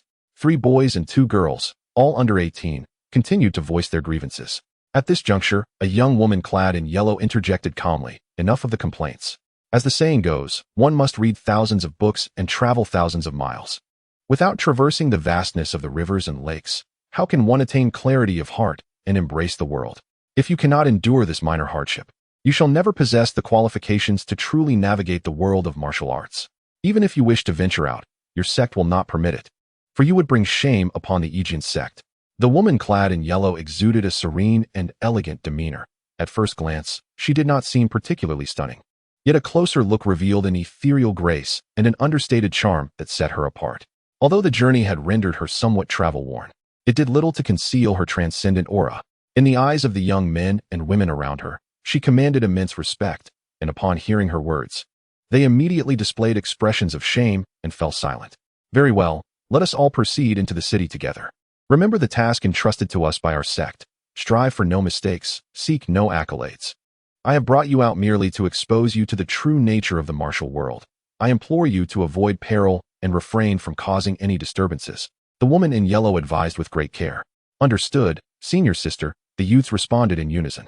Meanwhile, at the western, southern, and eastern gates, external martial artists were entering, each possessing remarkable presence, and the usually tranquil Chongning prefecture suddenly became abuzz with activity. At this moment, Su Xian remained oblivious to these developments, as he was celebrating Xian Heir's birthday within the grand confines of the Shenglong Tower. In the past, Su Xian would merely treat her to a bowl of beef brisket noodles to satisfy her cravings. But now he had reserved an entire floor of the largest establishment in Chongning Prefecture to honor her special day. Despite the exclusivity of the venue, Su Xian had not invited a large crowd. Both he and Xian Heir preferred a more intimate gathering, thus only inviting Li Huai, Huang Bingqing, and a few high-ranking members of the Flying Eagle Gang to create an amiable atmosphere. Aware of Xian Heir's cherished status as the leader's beloved, each guest arrived with exquisite gifts for her. Li Huai's gift was the most peculiar, a delicate sword adorned with intricate, otherworldly engravings, radiating beauty. This fine weapon was handcrafted by an artisan from a southern tribe, forged from a rare meteorite iron, combining resilience with remarkable lightness, even less cumbersome than a wooden sword. Huang Bingqing jested at Li Huai's choice, questioning the appropriateness of gifting a sword to a young girl on her birthday. However, unexpectedly, among all the presents, Xian Heir cherished Li Huai's delicate sword the most, embracing it tightly, leaving Huang Bingqing utterly astonished. After indulging in a sumptuous feast, the proprietor of Shenglong Tower personally served tea and snacks, graciously returning the venue rental fee previously given to him by Huang Bingqing. Ordinarily, it was quite irregular for Su Xian to book the entire establishment, yet given his current standing in Chongning Prefecture, even Shenglong Tower was inclined to grant him this favor, bending the rules for him. With the rules already bent, there was no need to collect payment. Thus, the proprietor decided to be generous. After several exchanges of politeness, Su Xian reluctantly accepted the silver coins under the proprietor's insistence. Just as they were preparing to depart, Tai Wuqing suddenly ascended to Shenglong Tower, pushing the door open. Still toying with the two iron balls in his hands, Tai Wuqing wore a slight smile as he remarked, "Leader Su, it has been a while. You have certainly been busy. And to host a gathering at Shenglong Tower without inviting me, how uncouth." Su Xian chuckled lightly. "Please, just call me by my name, Tai. Titles like leader feel rather awkward to me. Today, I merely celebrated my sister's birthday. Lord Tai, I dare not disturb you amidst your busy schedule." The prowess of Tai Wuqing is unfathomable. Before him, Su Xian never pretends to be grand. Likewise, Tai Wuqing holds a favorable regard for Su Xian. Had Su Xian been the type to become arrogant upon a stroke of fortune, he would not bestow such significance upon him. Tai Wuqing affectionately ruffled Xian Heir's little head and remarked, "This is all your fault. Today is our little birthday star celebration, and I have not prepared any gifts. I truly apologize." With her large eyes squinted in delight, Xian Heir replied, "It's all right. With so many people celebrating with me, I am already very happy." Upon hearing her response, Tai Wuqing burst into laughter. Little Xian Heir is right. What matters in life is to be content. Yet, some individuals, insatiable in their greed, create troubles. How vexing indeed. Su Xian narrowed his eyes and inquired, "Lord Tai, is there someone in Chongning Prefecture seeking to cause trouble? Should I take action?" A subtle chill crept into Tai Wuqing's expression as he replied, "It's nothing of great concern, merely a group lurking in the shadows, greedy for more like pests. There is no need for your intervention. I shall personally address it when the opportunity arises." Chapter 85. The great martial arts sect. The words of Tai Wuqing were somewhat ambiguous, and Su Xian did not press for clarification. At that moment, a member of the Flying Eagle Gang unexpectedly entered, presenting a note to Huang Bingqing. After perusing its contents, Huang Bingqing approached Su Xian and said, "Chief, there is something peculiar. We have received word that numerous foreign martial artists have appeared in Chongning Prefecture today, seemingly possessing considerable strength. Moreover, upon their arrival, they began inquiring about the most powerful factions in Chongning Prefecture, though their intentions remain unclear." Tai Wuqing interjected, "Your information arrives rather tardily. I came here today precisely to inform you of this matter. Significant events are about to unfold in Chongning Prefecture." "Significant events? What sort of events?" Su Xian inquired. Tai Wuqing teased, "Do you know who has arrived today?" Without waiting for Su Xian's response, he continued, "What I am about to reveal may astonish you. First, we have the Yijian sect from the sword-wielding 5 sects, represented by the heavenly maiden Xie Jian, a direct disciple of the sect's acting leader, the Xuanxin sword master Meng Jingxian, who ranks 78th on the martial arts leaderboard. Second, from the sword-wielding 5 sects, we have Feng Dongting, the son of an elder from the Qingshang sword sect, who ranks 105th on the leaderboard. Third, representing the Jiangnan faction among the 7 great guilds, is Jiang Ling, the leader of the Lixia Hall from the Nian Gang. Although he does not rank on the leaderboard due to his advanced age, his prowess is comparable to that of the top 80 martial artists. Fourth, there are the direct disciples from the 3 prominent families of Hunan, the Yuan, Zhang, and Jiang families. Though their names may not resonate widely in the Central Plains, they are local powerhouses in Hunan. After delivering this information, Tai Wuching anticipated a look of shock from Su Exine, only to find him gazing back in confusion. Do not tell me you are unfamiliar with these sects. Tai Wuching exclaimed in disbelief. Su Exine sighed, should I be? I have only just established my footing in this small corner of Changning Prefecture. Why would I expend effort to inquire about distant martial factions? Tai Wuching shook his head in resignation. You truly are oblivious to the world beyond your window. While it may be acceptable for you to be unaware of these matters now, ignorance will certainly lead to misfortune in the future. Very well. Allow me to enlighten you about the top martial factions in our realm, so you may avoid such pitfalls. The Dazhou territory is divided into 41 paths, encompassing hundreds of states and prefectures. Beyond our borders lie the Eastern Jin, the Northern Grassland Khitan, the Northwest tribes, and the 36 states of the Western regions. Where there are people, there exists a martial world. In such a vast expanse, the number of sects, large and small, exceeds 100,000. Yet only a few can be deemed the pinnacle of martial arts. These include the 3 temples of Buddhism, the 4 schools of Taoism, the sword-wielding 5 sects, the 6 great families, the 7 great guilds, the 8 left-handed sects, and the 9 hells of evil spirits. I shall refrain from elaborating further. Simply inquire with any martial artist, and you will soon learn of their names. Among the visitors today, both the Qingxing sword sect and the Yijian sect belong to the sword-wielding 5 sects, while the Nian Gang is one of the 7 great guilds. What of the first and second factions, from 3 to 9? Are there none? Su Exine queried. Tai Wuching shook his head and said, Indeed, there are matters, but they exceed the knowledge that a mere captain like myself can possess. These secrets of the martial world are beyond your reach, lacking the requisite status and power to comprehend them. Su Exine nodded in agreement, acknowledging the truth in his words. Much like a farmer who believes that the emperor feasts on meat buns daily, certain realms are simply unimaginable to ordinary individuals. By the way, what is this ranking of individuals? Su Exine inquired. Tai Wuching explained, the ranking of individuals is a list established by the court, comprising 108 positions. Any young and talented individual under the age of 35 in the martial world is eligible for inclusion. Those who surpass this age or transcend the innate realm are removed from the list. The court updates the ranking monthly, based on a comprehensive evaluation of the martial artist's strength and accomplishments. Should there be significant fluctuations in the rankings, the court may occasionally expedite the updates. In addition to the ranking of individuals, the court also maintains the heavenly ranking and the earthly ranking. The heavenly ranking consists of 36 positions, while the earthly ranking contains 72. However, only those of Grandmaster caliber may enter the heavenly ranking, hence it remains unranked. Su Exine pondered for a moment before breaking into a smile. 2 peaches slay 3 warriors. The court's strategy is indeed ruthless. With the existence of the ranking of individuals and the earthly ranking, it is likely that countless martial artists have fought fiercely for their standings. While many martial artists may indulge in wealth and beauty, few are indifferent to fame and fortune. No one wishes to be beneath others, and the competition for rankings will undoubtedly be drenched in blood. The court has merely utilized these 2 seemingly innocuous lists to incite bloody infighting among those in the martial world. The mind behind this is quite astute, Tai Wuching remarked. In fact, even without this list, the martial artists would have created their own rankings. The human desire for comparison is universal, and the struggle for fame and fortune has never truly waned. The court merely plays a role in amplifying this tendency. Su Exine nodded, recognizing that the contest for reputation in the martial world has existed since time immemorial. 2 strangers might easily find themselves at odds due to external gossip suggesting one is superior to the other, leading to deadly confrontations. Such occurrences are commonplace.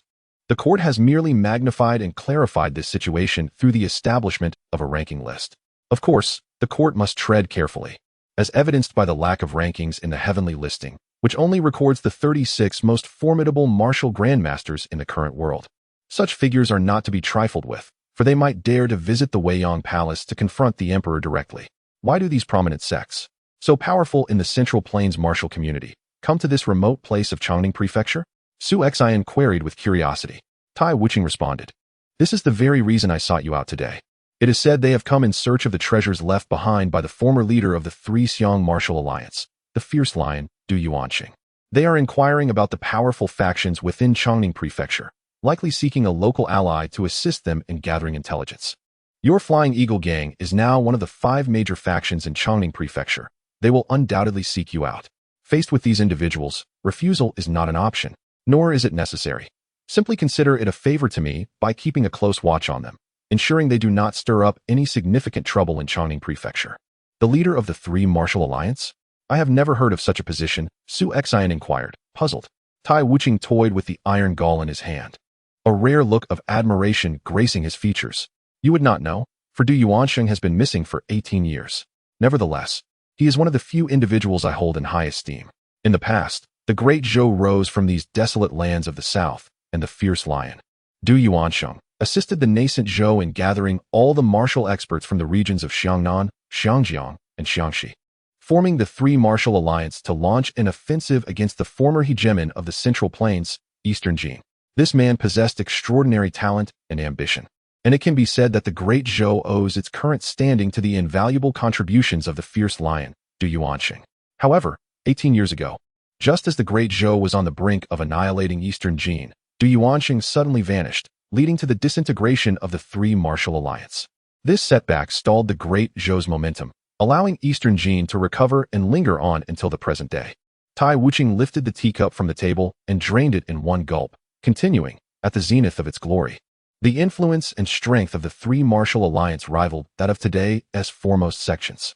Du Yuanqing accompanied the great Zhou, eradicating countless sects, both large and small, that were affiliated with Eastern Jin, amassing boundless treasures, powerful martial arts manuals, and rare elixirs. Even a prestigious sect like Yijiamen would covet such riches. Su Xian took a sip of tea and remarked, "From their demeanor, it seems that Du Yuanqing's treasure is merely a figment of the imagination. Is it truly worth stirring up such commotion over a legendary trove?" Tai Wuching chuckled. "Those major sects are certainly not foolish enough to brazenly send a multitude of people here. The embarrassment of failing to find the treasure is secondary. If there truly were a treasure, such actions would undoubtedly attract the attention of other sections. The individuals they dispatched this time are all from the younger generation, possessing strength at the innate level, merely here to scout the situation. Should they genuinely uncover a treasure, they can send more people later." With that, Tai Wuching stood to leave, stating, "I shall take my leave. My position within the court renders dealings with these martial factions somewhat awkward. Should any matters arise, just send me a message." Su Xian nodded, and once Tai Wuching departed, Huang Bingqing approached and whispered, "Leader, what should we do now?" Su Xian responded nonchalantly, "What else can we do but wait for those sects to seek us out? You heard what Lord Tai said. Those sects are not ones we, as a minor faction, can provoke. The sudden arrival of these martial sects in Chongning Prefecture has indeed caught me off guard. However, I harbor no conflicts with them. You pursue your treasure, and should they require assistance, I shall not refuse, for I have already promised Tai Wuching to relay the movements of these martial factions." As Su Xian and his companions were preparing to depart, a sudden uproar erupted from the first floor of Shanglong Building. Curious, Su Xian led his group downstairs to investigate, only to discover a confrontation between several sword-wielding youths and the establishment's manager.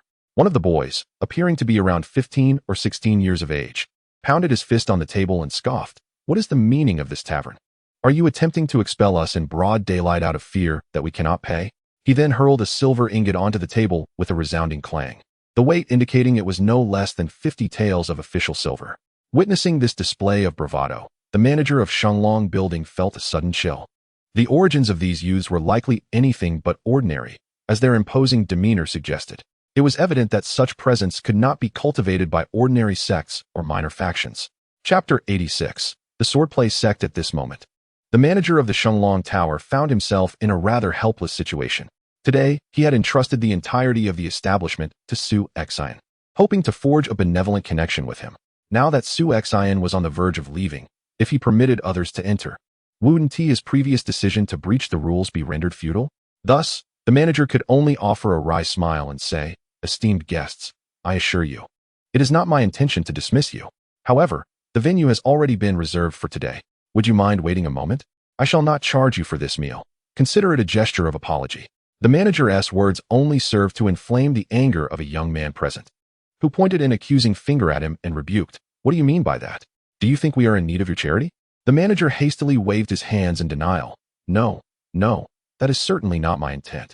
Enough, Xiaoqi, let us simply move to another place. Interjected a young woman clad in yellow, her voice calm and measured. This young woman held considerable esteem among her peers, and upon hearing her speak, the boy named Xiaoqi, despite his lingering resentment, could only huff in acquiescence. Manager Liu, you'd best prepare dishes for these esteemed guests promptly. If the owner of Shenglong Tower learns that you have driven away such distinguished patrons, I fear your fate will be dire, Su Xn remarked as he descended the stairs. Turning to the young woman in yellow, he performed a respectful salute. You must be the renowned heavenly maiden Xiejian of the Swordplay sect, am I correct? And to all the talented youths of the Swordplay sect, please, take your seats. Manager Liu meant no offense. He was simply unaware of your identities. A faint smile graced Xiejian's lips. I do not consider myself a heroine. You may simply address me by my name. Manager Liu immediately broke into a cold sweat. Although he was not a member of the martial world, as the manager of Shenglong Tower, his foremost responsibility was to possess discernment and avoid offending anyone. He was well acquainted with the various sects of the martial realm. While he suspected these individuals were of noble lineage, he had never considered them to be from the Swordplay sect. Despite Shenglong Tower's notable reputation within Changning Prefecture, he was no match for the likes of Tai Wuqing or Su Xian, who could swiftly ascertain the arrival of outsiders. If the owner were to discover that he had cast aside disciples of the Swordplay sect, one of the 5 sword schools, he might face severe consequences. Contemplating this, Manager Liu cast a grateful glance at Su Xian. Had it not been for his timely warning, he would surely have faced calamity. Please, esteemed guests, ascend to the upper floors. I shall arrange for food and drink at once. Manager Liu hastily rectified his earlier mistake. Xiaoqi scoffed, having traveled such a distance. I am utterly exhausted. I have no desire to climb stairs. Let us remain on the first floor. With that, Xiaoqi shot a cold glare at Su Xian. You are the one who reserved an entire tower for a mere handful of diners? Is it your aim to flaunt your wealth? Xiaoqi, show some decorum. Xiejian admonished gently, turning to Su Xian with an apologetic expression. Forgive him. He is but a child with a fiery temper. Su Xian chuckled softly, saying, It's nothing. Miss Xie, please take your time with your meal. I shall take my leave. Suddenly, Xiejian called out, Wait a moment, Chief Su. Su Xian was taken aback. You know me? Xiejian smiled. If you know me, why should I not recognize you? Her smile was as enchanting as a picturesque scene, delicate and ethereal, causing even Su Xian to momentarily lose his composure. Su Xian had received news from his followers, and it was evident that Xiejian and her companions had come to Changning Prefecture to inquire about the most influential factions within the region. Among the leaders of the 5 major factions, Su Xian was the easiest to identify, being the youngest among them. Xiejian spoke in a clear voice, Chief Su, I believe you are aware of our intentions. I hope that during this time, you can assist me in seeking clues regarding the treasure of the Mad Lion, Du Yuanxing. Oh, and what might I gain in return? Su Xian inquired. At this moment, Xiaoqi snorted from the side, greedy. Our Jin sect is extending you a favor by seeking your help, and yet you still wish for something in return? With a swift motion, Xiejian drew the hilt of her sword and struck Xiaoqi on the head, causing him to tear up instantly. Senior sister, why did you hit me? Xiaoqi exclaimed, his face filled with grievance. Xiejian replied sternly, Xiaoqi, you must remember one thing. The sect is the sect, and you are you. When you pressure others using the name of Jin sect, they are yielding to the sect, not to you. Moreover, Chief Su is correct. One must give to receive. If we do not offer something, why would others be willing to assist us wholeheartedly? Merely refraining from underhanded tactics is already quite generous. To gain, one must be prepared to sacrifice. If you cannot grasp this concept, then do not expect to venture out into the world for training. Only when you understand this will you be worthy of exploring the martial realm. I understand, senior sister, Xiaoqi said, his spirit deflated. Su Xian watched with great interest. Jin sect truly deserved its reputation as one of the 5 sword-holding sects, and their method of educating disciples was indeed fascinating. Although Xiejian was of a similar age, she was far from being an inexperienced novice, and her demeanor was quite pleasant. Xiaoqi's character, though somewhat arrogant, was tempered by his youth and his willingness to listen. With proper guidance, he would not grow into one of those individuals who, lacking in personal strength, relied solely on their sex reputation to act recklessly. Turning to Su Xin, Xie Yin apologized. Xiao Qi is still young and naive. I hope Chief Su does not take offense. Su Xin shook his head, no offense taken. However, Miss Xie, please do not refer to me as Chief Su. In front of the disciples of Yijian sect, that title would be a source of amusement. I am Su Xin, if you do not mind. You may simply call me by my name. Xie Yin, not one to indulge in pretense, produced a vial of elixir, stating, "This is a specially formulated qi-nourishing pill from Yijian sect, beneficial for both acquired and innate martial artists. During this period, I only require your assistance in gathering information about the Mad Lion, Du Yuanxing, within Chongning Prefecture. You are familiar with the local terrain, so this should pose no challenge for you." Su Xin received the elixir, which the system appraised as a 2.5-star grade, a commendable item indeed. Thus, Su Xin readily acquiesced, declaring, "No problem, it's a deal." While Su Xin and Xie Yin were engaged in their discussion, Xiao Qi found himself idly bored and yearned for some conversation with his fellow disciples. However, upon noticing that Xiao Qi had recently been chastised by his senior sister, they instinctively kept their distance, wary of being drawn into any trouble, which left Xiao Qi feeling rather vexed. Turning around, Xiao Qi spotted Xin Air sitting quietly with the delicate sword that Li Huai had gifted her, attentively listening to Su Xin. Finding it amusing, he approached her to tease. "Little sister, that weapon is not merely a plaything. It could cause injury if mishandled. Is that Su Xin your brother? He certainly lacks responsibility for allowing a young girl like you to wield such a weapon carelessly." With a pout, Xin Air retorted, "Humph. Ever since I began practicing swordplay, I have never been injured." Upon hearing her declaration, Xiao Qi couldn't help but burst into laughter. If such a statement were made by an adult martial artist, it would be unremarkable, yet to hear it from a charming little girl of 7 or 8 years was utterly delightful. "You can wield a sword?" he asked. Xin Air proudly raised her small face. "Of course. My swordsmanship is quite formidable." Xiao Qi, grinning mischievously, picked up a chopstick from the table and proposed, "How about a little contest? I'll use the chopstick, and you use your sword. If I can disarm you within 10 moves, I win. But if I fail, then you win, and I shall gift you a present. What do you say?"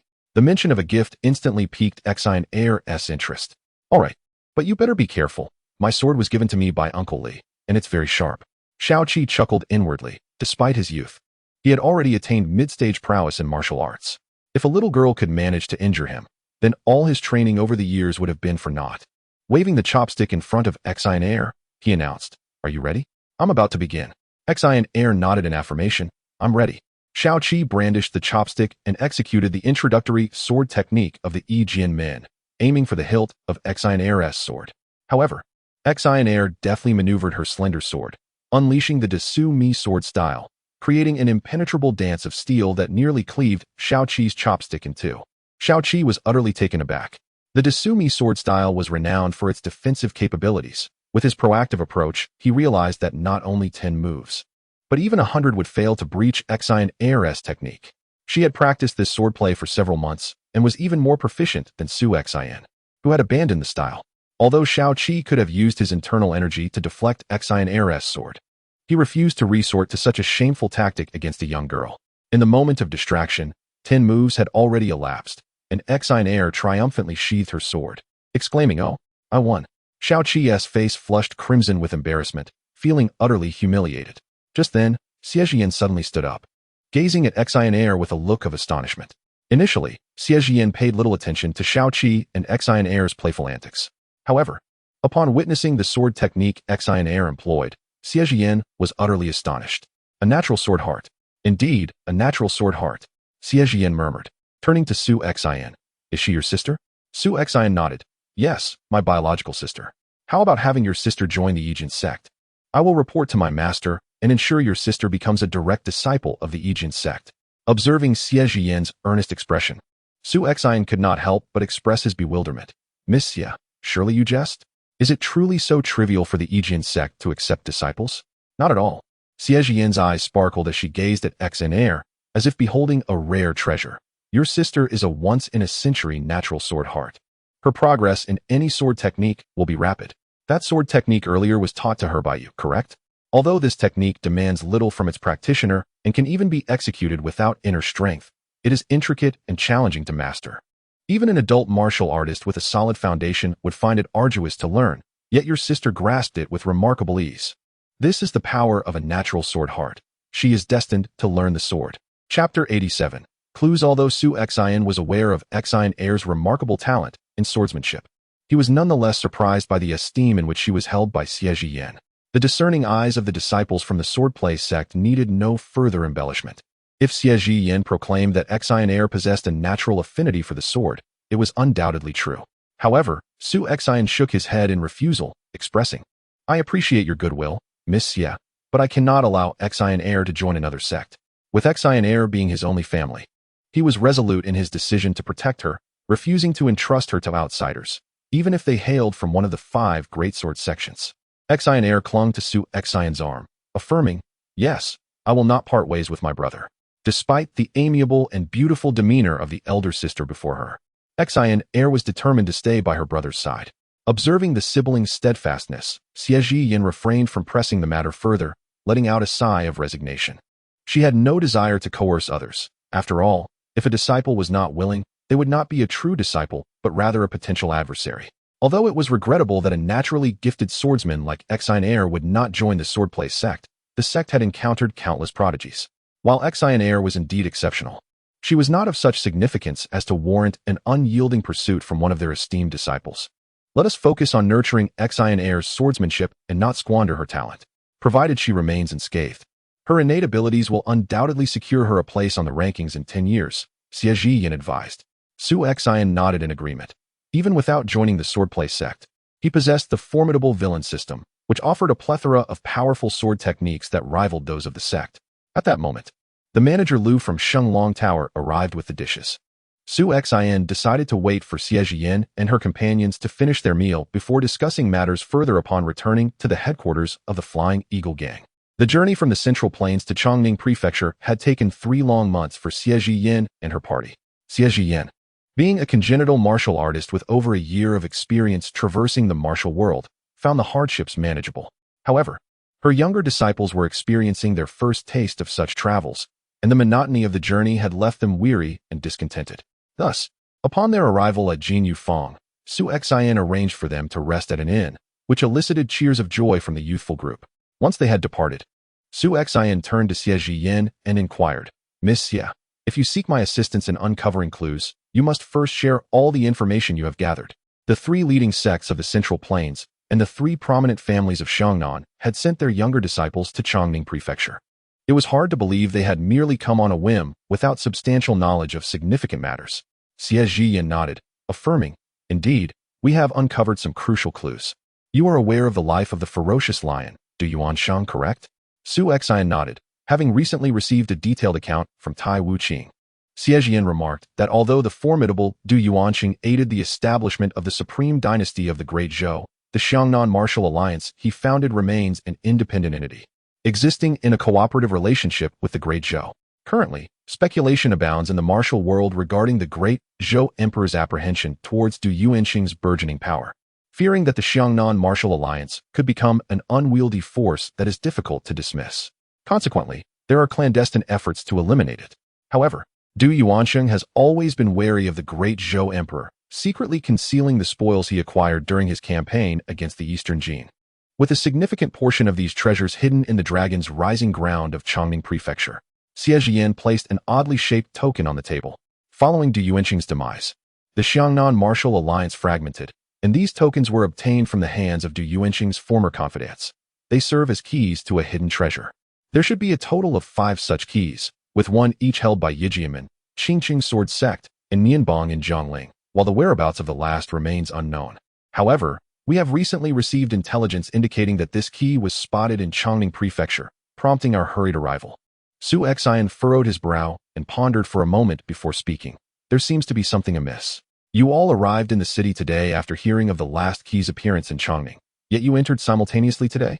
Xie Zhiyan nodded. Perhaps a difference of an hour or 2, but indeed, we all reached Chongning today.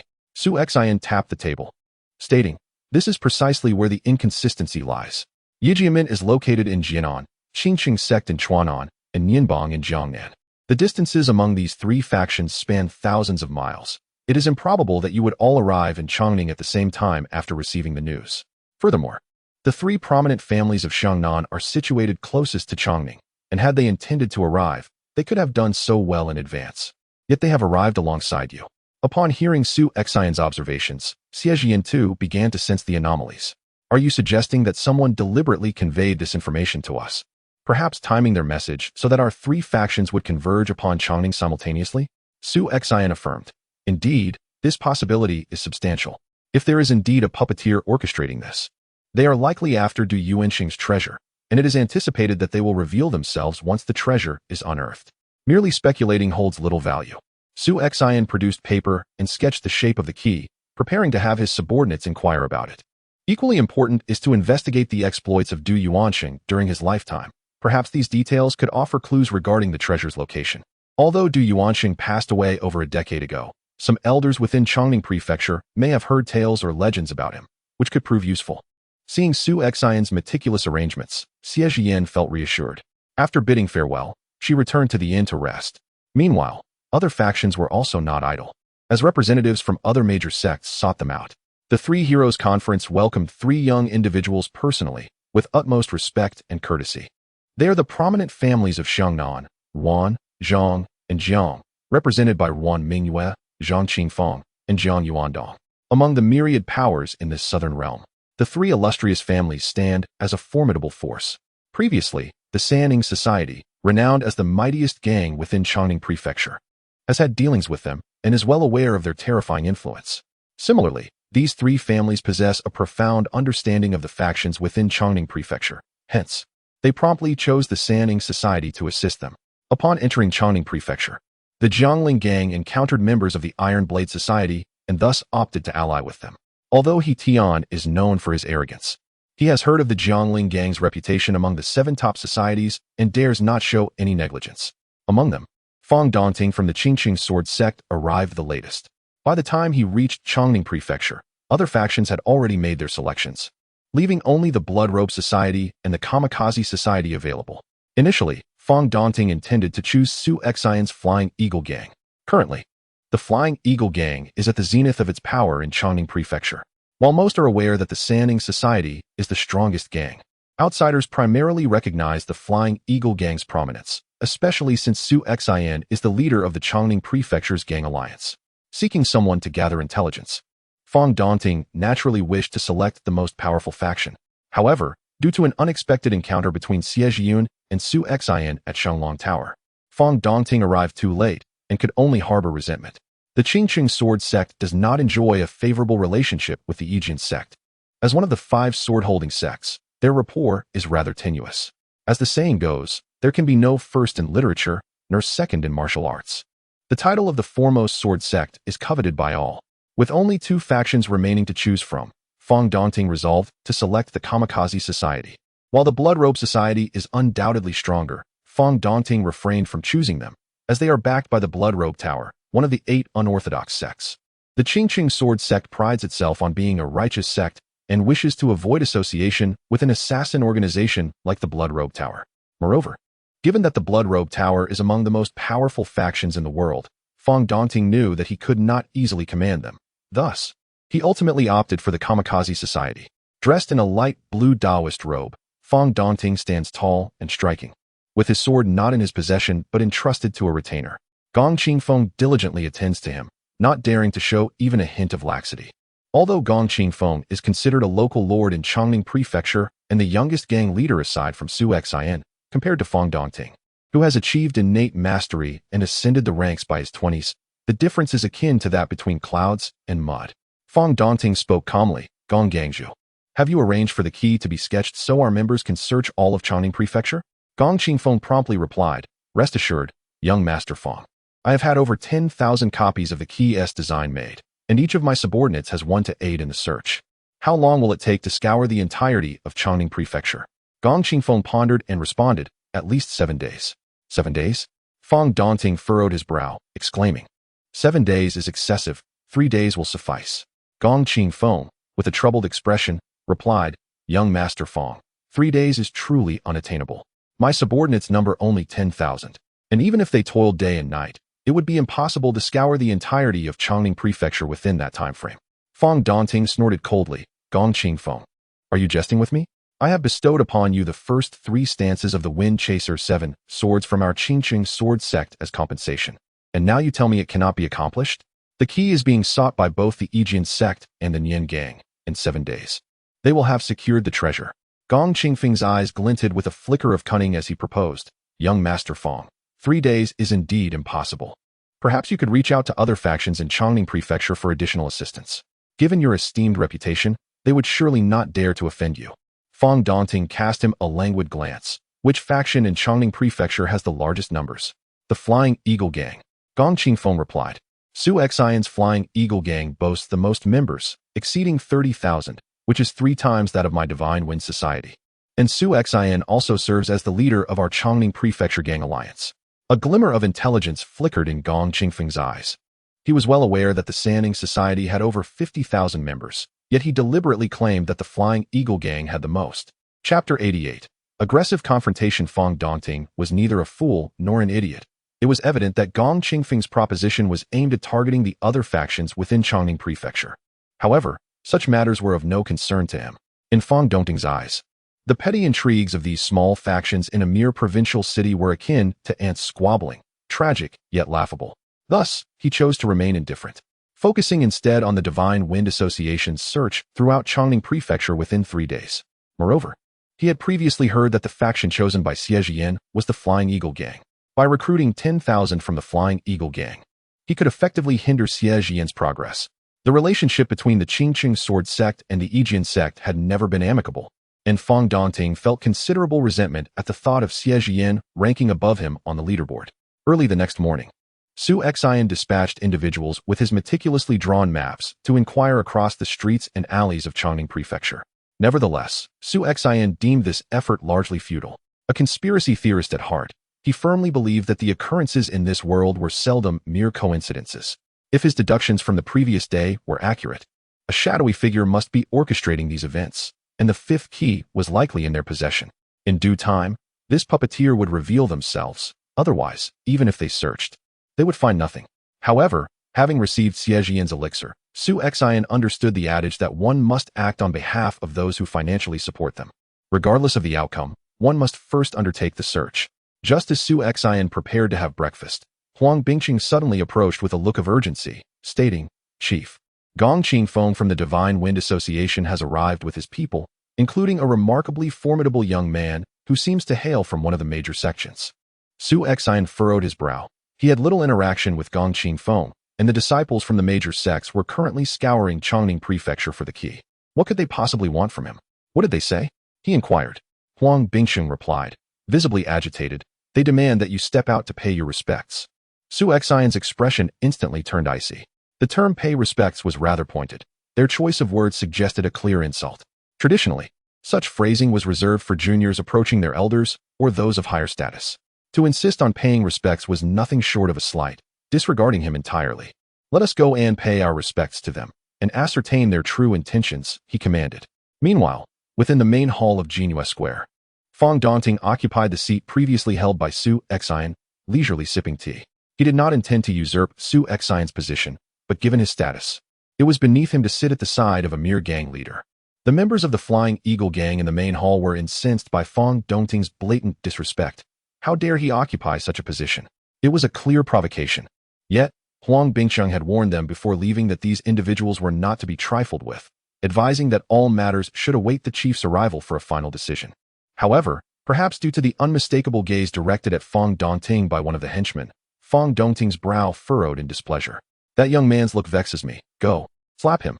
Gong Qingfeng nodded and approached the henchman, poised to deliver a blow, but at that moment, Su Xian's cold snort interrupted.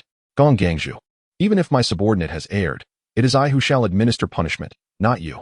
Upon Su Xian's intervention, Gong Qingfeng halted, chuckling, "Su Gangzhu, this is not an act of my own volition, but rather a command from young Master Fong."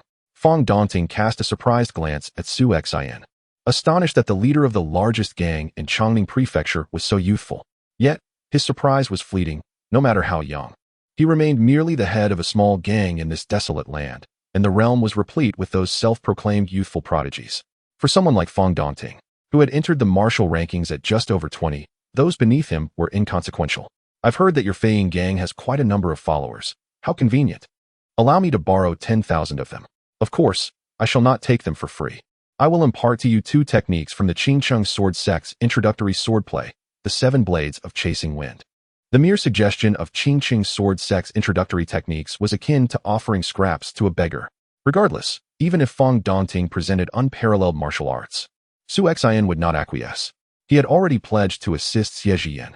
Lending his people to Fong Dongting would not only fail to garner favor, but would also provoke Xie Zhiyan's ire. Why would Su Xian engage in such a perilous balancing act? Thus, he merely smiled lightly. I'm afraid, I cannot lend them.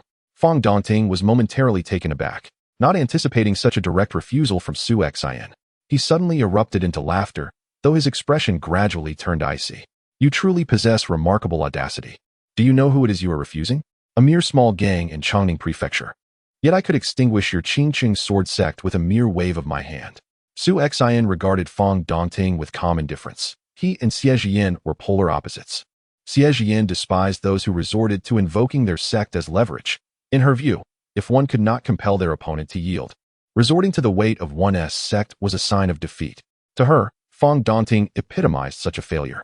Young Master Fong, while I may not dare to provoke the Qingcheng sword sect, I equally cannot afford to offend the Yijian sect. Currently, my subordinates are assisting Miss Xie from the Yijian sect in searching for keys. If you wish to borrow men, you should approach her. Fong Dongting replied coldly. I will naturally seek out Xie Zhiyan, but my question remains. Will you lend them or not? Su Xian took a deep breath. Fong Dongting's aggressive demeanor forced him to declare his allegiance. He believed he had not provoked Fong Dongting, yet the latter, like a rabid dog, was intent on attacking him.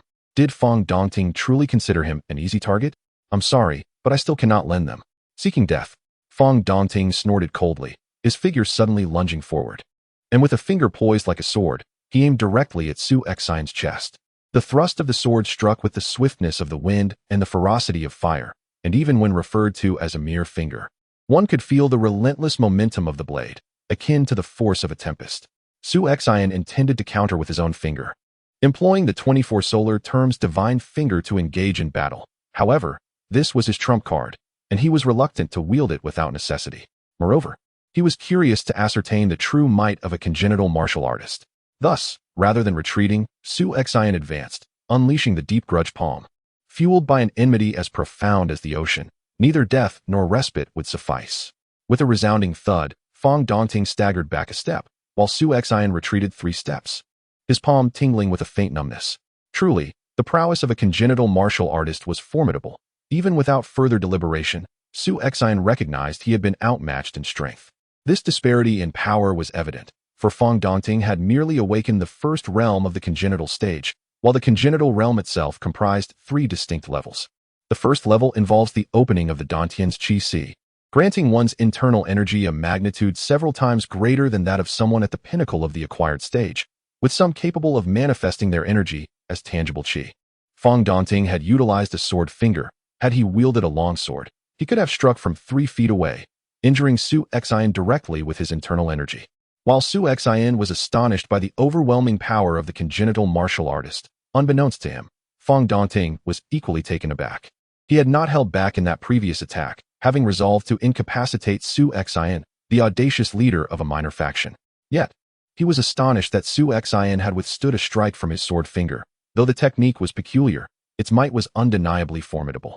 It was crucial to note that there existed a vast disparity in their realms. Although Fong Dongting had not utilized a sword, that previous sword finger bore approximately 30% of the power he could summon with a blade. Remarkably, such a character had emerged from this desolate southern land. Very well. Let us see if you can withstand my sword.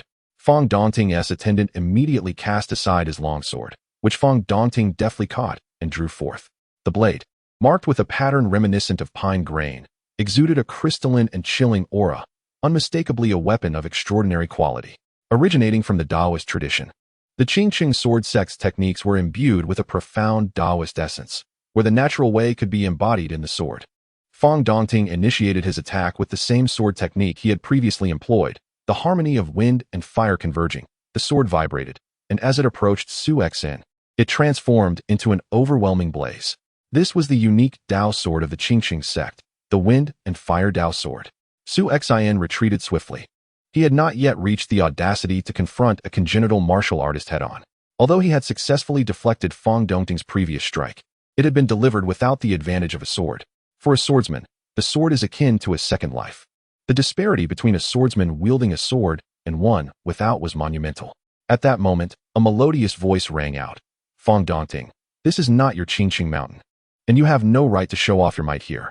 Accompanying this voice was a haunting sound of a sword's resonance. A long sword emerged from the side, and Xie Zhiyan's figure resembled that of a celestial being, her swordsmanship ethereal and otherworldly. In the blink of an eye, she subdued Fong Dongting's fiery sword technique. Remarkably, Xie Zhiyan's sword seemed to possess a spirit of its own, consistently striking preemptively upon Fong Dongting's blade with precision and grace, as if dancing in the flames. Within just a few exchanges, Fong Dongting's sword had been struck multiple times, causing his wrist to tingle painfully, forcing him to withdraw and nearly lose his grip on his weapon. As he retreated, astonishment filled his eyes. He was aware that Xie Zhiyan ranked ahead of him on the list of martial artists, yet he had always felt indignant about it. The rankings were not determined by cultivation level, but rather by individual achievements in battle. Having spent his time training in the Qingcheng sword sect without truly venturing into the world, he had no significant accomplishments to boast of, which led him to believe that his position at 105th was grossly underestimated. Xie Zhiyan, having emerged into the world a year earlier, was ranked 78th, and Fong Dongting had thought that even if there was a disparity between them, it would not be substantial. However, after their encounter today, he realized the rankings were indeed quite just. Chapter 89. The Art of Swordplay and Qi Observation in the Realm of Swordplay. One engages in combat not merely with blades, but with the very essence of one's spirit. The art of observing the game and discerning the atmosphere is as clear as the flames of a fire. The techniques of the swordplay sect's Qi observation are indeed remarkable. A deep voice resonated from outside the hall. Su Xian turned to find Jiang Ling, the esteemed leader of the Lixia Hall, accompanied by He Tian of the Iron Blade Society, standing at the entrance. Jiang Ling, while past 30, possessed a tall stature and a strikingly masculine appearance, exuding an impressive presence. Fong Dongting's countenance hardened. Jiang Ling, what brings you here? Having already suffered the humiliation of losing to a woman, the prospect of being seen by others only exacerbated his disgrace. Jiang Ling chuckled. Young Master Fong, your words are quite amusing. The Changning Prefecture does not belong to you. If I may come, why can't I? Very well. I shall let this slide for now.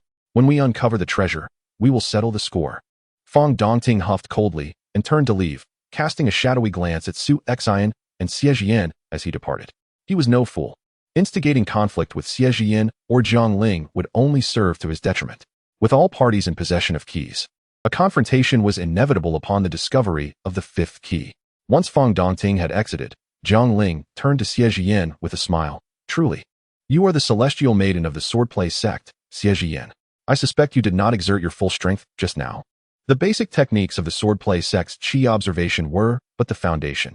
The true lethal maneuvers lay in the four great sword techniques of life, death, illusion, and extinction. It remained uncertain which method Xie Zhiyan had inherited. Xie Zhiyan replied softly. Are you attempting to uncover my secrets, Leader Jiang? We are not in a partnership at this moment. Jiang Ling responded cheerfully. Very well, I shall not intrude further. Though we are not allies now, the future may hold different prospects. Should you wish to form an alliance, you are always welcome to seek me out. With that, Jiang Ling took his leave, not pressing the matter of an alliance with Xie Zhiyan. However, Su Xian found Jiang Ling to be rather tedious. Sensing that his visit was merely a means to mock Fong Dongting and enjoy the spectacle, what else could he hope to achieve besides provoking Fong Dongting? After their departure, Xie Zhiyan apologized. I am sorry for involving you. Fong Dongting came here targeting me. I am aware. Yet, accepting your elixir, I cannot retreat in the face of adversity. Su Xian replied, recognizing the truth in her words. In this world, love and hatred seldom arise without cause. Fong Dongting's arrogance did not stem from a desire to trouble a minor sect leader like Su Xian. His aim was to embarrass Xie Zhiyan. When gods clash, mortals suffer. Such is the way of the world. Nevertheless, Su Xian was not easily manipulated. Having chosen to assist Xie Zhiyan, he would not waver in his stance. By the way, have you uncovered any clues? Xie Zhiyan inquired. Su Xian shook his head. My people have scoured nearly every household, yet thus far, we have found no valuable leads. Very well, take your time in your search. There is no need for haste. Xie Zhiyan appeared remarkably nonchalant, as though she regarded the invaluable treasures before her with utter indifference. Su Xian expressed his astonishment, remarking, these are the treasures left behind by the fierce lion, Du Yuansheng. You have just stated their immense value, yet you remain so at ease. Xie Jian replied coolly, to obtain them is my fortune, to lose them is my fate.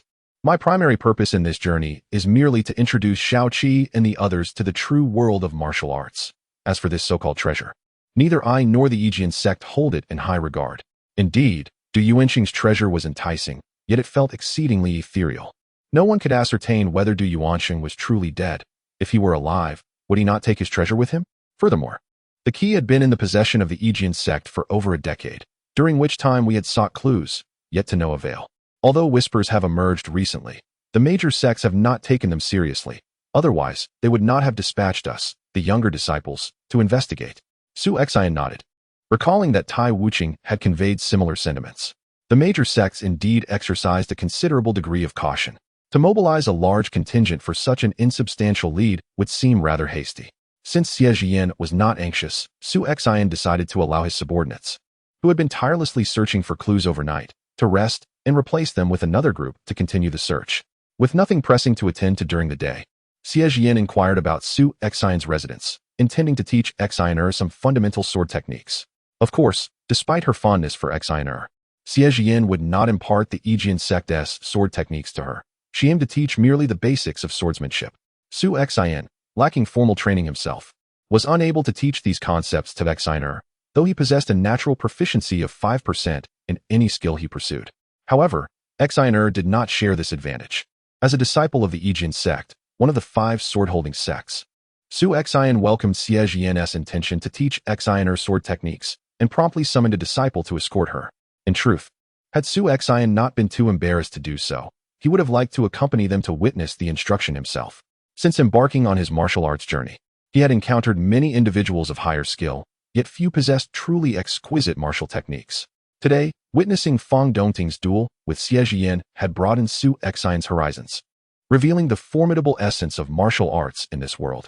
Xie Jian's Yijianshi technique bore a striking resemblance to the swordsmanship of the master, Kai Lin, from the twin dragons of the Tang dynasty, both embodying the art of anticipating the opponent and mastering the quintessence of swordplay. However, it could be said that Xie Jian's sword technique had not yet reached the realm of true swordsmanship. It was merely a style of wielding a sword. After Xie Jian had been escorted away, a subordinate approached quietly and said, "Leader, Lord Tai Wuching from the East 12th Block wishes to see you." Su Xian nodded and inquired, "Where's Lord Tai?" "Waiting for you at the back door." After dismissing the subordinate, Su Xian made his way to the back door, where, as expected, Tai Wuching awaited him. Upon seeing Su Xian approach, Tai Wuching chuckled, "So, how does it feel to be caught among those disciples of the major sects?" Su Xian forced a wry smile, acknowledging his position. As the saying goes, I am but fish meat on the chopping block, unable to match their strength or influence. Thus I must temporarily bow my head. Tai Wuching raised an eyebrow, surprised. "I thought you would never submit. Your methods in Chongning Prefecture were rather aggressive." Su Xian replied calmly, "It is not that I will never bow my head. Rather, I will not do so perpetually." Tai Wuching clapped his hands in approval. "Well said. Though you may currently lack the strength to contend with Fang Dongting and rely on a woman for salvation, in the future, that inept young master will certainly pale in comparison to you. One must acknowledge his standing as a young talent ranked among the illustrious."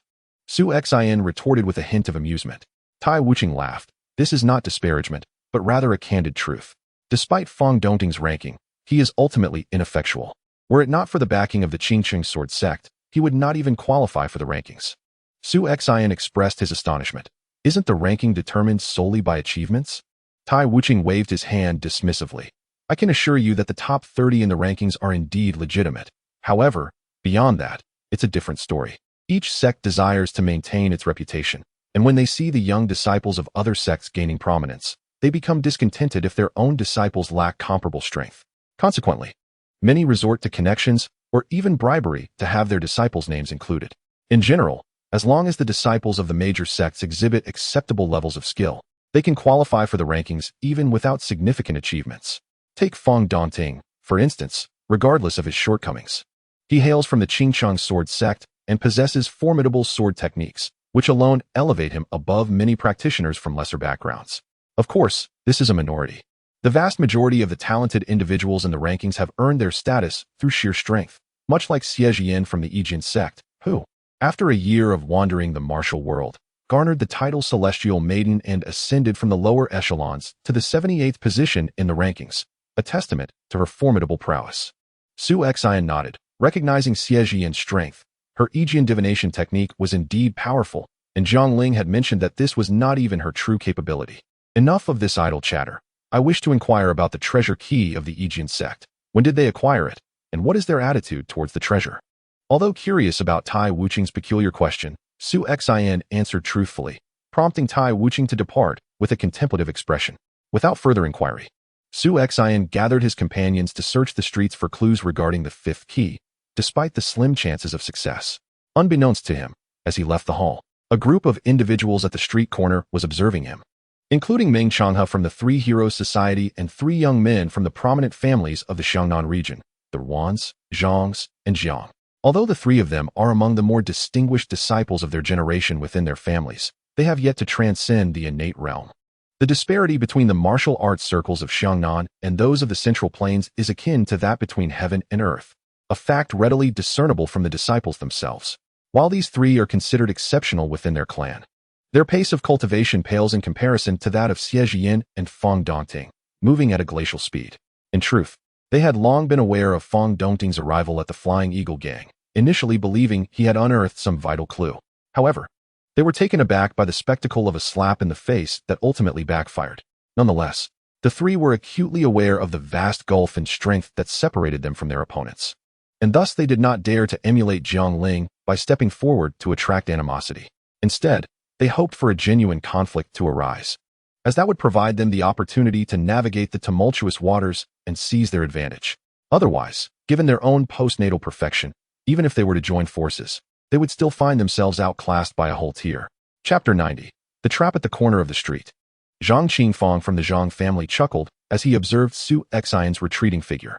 Old Meng, he remarked, you seem to be regressing. Once, the 3 heroes of the Xiangnan region possessed the might to dominate Chongning Prefecture, yet now you find yourselves cornered by such a junior? Though the truth was evident, Meng Changhe could not conceal the flush of embarrassment and anger on his face. Yet, he stood before a direct descendant of the Xiangnan Zhang family, and the influence of the 3 great families in Xiangnan far surpassed that of the Aegean sect, a prominent faction in the Central Plains martial world.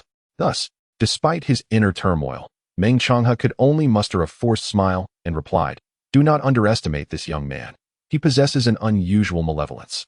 Su Xian had ascended from the lowest ranks to become the leader of the Chongning Prefecture Alliance in less than a year, and my master uncle, Chen Zhao, met his demise at Su Xian's hands. Ruan Mingyue scoffed, killing an innate warrior with the strength of a great perfection? What nonsense! Meng Changhe defended, this is true.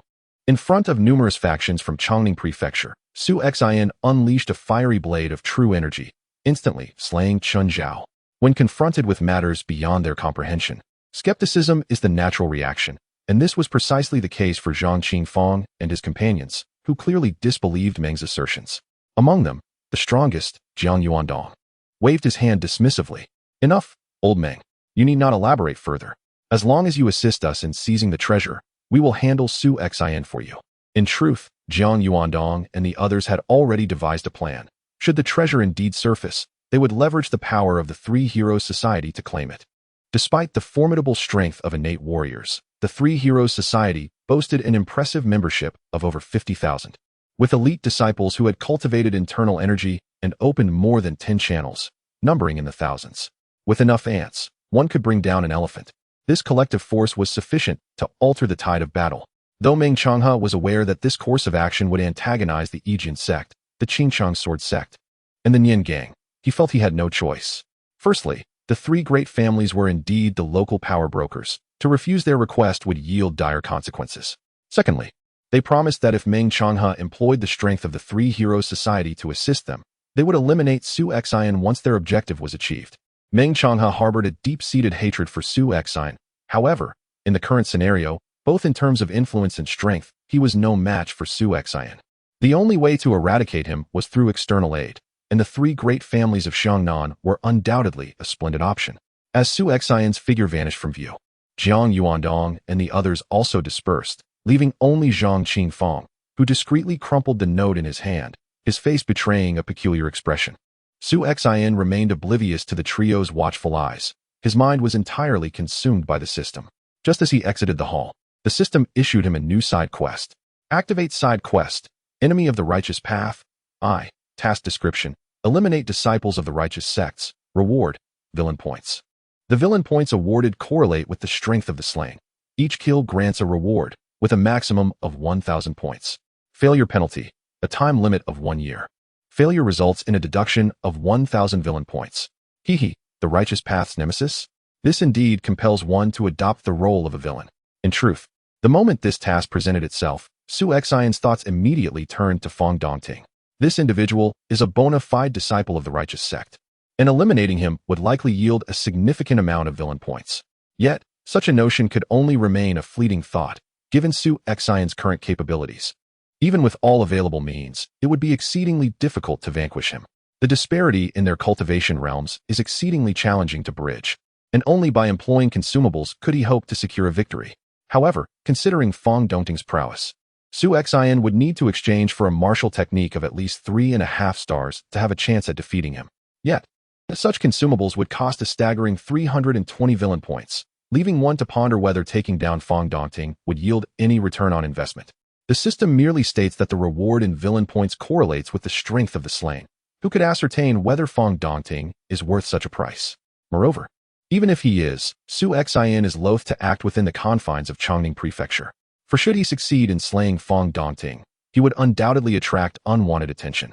He and Xie Jian had just encountered Fong Dongting in conflict, and should he perish shortly thereafter within Chongning Prefecture, the conclusion would be all too obvious. Xie Jian possesses the backing of the Yijian sect and need not fear retribution from the Qingchang Sword sect, but Su Xian finds himself in a solitary predicament. The Qingchang Sword sect could easily extinguish him. Additionally, Fong Dongting is the son of an elder from the Qingchang Sword sect.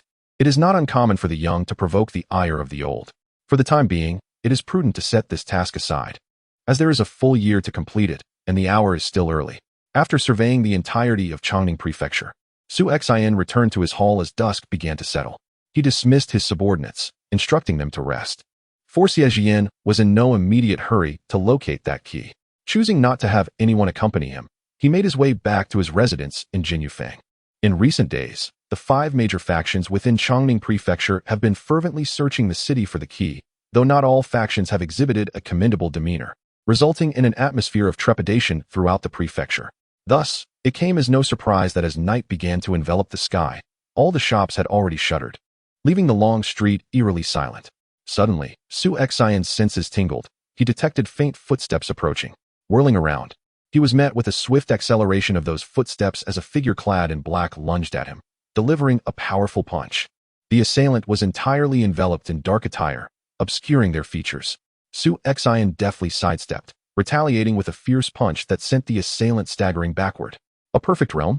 Su Xian could not gauge the precise strength of the dark-clad figure, but their power was evidently far beneath his own. The assailant appeared astonished by Su Xian's strength. Realizing their ambush had failed, they promptly turned to flee.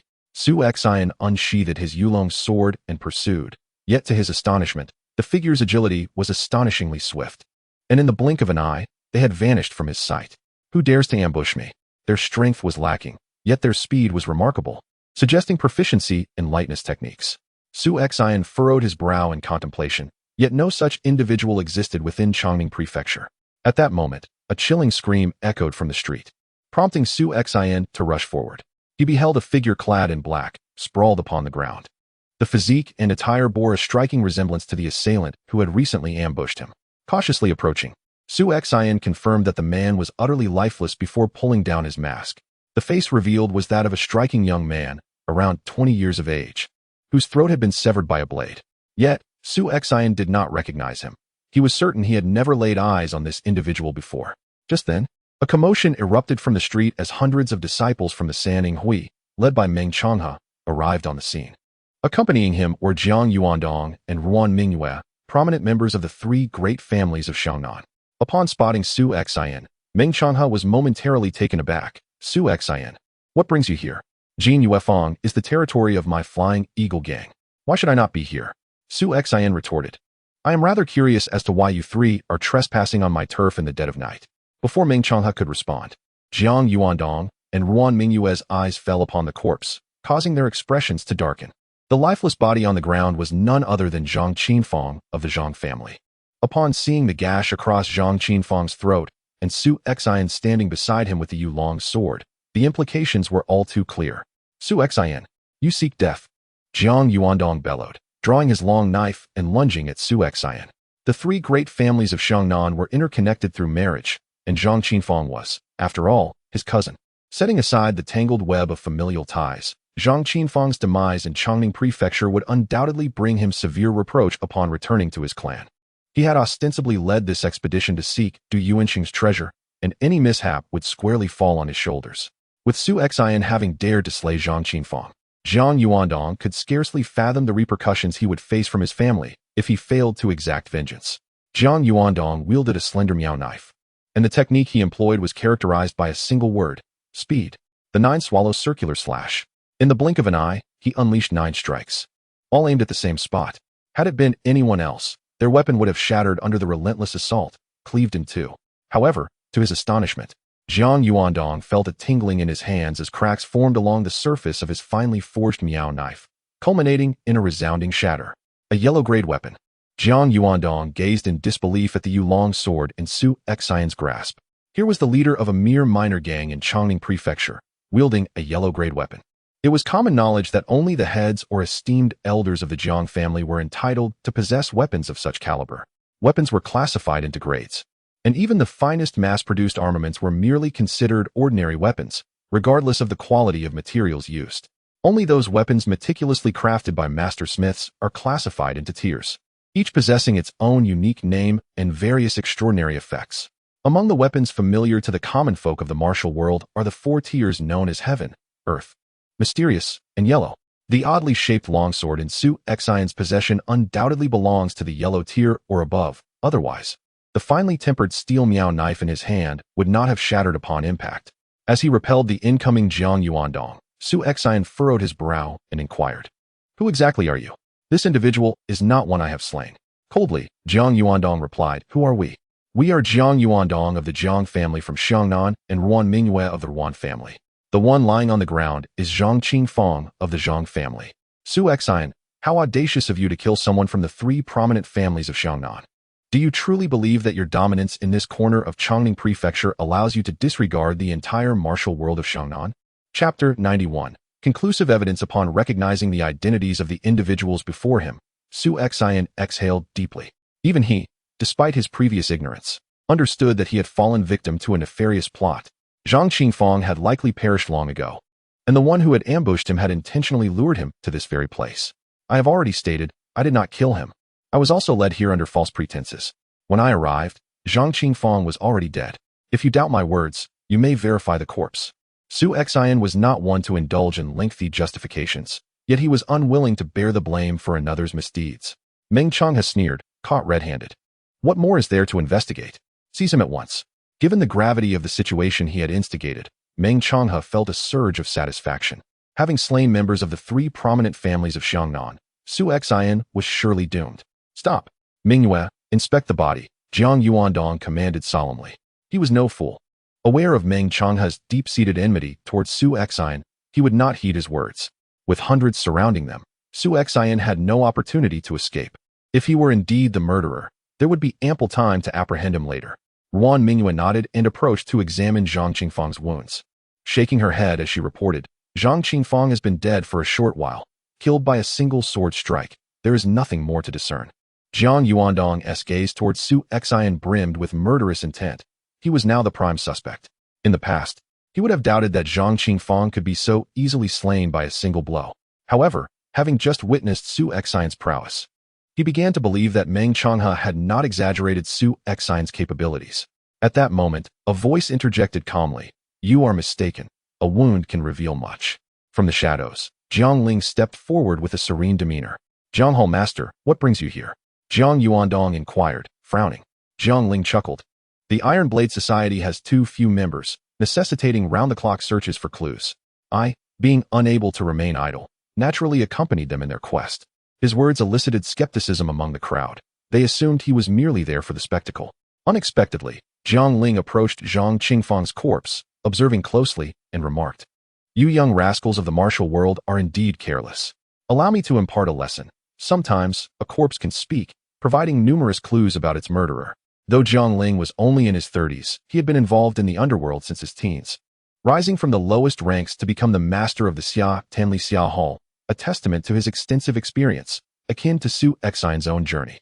Pointing to the wound on his throat, Jiang Ling spoke slowly. From this injury, it is evident that Zhang Qingfang was slain by a single, precise strike to the throat. However, he was an innate master himself. The only individuals capable of delivering such a lethal blow would be either another innate master or a stealthy assailant. Yet, we can now dismiss the suspicion of the assailant being an innate master. Why? Ruan Mingyue instinctively inquired why. It was quite simple.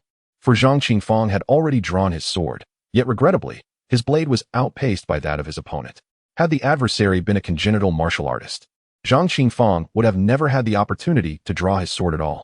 Jiang Ling pointed to Zhang Qingfang's left hand, which clutched the scabbard, the sword within it almost unsheathed. Yet ultimately, he failed to draw it in time and was instead met with a lethal strike to the throat.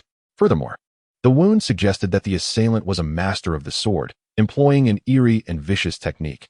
Most notably, the attack was executed with the left hand. Su Xian abruptly raised his head, casting a cold gaze at Jiang Ling. Ruan Mingyue, however, retorted defiantly, "Nonsense. How could you possibly discern whether the opponent wielded a left or right-handed sword?" Jiang Ling sneered. "Indeed, you are merely a group of fledgling adventurers in the martial world. Such minute details can be perceived even by the lowest ranks of my subordinates. The angles of attack differ. A left-handed sword inflicts wounds with an upward angle on the right, while a right-handed sword produces a downward angle on the left. No wonder your Xiangnan clan can only reign over that barren southern land. Is this the level of your direct descendants?" Ruan Mingyue's face flushed red with indignation, and Jiang Yuandong silently lamented his embarrassment, wishing he had personally conducted an examination. Jiang Ling turned his attention back to Su Xian, smilingly stating, "Leader Su, what defense do you have now? As far as I am aware, in the entire Chongning Prefecture, you are the sole martial artist proficient in the left-handed sword. Moreover, you are quite remarkable. Despite your youth, your achievements are extraordinary. With your strength and your swift, ruthless swordplay, eliminating a fledgling like Zhang Qingfang, who possesses only a reputation and no combat experience, would be a trivial feat." Su Xian clapped his hands, his expression devoid of any emotion. "Well spoken. I could almost believe that I was the one who killed him. Jiang Hall Master, have you assumed the role of a detective today?" Jiang Ling raised an eyebrow. "Who is this detective you speak of? The illustrious constable of the Six Doors? My deductions are not merely accurate. The evidence speaks for itself. Anyone would conclude that you are the culprit." "Indeed, the evidence is irrefutable," a cold voice interjected, revealing Fang Dongting and Gong Qingfeng from the Shenkong Society, accompanied by their entourage. Fang Dongting had initially heard from the Shenkong Society's members that numerous individuals from the Sanning Society had invaded the territory of the Flying Eagle Gang. He had presumed that the fifth key had been discovered and that a competition for it had commenced. However, he was taken aback by the unfolding drama. The audacious youth who had embarrassed him earlier now seemed to be in dire straits, and he was more than willing to take advantage of the situation. Sometimes, what one sees with their own eyes may not reflect the truth. "Jiang Hall Master, your assumptions appear rather hasty," a melodious voice chimed in. Xie Jian arrived, accompanied by Huang Bingqing and Li Huai, along with nearly 10,000 members of the Flying Eagle Gang. Given that this was indeed the territory of the Flying Eagle Gang, such a commotion had not gone unnoticed. Huang Bingqing and Li Huai promptly informed Xie Jian, who then rallied the vast number of gang members to the scene. Meng Chang's Three Heroes Society and Gong Qingfeng's Divine Wind Society together numbered fewer than 2,000. Each of them brandished their weapons, warily surveying the throngs of Flying Eagle Society members who had completely blocked the street.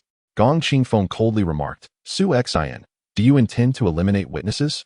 With your motley crew, do you truly believe you can confront a few innate masters?" Su Xian responded with a derisive smile, "Gong, do not hastily assign blame. I did not commit murder, so what witnesses would I need to silence?" He turned to the members of the Flying Eagle Society and instructed, "Sheath your weapons." There is no cause for such tension.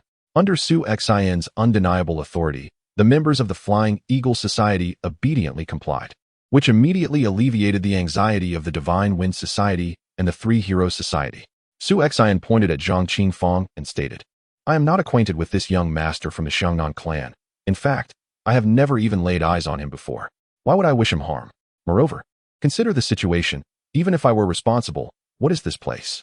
This is Jinyufeng. What business could Zhang Qingfang possibly have here? With these words, Jiang Yuandong and the others began to sense something amiss. They had all been together, and Jiang Yuandong could assure that Zhang Qingfang was unfamiliar with Su Xian. Yet, this evening, Zhang Qingfang had inexplicably ventured out alone, only to be spotted by a member of their society, who subsequently informed them. Jiang Yuandong initially believed that Zhang Qingfang had uncovered a clue regarding the key and, blinded by greed, had come alone. Thus, he had summoned Ruan Mingyue and Meng Changhe to follow discreetly, hoping to discern Zhang Qingfang's true intentions. However, due to their numbers and the subsequent delay caused by the members of the Three Heroes Society, they lost track of him, only to find him dead upon their return.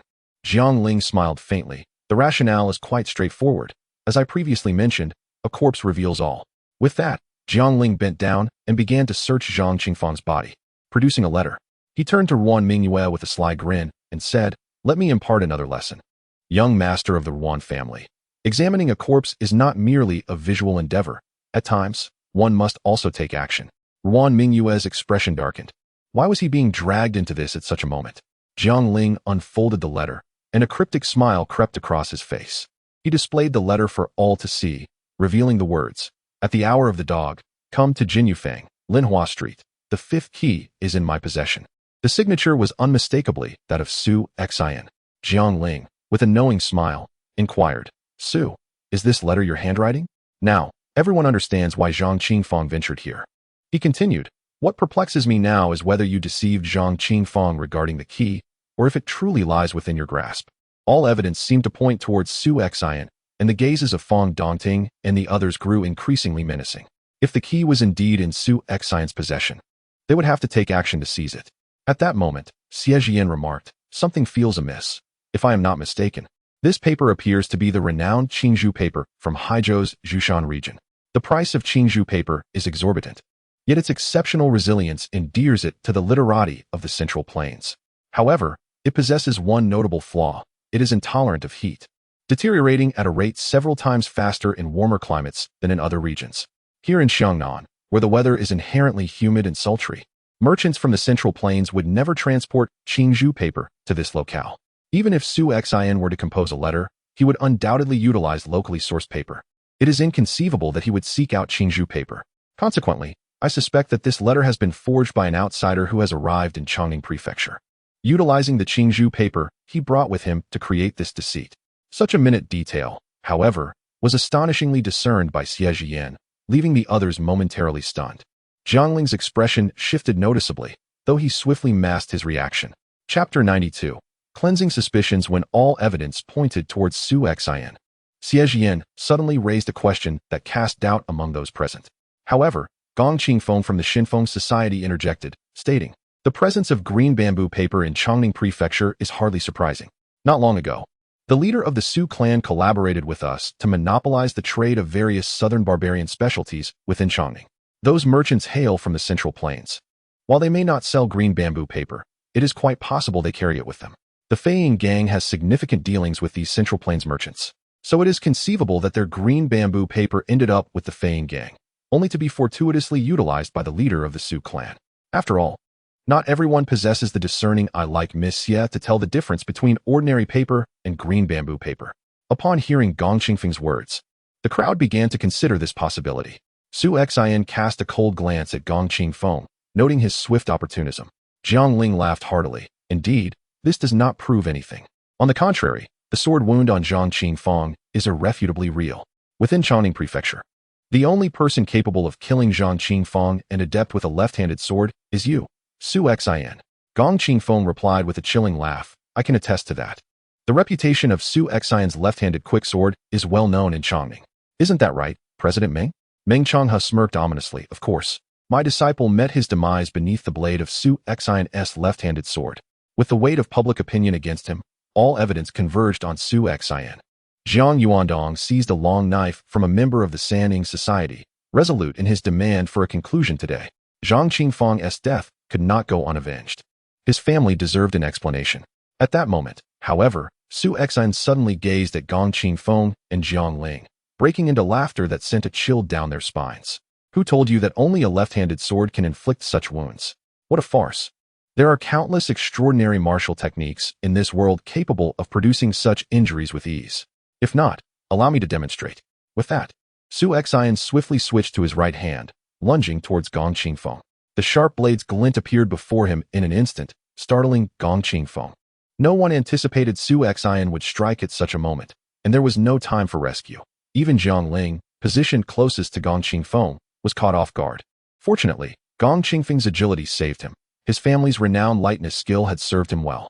In 3 swift steps, Gong Qingfeng leaped behind a gang member, unhesitatingly pushing him towards Su Xian, hoping to use him as a human shield.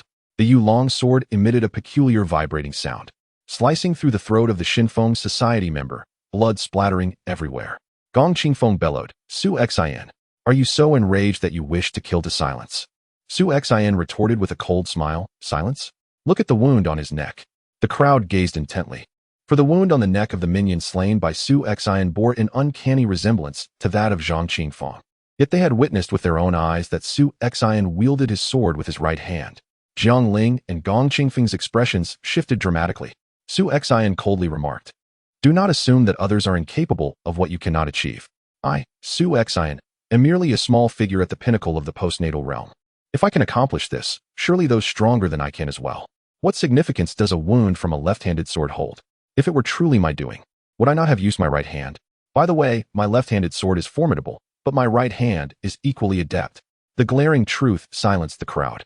In truth, Su Xian's argument was somewhat specious. It is indeed possible to inflict identical sword wounds with either hand, though such individuals are exceedingly rare in the martial world.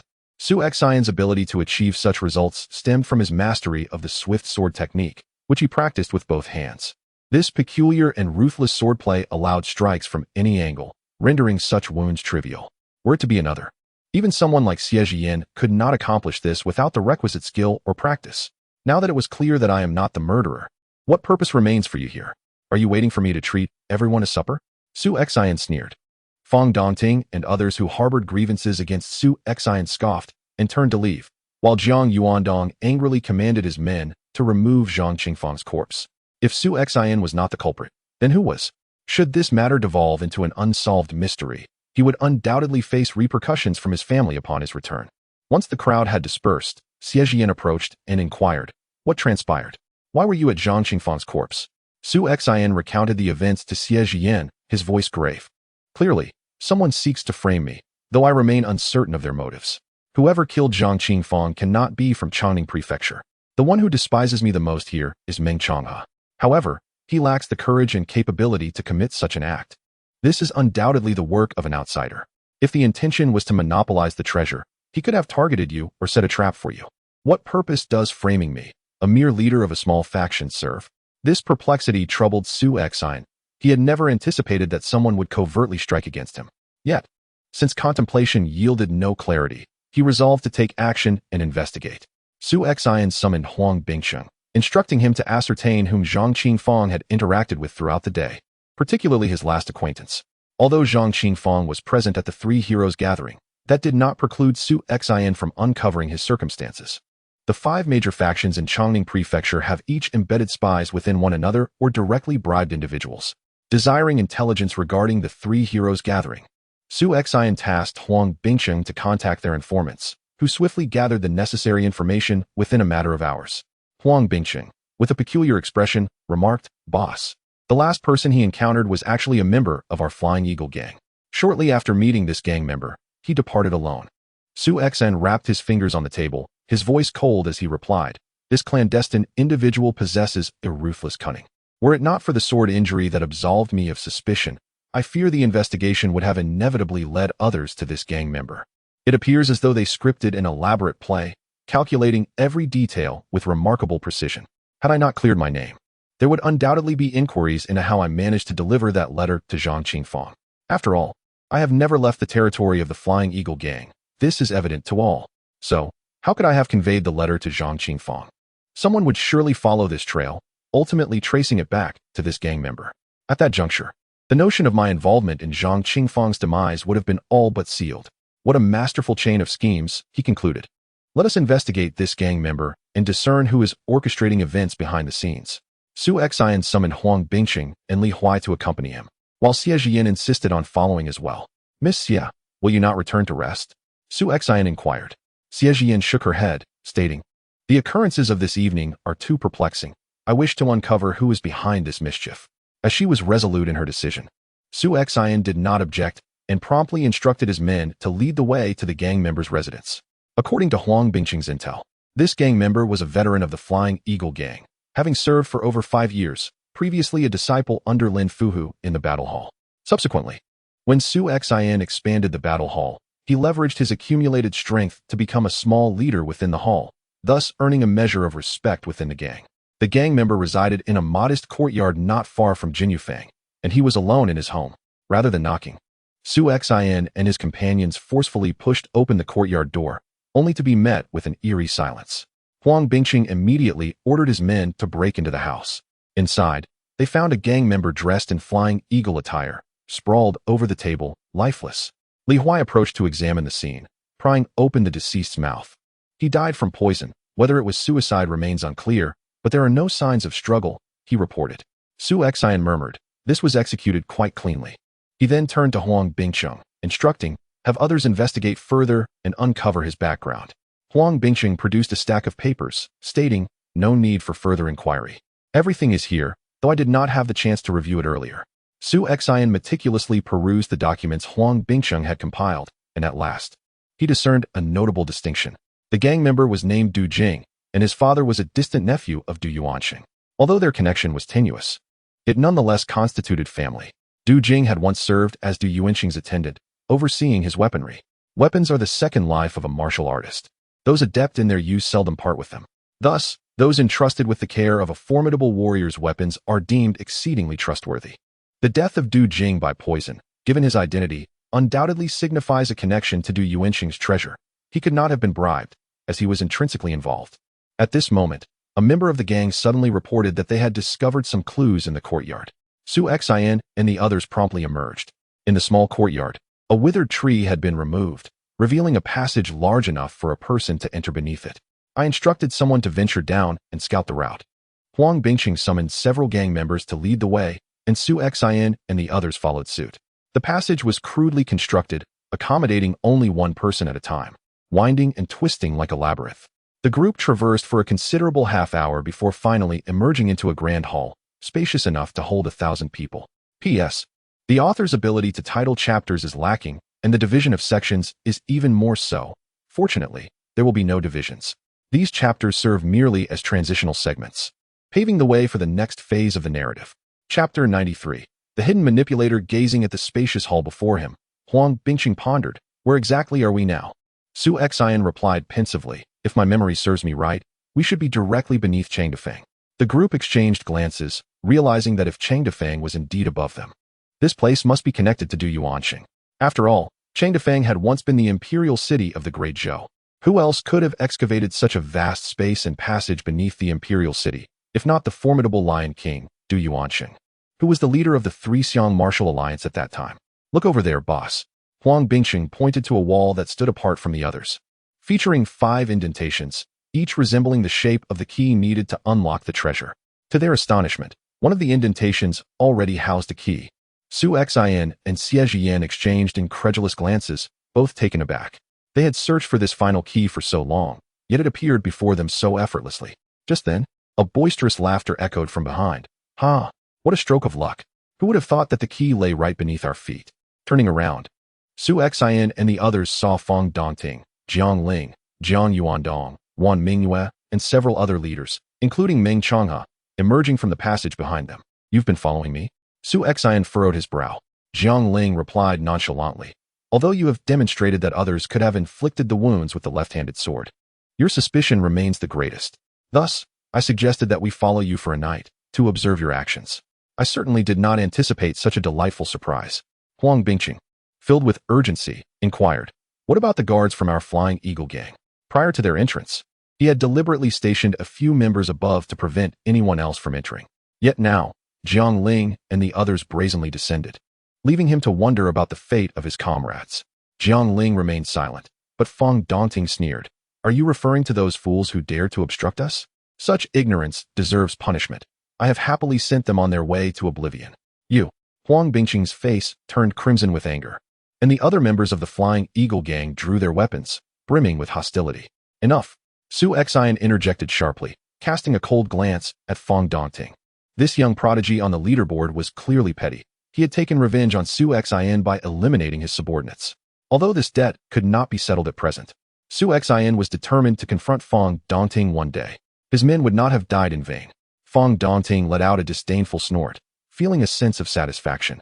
Ever since arriving in this wild land of Xiangnan, he had felt out of place, especially since even a mere gang leader dared to disregard him, which greatly displeased Fong Dongting.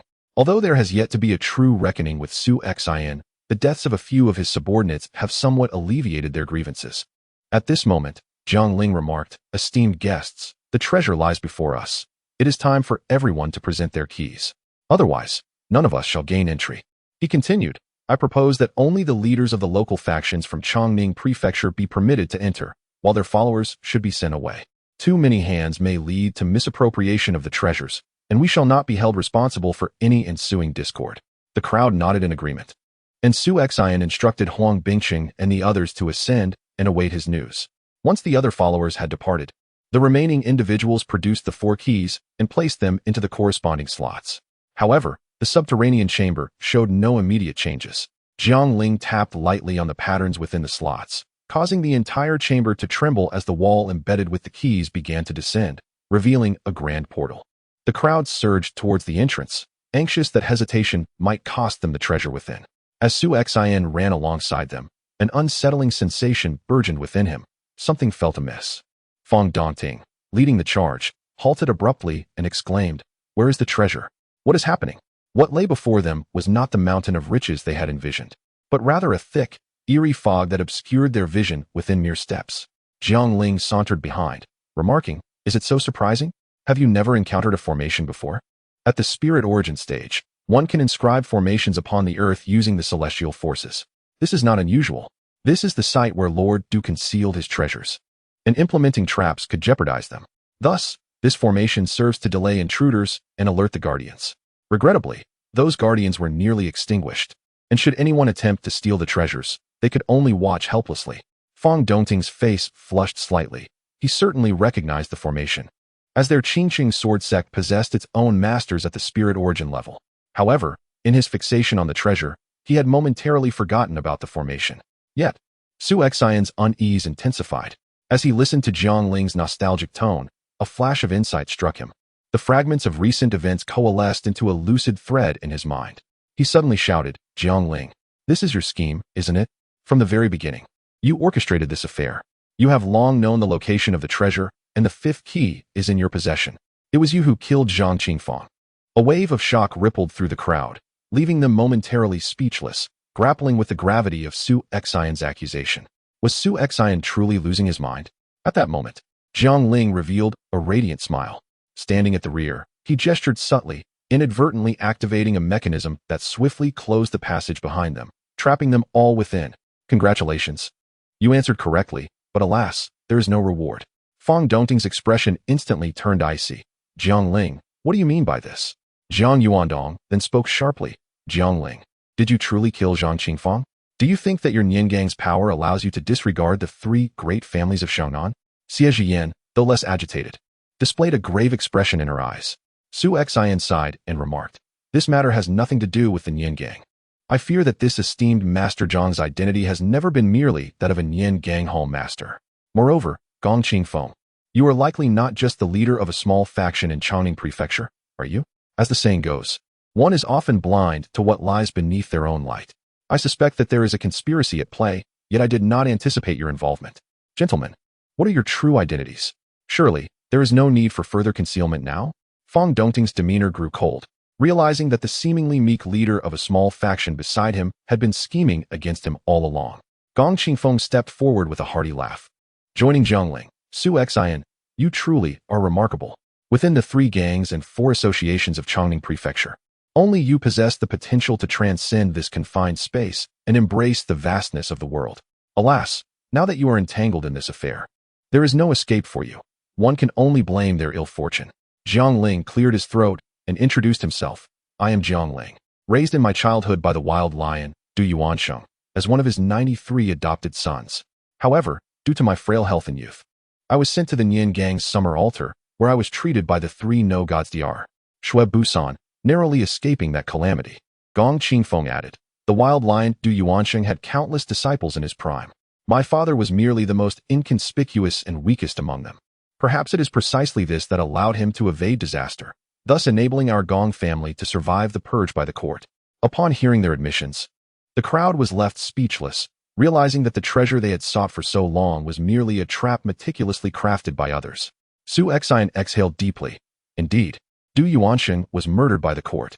It is already remarkable that you managed to escape unscathed. Yet, in your quest for treasure, you have also plotted against the Qingqing sword sect and the Yijin sect. Are you not fearful of death? A fierce expression crossed Jiang Ling's face. Half of the foundation of the great Zhou dynasty was established by my adoptive father, assisting Ji Haodian. Yet, the Ji family, in their ingratitude, conspired against my adoptive father alongside some petty individuals within the Sanxiang Martial Alliance, leading to its disintegration. Now that Ji Haodian has grown old and senile, it is time for us to reclaim what rightfully belongs to us. Su Xian shook his head, recognizing the melodramatic nature of the unfolding events. When Tai Wuqing had informed him about Du Yuansheng, he had already surmised the sordid intricacies, but he had not expected it to be true. Gong Qingfeng chuckled softly and inquired of Su Xian, I am quite curious as to why you eventually suspected me. Although I participated in this plan, my role was merely auxiliary, and having been born in Changning Prefecture, it is impossible for me to conspire with Jiangling. What led you to deduce it was I? Su Xian replied calmly, it is rather simple. It was precisely because your recent actions were inconsistent with your character that I began to harbor doubts. In my eyes, Gong Qingfeng is a young leader who has taken over the helm of the Divine Wind Society, possessing shrewd tactics and profound thoughts. However, you were the one who incited Feng Dongting to trouble me, and later, when you sought to ensnare me, you added insult to injury. If Meng Changhe had done such a thing, I would not have questioned it for a moment. Yet, your involvement yields no benefit, which starkly contrasts with your usual demeanor. It was then that I began to genuinely suspect you. Su Xian then pointed towards Jiangling, stating, as for this Lord Jiang, the inconsistencies are even more pronounced. You covertly instigated the conflict between the Yijin sect and the Qingshang sword sect, all while feigning coincidence during that fateful night when you sought to entrap me. However, while one incident may be coincidental, the multitude of occurrences surrounding it suggests a deliberate chaos, which can hardly be dismissed as mere chance. Chapter 94. The Hidden Dagger. Although Su Xian meticulously unraveled the doubts surrounding the identities of the two individuals, it was now too late. Moreover, he found himself pondering a particular question. Why were they so intent on ensnaring him? Suddenly, a thought struck him. He recalled that Tai Wuqing had inquired about when the Yijin sect had obtained its token. An idea surfaced in his mind, prompting him to exclaim, you do not possess merely 2 keys. It appears you have 3 or even 4 keys. Gong Qingfeng expressed astonishment. You could deduce that? Remarkable. Su Xian, you are indeed extraordinary. Your conjecture is correct. We previously held 4 keys. Over the years, Uncle Jiang has employed various means to recover 4 tokens that had scattered over time, with the final one residing within the Yijin sect, which we could not access. Thus we had to resort to this method. As soon as he spoke, Feng Dongting's expression shifted dramatically. For the key in his possession was indeed one he had recently acquired. Jiang Yuandong and Ruan Mingyue wore similarly troubled expressions. Being locals of Shangnan, they were acutely aware of the immense value of the treasure belonging to the ferocious lion, Du Yuansheng. Upon obtaining the key, their 3 families had sent their foremost disciples in high spirits, only to find themselves ensnared in a web of schemes. Su Xian rubbed his nose and remarked, I understand why you deliberately gave the key to the Qingshang sword sect. You aim to exploit the discord between them and the Yijin sect, hoping to incite conflict and deplete their strength before entering the treasure's domain. Your machinations to entrap me were likely intended to undermine Xie Zhiyan, who would undoubtedly speak in my defense, while Feng Dongting would seek to exploit my misfortune. You intended for them to clash over my predicament, perhaps even leading to mutual destruction. Alas, your plan failed as I cleared my name. However, I am perplexed as to why you involved the 3 prominent families of Shangnan. It seems they serve little purpose other than to aid in my downfall. Upon hearing Su Xian's words, Jiang Yuandong regarded Jiang Ling with a look of confusion. This affair seemed only tangentially related to the 3 families of Shangnan. Why had they been targeted? Jiang Ling cast a cold smile at Jiang Yuandong and Ruan Mingyue, saying, do you think you are not entangled in this matter? It was your three families of Xiangnan who first conspired with the court to harm my adoptive father. Once I secure the treasure and re-establish the Sanxiang martial alliance, I shall settle this debt with you. For now, consider this a mere interest payment. At this juncture, Jiang Yuandong found himself at a loss for words. The consequences of their forebears' actions had now fallen upon them. Fong Dongting let out a derisive snort. Enough of your empty talk. Do you truly believe you two are capable of scheming against us? It was only upon hearing Fong Dongting's words that everyone realized the disparity in power. Jiang Ling and Gong Qingfeng were a first-rate heavenly sea realm and a consummate postnatal practitioner, respectively. The collective strength of those present undoubtedly surpassed that of their adversaries. What was there to fear? However, Su Xian did not share Fong Dongting's optimism. The opposition had lured them to this location and had brazenly revealed their identities, indicating they possessed some form of advantage. Indeed, upon hearing Fong Dongting's words, Jiang Ling's aura began to swell dramatically, his true energy erupting around him, with frost visibly coalescing in the air. A practitioner of the Divine Palace realm. The crowd gasped, their expressions turning grim. The three innate realms, Qi-Si, Spirit Aperture, and Divine Palace, were significant. A practitioner of the Divine Palace refines their third eye, enhancing their mental prowess to communicate with the heavens. The most formidable among them could even harness a modicum of celestial power, regardless of Jiang Ling's specific level. Even the weakest practitioner of the Divine Palace would surpass Fong Dongting and Xie Jian by two minor realms, rendering them utterly powerless against him. After concealing his strength for so long, Jiang Ling was finally ready to unleash it. With a resounding roar, he drew a blade from behind him, a knife as delicate as a cicada's wing. Meanwhile, Gong Qingfeng also relinquished the restraints on his power, revealing himself as a practitioner of the Qi-Si realm. Two innate warriors, a Divine Palace and a Qi-Si practitioner, were beyond the capabilities of the others. The onlookers instinctively glanced towards the mechanical door behind them. Jiang Ling sneered, "No need to look anymore. To prevent treasure thieves, once this door is closed, it cannot be reopened for an hour, regardless of whether you possess a key." He Tian quickly interjected, "Leader Jiang, this is your grudge with them. My Iron Blade Society is merely a minor faction in Chongqing Prefecture. If you let me go, I assure you I will not utter a single word." Meng Changhe echoed, "Indeed, we promise to keep silent." At that moment, Meng Changhe regretted his involvement deeply. He had actively engaged in this affair, even going so far as to exclude Ning Luojun and Duan Xiao, reaching out solely to the three prominent families of Xiangnan. Now, he wished he could switch places with them. "Ha, keep silent," Jiang Ling replied coolly. "In this world, the only beings capable of maintaining silence are the dead." As his words fell, the delicate blade in Jiang Ling's hand sliced through the air, resembling a mighty river being severed in two. A piercing shriek echoed as the knife descended, and the closest to Jiang Ling, Jiang Yuandong and Ruan Mingyue, revealed expressions of unwillingness. A line of blood appeared between their brows, and their bodies were cleaved in half, the scene instantly turning grotesquely sanguine. With one stroke, he had annihilated the representatives from the three great families of Xiangnan, a clear testament to Jiang Ling's deep-seated animosity towards them. Xie Jian exclaimed in shock. "That is the legendary knife technique, severing the east flow, from the Northern Sea Blade sect." Jiang Ling flicked the blood from his blade, stating, "Indeed. It is severing the east flow. My adoptive father decimated the Northern Sea Blade sect. What remains of this so-called top sect is merely this technique, which has captured my father's discerning eye." Observing Xie Jian and her companions, Jiang Ling coldly declared, "Although I have yet to master my adoptive father's lion's 9 slashes, the technique of severing the eastern flow is sufficient to deal with you.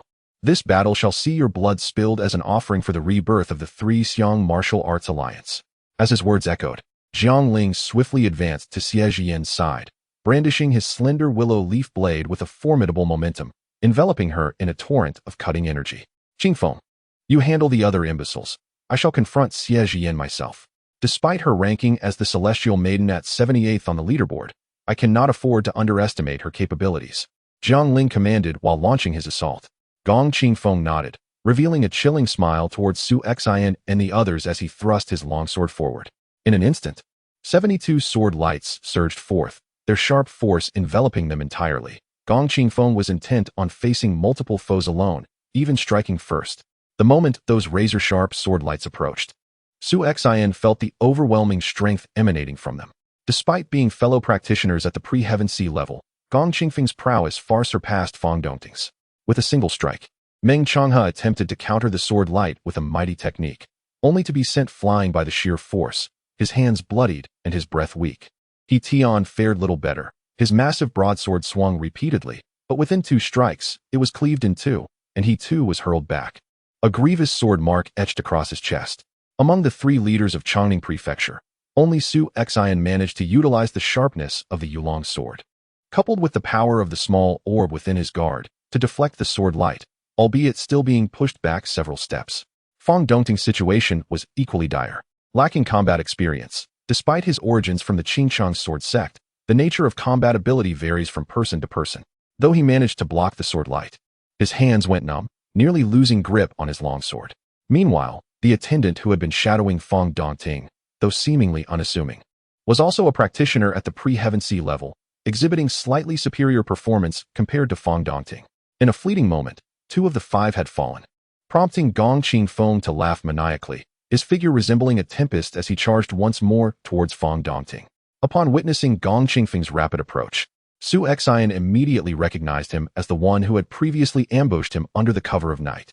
"Achi, block for me," Fong Dongting shouted, wielding the water and fire sword technique, yet still found himself retreating under Gong Qingfeng's relentless assault. Although Achi, also a disciple of the Qingcheng sword sect, lacked the direct lineage to be taught their unique martial arts Dao sword, he relied on conventional sword techniques to resist. Unfortunately, his efforts proved insufficient, despite possessing considerable combat experience. He could not overcome his adversary. Of course, Gong Qingfeng had not forgotten about Su Xian. His movements were incredibly swift. Mere moments ago, he was locked in a fierce battle with Fong Dongting and Aki. Yet, in the blink of an eye, he had already appeared before Su Xian. The sword radiance cascaded down like a falling galaxy, forcing Su Xian to retreat step by step, a trickle of crimson blood escaping from the corner of his mouth. Even though Gong Qingfeng had only allocated 1/5 of his strength to confront Su Xian, the relentless surge of power still inflicted damage upon Su Xian's internal organs. Despite their combined efforts, the trio remained incapable of overcoming Gong Qingfeng. At that moment, Fong Dongting narrowed his eyes and suddenly shouted, "Aki, hold him off here while I seek an opportunity to find reinforcements." As soon as the words left his mouth, Fong Dongting astonishingly sheathed his sword and turned to flee into the mist, leaving Aki to desperately fend off Gong Qingfeng's onslaught. Damn it! Su Xian nearly erupted in expletives upon witnessing this scene. Although the 3 of them collectively struggled against their adversary, they had managed to maintain a tenuous stalemate. Now that Fong Dongting had abandoned them, Gong Qingfeng's formidable strength would soon claim a victim. Su Xian had no intention of delaying for that scoundrel's sake. He too withdrew his sword and retreated. In the midst of this, Aki fought valiantly, attempting to draw Gong Qingfeng towards Su Xian's escape route, while Gong Qingfeng occasionally unleashed a streak of sword light, effectively thwarting Su Xian's escape. "Are you out of your mind?" Su Xian shouted furiously at Aki. "Fong Dongting is clearly sending you to your doom, so why are you fighting so desperately? Do you intend to drag me down with you?" Chapter 95, with a smile. I attained Buddhahood. Achi appeared to be in his 30s, his countenance remarkably ordinary, until he revealed his prowess. Su Xian merely regarded him as an unremarkable subordinate of Fong Dongting. Upon hearing Su Xian's furious shout, Achi calmly replied, "Had it not been for my master, I would have long since perished in the wilderness. To exchange my life for my young master's survival is indeed worthwhile. By dragging you along, I can buy my young master a little more time. Do not blame me for this." Such foolish loyalty. Su Xian found himself devoid of the energy to curse. Reasoning with such a person proved utterly futile. Gong Qingfeng split his long sword, unleashing a piercing blade of energy that sent Su Xian flying, while simultaneously suppressing Achi's assault once more. Wiping the blood from the corner of his mouth, Su Xian cast a frigid gaze at Achi's retreating figure.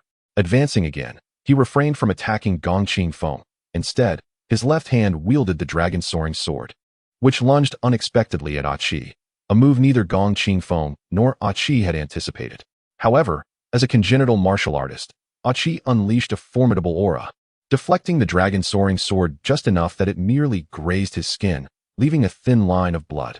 Just as he prepared to speak, Su Xian had already reached his side, delivering a powerful strike with his right hand, the vengeful palm.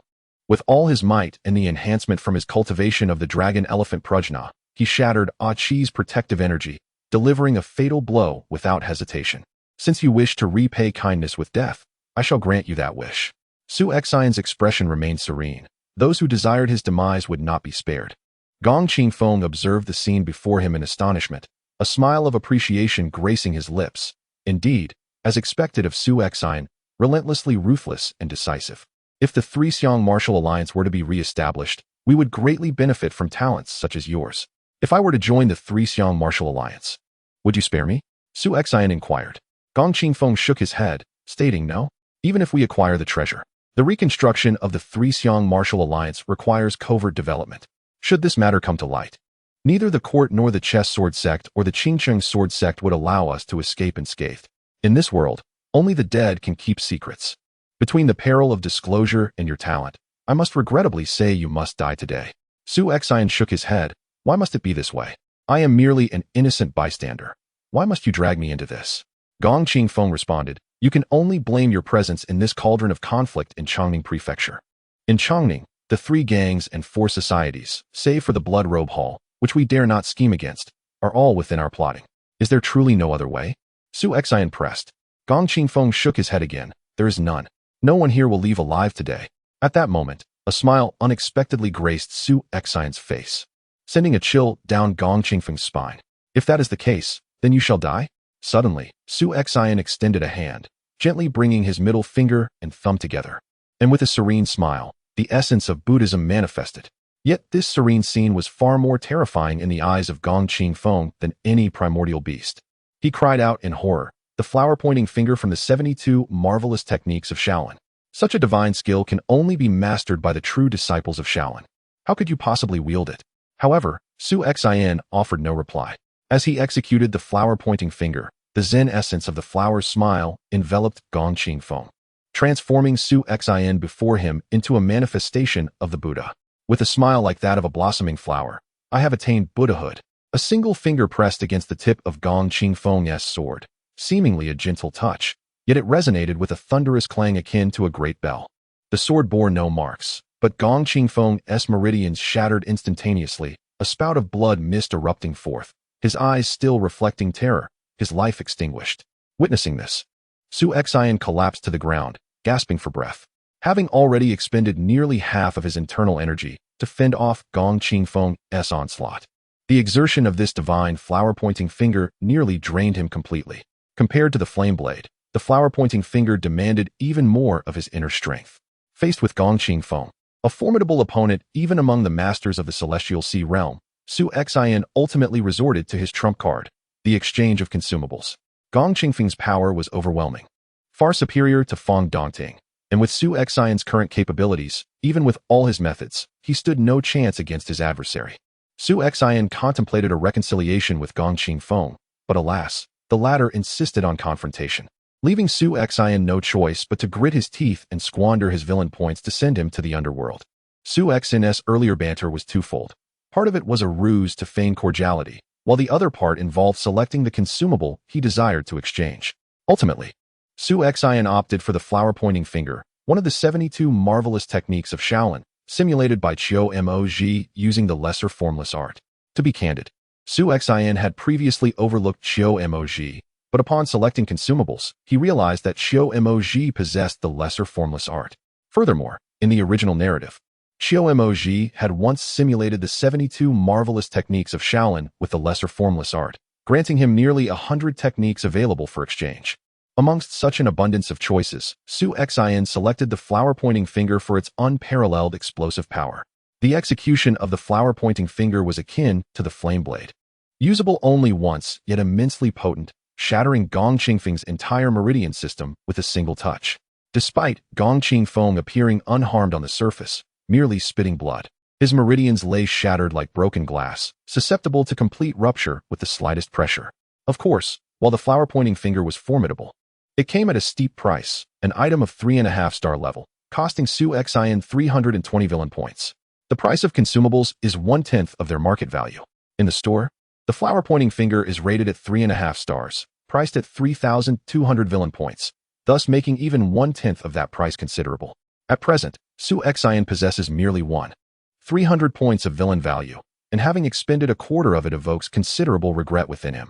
Among the 72 ultimate techniques of the Shaolin, their potency ranges from 2 to 4 stars, with the 3-star techniques being relatively affordable, requiring only 160 points of villain value. However, Su Xian fears that a 3-star consumable may not suffice to eliminate Gongqing Feng. Should that occur, he would find himself at a disadvantage. The system imposes limitations on consumables. After utilizing one, a full hour must pass before it can be employed again, and only 3 uses are permitted within a single day. If a 3-star consumable fails to vanquish Gongqing Feng, the consequences could be dire. Thus, Su Xian opts for a more cautious approach, choosing to deploy a 3.5-star consumable for a guaranteed lethal strike. After sitting on the ground for a brief respite to regain some vigor, Su Xian hastens toward the location where Xie Jian is engaged in battle with Jianghu. This decision is not driven by an impulse to play the gallant hero and rescue Xie Jian. Rather, should she fall to Jianghu, his own survival would be in jeopardy.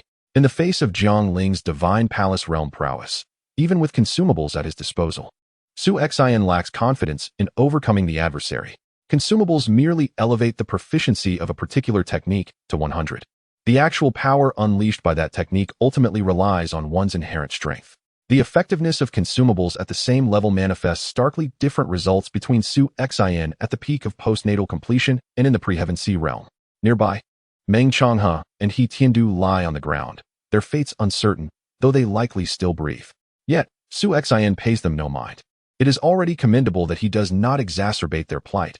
At such a moment, there is little opportunity to rescue them. Meanwhile, the clash between Xie Jian and Jianghu proves to be far more intense than Su Xian's situation.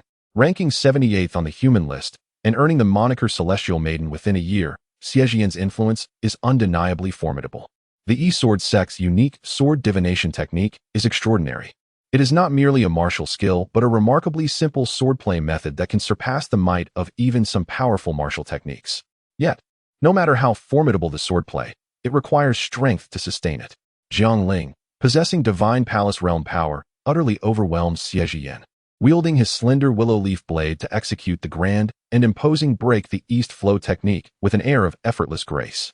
In less than 15 minutes of combat, Jianghu appears entirely at ease, while beads of fragrant sweat begin to form upon Xie Jian's brow, revealing her struggle to keep pace. Jianghu shakes his head, remarking, "The celestial maiden Xie Jian of the E-Sword sect indeed possesses talent rivaling that of men, yet alas, you must perish today." Suddenly, Xie Jian interjects, "Not necessarily. Do you recall the time you inquired which of the 4 sword canons of life, death, illusion, and extinction I cultivate? Allow me to enlighten you. I practice the extinction canon, the supreme 9 calamities sword." As her words resonate, an astonishing brilliance erupts from the sword in her hand, as if it alone illuminated the cosmos. The silhouette of the long sword shatters in Jianghu's sight, yet curiously, a hazy sword shadow coalesces before him, piercing toward his chest. Jianghu wielded his willow leaf sword in a desperate attempt to defend himself, only to be horrified to discover that he could not perceive the intangible shadow of the sword. He felt it pierce his heart, yet no blood was shed. In an instant, it extinguished all his vitality. The supreme 9 calamities, the merciless decree of heaven, each calamity representing a layer of celestial trials. Among the 4 great sword classics of the Aegean sect, the most formidable was indeed the annihilation technique, the supreme 9 calamity sword. Xie Jian, utterly drained, collapsed onto the ground, her sword reduced to mere ashes. The might of the supreme 9 calamity sword was far beyond her current capabilities. Her ability to wield it was due solely to her master's enhancement of her sword with his own sword intent before she descended the mountain, enabling her to execute this technique in its entirety. Yet, even with her master's sword intent bolstering her, she found herself utterly depleted by a single strike, unable to even rise to her feet. Gazing towards the direction where Gongqing Feng and Su Xian had departed, Xie Jian whispered to herself, "Su Xian, may you seek your own fortune. If misfortune befalls you, know that Shiner shall tend to your needs." Chapter 96. Only the dead can keep secrets at this moment. What is Su Xian doing? He has unfortunately discovered that he is lost. The underground palace is shrouded in thick fog, and although he previously ran a distance of several thousand meters, when he attempts to head towards Xie Jian and Jianghu, he finds that after a minute of running, he has yet to catch sight of either of them. Initially, Su Xian believed that Xie Jian had fled, but the absence of any signs of a struggle on the ground made him realize that he must have strayed from his path. With no other options, Su Xian discreetly marks his trail on the ground, cautiously exploring other areas in hopes of encountering Xie Jian. In this dense fog, visibility is less than 3 steps, and his sense of direction is nearly non-existent. He can only rely on luck. After wandering for a quarter of an hour, the fog ahead begins to thin, revealing a series of storerooms before his eyes. There are more than 10 storerooms, each labeled gold and silver, weapons, medicinal herbs, martial arts manuals, and so forth. Evidently, the various treasures plundered by the fierce lion Du Yuansheng during his campaigns against the Eastern Jin on behalf of the great Zhou dynasty. Who would have thought that a blind cat would stumble upon a dead mouse, and in his aimless wandering, he would find such a place? However, these treasure vaults are also marked with 5 keyholes, indicating that the 5 keys are necessary to unlock them. Just then, a loud laugh erupts from behind him. Ha! I never imagined that the treasure of the fierce lion, Du Yuansheng, truly exists. Once I escape, I shall immediately notify the leader of the Qingcheng sword sect in Xiangnan. This treasure rightfully belongs to us. Fong Dongting emerges from the mist, and upon seeing Su Xian, his expression shifts to one of surprise. You're not dead? What about a Qi? Su Xian replies coolly. He is dead, and so is Gong Qingfeng. Fong Dongting casually responds. It's good that Gong Qingfeng is dead. With Xie Zhiyin holding Jiangling back, he shouldn't be able to find his way here anytime soon. Observing Fong Dongting's indifferent demeanor, Su Xian cannot help but ask. A Qi fought valiantly for you. Do you truly feel no attachment to him at all? Fong Dongting scoffs. He was merely a dog raised by the Fong family. If he is dead, then so be it. What emotion is there to feel? Had my father not saved him, he would have been devoured by wild dogs in the depths of the forest long ago. It is the Fong family that raised him and taught him martial arts. Now it is time for him to repay that debt. Su Xian gazes coldly at Fong Dongting, reflecting on how callous this disciple from a prestigious school can be. Yet, a Qi is also a pitiable figure, for his foolish loyalty to such a person has led to his demise. Fong Dongting unsheaths a long sword with a pine pattern from his waist, sneering, Su Xian, last time you dared to offend me for that woman, Xie Zhiyin. I warned you that we would settle this score eventually, and now that you have witnessed something you shouldn't have, we can address this matter right now. Something I shouldn't have seen? Su Xian asks, glancing at the storeroom filled with treasures. Are you referring to the treasure of the fierce lion, Du Yuansheng? You are being overly ambitious. Outside, we still have the formidable Jiang Ling to contend with, and you wish to turn against each other? Fong Dongting sneered. Jiang Ling is still entangled with Xie Zhiyin and won't find this place anytime soon. I have a follower lurking outside, upon noticing my prolonged absence. He will undoubtedly inform my senior brothers and uncles. At that moment, all members of the Qingcheng sword sect in Xiangnan will be mobilized, and this treasure will belong to us. Therefore, anyone privy to the treasure's location must perish. By the way, it seems that the members of your Flying Eagle gang stationed outside are also aware of the treasure's whereabouts. I regret to inform you, they too must meet their demise. You are not the only one sent by the Qingcheng sword sect.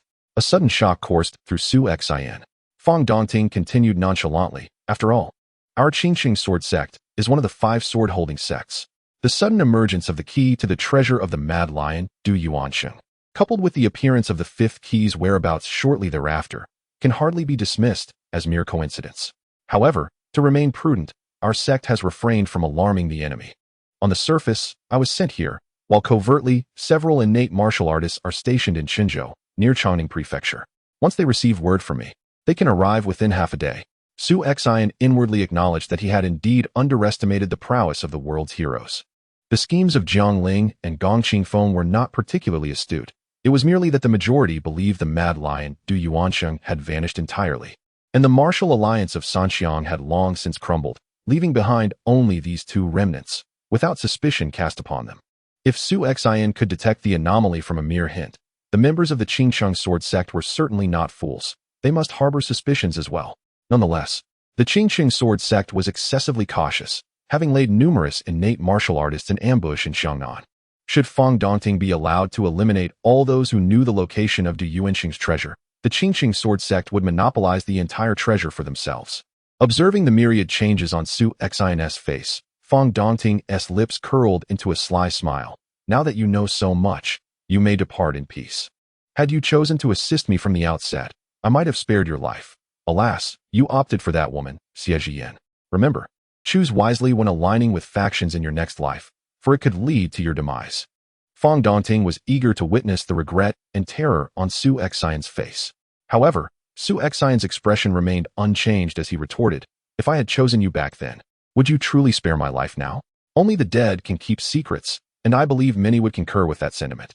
Su Xian had no faith in Fong Dongting's words. A man of such cold disposition would invariably prioritize his own interests. How could he possibly let him live simply because he stood on his side, risking the exposure of the treasure's location? Fong Dongting was merely feigning such claims, hoping to witness Su Xian's embarrassment before carrying out his execution. Yet, Su Xian had never been one to regret his decisions. Right was right, and wrong was wrong. What use was regret? Learning from one's lessons and avoiding repetition was what truly mattered. Having had his intentions unraveled by Su Xian, Fong Dongting felt displeased. He decided against further banter and lunged forward with his sword drawn. In his hand, the pine-patterned iron sword emanated two distinct forms of true energy, intertwining with one another, imbuing the sword with a faint hue of fiery red and icy blue. The water and fire swordsmanship of the Qingcheng sword sect was indeed extraordinary.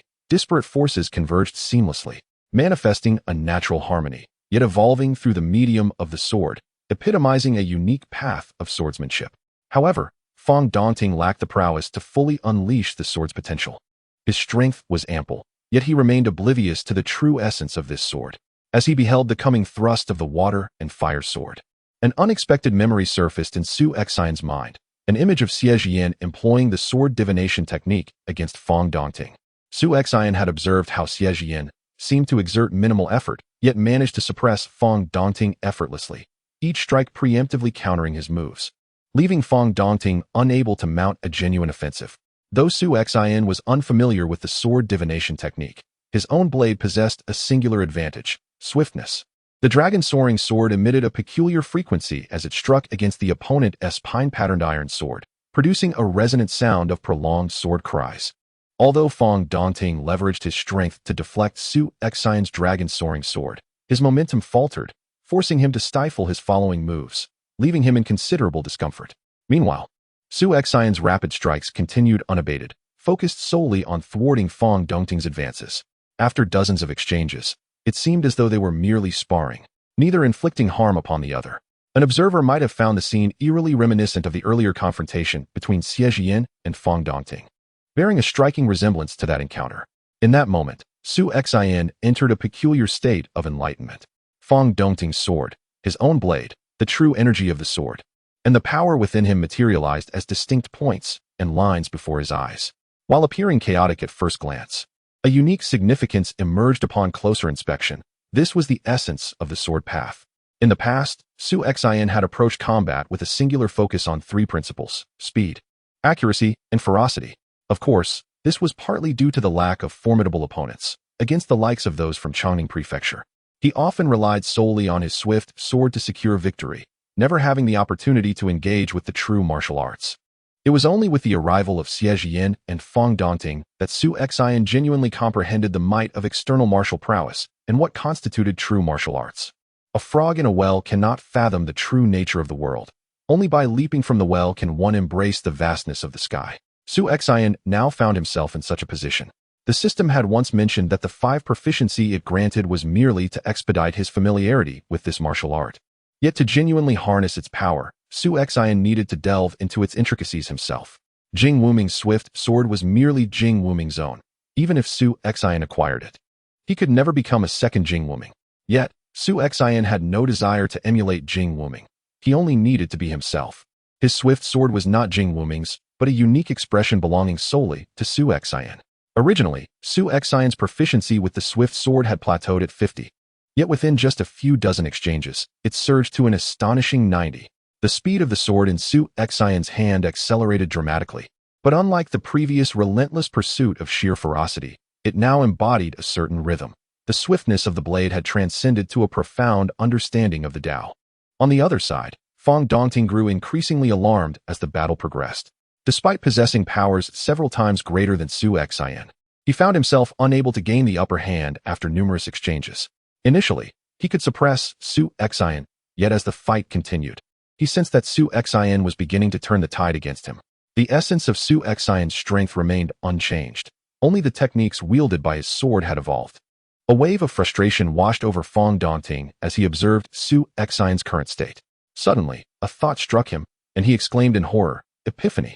You have entered a state of enlightenment." Chapter 97. The fabrication of the scene epiphany is a profound state accessible to all, even to those who have never practiced martial arts. A moment of enlightenment can elevate one to celestial heights. While this notion may seem exaggerated, the experience of epiphany is indeed a mysterious yet immediate advancement for the individual. For the ordinary person, epiphany may arise from a newfound understanding of certain matters, whereas for martial artists, it pertains specifically to the art of combat. Regardless of one's strength, entering this state of enlightenment invariably revitalizes one's comprehension of martial arts, resulting in a significant enhancement of prowess. Furthermore, the benefits of epiphany extend to future martial training, manifesting in accelerated progress compared to others when mastering various techniques and skills. These advantages, though apparent, only skim the surface. The enhancement of a martial artist's latent potential remains unseen. Once a sect identifies a disciple who has entered this state, even the most obtuse of students is swiftly promoted to the ranks of elite disciples, receiving meticulous cultivation. Fong Dongting had once yearned intensely to attain the state of epiphany, yet it is a matter of fortune. The more one craves it, the more elusive it becomes.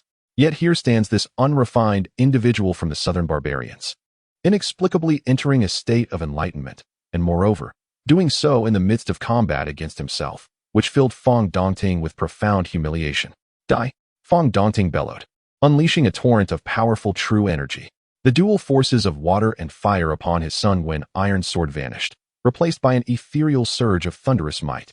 His strikes were as rapid as a thunderclap, each blow quicker than the last. Thunderous sword technique, thunderbolt.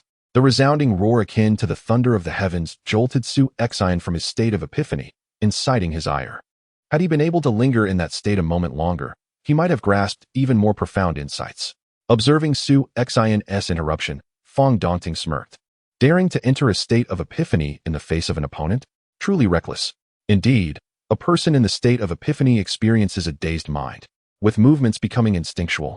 Should one enter this state amidst combat, they either unleash tremendous power to vanquish their opponent or become vulnerable to a surprise attack. Fortunately, Su Xian, even while enlightened, remained active and alert. However, any disruption to this state is detrimental.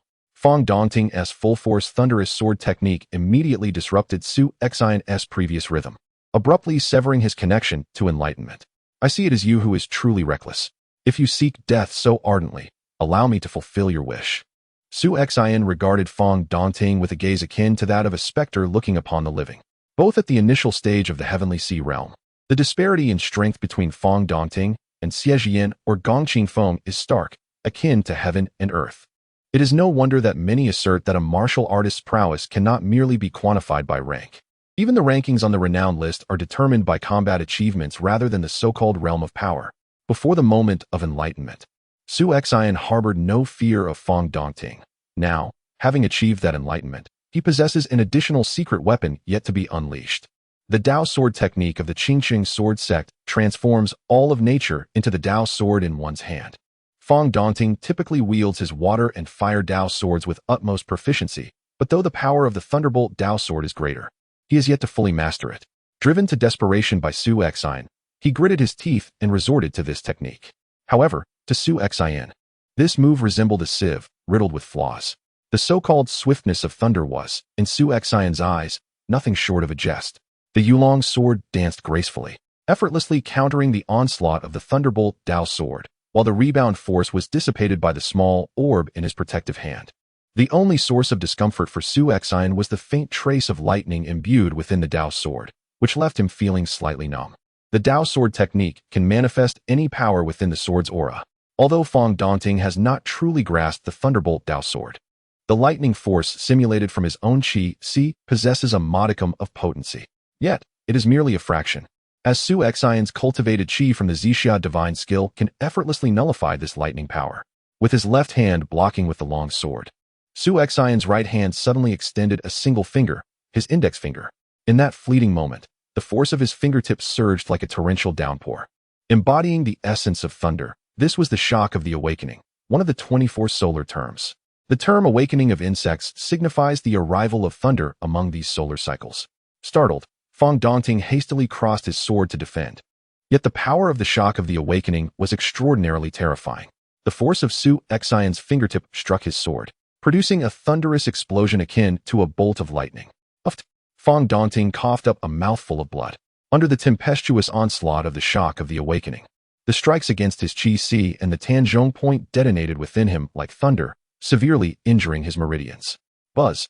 The Yulong sword sliced through Fong Dongting's throat with an uncanny frequency. Though it appeared slow, in reality, it moved with the swiftness of the wind.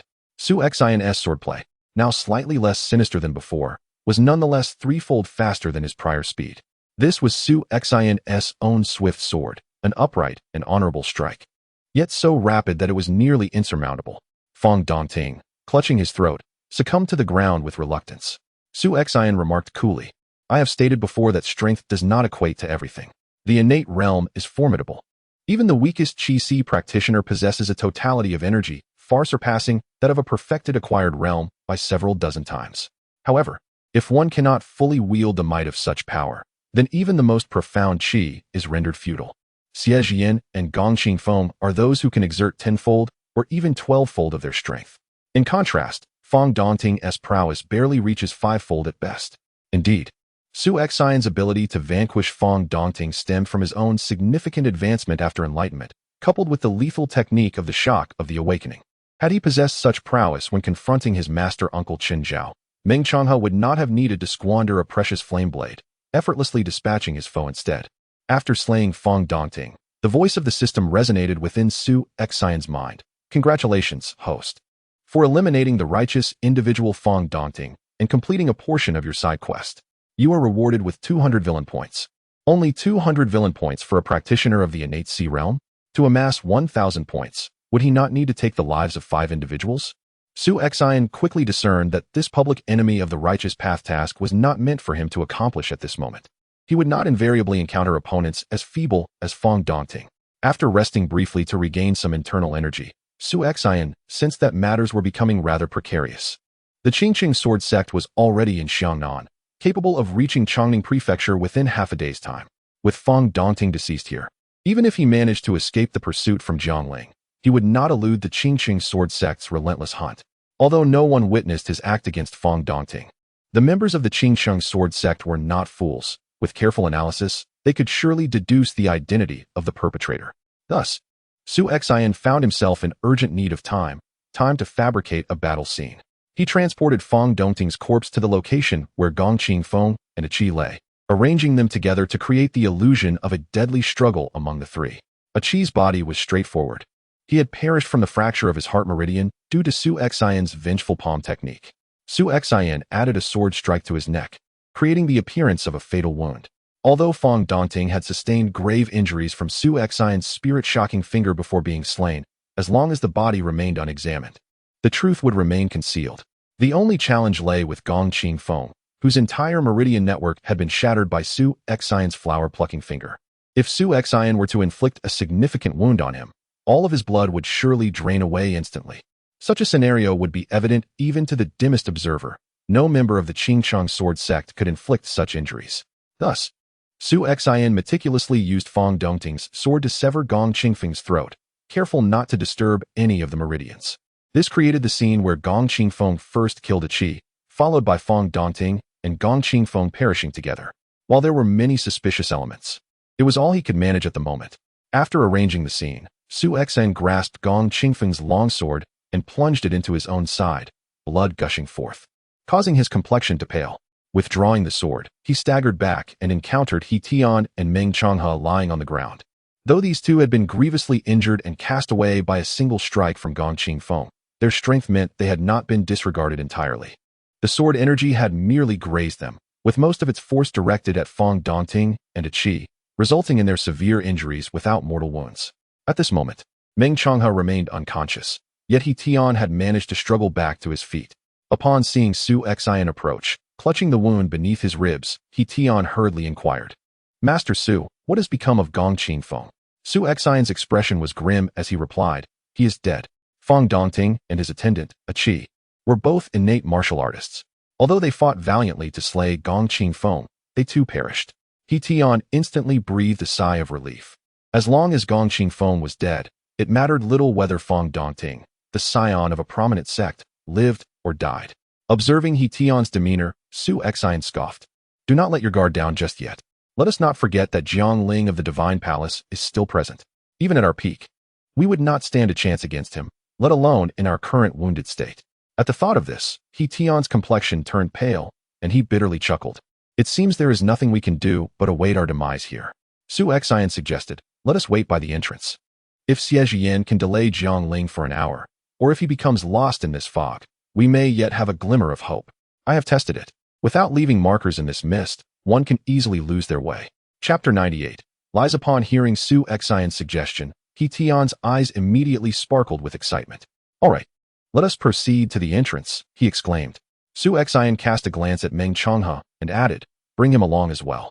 He Tian promptly gave Su Xian a thumbs up, praising, indeed, Chief Su is benevolent. Despite Meng Changhe's previous antagonism towards you, you still choose to save him. Although Su Xian wore a smile on his face, internally he was filled with derision. Were it not for his need for two witnesses to attest to Gong Qingfeng's formidable strength, capable of contending with both Fang Dongting and a Qi to a standstill, he would have little inclination to save either of them. Su Xian and He Tian dragged Meng Changhe to the entrance, and shortly after they settled down, a figure slowly emerged from the mist. Both men felt a surge of tension, but as the figure approached, they recognized it was Xie Jian. You are still alive? Su Xian and Xie Jian asked in unison. Su Xian replied, Fang Dongting and his attendant A Qi perished alongside Gong Qingfeng. I consider myself fortunate to have escaped with my life. A hint of doubt flickered in Xie Jian's eyes. Given her understanding of Fang Dongting, he did not seem the type to engage in a desperate fight to the death. However, she refrained from probing further and simply stated, I have also slain Jiang Ling. Su Xian nodded, choosing not to inquire about how she had defeated Jiang Ling. As a direct disciple of the Yijian sect and the current sect leader's pupil, it was implausible that Xie Jian lacked any hidden cards. The group fell into silence, and as an hour elapsed, the massive door indeed opened of its own accord. Su Xian observed the 5 keys adorning the door and remarked, you may keep these keys. Xie Jian nodded, accepting without hesitation, and stowed away the 5 keys. With no one left in Changning Prefecture to contest her for the treasure, it was evident that her trip had not been in vain. Upon exiting, Huang Bingqing and Li Huai awaited them. Seeing only Su Xian and his companions emerge, Huang Bingqing was momentarily taken aback, eager to inquire, but was silenced by a gesture from Su Xian. They promptly arranged for the severely injured He Tian and Meng Changhe to be returned to their respective factions, while Su Xian and Xie Jian hurried back to the hall. To enhance the authenticity of their act, Su Xian inflicted a wound upon himself with a sword, while Xie Jian, having exhausted her energy using the Supreme Nine Calamities sword, was somewhat drained. Once back in the hall, Su Xian quickly instructed Huang Bingqing to fetch some recuperative elixirs for them. After consuming the potions and resting for half an hour, their complexion began to improve. Unable to contain his curiosity any longer, Huang Bingqing asked, Boss, what transpired? What of the others? Su Xian exhaled deeply and recounted the events that unfolded in the underground palace, leaving Huang Bingqing in a state of astonishment. The revelation that Gong Qingfeng, a leader who had resided in Changning Prefecture for over 30 years, was in fact a remnant of the former Wulin Alliance leader, the Mad Lion Du Yuansheng, was simply astounding. However, Huang Bingqing soon expressed his excitement, saying, Boss, with Gong Qingfeng's demise, doesn't he that leave the territory of the Shunfeng Society without a master? How about we directly seize the territory of the Kamikaze Society? Su Xian bitterly smiled inwardly. This was hardly the time to contemplate territorial annexation. If he did not find a way to deal with the members of the Qingcheng Sword sect, he might find himself permanently trapped in Changning Prefecture. Just as Huang Bingqing was about to speak, a commotion erupted outside the hall. A group of people burst in recklessly, sending anyone who dared to block their path flying aside. The expressions of Huang Bingqing and Li Huai instantly changed. Su Xian admonished, these individuals are not to be trifled with. Do not act impulsively. Huang Bingqing and Li Huai gritted their teeth. They had once held esteemed positions in Changning Prefecture. But now, since the arrival of these disciples from prominent sects, they were subject to arbitrary reprimands. 5 individuals had stormed into the hall. One was a subordinate of Fang Dongting, while the other 4 were young men in their 30s, all possessing innate martial prowess, aside from the subordinate. Su Xian thought to himself how swiftly they had arrived. It had been less than 2 hours since they entered the underground palace, yet these individuals were already here. The subordinate of Fang Dongting addressed one of the young men, saying, Senior brother Ho Ming, the young master entered there with them, yet now they have emerged alone. Ho Ming glared at Su Xian and bellowed, Speak. Where is my junior brother? Why are only you 4 here? If you dare utter a falsehood, Do you believe I will raze Chongning Prefecture to the ground? Su Xian sneered inwardly. Threatening to annihilate a provincial city hardly befits a righteous person. Before he could respond, Xie Jian interjected with a cold voice. What great authority you possess, senior brother Ho of the Qingqing sword sect. We are not Fong Dongting's caretakers. Whether he lives or dies is not our responsibility. Ho Ming, initially preoccupied with concern for Fong Dongting, had not noticed others in the hall until Xie Jian spoke. Upon realizing that the goddess of the Yijian sect, Xie Jian, was present, he felt a twinge of unease. Involving the Yijian sect meant he could not maintain his previous arrogance and heedlessness. As one of the 5 sword-wielding sects, the Yijian sect's strength was on par with that of the Qingqing sword sect. Should his attitude incite conflict between the two sects, the consequences would be dire. Thus, Ho Ming swiftly tempered his earlier demeanor and smiled. Ah, it is junior sister Xia from the Yijian sect. That was not my intention. I was merely concerned for junior brother Fong's safety. I have heard that many entered the underground palace. Why are only you 4 emerging now? His final inquiry was directed at Su Xian, as he had no hope for Xie Jian to provide an answer. Su Xian appeared compliant, recounting a fabricated account of the events within the underground palace. Upon hearing the news of Fong Dongting's demise, a chill ran through Ho Ming, and the faces of the other 3 disciples of the Qingqing sword sect turned grim. Fong Dongting's status was significant. He was the only son of Fong Rui, the elder, known as Qingshu sword of the Qingqing sword sect. Ho Ming and his companions are all disciples of Fong Rui. Now that their master's only son has perished in Xiangnan, they can only imagine the fury that their master must be experiencing, and they cannot ensure that they will not be implicated. Therefore, it is imperative for Ho Ming and his companions to uncover the murderer and provide an explanation to Fong Rui. Moreover, as one of the 5 sword-holding sects, the Qingqing sword sect cannot afford to have the death of a direct disciple shrouded in mystery, for it would merely serve as fodder for ridicule from other sections. However, as per Su Xian's account, the assailant who killed Fong Dongting, Gong Qingfeng, is already deceased. Can they truly satisfy their master by presenting the corpse of a dead man? Contemplating this, Ho Ming turned his gaze towards Su Xian and coldly inquired, You mentioned that besides your junior brother and Qi, there were the 3 leaders of the Chongning Prefecture's guilds who fought alongside Gong Qingfeng. Where are the other 2? Naturally, Ho Ming did not place his trust solely in Su Xian's words. He felt compelled to verify the information personally. The other 2 guild members had also sustained severe injuries and had since returned to recuperate. Su Xian replied candidly. Ho Ming waved his hand. Let your men lead the way and bring them here. Without delay, Su Xian instructed his subordinates to fetch Meng Changhe and He Tian. It is worth noting that these 2 guild leaders had just returned to their faction to rest and recover when they were summoned back to Jin Yuefang by the disciples of the Qingqing sword sect. Once everyone had arrived, Ho Ming coldly stated, Recount every detail of your experience, leaving not a single element unspoken. And remember, we will question you separately. Ho Ming, exhibiting a degree of intelligence, understood that separating them would induce pressure and prevent collusion. Unfortunately, this tactic proved futile. He Tian and Meng Changhe possessed limited knowledge. They could only describe Gong Qingfeng's formidable strength, leaving the listeners perplexed. Their capabilities and perspectives were constrained, allowing them to discern only these aspects. Meanwhile, Su Xian had meticulously crafted a narrative in advance, articulating every detail with such clarity that it left no room for doubt. Yet, Ho Ming still sensed something amiss. After dismissing He Tian and Meng Changhe, he privately questioned Su Xian, What of my junior brother and Qi's bodies? They remain in the underground palace, Su Xian replied. Ho Ming frowned and asked, Why did you not retrieve my junior brother's body? Su Xian sighed. At that time, we were all terrified of being pursued by Jiang Ling, and we could hardly attend to anything else. After a moment of contemplation, Ho Ming acknowledged Su Xian's reasoning and stated, Very well. Take us to the underground palace so that we may also bring back my junior brother's body. Su Xian replied. The key to unlock the underground palace is with Miss Xie.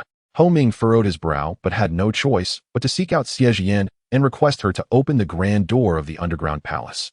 As for forcibly seizing the key, even though their current strength surpassed that of Xie Jian, they dared not resort to such measures. When the key is unclaimed, anyone may contest it, but now that it rests in Xie Jian's possession, it rightfully belongs to the Yijian sect. If Ho Ming and his companions attempted to forcibly take it, they would be provoking the Yijian sect and violating the tacit agreements between major sections.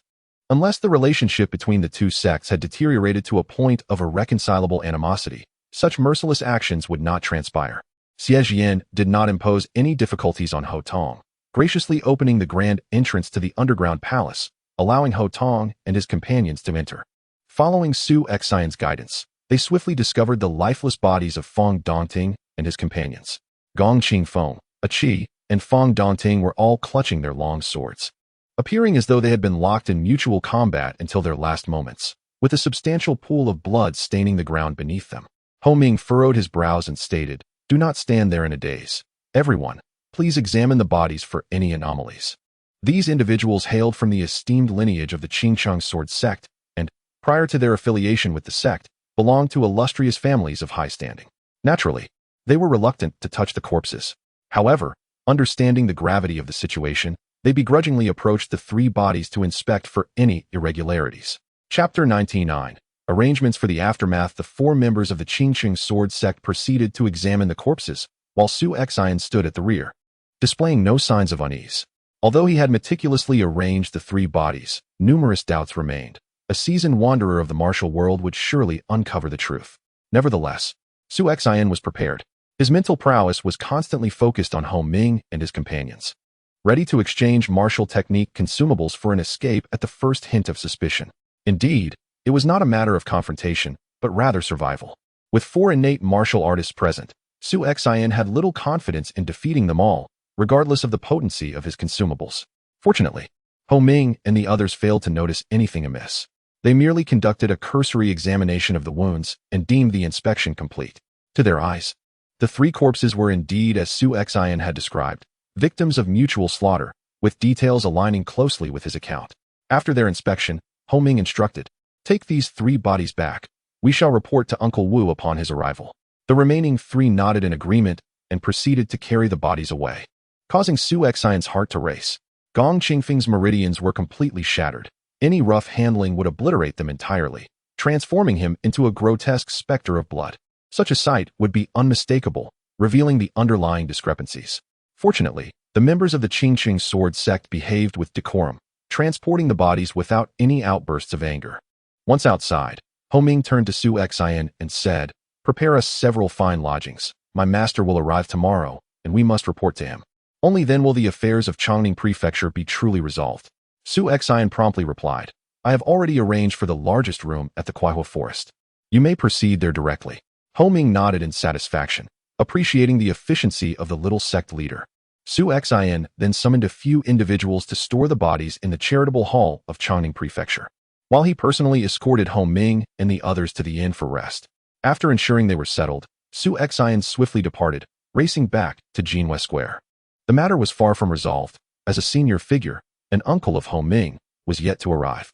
The prowess and experience of someone referred to as uncle by Ho Ming would undoubtedly surpass that of the younger generation. Moreover, even Ho Ming's uncle had failed to discern Su Xian's manipulations. Over time, Gong Qingfeng's corpse would show signs of decay. However, the timeline of this transformation, be it 1 or 2 days, or 3 or 4, remained uncertain. When the time came for everyone to witness the bloodied corpse, it would be difficult to attribute the condition to the sword injuries inflicted by Fong Dongting. The investigation would inevitably lead to Su Xian. Thus, it was imperative to vacate Chongning Prefecture before Uncle Wu of the Qingcheng sword sect arrived. Upon returning to Jianghu Square, Su Xian sought out Xian from the private school. Upon seeing her brother arrive at this moment, Xian inquired with curiosity, "Brother, has something happened at home?" Su Xian gently patted Xian's head and replied, "No. Come with me to meet Sister Xia." Obediently, Xian nodded. During this time, Xia Zhiyan had taught her many things, and Xian had developed a fondness for this graceful and gentle elder sister. Leading Xian to Xia Zhiyan's inn, they found Xia Zhiyan overseeing Shao Qi and the others as they practiced their swordsmanship. Upon entering, Su Xian spoke in a low voice, "Miss Xia, may I have a word with you privately?" Xia Zhiyan nodded and instructed Shao Qi and the others to step outside. Once they were alone, Su Xian revealed, "Gong Qingfeng, Fong Dongting, and a Qi are all dead by my hand." Xia Zhiyan remained silent, yet her eyes betrayed a hint of astonishment. She had harbored suspicions regarding Fong Dongting's demise, for he was not the type to confront Gong Qingfeng head-on. Under normal circumstances, it would be conceivable for Fong Dongting to be killed while fleeing, but his apparent willingness to perish alongside Gong Qingfeng raised doubts. However, she never anticipated that Su Xian could also have slain Gong Qingfeng, the leader of a seemingly ordinary small faction in Chongning Prefecture. He was evidently more formidable than he appeared. You've successfully deceived Ho Ming and the others. Are you not preparing to flee? She warned. Ho Ming's master is likely Wu Daoyuan, a divine realm martial artist from the Qingcheng sword sect. He has chosen to rely on his primordial spirit and is but a step away from entering the realm of the masters. Even if you could eliminate Gong Qingfeng, you would find it nearly impossible to escape from Wu Daoyuan's grasp, and your subterfuge would likely not elude his keen perception, given their previous acquaintance. Xie Zhiyan kindly offered this caution to Su Xian. He nodded and replied, I am well aware of this, but I have come to request a favor from you. Miss Xie. After a moment's contemplation, Xie Zhiyan stated, You have aided me greatly this time. As long as I can assist you, do not hesitate to ask. However, I cannot help you confront Wu Daoyuan. He is a senior in the martial world, and even as a disciple of the Yijian sect's leader, I would not command his respect. Su Xian shook his head, acknowledging her point. I understand that, but I wish to entrust Xian to you, allowing her to join the Yijian sect. I have killed the son of a Qingcheng sword sect elder and deceived Ho Ming and his companions. The Qingcheng sword sect will not let me go. I cannot allow Xian to wander with me, pursued by enemies. Upon hearing Su Xian's words, tears welled up in Xian's eyes as she clung to him, exclaiming, Wu, brother, do you not want me anymore? It is all right. Xian is not afraid of hardship. As long as I can be with you, I fear nothing. Our mother is gone, and Xian cannot leave you. She implored, Please, brother, do not abandon me. I promise to study diligently. Feeling a pang in his heart, Su Xian wiped away Xian's tears with a heavy heart, speaking softly, Dear Xian, I will never leave you. I will come to see you whenever I can. Did you not say that in the future you would learn swordsmanship to protect me? This time, you should earnestly learn the art of swordsmanship from Sister Xie. Once you become formidable, you will be able to protect your brother, and we shall no longer be separated. Although Su Xian expressed this, Xian continued to weep uncontrollably, her heart shattered. Xie Zhiyan sighed and said, Even if you do not speak, I would never allow Xian to come to harm. Besides, what you have requested is not merely assistance. It is a tremendous gift. Xian possesses an innate sword heart, and any disciple from the 5 sword sects who encounters her will undoubtedly plead to take her as their apprentice. To allow Xian to join the Yijian sect, I ought to consider myself indebted to you. Su Xian replied, Very well, I have one more humble request. I wish for you to look after the Flying Eagle gang. If I leave now, once the Qingcheng sword sect discovers the truth, they may implicate the Flying Eagle gang. The brothers in this gang have followed me for so long. I would feel immense guilt if they were slaughtered by the Qingcheng sword sect because of me. Xie Zhiyan nodded, saying, This is a trivial matter. It poses no issue. While I cannot protect you, the one responsible for killing Fang Dongting, as the Qingcheng sword sect will not grant me that favor. Safeguarding a small faction like Chongning Fu poses no difficulty. With Xie Zhiyan's assurance, Su Xian turned to push open the door, leaving behind Xian, who was crying with a heart full of reluctance. Xie Zhiyan sighed, crouched down, and gently wiped away the tears from Xian's face. The martial world is thus. It is filled with enmities and grievances, devoid of right or wrong. The Qingcheng sword sect only knows that Su Xian has slain Fang Dongting, yet they will not inquire into his motives. They focus solely on the outcome, neglecting the process. This is not only the method of the Qingcheng sword sect, but the practice of most sects in the martial realm. Su Xian, a nameless junior, dared to kill a direct disciple of the Qingcheng sword sect, and moreover, the son of an elder. Should the Qingcheng sword sect fail to claim his head, they would lose significant face. Thus, Xie Zhiyan could well imagine the intensity of the pursuit that Su Xian would soon face. If you survive this time, you will no longer be an unknown in the martial world. Xie Zhiyan sighed again and gently tapped Xian on the neck, causing her to fall into a deep slumber. Given her current emotional turmoil, it would be best for her to rest. At this moment, Su Xian did not rush to depart. Instead, he summoned Li Huai, Huang Bingcheng, and Li Qing.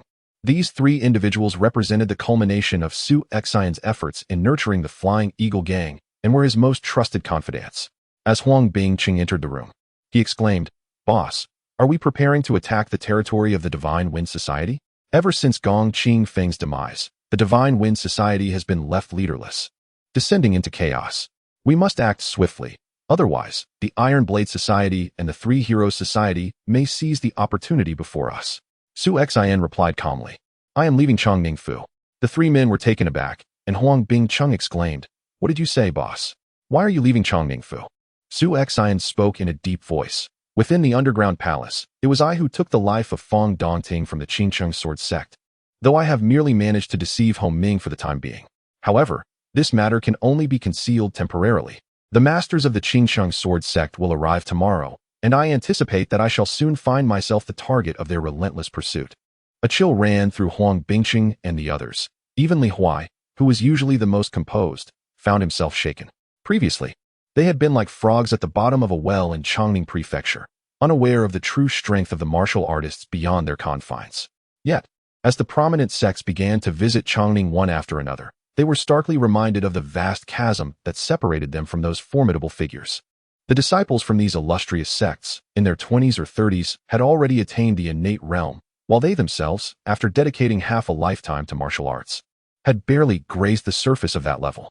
And these were merely the young disciples. The true core strength of their opponents was unfathomably terrifying, a thought too daunting for Huang Bingqing and his companions to even entertain. Now their leader faced the prospect of being hunted by the exceedingly powerful Qingsheng sword sect. Yet he somehow maintained his calm demeanor. P.S.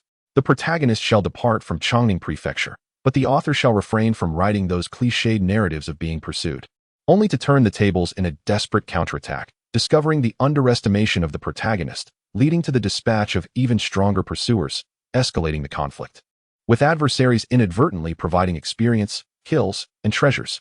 Chapter 100. The truth unveiled regarding the Flying Eagle Gang. Su Xian felt a twinge of reluctance, for it was the first force he had painstakingly established in this world. Nevertheless, despite his hesitations, under the immense pressure from the Qingsheng sword sect, he knew he had to flee as far as possible. In a grave tone, Su Xian remarked, "The Flying Eagle Gang has gradually moved towards legitimacy. As long as its developmental direction remains unchanged, it will still be one of the largest gangs within Chongning Prefecture. After my departure, Li Huai will assume the role of the gang leader, yet the actual affairs of the gang will still be managed by you, old Huang. In truth, it is quite suitable for you to take on the leadership role, but the rules of the Jianghu dictate that the strong shall reign." Huang Bingqing nodded, fully understanding this principle.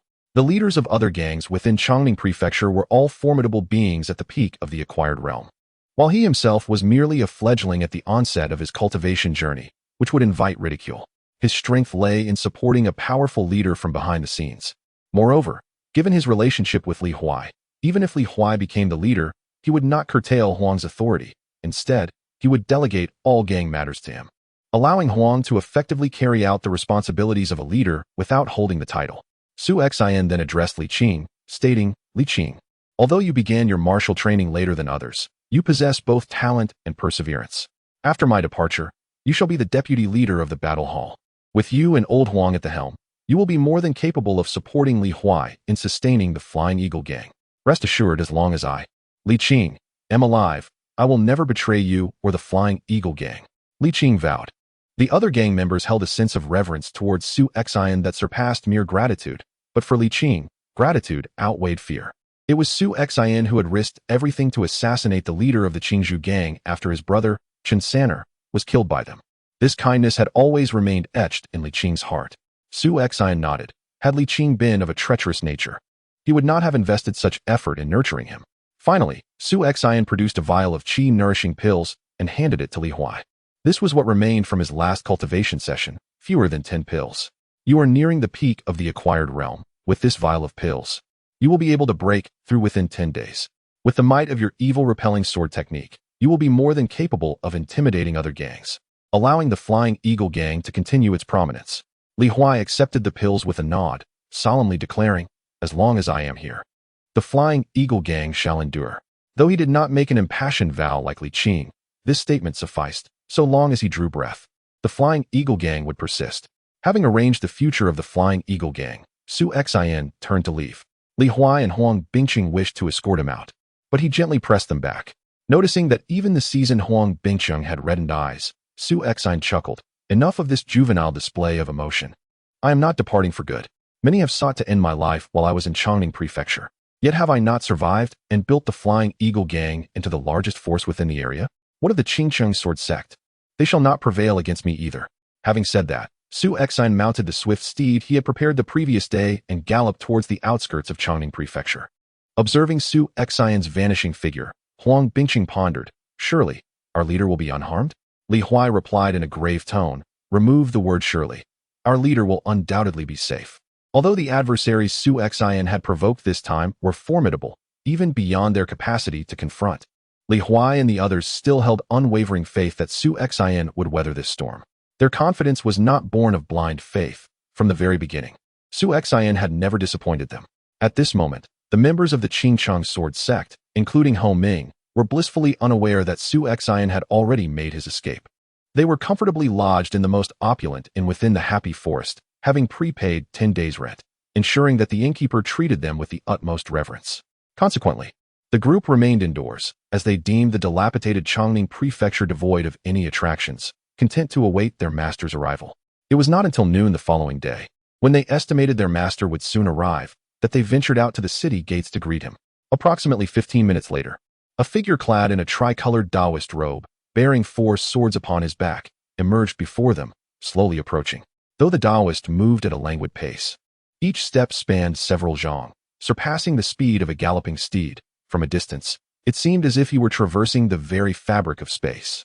This individual appeared to be in his 40s, with a handsome, square visage and 3 wisps of elegant beard adorning his chin, exuding an ethereal aura. This was none other than their master, Wu Daoyuan of the Four Spirits Sword. Upon seeing Wu Daoyuan approach, they immediately straightened their postures, adopting a demeanor of reverence. Despite Wu Daoyuan's celestial appearance, his temper was notoriously fiery. Any minor error by his disciples would result in a severe reprimand. Moreover, Wu Daoyuan's prowess was formidable. A decade prior, he had already attained the divine palace realm, and now he had perfected it, having chosen his primordial spirit as his foundation. Once he unified his primordial spirit with its foundation and comprehended the forces of heaven and earth, he would ascend to the primordial spirit realm, becoming a martial arts master. At that point, they would no longer address him as master, but rather as Elder Wu. Ho Ming led his companions forward, respectfully stating, "Master Wu, we have prepared accommodations for you in the inn at Chongning Prefecture. Please, take some time to rest." Wu Daoyuan snorted coldly. "Did I travel all the way to Chongning Prefecture merely to rest? What of the treasures of the ferocious lion, Du Yuanqing? Provide me with a detailed account of the events."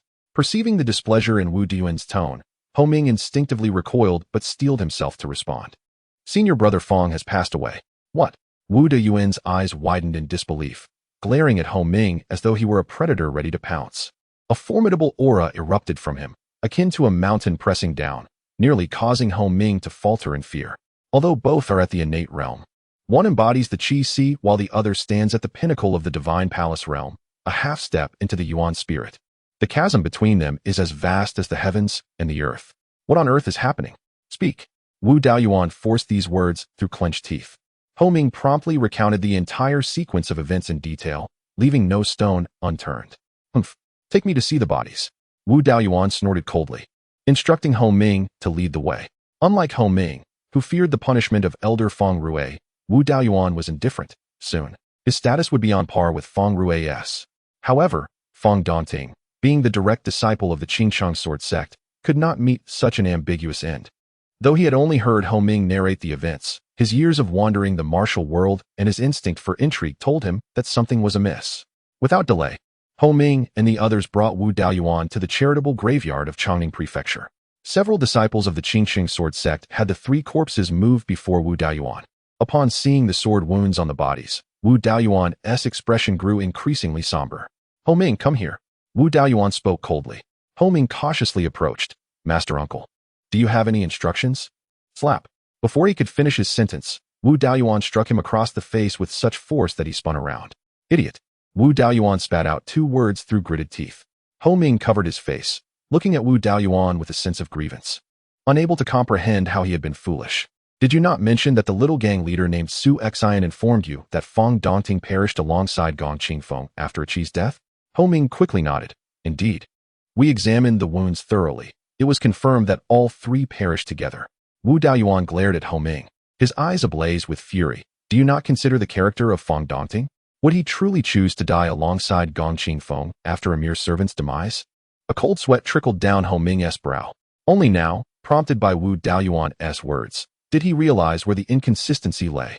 He knew his junior brother's character well, proud and selfish to the core. Were Fong Dongting to die first, a Qi would surely fight to the death alongside Gong Qingfeng. However, if the roles were reversed, such a scenario was utterly implausible. Fong Dongting would undoubtedly abandon a qi to save himself. For him, his own life outweighed that of a mere servant, a fact that required no deliberation. That scoundrel dared to deceive me. Ho Ming's gaze instantly turned icy. Wu Daoyuan snorted. There is likely more to this matter than meets the eye. With that, Wu Daoyuan bent down, gently pressing on Gong Qingfeng's corpse. His inner strength surged forth, causing the veins on the body's surface to burst, transforming the corpse into a gory spectacle. Ho Ming and the others were taken aback by the sight, and instinctively recoiled several steps.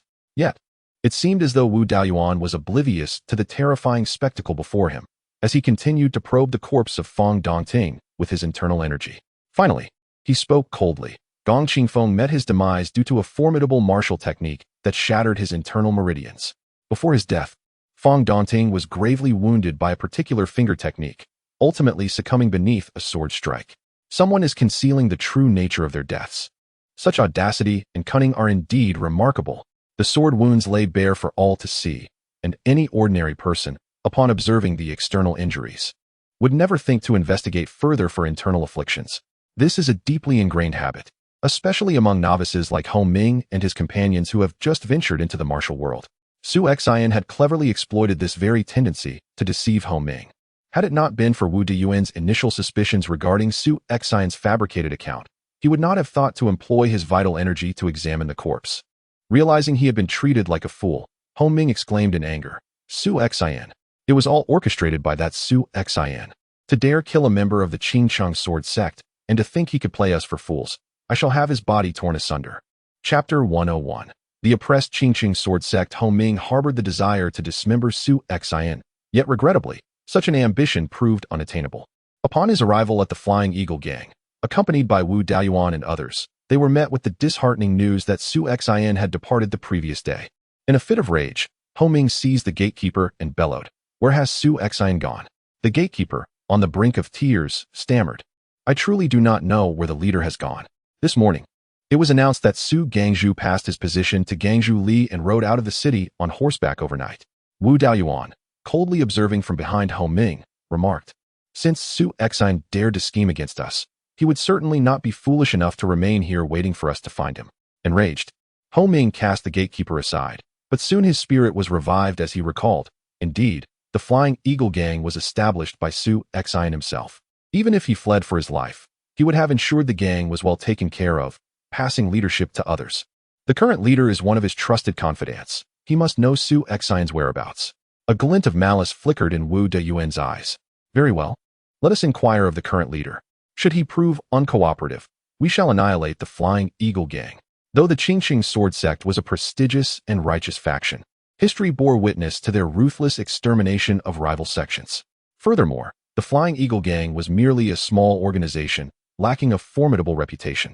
Their destruction could easily be justified as the eradication of a nefarious group, garnering no sympathy from anyone. The group stormed into the hall of the Flying Eagle Gang. Although some of the disciples attempted to intervene, they were swiftly dispatched by Ho Ming's sword qi, rendering the remaining members silent and fearful. Huang Bingqing and Li Huai, having heard the commotion, hurriedly emerged from the hall. Spotting the two, Ho Ming coldly demanded, "Speak. Where is Su Xian? Do not think I am unaware. You two are Su Xian's confidants, and must know his hiding place. If you refuse to divulge, I shall exterminate your Flying Eagle Gang today."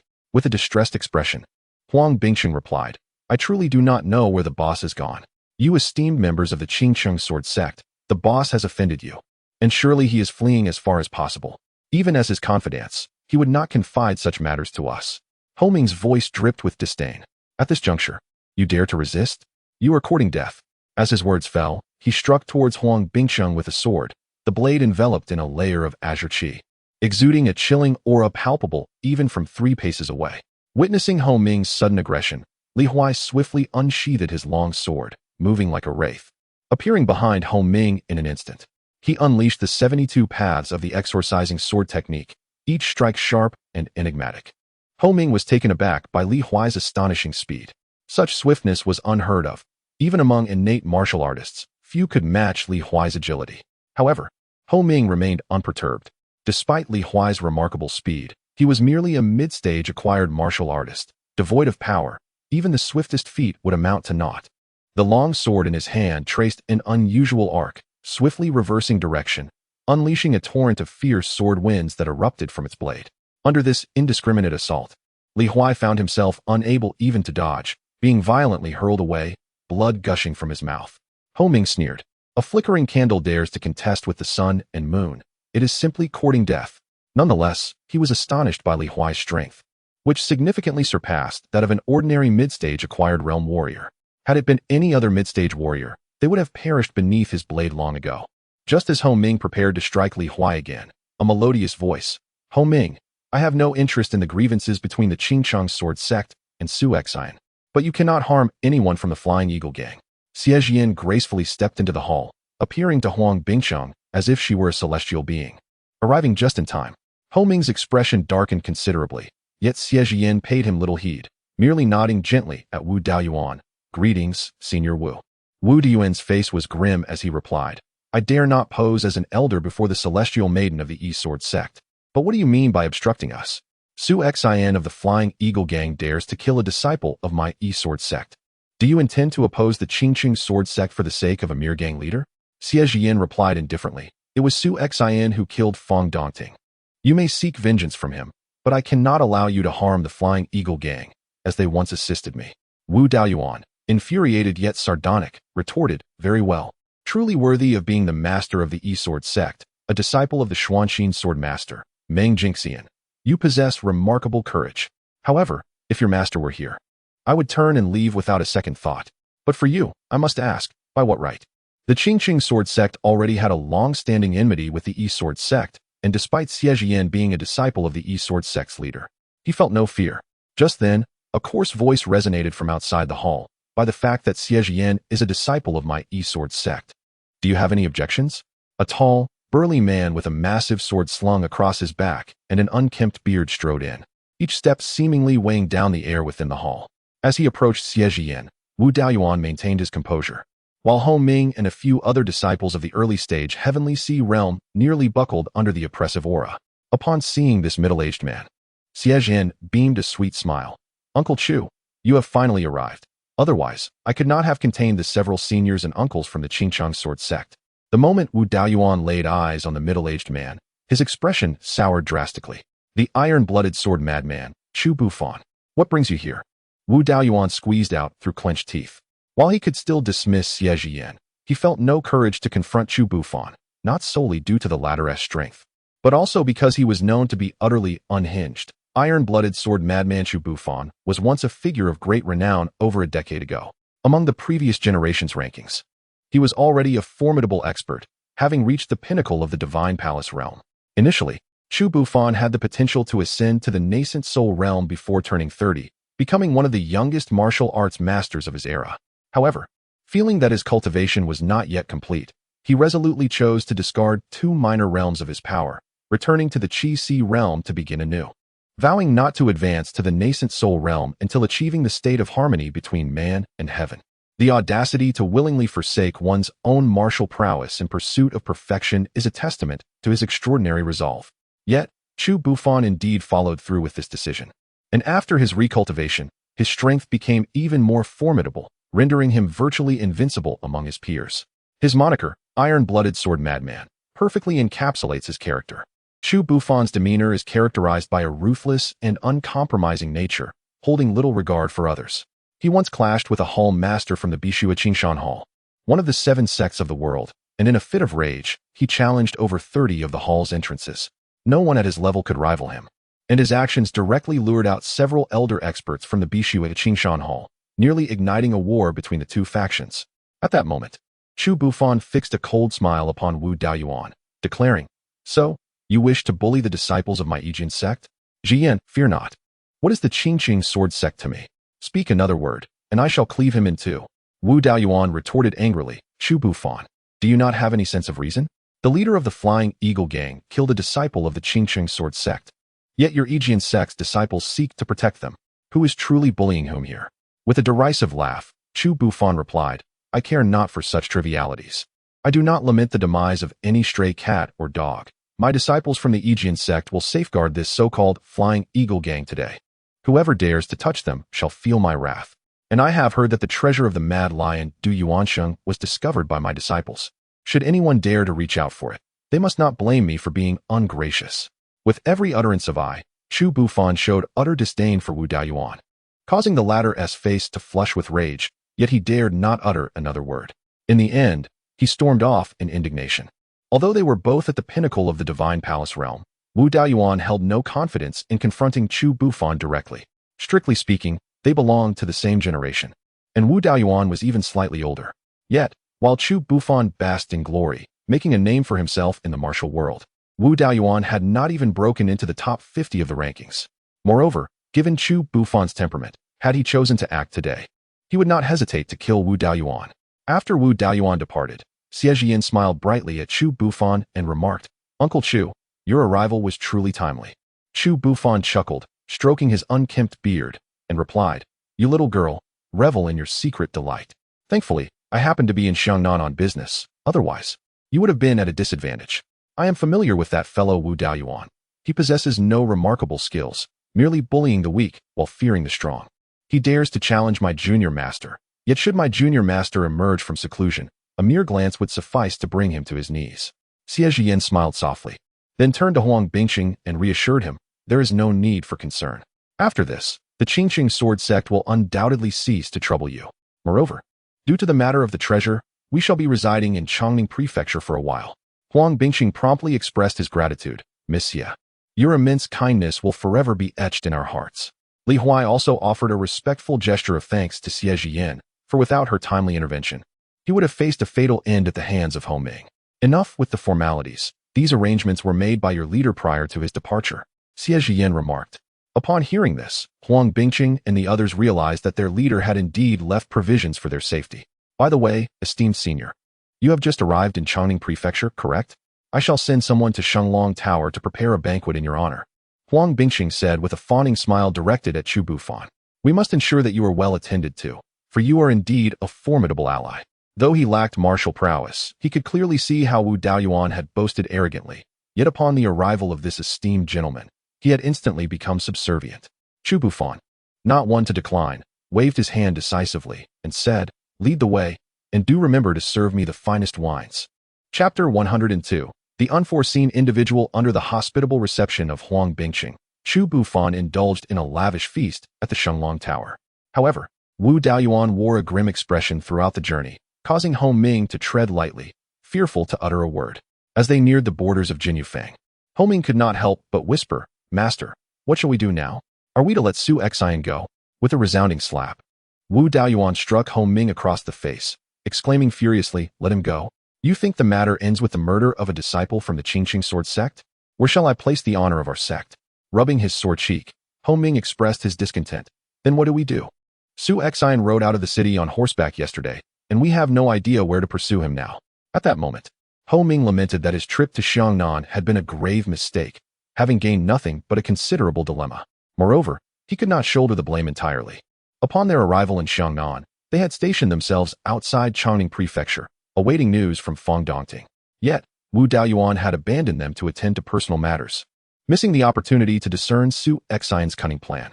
Now that the culprit had fled, Wu Daoyuan refused to acknowledge his own oversight and instead vented his frustrations on Ho Ming, leaving the latter seething in silence. Wu Daoyuan snorted disdainfully. "Do you not know how to investigate where to pursue? Even if he rides a swift horse, how far can he get in a day? Do not tell me your innate martial prowess is outpaced by an ordinary steed. For innate martial artists, even without specialized training and lightness skills, infusing their internal energy into their legs would allow them to outrun a horse by a significant margin. Naturally, such exertion would deplete their energy, and it was rare for anyone to travel so recklessly unless in dire circumstances." Coldly, Wu Daoyuan stated, "The Bloodclad Pavilion has a branch in Chongning Prefecture. Let us seek their local leader. We require precise information on Su Xian's whereabouts." Ho Ming was taken aback. "Master, do you intend to hire assassins from the Bloodclad Pavilion to eliminate Su Xian?" "Fool," Wu Daoyuan retorted vehemently. "As a reputable sect, how could we stoop to employing killers from the Bloodclad Pavilion? What would the world think of us? We are merely purchasing intelligence regarding Su Xian." While the Bloodclad Pavilion was a notorious organization of assassins, though not as reviled as the demonic sects, they were hardly esteemed. If it were not for the lack of manpower in Xiangnan, the Qingqing sword sect would not be compelled to collaborate with them. Ho Ming nodded obediently. And Wu Daoyuan pointed to another disciple. You return to the sect and inform them to offer a substantial bounty for Su Xian's head on the black market. Do not be stingy. The gravity of Wu Daoyuan's orders struck Hong Ming with astonishment. Not only was he to pursue Su Xian, but there would also be a bounty placed on him. It seemed that Master was willing to go to any lengths to secure Su Xian's demise. Even if they failed to catch him in Xiangnan, with a bounty on the black market, Su Xian would be hard-pressed to evade his fate. Hong Ming and his companions dared not delay, promptly acting upon Wu Daoyuan's instructions. Meanwhile, Su Xian was desperately fleeing. Ever since he escaped from Chongning Prefecture the previous day, he had relentlessly urged his steed to its limits, resulting in the horse foaming at the mouth and collapsing after a day's travel. At this moment, Su Xian had covered over 300 miles from Chongning Prefecture, yet an overwhelming sense of crisis clung to him, refusing to dissipate. The seemingly deserted forest appeared to harbor unseen eyes tracking his every move. Thus, after dismounting, Su Xian chose to navigate some winding paths, aiming to exit Xiangnan directly. The region of Xiangnan lacked proper roads, consisting solely of narrow trails carved through dense woods. While some paths offered proximity, they were often rife with bandits who had established their lairs. Although Su Xian was not intimidated by these brigands, he preferred not to squander time engaging with them, opting instead for longer routes. After 3 days of nearly continuous travel with little rest, Su Xian was on the verge of breaking free from the forest and leaving the confines of Xiangnan. Just as he paused to catch his breath, a palpable aura of lethal intent surged towards him. Reacting instinctively, he leapt aside just as a blade of energy struck where he had been standing. Wu Daoyuan and 2 disciples of the Qingchang sword sect, including Hong Ming, materialized before him, while another had departed to relay messages to their sect. The trio appeared quite disheveled from their relentless pursuit. Wu Daoyuan, being a peak practitioner of the Divine Palace realm, found the swift chase manageable. However, Hong Ming and the others struggled, nearly exhausting their inner strength to keep pace with Wu Daoyuan. Upon finally catching up to Su Xian, Hong Ming exhaled in relief and unleashed a strike of sword energy, only to be taken aback when Su Xian deftly evaded it. You are Su Xian? You have slain disciples of the Qingchang sword sect and dared to mock us. You possess quite the audacity. Wu Daoyuan observed Su Xian with a mixture of surprise and curiosity regarding his youth. It is not that I am audacious, but rather that Fong Dongting sought to kill me. Naturally, I must retaliate. Even animals do not allow themselves to be slaughtered without resistance. Su Xian sighed inwardly, preparing to enter the spatial realm at any moment to exchange consumables for survival. Faced with Wu Daoyuan, a peak practitioner of the Divine Palace realm, he harbored no thoughts of resistance. He had witnessed Jiang Ling's strength. Xie Jian had employed her full prowess, likely utilizing her sect's life-preserving trump card to defeat Jiang Ling. However, Wu Daoyuan's strength far surpassed Jiang Ling's, and confronting him directly would be tantamount to courting death. Su Xian could only hope that using consumables would buy him some time to escape. Wu Daoyuan let out a hearty laugh, remarking, "Well said. Indeed, even animals will not allow themselves to be butchered without a fight. However, I am one who concerns himself not with the process but with the outcome. All I know is that you have killed disciples of the Qingchang sword sect and have dared to mock us." Wu Daoyuan's countenance darkened. "Now, I present you with an opportunity. Take your own life. Should I bring you back to the Qingchang sword sect for judgment, your demise will not be so easily attained." He spoke the truth to Su Xian. Having slain a disciple of the Qingchang sword sect, Wu Daoyuan believed that by killing Su Xian, their enmity would be resolved. However, there remained another identity at play, Fong Dongting, the sole son of Elder Fong Rui. It was evident that should Su Xian be taken back for trial, Fong Rui would seek vengeance for his son, leading to dire consequences for Su Xian, who would find himself trapped in a desperate plight. "I'm sorry, but I have made it clear. I am not a pig or sheep to be slaughtered at will." Su Xian exhaled deeply, his left hand already gripping the hilt of the Yulong sword. "Stubborn and unyielding. If that is the case, then I shall grant you your wish." Wu Daoyuan unsheathed a long sword from behind him, a striking weapon of crimson hue, its blade curved in a peculiar manner. With a single thrust, a searing wave surged forth as violent flames coalesced upon the sword, erupting with intense heat, as if to scorch the heavens and boil the seas. In Su Xian's eyes, the raging flames began to take the faint form of a vermilion bird, soaring and singing to the heavens, blinding him momentarily. Was this the pinnacle of Divine Palace realm power? Jiang Ling could already project true qi on a grand scale, capable of vanquishing foes within 3 zhang. Yet, from Wu Daoyuan, Su Xian sensed an essence of Dao. That sword, which conjured the fiery vermilion bird, had already begun to embody the rudiments of Tao. When would he be able to fully materialize this bird, infusing his strike with its true essence, allowing him to attain the primordial spirit realm and become a true master of martial arts? Confronted with this nascent Tao, Su Xin was on the verge of entering the system to exchange for consumables. However, at that moment, a figure descended from the heavens, wielding a blade that cleaved downward, shattering the fiery vermilion bird with a chilling edge. Wu Daoyuan felt a tremendous force surge through him, causing the crimson sword in his grasp to vibrate violently, as if it might shatter. Behind him, Su Xion's eyes widened in astonishment. The newcomer was none other than Tai Wuching, the chief of the Eastern 12 Fangs. At that moment, Tai Wuching held a strangely shaped curved blade, a faint, enigmatic smile playing upon his lips. Su Xian was aware of Tai Wuching's formidable strength, presumably possessing innate realm cultivation. Otherwise, he could not maintain control over the various factions. Yet, Su Xian never anticipated that Tai Wuching boasted the prowess of the Divine Palace realm, appearing to surpass Wu Daoyuan significantly. Who are you? Why do you intervene to assist this brat? He has committed a grave sin by killing a disciple of the Qingqing sword sect, and he deserves death. Wu Daoyuan's eyes narrowed, recognizing that this mysterious individual was not inferior to him. To prevent any further complications, he explicitly mentioned their identities and Su Xion's transgressions, hoping to intimidate the intruder into retreat. Yet, Tai Wuching maintained his faint smile and replied, "Who am I? Quite simply, I am here to kill you."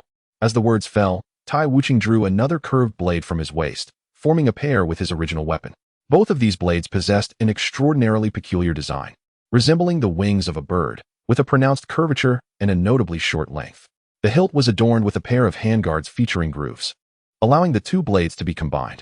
At the sight of these already bizarre weapons, Wu Daoyuan seemed to recall something. Yet Tai Wuching offered him no opportunity to ponder further. In a flash, he surged towards Ho Ming and his companions.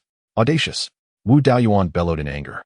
But it was too late for any rescue, for the speed of Tai Wuching was simply beyond comprehension. Ho Ming and the others were equally unprepared for the sudden onslaught from the enigmatic figure who had moments ago been engaged in a standoff with their master. In a flurry of panic, they drew their swords to defend themselves, but Tai Wuching moved like a specter, and in the blink of an eye, the transparent gleam of his blades flashed through the air, severing the throats of two disciples at the Celestial Sea stage simultaneously. Chapter 103. The Six Gates. In the blink of an eye, two individuals were slain, leaving no opportunity for a response. Tai Wuching's strikes were decisive, swift, and ruthless, leaving a profound impact. The remaining disciple, Ho Ming, immediately felt no inclination to resist and promptly turned to flee. However, Tai Wuching swiftly combined the handles of his curved blades, forming a spinning weapon which he hurled at Ho Ming, while he himself pivoted, positioning a palm defensively in front of Wu Daoyuan. A chilling gust of wind surged from behind, prompting Ho Ming to swiftly evade. Yet, the spinning blades unexpectedly altered direction at the very moment he attempted to dodge, shattering his protective true energy and cleaving him in twain. Damn it! Who are you? Wu Daoyuan, witnessing the demise of three innate disciples before him, was on the verge of madness. While it was true that a prestigious sect like the Qingqiang sword sect was not lacking in innate disciples, the loss of three, especially those of direct lineage, represented a significant matter within the sect. He could scarcely fathom who possessed the audacity to disregard the Qingqiang sword sect's reputation and unleash such brutality. Discarding his crimson longsword, Wu Daoyuan drew forth a dark golden blade, its edge glistening with lethal intent. He unleashed a series of sword techniques imbued with an overwhelming killing aura, exhibiting unparalleled ferocity. White Tiger, the master of slaughter and conflict, is this your White Tiger Dao sword? What a pity! Ever since the fall of the four spirit sovereigns, your Qingqing sword sect has failed to produce anyone capable of mastering the four spirit Dao sword to its fullest extent. Although you bear the moniker of Four Spirit Sword, the four Dao swords, Vermilion Bird, White Tiger, Azure Dragon, and Black Tortoise, remain inaccessible to you, a disgrace to the legacy of the four spirit sovereigns. Wu Daoyuan's heart raced with astonishment. Who was this person, so intimately familiar with the Qingqing sword sect's secrets?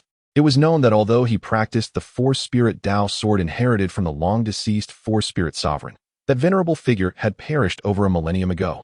Wu Daoyuan had stumbled upon the techniques of the four-spirit sovereign within the sect's scripture repository, leading him to cultivate the four-spirit Dao sword. Few in the present martial world knew of the four-spirit sovereign's name, and even within their own sect, only a handful were familiar with it. Tai Wuching shook his head. You were once a young master who graced the human rankings, were you not? TSK. The previous generation of martial artists has indeed withered significantly, to the point where even someone of your caliber could ascend the rankings. After decades of training. And this is the level you have attained? Unlike Ho Ming and the other young disciples who would erupt in rage at such insults, Wu Daoyuan remained composed. Though a fierce desire to slay Tai Wuching simmered within him, he refrained from wasting words. Instead, the killing intent emanating from his white tiger Dao sword grew even more intense. Observing his demeanor, Tai Wuching's eyes glimmered with mockery. With the two oddly shaped curved blades already dispatched to slay Ho Ming, he found himself unarmed at that moment. Before the formidable sword of slaughter wielded by Wu Daoyuan, he unexpectedly met it head-on with his bare hands, striking forth as if enveloping the very heavens and earth. With a resounding clang, the crisp sound of the sword echoed. Wu Daoyuan's blade was unable to breach the protective true energy of Tai Wuching, and was instead shattered by a single palm strike. Witnessing this scene, Su Xian's brows twitched. Recalling the days in Chongning Prefecture when Tai Wuching would often play with his iron courage, Wu Daoyuan's expression shifted dramatically. With a palm that seemed to obscure the sky, his sword lay in ruins. As he attempted to draw another blade, he was horrified to find a tremendous force drawing him towards Tai Wuching, only to be sent flying again by a powerful strike. The Shumi Great Palm Seal, the Phoenix Wing 8/blade. You hail from the Tai family of the Six Doors. Wu Daoyuan spat blood, finally connecting the dots regarding Tai Wuching's origins. The bizarrely shaped curved blade and the palm strike that felt like a mountain pressing down were indeed the signature techniques of the Tai family from the Six Doors. Tai Wuching remarked nonchalantly, "You are correct, but alas, there is no reward." As his words fell, the Shumi Great Palm Seal unleashed a barrage of strikes, reducing Wu Daoyuan, a peak practitioner of the Divine Palace realm, to a pitiful state, akin to a mere rag doll. With a thunderous boom, the immense suction and pressure from Tai Wuching's palm tore Wu Daoyuan's body apart, leaving no trace behind. How utterly worthless, Tai Wuching chuckled softly, sending a shiver down Su Xian's spine. Although this martial technique, named the Shumi Great Palm Seal, seemed reminiscent of Buddhist practices, Su Xian felt it bore an unsettling resemblance to demonic arts. Noticing Su Xian's gaze, Tai Wuching turned and smiled. "Su Gangzhong, are you surprised to see me?" Su Xian's expression turned to a wry smile. Surprised is an understatement. It feels like a dream. "Lord Tai, you have concealed your true identity from me quite well. This position as the head constable of the Eastern 12 Fangs is hardly your genuine role, is it?" Tai Wuching extended his hand, summoning a powerful force that drew the Phoenix Wing 8/blade from beside Ho Ming's corpse into his grasp. As he meticulously wiped the blood from the blade, he replied, "You are mistaken. I truly am the head constable of the Eastern 12 Fangs, a title sanctioned by official documents from above. Previously, I was but a lowly wind chaser constable of the Six Doors." Hearing Tai Wuching's words, Su Xian secretly scoffed. A lowly wind chaser constable of the Six Doors? Even if he was merely a minor constable, he belonged to an organization that oversaw the martial arts sects across the realm, gathering intelligence for the empire, and was one of the most formidable martial forces under the Great Zhou dynasty. In such a place, even a minor constable wielded power far surpassing that of a small provincial head. "Lord Tai, spare me the jest. I wish to understand the true nature of all this," Su Xian declared, unconvinced that a distinguished wind chaser constable of the Six Doors would have idly served as the head constable of Chongning Prefecture for years. Nor would he have taken the trouble to rescue a mere insignificant individual like himself. "Put away those two Phoenix Wing 8 knives, Iron Wuching said.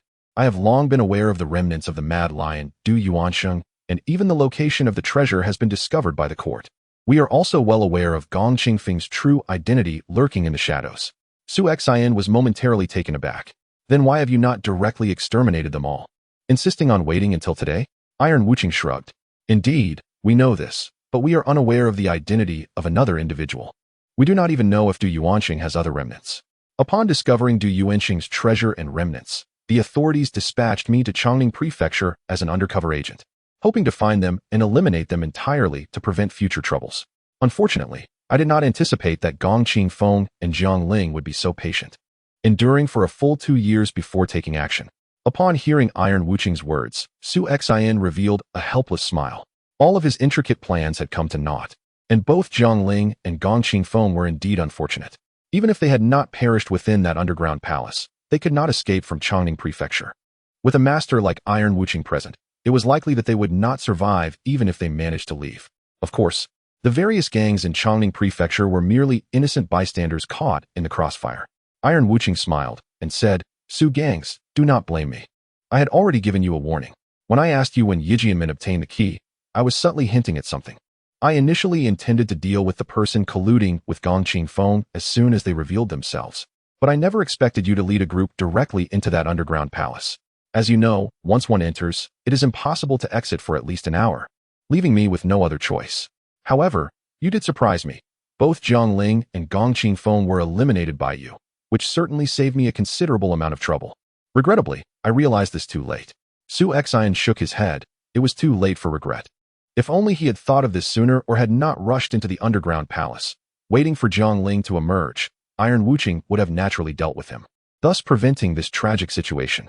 To be honest, I did not expect you, Su gangs, to be so ruthless not only in Chongning Prefecture, but also to show no fear or hesitation against the formidable Qingchang sword sect. Iron Wuqing expressed admiration. The son of the Yuanshan realm expert Qingshu Swordfang Rue kills without hesitation. I truly did not misjudge you, Su Xian. Su Xian smiled bitterly and shook his head. Iron Darren, please refrain from calling me gangs. I am no longer a leader of any gang. Nonetheless, I must express my gratitude for your life-saving intervention. Without you, even if I had exchanged for consumables to preserve my life, I would still have faced a dire fate. Iron Wuqing shook his head. Do not be too eager to thank me. My assistance is not without a price. Su Xian nodded. If you have any commands, please speak freely. As long as it is within my capabilities, I will not hesitate to plunge through fire and water. In this world, there is no free lunch, nor are there any fortuitous opportunities that fall from the sky. Since he and Xie Jian exposed the identities of Zhang Ling and Gong Qingfeng and subsequently eliminated them, Tai Wuqing's mission had effectively reached its conclusion. All he needed to do was return to the headquarters of the Six Doors in Shengjing to hand over his task and await commendation. However, at this moment, Tai Wuqing found himself present here, rescuing Su Xian and even going so far as to eliminate disciples of the Qingchang sword sect, including the illustrious Four Spirits, Sword Wu Daiyuan. It would indeed be peculiar if he sought nothing in return.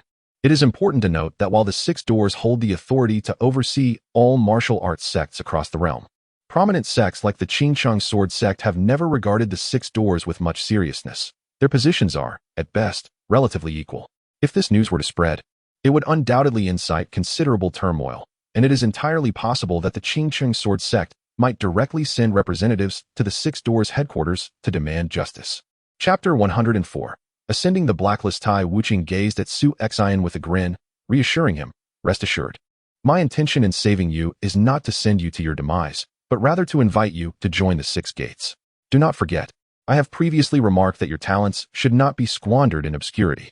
Now that you have been driven out of Chongning Prefecture by the Qingchang sword sect, your only recourse is to flee. The Six Gates present the best opportunity for you." Su Xian was momentarily taken aback. He had never anticipated that Tai Wuqing's act of saving him was a prelude to an invitation to the Six Gates. "Sir Tai, I must inquire why it is you have chosen. I am but a mere late-stage martial artist. I doubt I merit such consideration from you in dealing with the Qingchang sword sect." Tai Wuqing shook his head. "Su Xian, you underestimate yourself. In less than a year, you have ascended from an unknown henchman to the leader of a faction in Chongning Prefecture, a feat few can accomplish. My interest lies not in your martial prowess, but in your cunning. In the Six Gates, martial skills are secondary. The ability to accomplish tasks is paramount. It is this quality in you that I value. By bringing you into the Six Gates, you shall become a member of the Tai family. I have faith that your rapid development will yield surprising results." "Is the struggle for power within the Six Gates truly so fierce?" Su Xian inquired, still skeptical. Tai Wuqing scoffed. "What realm is devoid of power struggles? Although my Tai family stands as the foremost clan within the Six Gates, numerous factions have coveted our position in recent years." Su Xian nodded, yet hesitated internally. Joining the Six Gates was a possibility, yet it would shape the path he would tread in the future. Historically, the conflict between the martial world and the imperial court has been irreconcilable. The court cannot tolerate martial artists wielding significant power who defy the law, while the martial community resents the oppressive weight of authority stifling their freedom. Thus, the relationship has often culminated in either the decline of the court, rendering it a puppet of major sects, or the emergence of a formidable emperor who ruthlessly suppresses the martial world. Currently, the balance of power between the court and the martial world remains relatively equal. The court still possesses some deterrent influence over smaller sects, but holds no sway over the larger ones. Renowned sects dare not overstep, at least in appearance, maintaining a facade of respect towards the court. However, should Su Xian join the Six Gates, he would inevitably bear the label of a Hound of the Court, a designation that carries little favor in the martial world, regardless of one's alignment. Tai Wuching discerned Su Xian's concerns and chuckled. You worry that joining the Six Gates may render your existence in the martial world untenable. Do you not? In truth, you need not fret. Even if you avoid the Six Gates, your reputation in the martial world will likely remain unfavorable. People will undoubtedly seek to claim your head for a bounty. Su Xian was momentarily bewildered, uncertain of Tai Wuching's implication. Iron Indifference continued. You may not yet be aware, but you have truly provoked the Qingcheng sword sect this time. They have placed a bounty on the blacklist for a yellow-grade weapon, a low-tier sword technique, and a sum of 100,000 gold pieces for your head. Congratulations, you are now a warrior who has ascended to the blacklist after reaching the postnatal realm, thus setting a record. By the way, you might still be unfamiliar with the concept of the blacklist. It is akin to the three lists of heaven, earth, and man, yet it is not issued by the imperial court. Rather, it is published by the Tianji Valley among the 8 sects of the left path. Any martial artist wishing to claim the life of an adversary may post a bounty on the blacklist. However, the rankings on the blacklist are not determined by strength, but by the value of the bounty. Only the top 360 warriors, ranked by the worth of the bounty, appear on the blacklist, becoming well known across the realm. Congratulations, you are currently ranked 345, likely the weakest and easiest target in the history of the blacklist. Setting aside the gold offered by the Qingcheng sword sect, you should be aware of the value of a yellow-grade weapon, as your own sword is of the same grade.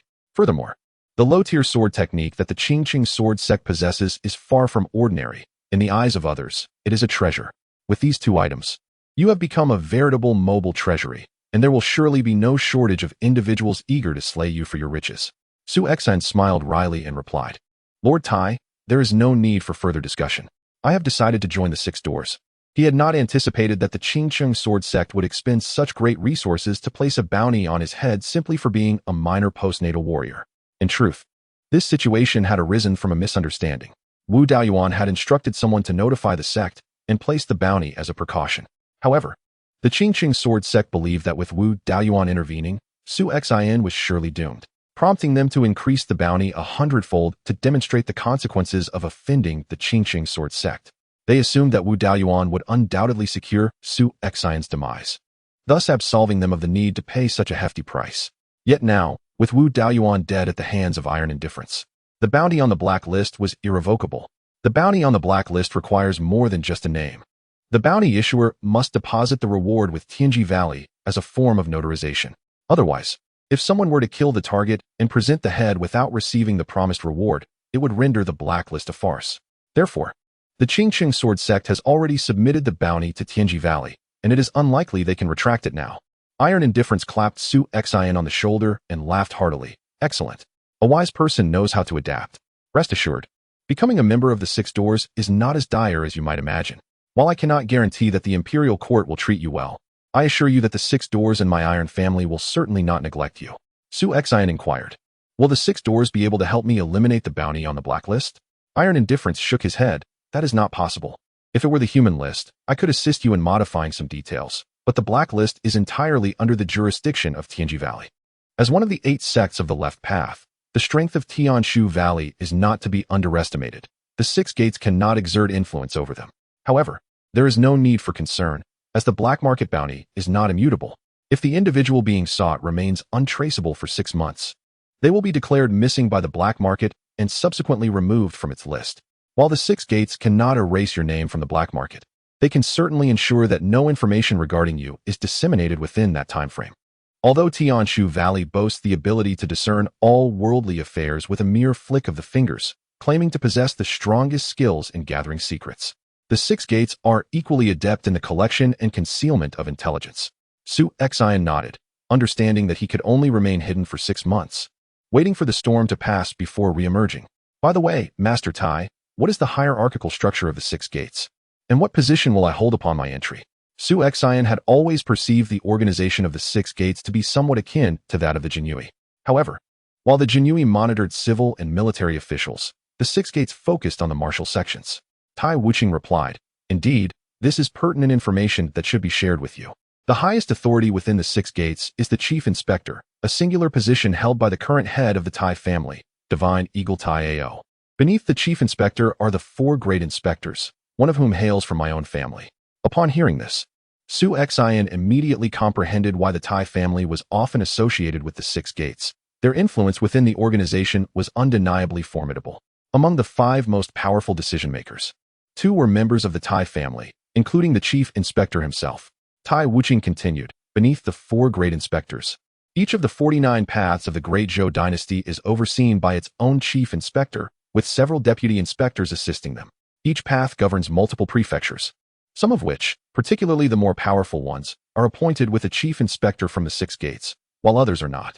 For instance, our Xiangnan path, located in the southern regions, possesses relatively weaker martial strength, thus only has a Chief Inspector and 2 deputy inspectors, with more than half of its prefectures lacking personnel from the Six Gates. Of course, these represent only the overt strength. The true power of the Six Gates lies in its covert operations. In addition to the path chiefs, there exist 2 specialized forces that operate independently from the path inspectors and answer solely to headquarters: the investigative agents and the swift pursuers. The investigative agents are responsible for covertly monitoring and surveilling unlawful martial practitioners, gathering intelligence, and establishing bases in each prefecture. At critical moments, they may intervene to assist local inspectors in their operations. The investigative agents could be regarded as the eyes and ears of the Six Gates, enabling the organization to maintain an intelligence network rivaling that of Tianshu Valley, a legacy cultivated over centuries, all thanks to their efforts. The role of the Wind Chaser Constable bears resemblance to that of a criminal investigator, as both are tasked with gathering intelligence.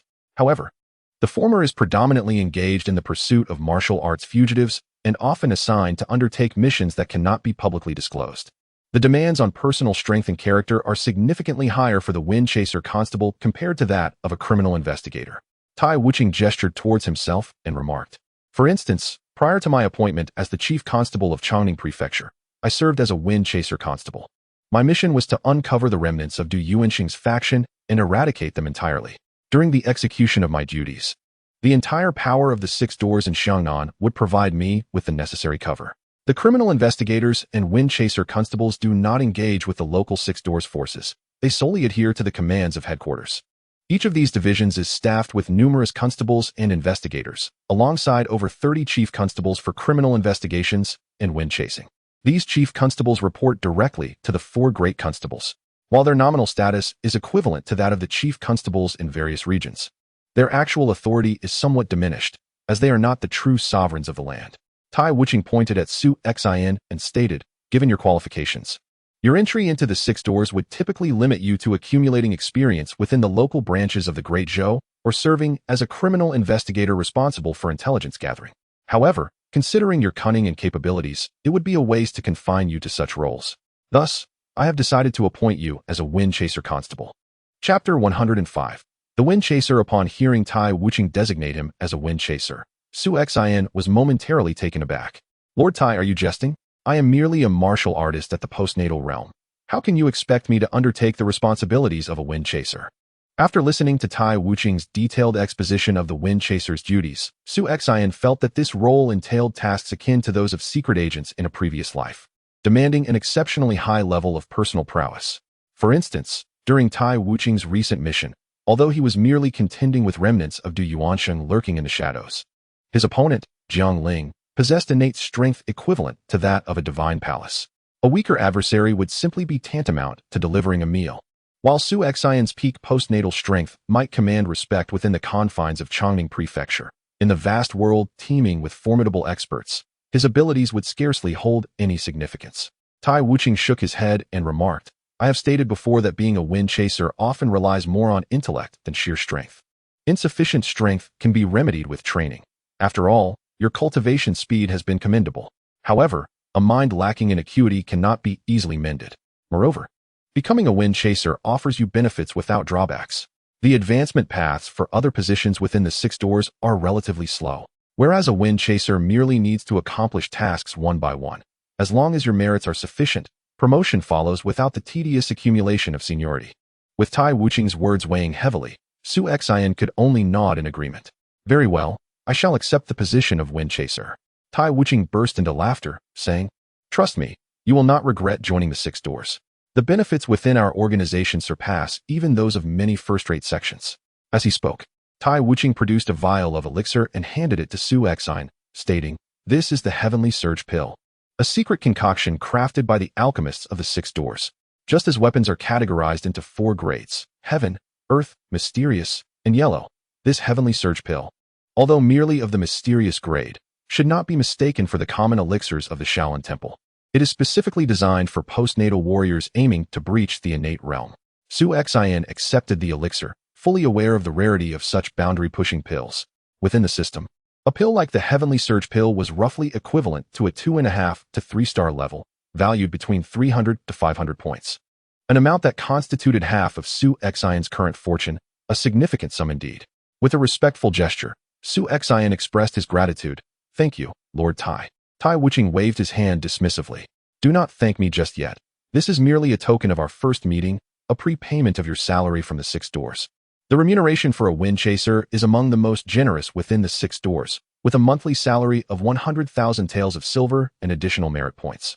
While the silver itself may lose its significance upon reaching the innate realm, merely a numeral in the grand scheme. Even the most destitute innate warriors can earn thousands or even tens of thousands of taels through simple escort missions.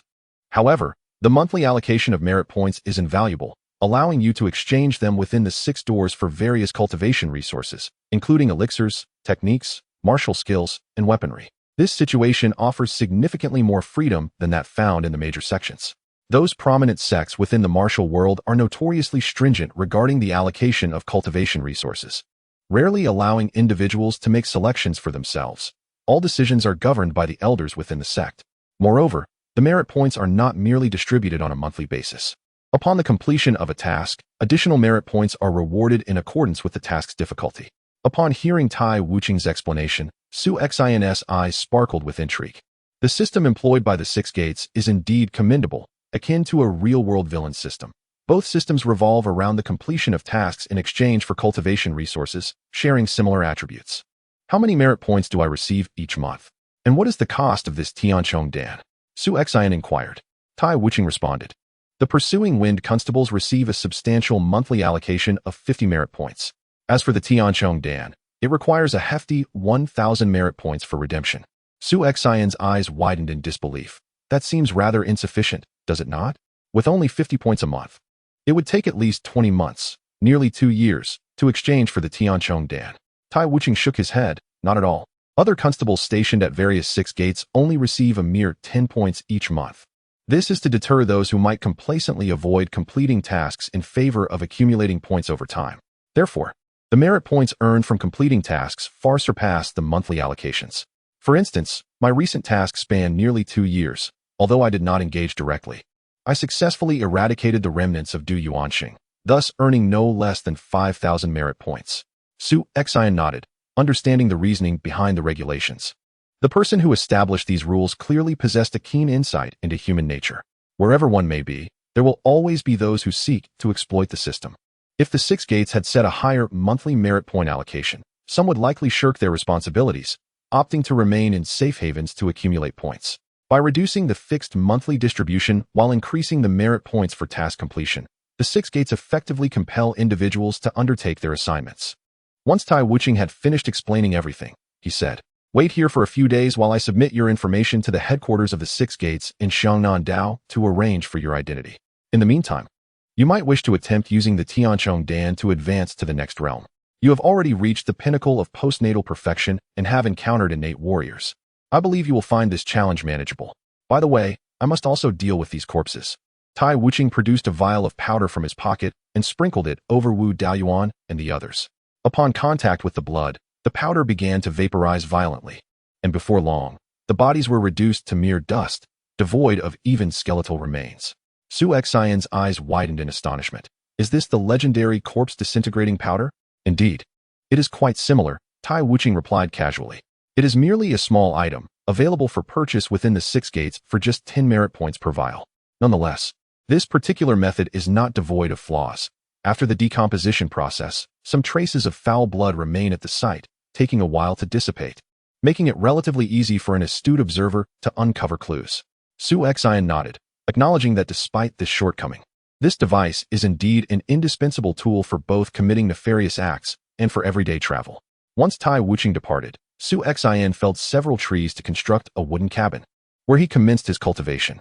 The vial contained but a single Tianchong pill, which, to be frank, appeared quite unremarkable, taking on an irregular, spherical shape. Its surface a glossy black. Were it not for the rich medicinal aroma, one might easily mistake it for a mere lump of clay. Su Xian swallowed it whole, feeling as though he had ingested a ball of fire, a surge of searing energy erupting within his body. Without delay, he activated the Zixia divine art, his internal energy swirling and crashing against the reservoir of qi in his dantian. At that moment, his entire being flushed crimson, resembling a boiled shrimp. The three innate realms are as follows: the qi sea, the spirit aperture, and the divine palace. The qi sea refers specifically to the dantian's reservoir of qi.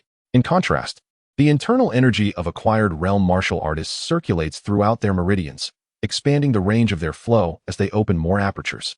The innate qi sea realm, however, involves consolidating all internal energy into a singular location, creating a storage space within the qi sea itself. Henceforth, all internal energy resides in the qi sea, flowing into the meridians and subsequently returning to the qi sea in a perpetual cycle, an unceasing torrent. The existence of the qi sea bestows innate martial artists with a formidable advantage in the quantity of true qi they can harness, often exceeding that of their acquired counterparts by several folds. Moreover, the qi sea enables further compression and refinement of internal energy, resulting in a superior quality of true qi. Yet, the journey to breach the qi sea realm is not without its perils. The process of establishing the qi sea bears significant risks. Converting formidable internal energy into true qi to impact the qi sea is akin to forcibly creating a space within oneself, merging with true qi. A misstep could lead to the fracturing of the dantian, resulting in the loss of one's martial prowess at best, or death at worst.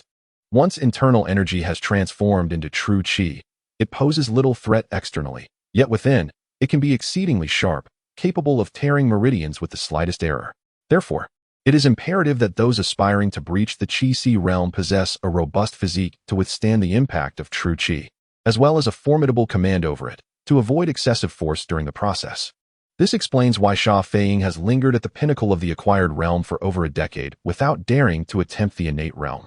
It is not a matter of desire, but rather one of caution. Sha Feiying, now advanced in years, finds his vitality waning. Thus, even with adequate control over true qi, his body can no longer endure its impact. Consequently, it is not that individuals like Sha Feiying lack the will to pursue the qi sea realm. Rather, they are simply too apprehensive to attempt it. However, for Su Xian, the endeavor to breach the qi sea realm seems to be a natural progression. The cultivation of the body in the acquired realm is, indeed, a preparation for the ascent to the innate realm. His dragon elephant prajna skill has been cultivated to the first level, granting him physical strength that rivals even the innate martial artists, perhaps exceeding them slightly. Combat serves as the finest practice for mastering true energy, a domain in which Su Xian excels. Thus, his success rate in breaking through to the qi sea realm is nearly 100%. Under Su Xian's guidance, the true energy within him slowly converges into a massive river, ultimately coalescing to launch a final assault towards the qi sea in his dantian. A silent yet thunderous resonance reverberates throughout Su Xian's body, causing him to tremble momentarily as the true energy frantically merges into the qi sea. The crimson hue enveloping his form gradually dissipates, while his aura begins to ascend steadily. True energy bursts forth around Su Xian, swirling like a multitude of blades, leaving the wooden cabin's surface marred with scars. Su Xian rises, retracting his aura, and sensing the burgeoning power within him, he cannot help but clench his fist. The innate qi sea realm is now within his grasp. Chapter 106. The tremor of the renowned list in the grand capital of the great Zhou dynasty. Xinjing lies the very heart of the realm, a city that boasts a history of scarcely 2 decades. 2 decades prior, this locale was naught but a desolate village. However, with a mere command from Emperor Wulong, it metamorphosed into the illustrious Xinjing in the span of 3 short years. As the capital of the great Zhou, the city is imbued with martial prowess, yet the majority of its warriors hail from humble beginnings, being either solitary cultivators or members of minor sects, all aspiring to carve out a respectable reputation in Xinjing. Genuine disciples from the esteemed sects of the martial world are, in truth, a rarity within the city. The court and the martial realm exist as two disparate systems, particularly when considering the inherent conflicts between the major sects and the imperial authority. At this moment, a throng of martial artists congregates at the entrance of the Six Doors headquarters in Shangjing, predominantly comprised of postnatal warriors. Though a fair number of innate masters are also present, the headquarters of Six Doors is adorned in a remarkably understated manner. Its walls and structures are cloaked in a deep, ancient black, with the sole exception of a pair of imposing metallic eagles that stand sentinel at the entrance, adding a touch of grandeur amidst the simplicity. Typically, the Six Doors would be a source of trepidation for these martial artists, yet now they stand eagerly at the threshold, some clutching paper and ink, as if anticipating something significant. After a quarter of an hour, a constable clad in a black and red uniform emerges, brandishing a list that he affixes to the bulletin board on the outer wall. Instantly, the assembly of martial artists erupts into a fervor, clamoring and jostling for position. It's out. It's finally out. The latest renowned list has been released. Hey, watch your manners. Have a modicum of public spirit. If you push any harder, I might just splatter this ink on your face. Curse it. Which scoundrel dares to shove? I'll cleave you in two. Damn it. What s with this peak postnatal lackey? What is all the fuss about? If you're not satisfied, let us step outside and spar after we finish with the list. The constable who posted the list observes the commotion with amusement, a scene that unfolds with regularity each month. The Six Doors renowned list is updated monthly, prominently displayed for all to see. Yet, given that the Great Zhou encompasses an expanse of 49 provinces, stretching thousands of miles, and with neighboring realms such as Eastern Jin and the 36 nations of the western regions, as well as the northern grasslands, those wishing to behold the list must rely on messengers to disseminate the news. The individuals fervently transcribing the list before them are precisely those tasked with such a mission. Each time the renowned list is unveiled, they compete to transcribe it swiftly, ensuring its delivery to various locales across the realm. The major sects, eager to remain informed of the list's updates, are not stingy in rewarding these messengers, as even a modest vial of ordinary elixir holds considerable value in the outside world, often unattainable for purchase. Furthermore, after receiving their rewards, these messengers can print multiple copies of the current list and sell them for 10 taels of silver each at any provincial capital, guaranteeing that those who crave gossip and possess ample wealth will snatch them up in no time. However, the number of individuals dedicated to this task is rather excessive.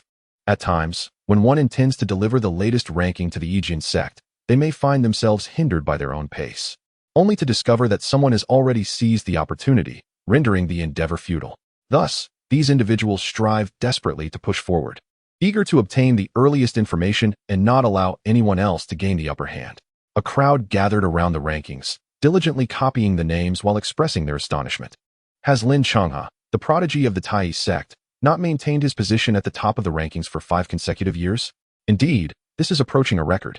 Moreover, the second-ranked sword young master, He Xiao, and the Marquis Xiao Huang have also seen no change in their standings for 2 or 3 years.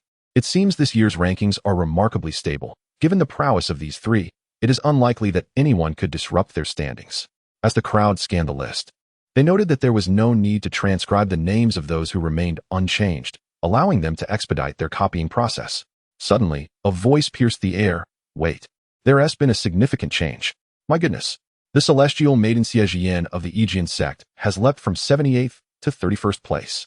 A collective gasp resonated through the crowd.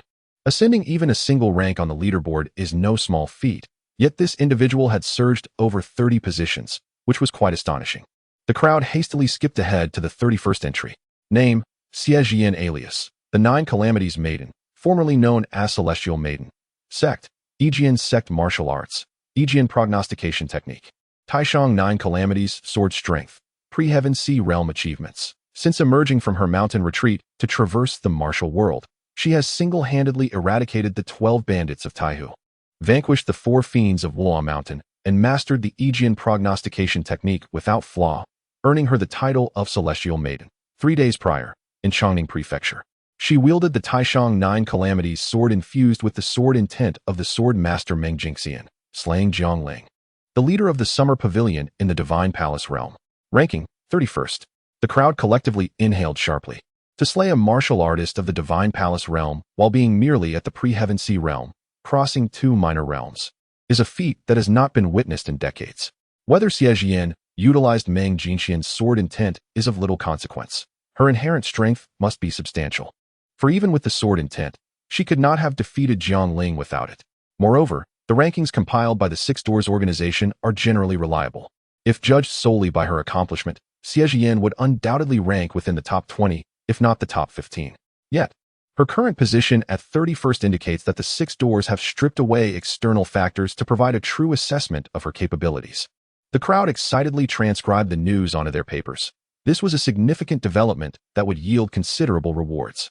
Oh wait, there's another change. A martial artist from the post-heaven realm has made it onto the rankings. The crowd fell silent in astonishment. A post-heaven martial artist on the leaderboard? Just how lacking must the talents of this year's rankings be? They turned their gaze to the very bottom of the list, where indeed, a new and unfamiliar name had emerged. Name, Su Xin. Nickname, Quicksword Faction, none martial skills. Unnamed Quicksword, enigmatic and ruthless. His fist and palm techniques are equally impressive. Strength, post-heaven great perfection record. Formerly the leader of a small gang in Xiangnan, 3 days prior, he killed Fong Dongting, the son of an elder from the Qingsheng sword sect, ranking 105th on the human list.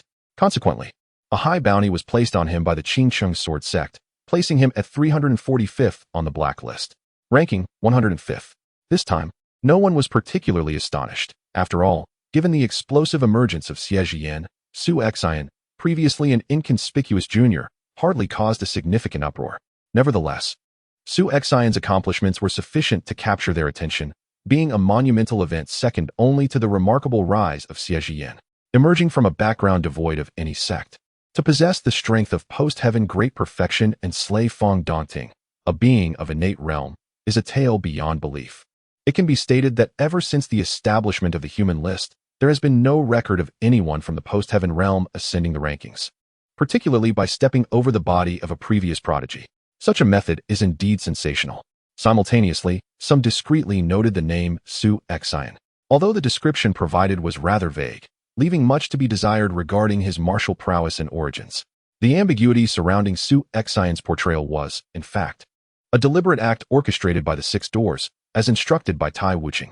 While the integrity of the human list is of paramount importance, Su Xin is already an ally of the Six Doors, and a slight modification posed no issue. For the next 6 months, Su Xin's name will remain on the blacklist. Thus, maintaining a low profile is advisable. Nonetheless, from this day forth, the moniker Quick Sword Su Xin will resonate throughout the martial world alongside the human list. Those on the human list are regarded as the most remarkable disciples of the current generation. Even if ranked at the very end, it is a testament to his extraordinary nature. One day later, atop the divine sword peak of the Yijian sect in Jiannan, Xie Jian cradled Xiner in her arms, holding the latest human list, saying, Xiner, you need not worry, your brother is safe now. Xiner, clutching a long sword nearly matching her height, nodded through her teary eyes. Xiner will not cry anymore. Once I master my swordsmanship, I will descend the mountain to protect my brother. Meanwhile, in Xiangnan, Su Xin awaited the arrival of Tai Wuching, who had finally concluded all necessary arrangements after 3 days. Upon seeing Su Xin, Tai Wuching erupted in laughter. The illustrious Su Xin of the human list. Your current reputation outside is quite remarkable. Su Xin, puzzled, inquired, what illustrious figure on the human list? Tai Wuching produced a token from his robe and handed it to Su Xin, along with a copy of the latest human list. This token represents your identity, and here is the most recent human list. You and Xie Jian are both among the major news of this edition. Su Xin glanced at the human list, examining the description regarding himself. The rest was acceptable, as maintaining a low profile was indeed his desire. However, what on earth was this nickname Quicksword? It sounded akin to a name assigned to an inconsequential extra. Fortunately, Su Xin wields a sword. Had he chosen a firearm instead, the ranking list might have bestowed upon him the moniker of Quick Gun, leaving him utterly bereft of tears. I inquired of Lord Tai, pray tell, who was the architect of this appellation? Does this individual harbor a grudge against me? Could it possibly be any more ludicrous? As the adage goes, without comparison, there can be no harm. Let us turn our gaze to the illustrious title of Xie Jian, the Nine Calamity Swordwoman. It exudes an air of sophistication at first mention. The term Nine Calamity refers to Xie Jian's supreme Nine Calamity sword, one of the 4 revered sword canons of the Yijian sect: life, death, illusion, and obliteration. Even among the direct disciples of the Yijian sect, not every individual possesses the privilege to study these teachings. Historically, The number of disciples granted such honor has never exceeded 10 per generation. Furthermore, the figure of the sword woman alludes to a legendary female sword master from antiquity. Given the scarcity of women in the martial world, it is even rarer for one to ascend to the pinnacle of swordsmanship akin to that legendary sword woman. Thus, the title 9 Calamity Sword Woman serves as a testament to the esteem in which Xie Zhiyan is held, suggesting her potential to reach such exalted heights in the future. Chapter 107. The first task. Upon hearing Su Xian's dissatisfaction with his nickname, Tai Wuching shook his head and remarked, "You should count your blessings. There are far worse nicknames in the realm of martial arts. Nicknames in the martial world are not self-assigned. They are earned through one's achievements, requiring at least some acknowledgement from others." Xie Zhiyan's original moniker was Heavenly Maiden, which transformed into 9 Calamity You Woman after her victory over Jiang Ling with the Taishang 9 Calamity Sword. As the saying goes, there are only wrong names, not wrong nicknames. If you wish to change yours, you must first have commendable accomplishments to back it up. Su Xian shrugged, accepting the title of Fast Sword as tolerable. It was then that Tai Wuching noticed a shift in Su Xian's aura. In just 3 days, he had broken through to the Qi realm. With a smile, Tai Wuching remarked, "I knew I was right about you. Strength can indeed be accumulated given time." Su Xian replied, "I must thank you, Lord Tai, for that heavenly surge pill. Such elixirs greatly assist in overcoming realm barriers. Without that pill, I would have needed several more months to gather the strength to attempt this breakthrough." Tai Wuching nodded in satisfaction. "Now that you have successfully advanced to the Qi realm, I have a task for you. With your newfound abilities, I trust you will find it easier to accomplish." Su Xian was taken aback. A task so soon? The 6 doors are never short of missions. What is the nature of this task? He understood that once he decided to act as a hound for the court, he must accept assignments as they came, provided they were not suicidal in nature. Tai Wuching, pleased with Su Xian's pragmatic attitude, inquired, "Are you familiar with Shangshan City?" Su Xian nodded. "I have heard of it. It is well known among the people of Xiangnan. Shangshan City is the largest city in Xiangnan, strategically located at the intersection of Xiangnan and the Central Plains. Countless merchants from the Central Plains come here daily to trade in Xiangnan's specialty products, making it the foremost commercial hub of the region. Not every merchant possesses the audacity to hire innate realm bodyguards to escort them into the heart of Xiangnan, such as Chongning Prefecture. In fact, most conduct their business in Shangshan City." Tai Wuching continued, "What you know of Shangshan City is merely its reputation as the largest city or commercial center in Xiangnan. But in truth, it operates outside the jurisdiction of the court." "Outside the jurisdiction of the court?" Su Xian was taken aback.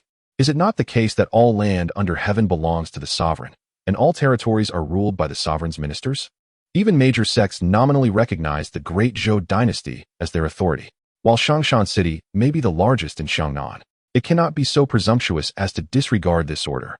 Iron Wuching remarked that the situation was unique, as the Shangshan City was not under the jurisdiction of the imperial court. This city, established by the current lord, the formidable martial master Yan Huangjio, was once merely a concept decades ago. As a master in the realm of fusion, Yan Huangjio had risen to become a local sovereign.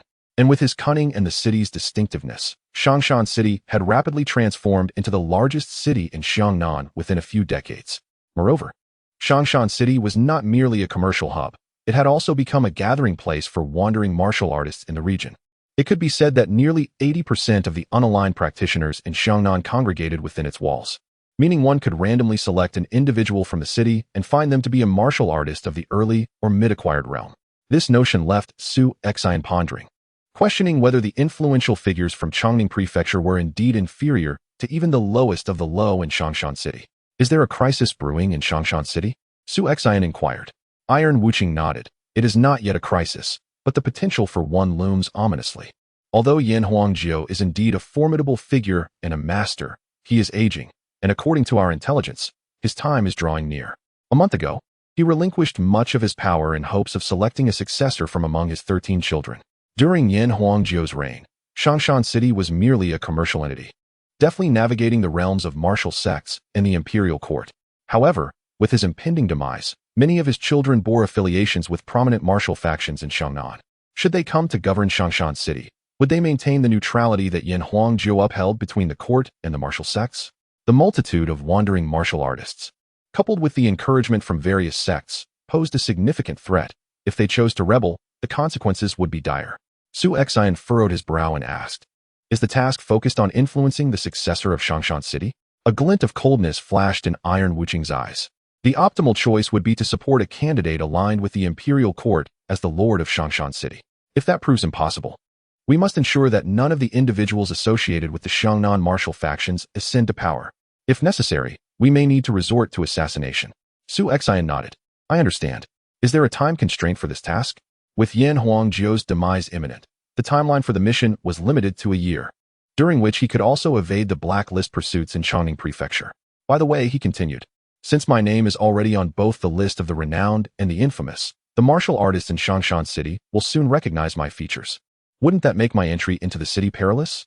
Iron Wuching chuckled. I have long prepared an identity for you, but first, you need to find someone to craft a human skin mask for you. There is a skilled artisan at the headquarters of the Six Doors in Xiangnan Dao who specializes in making such masks. Come with me, and I will have him tailor one for you based on your facial features. Upon mentioning the human skin mask, Su Xian suddenly recalled that he had won a mask belonging to Wang Lianhua in a lottery. Wait, I believe I already possess a human skin mask, so there is no need for another trip. Su Xian reached into his bosom and, in reality, retrieved a youthful human skin mask from the system space. As he donned the mask, Su Xian instantly transformed from a delicate youth into a striking young man in his 20s, with sharp eyebrows and starry eyes. Iron Wuching gazed at Su Xian in astonishment. This human skin mask is exceptionally well made, perhaps even surpassing that of our skilled artisan at the Xiangnan Dao headquarters. Where did you acquire it? Had he not witnessed Su Xian putting on the mask with his own eyes, he might have doubted that Su Xian was the same person. Do you remember the flower thief we encountered the first time we met? He was indeed a master of disguise, and I found this human skin mask on him. Iron Wuching slapped his forehead, evidently recalling that incident, acknowledging the flower thief's remarkable skill in disguise. Perfect. You need not waste time. Proceed directly to Xiangshan City. As he spoke, Iron Wuching produced 2 booklets and handed them to Su Xian. He pointed to the thinner booklet. This contains the information regarding your new identity. Do not rush into Xiangshan City. Familiarize yourself with this identity first. The thicker booklet contained detailed information compiled by the Six Doors regarding various martial factions, categorized into first, second, and third tiers. It essentially recorded all significant forces, aside from the less notable ones, along with some common knowledge of the martial world, beneficial insights to acquire. Moreover, this booklet also included methods for contacting the spies of the Six Doors. Should you require assistance, you may use the provided methods to reach out and gather intelligence or support. I have other matters to attend to here in Xiangnan, so I shall take my leave. Remember, do not be reckless. If you sense danger, do not hesitate to retreat. A failed mission is merely that, failure. Rest assured, stronger individuals will be sent to resolve the situation.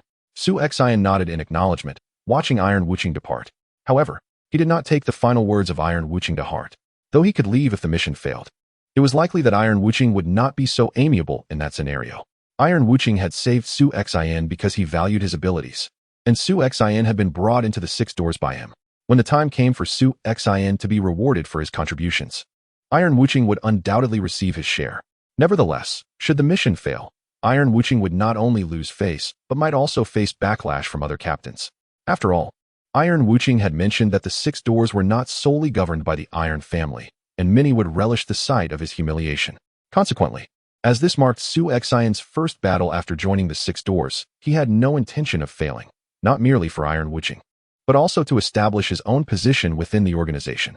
The hefty tome, detailing the dynamics of martial arts factions, captured Su Xian's attention only partially, as he hastily perused the section concerning Xiangnan before receiving it in the package. The remainder would have to await a more opportune moment for his examination. This book proved invaluable to Su Xian. In his previous life, he had been preoccupied with the intricate intrigues within Chongning Prefecture, possessing scant knowledge of the martial arts world in the Central Plains, let alone the local factions of Xiangnan. Now, armed with the comprehensive elucidation from the Six Doors, he could at least grasp a rudimentary understanding of the broader context. The remainder of the contents pertained to his new identity, and as Su Xian scrutinized it, an odd expression crossed his face. This time, Six Doors had indeed exerted considerable effort to fabricate a persona for him, although this identity was fictitious. Its origins were quite remarkable. Chapter 108. The Blood River Divine, Sword Tai Wuching provided Su Xian with a fabricated identity, yet to Su Xian, it seemed indistinguishable from authenticity. His assumed identity was that of Meng Qingze, a celebrated rogue cultivator in the martial world, a direct disciple of the renowned Four Absolute recluse Zhong Haoyang. who had attained the realm of fusion spirit. In the martial world, there were numerous rogue warriors without sects, yet achieving high realms was a rarity. Even reaching the innate realm was a privilege few could claim. Zhong Haoyang, who had successfully cultivated to the fusion spirit realm, was an exceptional figure. He was well-versed in swordsmanship, poetry, wine, and chess, earning a distinguished reputation in the Jianghu. However, a decade ago, he encountered a bottleneck in his cultivation, stagnating at the fusion spirit realm for years before embarking on a solitary journey overseas in search of breakthroughs. Each advancement through the three realms of the primordial spirit, transformation, fusion, and yang spirit, demanded substantial time accumulation, as well as the indispensable elements of opportunity and enlightenment. Thus, Zhong Haoyang's departure marked 10 years of silence in the Jianghu. Recently, however, members of the Six Doors discovered Zhong Haoyang's corpse while executing a mission overseas. He had perished years prior, yet this information remained undisclosed to the public. A living fusion spirit martial arts master warranted their attention, but a deceased one bore no value. The Six Doors, not being a gossip mill of the Jianghu, refrained from spreading such rumors, allowing Su Xian to utilize this information to his advantage. Tai Wuching orchestrated Su Xian's identity as Meng Qingze, Zhong Haoyang's disciple, who had spent years mastering martial arts and returned to the Central Plains after breaking through to the innate realm. Given Zhong Haoyang's demise, there would be no witnesses to refute this tale, and Tai Wuching even arranged for the Six Doors to fabricate a record of Meng Qingze's achievements. Name: Meng Qingze alias, Nun Sect, direct disciple of Four Absolute Recluse Zhong Haoyang martial arts, nameless sword technique. Suspected to be imparted by the Four Absolute Recluse strength, innate Sea Realm achievements, single-handedly vanquished the notorious Four Fiends of Dongshan, all of whom were innate Sea Realm bandits ranking 106th. This fabricated record was meticulously crafted. The Four Fiends of Dongshan had indeed been eliminated by a wind chaser from the Six Doors, with no other witnesses present. Now, this accomplishment was attributed to Meng Qingze, and as long as the Six Doors did not contradict themselves, others would remain oblivious. After donning a mask, Su Xian sought out a town where he purchased a pristine white long robe and wielded a long sword, instantly transforming into a dashing young hero. Contemplating further, he procured a gourd of fine wine from a tavern to hang at his waist, exuding an air of carefree wanderlust. Embracing the persona of Meng Qingze required embodying his character. As a disciple of Zhong Haoyang, it was only fitting that he adopted at least half of his master's passions, swordsmanship, poetry, wine, and chess, to avoid suspicion. As for martial arts, Su Xian's swift swordplay would have to remain concealed. The description of Meng Qingze's martial prowess on the ranking merely states his proficiency in swordsmanship, without further elaboration. However, Su Xian himself holds the title of Swift Sword on the list, making his exceptionally quick swordplay conspicuous and thus unfeasible to disguise. Nevertheless, he encounters no issues with other martial arts. The ranking presents a vague account, simply noting Meng Qingze's adeptness with the sword. In the past, the Four Absolutes wanderer, Zhong Haoyang, lacked a signature martial technique due to his eclectic background as a rogue cultivator. Consequently, any martial skill Su Xian executed under Meng Qingze's identity could be attributed to Zhong Haoyang. One wonders what fortune Zhong Haoyang may have discovered overseas during the past decade, or whether he devised new martial arts to impart to Meng Qingze. Such scenarios are not only plausible, but entirely reasonable. It was time for Su Xian to expend his accumulated villain points and lottery opportunities, he mused. The innate realm signifies Su Xian's capability to master more formidable martial techniques, particularly in swordsmanship. After his swift sword technique became unusable, he must seek a new sword technique of at least 2.5 stars. Thus, upon arriving in Shangshan City, Su Xian first secured a room at an inn before accessing the system. System, how many villain points and lottery chances do I currently possess? The system responded, host currently has 1180 villain points and 113 chances for a beginner lottery. Su Xian found himself in an unprecedentedly affluent position since acquiring the system. However, he needed to contemplate how to utilize these villain points and lottery opportunities wisely. With 113 beginner lottery chances, he could exchange them for 11 intermediate lotteries and 1 advanced lottery. Su Xian was inclined to attempt the advanced lottery. However, even if he drew a character of 3 stars or above, selecting a technique would require a substantial number of villain points. A designated technique for 3 stars necessitates 800 villain points, while 3.5 stars requires 1,600 points. If Su Xian were to draw a technique of 3.5 stars or above, his current villain points would be insufficient for even a designated selection. Moreover, if he opted not to designate a selection, there was the risk of drawing a character with multiple low-tier techniques, leading to an unfortunate random selection that could squander his advanced lottery opportunity. Therefore, it was prudent to approach the advanced lottery with caution. The offerings in the shop were commendable. However, their prices were double that of the designated technique selection for the corresponding level. A 3-star technique selection demanded 800 villain points, while acquiring from the shop would cost 1,600 points, leaving Su Xin still lacking. Techniques below 3 stars were more affordable, yet, given Su Xin's current standards, they no longer piqued his interest. Suddenly, an idea struck him, and he inquired, "System, can you recommend a martial technique that is suitable for me and within my budget?" Within this grand villain system, numerous functionalities remained unexplored by Su Xin. Unless he actively sought them, the system would not divulge such information. For instance, he had previously discovered that items obtained from the outside world could be appraised within the system, which would then provide a comprehensive evaluation based on its criteria. Indeed, as Su Xin had anticipated, the system fell silent for a moment before stating, "In accordance with the host's request, we recommend the martial art Blood River Divine Sword, formerly belonging to Fong Yingcan." On the large screen appeared a young man, elegantly dressed, with striking features and an air of nobility in his every gesture. This was Fong Yingcan, one of the antagonists in the Heroic Tales series, the young lord and one of the 6 great masters of the late Northern Song dynasty. The actual leader of the interest group Yoqiao group, Fong Yingcan was mature beyond his years, ambitious, greedy, selfish, hypocritical, sinister, and ruthless, yet remarkably patient, capable of both enduring hardship and seizing opportunity. Though young, he exuded the essence of a hero, the charisma of a great figure, and the traits of a formidable villain. Initially, Su Xin was quite pleased with the system's recommendation of Fong Yingcan. However, he soon furrowed his brow and remarked, "System, I have reviewed Fong Yingcan's information. His character evaluation is 3.5 stars, and his martial arts rating is at least 3 stars. I cannot afford to exchange for either." The system responded, "The Blood River Divine Sword of Fong Yingcan is quite unique and can be exchanged in parts. The complete version comprises the sword technique of Blood River Divine Sword, along with the Blood River Divine Finger evolved from it, and the Divine Sword, Blood River passed down from his father, Fong Juxia. Only when combined do they reach the 3.5-star rating.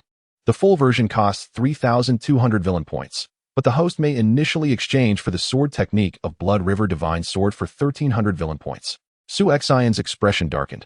"Are you jesting with me, system? Even 1,300 villain points are beyond my reach." The system explained, "If villain points are insufficient, the system can recycle lottery chances at a 60% rate, allowing the host to successfully exchange for the martial arts."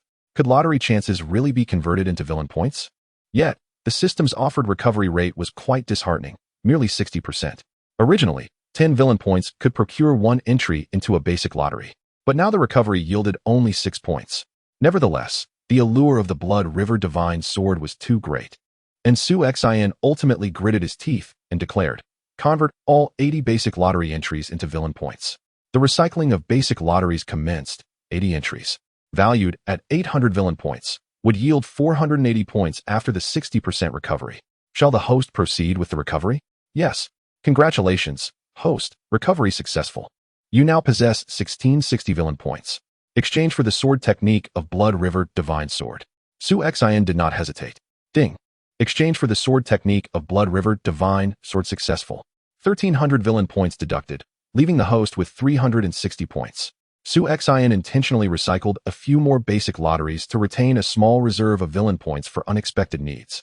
A one-time consumable at the 3.5-star level required 320 villain points. He knew he must keep a life-saving trump card.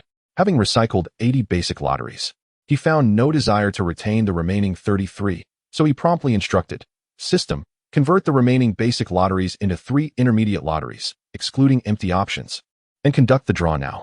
The pointer gradually descended, and during his first lottery draw, Su Xin received a potion rated at a mere 1.5 stars. Its effects were barely adequate for his current needs, rendering it a meager consolation. On the second draw, the pointer landed on the consumables category. Su Xin's eyes widened as a striking monk's visage appeared on the large screen, clad in pristine white robes, exuding an ethereal aura. "Congratulations, host. You have drawn a consumable, wind-cutting blade, belonging to the character Wu Yen the monk, with a skill level rated at 2 stars. After a brief moment of astonishment, Su Xin shook his head and remarked, "A mere trinket." The consumable he had drawn truly proved to be of little value. Although the wind-cutting blade was Wu Yin the monk's signature technique and the most formidable move within the Eastern swordsmanship, regrettably, the legend of Chu Liuxiang existed within a low martial arts world. Thus, despite its formidable nature, the wind-cutting blade, even at its peak, was merely rated at 2 stars. Even when executed with absolute proficiency, it would only marginally surpass Su Xian's current maximum effort in a swift sword strike, rendering it practically useless. Chapter 109. The city of Changshan having drawn nothing of value in the previous 2 intermediate lotteries, Su Xian held little hope for the 3rd attempt. However, to his surprise, the pointer landed on the martial arts section, revealing a hideously unattractive, stooped middle-aged man with a menacing expression, leaning on a cane. Congratulations, host. You have drawn the character Duan Yanqing, who possesses the techniques One Yang Finger, Duan Family Swordplay, and Ventriloquism. Character rating, 3 stars. Martial arts rating, half a star to 3.5 stars. The system offered the option for random selection or to spend 1,600 villain points for a specified draw. Su Xian's expression darkened. Initially elated to have drawn Duan Yanqing, the foremost of the 4 great villains, he was dismayed to discover the inclusion of the rather absurd ventriloquism among the martial arts.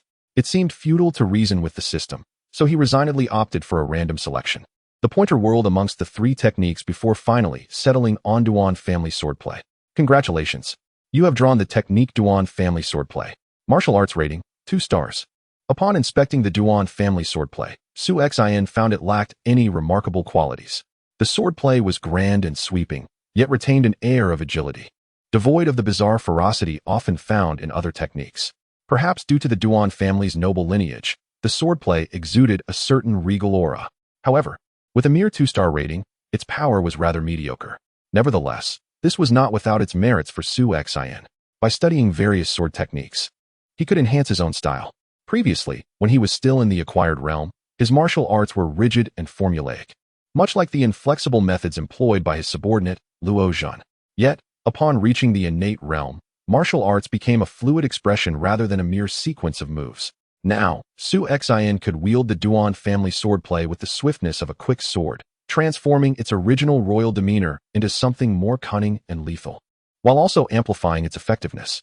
This exemplified the true essence of martial arts, the pursuit of absolute combat power, unrestricted and unrestrained.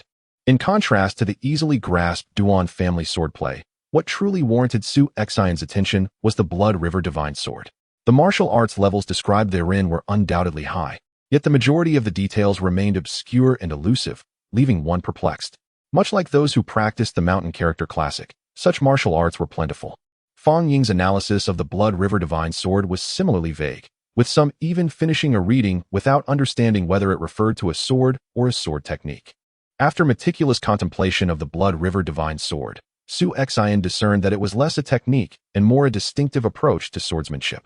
The Blood River Divine Sword nurtures the blade with blood energy. When drawn, a crimson light envelopes it, and at its pinnacle, it can unleash a blood river, instilling terror in all who behold. In the original text, Su Xian is unaware of how Fang Ying cultivates the Blood River Sword. Yet he perceives that the only method to refine this divine blade is through relentless slaughter. Continuous killing nourishes the sword's essence with the blood and vitality of enemies. If Su Xian were to wield a weapon of yellow grade or above, he could completely integrate this blood essence into the sword, thus transforming it into the true Blood River Sword. The system's division of this 3.5-star technique into 3 components is not without reason. Only when these elements coalesce does the Blood River Sword achieve its authentic form. Su Xian had previously researched the genuine Blood River Sword, classified as a ground-grade weapon, which is also rated as a 3-star high-tier item in the system evaluation. To exchange for it, one would require a staggering 1,600 points of villain value. Given the current state of affairs, Su Xian could not even contemplate such a sum. For now, he must rely on his own dragon sword. However, the dragon sword lacks the fortitude to withstand the infusion of blood essence. At the very least, Su Xian would need a mysterious grade weapon to accomplish this. Drawing the dragon sword, he noticed a thin veil of crimson blood essence enveloping it, with the sword's aura resembling flying blood, glistening a vivid red. Su Xian retracted the blood essence from the dragon sword, as the 3.5-star martial technique consumes a considerable amount of internal energy, and the Blood River Sword does not appear to embody the techniques of reputable sections. Presently, he bears the identity of Meng Qingze, and it would be prudent to utilize this swordplay sparingly, ensuring to conceal it whenever possible, for the menacing crimson aura is rather intimidating. Sheathing his sword, Su Xian casually hung it at his waist, alongside a wine gourd. He had procured a swift steed and set off directly towards the direction of Shangshan City. After 2 days of leisurely travel, he arrived at the gates of Shangshan City. As the largest city in Xiangnan, Shangshan City boasts a magnificent construction. The city's name is derived from the mountain upon which it is built, Shangshan. Although the entire Shangshan is not particularly tall, it is exceedingly perilous. Surrounded on 3 sides by sheer cliffs, with only one side leading to the official road connecting Xiangnan and the Central Plains. Consequently, the architecture of Shangshan City is quite unique. The walls on the 3 sides are dead ends, while the sole exit features 2 gates for entry and exit. Upon Su Xian's arrival, all 4 gates were crowded with merchants traveling between Xiangnan and the Central Plains, creating a bustling atmosphere akin to a marketplace. Yet, there were even more wandering martial artists than merchants, each bearing swords and weapons, their faces marked by a fierce demeanor.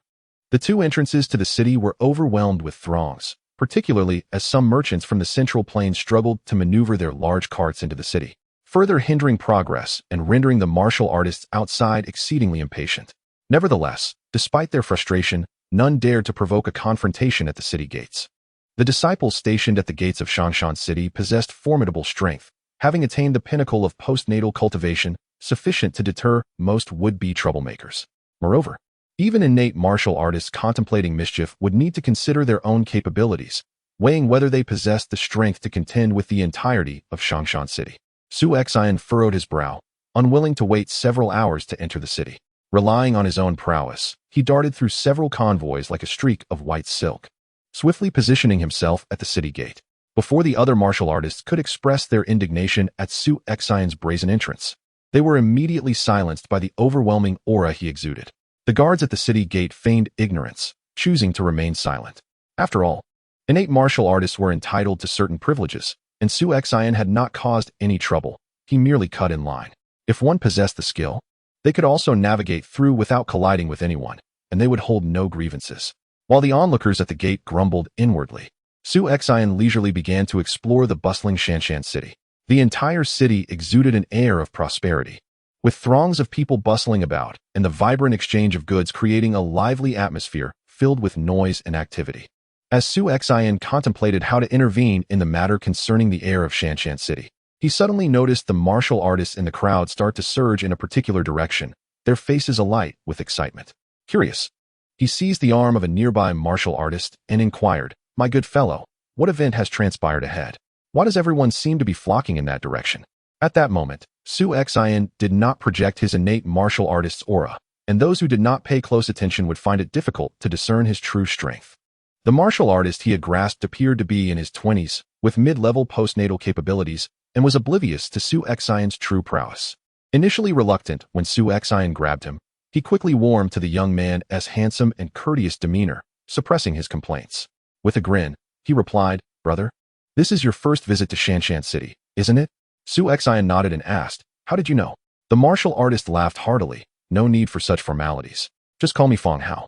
Su Xian returned the gesture with a slight smile, revealing a hint of intrigue. "Brother Fang, I am Meng Qingze."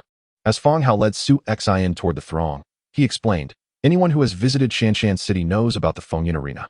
It is that time of day when battles commence at the arena, naturally attracting a large crowd. Today's event is particularly noteworthy, as several children of the city lord Yan are rumored to participate. What is this Fengyun Arena all about?" Su Xian inquired. Fang Hao seemed to relish the opportunity to elaborate, displaying a somewhat talkative nature. "The Fengyun Arena is a hallmark of our Shangshan City, established by the city lord Yin as a public platform for martial contests. The Wind and Cloud Arena boasts 100 rankings, where each martial artist, upon paying a certain fee, can engage in contests. Successfully challenging the preceding contender elevates one's rank and garners substantial rewards. Participants are afforded the choice to either continue their challenges or withdraw. Continuing the pursuit yields greater riches. Yet a defeat results in the forfeiture of all winnings. Moreover, should another contender challenge you, the prize you have earned will be claimed by them. Conversely, withdrawing from the contest necessitates the payment of 1/3 of your earnings, ensuring a safe exit. The top 30 contenders in the Wind and Cloud Arena, provided they maintain their monthly rankings, receive generous rewards from Lord Yin. Su Xian silently nodded, recognizing that Yan Huangjiu, the architect of the Grand Shanshan city, truly possessed a visionary mindset. Regardless of how the wind and cloud arena unfolds, he stands to gain. A multitude of martial artists pay the entry fee to participate. Yet only the top 100 rankings offer monetary rewards, and regardless of how many victories one accumulates, a single loss results in total loss of investment. Even victorious participants must pay 1/3 of their earnings to leave with their spoils. The sole expense for Yan Huangjiu is the rewards for the top 30 contenders. Yet in comparison to the profits he reaps from the arena, this sum is but a trifling matter. Chapter 110. The contest for the Air the Storm arena established by Emperor Yanjiu piqued Su Xian's interest. However, Su Xian sensed that the elaborate efforts undertaken to create this arena were not merely for the sake of amassing wealth. At the level of someone like Emperor Yanjiu, riches are merely numerical values. Su Xian could only discern a single advantage of the Storm arena. It has the potential to attract rogue martial artists from Shangshan City. Those possessing a modicum of strength are no longer driven by the mundane allure of money. Rather, they pursue the dual ideals of fame and fortune. They may not aspire to the rankings of the Central Plains martial world, yet they can still showcase their prowess within the confines of the Storm rankings in Shangshan City. Especially noteworthy are the special privileges afforded to the top 30 contenders, rendering them akin to celebrities. To maintain a foothold in the Storm arena is sufficient to affirm one's strength within Shangshan City. However, the renown garnered from the Storm arena is beneficial only to those martial artists. What does Emperor Yanjiu gain from it? Just as he pondered this, he heard Feng Hao, with an envious tone, exclaim, "If you can remain within the top 10 of the Storm rankings for over 3 days, or directly break into the top 30, you will be personally recruited by the city lord of Yan. At that point, you can officially join the ranks of Shangshan City, a privilege that surpasses even that of some martial sections." Upon hearing this, Su Xian was enlightened. This, he surmised, was the true purpose behind Emperor Yanjiu's establishment of the Storm arena. He merely wished to recruit talented individuals. Given the vastness of Shangshan City, nearly all of the rogue martial artists from Xiangnan are gathered here. If Emperor Yanjiu did not intend to transform them into his own fighting force, he would not be the formidable figure he is reputed to be. Seeking individuals one by one or waiting for them to join voluntarily would not only be slow but also fraught with the risk of misjudging their true capabilities. With the Storm arena in place, matters become significantly simpler. Everything hinges on combat prowess. As long as one possesses strength, they qualify for recruitment by Shangshan City, accompanied by generous rewards and the potential for meteoric rise. While the two conversed, they had already arrived at the heart of the city, where Su Xian beheld the Grand Storm arena. The arena spans a vast expanse, measuring 1,000 paces, flanked by 5 smaller platforms that allow for simultaneous challenges by 5 martial artists, thus accelerating the updates of the Storm rankings. Yet, at that moment, the arena was devoid of contenders. A multitude of chairs lined the periphery, with a dozen young individuals seated at the center, surrounded by numerous martial artists, accentuating their esteemed status. At this juncture, Feng Hao whispered, "Brother Meng, remember these individuals. In Shangshan City, do not provoke them under any circumstances, for they are the offspring of the city lord of Yan. Recently, the city lord has decided to select an heir, granting each of his 13 children a token. Each token signifies control over a trade route, and whoever accumulates the most wealth within a year will become the heir of Shangshan City. These tokens can be gifted or seized through contests at the Storm arena.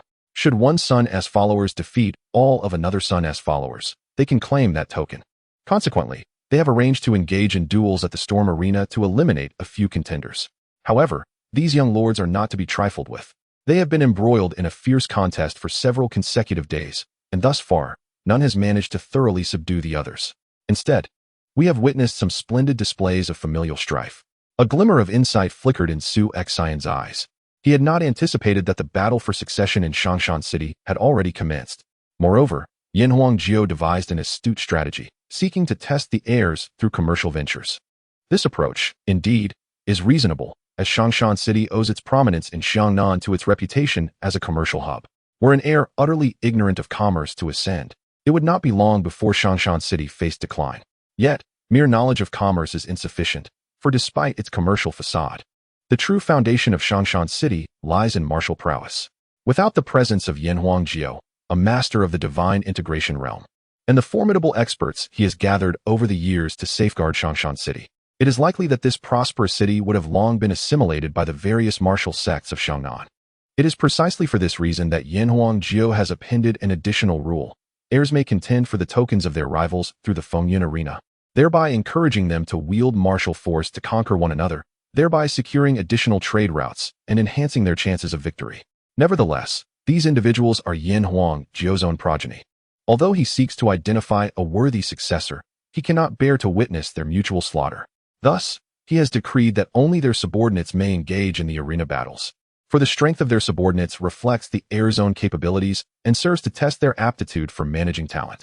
As Su Xin observed the 13 heirs of Yin Huang Jiu, he narrowed his eyes and said, "Brother Fong, as I am new to this realm, might you provide me with a detailed introduction to these young lords?" The information regarding the 13 heirs had been included in the task dossier provided by Tai Wuqing. Although Su Xin had memorized the details, this world lacks photographic representation, making it challenging for him to match names to faces based solely on vague descriptions. Fong Hao, ever the gossip, eagerly obliged. He pointed to a tall, imposing young man seated at the center and declared, "This is the first son of the city lord, the eldest son, Yin Shuheng. Among the 13 heirs, Yin Shuheng is the eldest, possessing profound influence in Changshan City." He then gestured towards a handsome, yet brooding youth beside Yin Shuheng, stating, "This is the second son, Yin Zhongheng, known for his cunning and ruthless demeanor. You must exercise caution, for many martial artists in Changshan City have unwittingly provoked this second son, only to find their martial arts shattered and limbs broken, cast out of the city." Continuing, Fong Hao pointed to a dashing young man clad in white, saying, "This is the 9th son of the city lord, Yin Qingheng. He is known for his magnanimity and generosity, enjoying an excellent reputation outside." In stark contrast to the second son's character, Fong Hao finally pointed to a remarkably handsome young man, approximately the same age as Su Xian, and said, "This is Yin Qingzhu's 13th son, Yin Jiang. He is the favorite among Yin Qingzhu's children, while the other young masters have gathered their own guards. He alone has been bestowed 3 innate realm protectors by Yin Chengzhu himself. I shall refrain from further elaboration. Currently, only these 4 possess the greatest opportunity to vie for the position of the city lord's successor. The others are somewhat lacking in comparison and are acutely aware of their inadequacies. Consequently, the remaining 8 have already pledged their allegiance to these 4 young masters, hoping that even if they cannot become the city lord, they might still secure a life of comfort and wealth." Su Xian glanced toward the corner and, touching his nose, remarked, "It seems you have overlooked one among Yin Qingzhu's 13 offspring."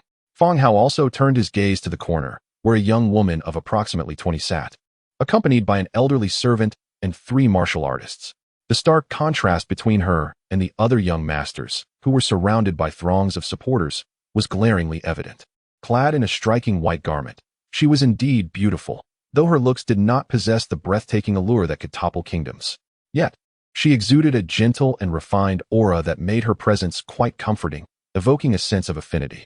Upon hearing Su Xian mention the young woman in white, Fong Hao sighed and said, "This is Miss Yin Qinxue, the 12th daughter of Yin Chengzhu. However, unlike the other young masters, she is an illegitimate child. While the others share the same father, their mothers are all distinguished ladies from noble families." In stark contrast, Miss Yan's mother was an ordinary woman, making her the most marginalized among Yin Qingzhu's 13 children. In truth, Miss Yin is a genuinely kind person, devoid of any arrogance towards us wandering martial artists from Changshan City. On occasions when we inadvertently offended the second young master, she would often advocate on our behalf. Unfortunately, her lineage precludes her from ever assuming the role of city lord. Currently, she has not yet decided to support any particular young master, which has already begun to displease the eldest young master and the others. Indeed, the best course of action for Miss Yin would be to surrender her token to one of the young masters in exchange for his protection. Should the young master she supports emerge as a legitimate candidate for city lord, her future would undoubtedly be more favorable, Fong Hao continued. Su Xian observed Yin Qinxue, who sat alone at the far end, with a glimmer of admiration in his eyes. That is not necessarily the case. Reliance on charity is the most precarious of positions. Some pursuits must be chased after with one's own strength. Fong Hao scoffed slightly, sensing that his newly acquainted companion was a tad too idealistic. While it is true that some things must be pursued, one must first possess the strength to do so. As an illegitimate daughter scorned by her brothers, Yin Qinxue lacks substantial resources and cannot cultivate formidable subordinates. Her current influence is even weaker than that of those few who have willingly surrendered to the other 4 young masters. What does she have to contend with? Just as Fong Hao prepared to offer a more substantial rebuttal to his companion's perspective, he noticed that Su Xian seemed to be somewhat distracted. It must be said that Feng Hao possesses a remarkable acuity. Indeed, Su Xian had momentarily lost his focus, struck by the newly released main quest issued by the system. The quest was titled, Heartless and Unfaithful. The task description read, win the affection of Yin Qinxue, the illegitimate daughter of the Yin Zhou Emperor, and depart decisively. The rewards for this undertaking included 500 points of villain value, 5 opportunities for intermediate draws, and a time limit of 1 year. The consequences of failure were severe, a deduction of 500 villain points, and a loss of 5 years of lifespan. To be frank, upon receiving this task, Su Xian nearly choked with indignation. Could the system be any more shameless in its demands? Manipulating a young woman's feelings was not an endeavor that piqued his interest, nor did he wish to engage in such a venture. However, this particular task was a main quest, leaving no room for the option to decline. One must accept, regardless of their desire to refuse. The penalties for this mission were not to be taken lightly. While the loss of 500 villain points could eventually be recuperated, the forfeiture of 5 years of life was an irrevocable consequence, as no one desires to face an untimely demise 5 years earlier than fate intended. Chapter 111. A troubling task, to speak candidly. Yin Qinxue undoubtedly ranks among the most exquisite beauties. Su Xian, a man of considerable stature, would naturally refrain from being overly sentimental. This insipid and heartless task was merely an inconvenience to him, just as he had fled from Changning Prefecture. Ensuring that the Flying Eagle gang was well arranged, he could not simply abandon the pursuit of Yin Qinxue's affection as the system suggested. However, in this life of rebirth, Su Xian had no intention of embarking on a romantic escapade with any heroine, even with someone as remarkable as Xie Zhiyan. Most of his time was spent in admiration rather than harboring any ulterior motives. The world was far more ruthless than in his previous life, without strength. Whether one was a gentle and charming young lady or a valiant heroine, one would be promptly cast aside, forced to retreat as far as possible. In the absence of formidable power, Su Xian had neither the leisure nor the desire to cultivate a romantic relationship. Yet, this task was exceedingly exasperating. He had no choice but to accept it. Observing Yin Qinxue's delicate figure, he resolved, very well, let this mission from the 6 doors commence with you.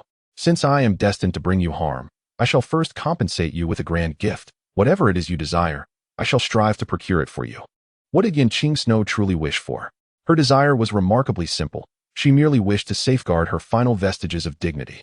She had no intention of contending for the position of city lord, fully aware that she lacked the qualifications to do so. Among the numerous offspring of Emperor Yanjiao, the mothers of the other children were all esteemed young ladies from prominent families or disciples from the major sects of Xiangnan. Emperor Yanjiao established the foremost city of Xiangnan, Shangshan City, not solely through his own might, but also with the assistance of other influential forces in Xiangnan. In any realm, marriage has always served as the most fitting means of alliance, and the various powers in Xiangnan favored Emperor Yanjiao, thus allowing their daughters or disciples to wed him.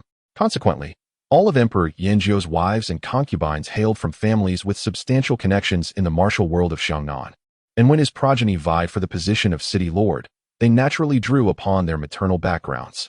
Among the 13 offspring, only Yin Qinxue's mother was an ordinary person. Even before Yin Qinxue turned 10, she lived with her mother in a humble town, only to be brought to Shangshan City after her mother's passing. Because of this, she was inherently ostracized and even bullied by the other children of Emperor Yanjiao. Now that Emperor Yanjiao had urged his heirs to contend for the position of city lord, Yin Qinxue harbored no illusions. Yet, she was unwilling to relinquish the token in her possession. With the token in her hand, she remained one of Emperor Yanjiao's offspring, an heir to Shangshan City. However, should she surrender the token, she would merely become a vassal to others, her very fate placed in their hands. Yin Qinxue had no faith that her brothers would treat her kindly or show compassion to her few pitiful subordinates. They had never regarded her with any measure of respect. Thus, she could only resist in the most obstinate manner until the very end, even though others perceived this as a fundamentally erroneous decision. At that moment, among the heirs, the most sinister of them all, the second son Yin Zhongheng, sneered and remarked, I say, gentlemen, we have battled atop the Fengyun arena for such an extended period. Yet none have managed to best the other. Is there any significance in this? The 9th son, Yin Zhongheng, brandished his folding fan and smiled slightly, saying, if I recall correctly, it was you, second brother, who first proposed to determine the victor here in the Fengyun arena. A glint of malice flickered in Yin Zhongheng's eyes. This was indeed his miscalculation. Initially, When Emperor Yinzhou established the rules for the contest of heirs, they all intended to first develop their own trade routes, accumulating some capital before vying for the tokens of others in the Fengyun arena, while also consolidating the funds garnered from their commercial endeavors. However, Yin Zhongheng planned to seize the tokens first, plunder the trade routes of others, and then merge several routes for a substantial profit. While his strategy was not flawed, he miscalculated one crucial aspect, the issue of allegiances. With 13 offspring, all vying for the position of heir to Shanshan City, the most powerful factions were undoubtedly led by Yin Zhongheng and his 3 companions, leaving the other children with little chance. So, seeing that they could not compete, they chose to align themselves with the strongest, hoping to share in the spoils once the city lordship was attained. As half-brothers, their voluntary submission would surely yield future benefits. Yet, such allegiance necessitated the selection of a reliable candidate. At the time when the other offspring of Emperor Yinzhou had not yet formed alliances, the second son, Yin Zhongheng, was arguably the strongest. He possessed innate strength at the Celestial Sea realm and was the first among all the emperor's children to achieve this breakthrough. Furthermore, his mother was the saintess of the prominent Lihua sect from Xiangnan, who was captivated by Emperor Yinzhou and married him as a primary consort. Among all the emperor's progeny, Yin Zhongheng commanded the most formidable backing, along with the influence of his own cultivated forces, ensuring he would not suffer losses in the contests atop the Fengyun arena. However, Yin Zhongheng's sole flaw was his tempestuous and cruel temperament, which rendered him untrustworthy. Consequently, when the 4 brothers truly began to contend, not a single individual chose to ally with him. In contrast, the eldest son, Yin Shuheng, despite his mediocrity, held the status of the firstborn, which afforded him moral authority. His early birth garnered him the respect of some of Emperor Yinzhou's older subordinates, resulting in 3 individuals aligning with him. The 9th son, Yin Shengheng, known for his magnanimity and adeptness in forming connections with the local populace, had even attracted some adventurers to Shanshan City, seeking to join his ranks. Among the brothers, Yin Shengheng's character was commendable, thus 3 individuals chose to stand by him. As for the youngest, Yin Zhiheng, he was the emperor's favored youngest son, historically the most cherished, with 2 individuals opting to support him.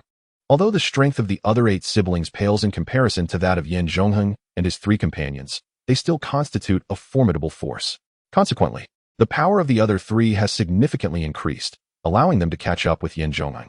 Among them, the 9th brother, Yin Shengheng, seems to possess strength that may even surpass that of Yin Zhongheng. Initially, they could have easily seized the tokens from others, but after several days of combat, they found themselves gaining nothing. Nevertheless, it is evident that Yin Zhongheng is unwilling to concede so readily. While everyone else has chosen their allegiances, one person remains unaligned. Yin Zhongheng's gaze shifted to Yin Qingsno as he sneered. "Little sister, everyone else has sent their subordinates to compete on the Fengyun arena, and you are the only one left. How about this? I will have my subordinate, Fan Ge, engage in a match with yours. Rest assured, Fan Ge has never ranked within the top 30 in the Fengyun arena, so he won't strike too hard."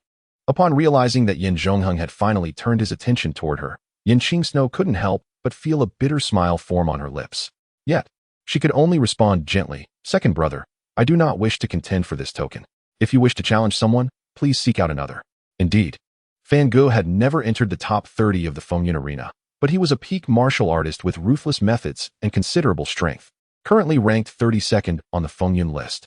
Those who had battled with Fan Ge, aside from the victors, were often left injured or maimed. Yin Zhongheng's decision to send Fan Ge to fight clearly harbored ill intentions. Yin Zhongheng's expression turned cold. "Little sister, if you do not wish to send someone to the Fengyun arena, that is acceptable. Just hand over the token that represents this trade route to me, and I shall not make things difficult for you."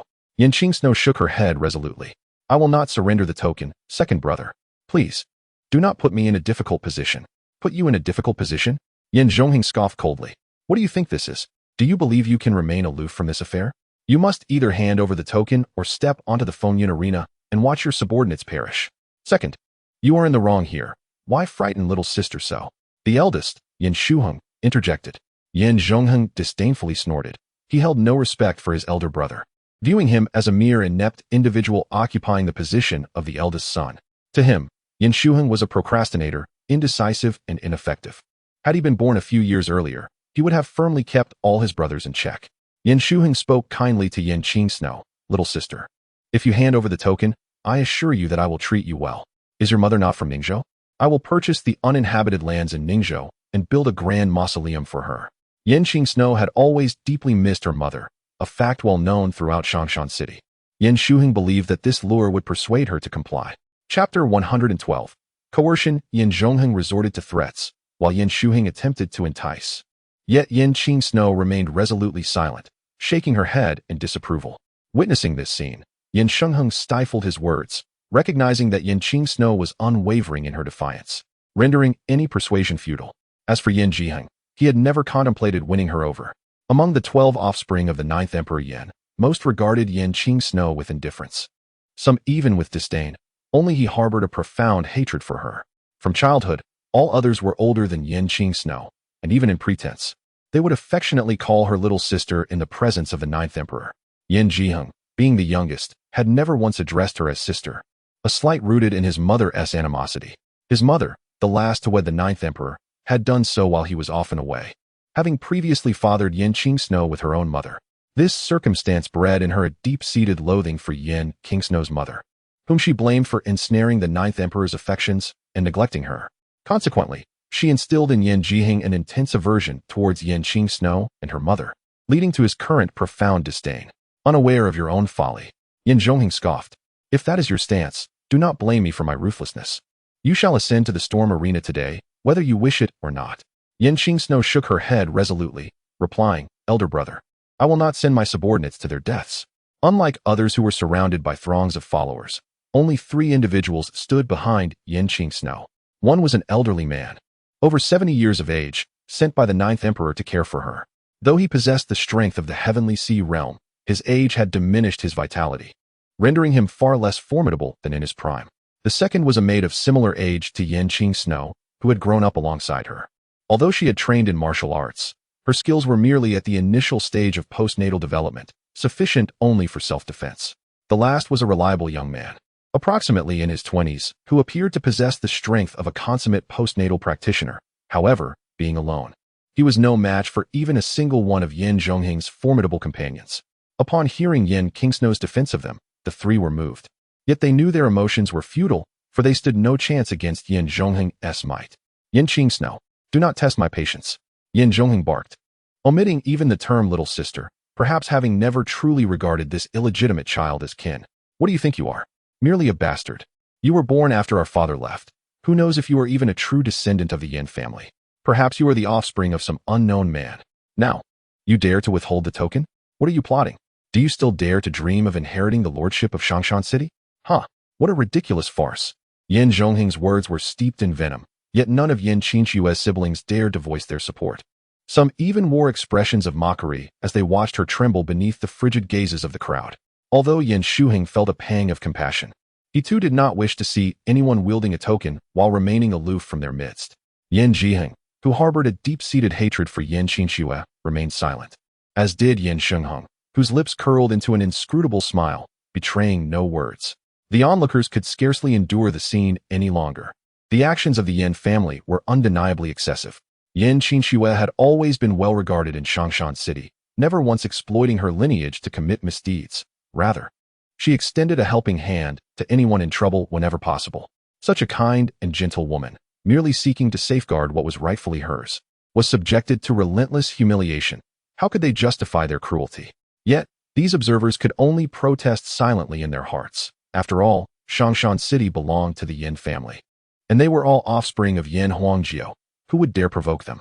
Even when Yin Zhongheng had previously been tyrannical in Changshan City, driving several merchants from Xiangnan to ruin, he had only faced a reprimand and confinement from Yin Huangjiu. From that moment on, it became clear that even Yin Huangjiu was human and would protect his own. The principle that the sovereign and the commoner are equally culpable did not hold sway in Changshan City. However, while others remained indifferent, a young man who had been steadfastly by Yin Qingshue's side could no longer contain himself. He stepped forward and shouted, "Silence! You shall not insult the young lady in such a manner. If it is a duel you seek at Fengyin Arena, I shall accompany you." "Arang, do not act recklessly," Yin Qingxue exclaimed, startled. The young man, known as Arang, replied solemnly, "Miss, we are aware of your kindness towards us, but we cannot permit them to demean you so. Had it not been for your rescue, I, Qi Rang, would have long succumbed to those bandits. This life is yours, miss, even if it costs me my existence. I cannot allow them to bully you." The elder standing behind Yin Qingxue sighed deeply, shaking his head in resignation. Rang was still too young, too impulsive. Until now, Yin Qingxue had refrained from contesting the token and had remained silent, which was, in fact, a strategy. Yin Huangjiu was still alive, and thus, these individuals dared not engage in internecine strife. Any confrontation would be confined to their subordinates within the arena. If Yin Qingxue resolutely prevented anyone from ascending to Fengyun Arena, the opposition could only gain verbal advantages, while covert tactics remained unspoken. On the surface, they could not truly harm Yin Qingxue.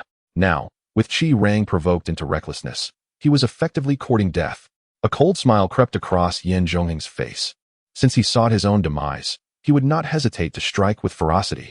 As long as Qi Ran is eliminated, those surrounding Yin Qingxue, like various insignificant characters, will be dealt with, and even if she is reluctant to surrender the token, Yin Zhongheng possesses countless methods to compel her to do so. Fan Gu, accompany this young one and ensure you play gently. Upon Yin Zhongheng's command, a tall, slender man stepped forward. Fan Gu stood over 2 meters tall, towering above the average adult male by a head and more, yet his physique resembled that of a mere reed. However, this did not diminish his notorious reputation in Changshan City. To the onlookers, Fan Gu was nothing short of a lunatic and a pervert. Since the establishment of the Fengyun Arena, those who ascended did so either in pursuit of wealth or fame. Thus most engagements remained moderate, with only minor injuries sustained. Yet Fan Gu was an anomaly, seemingly reveling in the torment of his opponents. Those who faced him found the outcome grim. Victory was a mere chance. While defeat often led to either death or severe mutilation, his methods exceedingly brutal. Drawing his long-handled curved blade, Fan Gu grinned menacingly, assuring, "Rest assured, my lord. I shall entertain myself thoroughly with this young one." With that, he leaped onto the arena with the swiftness of the wind. "Youngster, I grant you the first strike," he taunted, regarding Qi Ran with derision. Despite both being at the pinnacle of their innate realms, Fan Gu regarded Qi Ran as an inconsequential novice, an easy target for slaughter. Qi Ran, with a disdainful snort, drew 2 short swords from his waist, merging them into a singular form, one embodying yin and the other yang, and thrust them simultaneously at Fan Gu. "Too slow, pathetically slow," Fan Gu mocked, evading Chiron's dual blades with the grace of an eel. "You are utterly weak, so weak that I lack the interest to torment you further." A glimmer of malice flickered in Fan Ji's eyes. "Such a waste of existence. You shall meet your end." With a sharp clang, the sound of the blade echoed as Fan Gu unleashed a tempestuous assault with his long-handled curved knife, forcing Qi Ran to retreat step by step under the relentless onslaught. Though Qi Ran contemplated retaliating, he found no opportunity to do so. Fan Ji's swordsmanship was formidable, not marked by treachery, but rather a righteous force that pressed upon him with sheer strength. Each strike was grand and powerful, and as the battle prolonged, Fan Ji's aura intensified, his pupils glimmering with a faint crimson light. Shadow Moon Slash. The long-handled curved blade sliced through the air in an extraordinary arc, cleaving Chiron's dual swords and causing excruciating pain in his hands, sending his weapons flying. Not every warrior is like Su Xian, with equal prowess in both weaponry and martial arts. The majority, skilled with weapons, find their fate sealed upon their loss of arms. Yen Qingxue could vividly envision the imminent moment when Fan Ji's curved blade would once again strike, severing Qi Rang's head from his body. "Hey Rang," she called softly, poised to rush onto the stage, but was firmly restrained by the young maid behind her. "Miss, you cannot go. The city lord has decreed that no member of the Yin family is permitted to ascend the Fengyun Arena. If you intervene now, not only will you be unable to save Rang, but you may hasten his demise. Liang Bo, please save Rang." Yen Qingxue implored the elder beside her. Liang Bo. The elder sighed heavily, preparing to take action. Once, he had followed Yen Qingxue's orders to rescue Qi Rang from bandits, training him in the martial arts. He regarded him as a half-disciple and could not bear the thought of Qi Rang falling to Fan Ji's blade so easily. However, just as he was about to take a step forward, Yin Zhongheng, who had been watching their movements closely, intervened. He swiftly stepped in front of Liang Bo and sneered. "Liang Bo, this is the Fengyun Arena. If you intend to interfere, you will be breaching the rules. You are a respected elder of Changshan City. I do not wish to resort to violence against you, but should you refuse to recognize your place, do not blame me for my ruthlessness." Chapter 113. A graceful entrance beneath the tumultuous arena. Feng Hao observed as Fan Gu effortlessly disarmed Qi Rang with just a few strikes. He couldn't help but shake his head in admiration. Truly, Fan Gu lives up to his fearsome reputation. Should he ascend to the innate realm, Not only would a place within the top 30 of the storm and cloud rankings be within reach, but even the top 20 could be his for the taking. Meng, my friend, you must exercise caution in Changshan City. Do not provoke Fangu. He is known to kill without a second thought. Moreover, his psyche is quite twisted. Angering him could lead to a fate worse than death. Fang Hao marveled aloud, yet he soon realized he had not received a response from Su Xian. Turning around, he called out, Meng, did you hear what I said? Meng, where have you gone? Fang Hao spun around, finding no trace of Su Xian. When he redirected his gaze towards the arena, his jaw dropped in astonishment. A figure clad in white had boldly leaped into the storm and cloud arena, positioning himself between Fan Gu and Qi Rang. At that moment, a sinister smile crept across Fan Ji's lips as he contemplated whether to behead this audacious youth or cleave him in two. Given that his master wished to teach that woman, Yin Xingxue, a lesson, a bloody dismemberment would serve just as well, a lesson that would surely be unforgettable. Just as Fan Gu prepared to slice Qi Rang in half, he was startled to find a dashing young man in white standing before him. With a swift flick of his right pinky, the young man struck the blade, sending a tremendous force surging through it, causing Fan Gu to cough up blood as his long-handled curved sword shattered into fragments. Hold! Yin Zhongheng bellowed, astonished that anyone would dare interfere in the affairs of the Yin family. What are you waiting for? Seize this lunatic at once. I must discover who has the audacity to create chaos in the storm and cloud arena. Three subordinates sprang into action behind Yin Zhongheng, rushing forward with fists, feet, and blades drawn, intent on subduing Su Xian. Though they were all at the pinnacle of the acquired realm, their renown paled in comparison to Fan Ji's. Nonetheless, they were notable figures within the top 50 of the storm and cloud rankings in Changshan City. Regrettably, they had crossed paths with Su Xian. Faced with the three attackers, Su Xian made no move to draw his sword. Instead, he effortlessly pointed, unleashing a chilling force akin to frost in June. The power of the 24 solar terms divine finger erupted, and at a distance of 10 paces, one warrior spewed blood, collapsing onto the arena floor. Qi released. The spectators below widened their eyes in disbelief. They had initially assumed this meddler was doomed, yet to their astonishment, he was an innate warrior. Even in the martial artist-rich Changshan City, innate warriors were rare gems. Only those within the top 30 of the storm and cloud rankings possessed such prowess. With a single finger strike that felled a martial artist, Su Xian turned with effortless elegance, proclaiming, "In this world of storms and clouds, we emerge." With a graceful step, he pivoted, and his finger thrust like thunder, instantly sending another warrior flying. In a heartbeat, that individual was struck by 17 precise attacks, resulting in shattered meridians and a swift collapse to the ground. Once you enter the martial world, time accelerates.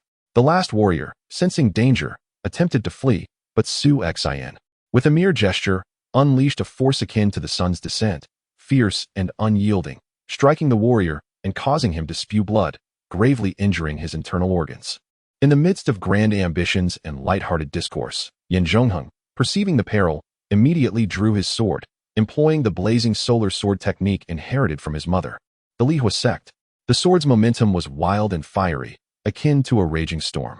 Su Xian turned, drawing his sword. The scabbard, along with the wine gourd at his waist, was tossed into the air. The blade of the Yulong sword shimmered momentarily, slicing through the air and effortlessly intersecting with Yin Zhongheng's fierce sword technique. A fleeting crimson flash appeared, but the resplendent stroke of Su Xian's sword rendered Yin Zhongheng unable to evade, shattering his long sword, leaving him helpless as the blade was pressed against his throat. With a swift sword as foundation, the Blood River Divine sword as essence, and the Duan family sword technique as form, these three styles converged. Despite being of the innate realm, Yin Zhongheng could not withstand a single strike from Su Xian. As the cold sweat trickled down Yin Zhongheng's forehead, the wine gourd and scabbard descended gracefully. Su Xian sheathed his sword midair, flicked it gently, and the gourd's lid popped open, allowing the wine to cascade down perfectly into his mouth. After swallowing a mouthful, he recited his final verse. Unable to withstand a single bout of intoxication in this world. The world's turbulence emerges from our generation. As we enter the rivers and lakes, time hastens, amidst discussions of imperial grandeur, unable to withstand the intoxication of life.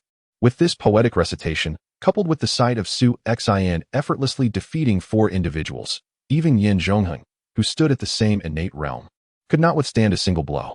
To the onlookers, it appeared as if he embodied the epitome of grace.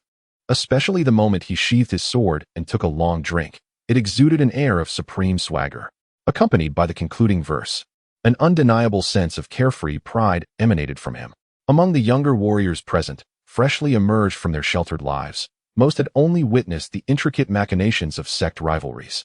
Now, witnessing Su Xian, they recognized the true heroes of their envisioned martial world, a single sword stirring the winds and clouds of the realm, a gourd quenching the thirst of life in joyous inebriation.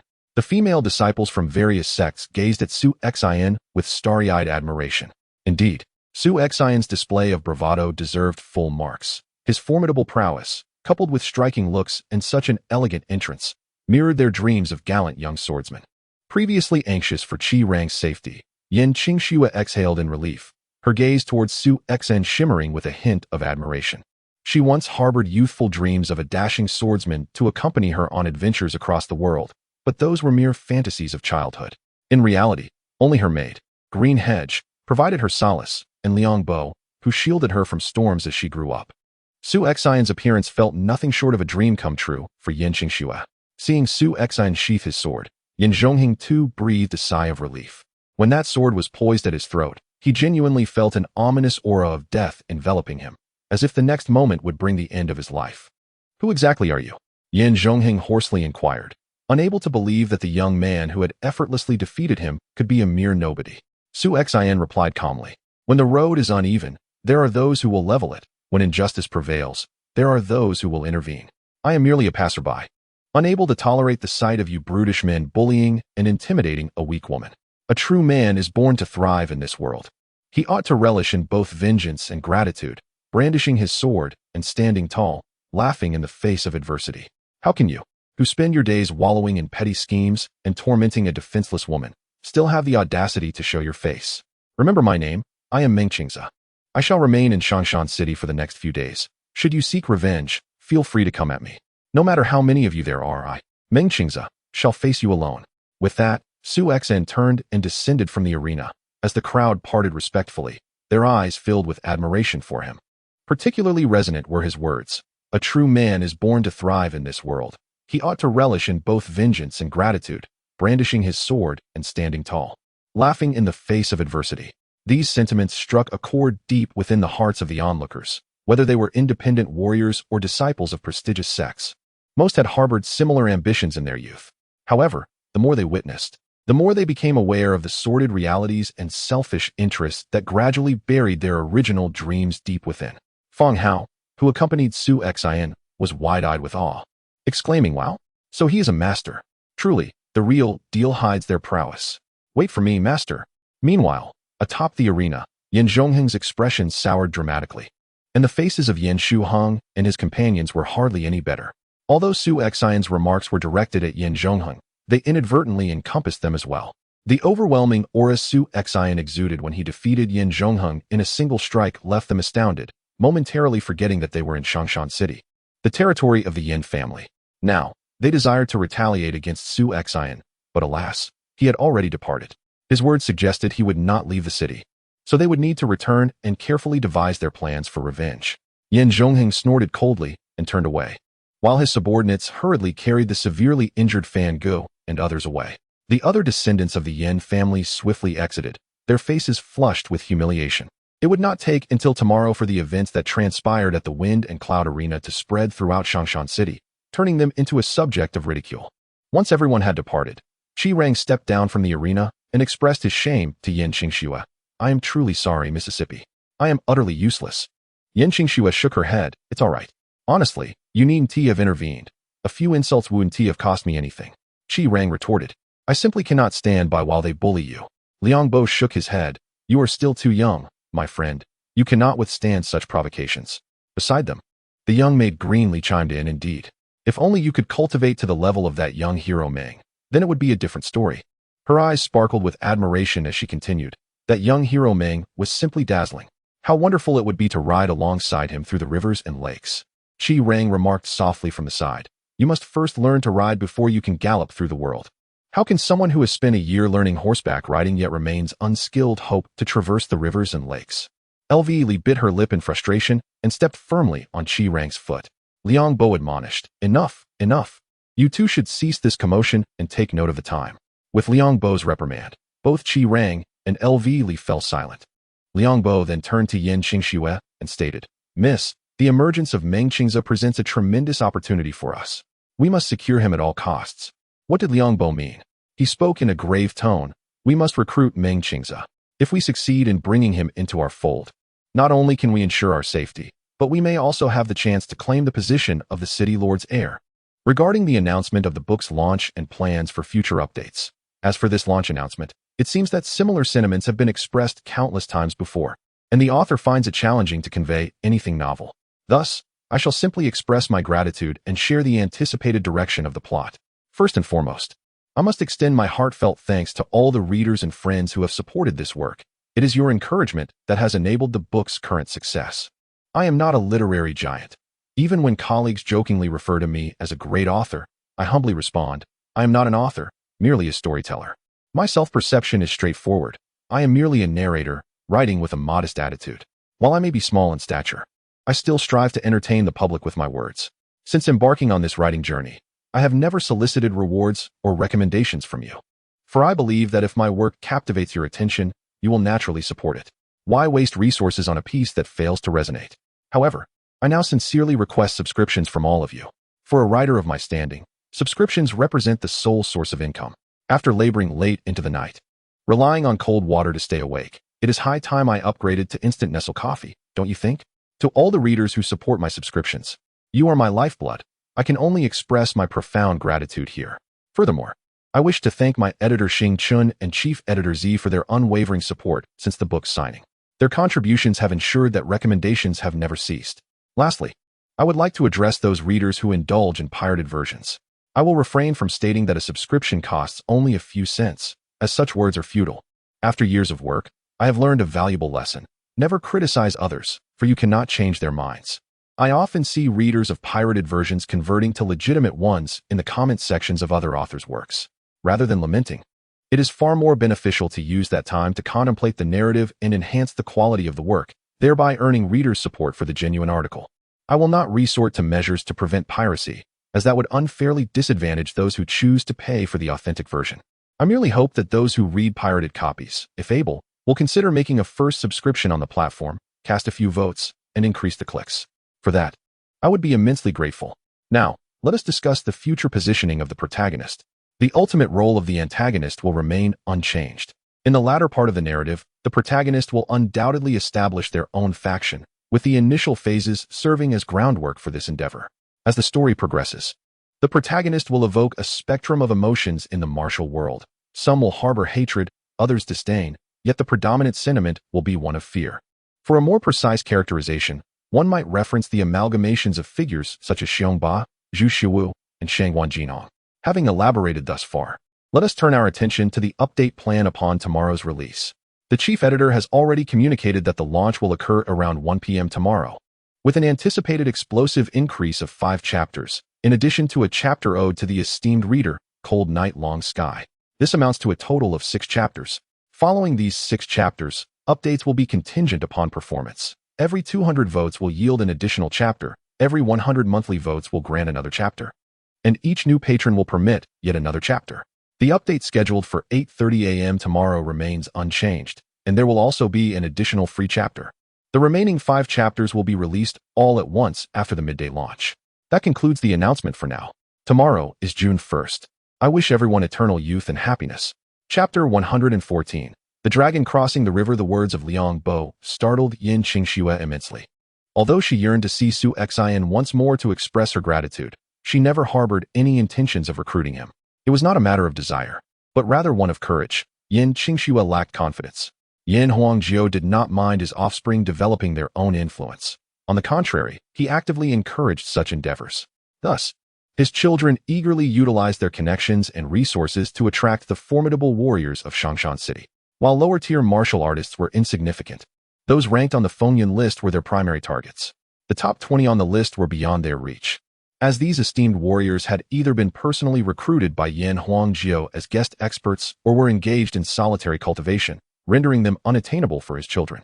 However, below the top 20 on the Fengyan list, there existed several innate realm warriors and others, like Fan Ge, who exhibited formidable strength even in the acquired realm. These individuals were largely gathered by Yin Zhongheng and his peers, leaving Yin Qingxue alone without having recruited a single person over the years. The only companions at Yin Qingxue's side were Liang Bo, who had cared for her since childhood, and Qi Rang, whom she had rescued from bandits and who remained steadfastly by her side. The remainder of her entourage consisted merely of ordinary recruits she had hired with money in Shangshan City, none of whom surpassed the pinnacle of the acquired realm.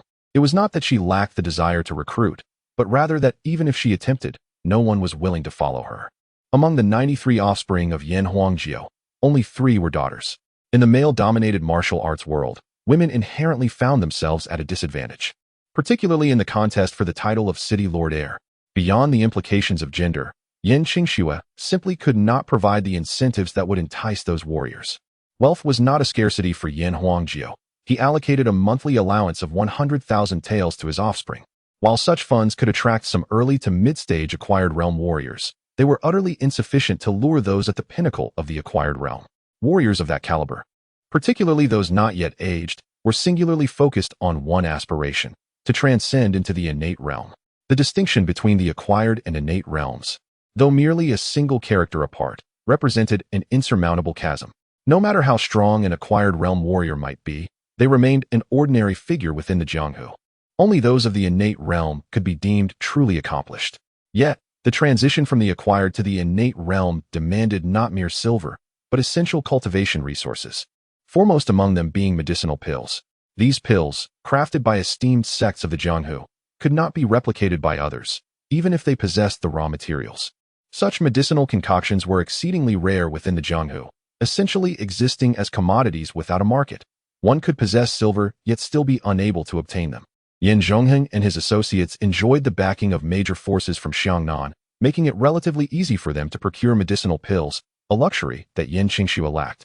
Moreover, this situation involved the issue of alliances. The question of who would succeed as the next inheritor of Shangshan City was not solely a matter for the Yin family. It bore implications for all martial artists within the city. Once one chooses the wrong side, the inevitable consequence is likely to be a thorough purging. Therefore, the martial artists of Shangshan City are exceedingly cautious in deciding which of the young masters of the Yin family to align themselves with. Even those few who entertain the notion of double dealing would not consider Yin Qingxue, as her chances of becoming the heir to the city lord are virtually non-existent, bordering on impossible.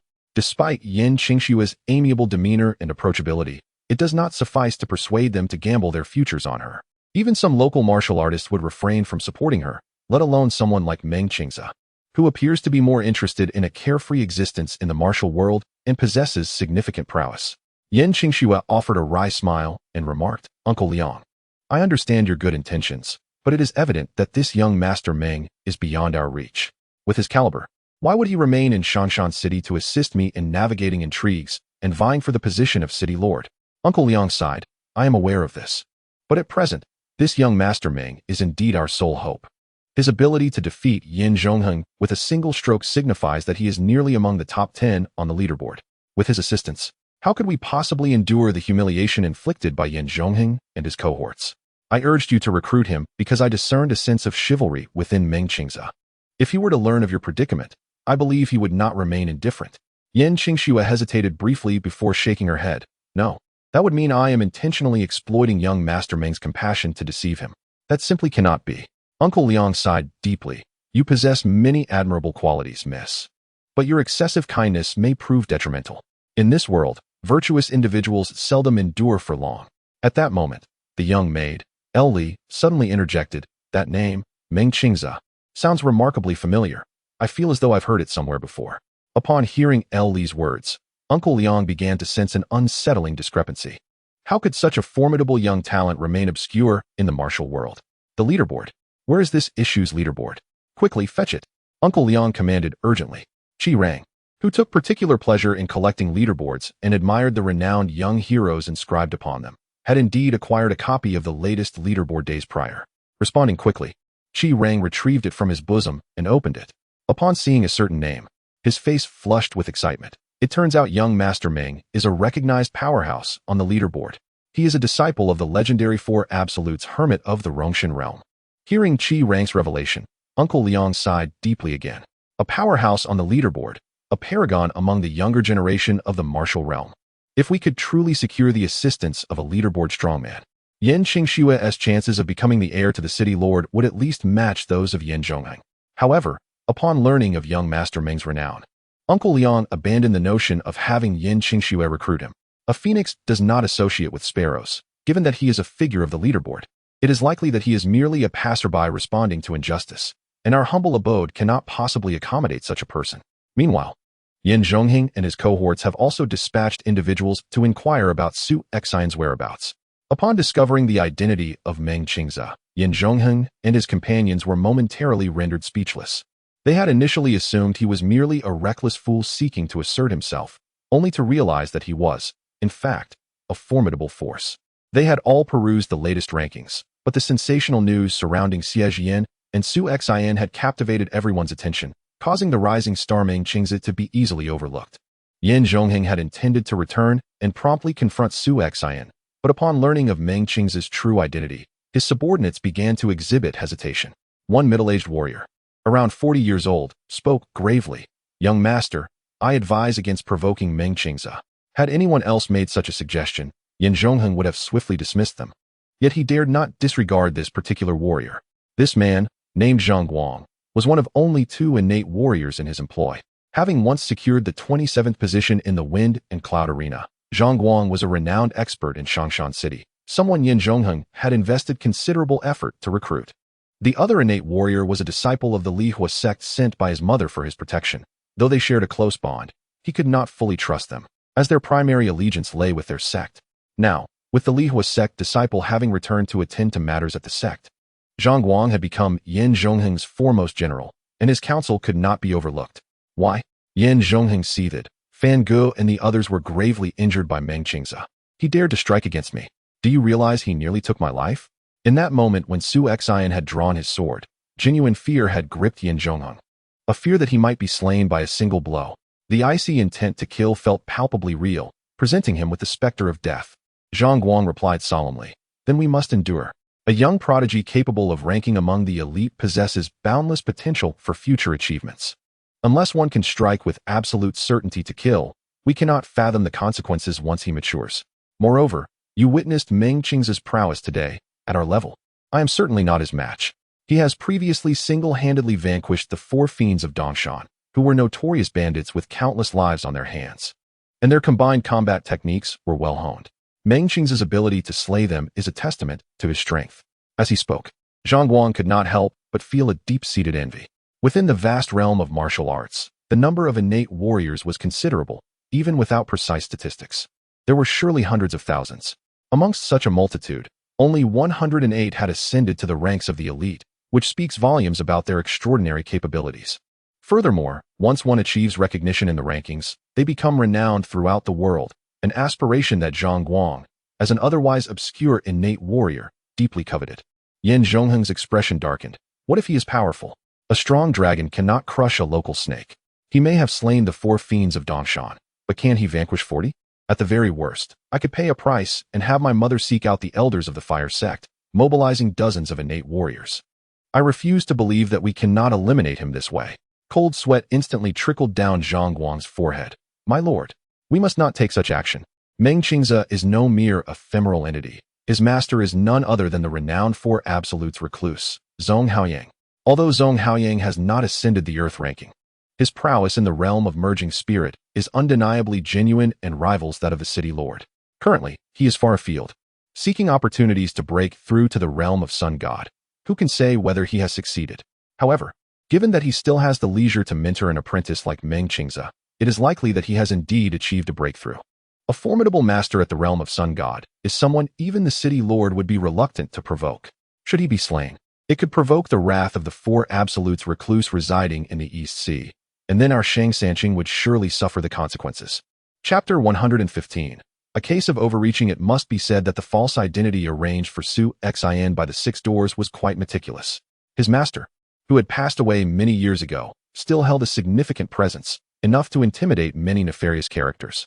At the very least, under Zhang Guang's persistent persuasion, Yan Zhongheng finally relinquished his intention to trouble Su Xian. Zhang Guang secretly breathed a sigh of relief. Although he was a local force and Yan was a formidable opponent, it was best to avoid any conflict. In the city of Changshan, there were more than just Yin Zhongheng who held sway. A confrontation with Meng Qingze would only result in mutual destruction, leaving Yin Shuheng and others to reap the benefits. At this moment, Su Xian remained unaware of Yin Zhongheng's intentions, yet he had already secured a room at the inn, ready to receive their arrival at any time. However, it seemed that Su Xian would not be waiting in vain, as the anticipated visit from Yin Qingsno did not materialize. Rubbing his chin, Su Xian pondered aloud. Could it be that my show of bravado was excessive, causing them to hesitate? If that were the case, it would certainly be a case of unintended consequences. Su Xian had a profound understanding of human nature, nearly deciphering Yin Qingsno's thoughts. But the outcome left him with a wry smile. He had envisioned crafting himself into a formidable, roving young hero, imbued with righteousness and an air of nonchalance. This image nearly epitomized the ideal Prince Charming in the minds of many in the martial world, and he was confident that Yin Qingsno would develop an affection for him. Alas, his excessive pretense had inadvertently deterred her from approaching him, thwarting his plans to draw closer to her. Now, should he take the initiative to present himself, it would undoubtedly raise suspicions. Never mind. He would simply devise another approach to connect with Yin Qingsno. Just as Su Xian contemplated taking a rest, a sudden knock at the door interrupted him. Upon opening it, he was greeted by none other than Feng Hao, the somewhat loquacious martial artist who had previously guided him.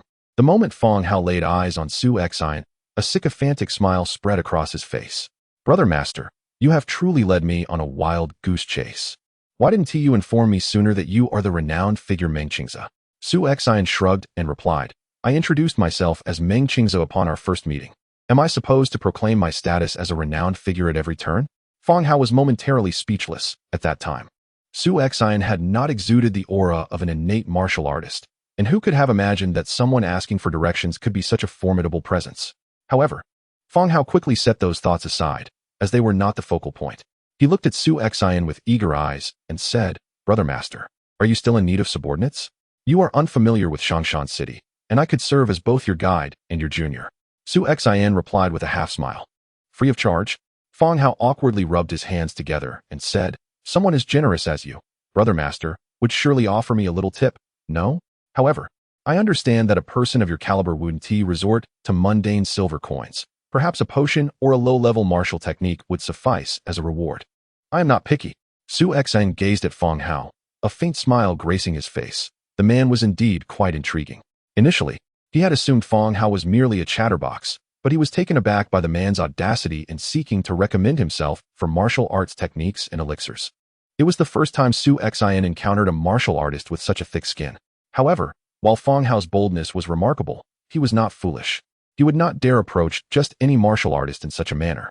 His confidence in addressing Su Xian stemmed from the latter's identity as Meng Qingze. Meng Qingze's master was the absolute recluse, Zhong Haoyang, a figure renowned for his extensive connections and commendable reputation within the martial world. As his disciple, Meng Qingze was expected to possess admirable character as well. Feng Hao had also witnessed Su Xian's chivalrous actions, leading him to perceive the esteemed martial artist Meng Qingze as a formidable and benevolent young hero. Even if Meng Qingze were to decline his request, it would likely not be deemed excessive. Had a fearsome individual approached him instead, Feng Hao would not have dared to make such a bold move.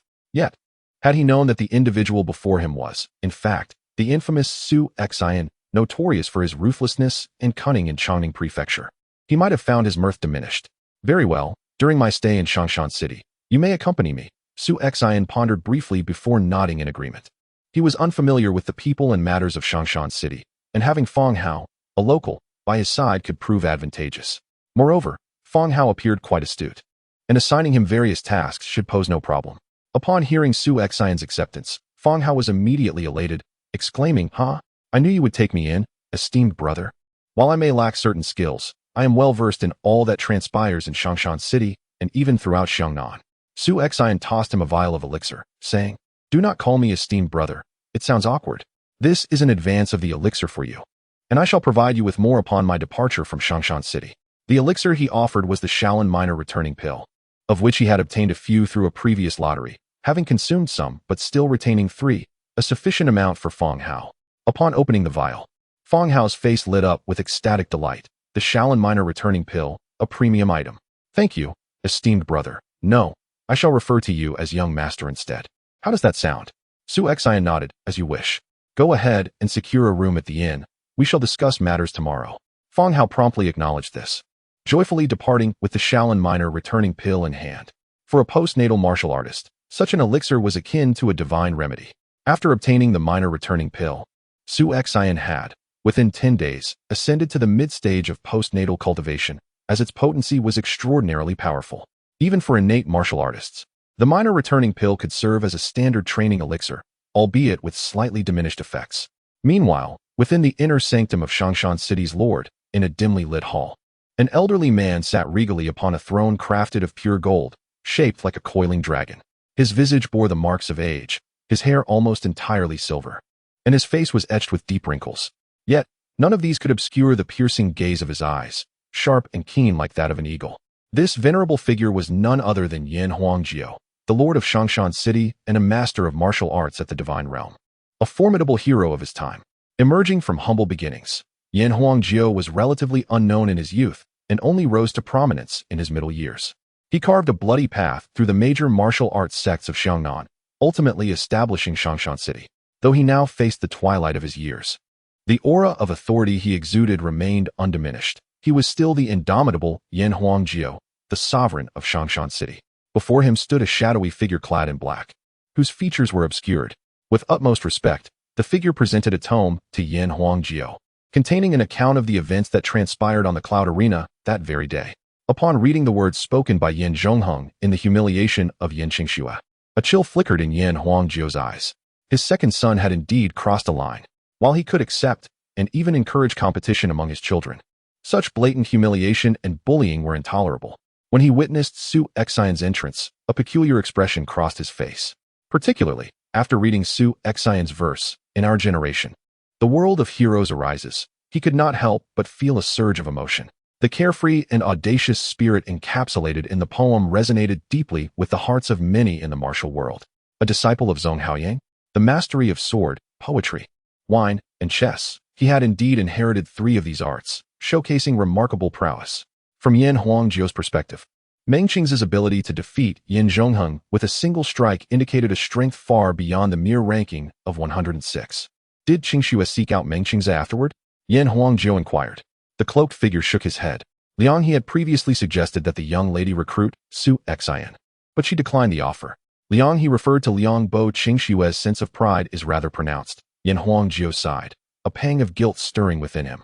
Throughout his life, he had fathered 13 children, but only Yin Qingxue evoked a sense of debt in him. Over the years, despite treating his children with equal regard and providing them with similar resources, Yin Qingxue faced inherent disadvantages. Lacking the familial advantages of her siblings, she was also subject to their exclusion, and his indifference as a father had led to her current predicament. He had aspired to select worthy heirs with fairness. Yet the present circumstances revealed the stark absence of absolute equity.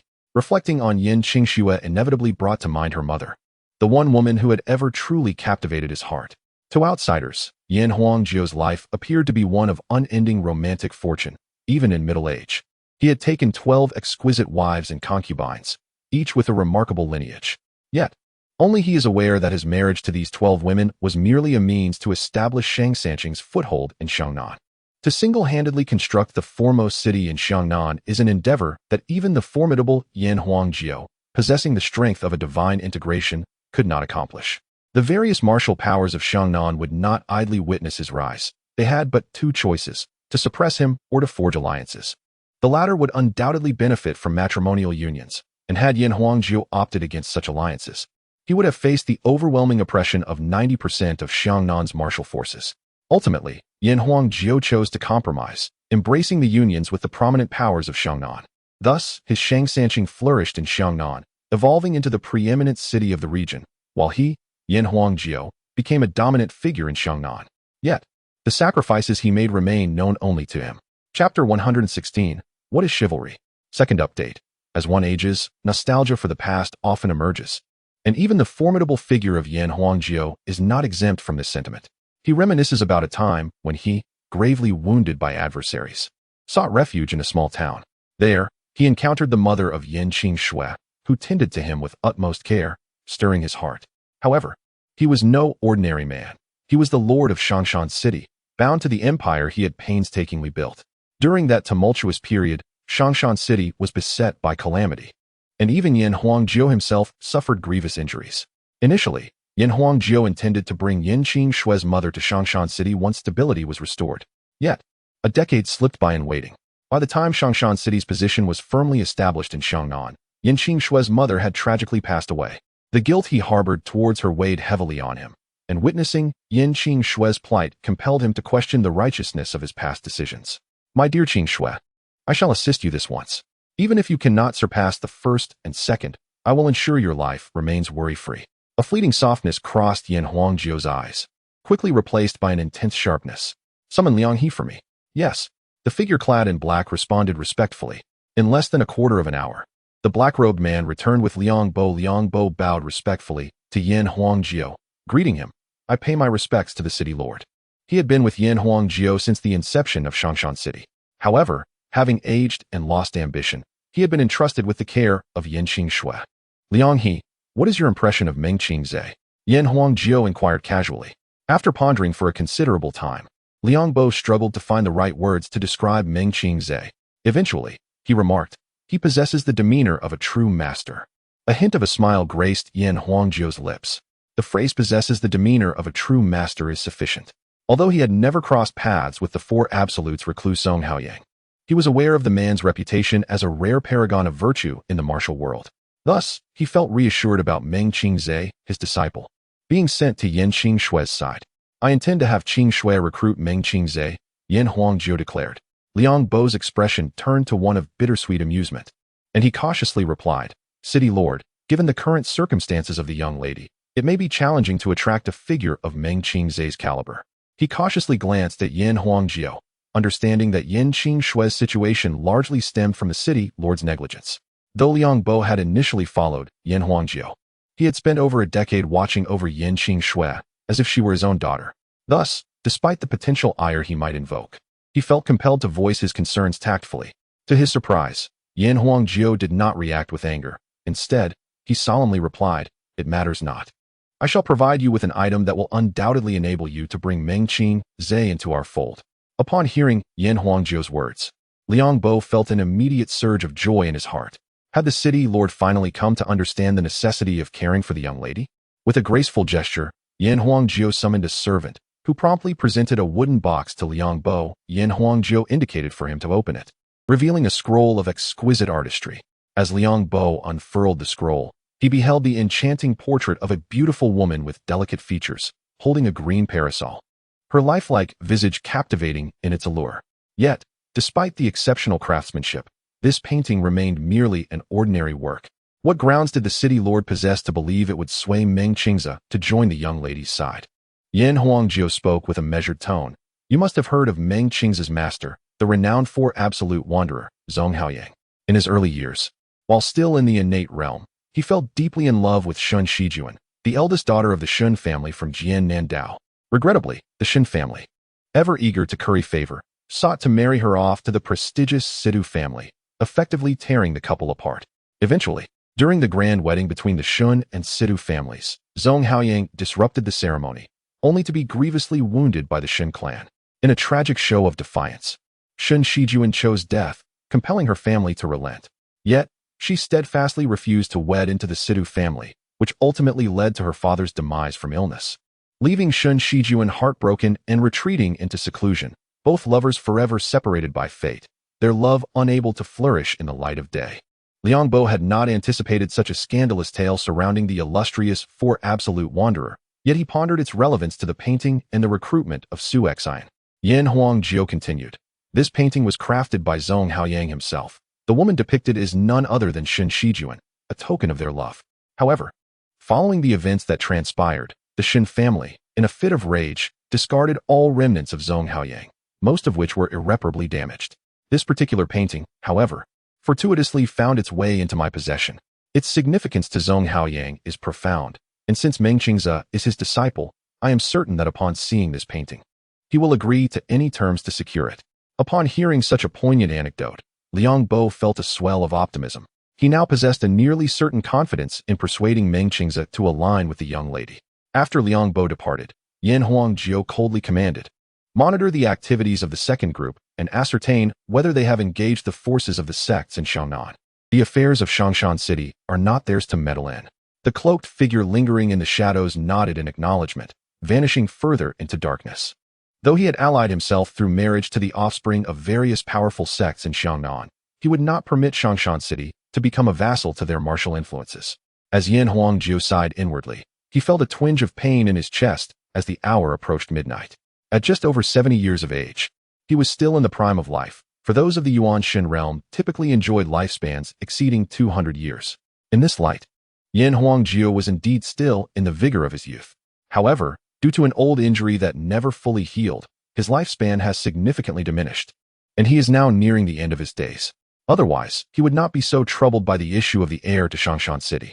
Upon returning, Liang Bo promptly clarified the origin of the painting and the intentions of Yin Huangjiu, which instantly delighted Qi Rang and El Li. They were well aware of Meng Qing's formidable strength. He was a legendary figure on the ranking list, and with his joining, who would dare to bully them again? Only Yin Qingxue expressed some hesitation, saying, "Does this not mean we are repaying kindness with ulterior motives? Might this not cause dissatisfaction in young Master Meng?" Liang Bo chuckled and reassured her, "Miss, there is no need for concern. Judging by young Master Meng's demeanor today, he is certainly not the petty type." Hearing Liang Bo's firm assurance, Yin Qingxue could only nod in agreement. Though kind-hearted, she was not naive. The benefits of having Meng Qingze under her command were evident. She did not aspire to seize the position of city lord, but merely wished to secure her safety amidst the aggressive tactics of Yin Zhongheng and his allies. Early the next morning, Yin Qingxue and her companions took the painting to find Su Xian, unreservedly revealing their intentions as per Liang Bo's suggestion, aiming to demonstrate their newfound strength to Yin Zhongheng and others. In Shangshan City, there were certainly many spies among Yin Zhongheng's ranks, and as soon as Yin Qingxue and her group moved, the news swiftly reached him. The four most capable contenders for the city lord position reacted similarly, deeming Yin Qingxue insane for attempting to recruit a figure from the ranking list. The eldest, Yin Shuheng, paid little mind to the news, merely instructing his subordinates to remain vigilant and relay any updates.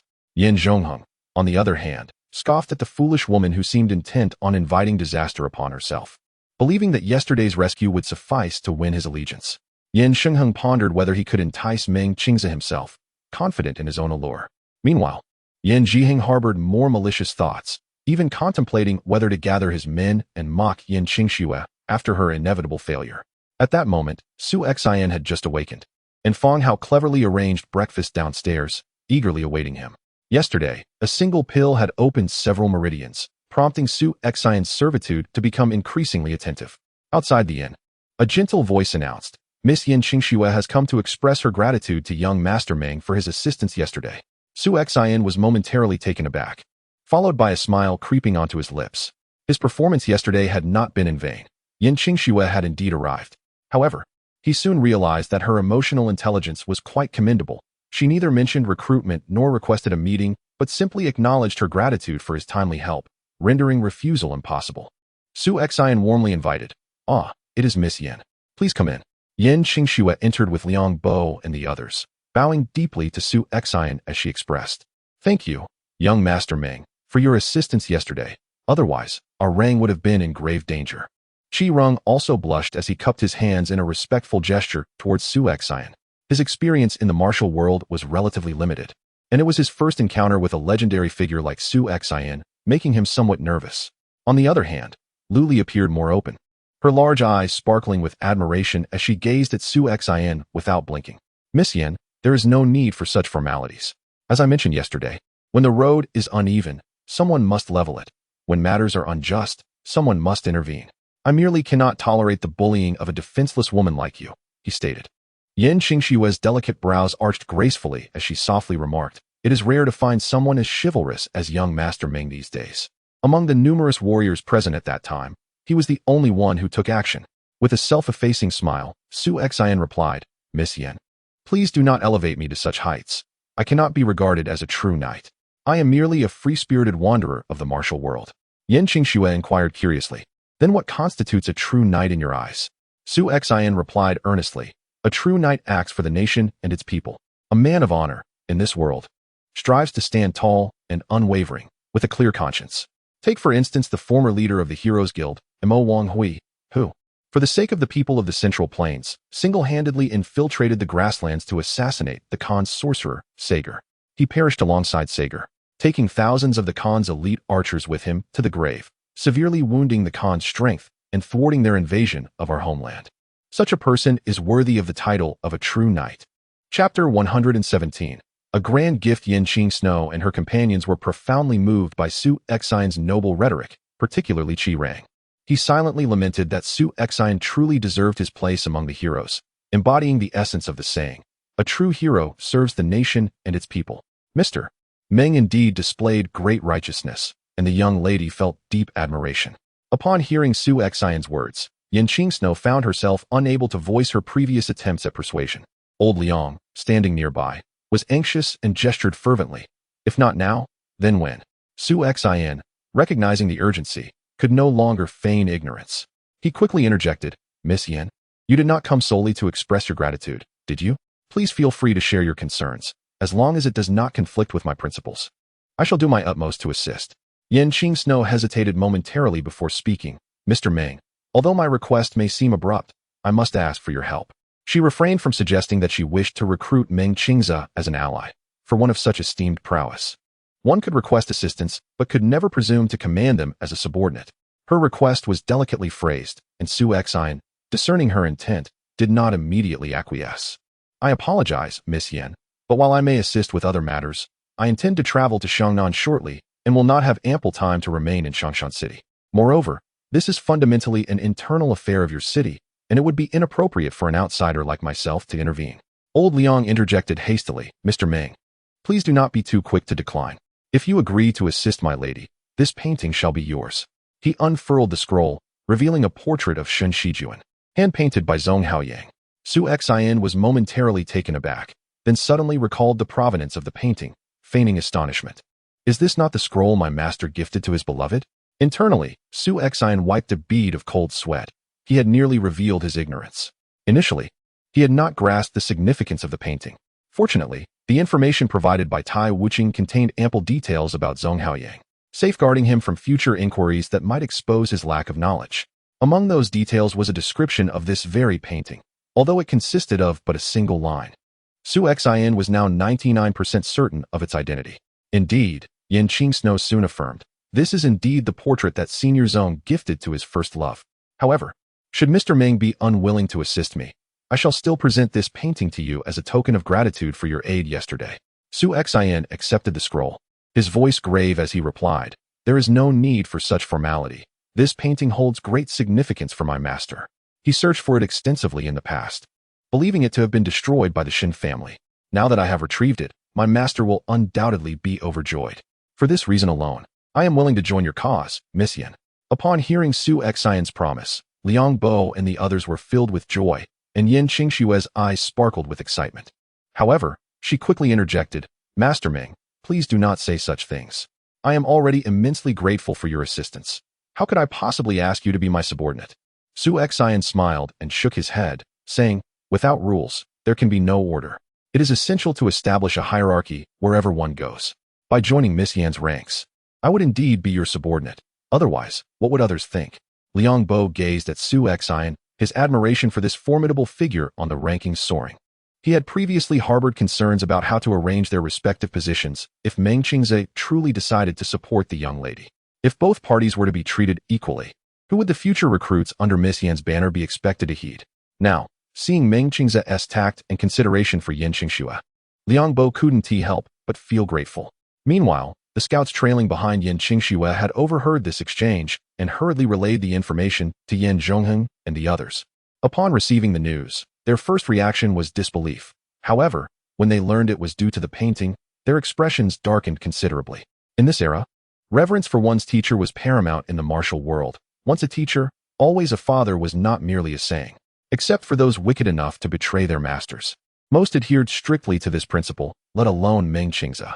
Upon discovering that Yin Qingxue had produced the painting, they realized the situation was beyond salvaging.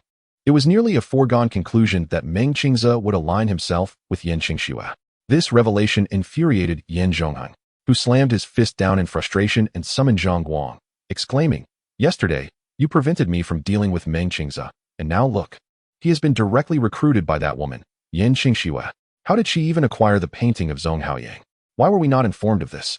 Zhang Guang's expression was equally grim, bewildered that Yin Qingxue possessed such a valuable relic from Zhong Haoyang.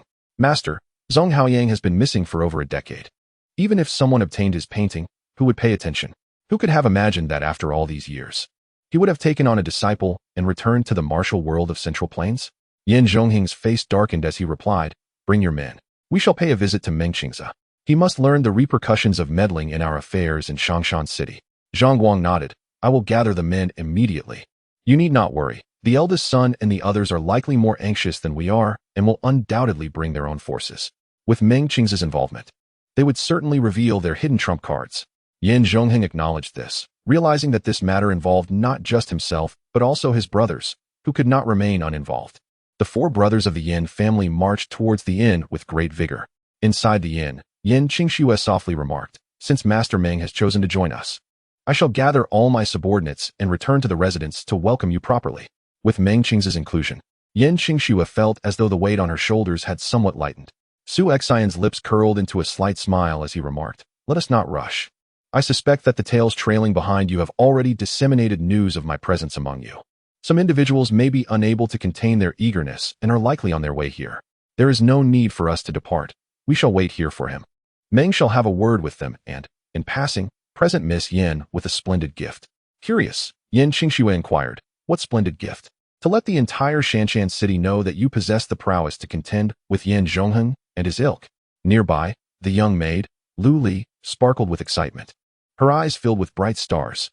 Truly, a paragon of the ranked elite, such imposing aura.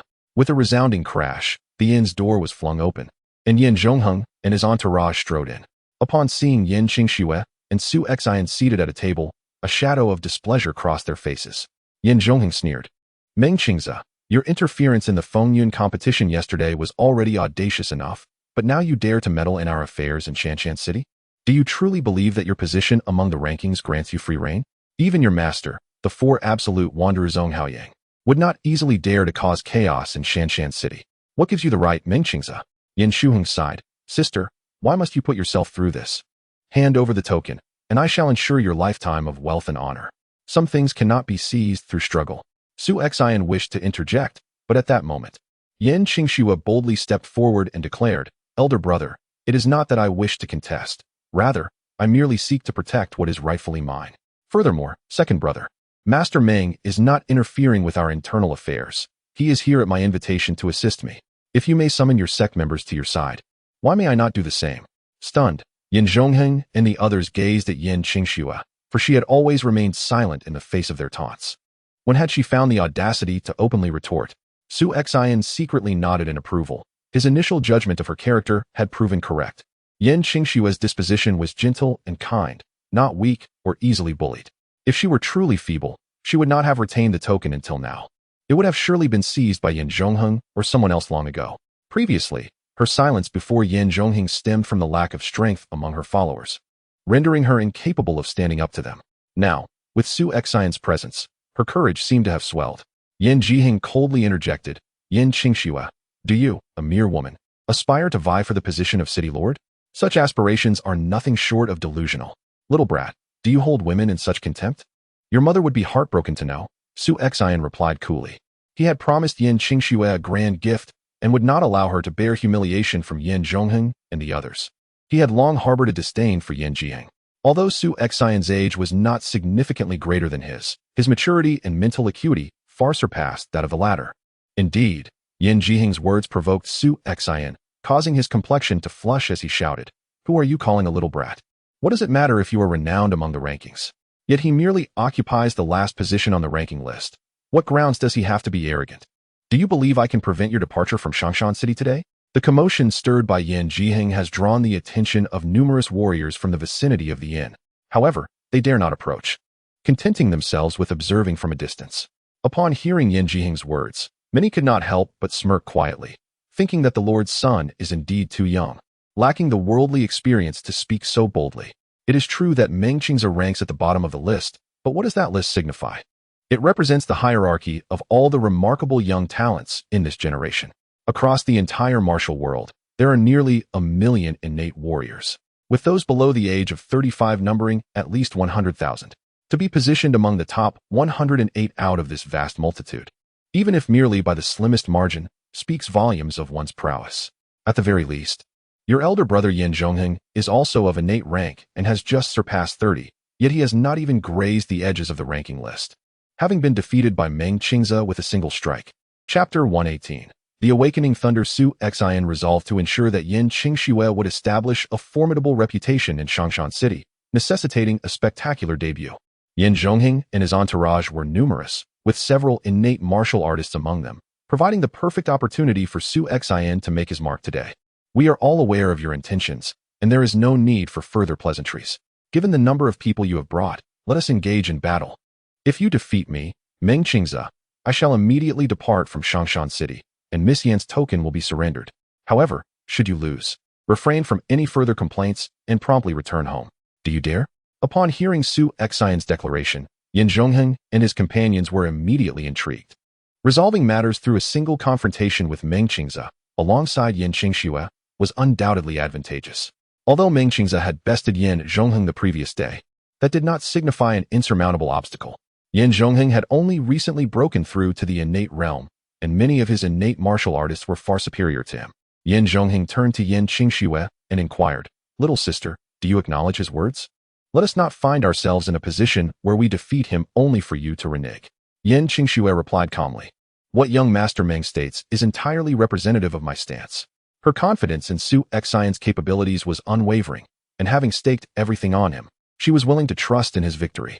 Yin Zhongheng smirked, "Very well, if that is the case, let us commence." Su Xian waved his hand dismissively, "There's no rush. Let us move outside. This is not an appropriate venue for combat, and damaging the inn would be regrettable." The innkeeper, who had been hiding nearby, expressed gratitude towards Su Xian.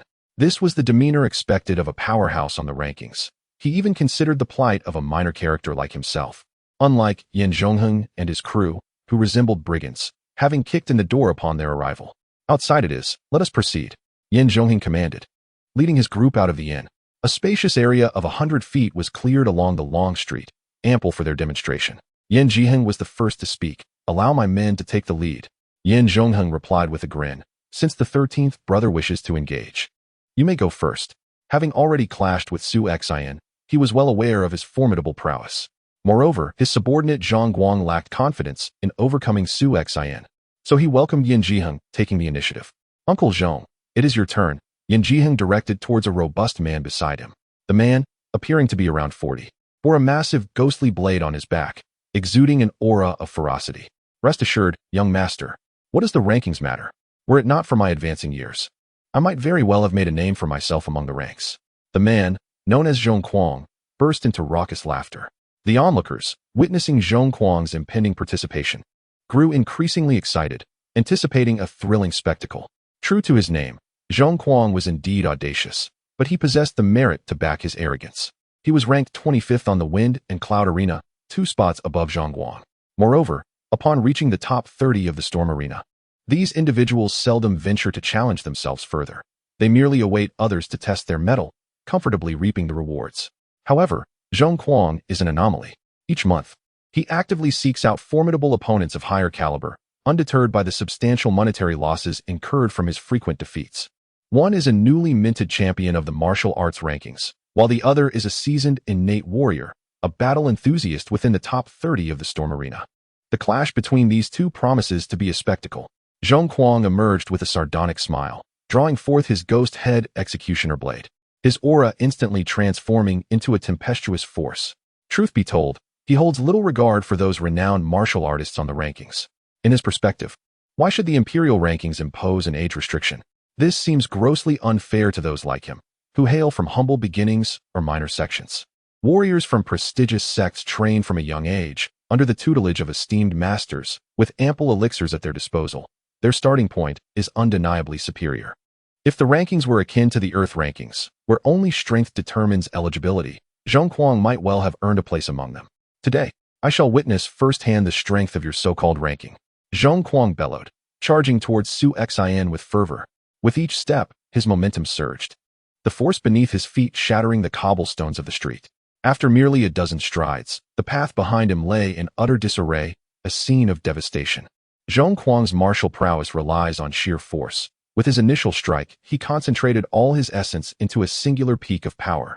In days past at the Storm Arena, countless warriors had been grievously wounded or even slain by his first blow. After that initial strike, even those who survived found themselves devoid of the strength to continue. At this moment, facing Zhong Kuang's earth-shattering strike, Su Xian could vaguely discern a terrifying visage of a wailing demon taking form amidst the blade's aura. An astonishing display of might. Alas, this time Zhong Kuang confronted Su Xian, who surpassed him in both strength and martial skill. The blade descended with unparalleled ferocity. Yet Su Xian merely extended a single finger, decisively striking the blade's edge. The 24 solar terms divine finger boasts 24 distinct applications, with the awakening of insects being most frequently employed by Chou Fei in the original work and similarly favored by Su Xian. This technique, akin to thunder, manifests with the swiftness of a tempest, its power formidable. Yet beyond awakening of insects, the other variations of the divine finger are equally potent. At this moment, Su Xian invoked the Great Cold, representing the harshest depths of winter. The frigid energy of his fingertip seemed to freeze Zhong Kuang's blade, a tremendous force preventing the descent of Zhong Kuang's most powerful strike by even the slightest margin.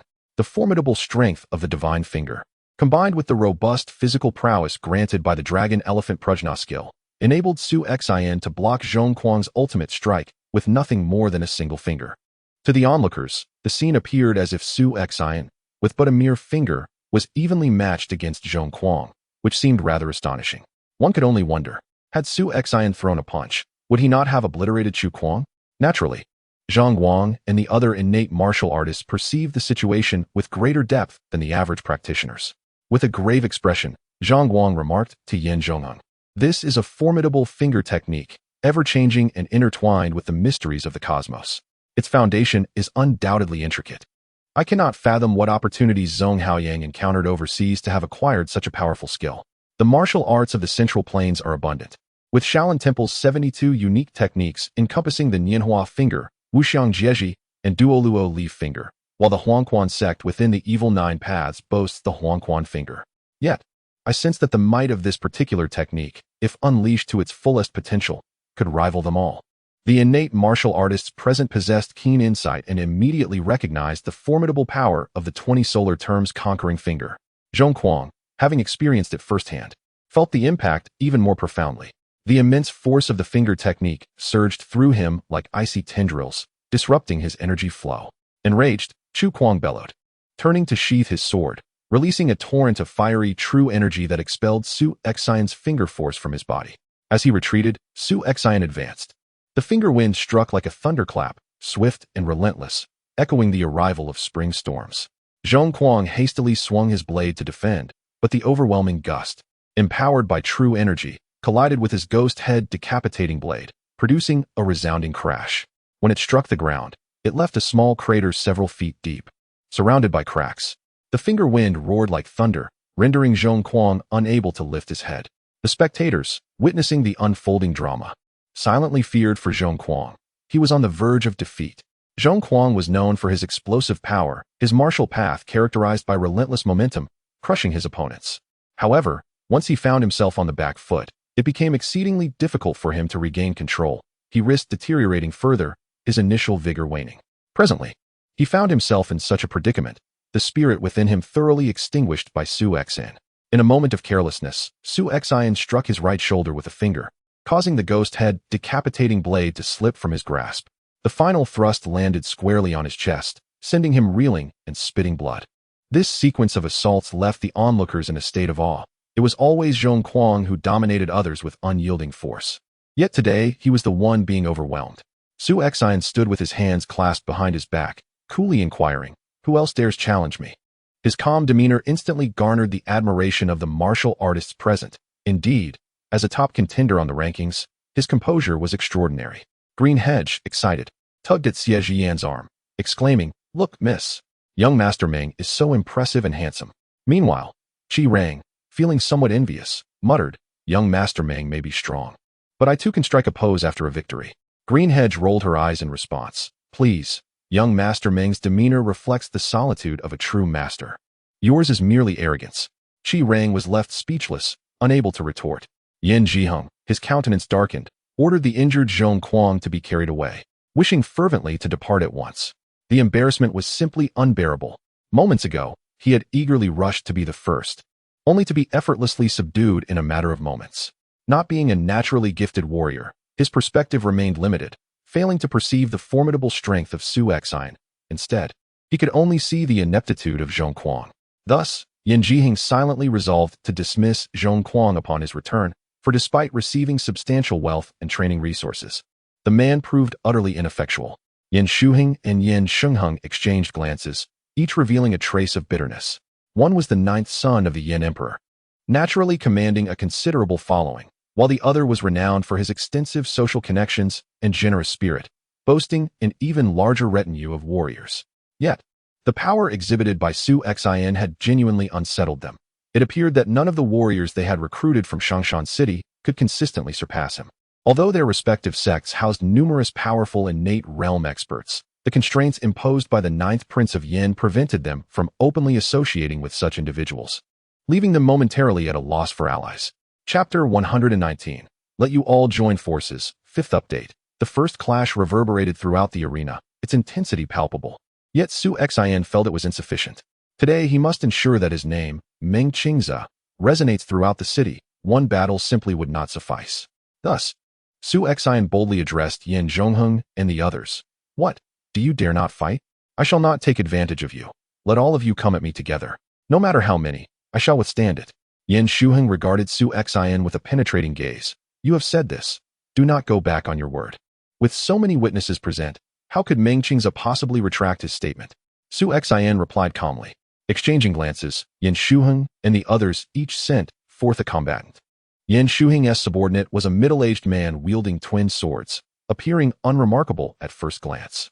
However, he was a notable figure on the wind and cloud rankings, position 23rd, significantly surpassing the previously encountered Chu Quan.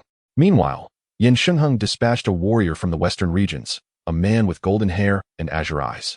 Unarmed, but with a gaze that bore a sinister weight, Yin Shengheng, known for his extensive connections, had gathered the most diverse array of allies amongst his peers.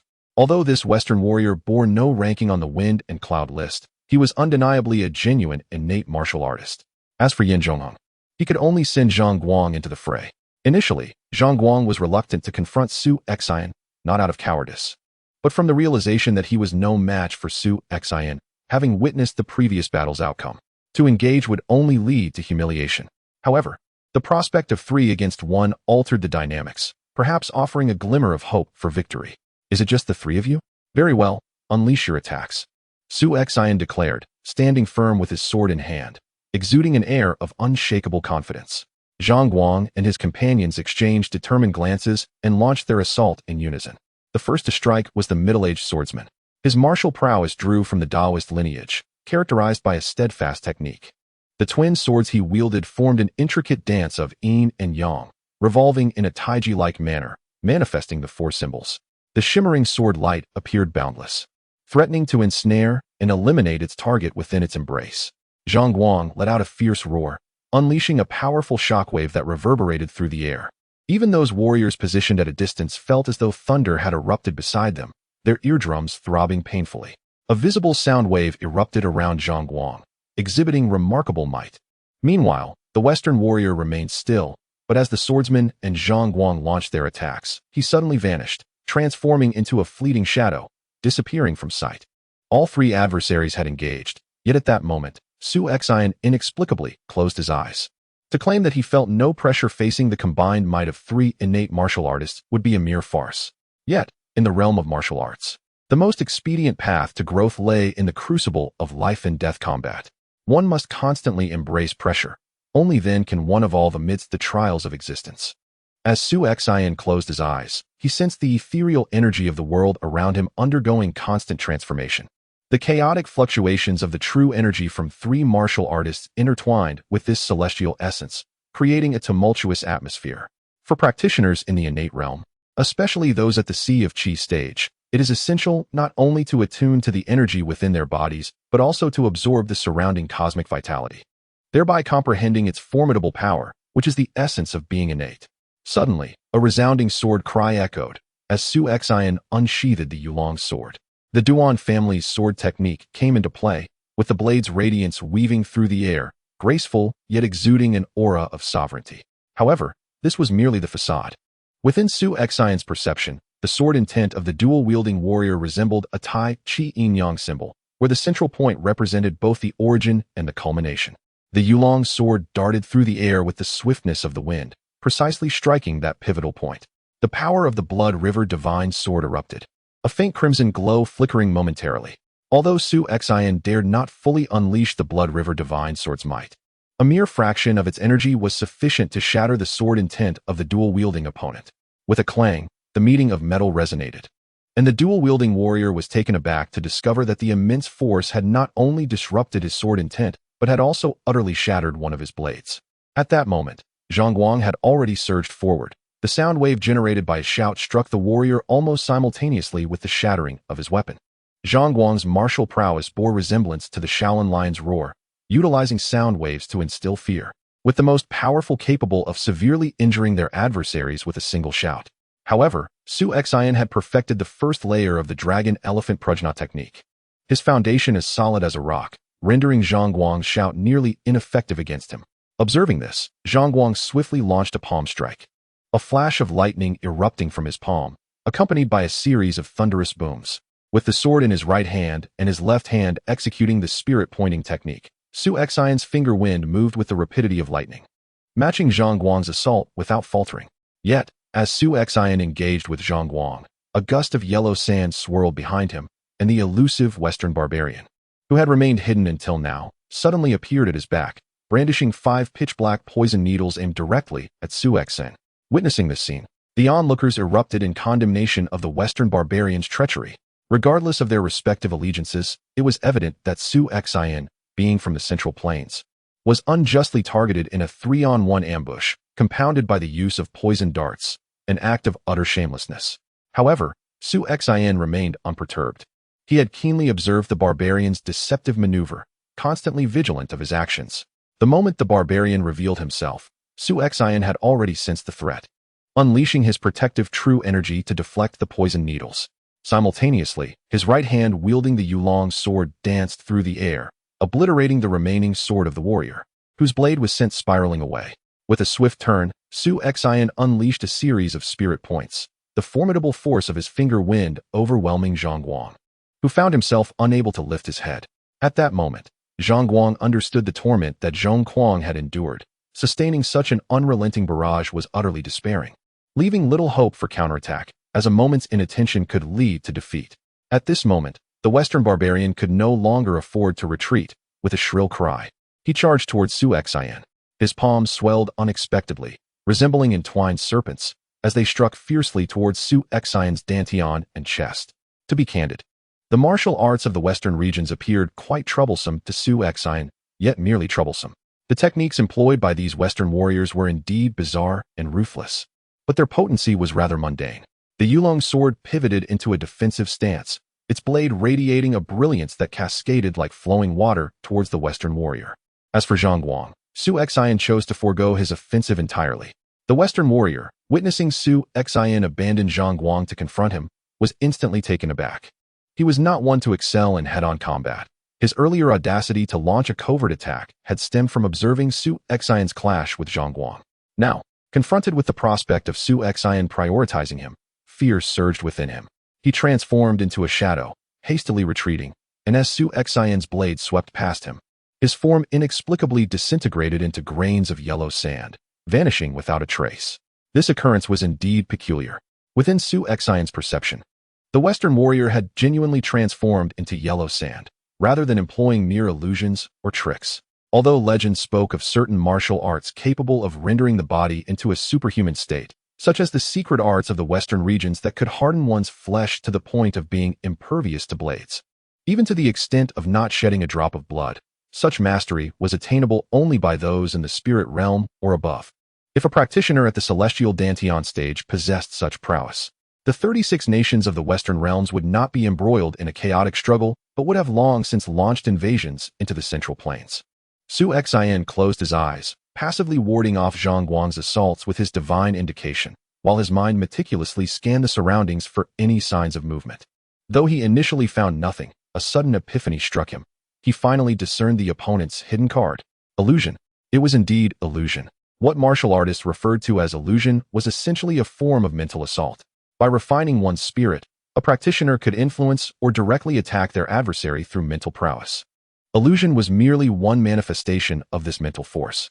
Typically, only those in the divine palace realm began to cultivate spiritual energy, and it was nearly in the spirit realm that one could comprehend methods of mental attack or application.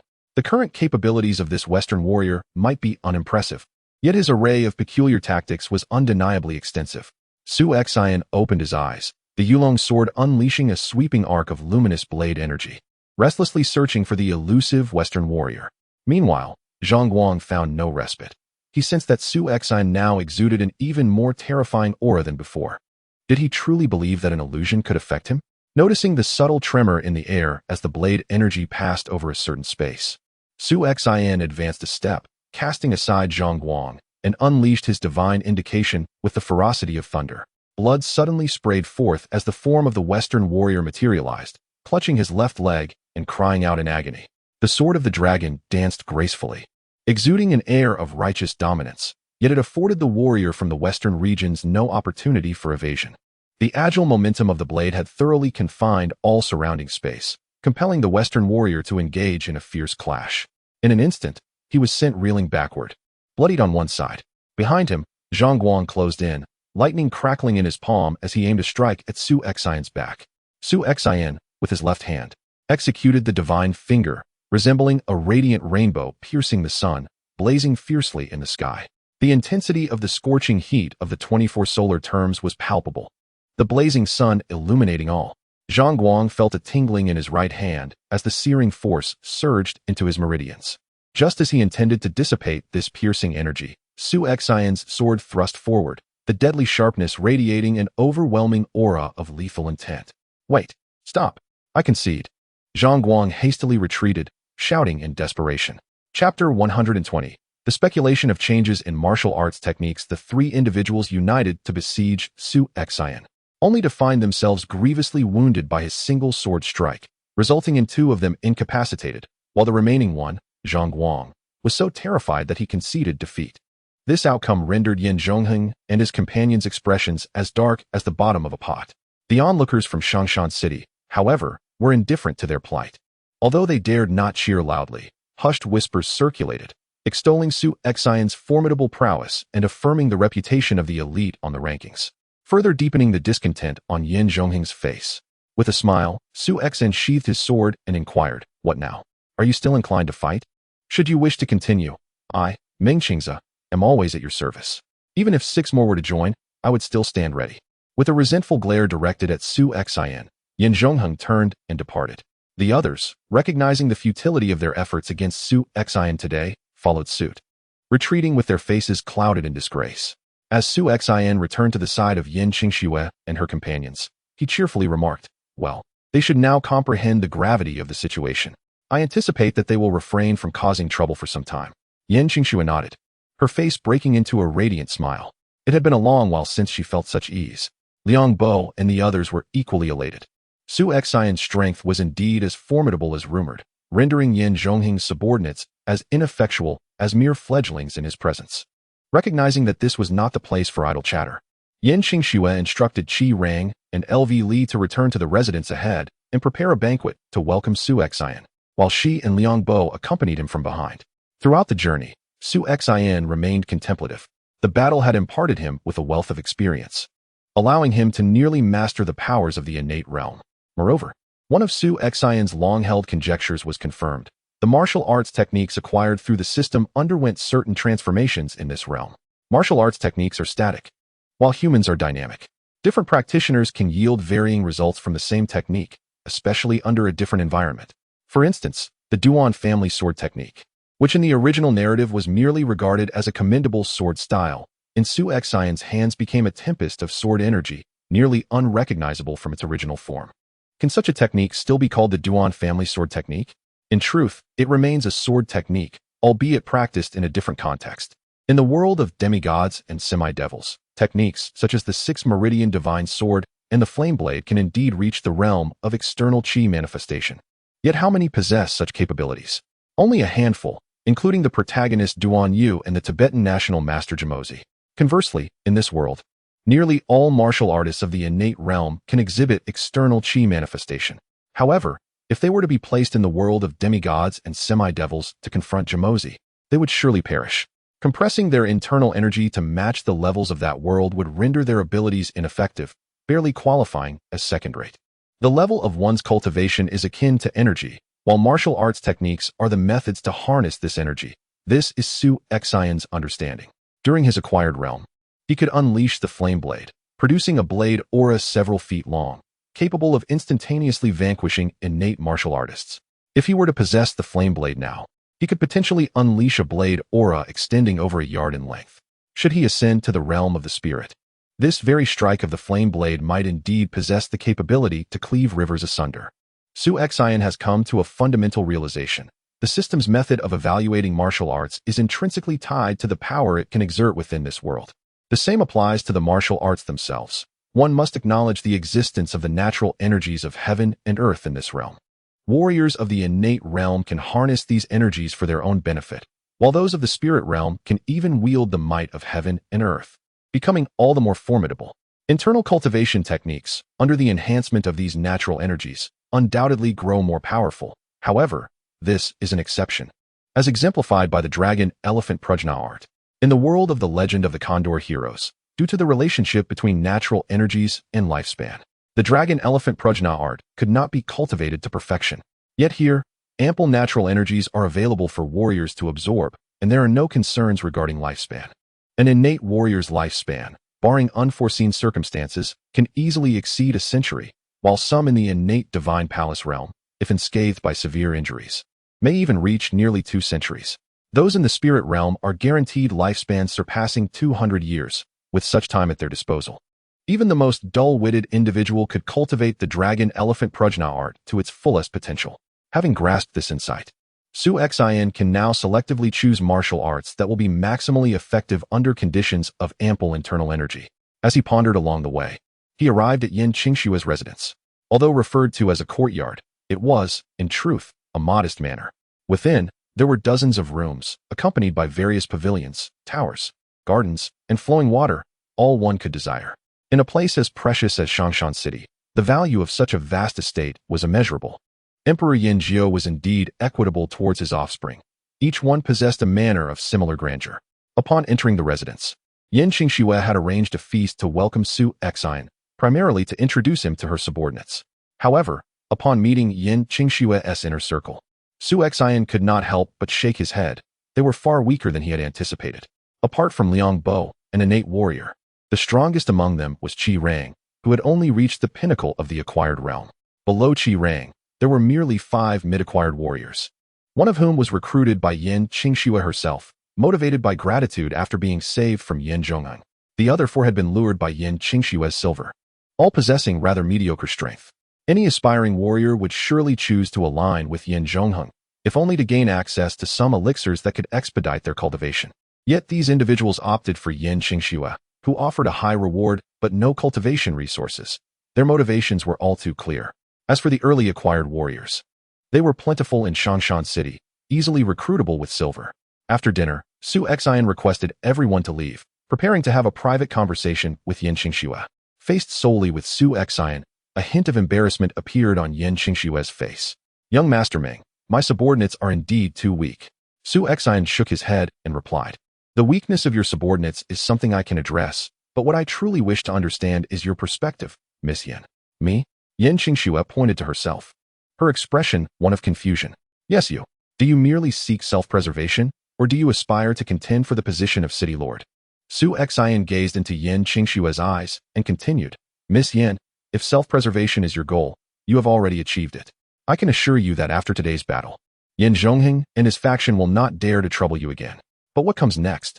Once one of them inherits the position of city lord, will they refrain from targeting you? How can one sleep soundly beside a foe? By then, it is likely that only one of your father's offspring will remain, while the others will inevitably face elimination, and you, too, will not escape this calamity." As Yin Qingxue was about to respond, Su Xian interrupted her. "Miss Yin, You need not utter the words, they would not be so cruel. Are you truly unaware of how your siblings are? They are fully capable of such actions. A mocking smile graced Su Xian's lips. I hold significant admiration for the life accomplishments of Lord Yin, but I cannot endorse his method of raising children. He instilled a sense of competition in his offspring from a young age, treating them almost like venomous insects, to the point that he nearly encouraged them to turn against one another, resulting in a complete absence of familial affection, with each sibling viewing the others as adversaries. While he remains in power, his children may compete in other realms or through subordinates, but once he passes, who will uphold such rules? Yin Qingxue fell silent. She was certainly aware of these truths, yet she had always been reluctant to acknowledge them. The educational methods of Yin Huangjiu indeed possessed significant flaws, and it was fortunate that during her childhood, she had not been raised alongside them, but instead lived with her kind and gentle mother, sparing her from becoming like Yin Zhongheng and the others. Earlier, Su Xian's expression of admiration for Yin Huangjiu was disingenuous. However, his disdain for his methods of child-rearing was sincere. Yin Huangjiu, despite his formidable presence, remained a figure of limited vision, a product of his own solitary path. His approach may yield a singularly powerful heir, but to what end? The fate of Changshan City will not hinge upon an individual. His methods are merely a reflection of the brutal and fierce struggles of royal lineage, where only one survives. Yet this is the martial world, not a royal court.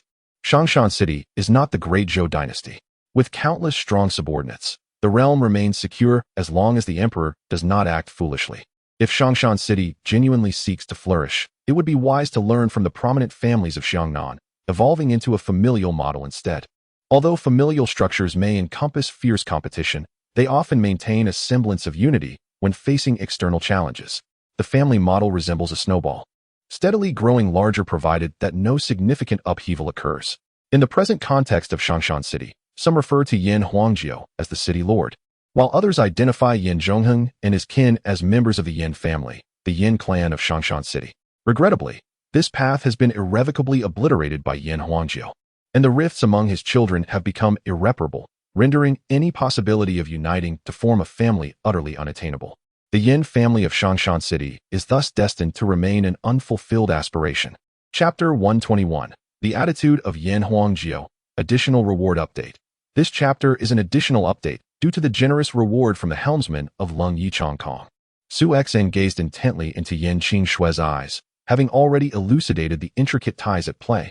Now it was her choice to make. Under his penetrating gaze, Yin Qingxue felt as though her innermost thoughts were laid bare, causing her to feel a surge of anxiety. Yet, Su Xian's words echoed relentlessly in her mind. Should she strive for her rightful place? If she refrained from contesting, Yin Zhongheng and his faction would never accept her. Conversely, engaging in the struggle would pit her against her half-siblings.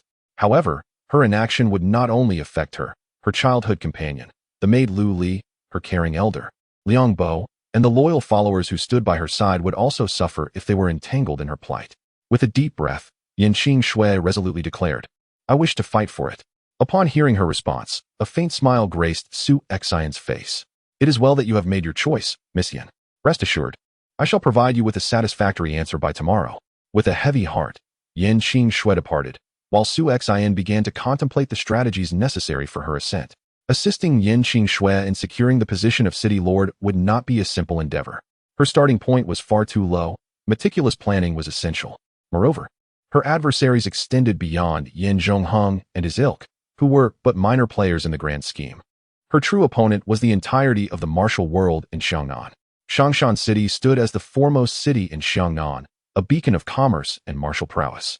Its lucrative profits and vast population of martial artists drawing envy from rival factions. In the past, with Yin Huangjiu at the helm, these factions had no choice but to collaborate with him, for he was no fool, and Changshan City had never swayed towards either the martial world or the court. Now that Yin Huangjiu was in the twilight of his years, the newly appointed heir of Changshan City would certainly be coveted by the major martial sects of Xiangnan, and confrontation was inevitable. Meanwhile, Liang Bo had been summoned by Yin Huangjiu to report on the day's events. Although Yin Huangjiu had already received intelligence from his spies, he knew that Liang Bo's account would provide a more vivid picture. After listening to Liang Bo's recounting, Yin Huangjiu nodded thoughtfully. Meng Qingzhe appeared to be a commendable figure, understanding the potential benefits a battle could bring to Yin Qingxue's reputation. However, her current strength was still woefully inadequate. Take these elixirs back with you. Give the higher grade ones to Meng Qingzhe and utilize the lower grade ones to attract martial artists. Yan Huangjiu instructed, waving his hand. Immediately, a large chest was brought forth, filled with various grades of cultivation elixirs. With the financial resources of Shangshan City, Yan Huangjiu lacked for rare, medicinal materials. Over the years, he had amassed a collection of alchemists and spent considerable sums to acquire recipes from various sects in Xiangnan, allowing him to concoct these elixirs himself. Although the yield was modest, it was a marked improvement from the previous necessity of purchasing at exorbitant prices from the larger sections. A look of surprise suddenly graced Liang Bo's face. Was it not indicative of Yan Huangjiu's inclination towards the young lady that he provided him with such cultivation resources? However, Liang Bo would never dare to voice such thoughts. The motives of those in power are eternally the most inscrutable. He merely needed to obediently follow the orders given. Sighing after Liang Bo's departure, Yan Huangjiu reflected on his earlier decision, acknowledging its folly. Could Yan Zhongheng and his cohorts truly safeguard Shangshan City? It was likely that as soon as they ascended to the position of city lord, Shangshan City would become a vassal to the sects of Xiangnan. The next morning, as Su Xian rose, a messenger from Yin Qingxue summoned him. Upon arriving in the parlor, Su Xian found Liang Bo and others animatedly discussing a chest filled with items. Upon seeing Su Xian, Yin Qingxue smiled sweetly and said, "Young Master Meng, I feel somewhat remiss for luring you here with just a painting. Fortunately, these items shall serve as compensation." She presented several vials of elixirs to him. Su Xian inspected them and discovered they were indeed cultivation elixirs. After a discreet assessment through the system, he found they were rated 2 stars, which was quite commendable. There was no deception involved. The painting was worth his investment.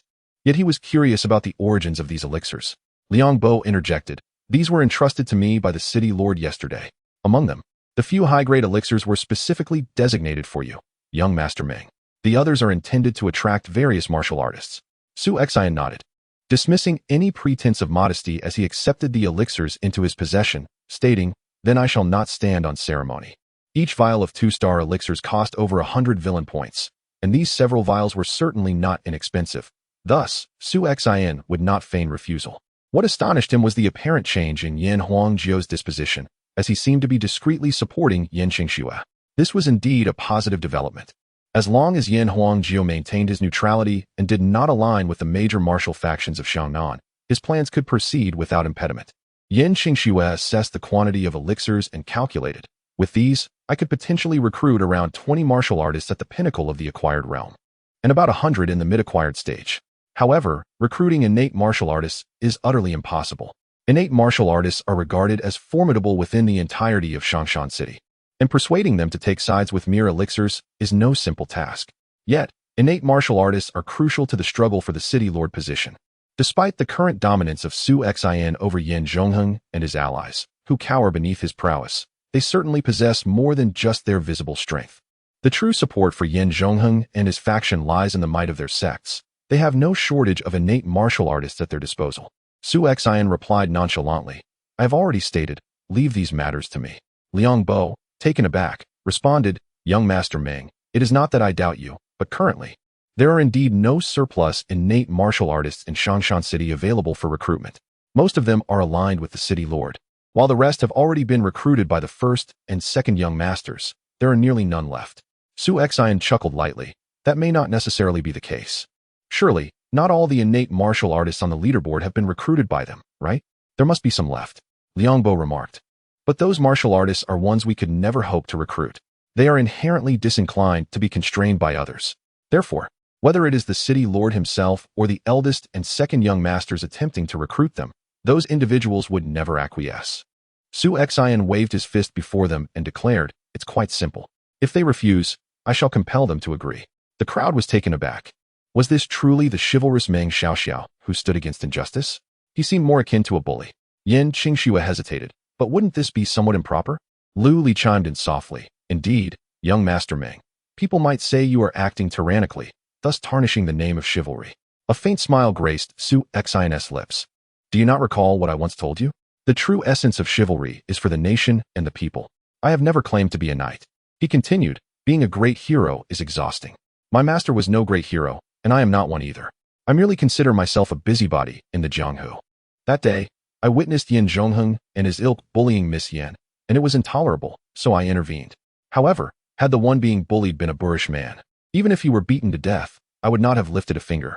At Su Xian's amusing words, Lu Li couldn't help but chuckle, and even Yin Qingxue struggled to suppress a smile.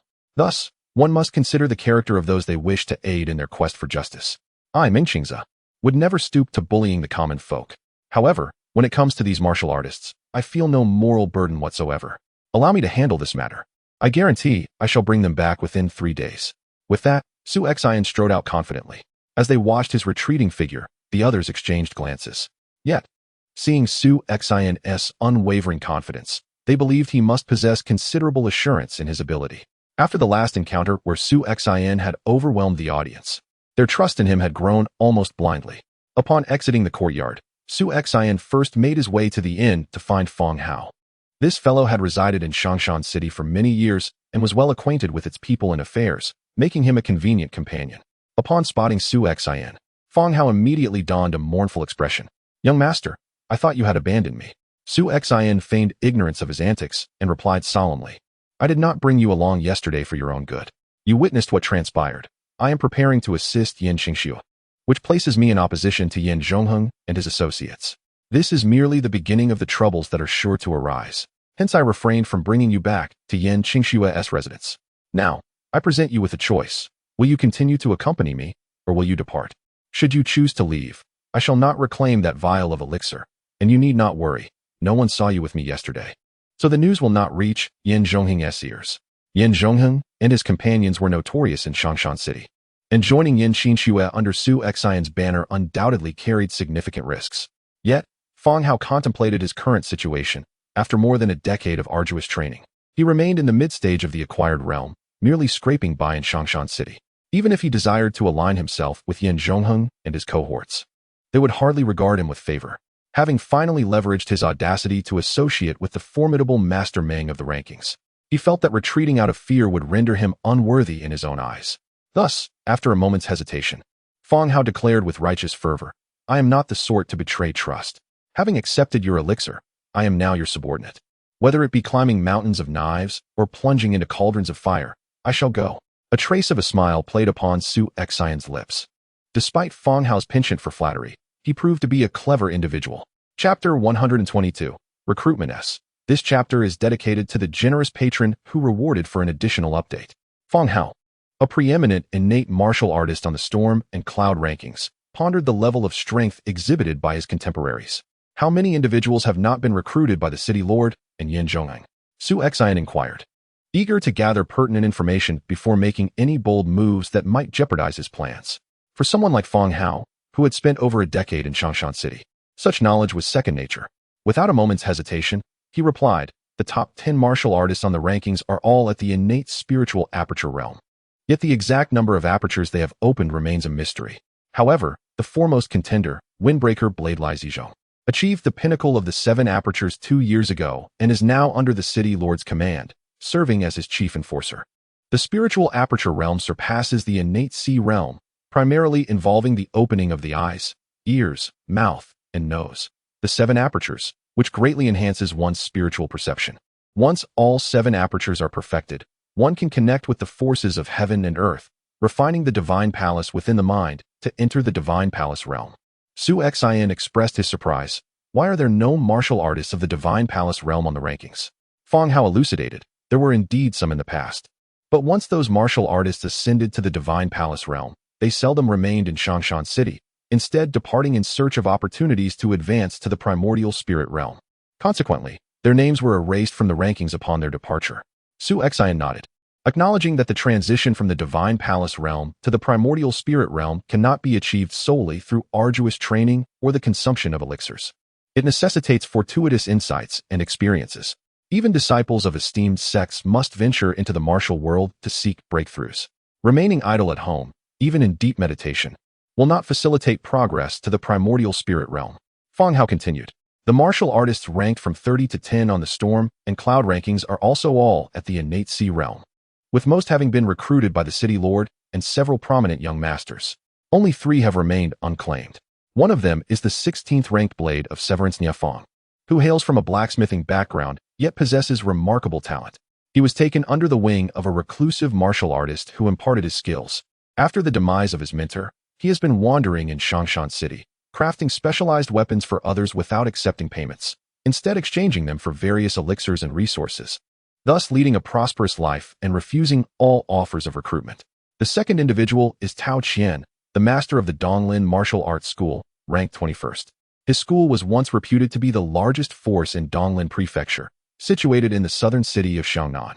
However, he inadvertently offended the formidable Qianji Divine Blade sect, leading to his family's ruin and his own severe injuries, compelling him to flee Donglin Prefecture and seek a livelihood in Changshan City. Notably, the current mother of the ninth young master, Yin Xingheng, hails from the Qianji Divine Blade sect. Tao Qian has now rebuilt the Donglin Martial Arts Hall. Due to his innate prowess and the prestige of being a formidable figure on the wind and cloud rankings, he has attracted a considerable number of aspiring martial artists. Consequently, he is not lacking in training resources or financial means, and he has similarly declined offers from others. Su Xian nodded thoughtfully.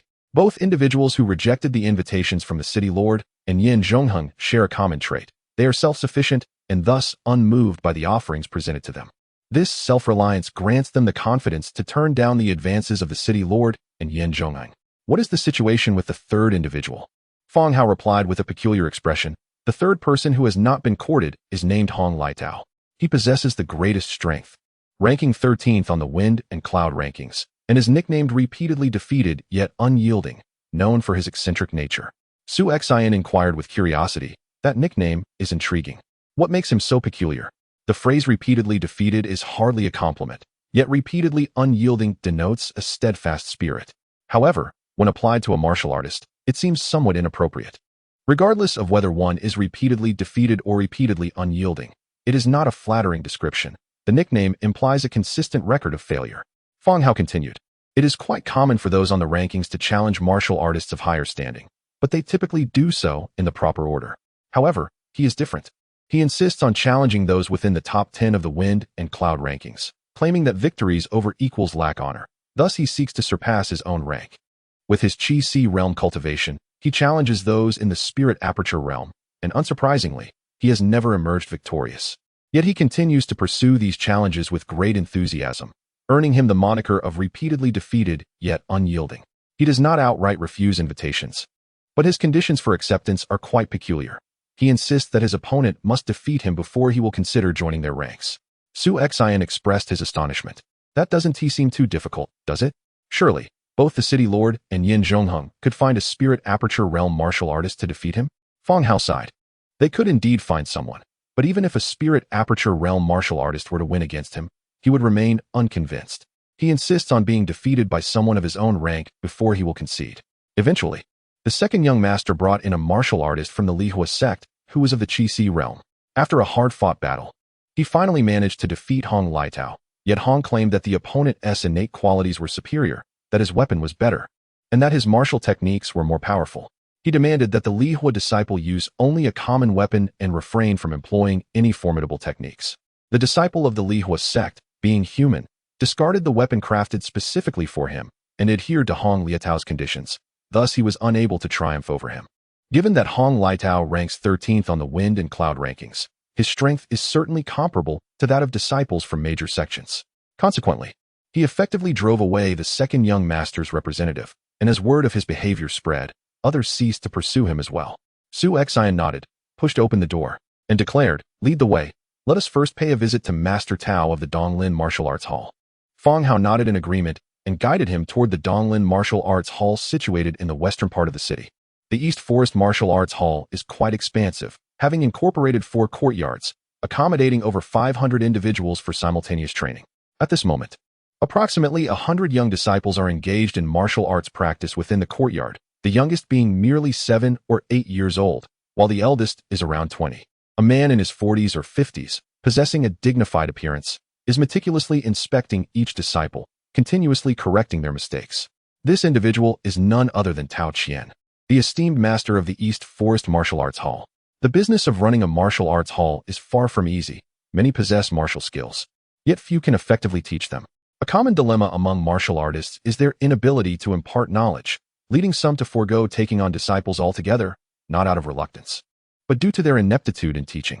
This mirrors Su Xian's previous life, where not everyone could excel as a teacher.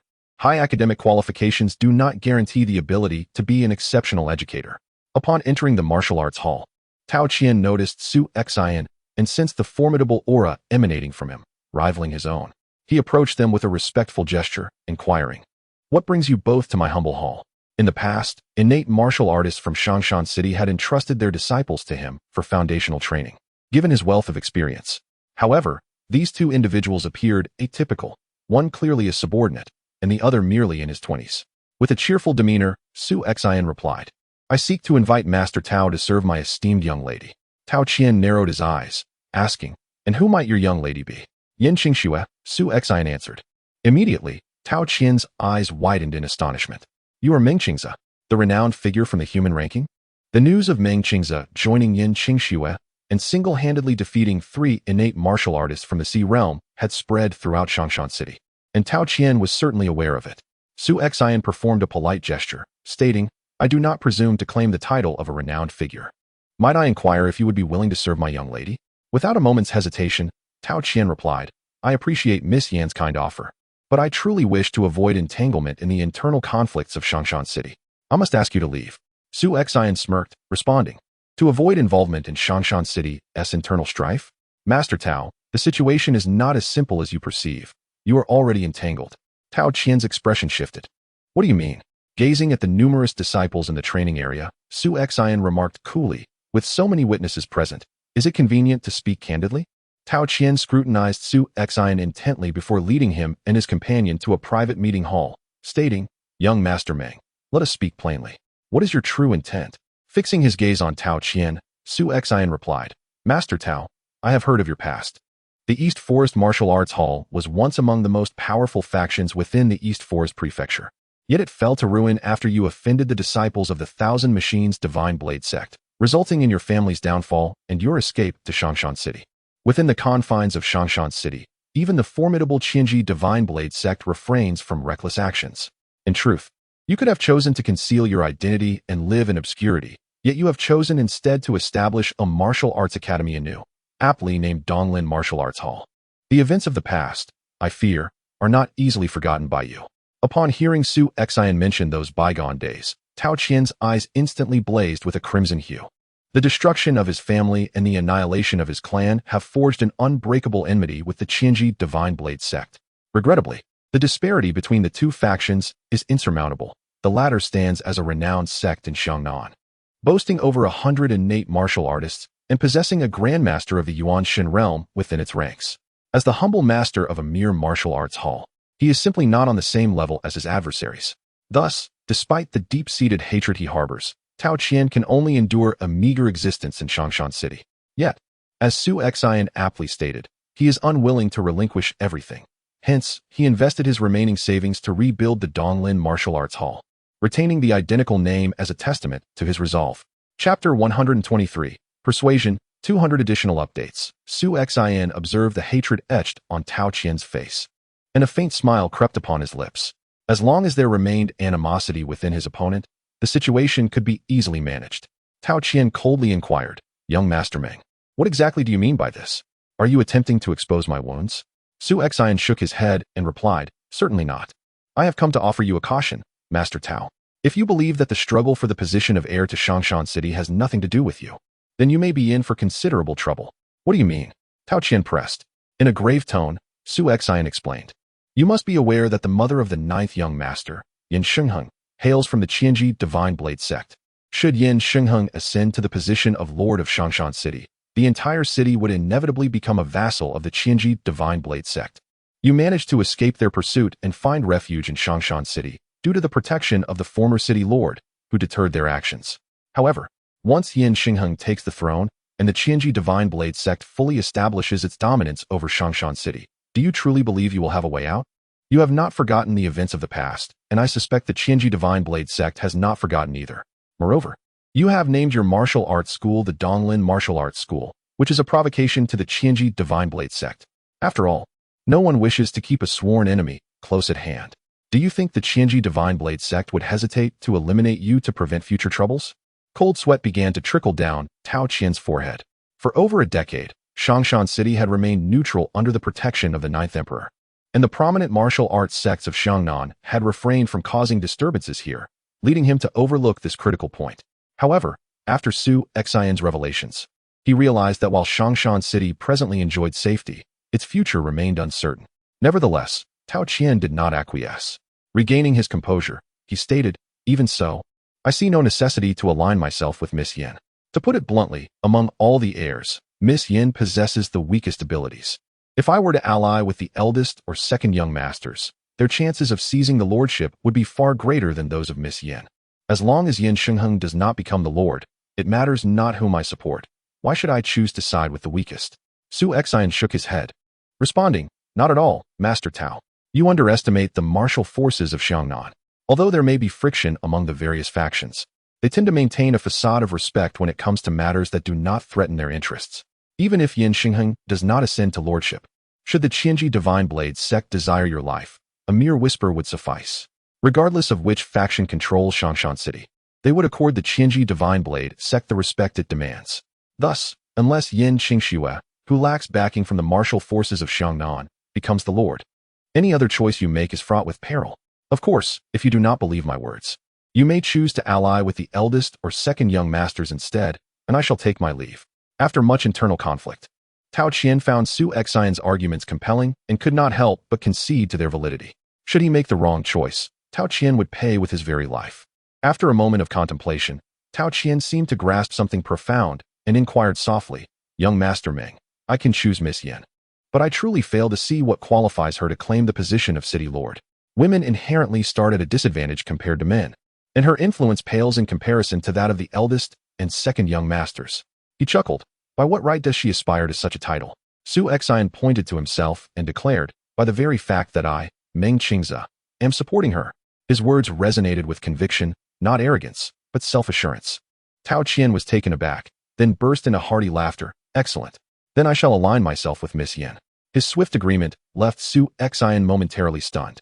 He had anticipated that Tao Qian might want to engage in a physical demonstration to clarify his intentions, yet he was surprised by the decisiveness of Tao Qian's response.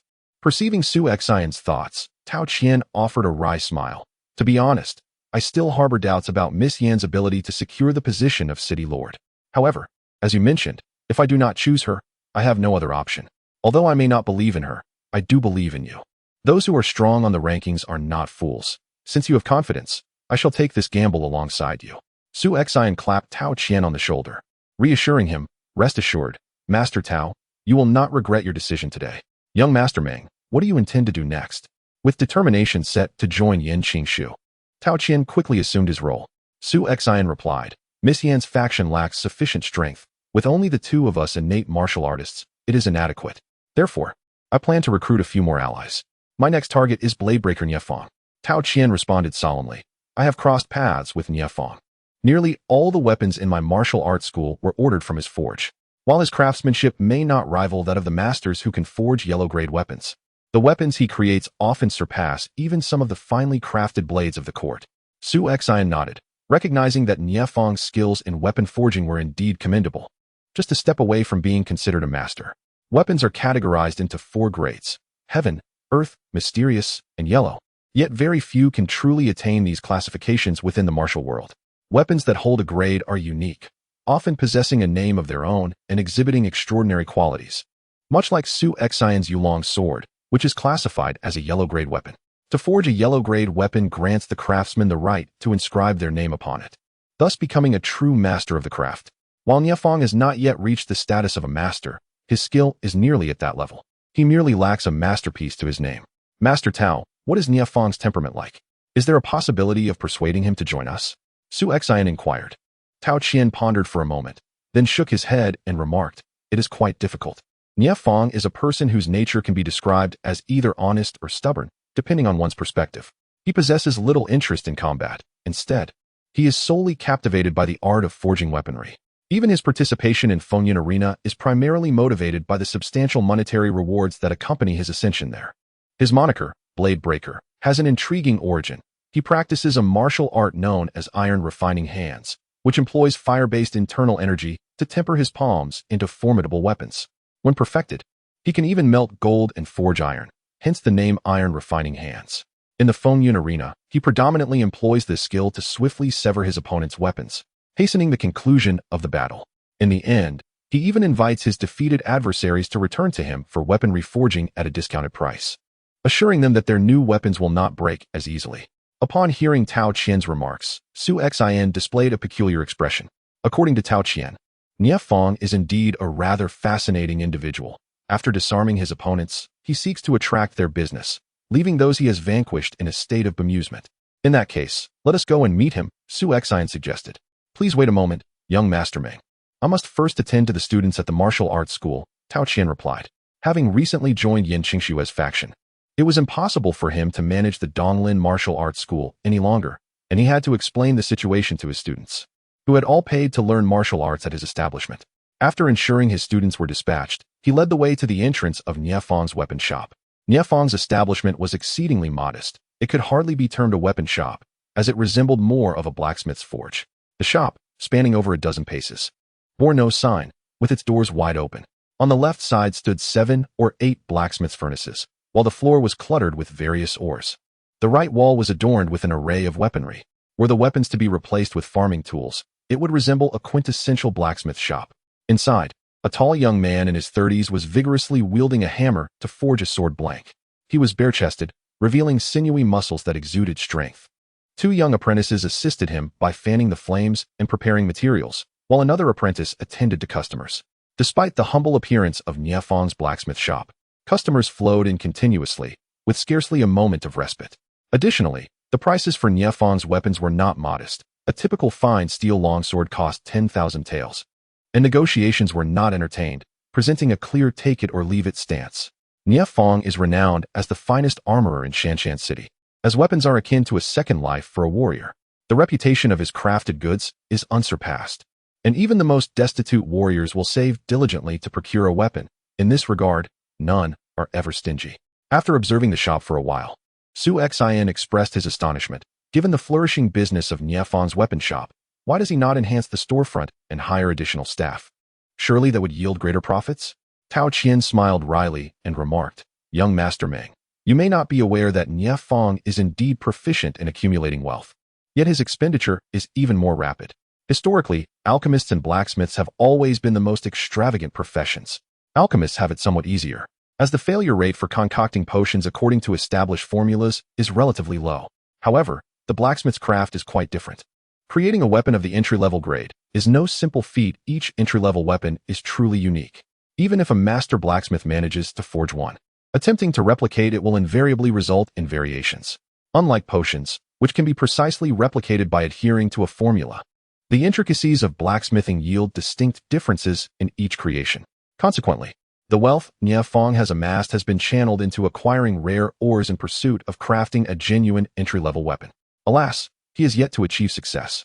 In addition, he must allocate funds for various cultivation resources, leaving him with little remaining for his business endeavors. Nevertheless, Nie Fong's reputation is well known throughout Shangshan City, rendering superficial displays unnecessary. Chapter 124, Rogue Tactics, Addendum of 400 for a total of 400. Su Xin and his companions lingered at the entrance of the weapons shop for quite some time, waiting until Nie Fong had completely forged the sword blank in his hands before they ventured inside. Upon seeing Tao Qian, Nie Fong casually remarked, Old Tao, did you not just place an order for a batch of weapons for me? What brings you here now? Tao Qian shook his head, replying, It's not me seeking you out. Rather, it's this young Master Meng who wishes to speak with you. Su Xin clasped his hands in greeting. I am Meng Qingze. Honored to meet you, brother Nie. Meng Qingze? Nie Fong furrowed his brow, for he had certainly heard of Meng Qingze's illustrious name. However, they were not in any way connected, so he wondered what business the young man could possibly have with him. What matter does young Master Meng have with me? Nie Fong returned the gesture, his tone polite, as he recognized the other's status as a talented individual on the Renbang list, whose future accomplishments were boundless. Nie Fong wished to avoid any unnecessary entanglements. Su Xin smiled and replied, It is quite simple. I wish to extend an invitation to Brother Nie to join under Miss Yan's banner. Rest assured, she shall procure all the materials you require for your forging. At these words, Nie Fong's demeanor shifted, and he responded bluntly, I apologize, but I, Nie Fong, am merely a blacksmith. I wish to focus solely on my craft. I do not wish to be embroiled in the intrigues of Shangshan City. Please take your leave, young Master Meng. Su Xian's tone turned serious. Brother Nya, such matters cannot be dismissed so easily. With your strength, you are already a figure of significance in Changshan City. In the future, you must choose a side. There is no escaping it. Nya Fong scoffed. Future matters can be discussed in due time. For now, I will not ally with anyone. Then I regret to inform you that I shall have to resort to some rather extreme measures. Su Xian replied coolly. What do you intend to do? Su Xian pointed towards the weapons shop, stating, if you refuse my request, I shall remain right here. For every guest you receive, I will ensure they leave hastily. You must believe, I possess the capability to do so. Meng Qingze, you are utterly shameless. Nya Fong's face flushed with indignation. As a congenital warrior and a figure on the Renbang, Su Xian certainly had the means to enforce his threats. If he were to carry out his plan, Nya Fong's weapons shop would be doomed to remain closed. Tao Qian and Fong Hao, who stood behind Su Xian, stared in disbelief, astonished that he would resort to such unscrupulous tactics, which seemed rather low even by their standards. Su Xian remarked, Brother Nya, I have already been quite courteous. There are far more unscrupulous methods employed in the martial world than mine. Nya Fong trembled with rage. Meng Qingze, you disgrace the title of a Renbang hero. How can you stoop to such depths? Have you no shame? You bring dishonor to your master. Su Xian shook his head. Brother Nya, you are mistaken. The Renbang measures strength, not virtue. The fourth-ranked fire domain Demon Yin Thaluo once slaughtered thousands in the western regions, yet he remains among the top 10. Though I am not a demon, I have never claimed to be a chivalrous hero either. My master has committed acts that could be deemed questionable. As his disciple, it is only natural for me to occasionally employ a bit of rogue charm. At this moment, Nya Fong found himself at a loss for words. The other party had made their shamelessness abundantly clear, leaving him with no recourse. Just then, Su Xian suddenly interjected. How about this, Brother Nya? I do not wish to press you unduly. Let us establish a wager. We shall engage in a contest. I will remain stationary, and if, within 10 exchanges, you can compel me to move even a single step, I shall take my leave. If you cannot, you must agree to join Miss Yan's ranks. Nya Fong contemplated the strengths of both parties. He recognized Su Xian's formidable prowess, even acknowledging that the combined efforts of Zhang Guang and his associates fell short against him. However, he was no mere match for Zhang Guang. He was ranked 16th on the wind and cloud rankings. Moreover, he was not required to defeat Su Xian, merely to force him to move within 10 exchanges, a feat he believed himself capable of achieving. Very well, I accept your wager, Nya Fong replied decisively. Su Xian smiled and said, then, Brother Nya, let us find a more suitable location. It is rather inconvenient to conduct this in the bustling street. The thoroughfare of Changshan City was already crowded, and with the influx of martial artists visiting Nya Fong's weapon shop, the number of onlookers had only increased during their conversation. With one being the 16th-ranked blade breaker Nya Fong, and the other a renowned figure in the rankings, Meng Qingze, they certainly drew considerable attention. Nya Fong snorted dismissively. Aiken, close the shop's door. We shall proceed to the backyard. A young apprentice promptly shut the door of the weapon shop, while the others followed Nya Fong to the rear courtyard. This space, originally designated for storing or materials, extended over 100 paces in length and width. Given Su Xian's stipulation of remaining immobile, this ample area would suffice for their contest. Su Xian took his stance and traced a circle at his feet with the Yulong sword. All right, Brother Nya, you may commence. Then I shall not hold back. Nya Fong's hands suddenly transformed into a dark, fiery hue, radiating a scorching heat that was immensely intimidating. This was Nya Fong's unique skill, the iron refining hand, capable of crushing ordinary blades and swords with a mere squeeze. During the wind and cloud arena, Nya Fong often shattered his opponent's weapons, not solely for the sake of his business, but also to avoid a true confrontation, were he to unleash his full strength. A single strike from his iron refining hand could severely injure an opponent, showcasing its terrifying power. Nya Fong launched a palm strike towards Su Xian, the intense heat from his iron refining hand resembling a forge descending upon him. Yet, Su Xian remained unfazed, wielding his Yulong sword with an air of nonchalance. The seemingly light thrust of his sword met Nya Fong's iron refining hand with a forceful impact, sparking a flurry of embers, and the collision produced a sound akin to an explosion. In that moment, Nya Fong felt an overwhelming force surge towards him, leading him to believe that the blade his opponent wielded was not the agile and swift long sword he had anticipated, but rather a heavy and powerful broadsword. A hint of amusement flickered at the corner of Su Xian's mouth. His dragon elephant Prajna skill had approached its second tier. His strength was indeed formidable. Yet Su Xian adhered to a principle. to exert minimal effort while inflicting maximum damage. Although one could easily exploit the opponent's vulnerabilities, opting instead to confront their attacks head-on is not a display of valor, but rather a sign of folly. Nevertheless, with the current strength that Su Xian possesses, he is unperturbed by such direct confrontations. As Niafeng struck and missed, his palms swung wildly, transforming the space around him into a veritable furnace. The relentless assault of his iron refining hands generated a wave of heat, with sparks erupting, alarming his few apprentices who hurriedly moved precious ores from the courtyard. If these treasures were harmed, they would surely face their master's wrath, a consequence of Niafeng's own actions. Su Xian did not flinch in the slightest. The radiant blade of his dragon-soaring sword erupted with brilliance. His movements appeared languid and methodical, yet each strike found its mark upon Niafeng's iron refining hands, preventing any of his blows from reaching within 3 feet of Su Xian, nearly causing Niafeng to choke on his own blood. In Su Xian's eyes, Niafeng's strengths and weaknesses were glaringly apparent. His strength lay in the formidable power of his iron refining hands, which Su Xian dared to meet head-on, fortified by the strength granted by his dragon elephant prajna technique. Furthermore, the advantage conferred by the dragon-soaring sword was significant. Had he wielded any other ordinary weapon, it would have been severed under the onslaught of those iron refining hands. Conversely, Niafeng's weaknesses resided within the very technique he so fervently practiced. This so-called iron refining hands felt to Su Xian like an enhanced version of the iron sand palm. Niafeng's excessive focus on perfecting his iron refining hands had rendered his footwork and palm techniques rather pedestrian, even inferior to those of an ordinary postnatal martial artist. As Niafeng continued to strike, the perspiration on his forehead accumulated, while below, Feng Hao began to shout, 10 strikes. The 10 strikes have been reached. This is already the 13th. Dejected, Niafeng ceased his efforts. He had truly failed to compel Su Xian to move even a fraction. However, he soon found himself transfixed by the dragon-soaring sword in Su Xian's grasp, exclaiming, "Is your sword a yellow-grade weapon?" He had not considered this during their earlier contest, but now realized that any weapon capable of withstanding over 10 of his iron refining hand strikes could hardly be an ordinary blade. Indeed, this sword is a yellow-grade weapon. Su Xian replied, puzzled by Niafeng's fervor. With eyes gleaming, Niafeng gazed at Su Xian's dragon-soaring sword. "Young Master Meng, if you agree to let me study your sword for a few days, I will leave with you without hesitation." Surprised, Su Xian responded, "Of course. I have no objection to you studying it for a few days, but what do you intend to do with my dragon-soaring sword?" Niafeng exclaimed excitedly. "I aim to delve into the forging techniques of this sword and investigate how this master successfully crafted the dragon-soaring sword. I have attempted countless times to forge a yellow-grade weapon, yet all my efforts have ended in failure. Thus, I have longed for the opportunity to observe a yellow-grade weapon up close, and today I have finally encountered such a chance." Niafeng had yearned for the chance to study a yellow-grade weapon for quite some time, yet had never found the opportunity until now. Among the various grades of weaponry, while the yellow-grade weaponry is deemed the most elementary, it remains elusive to possess.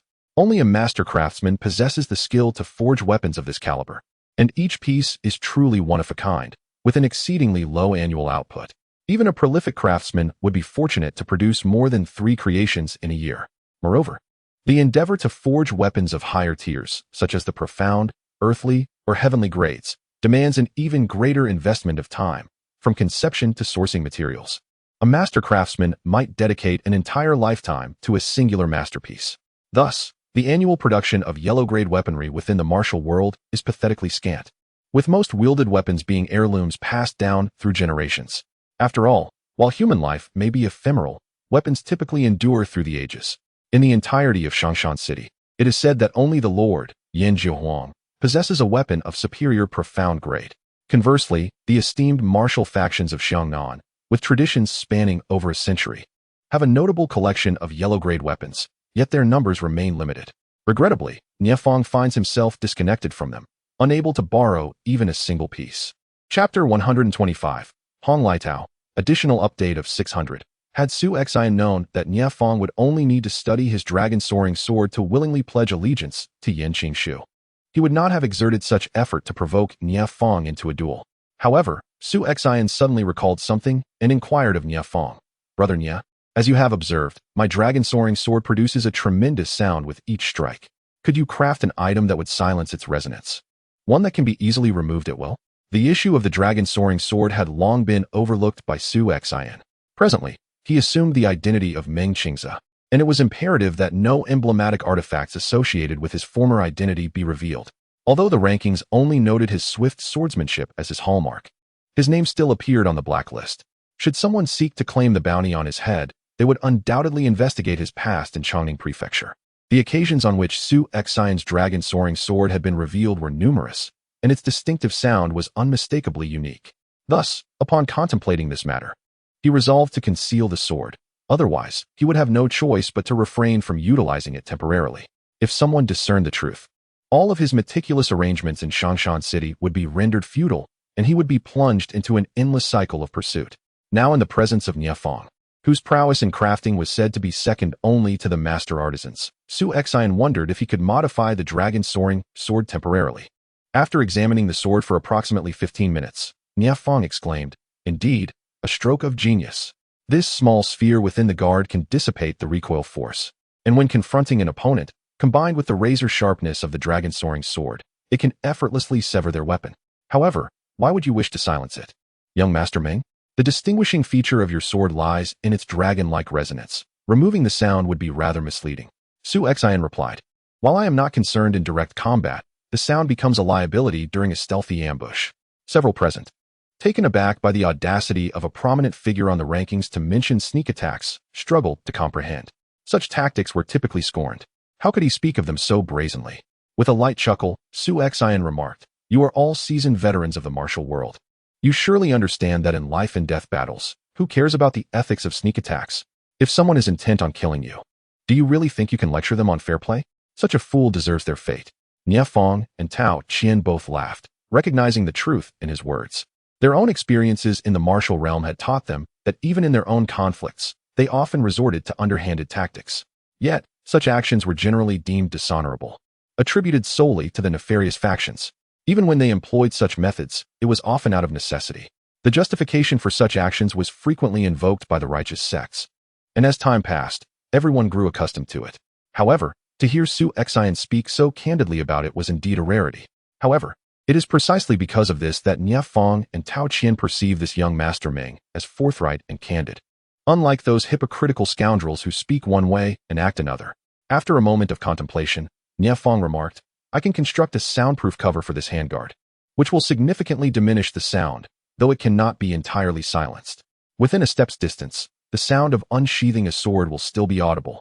Su Xian nodded in appreciation, saying, "I am grateful to you, Brother Nie." Nie Fong replied, "It is but a trifling matter. I can craft it for young Master Meng right away. Ah Chun, please stoke the furnace." The apprentice promptly sprang into action, kindling the fire and blowing air. Meanwhile, Nie Fong retrieved a pockmarked piece of ore from the pile in the backyard, resembling a honeycomb.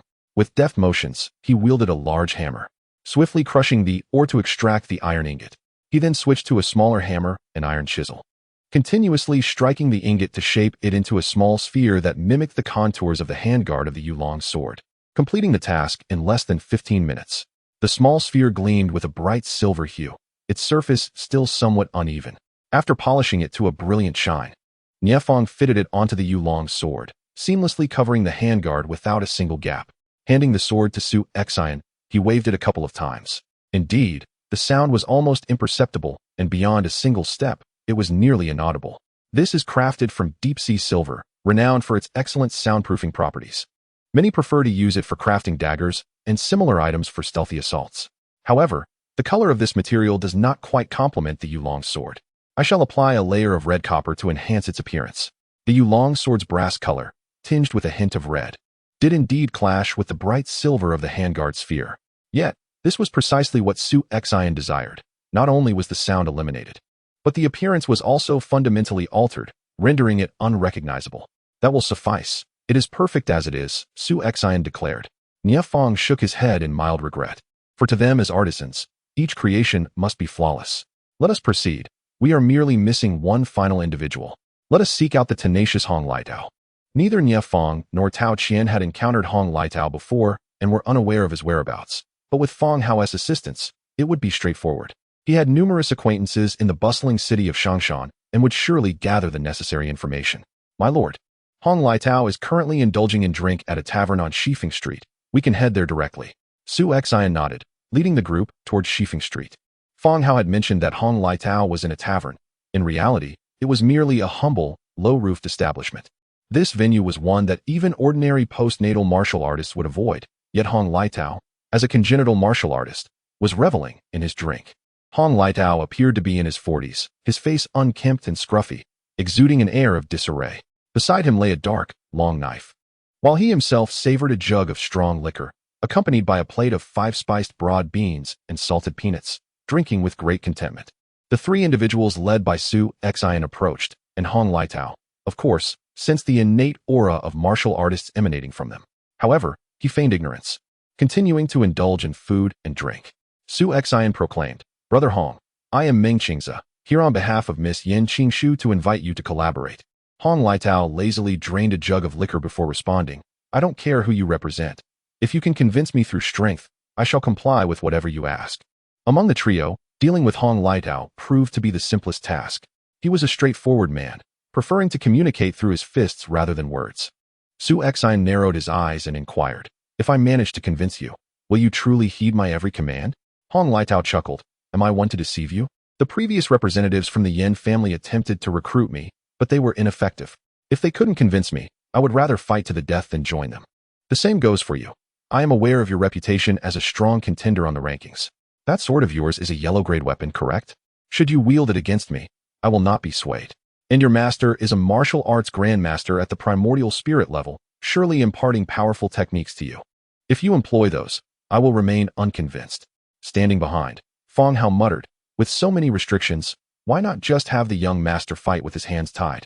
Hong Liatao displayed no sign of concern regarding Fong Hao's remarks and provocatively gazed at Su Xian. "So, what say you, Meng Gongzi? Do you dare accept these terms?" "Very well, I accept," Su Xian replied, tossing the Yulong sword to Nye Fong and addressing Tao Qian, "Master Tao, may I borrow your sword for a moment?" Tao Qian promptly threw his long sword to Su Xian. Though not a yellow-grade blade, it was the meticulously crafted Longquan sword by Nye Fong, slender and sharp. "Let us step outside. We wouldn't want to damage the tavern belonging to our host," Su Xian remarked calmly. Hong Liatao agreed, "Of course. I cannot fully unleash my abilities in here." The tavern was situated in a rather secluded area with few patrons, and Fong Hao had already cleared the passing pedestrians, creating a space for the two to engage. Su Xian took his stance as Hong Liatao unsheathed a long blade resembling a saber, though with a shorter hilt. Grasping the weapon, Hong Liatao's demeanor transformed dramatically. His previous lethargy evaporated, replaced by an intense sharpness, as if he himself had become the saber he wielded, fierce and formidable. With a fierce shout, Hong Liatao launched his attack, and in an instant, a torrent of blade shadows enveloped Su Xian. Both Tao Qian and Nye Fong, observing from the sidelines, exchanged worried glances. As fellow martial artists on the rankings, they had not directly sparred with Hong Liatao, but had witnessed his prowess in action. However, today as Hong Liatao is a far cry from the Hong Liatao of yore. Both his aura and the astonishing shadows of his blade seem to suggest he has transformed into an entirely different individual. It is only now that they realize. In previous confrontations, Hong Liatao had never unleashed his full potential. It is only upon witnessing the prowess of the renowned contender Meng Qingze that his fighting spirit has been ignited. Immersed within the swirling shadows of the blade, Su Xian feels a profound intensity. Within a single strike from Hong Liatao, he perceives a distinct essence of the blade, an essence that is incredibly sharp and indomitable. When martial arts reach their zenith, one can attain enlightenment of their profound principles. The sword possesses its own spirit, the fist has its essence, and likewise, the blade embodies its own intent. Without intent, one is left with mere form, akin to a being devoid of soul, a mere automaton. The majority of martial artists, at the innate level, can only cultivate a technique to its form. Even Fong Dongting of the Qingchang sword sect, despite his standing among the ranks of the renowned, can merely manifest the form of the secretive Dao sword method without grasping its underlying sword intent. To their astonishment, in the city of Shangshan, an obscure innate martial artist has managed to evoke the very essence of the blade. Chapter 126. Heartfelt submission. Congratulations to Lung Yichang Kong for becoming the first elder of this book. Hong Liatao possesses the essence of swordsmanship, and Su Xian, in truth, shares this gift as well. His extreme hatred fist and extreme vengeance palm embody the profound principles of martial arts. Yet even now, Su Xian has only mastered them to around 40, unable to unleash their full potential. Beyond these two martial techniques, Su Xian also harbors his unique sword intent. When he combined the Swift Sword, Blood River Divine Sword, and Duan family swordplay into a singular form, he realized that once a technique was in his hands, it became his own, adaptable, and capable of manifesting greater power with his proficiency. The fusion of these three sword techniques allowed Su Xian to shape them. Yet the true essence of his sword intent was neither the venomous ferocity of the Swift Sword, nor the regal demeanor of the Duan family swordplay, and certainly not the blood-sustained nature of the Blood River Divine Sword. The sword intent he sought was one of annihilation, the intent to obliterate. Every action aimed at maximizing lethality, to eradicate all that lay before him. Although this sword intent remained an indistinct embryonic form, it was uniquely Su Xian's, accommodating any technique within its embrace. The Longquan sword thrust forth, appearing slow yet shattering the myriad of blade shadows, directly targeting Hong Liatao. Tao Qian, also a swordsman, could not help but exclaim upon witnessing Su Xian's strike. Truly, he is a formidable figure renowned on the human rankings. Simplicity is the essence of the Great Way. This seemingly simple sword shatters myriad techniques, far surpassing the ostentatious sword styles of others. Previously, Tao Qian had entertained thoughts of competing with Su Xian. But after witnessing this strike, he abandoned any notion of rivalry. Both were practitioners of the innate sea of qi, yet Su Xian's advantages extended beyond mere age. In the midst of the duel, Su Xian refrained from invoking the power of the Blood River Divine Sword. He merely wielded his sword intent to dismantle his opponent's blade essence, hardly employing his true energy. Similarly, Hong Liatao, though not lacking in desire to unleash his power, was self-taught in his swordplay, lacking access to advanced techniques. Yet, through this straightforward yet sharp blade technique, he ascended to the 13th position on the wind and cloud rankings, even daring to challenge those of the innate spirit aperture realm. After over 100 exchanges, even Tao Qian found himself bewildered. They began to retract their powers, and when their swords and blades clashed, there was no visible release of true energy. It seemed as though two acquired-level practitioners were sparring, albeit at a speed several hundred times faster. Tao Qian and the others were momentarily dazzled by the spectacle. Nie Feng sighed, observing, "They have stripped away all external factors, engaging solely in a contest of martial essence and mastery over their fundamental sword and blade techniques." It was no surprise that Hong Liatao could achieve this, for apart from these foundational techniques, he possessed no other forms of swordplay to refine. Yet, despite having a master of the primordial spirit realm, young Master Meng has remarkably cultivated such a solid foundation and grasped the essence of martial arts at such a young age, which is indeed rare. I have interacted with disciples from the major sects of Xiangnan, but they pale in comparison to young Master Meng. After engaging in combat with Hong Liatao, Su Xian understood why he remained defiant even after being defeated by the disciples from the Xiangnan sect, led by Yan Zhongyang. In terms of fundamentals, Hong Liatao is not inferior to anyone. In fact, he has comprehended the essence of martial arts even in the innate sea realm, something not every strong practitioner on the human ranking can achieve, at least Fong Danting cannot. However, it is unfortunate that aside from his foundation, he lacks any sword techniques, leading Su Xian to question how he managed to reach the innate realm. Naturally, Hong Liatao would not accept defeat at the hands of those from the Xiangnan sect. In his mind, if he possessed their resources and techniques, he would undoubtedly surpass them 1,000-fold. Yet, in the face of Su Xian, he could not harbor such thoughts. Su Xian's foundation in swordsmanship is equally formidable, and after exchanging hundreds of blows, he relied solely on his foundational sword techniques without employing any other sword arts, not only failing to be subdued, but instead forcing Hong Liatao back. Ultimately, after nearly 1,000 exchanges, Hong Liatao's broadsword was effortlessly sent flying by Su Xian's 16 strikes. Rubbing his numb tiger's mouth, Hong Liatao chuckled wryly, "I concede defeat. From now on, if young Master Meng has any commands, I, Hong Liatao, shall certainly comply, though if it involves seeking death, I must respectfully decline." Before being defeated by Su Xian, he had been quite arrogant, referring to himself in the first person and disregarding Su Xian, even though he was a strong practitioner on the human ranking. Now, having been bested in his area of expertise, Hong Liatao was thoroughly convinced. In truth, Su Xian silently acknowledged his stroke of luck. His victory was not easily won. In terms of martial arts fundamentals, Hong Liatao had trained with his broadsword for decades, while Su Xian had yet to complete even a year. Ordinarily, regardless of Su Xian's talent, he would not have triumphed over Hong Liatao. However, each time Su Xian acquired a technique, the system granted him a 5 proficiency. This seemingly modest 5 proficiency is significant, as it allows Su Xin to grasp any martial art he learns at a basic level, equivalent to several months of martial arts training experience. Each technique yields 5, and although the types vary, the principle holds that mastery of one art facilitates understanding of others. Thus, Su Xion's foundational skills are not lacking. Moreover, Su Xion has also cultivated the dragon elephant prajna skill. While he may not draw upon other powers, the strength of his physique is undeniable, giving him an advantage overall. Of course, he would not articulate this. Instead, Su Xion simply smiled and said, "Brother Hong need not worry. I invited you here to assist Miss Yin in contending for the position of City Lord, not to send you to your demise. If Miss Yin truly secures the position of City Lord, Shanshan City has accumulated a wealth of martial techniques over the years, particularly in swordsmanship, from which Brother Hong may freely choose." Su Xion then turned to Nie Fong and Tao Qian, saying, "Brother Nie and Master Tao are in the same situation. The refining materials that Brother Nie requires and the East Forest Martial Hall of Master Tao will surely be fulfilled once Miss Yin ascends to the lordship."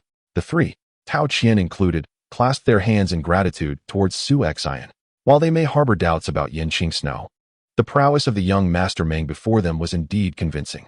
Fong Hao, too, nodded eagerly beside them, as he now counted himself among Yin Qingsno's supporters and was elated to witness their growing strength.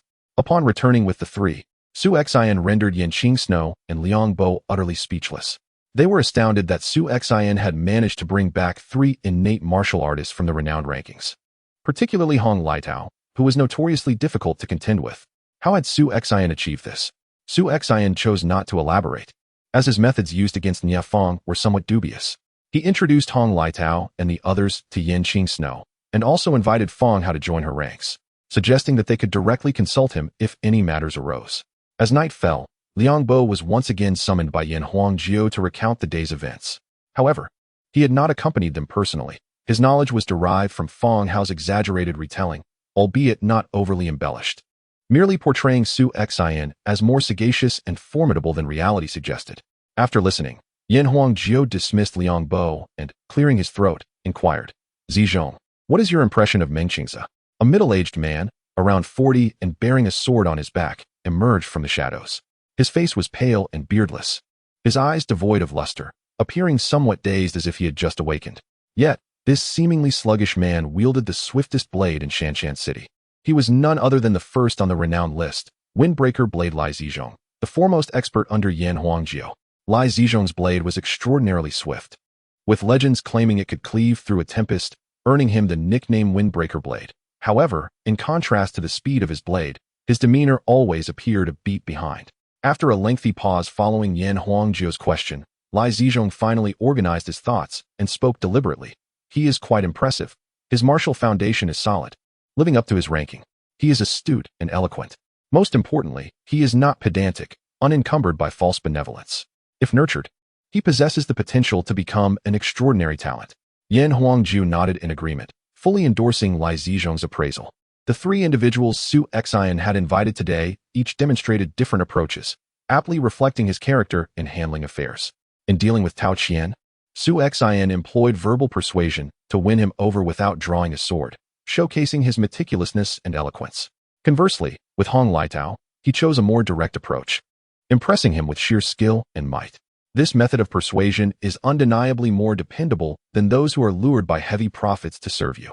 The tactics employed by Su Xion against Nie Fong are precisely what Yin Huangjiu admires, though somewhat unscrupulous and appearing rather base in the martial world. If you naively advocate for righteousness, virtue, and moral integrity, you will inevitably find yourself outmaneuvered. Lai Zizhong remarked slowly, "I had presumed that the disciples taught by Zhong Haoyang would be those of commendable martial prowess yet lacking in depth, but I never anticipated encountering such an intriguing individual." Yin Huangjiu laughed heartily, replying, "You are mistaken. While Zhong Haoyang enjoys a respectable reputation in the martial realm, he has never been one to adhere to antiquated ideals.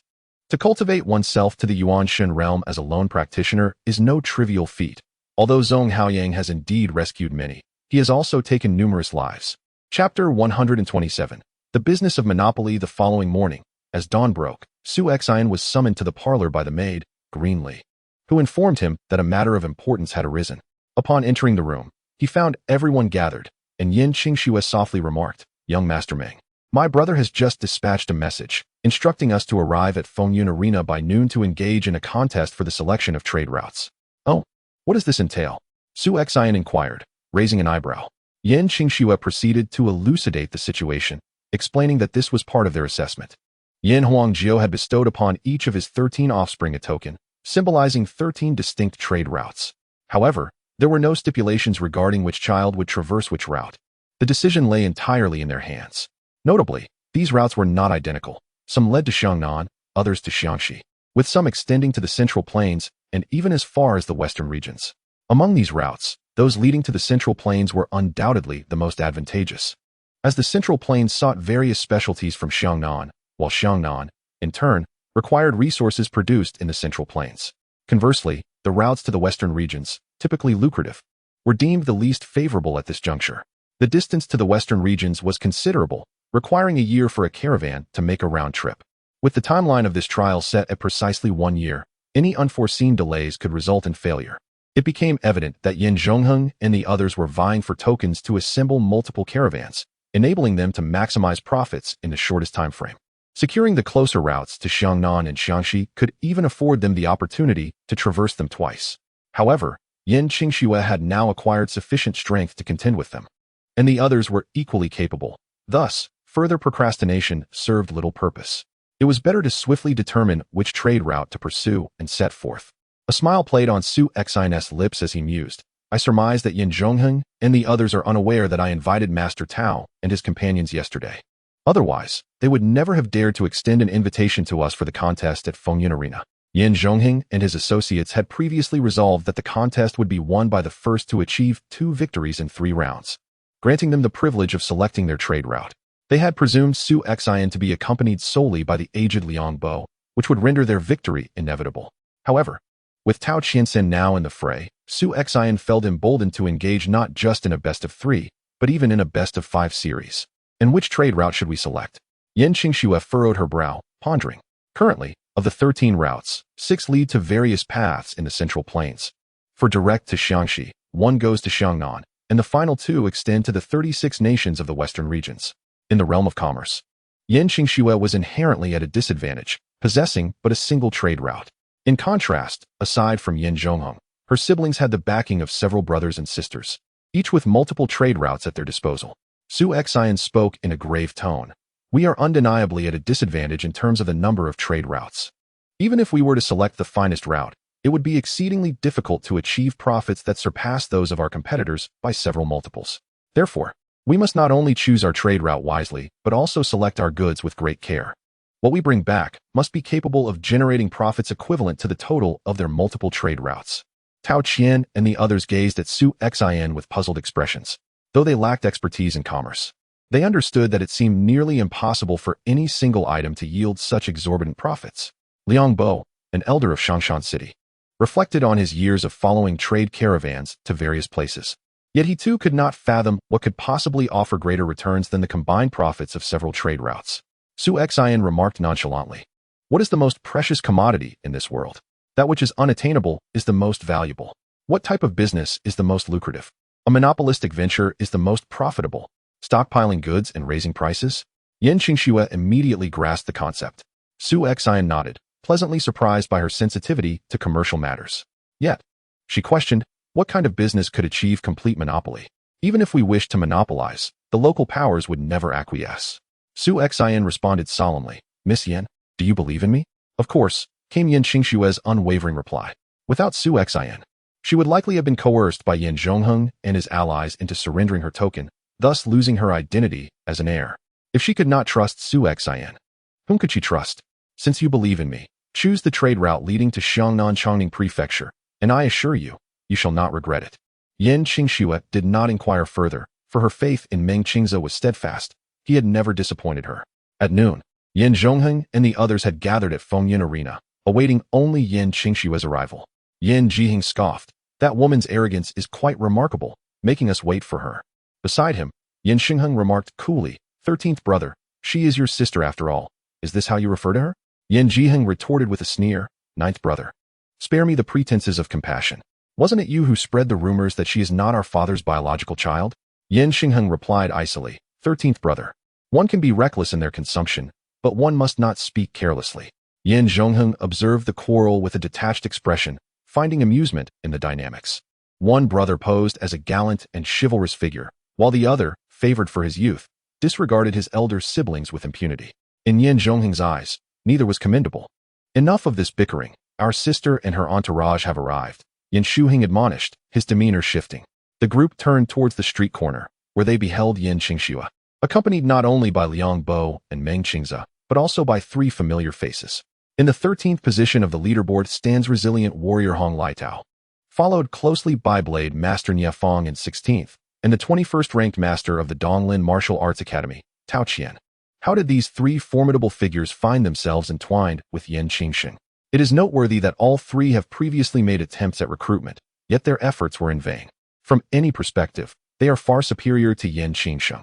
Have these 3 men lost their senses to choose her over themselves? Furthermore, all 4 harbor a sense of regret for having withdrawn their surveillance yesterday, completely oblivious to such significant news. Ever since Su Xian's remarkable display of power, Yin Zhongheng and his associates have indeed become somewhat apprehensive, leading them to recall those monitoring Yin Qingsheng. Little did they anticipate that the very next day, Yin Qingsheng would orchestrate such a turn of events. Had they known she had successfully recruited these 3 individuals, they would certainly have delayed their selection of business routes and revealed their own hidden cards. Alas, it is now too late. Yin Zhongheng's expression turned cold as he remarked, "Little sister, your maneuvering skills are quite impressive. I am genuinely curious as to what means you employ to secure their allegiance." Hong Liatao scoffed dismissively. "With that condescending attitude of yours, it was indeed wise of me not to choose you. I will follow whomever I please. Your opinion is of no consequence." Impudent. A martial artist clad in crimson, standing behind Yin Zhongheng, bellowed, unleashing his formidable aura, revealing himself as an early innate warrior. Yin Zhongheng typically accompanied Zhang Guang and another warrior recruited from his mother's sect, the Lihua sect, which was this very individual. Hong Liatao smirked derisively. "Wang Tongren of the Lihua sect? Merely a defeated foe. If you possess any courage, challenge me again on the Fengyun arena and witness how I will teach you a lesson." Wang Tongren's face flushed with indignation. Yet he found himself at a loss for words, for he was undeniably no match for Hong Liatao. Even among disciples of major sects, there exists a hierarchy of strength, and Wang Tongren undoubtedly falls into the category of the weaker ones. Those truly powerful disciples, when called upon to assist Yin Zhongheng, would only act in crucial moments. Otherwise, they would be preoccupied with their training within their sects, leaving no time for frivolous excursions. Thus, it is only marginal disciples like Wang Tongren, lacking in strength, who are dispatched to shadow Yin Zhongheng and relay messages. Previously, when Yin Zhongheng sought to recruit Hong Liatao, it was Wang Tongren who first took action, only to be soundly defeated and humiliated by Hong Liatao. Although Yin Zhongheng later brought in a core disciple from the Lihua sect who ultimately triumphed over Hong Liatao, the latter's refusal to concede left Yin Zhongheng with no choice but to abandon his recruitment efforts. "Very well, Yin Qingsheng, I must admit, I underestimated you," Yin Zhongheng coldly remarked, restraining the furious Wang Tongren. This situation no longer pertained solely to them. The other brothers felt an overwhelming sense of threat as well. Including Liang Bo, Yin Qingxing now commanded 5 innate warriors, among whom stood Meng Qingze, a formidable opponent capable of taking on 10 adversaries single-handedly. It could be said that if they did not seek assistance from the sect behind them, the few individuals they had gathered in Changshan City would hardly stand a chance against her. Nie Fong languidly remarked, "Are you still going to fight? I have yet to forge another weapon, and I am disinclined to squander time with you. ISNT at a best 2 out of 3. I shall take the first match." With that, Nie Fong ascended the Fengyun arena, leaving them no time to react. Yin Zhiheng glared fiercely at Yin Qingxue and coldly commanded, "Lao Gu, you go?" "Yes, young master." A middle-aged warrior, wielding a short knife and wearing a troubled expression, stepped onto the Fengyun arena. He had not been summoned by Yin Zhiheng. Rather, he was a retainer of the Yin family, brought to Yin Zhiheng by Yin Huangjiu. Thus, even if he wished to refuse, he could find no excuse. As for facing Nie Fong, he had no confidence whatsoever. He had previously participated in the Fengyun arena, but his journey had ended at the 20th position, after which he had voluntarily withdrawn with his earnings. The disparity between him and Nie Fong, a warrior among the top 20 of the Fengyun arena, was considerable. Chapter 128. The struggle for trade routes upon ascending the wind and cloud arena. The elder Gu bowed slightly towards Nie Fong, a faint smile of resignation gracing his lips as he implored, "I hope brother Nie can show some mercy." Nie Fong chuckled. "Rest assured, Have I ever shown anything but mercy?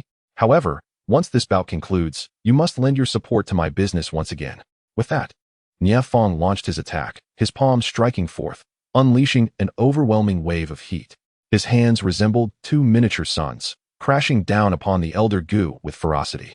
Niafeng was known for his preference for swift resolutions in combat. With this strike, he held nothing back. The immense heat radiating from his ironclad hands sent a palpable wave of warmth through the onlookers below. Each step he took scorched the bluish stone beneath him. Leaving a chart, Elder Gu's expression tightened, retreating hastily, wielding his short blade to unleash dozens of slashing arcs of light. Yet, each strike was crushed under the sheer might of Niafeng's hands. In a final effort, he launched a powerful palm strike from afar, compelling Elder Gu to hastily draw his blade in defense. However, Niafeng seized the short sword, crushing it effortlessly in his grip. With a resounding crash, sparks erupted, mingling with the shards of the shattered blade, nearly injuring those spectating below. Elder Gu, now empty-handed, felt a wave of despair wash over him. Yet he recognized that Niafeng had indeed shown restraint. Had that last strike connected with him, he would have been gravely injured, if not killed. Niafeng, with a sly grin, remarked, "Elder Gu, where did you procure this weapon? Its craftsmanship leaves much to be desired, far inferior to what I can provide. Should you find the time, visit me, and I shall forge you a new one at a generous discount." Noticing Yin Jiheng's darkened expression, Elder Gu dared not retort, offering a feeble bow before descending from the arena. Niafeng, still grinning, called out, "Isn't this a best of three? Send another challenger." Yin Jiheng snorted in silence. His faction currently possessed 3 innate martial artists, all locals of Shanshan City, yet none could rival Niafeng. Yin Zhongheng and the others were expressions of displeasure, but refrained from sending anyone forth. They had initially underestimated Yin Snow, and they were well aware of the strengths held by their own fighters, believing them evenly matched. Thus, they had decided to rely solely on their present members to contest for the division of trade routes. However, they were unprepared for Yin Snow's unexpected alliance with Niafeng and his companions. At that moment, a young man in his 30s, standing beside Yin Shuheng, suddenly rose. His voice icy as he declared, "Is a lone wandering martial artist capable of instilling such fear in you? How utterly pathetic. If you refuse to act, I, Mo Qintao, shall take the stage." Mo Qintao leaped onto the wind and cloud arena, drawing a slender, straight-bladed willow knife from his side, standing with an air of defiance. Niafeng sneered, ready to respond, but the languid and previously quiet Hong Lietao suddenly interjected, "Wait." He fixed his gaze upon Mo Qintao, his tone cold as he inquired, "Are you from the Mo family of Kanglan Valley?" Mo Qintao replied proudly, "And if I am? In the realm of Xiangnan, there exist over a dozen formidable martial factions. Yet the Mo family of Kanglan Valley stands among the most powerful." Su Xian had previously encountered the 3 prominent families of Xiangnan, which, although they rank highly among the numerous martial forces, still pale in comparison to the Mo family. Hong Lietao coldly inquired, "Was it your Mo family that killed the white ape swordsman, Gong Yonglu, half a year ago?" A thoughtful expression crossed Mo Qintao's face.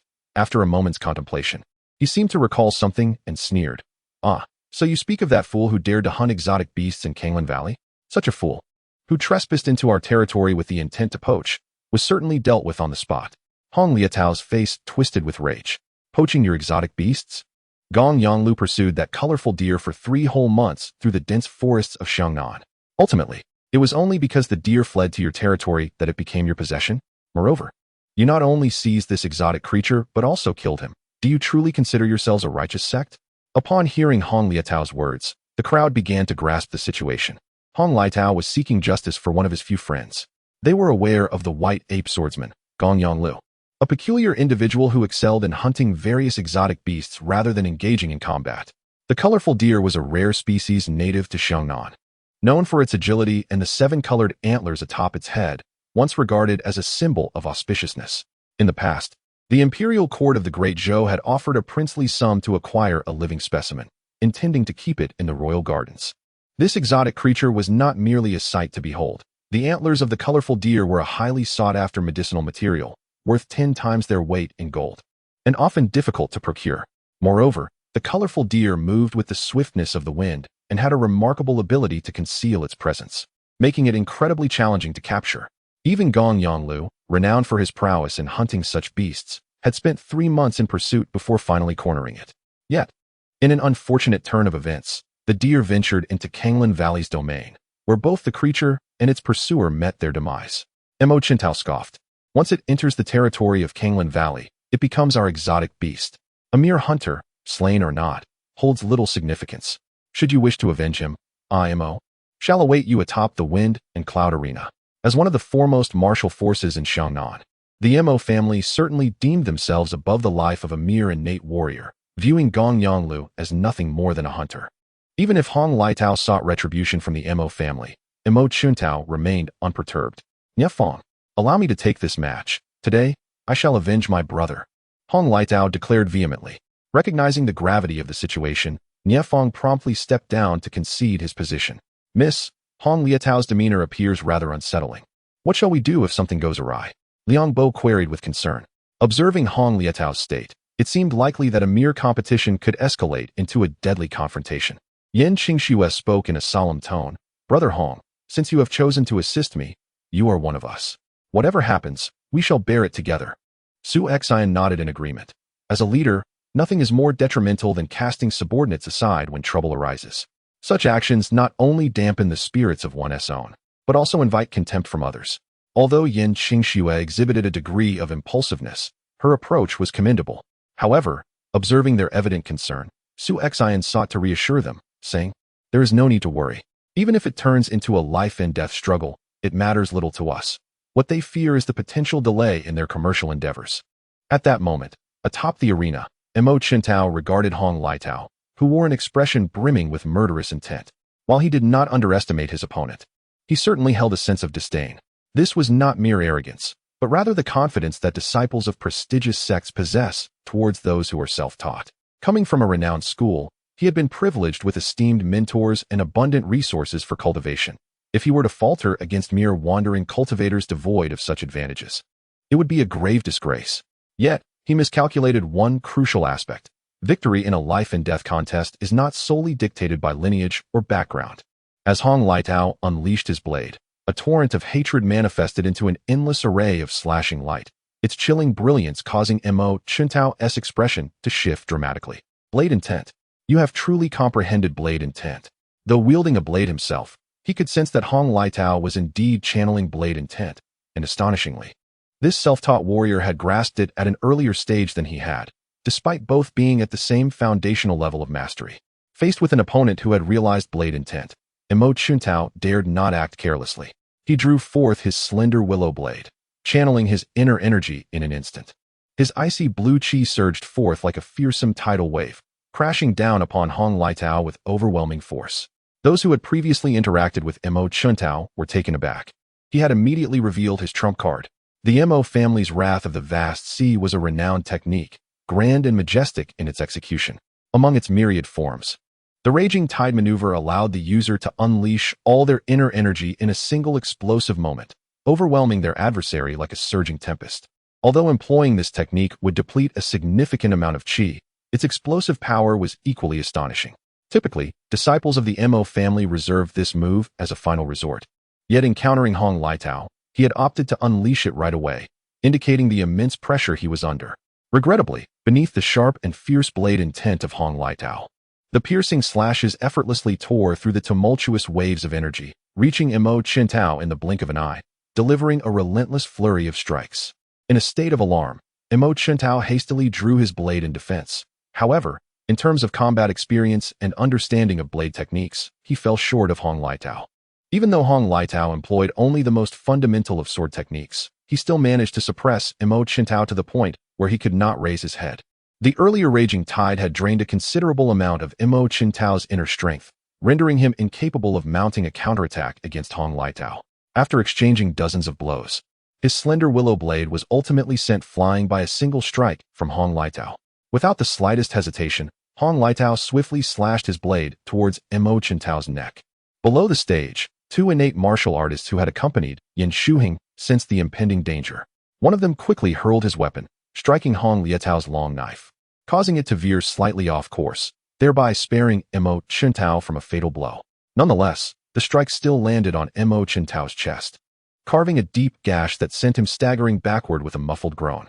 Determined not to relent, Hong Liatao sought to follow through with another strike. However, This action incited the ire of the other two. Though they were not members of the Mo family from Kanglan Valley, like Mo Qintao, they were under the command of Yin Shuang. How dare he attempt to exterminate them right before their eyes, treating them as if they were mere air, audacious, seeking death. With a fierce roar, the two charged up onto the wind and cloud arena. Chapter 129. Preparing to depart, the two individuals ascended the wind and cloud arena, intent on ambushing Hong Liatao. Yet, how could Su Xian allow them to fulfill their desires? With a swift motion, he unleashed his astonishing finger technique, which roared like thunder, shattering one opponent's weapon and forcing him to retreat step by step. The other, left with no choice, was similarly pushed back over 10 paces, deterred from further aggression. One of Su Xian's strikes landed before Yin Shuang, creating a deep crater several feet wide in the blue stone beneath his feet, the surrounding area marred with cracks. A bead of cold sweat trickled down Yin Shuang's temple. Despite knowing Su Xian would not dare to kill him in plain sight, he was nonetheless filled with trepidation. As a non-inborn martial artist facing an opponent of superior prowess, the overwhelming sense of helplessness drove him to the brink of madness. Su Xian stepped onto the arena. His voice icy. What is this? Has the rule of the wind and cloud arena changed? When a duel fails, must it resort to a group assault? The inborn martial artist who had lost his weapon retorted fiercely. Mo Qintao has been defeated, yet Hong Liatao still menaces his life with such vicious intent. Should we not intervene? Su Xian scoffed. Nonsense. This is the wind and cloud arena, not a friendly spar. Who decreed that killing is forbidden here? If one cannot match their opponent and is slain on the stage, they have only themselves to blame. If you are so afraid of death, go home and suckle. This is no place for the faint-hearted. The martial artist was left speechless, his face flushed with embarrassment. Casting a cold gaze at the restless Yin Zhongheng and his followers, Su Xian declared, should you insist on provoking trouble, I, Meng Qingze, shall oblige. I fear not a war of attrition, but remember, life and death are predestined. Should you lose your life on the arena, do not blame me for my ruthless nature. Instantly, Yin Zhongheng's subordinates fell silent. The figure before them was a formidable presence on the rankings, having triumphed against Zhang Guang and his two companions in a 3-on-1 confrontation. They had witnessed Meng Qingze's earlier prowess, which had effortlessly repelled two inborn martial artists with a single blow. His strength was unparalleled among his peers. While they boasted over a dozen inborn martial artists on their side, their confidence waned. It was evident that Meng Qingze was now enraged. Ascending the arena meant entering a battle of life and death. Who would dare to be the first to seek their demise? As the saying goes, if a fellow Taoist must perish, let the priest survive. They would not mind engaging with this nearly exhausted ranking expert in a final match. But the first round was best avoided. Yin Shuang coldly commanded, withdraw. This round is yours. You may choose your trade route first. True to Su Xian's earlier assertion, Yin Shuang had no desire to prolong the confrontation. A year's worth of trade routes could afford them multiple journeys. And squabbling here with Yin Qing's subordinates was clearly an unwise choice. Now that even Yin Shuang, the principal party, had opted to cease hostilities, the others naturally had no objections, allowing Yin Qing's to make her selection. I choose the trade route to Xiangnan, Yin Qing's spoke softly. Yin Zhongheng and the others were momentarily taken aback. The Xiangnan trade route was not without merit, yet it was deemed utterly commonplace. The trade route to Xiangnan is remarkably close to Changshan City. Even with the cumbersome caravan in tow, the round trip would require between 3 to 4 months. If one were to expedite the journey, it might even be possible to make 3 or 4 trips. However, this proximity has led to relatively modest profits for the local specialties in Changshan City, as numerous caravans from the Central Plains descend upon it each year, venturing to the nearby Chongning Prefecture to acquire these regional treasures. Only smaller, less capable caravans, fearing encounters with bandits in the southern territories, would resort to purchasing such goods in Changshan City. Among the 13 trade routes, the 6 leading to the Central Plains undoubtedly yield the highest profits. Any chosen route could provide returns at least 10-fold greater than that of Xiangnan. Thus, even if one were to journey to Xiangnan 4 times, it would still be less profitable than a single expedition to the Central Plains. What puzzled Yin Zhongheng and his companions was that Yin Qingxue should undoubtedly be aware of this, yet she still opted for the route to Xiangnan. Was there some hidden agenda at play? However, the group could not pinpoint any suspicions, and they readily divided the remaining routes in preparation for their journey. On the return trip, Hong Liatao solemnly addressed Yin Qingxue. Miss Yin, I apologize for today's events. Though somewhat impulsive, he was no fool. Had he publicly slain Mo Qintao, it would have undoubtedly incited trouble from the Mo family of Kanglan Valley, potentially jeopardizing their plans and implicating Yin Qingxue. Thus, he felt a twinge of embarrassment regarding his recklessness. Yin Qingxue smiled and shook her head. Brother Hong, there is no need for such words. I am already grateful for your choice to assist me. Likewise, if you were to encounter trouble, I would stand by your side. Hong Liitao felt a flicker of emotion. His peculiar temperament often left him with few friends. Previously, when Yin Zhongheng and the others sought to recruit him, he had driven them away in anger. Yet, with Yin Qingxue, he sensed her sincerity. Unlike the others who merely sought to exploit his strength, Hong Liitao felt reassured that he had made the right choice. Even Tao Qian and Nie Fong felt a warmth in their hearts. At least with Yin Qingxue, they need not worry about covert scheming or the sordid politics of power struggles. Observing this scene, Su Xian subtly shook his head. He disapproved of Yin Qingxue's earnest approach to relationships, for sometimes, one's sincerity does not guarantee reciprocal honesty from others. Nevertheless, it was undeniable that her manner was more comforting, though Su Xian deemed it unsuitable for his own principles. He remained steadfast in his belief that to ensure loyalty among his followers, the pursuit of mutual benefit was paramount. Upon returning, Yin Qingxue commenced the formation of a caravan under Liang Bo's guidance. Naturally, Su Xian and his companions could offer no assistance in this endeavor, merely watching from the sidelines. Establishing a caravan required the involvement of martial artists, but the majority of the workforce comprised numerous laborers to transport goods, alongside ample teams of vehicles and livestock. Due to Su Xian's intent to monopolize all the special products of the southern barbarians, the entire caravan was significantly larger, comprising over 100 vehicles and more than 1,000 mules and horses. Additionally, there were over 500 martial artists at the post-heaven realm.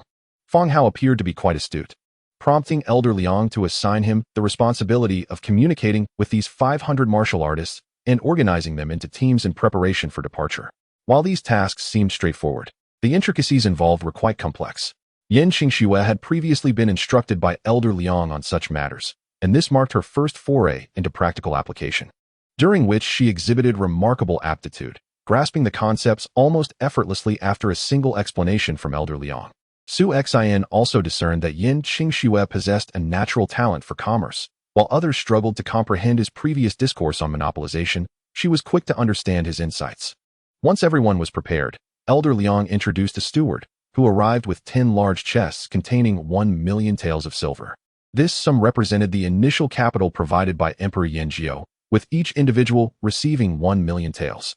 The steward, a trusted confidant of Emperor Yanjiao, was to accompany them on this venture. His role was to oversee the caravan, ensuring that all purchases were made solely with the 1 million taels, as any expenditure of personal funds would be deemed a failure. Thus, despite being an ordinary person, the members of the caravan were compelled to treat him with utmost respect and deference. Yin Qingxue expressed her concerns, stating that with only 1 million taels and so many vehicles, it seemed unlikely they could even fill 1/10 of the carts with goods. Su Xian gently reassured her, explaining that if they were to purchase at standard prices, 1 million taels would indeed yield little. However, their expedition was not intended to follow conventional pricing. He had personally established the prices for the southern barbarian specialties within Chongning Prefecture and was well aware of the profit margins involved. This time, he had no intention of adhering to the predetermined prices. Yin Qingxue nodded, comforted by Mr. Meng's confidence. While preparations on Su Xian's side were meticulously arranged and all that remained was to set off, the atmosphere at Yin Shuheng's location was markedly tense. Mo Qintao had been grievously wounded by a blade from Hong Liitao. Although he survived, his injuries were severe. In the aftermath, Yin Shuheng promptly summoned a physician to attend to Mo Qintao. After more than an hour, the doctor emerged, shaking his head as he addressed the eldest son, though his life is no longer in jeopardy. The blow was delivered with such ferocity that it severed both his sternum and meridians. While I can reattach them, the blade's energy has penetrated deeply, wreaking havoc on his internal meridians. Healing will be exceedingly arduous. I have exhausted my techniques and can offer no further assistance. This physician was the finest in Changshan City, specializing in treating martial artists. If he could not heal Mo Qintao, they would have no choice but to seek out renowned doctors from the martial world. Unfortunately, even if Yin Shuheng himself were to request their services, it was unlikely they would be available, let alone if the head of the Mo family were to extend an invitation. With a troubled expression, Yin Shuheng inquired, "Is there truly no hope for treatment? What will become of him in the future?" The physician shook his head and replied, "I have exhausted all my methods. There is indeed no remedy. Although he will not be rendered completely incapacitated, he shall never harness the power of an innate martial artist. He cannot even wield his true energy. for doing so would utterly rupture his meridians, leaving him in a state from which recovery is impossible. After uttering these words, the physician took his leave, leaving Yin Shuheng with a grim countenance. While it is true that Mo Chintao would not become entirely useless, being unable to utilize true energy renders him little better than a mere invalid. Relying solely on his physical prowess, Mo Chintao would barely equate to a martial artist at the initial stage of postnatal development, a fate almost indistinguishable from that of a cripple for someone only in his 30s. Chapter 130. The Poisonous Scheme, 800 additional updates. Mo Chintao is not merely a subordinate of Yin Shuheng. He is also a member of the Mo family from Kanglan Valley. Yin Shuheng is afforded the support of the Mo family due to his mother being the daughter of one of the elders from the Mo clan. However, this support is merely superficial. Now that Mo Chintao has been gravely injured while in Yin Shuheng's presence, he is compelled to provide an explanation to the Mo family, which causes Yin Shuheng considerable distress. Yin Zhongheng holds his elder brother in contempt, viewing him as indecisive. Yet, this time, Yin Shuheng displays an uncommon resolve. If an explanation is required for Kanglan Valley, then is the life of Yin Qingxue, along with that of Meng Qingze and others, sufficient? Yin Shuheng discreetly summons a trusted confidant, disguises himself, and proceeds to the residence of his younger brother, Yin Shengheng. Upon seeing his elder brother in disguise, Yin Shengheng is taken aback, exclaiming, "Brother, what game are you playing?" Yin Shuheng, lacking the patience for idle chatter, cuts to the chase. "Old Nine, spare me the trivialities. I have but one question. Do you wish for Yin Qingxue and the others to perish?"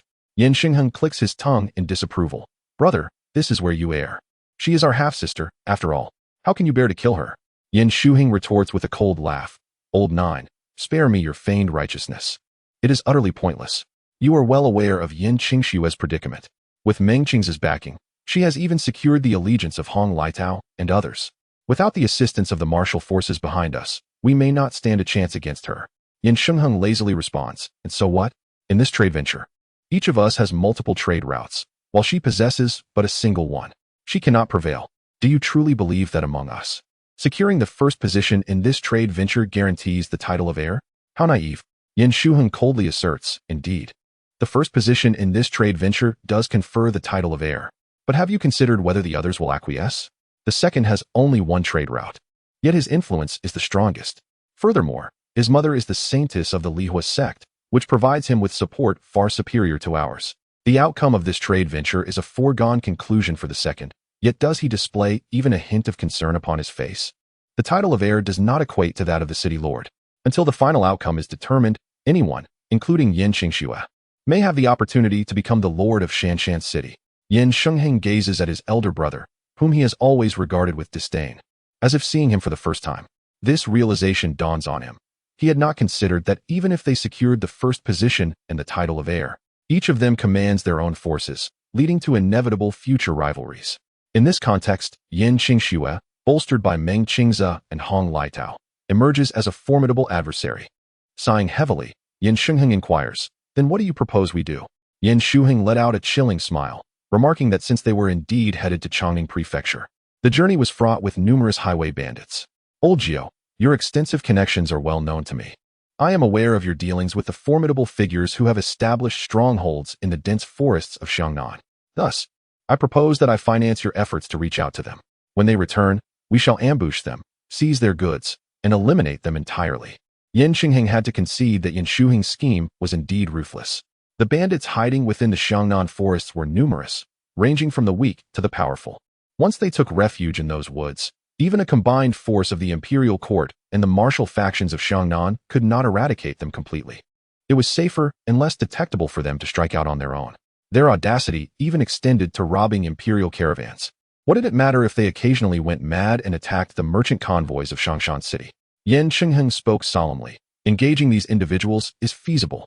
Yet with the strength of Yin Qing Snow and her companions, targeting small encampments manned solely by acquired martial artists would prove futile. We must seek out larger strongholds with innate martial artists, but the cost would multiply several times over. Yin Shuheng declared bluntly, 500,000 taels. Insufficient, Yin Shengheng replied, shaking his head. To mobilize them, we require at least several large strongholds working in concert. 500,000 taels would barely suffice for their individual shares. To stir them into action against a merchant convoy guarded by 5 innate martial artists while risking the ire of Shanshan City is implausible. I am speaking of 500,000 taels per individual. As long as we keep it under 10 strongholds, I can afford it. Yin Chengheng inhaled sharply. His elder brother's resources were indeed more formidable than he had anticipated. A maximum of 10 strongholds would amount to 5 million taels. Changshan City could certainly muster such funds. But they belonged to the city, not to them personally. Yin Shuheng easily produced 5 million taels, and Yin Chengheng doubted that it was amassed merely from his monthly allowance. However, with wealth, matters could be settled more easily. Yin Chengheng coldly stated, as long as the money is present, there will be no shortage of strongholds willing to take on this task. Rest assured, once Yin Qing Snow and her party leave Changshan City, they shall never return. 3 days later, the merchant convoys of others had largely set out, and Yin Kingsnow's group was also prepared to proceed towards Changning Prefecture. If Su Xian were to travel alone, he could reach Changning Prefecture from Changshan City within 10 days at a swift pace. However, leading a convoy with many ordinary people naturally slowed their speed. Mr. Liang had traversed this trade route before. He estimated that at their current rate, it would take approximately a month and a half, if not longer, to arrive at Changning Prefecture. Fortunately, their journey was uneventful thus far, devoid of any incidents. This was somewhat expected, as the bandits in the Xiangnan forests, while numerous, were primarily motivated by wealth rather than bloodshed. Merchants from the Central Plains were unlikely to carry large sums of gold and silver into Xiangnan. Most opted for the government's regulated silver notes, which required the bearer's signature to be of any use, rendering any stolen wealth practically worthless. Thus, they typically opt to eliminate those merchants after they have completed their acquisitions in Changning Prefecture. This journey spanned a full 50 days, and upon seeing the gates of Changning Prefecture once more, Su Xian couldn't help but feel a sense of nostalgia. Just over 2 months prior, he had fled the city like a stray dog, pursued relentlessly, yet here he was returning so soon. After entering the city, Liang Bo arranged for a group of people to settle in, postponing discussions on what goods to procure for another time. After all, everyone had traversed the dense forests of Xiangnan for nearly 2 months, and their bodies were weary. They needed at least a day or two to recuperate. In the deep of night, Su Xian donned his stealth attire, removed the human skin mask from his face, and infiltrated the Flying Eagle gang. Observing that all was as usual within the gang, he felt a wave of relief wash over him. It appeared that Xie Zhiyan had honored her promise. Despite the Qingqing sword sect's fury in their attempts to place a bounty on his head, they had not implicated the Flying Eagle gang. Outside the main hall, numerous members of the Flying Eagle gang were on patrol, yet with Su Xian's current prowess, they were oblivious to his presence. Behind the main hall lay a residence, where both Li Huai and Huang Bingcheng had previously resided. As Su Xian pushed open Li Huai's door, he was met with a swift figure leaping from the bed. A glint of steel aimed with lethal intent towards him. A faint smile crept across Su Xian's lips. Without employing excessive internal force, he executed a swift strike, akin to a flash of lightning, deftly tapping the sword thrice and sending it flying. Just as Li Huai contemplated striking again, Su Xian lowered his mask and whispered, "Li Huai, it's me. Boss, are you unharmed?" Li Huai's previously rigid expression transformed into one of sheer elation. "Shu, lower your voice. Go fetch Huang Bingqing," Su Xian urged softly. Nodding, Li Huai hurried to the adjacent room to summon Huang Bingqing, subsequently locking the door behind him. Relieved to see Su Xian unharmed, Huang Bingqing shared in the excitement. For them, managing the Flying Eagle gang without Su Xian's guidance felt somewhat lacking in thrill. Li Huai was the type solely focused on cultivation. Managing the gang was a daunting task for him, and he wished to serve as Su Xian's sword once more, taking down whoever Su Xian commanded, as it would be far simpler that way. Conversely, Huang Bingqing was somewhat familiar with gang affairs, yet he understood he could only be an executor of tasks rather than a decision-maker. When Su Xian was present, he merely needed to convey his uncertainties, and Su Xian would provide a decisive course of action. However, with Su Xian absent and Li Huai's indecisive nature, Huang Bingqing found himself scratching his head, struggling to avert significant blunders. "Boss, the Qingqing sword sect hasn't done anything to you. Are you planning to return to Changning Prefecture?" Huang Bingqing inquired. Su Xian shook his head, stating, "Though the Qingqing sword sect has not harmed me, they have placed a bounty on my name on the blacklist. For at least 6 months, I must refrain from revealing my identity. However, I have already joined the Six Gates, and my current identity is Meng Qingze from the Renbang. At present, I am in Changshan City accompanying Miss Yin Qinxue of the Yin family to conduct business in Changning Prefecture. Tomorrow, when you encounter my other identity, do be cautious not to reveal any hints." Huang Bingqing understood, saying, "Boss, so you have indeed joined the Six Gates. It must have been the Iron Captor who recommended you, right?" After your departure, the Iron Captor promptly stepped down from his position as the chief captor of the Eastern 12 districts. Su Xian nodded. So, who currently holds the position of chief captor of the Eastern 12 districts? Huang Bingxing chuckled. Boss, do you still remember the street patrolling officer from Yongla Lane, Officer Zhang? His elder brother was the street patrolling officer from Changda Lane, and he has recently achieved a breakthrough to the consummate stage of the acquired realm. Thus, he has been directly appointed as the chief captor of the Eastern 12 districts. With such a connection, we seem to be faring quite well in the official circles.